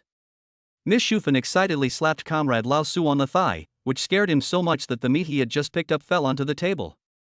"Ha, she wishes." Suemo said calmly, "You know your son well. He is an honest and reliable young man. He remained calm and kept his promise to me. How could his beauty seduce me?" "Stop it, stop nagging, just tell me whether you kissed or not." Miss Shufan rolled her eyes at Suemo, thinking how could she, such a simple person, give birth to a son who talks nonsense? This shortcoming must have been inherited from his father. Parents all have this common problem, thinking that their children's strengths and good looks are inherited from them, while their weaknesses and ugliness are inherited from them. The only difference is that women dare to say it out loud, while men mostly criticize it in their hearts. Of course, no kiss. Suemo breathed heavily when he spoke, which made Miss Shufan's mood feel like a roller coaster. She had thought that she would get a positive answer and her interest had reached its peak, but in the end Suemo did not kiss her, which made her happy for nothing. It felt like a bucket of cold water was poured over me, and my spirits instantly plummeted to the bottom. "I didn't kiss you, but you said it was your sister." 116, you need money and people, you can eat anything but you can't lose. Look at what a bear you are. Miss Shufan scolded Suemo angrily, "You are so lucky that such a good girl like Yuzi likes you. Your ancestors are so proud of you. You are so ungrateful. Be careful that Yuzi gets angry and runs away with someone else." "Mom, my ancestral grave is your ancestral grave." Suemo curled his lips and said, "Can we stop bringing up our ancestors all the time and let them rest in peace? Don't talk nonsense to me." Miss Shufan raised her hand again, pretending to hit Suemo.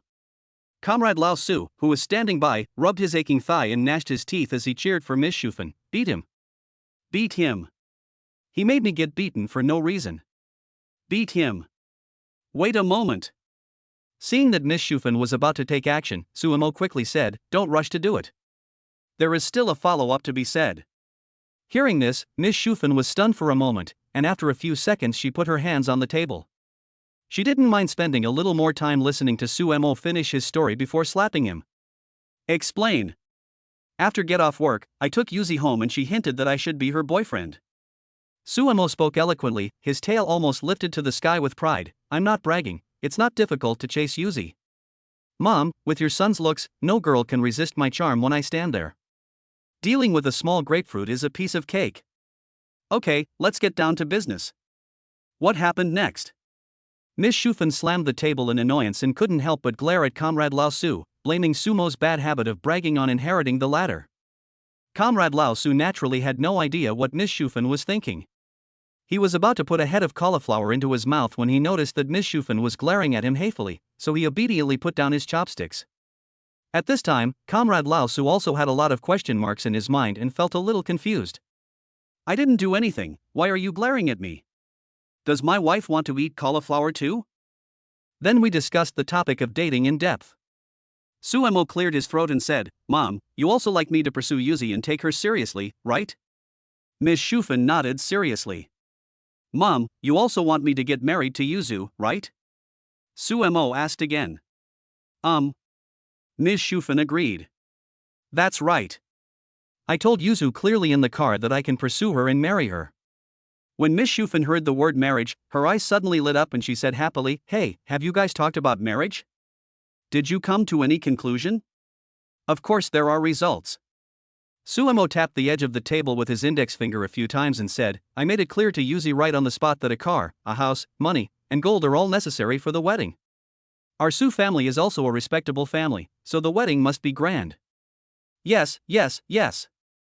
Miss Shufan nodded quickly and said, "You can't let Yuzi down. If she is willing to marry you, you must agree to any conditions as long as you can afford them." So how much do you want to give Yuzi as a dowry? Give her a dowry? Mom, you're wrong. Sumo said confidently, "I told Yuzi that I won't give her a dime, and she will give me 18 million yuan. And the child will have to take my last name after it is born. Don't you think that's right?" After hearing this, Ms. Shufan's eyes twitched. Bullshit. You want money and people, you are smarter than a monkey and you won't take any loss. No matter how rich Yuzi is, no matter how much he likes Sumo, if he asks the girl to pay him 8 million yuan, there's no way her parents will be happy with it. Miss Shufan thinks Sumo was born too early and should not be born in the year of the sheep. Dog is a better match for Sumo. Mom, don't worry. I am your son and I am also a respectful person. I will not forget you too. 3 million of this is for you. For us? Comrade Lao Su and Ms. Shufan both had puzzled looks in their eyes, wondering what this brat was up to. Yeah, I asked for it for you guys. Sumo said seriously, if you two give me a younger brother, I, as the older brother, will have to lend a hand, right? This 3 million is for your second child fund. Puff. The food in Comrade Lao Su's mouth sprayed out. Bah. Miss Shufan was even more straightforward. She took a sip of cold water and sprayed it directly on Sumo's face. The couple are both in their 50s, and they still want to have a second child. If they could really have one, Sumo, the useless one, would have been thrown into the Pacific Ocean by them long ago. Sumo wiped the water stains off his face and looked carefully. Miss Shufan actually stood up and walked towards the kitchen with the dishes. Comrade Lao Su, who was just about to eat a piece of meat to calm his nerves, ended up picking up nothing with his chopsticks. Mom, I haven't finished eating yet, why did you take the food away? You only know how to eat. Are you worthy of this? You are not good at anything but eating and shitting. Miss Shufan's eyes were almost spitting fire. If you're not full, there's fresh shit from stray dogs on the lawn downstairs. You can eat as much as you want, guaranteed to be full. What mother would let her son eat shit? Sumo couldn't help but complain, then slipped back into the room. He was not stupid enough to argue with Miss Shufan, otherwise Miss Shufan might really stop cooking in the future. He did not want to produce and sell by oneself, in an endless cycle. Hey, honey, I'm not full yet, let me get a piece of meat. Comrade Lao Su slipped into the kitchen and gave Miss Shufan a flattering shoulder massage. When he was about to pick up some meat, Miss Shufan knocked Lao Su's chopsticks away with a spatula. You only know how to eat. You are responsible for your son's lack of ambition now. He has opened a company and is the boss, isn't that considered ambitious? Comrade Lao Su rarely spoke up for Sumo. It was not because he sympathized with Sumo, but because he was unwilling to admit that Sumo's personality was just like his. What's the point of making so much money? Having children is the most important thing. How come you, as a father, don't care about your children's lifelong affairs at all? Miss Shufan became angrier and angrier as she spoke. Don't eat anymore. You're already so fat, and you're still eating meat. You won't die if you eat less, so just think of it as losing weight. Comrade Lao Su was kicked out of the kitchen with a confused look on his face, complaining bitterly in his heart. Oh my god. I weigh only about 100 pounds and I'm so skinny that I'm almost skin and bones. Is this called fat? The world is so big, why is there no place to reason? The next day at work, the security guard bowed when he saw Sumo, and his attitude was extremely respectful. Hello, Saipan. The security guard witnessed the intimate scene between Sumo and Mo Jiao yesterday. If he hadn't seen it with his own eyes, he would never have believed that the strong President Mo had such a delicate side. The corner of Sumo's mouth twitched. The name Saipan Brothers sounded like someone was calling him a dog. He had to correct it, otherwise everyone would call him Saipan when they saw him. My name is Sumo, don't call me Brother Saipan. The security guard stood at attention and saluted, okay, Saipan brother. Sumo. 117, Xiaozhu is gone, and Ru Hua is here. Sumo corrected his real name several times, but the security guard didn't know what was wrong with him. Sumo's lips were almost worn out, but the security guard still kept calling him Saipan brother. In the end, he had no choice but to give up. It seems that I won't be able to get rid of the name Saipan in the short term. As soon as he entered the driver's lounge, Sumo took out Zhenghua cigarettes and distributed them around, confessing his feelings to the veteran drivers. Everyone took the cigarettes with a smile on their faces, some put them between their ears, and some put their noses close to them to smell it. If it was someone else who got paid without working and was hanging around in front of them every day, they would definitely be disliked. Even if everyone did not dare to complain to the boss, the drivers would inevitably isolate Sumo. Fortunately, Sumo also knows how to behave. He doesn't think that he is arrogant and looks down on others just because he has connections. He smokes cigarettes when he meets someone in the morning, during his lunch break, and before getting off work in the evening. In addition, on the first day of work yesterday, Sumo took the initiative to treat the old drivers to lunch in the company cafeteria. Don't think that these small favors are insignificant. When accumulated, they can invisibly bring people closer together. After only spending a short day together, I can't say that everyone likes Sumo, but at least everyone has no opinion about him. It was almost 10 o'clock when the drivers all went out for work, leaving only Joe Haishin and Sumo in the office. Joe Haishin sat in the office chair with his legs squeezed together, and his face looked a little strange. Master Joe, are you okay? Sumo asked with concern, are you feeling unwell? I'm fine. Joe Haishin forced a smile, hissing from time to time. His calves tilted outwards and his thighs were tightly clamped together, forming an equilateral triangle with his face. Joe Haishin himself said that he was fine, so Sumo thought that he might have some hidden illness, but it was not easy to dig into the matter. Master Joe, I'm going to go out for a walk and get some fresh air. Call me if you have anything. In the office, only two grown men, Sumo and Joe Haishin, were looking at each other, extremely bored. Sumo was going to find Zhu Xiaodi to chat and pass the time.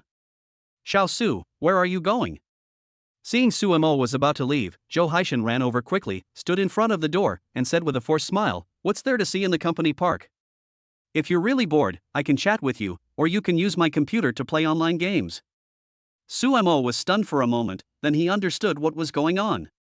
Most likely, Yuzi was afraid that he would have an affair with a female colleague, so she asked Joe Haishin to keep an eye on him. If I guessed correctly, the reason why Joe Haishin had such a painful expression was not because he was sick, but because he had to pee urgently. However, Joe Haishin was afraid that once he left, Sumo would disappear. That's why Joe Haishin stayed by her side all the time, and he didn't dare to go to the toilet even though his bladder was about to explode. Sumo's guess was almost right. Yesterday, he was chatting with Zhu Xiaodi and was caught by Yuzi. Sumo was fine, and Mo Jiao did not settle the score with him, but Joe Haishin was severely criticized. If you still can't keep an eye on Sumo next time, old Joe, you won't have to watch over him anymore. When Joe Haishin heard this, he broke out in a cold sweat. Although the words were not made explicit, the implication was that he was forced to retire early because he could not keep an eye on him. Joe Haishin now has a good income and an easy job, and he does not want to be kicked out. So even if his bladder exploded, he would still fight Sumo one-on-one. Okay, let's sit down and talk. Sumo didn't force his way in. Even if he insisted on leaving, Joe Haishin couldn't stop him. Shoo. Seeing that Sumo gave up the idea of going out, Joe Haishin breathed a sigh of relief. However, less than half a second later, his face became even uglier. Sumo, this shameless guy, was actually whistling. Xiao Su, can we not whistle? Joe Haishin squeezed his legs together and acted shyly like a grown-up girl. Okay, shh. I won't brag, shh. Master Joe, tell me what we should talk about, shh. Although he said he wouldn't whistle, Sumo would whistle a few times at the end of every sentence. Joe Haishin's urge to release the water became stronger and stronger, and he felt like his dam was about to burst. I looked at the menu yesterday. The cafeteria has pissing beef ball soup for lunch today. How about I buy you a bowl? Sumo patted Joe Haishin's belly with a half smile and said, Master Joe, why are you always holding your stomach? Do you have a stomachache? I have some paper here, do you want some? When Joe Haishin heard the 5 words peeing beef ball soup, he was on the verge of collapse. In particular, Sumo hit him in the stomach. Although he didn't use much strength, it was a fatal blow, just like a balloon filled with water was suddenly punctured. I'm going to the bathroom first, I'll talk to you when I come back. Joe Haishin ran out of the door, covering his crotch. It looked like he was just one step away from peeing his pants. Suemo clapped his hands, easily eliminated the enemy's spies planted around him, and then swaggered towards the lobby of the office building. Yuzi is still too young.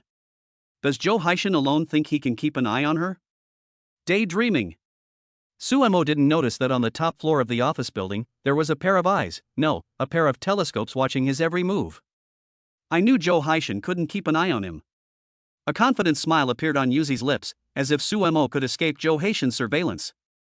Suemo would go to the lobby of the office building, and everything was under her control. Why are you so proud? You will cry later. Putting down the telescope, Yuzi laughed to herself, then stopped paying attention to Sumo's movements and went to the meeting happily with the documents in her hand. The perspective turns back to Suemo. Little sister Zhu. Suemo walked into the lobby of the office building happily and saw a girl lying at the front desk. She had her head buried in her arms, so her real appearance could not be seen clearly. Suemo frowned slightly. He didn't know if it was an illusion, but he felt that Zhu Xiaodi seemed to be fatter than yesterday. Wake up, Brother Pig is here to chat with you. After a little hesitation, Suemo took the initiative to say hello. After a moment of silence, the girl slowly raised her head. Sumo's expression gradually changed from joy to sadness, and finally to fear. This girl is not Zhu Xiaodi. Suemo looked at the other person in shock. The face was bigger than a pot cake, the mouth hair was more luxuriant than that of a boy, and there were 2 blushes on the cheeks that were redder than blood. The key point is that she is still picking her nose with her little finger. Fuck you. Suemo even doubted his life for a moment. This girl was simply like Ruwa who walked out of a Stephen Chow movie. Excuse me, goodbye. Suemo turned around and left without a second thought. Sister Ruwa grabbed his sleeve with the hand that had picked her nose before. Little brother, don't leave. Stay and chat with me. Ugh. Suemo couldn't help but dry heaving. Other people act coquettishly to get money, but this girl acts coquettishly to death. 118, a flavorful birthday gift. Without Sister Zhu to chat with and pass the time, Suemo thought that there were still Sister Wang and Sister Sun, and there was more than one girl in the company, but he soon discovered tragically that he was wrong. Wherever Suemo goes, there are only middle-aged women. What is there for him to talk about with married women? Women. Although Yuzu said that he didn't care and it didn't matter, he secretly transferred all the beautiful female employees away. In order to prevent Suemo from contacting the female employees, Yuzi tried her best. In the next few days, Suemo stayed in the lounge obediently and played mobile games in a duo with Lao Zhou. Every day I play from work to get off work, and then send Mo Jiao home. Joe Haishin was also wondering why Suemo suddenly became obedient. Did he change his personality due to some kind of stimulation? After a period of contact, he felt that Suemo was not the kind of person who could sit still. However, since Suemo didn't say anything, he was too lazy to ask more. As long as Suemo stayed in the lounge quietly and let him have an explanation, it would be fine. When it was time to get off work, Sumo drove Yuzi's car and waited downstairs of the office building. Only after all the employees had left did Yuzi appear with lotus steps. As soon as she got in the car, she took off her high heels, leaned against the door, and her 3-inch golden lotus rested on Sumo's thighs. All along the way, Yuzi never took her feet away. I'm here. I'm leaving. Why don't you put the bell away? Yuzi kicked Suemo lightly, then pouted at her feet and said suggestively, I've been wearing high heels all day, and my feet are sore and painful. Yuzi didn't say it explicitly, but her meaning was obvious. She wanted Suemo to massage her feet. You should wear less high heels in the future. Suemo parked the car into the parking space without looking away. What's the matter? Are you feeling sorry for me? Yuzu smiled as beautiful as a flower, and a warm feeling surged in my heart. It seems that Su Haigu is not so straight that he is hopeless. He still has some humanity. However, it would be better for him to only cherish her and stay away from other girls in the future. No, ahem. Suemo coughed a few times, then said, You've been wearing high heels for too long, and the smell is too strong. Your feet stink. After saying that, Suemo fanned his nose with his hands with a look of disgust, as if there was really some unbearable pungent smell that was almost suffocating him. Your feet stink. Yuzu sat up instantly, retracted her feet, wrinkled her nose, took a few deep breaths, and found that there was no smell at all. She then breathed a sigh of relief. I'm a little fairy, and my feet smell so good. Yuzi slapped Sumo on the head. Of course Sumo would not let Yuzi hit him, so he grabbed the latter's wrist and pulled her in front of him. Yuzi lost her balance and fell into Sumo's arms. The space in the car was not big, and the two of them were pressed close to each other. The air conditioning and heater blew out the car perfume, and the smell made people feel confused and excited, and the atmosphere gradually became ambiguous. A scene from an idol drama suddenly appeared in Yuzu's mind, where the male protagonist domineeringly pulled the female protagonist to his side, then they kissed deeply in the car, and finally both of them were drowned in the ocean of love. Yuzu's eyes were a little dazed, her heartbeat quickened, and her lips were trembling slightly. However, the plot will definitely not develop in the direction that Yuzi expects, because Sumo is not an idol drama actor, he is a comedy comedian. Under Yuzi's nervous and expectant gaze, Sumo ruthlessly destroyed her and gave her a blow on the head.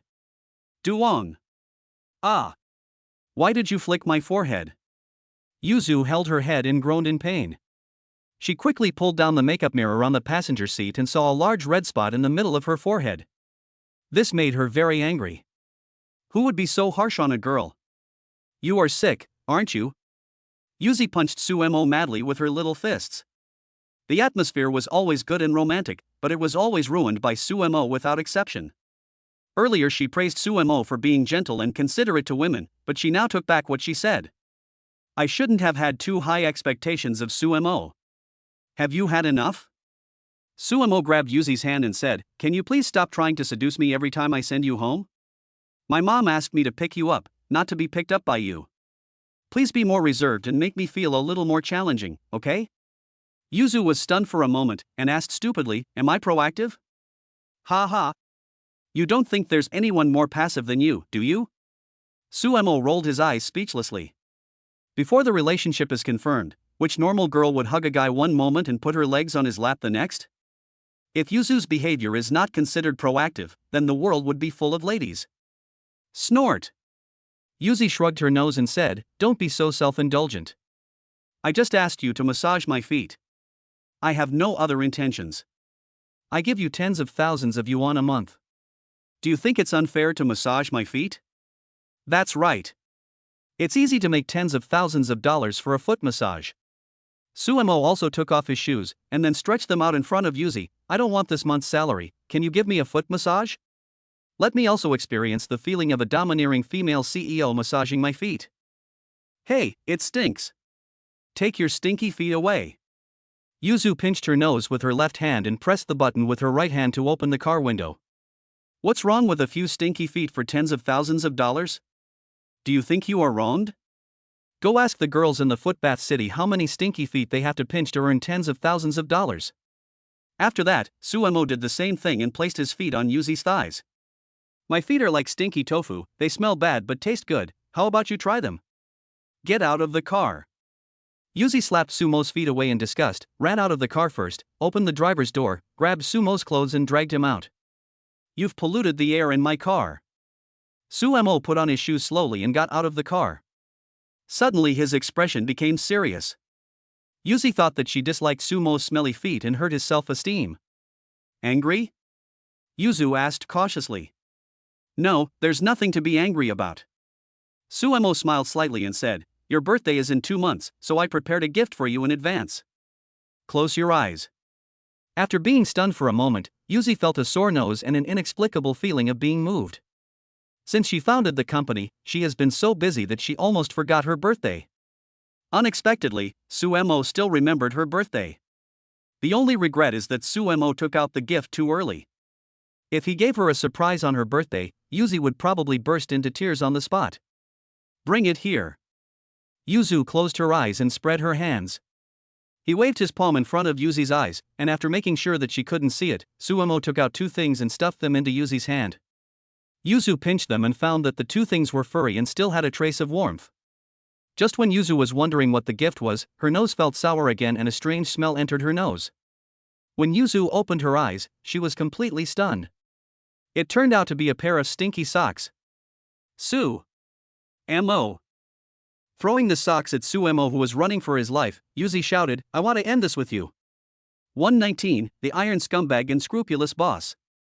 At the gate of the development zone unit, a graceful figure stood there. It was Dong Qingmiao, the secretary of Rongqing's vice president. Beside her were several leaders in formal attire. Mr. Dong, thank you Linglong Company for your strong support for the development of the development zone. The leader shook hands with Dong Qingmiao and expressed his sincere gratitude. In recent years, many places in the development zone have been demolished, but because few developers are willing to invest and develop, the development has been slow. Many places are still in a state of panic, with weeds growing taller than rice. Now that Linglong Company is willing to invest, it is undoubtedly a great thing for the development zone. Linglong Company is a local company in Duncheng. Everyone knows its strength inside and out, so there is no need to worry about the developer suddenly running away. Moreover, given Linglong's popularity in the local area, it may be able to attract other local companies to invest. This undoubtedly broke the deadlock. We in Linglong have always been committed to developing and building our hometown, taking from the Ming dynasty and giving back to the people. This is what we should do. Dong Qingmiao smiled knowingly, and her charm was fully revealed. After nearly half a month of negotiations, the land on Qingzhou Road that Su Mo wanted has been successfully acquired by Linglong, and Linglong is just able to afford it with her financial strength. Of course, the government has also given some preferential policies to support Linglong in making great strides in the development zone. The only drawback is that there are 3 stubborn households on this land. Moreover, the locations of these 3 households are very awkward. They are 3 points on a parallel line, directly dividing a complete piece of land into 2 halves. Dong Qingmiao initially wanted to settle the dispute with the stubborn household first and then sell the land, but Su Mo gave a death order that this piece of land must be acquired, so Dong Qingmiao had no choice but to buy all the surrounding land first. As for how to deal with the 3 nail households, we can only think of a solution slowly. Anyway, the unscrupulous boss said he had a way, and Dong Qingmiao just followed his orders. She also made suggestions many times, but in the end she was beaten back by the unscrupulous boss. If these stubborn residents cannot be eliminated by then, Dong Qingmiao will not be blamed. Mr. Dong, I wonder when Mr. Su from your company will be free. We would like to thank him in person for his support for our development zone. The news of Linglong Company's change of ownership is no longer a secret, and everyone with a certain status knows about it. Of course, ordinary bosses definitely don't know the twists and turns involved, and they don't care. It's their own business even if the owner changes. He. Hearing the name of the unscrupulous boss, Dong Qingmiao couldn't help but sneer. Realizing that he had lost his composure, Dong Qingmiao quickly explained, "I'm sorry, our CEO Su doesn't show up in public very often, so I'll handle all the matters. If you have any questions, you can come to me directly." Apart from this, Dong Qingmiao really couldn't think of any other reason. Should I say to my boss, "I'm sorry, even I have rarely met the boss, so if you want to meet him, you have to make an appointment in advance"? Even Dong Qingmiao herself could remember how long it had been since she had seen Su Mo. Whenever she called him, the caller would either hang up or the phone would be turned off. If Su Mo hadn't replied to her text messages occasionally, she would have thought that Su Mo had disappeared. I see. The leader nodded and said, "Boss Dong, as for the 3 stubborn households, we will negotiate with them and see what it will take for them to be willing to move. Please rest assured, leader. Linglong has stood firm in Tuancheng for many years. We have built our reputation on it. We will not use some despicable means to force the people to relocate." Dong Qingmiao certainly didn't understand what the other party meant. It is to remind them to be gentler in their approach, to negotiate if possible, and not to do anything illegal such as intimidation. Although Duncheng is a suburb, it is still within the Shanghai metropolitan area. A first-tier city is not like an 18-tier town. If something happens, it will soon be exposed in the news. If trouble really arises, everyone will be in trouble. Only after getting Dong Qingmiao's promise did the leaders finally feel relieved. After asking a few more questions about their well-being, Dong Qingmiao left the development zone with his employees. Dong Qingmiao sent a WeChat message to her secretary. Yes, she now has her own secretary. The message was to ask her to post an announcement in the company to inform employees of the progress of land acquisition. This was what Su Mo had instructed her to do before, and Dong Qingmiao had been following his instructions. Whenever there was new progress in land acquisition, she would ask her secretary to spread the news as soon as possible. It's true, when the employees saw that their wages had actually increased and the company had started to purchase land, and the welfare policies of building houses and schools were being gradually implemented, everyone's work enthusiasm was immediately boosted. When Linglong's properties are launched in the future, internal employees will enjoy significantly discounted prices. But the prerequisite is that you must be an employee of Linglong. Everyone is now competing with each other and trying hard to perform well. The advertising department has negotiated several big deals, and the catering department is not far behind, launching a series of services, which has increased Linglong Restaurant's performance several times. Other departments are following closely. Linglong's performance soared rapidly.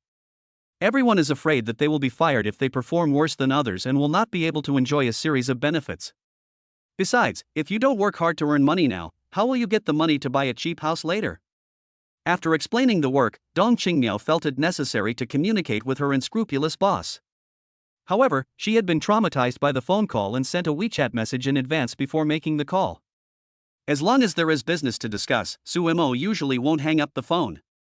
As expected, after the message was sent, Dong Qingmiao made a phone call, and before long Su Mo answered the call in seconds.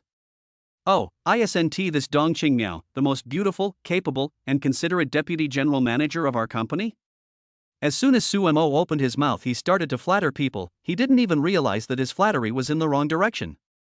Dong Qingmiao was quite happy at first when she heard Su Mo's praise, but when she heard Su Mo call her Dong Qingmiao, her face suddenly turned pale. A scumbag and an unscrupulous boss. She had been running around for Su Mo and was worried sick, but Su Mo even remembered her name wrong. You are the young seedling. Your whole family is green seedlings. Rice seedlings. Garlic seedlings. Mr. Su, my name is Dong Xing Miao. Dong Qingmiao spoke each word with gritted teeth in an emphasizing tone. That's right, I called you Dong Qingmiao. Su Mo also realized that he had called the wrong name, but given his personality, he would never admit it even if he was beaten to death. The person you just called was Dong Qingmiao. That was the second time. Qingmiao, this is where you are wrong. Su Mo pretended to be angry and taught him, you heard it wrong, how can you blame it on me? Forget it, seeing that you work so hard for the company, you must be very tired recently, so I won't blame you. Dong Qingmiao's eyes twitched wildly. She had known that Su Mo was shameless, but she didn't expect him to be so shameless. It was obviously Su Mo who shouted the wrong thing, but he turned around and put the blame on her. How come I ended up with such a weird boss? What sin did I commit in my previous life? So angry. 120, Interview with the Nail Householders. Dong Qingmiao reported the progress of the land purchase in detail, and Su Mo also got a general idea of it. The location of the 3 nail households happens to be a relatively important area of this land. If we want to build houses and schools on this land in the future, these 3 families must be moved away. In fact, the development zone has also provided a set of solutions. The reason why people become nail households is simply because they feel that the compensation amount does not meet their expectations. The development zone means that Linglong, the development zone, and the nail households will meet together for negotiations. Once the terms are reached with the nail households, the development zone will be responsible for the resettlement housing. If the amount claimed by the nail household exceeds the value of the house itself, the excess will be borne by Linglong Company. For example, according to the policy, the house of nail household A can only be allocated 3 resettlement houses, but the other party wants 5 houses before they are willing to demolish the house, so the development zone and Linglong Company will share the cost 30% and 20%. There are several levels of price for demolished houses. Linglong Company was able to buy 2 resettlement houses from the resettlement properties in the development zone at a price far below the market price. In this way, Linglong Company only needs to spend a little more money to solve the problem of nail households. Let's just do it. It's not easy for farmers either. Just give them more if you can. Su Mo felt that the proposal put forward by the development zone was not bad. He had experienced demolition before, so he knew it well. A demolished house with a market price of 4 million yuan can only cost a few 100,000 yuan if purchased at a preferential price, which is a drop in the bucket for Linglong. Once the nail households see their profits soaring dramatically, they will inevitably be tempted. This seems to be a more reliable approach at the moment. As for the subsequent results, that would depend on how the negotiations went. It would be best if it could be resolved amicably. If the other party asked for an exorbitant price, then don't blame Su Mo for resorting to some insidious tactics. Following Su Mo's instructions, Dong Qingmiao met with the 3 stubborn households at different time periods. The first nail household was a pair of brothers. Their father's name was on the land certificate for their old house. The land only had 3 bungalows with an area of less than 120 square meters. According to the policy of the development zone, farmers with an area of less than 180 square meters can get 180 square meters, and 2 brothers can get 1 large and 1 small, or 2 medium-sized units. If he or she was an only child, he or she would definitely agree to it, but the 2 brothers each have 1 house, and their parents live above them, so the 2 houses are obviously not distributed evenly. Where will my parents live after I get the middle-class apartment? Will they sleep in the living room? If one party gets a big apartment, the parents will have a place to live, but the other party's space will be squeezed, and they will definitely feel unbalanced. So the demand of this Nail household is very simple: 2 words separation of households. What is household division? It is a bit like property division. The old house was divided into 2, with each brother occupying 60 square meters. Then, according to the policy of the development zone, the areas were increased to the minimum standard of 180 square meters respectively. In this way, both brothers can get 2 houses, so no one will feel unbalanced, and it also solves the problem of their parents' housing. But the development zone will definitely not agree to this request. 2 houses suddenly became 4, doubling the price. If you were the one paying for it, would you agree? I know you are having difficulties. How about this? I can agree to your request for separation and then provide resettlement compensation based on the standard of 180 square meters per household. Dong Qingmiao also put forward her own demands, but we need to sign a contract. Your family cannot announce how many houses you have taken. If you breach the contract, you must compensate our company for its losses. There have been some strange things happening in other places before. Even though the house had been demolished, people found out that other people's old houses were smaller than their own, but they got more houses than themselves, so they asked for another house as compensation. If you don't agree, he will come to your house every now and then to cause trouble. In order to avoid leaks and such incidents from happening, it is necessary to take precautions in advance. Okay, no problem. The 2 brothers were overjoyed. They had been holding off on demolishing the house for so many years, and now that the development zone has been slow to develop the surrounding land, their former fellow villagers have all moved into new houses, while the area around their own home has become a ruin. In fact, they are all tired. This time they put forward their demands with a try-it attitude. If the development zone still does not agree, they can only choose to compromise and just give it 2 houses. You can't live in the ruins all your life, right? Unexpectedly, Dong Qingmiao actually agreed to their request. Their long-cherished wish had finally come true, and they had no reason to refuse. After signing the contract, the 2 brothers happily took their whole family to other rooms with the development zone staff to pick out room numbers. The corners of the mouths of the 8 people in the family could not help but rise. Seeing this scene, Dong Qingmia shook her head with amusement, and Su Mo's face appeared in her mind. All businessmen put profit first, except for this weird boss who not only increases employees' wages, but also has various welfare policies, and is even willing to pay for demolition out of his own pocket. Although Su Mo is unscrupulous, he is quite nice to others. You say he has a conscience, but he even got the name of his diligent secretary wrong. Dong Qingmiao smiled brightly, not knowing whether Linglong would be squandered by Su Mo. However, it was precisely because Su Mo was different from all the businessmen Dong Qingmiao had met that she was willing to stay and help. While Dong Qingmiao was dealing with the nail house owner, Su Mo was enjoying the soft jade and golden fragrance in the office. Boss Missouri, how is my massage technique? Ouch, you always wear high heels, your leg muscles are stiff, you need to massage them more to relax them. And your buttocks, they tend to get flattened if you sit for too long, how about I give you some personality? I can also do back massage with essential oils. Do you want to try it? Yuzi lay on the sofa, with her hands resting on her chin, enjoying the massage service provided by Su Mo. Not bad, give it a good pinch, I'll give you a tip later. Yuzi giggled. It was the first time she enjoyed VIP treatment from Su Mo. At first she asked Su Mo to go upstairs and give her a massage, but the guy was not happy about it. As a result, when he arrived at the office, the curtains were closed all around. He saw that Yuzi was only wearing a loose large white shirt, with her lower body disappearing, revealing her long-sleeved beautiful legs.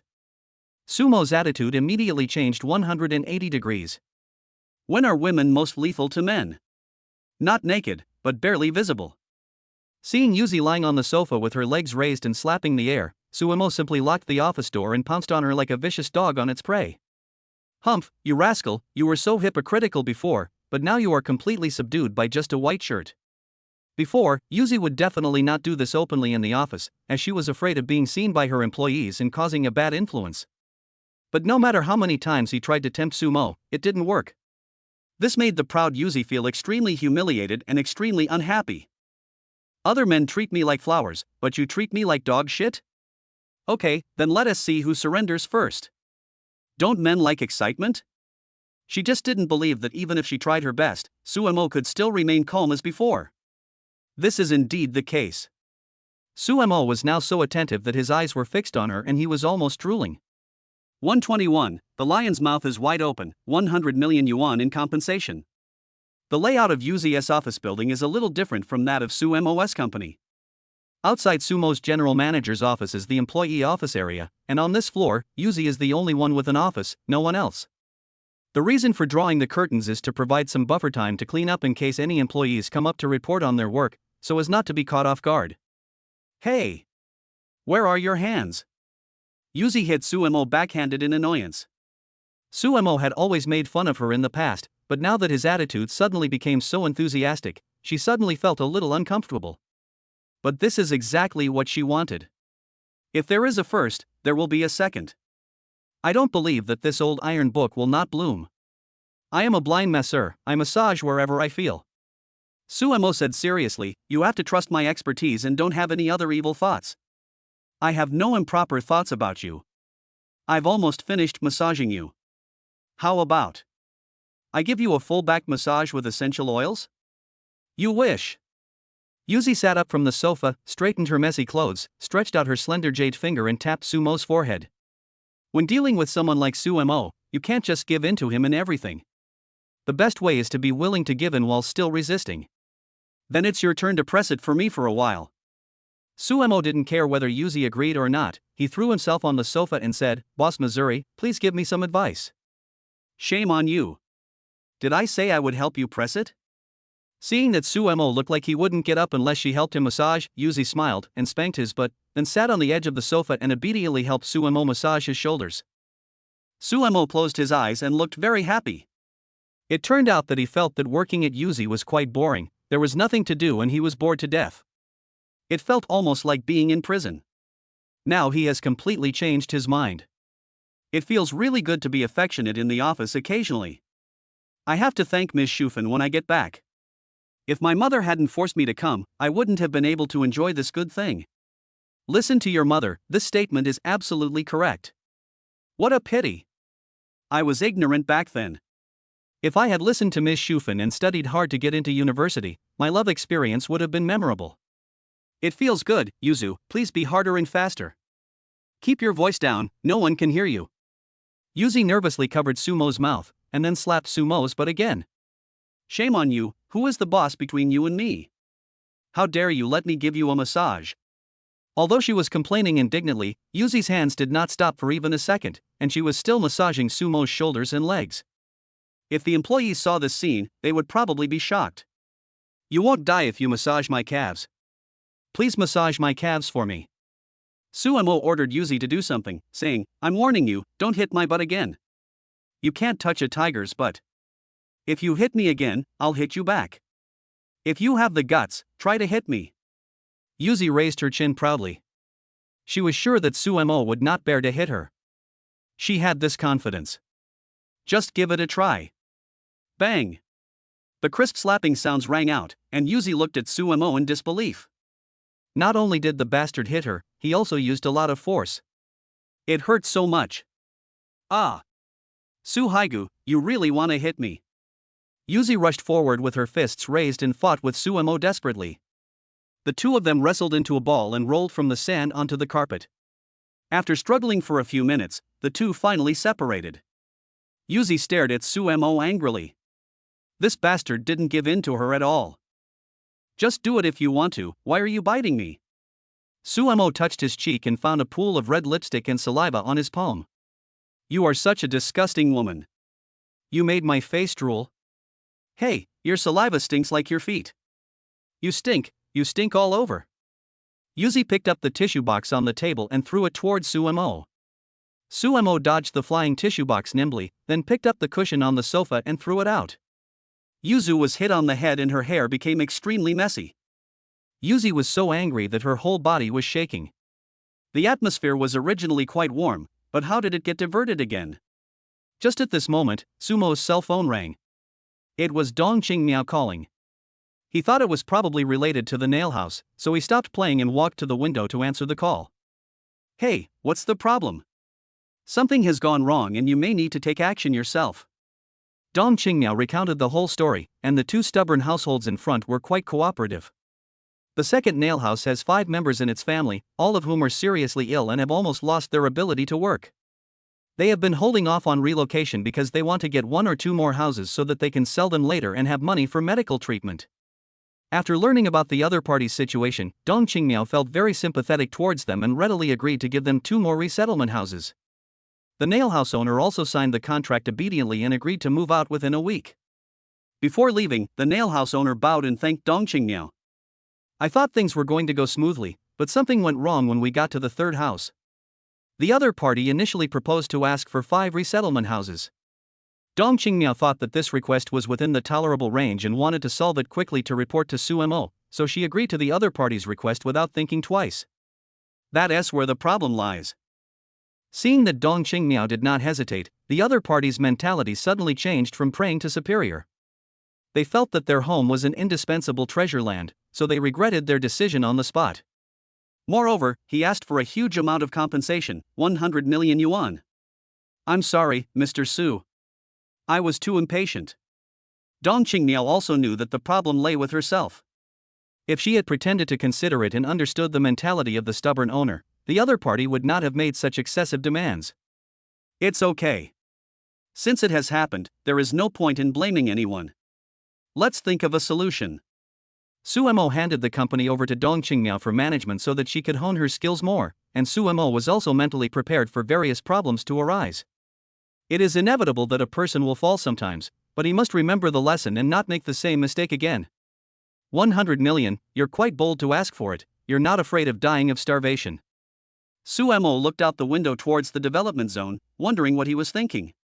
He had also looked at the information of these 3 nail households. The second one had the largest area, and the third one had a homestead of only more than 190 square meters, not even 200 square meters. According to local policies, the most compensation would be 3 houses. They dare to ask for 100 million yuan for such a shabby house. Is it made of gold? 100 million yuan can demolish a small factory. This was Dong Qingmiao's first time dealing with a demolition issue, and she was at a loss for a moment. So what should we do next? Tell them, don't even think about getting a penny. Sumo snorted coldly and said, take your men and retreat first. I will deal with them myself tomorrow. If you don't accept my toast, you will be punished. Do you really think Su is easy to bully? Not going to tear it down, right? Then don't tear it down in this life. By then, it will be useless even if you kneel down and kowtow to admit your mistake. 122. Women's hearts are as deep as the sea. Originally Sumo was thinking about doing something else with Yuzi, but when the issue of the nail house owner asking for compensation came up, he didn't want to continue playing around with Yuzi, so he just patted his butt and left. Looking at Sumo's departing back, Yuzi's eyes dimmed. Although she didn't hear clearly what the person on the phone said, she clearly heard it was a girl's voice. Yuzu really wanted to ask who it was, but the words lingered on her lips for a long time, but in the end she didn't say anything. Because Yuzi knew clearly that there was only one person who could make Sumo feel bad all of a sudden. She also knew that person, and was very familiar with him. It must be her who called. Yuzi leaned dejectedly on the sofa, like a deflated ball. She was listless and did not have the aura of a strong woman at all. After get off work, Sumo picked up Yuzi and took her home as usual. Sumo glanced at Yuzi. This girl was a little abnormal today. She didn't cross her legs, didn't hug him, and didn't even say a word the whole time. She was surprisingly quiet. Why don't you speak? Sumo took the initiative to find a topic. Nothing, I'm just too tired from work and I want to be alone. Yuzi didn't give Sumo a chance to speak again. She turned her head to the right, supported her arms on the doorframe, and put the back of her hands in front of her mouth. Who is Jingjing? Sumo half-jokingly asked, do you have another dog outside? If it were the previous Mo Jiao, she would definitely laugh and hit Sumo a few times, explaining that she was not a playboy. She might also snort proudly and then warn Sumo that she was very popular and that she would run away with someone else if he didn't treat her well. But today, Yuzu didn't react at all, just looked out the window silently. Sumo frowned, and through the reflection in the car window, he saw Yuzi secretly wiping away tears. "Little idiot, why are you still crying?" Su Monong used his right hand to touch Yuzi's head to comfort her. "Don't want you to care." Yuzi slapped Sumo's hand away and took a few tissues to wipe away the tears on her face. Sumo felt puzzled because he did not offend Yuzi today. He naturally didn't know that Yuzi was in a bad mood. It was all because of the phone call from Dong Qingmiao that caused him to misunderstand her, so he was in such a low mood today. "I have something to do tomorrow, so I won't pick you up in the morning. If you can come back before get off work, I'll take you home." After arriving at the neighborhood where Yuzi lived, Sumo parked the car and turned off the engine, then asked Yuzi for a day off. He had to deal with the nail households tomorrow, and he might end up wasting the entire day there. There is no need to do this under normal circumstances. Even if Sumo doesn't come to work, Yuzi won't be really angry. But Yuzi was in a bad mood today, so it would be better to say hello to her in advance to avoid causing unnecessary trouble. "I have my own hands and feet, I can drive back and forth, I don't need you to pick me up." When Yuzi heard Sumo say that he would not come tomorrow, she became more certain that he was going to meet that woman tomorrow, and her mentality suddenly exploded. "Really?" Sumo looked at Yuzi in surprise. "Yes. No need. Not in the future, not in this life." Yuzi unbuckled Sumo's seatbelt and pushed him out of the car. "Get out. You playboy, I don't want to see you anymore, you are fired." Sumo was confused. He didn't do anything, so how did he become a playboy? "It's poisonous." She was so passionate in the morning, but now she is so distant. Women's hearts are really like needles in the sea. After hesitating for a while, Sumo left. The most urgent and important thing was to deal with the stubborn residents. Only when he got the complete land could he develop the land further. Chidian Orphanage is waiting for him. Let us put the love affair aside for now. At worst, I can find an opportunity to coax Yuzi later. Yuzi glanced out of the corner of her eye and found that Sumo was gone. She turned around and saw that the bastard had really left without looking back. She was angry and annoyed. She cursed Sumo in her heart, then lay on the drawer and burst into tears. The next day, Sumo got up early and drove his Bentley back to the company. "Hello, Mr. Su." When the employees saw Sumo, they all greeted him respectfully. Although this boss was young and didn't look very capable except for being a bit handsome, he was really nice to his employees. A few days ago, another company wanted to poach some of Linglong's employees, but they refused without a second thought. "Mr. Su is so good to us. Would we still be human if we betrayed him?" Now, the hearts of everyone in the company have been bought by Sumo. Sumo actually didn't think so much about it. He just had too much money and was bored. He couldn't spend it all by himself, and he didn't expect Linglong to make money. So it's better to share happiness with others than to enjoy it alone, so he helped to supplement the lives of his employees.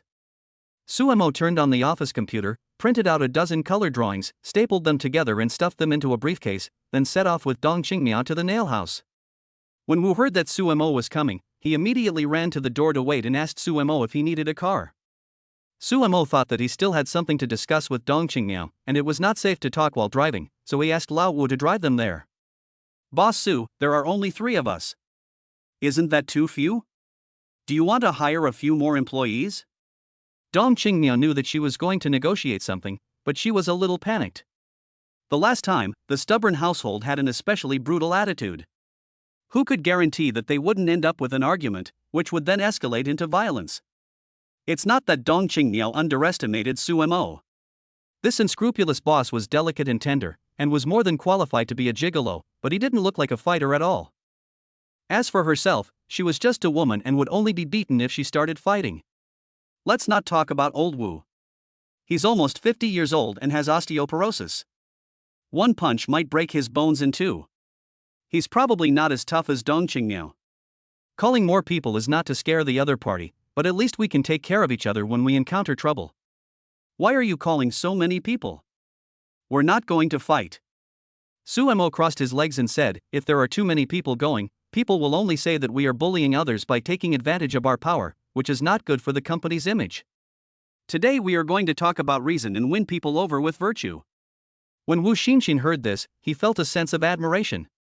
The company would issue notices on the progress of the land purchase and any problems encountered, so all employees knew about it. There was a stubborn household that refused to leave and even made an absurd claim for an astronomical sum of 100 million yuan. Damn it! Crazy about money. Mr. Su is a very kind person. He bought land to build schools and benefited the society, but he was actually blackmailed. Wu's hands on the steering wheel tightened, and a scene emerged in his mind of a group of barbaric and unreasonable people surrounding Su Mo. He had already prepared himself mentally to cover Su Mo's retreat and fight against the crowd alone. If anyone dares to lay a hand on Mr. Su later, don't blame old Wu for being rude. 123. Set a small goal, extort 100 million first. Su Mo is not an unreasonable person. If the other party has some financial problems or is in financial difficulty. Just like the two nail households mentioned above, they were not really willing to be nail households, but they just wanted more compensation due to difficult conditions. Su Mo fully understood that. Who doesn't want a little more money? As long as the number is within a reasonable range, Su Mo will do the opposite and help the other party. There are also some indigenous residents who have become accustomed to rural life. The reason they become nail households is that they really don't want to be relocated, and it has nothing to do with how much money they make.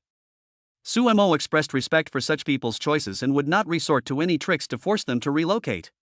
As for the third nail household surnamed Wei, it was obvious that they wanted to be relocated, otherwise they would not have gone to the development zone to negotiate. But the first thing he asked for was 100 million yuan, completely treating Su Mo as a fool. Su Mo couldn't stand this anymore. He wants to see who gives in first. After the contract was signed yesterday, the first nail household had moved out and their house was demolished. The second nail household was busy moving their furniture and there wasn't much left in the house. Only from the Wei family in the east, loud voices and discussions could be heard from time to time. In the living room on the first floor of the Wei family's house, there were actually 10 people, some standing or some chatting animatedly, which formed a sharp contrast with the surrounding deserted and empty environment. Old man, Linglong Company won't refuse to demolish our house, right? The old lady who was speaking was called Wei Shuezhuan, the wife of the household owner, Wei Guankuan. In the past, the village on this land was called Qingzhou Village. Wei was a common surname here, so it was very common for a couple to both have the surname Wei, and it was not rare at all. Don't worry. Wei Guankuan smoked calmly and said, I heard from the village committee that Linglong Company has already bought all the surrounding land. This is a sign of preparation for large-scale development, so they are determined to get our small piece of land. What if they demolish it by force? Wei Shuezhuan asked again. He dares. Wei Guankuan's eldest son Wei Ziliang slammed the table and said, even if Linglong Company has money, can it still be lawless? As long as we refuse to demolish it, even the King of Heaven will come and it won't work. Mom, don't worry. Shanghai is not a small place. No matter how big a company is, it dare not do anything illegal. Linglong Company dare not demolish us by force. Compared to Wei Ziliang, who has a hot temper, the second son Wei Zixin is much more rational. The women also began to agree. In addition to the brothers' wives, Wei Guankuan's 2 daughters and sons-in-law were also present, all wanting to get a piece of the pie. You may not have paid attention to the news recently. Wei Zixuan, the fourth sister of the Wei family, said, there was a very popular TV series called Inju before. In it, a family stayed in someone else's house and demanded tens of millions of yuan in compensation. I know that. The third child, Wei Zirong, interrupted, later, that family was taken away by the police, but what does this TV show have to do with our compensation? The whole family looked at him curiously, waiting for the fourth child to reveal the answer. You only know one side of the story, not the other. Wei Zixuan smiled and said, this plot is adapted from a true story. At that time, that family was staying in someone else's house and refused to leave.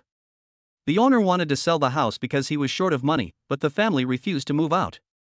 Then what? Everyone asked in unison. In the end, the homeowner had no choice but to compromise and give a large compensation. I heard the amount was as high as 8 figures. Hearing this, everyone in the room gasped, their eyes sparkling with excitement. They can be compensated tens of millions even if they refuse to leave without any name or status. The house originally belonged to them, so it is not excessive to ask for 100 million in compensation. When they thought of this, the family's confidence inexplicably increased a lot. I understand what fourth sister means. The second son, Wei Zixin, who looked like an intellectual, pushed up his glasses and said, "In the past, we asked them to demolish the houses and they had the final say on how many houses to give us. But now things have changed. They are in a hurry to use the land and they are asking us for help. The initiative is now in our hands." Yes, the second brother is still smart. The fourth brother gave a thumbs up and said, "So we must unite now and not quarrel among ourselves. As for how to divide the money in the future, we can talk about it slowly." Okay. Then we gunmen will unite and face the enemy together. Driven by the interests, the four families of brothers and sisters quickly reached an agreement. At first, the eldest and second oldest were full of hostility towards their two younger sisters who came uninvited. They felt that since their daughters were married, they had no right to share the money or houses. They had even had a dispute over this before. Don't underestimate the power of money. It can make the closest people become enemies and even brothers disdain each other. However, there are no eternal enemies in the world, only eternal interests. With the same goal, the brother and sister temporarily put aside the internal conflicts in the family and now they were thinking about how to get more money from Linglong Company. "Mr. Su, we're here." Wu Xinxin pulled over and stopped the car. The area around Qingzhou Road has been surrounded by a wall, and inside are the ruins of houses, so cars cannot drive in at all, so Suemo and the others can only move forward on foot. Suemo got off the car first, followed closely by Dong Qingmiao. Wu Xinyang walked at the back, thinking that if a fight broke out, they would definitely be at a disadvantage as they were outnumbered, so they had to find a weapon to defend themselves. There was nothing here now, except for stones, so Wu Xian picked up half a red brick, stuck it on his belt at the back of his waist, and then covered it with his coat. He also picked up a handful of soft soil and put it in his pocket. "I'll first use a mud throw to blind the opponent, and then hit him with a brick. This combination will definitely have an unexpected effect and kill the opponent by surprise." "Old Wu, what are you standing there for?" Suemo turned around and glanced at Wu Xinyang. "Hey, here it comes." Wu Xinyang held his head high and chest puffed out, smiling brightly, and a sense of chivalrous spirit emerged spontaneously. The only flaw is the lack of swords, which makes it less chivalrous. Of course, it would be even better if there was a speaker. As long as he was given a background music, he felt that he could be as invincible as Qiao Feng. "Boss Su, if a fight breaks out later, you go first and I'll cover your back," Old Wu said seriously. "We're here to talk, not to fight. Don't think too much." Suemo thought that Old Wu was good in every way except that his brain circuits were different from those of normal people. The negotiations were like going to the battlefield to die. Besides, as long as Suemo is willing, he can make his body harder than stone, so that ordinary weapons cannot hurt him at all. Moreover, he also has the strength enhancement of the eldest boy, so it is no problem for him to defeat one of them with one punch. If a fight really breaks out, no one can beat him. Old Wu, remember, we are not a rogue company. Fighting won't solve the problem. We must win people over with virtue. Why? Wu Xinxin stared at Suemo in a daze. His admiration for him was like a surging river, unstoppable. The nailhouse owner demanded 100 million yuan in extortion. Any other developer would have been furious, but Suemo remained calm and tried to win people over with virtue. As expected, it's Mr. Su. Such noble character only exists in heaven and is rarely seen in the world. I, Old Wu, did not follow the wrong boss. 124, real or fake boss. In fact, Suemo could purchase the land directly through the system mall, but he found that he could only enjoy the first purchase discount for the first purchase, but not the second time. At that time, Linglong was purchased at the original cost decades ago, which is far lower than the current market price. The system will set prices based on current market conditions, and you won't be able to buy things at the same price as Linglong did more than a decade ago. Come to think of it, if Suemo could enjoy big discounts on every purchase, then he would make a fortune. He would make money on anything he bought and would never lose money. He would just buy, and buy without thinking. Purchasing directly through the system can save you the hassle of handling formalities and negotiations, but without the discounts it won't be as attractive. Moreover, the system pricing is fixed. It determines that 1 billion is 1 billion, and there is no room for bargaining. However, it is different when negotiating with the development zone. All the preferential support policies combined make it cheaper than buying through the system. No one can resist money. Why buy expensive things when there are cheap ones? So Suemo chose to trade in real life. Although there was a stubborn household owner blocking the way, it was not a problem. He had seen all kinds of people and had plenty of solutions. Mr. Su, it's that family. Passing through the ruins, Dong Qingmiao pointed to a two-story building 100 meters ahead. The third child of the Wei family was sitting at the door. She heard the noise in the distance, glanced over, and saw Su Mo and the other two. She immediately recognized that Dong Qingmiao was the Linglong executive who had met with them yesterday to discuss the demolition. Dad, Linglong's vice president is here with a man. Everyone in the living room was discussing on paper how to cheat Linglong out of more money. After hearing what the third brother said, they became excited as if they had been injected with chicken blood. How many men? Wei Guankuan asked. 2, one looks like a pretty boy wearing casual clothes, and the other is a middle-aged man in a suit and tie. The third brother Wei Zirong reported the situation of the enemy truthfully. Ha ha ha.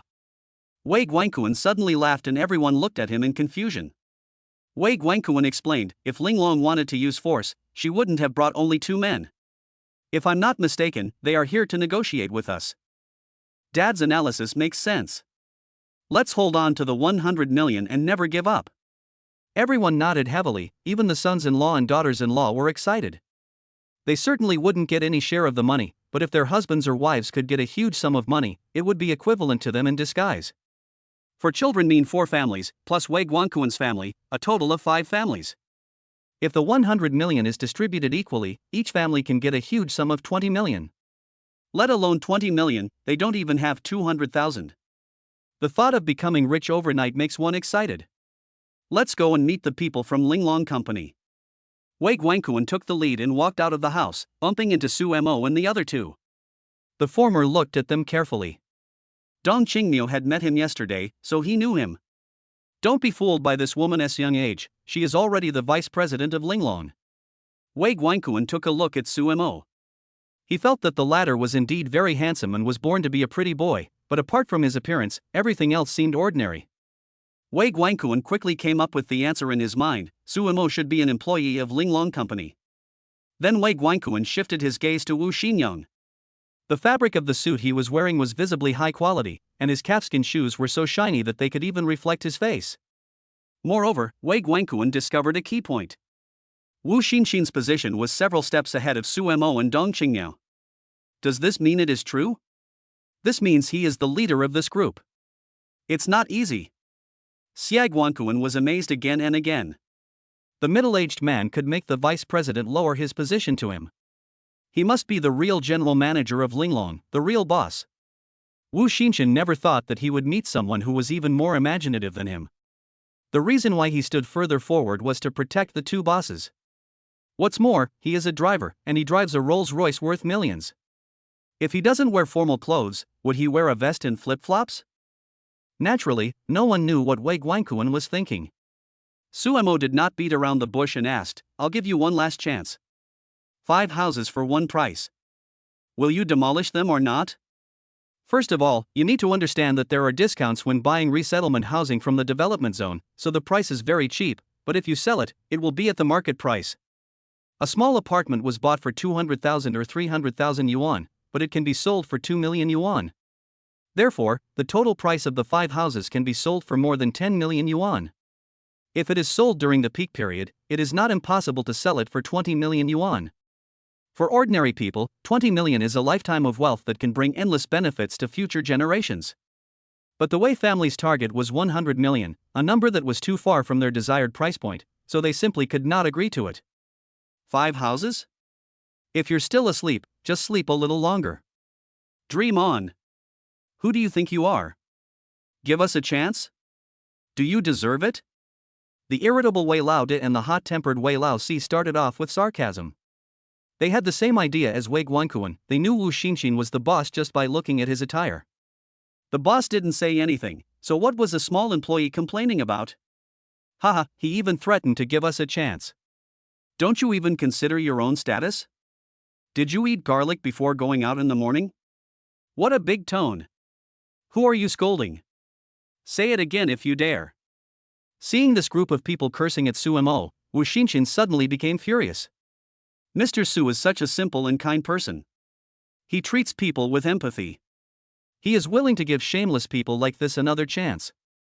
But what about these bastards? Not only did he not appreciate it, but he even scolded Mr. Su. Old Wu couldn't tolerate this. Su Mo grabbed Wu Xinyang, who was about to rush forward, shook his head and signaled him to calm down. Once he took action first, all his arguments would become unreasonable.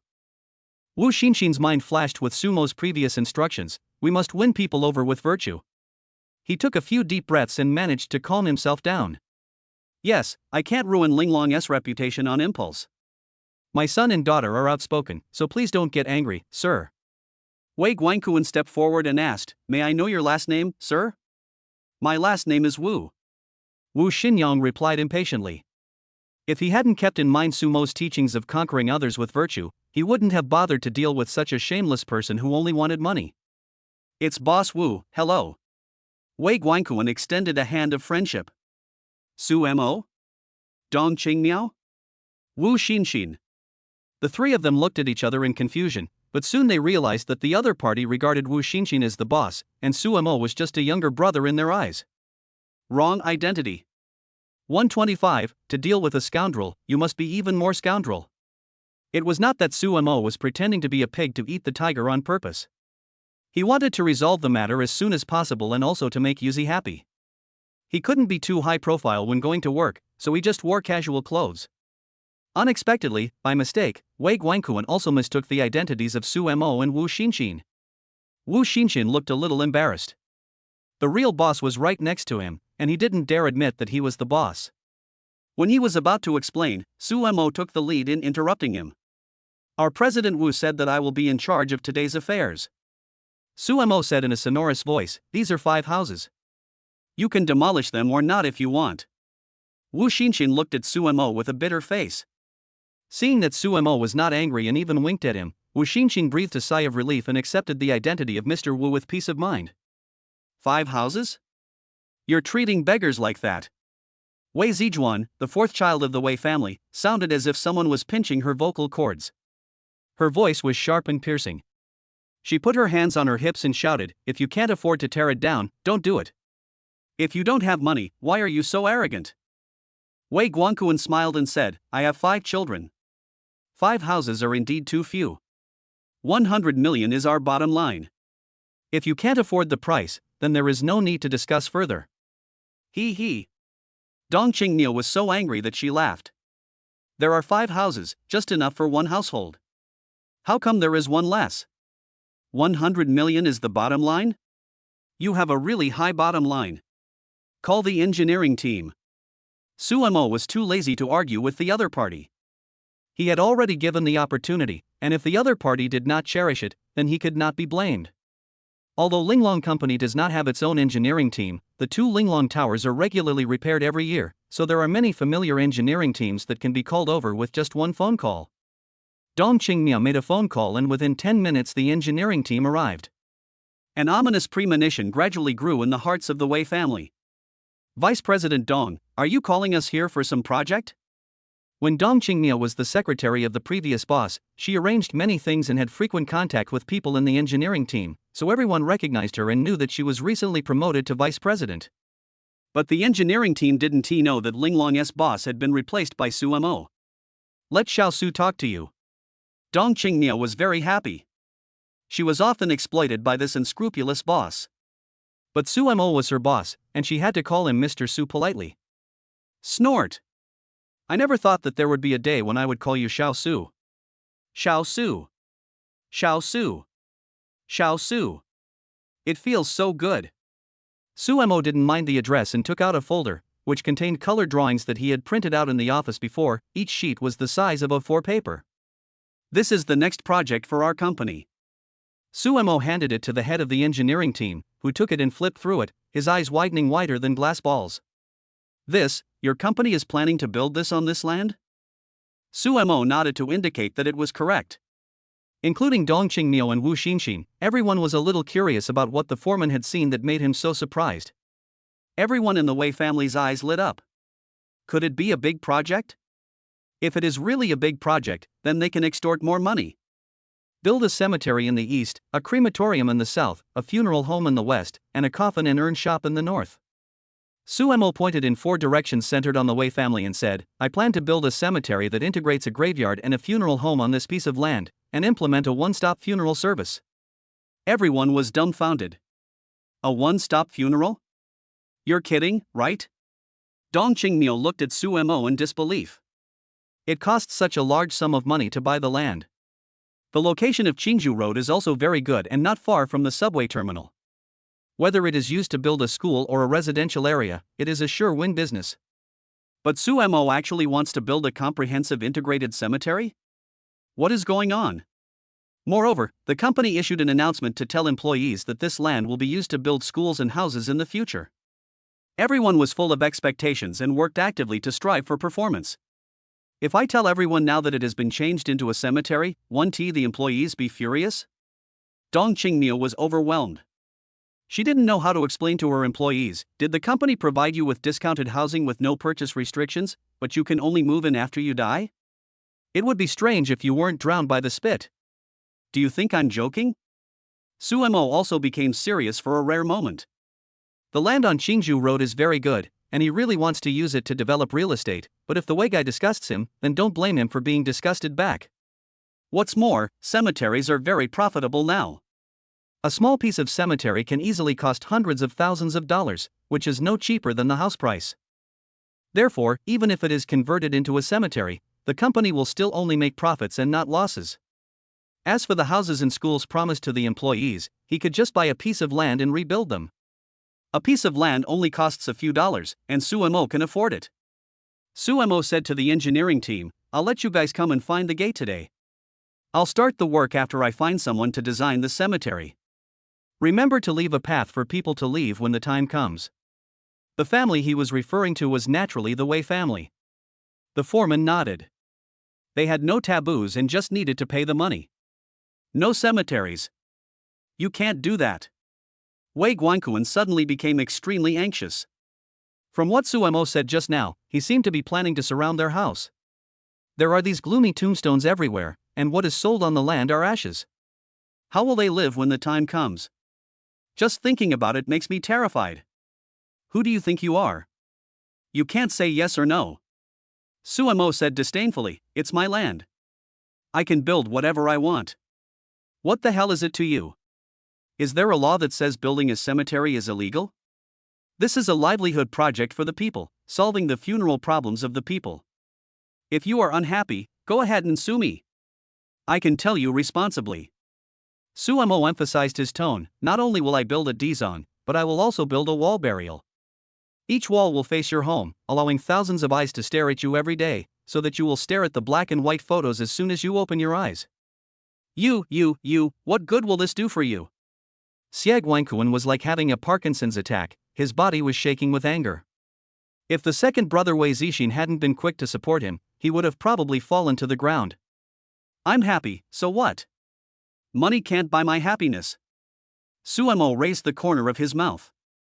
In fact, he still has many ways to deal with people named Wei. For example, building a high wall, making the Wei family live in a cage and leaving them only a narrow way out. Alternatively, the surrounding land could be hollowed out to make the Wei family an isolated island, making it difficult to enter or exit. But then he thought about it, Suemo wanted to develop this place after all, and his goal was not just this 3-acre land. When it was developed, the land and housing prices would also rise, and he didn't want to let the Wei family get it at a bargain price. Therefore, building a cemetery is the most appropriate option, as it can make money while punishing the Wei family. To deal with such scoundrels, you have to be more scoundrel than them. Of course, we must not violate the law. When doing business, you must win people over with virtue. 126. The longest road is Sumo's routine. Smart people will think about how to make money through different channels, stupid people will only fight among themselves, and people who think they are smart will think of ways to cheat others, thinking that they are smarter and everyone else is a fool. It is obvious that the Wei family is a combination of the latter two.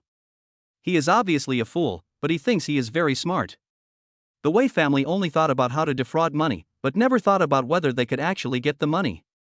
The Wei family's dream was finally shattered when they heard that Suemo not only did not intend to demolish the Wei family's house, but also planned to surround them with graves.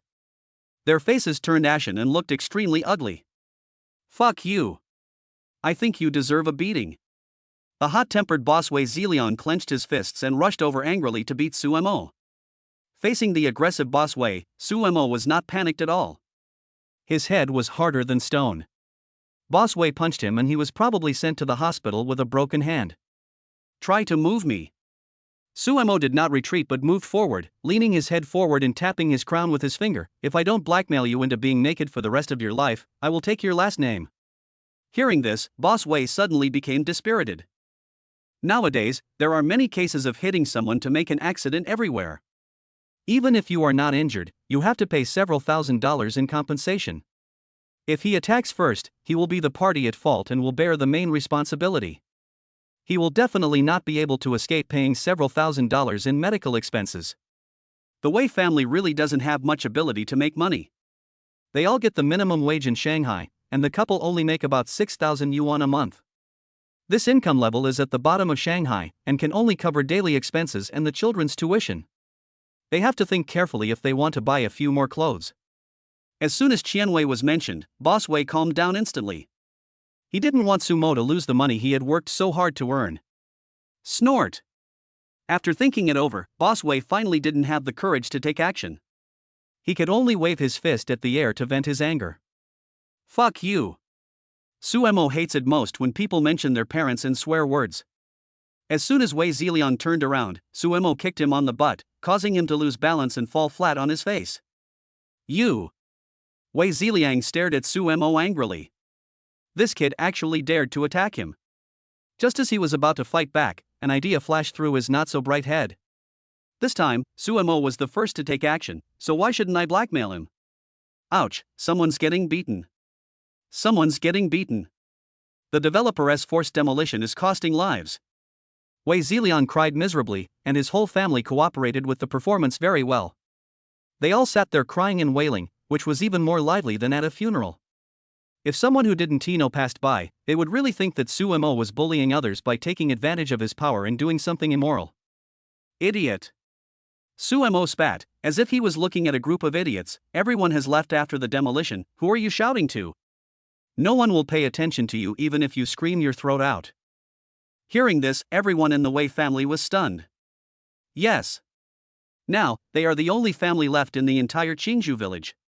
Even the second stubborn household moved away just now. Even if they cry until they are blind, no one will be able to see them. Fuck. I'll beat you up and you won't even know it. Boss Wei slapped his head, rushed up quickly, and gently pushed Su Mo. Ouch. Su Mo fell directly to the ground. Wei Ziliang's forehead was full of black question marks. Although Su Mo was not tall and strong, he was definitely not weak. How could an adult male be so made of paper that he fell down with just a push? Beating people. Killing people. Su Mo modified Wei Ziliang's previous words, shameless stubborn person. He got angry and beat people up when he failed to extort money. Help. TSK, there's no one here, no one will pay attention to you even if you scream your throat out. Wei Ziliang said with a sneer, copying and pasting Su Mo's previous tone and lines. Did you take the picture? Su Mo ignored Wei Ziliang and turned to Dong Qingmiao and asked. I took a picture of it. Dong Qingmiao handed the phone to Su Mo. Just now Su Mo had been winking at her, and Dong Qingmiao understood what he meant, so she secretly filmed the entire process of Wei Ziliang's action. Su Mo took a look at the short video and smiled with satisfaction. Then, he turned the screen of his mobile phone towards Wei Ziliang. The latter took a closer look and saw that it was the evidence that he had done it. It's just a video, who are you trying to scare? Wei Ziliang didn't think much of it, thinking it was just a short video of a few seconds. What use could it be? But Su Mo's playful look made him feel inexplicably guilty. The internet is so advanced nowadays, guess what will happen if I post it online? Su Mo got up from the ground, dusted off his body, and said, shocking. The nail house owner beat people up after failing to extort money. How about this title? Is it attractive enough? I'll hire 1,000,000 or 800,000 Navy soldiers to discredit you guys every day. Then we'll expose you for extorting 100 million yuan and make your family's names appear on the hot searches. TSK, TSK, TSK, then you'll be scorned by the entire nation. Actually, it's not really that evil, because the Wei family is evil to begin with. I don't even need to expose your personal information, but the powerful netizens will reveal it, and you will receive harassing phone calls and messages every day. You must hold on and don't have a mental breakdown. If you are so depressed that you want to commit suicide, that's great. You can buy a grave from me, and I will give you an urn for free. TSK, we already have business coming to us before we even open. I'm happy just thinking about it. The Wei family was shocked. This kid has too many tricks. Why didn't they think of taking a video as evidence? Now Suemo has the evidence of beating, and it is true that the Wei family wants to extort 100 million yuan. Many staff members of the development zone saw and heard when they were asking for an exorbitant price. All the evidence was extremely unfavorable to the Wei family, as if accusing them of being greedy scum. Everyone in the Wei family became speechless and dared not say a word. In addition to the process of Boss Wei taking action, the short video also captured the faces of their entire family. If Suemo really posted it online, their family would instantly become the target of public criticism. Someone will definitely ask, even if it is posted online, it will take some time to cause heated discussion. How can it be an instant? Don't doubt the power of money. As long as Suemo is happy, he can make the top 10 hot searches all contain the names of Wei family members, and even the later hot searches will be related to today's events. Make sure everything is arranged clearly for the Wei family. Let's go. Suemo didn't say any more nonsense like I'll give you a day to think about it, and left with everyone without looking back. He still had to go back to cheer Yuzu up, and he didn't have time to waste with these guys. Staring blankly at the direction where Suemo left, the Wei family members were dejected and looked ashen, like old and weak soldiers who had been defeated. The atmosphere fell into an eerie silence. They finally saw the situation clearly now. The controller of this game was Suemo, and they couldn't afford to play at all. In other words, they were targeting the wrong target. 127. I get caught every time I chat with a girl. The Wei family returned to the house in despair. Everyone remained silent, which was a completely different picture from their previous talk about how to extort 100 million yuan. All the excitement and joy disappeared at this moment. Now there are two paths before them to choose from. First, cooperate with Linglong Company to avoid the risk of being exposed, and at the same time get a considerable amount of demolition compensation. In fact, they knew in their hearts that the conditions offered by Suemo were already very generous, and 5 houses were really a lot. If the policy is to demolish the house based on the area, the Wei family can only get 3 houses at most, and not a large one at that. Second, they may continue to resist and become nail households until the end of time, but the policy stipulates that houses within the control plan are not allowed to be renovated or repaired. That's the problem. The Wei family's building is already dilapidated. If maintenance is restricted, it will probably collapse completely in a few years. What if the house suddenly collapsed while you were sleeping at night? There was no one around and you were trapped under the rubble. You would be helpless. Wei Guangquan looked up at the roof beams. Due to years of rain leaking, the surrounding area was moldy and the beams were rotten. At this moment, Wei Guangquan suddenly felt a little melancholy. All the neighbors around them have moved into brand new apartments with elevators. Some of those who were relocated early have been enjoying a good life for several years, but this family is still staying here. Do I really have to stay in this shabby place forever? After finishing a cigarette, Wei Guangquan felt mixed emotions. He also knew that he was blinded by money and his previous thoughts were a bit naive. What qualifications did he have to negotiate with a big company? But he really wouldn't be willing to give up the huge compensation. This is a great opportunity for the Wei family to turn their fortunes around and transform from farmers into wealthy people. Sumo did not go to work directly, but went back to the company first. Along the way, Wu Xinyang was having a great time. It was also the first time for him to be mistaken for the company's boss. It was really a sour feeling. Dong Qingmiao thought that it was a rare opportunity to meet Sumo, so she would report her work to him later. Who would have thought that as soon as they arrived at the parking lot, Sumo quickly escaped into his Bentley. Before Dong Qingmiao could ask him to stay, he stepped on the accelerator and drove away, leaving Dong Qingmiao with only a pungent exhaust fumes. Unscrupulous boss. Dong Qingmiao stomped her feet in embarrassment, then took the elevator back to the company. After leaving Linglong Ancient Building, Sumo went directly to Yuyu Company. The luxury car immediately attracted the attention of the security guard.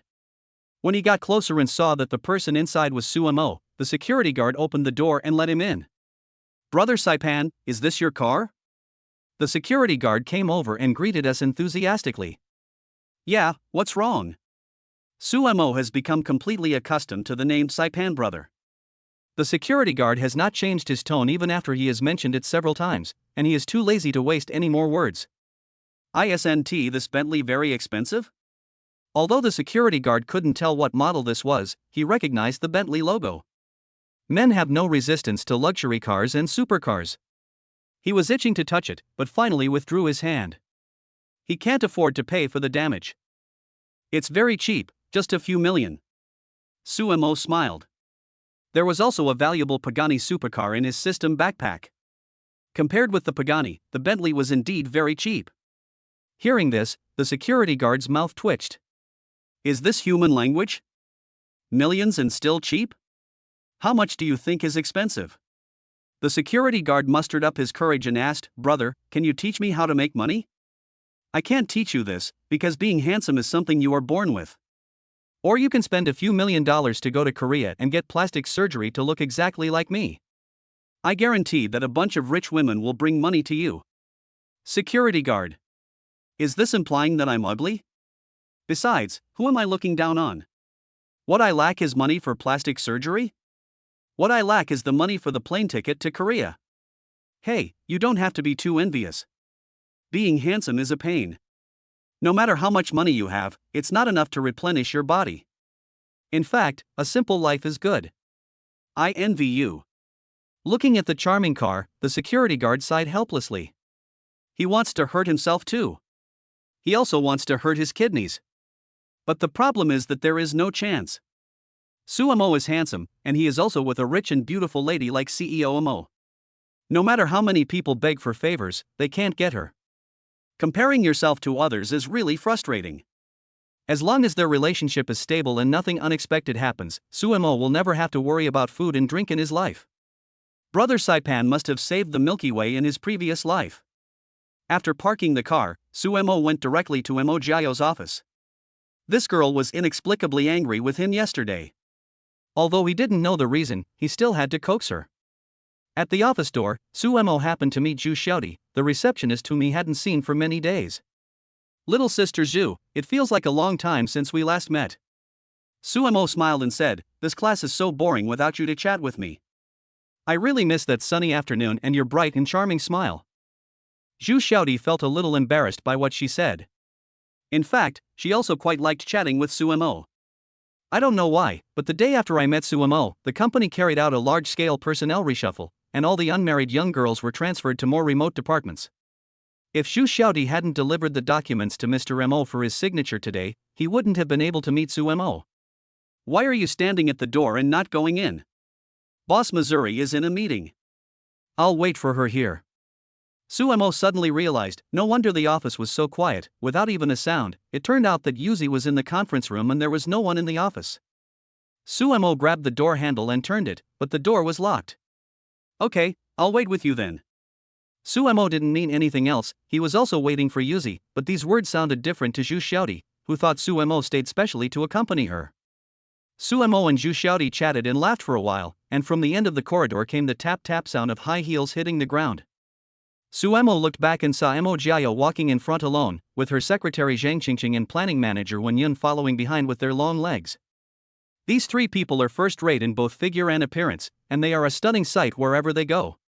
Seeing Suemo standing at the door of the office, Yuzi was delighted, thinking that he must be here to coax her. But after walking in, he immediately saw Zhu Xiaodi, who was blocked by Suemo behind him. The smile on Yuzi's face disappeared instantly, and his eyes were so cold that they could freeze people to death. How could she not be angry when the girl she was trying to flirt with was already at the doorstep of her office?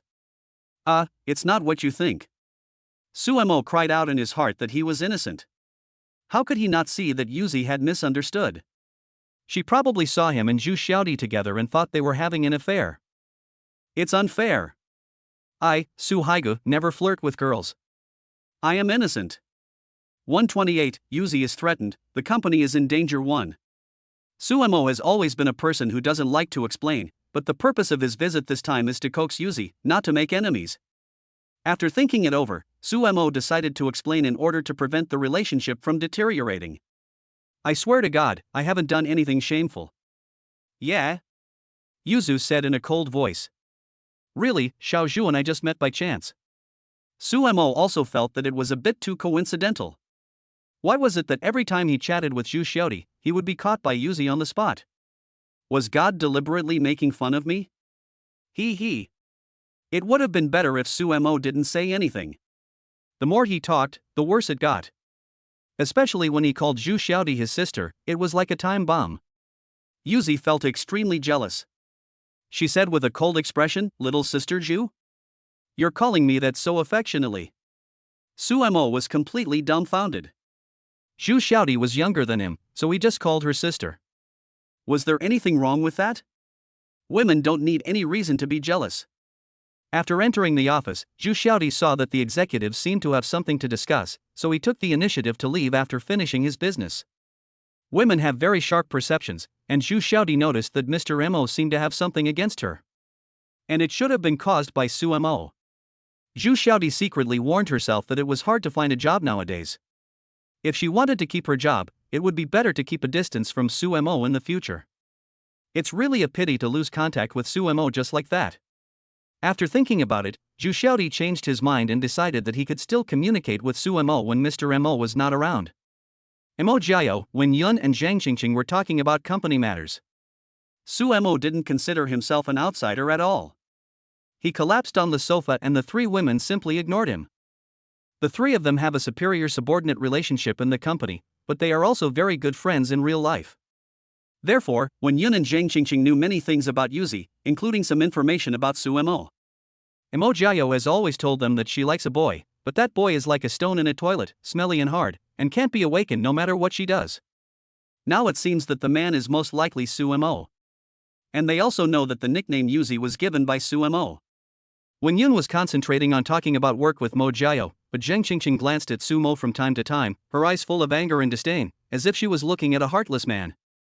The reason she was hostile was because she knew something that Sumo didn't know, that Yuzi had given too much for him. She was disdainful because she felt that Sumo was not worthy of Yuzi, nor worthy of Yuzi's efforts for him.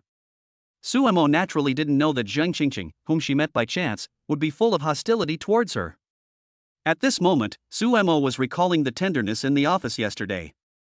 His palm gently brushed across the surface, as if he was stroking Yuzi's smooth and silky legs. Next time, let Yuzu cosplay my Shiranui.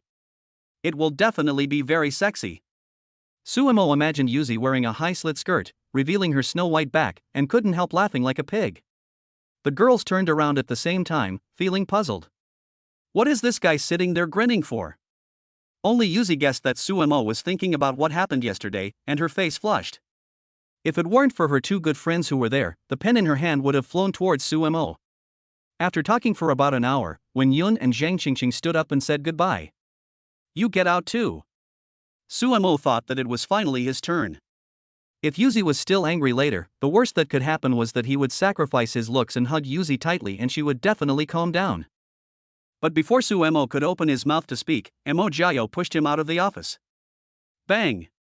The solid wooden door of the office kissed Sumo's nose. Fortunately, he was quick-witted and activated Sanwa's skill, making his nose harden in a second.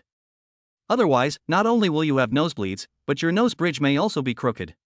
Come with me to the small room downstairs. Zhang Qingqing on the side suddenly said. Sumo didn't react at once and wondered what he was doing in the small room. Could it be that he wants to take advantage of me because I am handsome and suave? I'm not going. Sumo would definitely not agree. In terms of seniority, even if there are unspoken rules, you should be the first to come, so that the benefits will not flow to outsiders. Besides, Dong Qingmiu has never had any unspoken rules with him, so how could she let Yuzi's secretary get away with it? Are you a man? Zhang Qingqing glared at Sumo angrily. I am a man, and a very handsome man at that. Sumo flattered himself and said, haven't you heard that boys should learn to protect themselves when they are alone outside? So if you have anything to say, just say it here. You. Zhang Qingqing frowned. If she wasn't afraid of being heard by Yuzi, she wouldn't have bothered to call Sumo downstairs. When Yun tugged at Zhang Qingqing, signaling her not to talk too much. Sister Yun, don't pull me.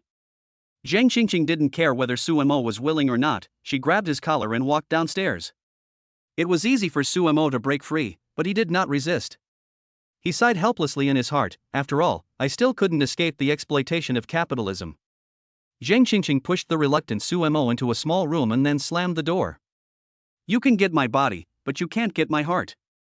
Suemo leaned against the wall, closed his eyes, and raised the corners of his mouth slightly in anger. Female hooligan, come on, if I shout, I'm not a hero. Zhang Qingqing blinked her eyes, she was completely dumbfounded. Is this guy a reincarnated drama queen? What a mess of things are going on in your mind. What exactly does Yuzu like about him? You are a hooligan. After a while, Zhang Qingqing gritted her teeth and said, do you know how much Yuzi has paid for you? How dare you flirt with Zhu Xiaodi? I don't know. Suemo answered confidently that he really didn't know. This made Zhang Qingqing very angry. She was about to scold Suemo for being heartless, but Suemo took the lead in speaking. Don't make a mistake. How could I be flirting with Zhu Xiaodi? We just happened to meet and chat for a few minutes. We are colleagues. Do you think I should ignore her when I see her? Zhang Qingqing was stunned for a moment and said, okay, even if this makes sense, but Yuzi has done so much for you, how could you not know this? Sister, do you think I'm a god? Suemo rolled his eyes, you guys don't say anything, how would I know? Women always ask men a question, do you know that you are wrong? Do you know where you are wrong? They always think it is natural for men to know what they are thinking. It's a very simple matter that can be explained in one sentence, but you have to go around in circles. Men can't tell fortunes with their fingers, nor are they worms in women's stomachs, so how can they know what women are thinking? Can't you just say what you want to say? 129, Yuzi is threatened, the company is in danger too. Zhang Qingqing felt that Imo Jiao's description of Sumo's temper as being hard and bad was already a compliment. In her opinion, Suemo was a complete blockhead, a piece of rotten wood that could not be carved. Don't pretend to be ignorant when you know the truth. Zhang Qingqing felt that Suemo must be pretending. Now that things had come to this, any normal person should have realized that something was wrong with Imo Jiao. What am I pretending to be? Suemo was speechless. Don't beat around the bush, if you have anything to fart, just fart now. Okay. Then I'll make it clear. Do you still remember the director Gu we greeted in the lobby of the office building last time? Remember, that little goatee, right? Suemo quickly found his memory about Director Gu. That guy doesn't look like a good person at first glance. How do you know? Zhang Qingqing was extremely surprised. The three girls only recently realized that there was something wrong with Director Gu. They didn't expect Suemo to see it after just one meeting. He really had a pretty good eye for people. This guy is not completely useless. Nonsense, who among good people has a goatee? Is there something wrong with Director Gu? Suemo also realized the problem. Zhang Qingqing would not mention an irrelevant person for no reason, and she and Mo Jiao had given a lot for him before. I guess it has something to do with this Mr. Gu. Mr. Gu was one of the directors of our company and he was also the first investor to support Yuzi's entrepreneurship. Zhang Qingqing first introduced Mr. Gu's identity, and then organized her thoughts in her mind. Boss Gu has always been one of the sources of funding for our company. We thought he just saw the potential of our company, but recently he has gradually begun to show his fangs. Boss Gu has always wanted to take Yu for himself. He started to match his son and Yuzi together a few months ago. As long as Yuzi marries his son, Yu will naturally be swallowed up by the Gu family. But Yuzi only has Yu in her heart, so she rejected the pursuit of Director Gu's son. Suemo frowned slightly. It seemed that what Yuzi and Miss Shufan said about a boy she liked pursuing her recently was not entirely false. There is indeed someone pursuing Yuzi, and that person is Director Gu's son. It's just that Yuzu doesn't like it. Although Yuzi is an independent and strong woman, she still holds on to the traditional concept of a woman should obey her husband after marriage. If she really married Mr. Gu's son, she would most likely give up her career, stay at home to take care of her husband and children, and leave all the business to her husband's family to manage. In this way, the Gu family can eat up Yuzu's share without any effort. Then what? Suemo asked back. The repeated rejections naturally angered Director Gu completely. Zhang Qingqing clenched her fist and said, we just recently discovered that Director Gu has secretly acquired the shares of several other Director Gu, and his shares are now equal to Yuzi's. In addition to several neutral shareholders, there is another shareholder who is already negotiating with Director Gu. If he sells his shares to Director Gu, the controlling stake will fall into Director Gu's hands. By then, Yuzi will be at the mercy of others. Not only will she be dismissed from her position, but Director Gu will definitely try every means to dilute Yuzi's shares. Yuzi is pretty and smart, and there are many wealthy and powerful people pursuing her. She could have chosen a perfect husband. Why is she still single? It's because of you. The company that I worked so hard to build is about to change its name. Do you know how upset Yuzu is? You can never imagine how much she has endured and sacrificed for you. Suemo was silent. He didn't expect that although everything seemed calm on the surface, there were actually storms in secret, and the top leaders were engaging in a battle without the smoke of gunpowder. Aren't there still a few neutral shareholders? You can win them over to your side.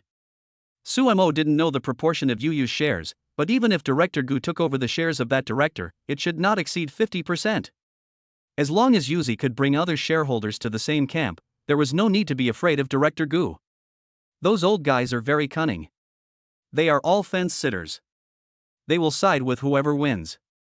They will just sit on the mountain and watch the fight. They will not help us at all.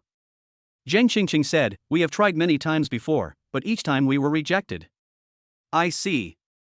Suemo rubbed his chin and said, "Then you can offer a higher price and grab the shares of the shareholder who was negotiating with Director Gu first, or find new allies to inject capital and expand the shares to dilute Director Gu's shares first." It's useless. We don't have any spare money to buy shares. Zheng Qingqing shook her head. Some of the big guys we know seem to have heard the news and are not willing to get involved in this mess. How can we find any friendly forces? They both fell silent, speechless for a moment. Okay, I get it. It's all right, I'll leave first. Although Yuyu was Yuzi's company, in the early days of the business, Suemo was also pulled into the store to do hard labor, and his blood and sweat were also involved. Yuyu is also his child, so even if he wants to change his surname, it can only be Su, not Gu. This matter will be taken care of by someone named Su. When Yun paced back and forth outside the door and found that there was no movement in the small room, she was worried that Zheng Qingqing would get angry and fight with Suemo. She didn't feel relieved until Suemo pushed the door open and walked out. Now that you know everything, why don't you go up and comfort Yuzu? Zheng Qingqing was extremely dissatisfied with Suemo. A normal man would have bloodshot eyes and be extremely emotional if he heard that a close girl was bullied by a bad guy because of him, but Suemo was as calm as could be, without the slightest emotional fluctuation. What a heartless guy. Zheng Qingqing felt deeply sorry for Yuzi. If it were her, she would have kicked this incompetent and unfaithful man out long ago. If you don't kick this kind of man, are you waiting for the new year? No one told you that you were annoying? Suemo said unhappily, and then asked, "What is Director Gu's full name?" Zheng Qingqing was about to lose her temper, but after hearing Sumo's question, she subconsciously answered, "His name is Gu Jingyi, and he's the chairman of Jingyi Group." Nu. Suemo left without saying goodbye. Instead of looking for Yuzi, he returned to the lounge and called his secretary. Isn't this boss Su who runs faster than a rabbit? As soon as she returned to the office, she began to deal with official business in a hurry. Dong Qingniu was so busy that she felt dizzy. She felt that she had been exploited by the unscrupulous boss and had aged several years. She even had wrinkles on her face. "Qingniu, do you know Gu Zhengyi?" Suemo had certainly heard of some famous companies, but he knew very little about the bigwigs who ran these companies. He was just an ordinary person before and had no channels to understand wealthy people. Gu Zhengyi from the Justice Group? Hearing Sumo's serious tone, Dong Qingmiao stopped joking. "I have met this person several times when attending cocktail parties before, and I know him a little bit." "Why are you asking him?" "It's not a big deal." Suemo tapped the armrest of the sofa with his fingertips, a hint of coldness in his eyes. "I just want to make him lose everything." 130, Acquisition of shares of Yo-Yo. When Dong Qingmiao heard that Suemo was going to bankrupt Gu Jingyi, his first thought was that Suemo was drunk. If he had a peanut, he wouldn't be so drunk. He is the chairman of the group. Although Linglong has some capital, it is just a younger brother in front of the big group. It is like a boxing match, one is a lightweight and the other is a heavyweight, they are not on the same level at all. Linglong is at best the size of a branch company of another company. If Linglong had not yet separated from Longhua's group, it could still compete with Jingyi Group, but now Linglong, as an independent company, is obviously not qualified. Suemo actually wanted to fight with Gu Jingyi, that was simply a fantasy. "Brother, are you kidding me?" In a hurry, Dong Qingmiao actually called Suemo brother. "Do I look like I'm kidding?" Suemo was very determined and full of endless self-confidence. Dong Qingmiao rubbed his aching head. Judging from Sumo's tone, he was sure that he was not drunk, so he must be crazy. Linglong is doing well. Why does she have nothing better to do than to make things difficult for the justice group? Isn't this like throwing an egg at a stone? Overestimating one's own abilities. We can't beat them. Dong Qingmiao felt that the unscrupulous boss must not have a clear understanding of the strength of his company, and he had to tell him this cruel fact. Zhengyi Group is one of the top 100 companies in the Shanghai Stock Exchange, with a market value of at least tens of billions, or even hundreds of billions. We are far behind them in wealth, and our annual net profit is only a fraction of theirs. Regardless of the company, you are not concerned about justice, wealth, and power. Tell me, how did you make Gu Zhengyi lose everything? I knew Gu Zhengyi was not easy to deal with, so I didn't intend to kill him right away. Su Mo said calmly, first, investigate the share structure of a company, and then acquire the shares of that company. After hearing the first half of the sentence, Dong Qingmiao thought that the unscrupulous boss had come to his senses, but the second half gave her a headache again. Boss Su, why are you buying up other people's company shares?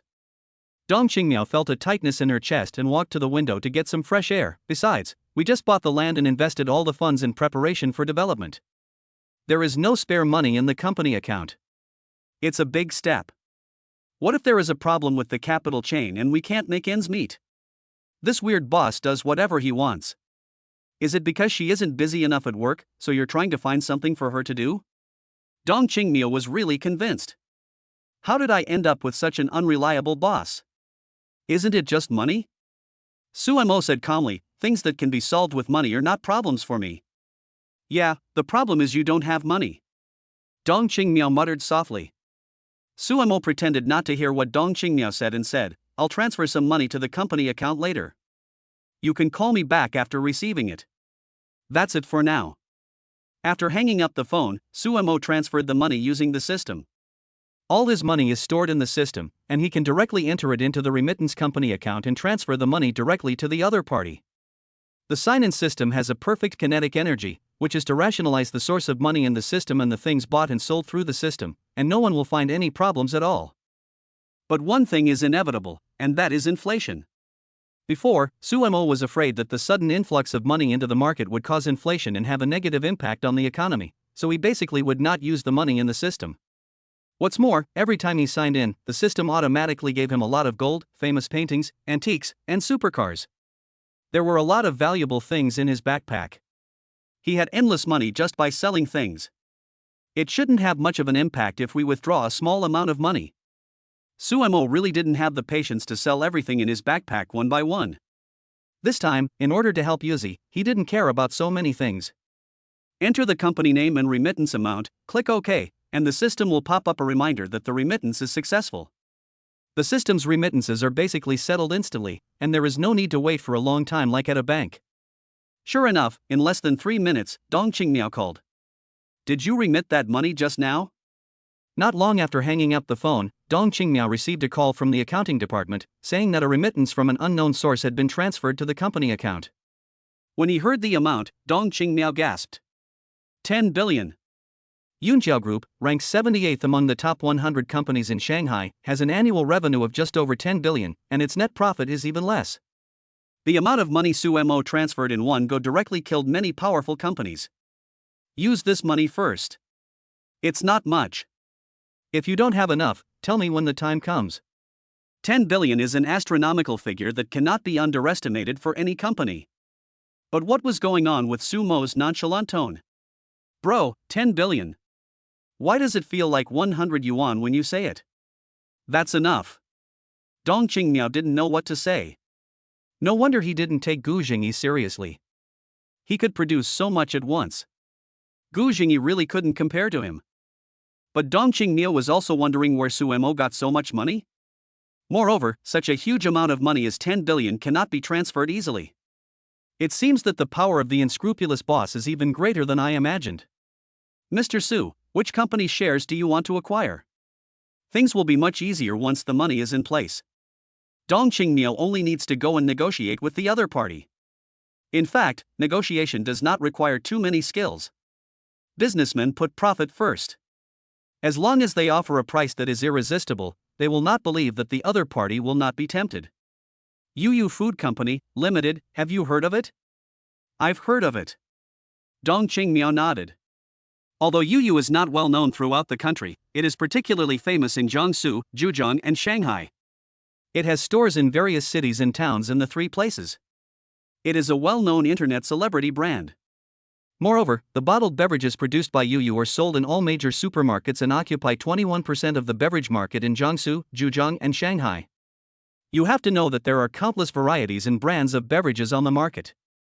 Although 21% is not a large number, it is already very impressive. Even some well-known brands dare not say that they can take 21% of the market share in Jiangsu, Zhejiang, and Shanghai. It is no exaggeration to say that almost everyone walking in the streets and alleys has a cup of yo-yo drink in their hands. Yo-yo has become a fresh trend that young people are chasing after nowadays. It's good that you've listened to it. Suemo said it casually without any malicious intent, but women like to fantasize, and Dong Qingmiao always felt that she was despised. What do you mean? Are you saying that I'm old, uninformed, and can't keep up with the fashion trends of young people? Age is always a woman's enemy. Although Dong Qingmiao is tall and slender, and looks as young as a college student, she is actually almost 30 years old. She will completely lose her mind when her age is mentioned. Suemo, I didn't say that. Dong Qingmiao, you didn't say that, but you thought so in your heart. Suemo.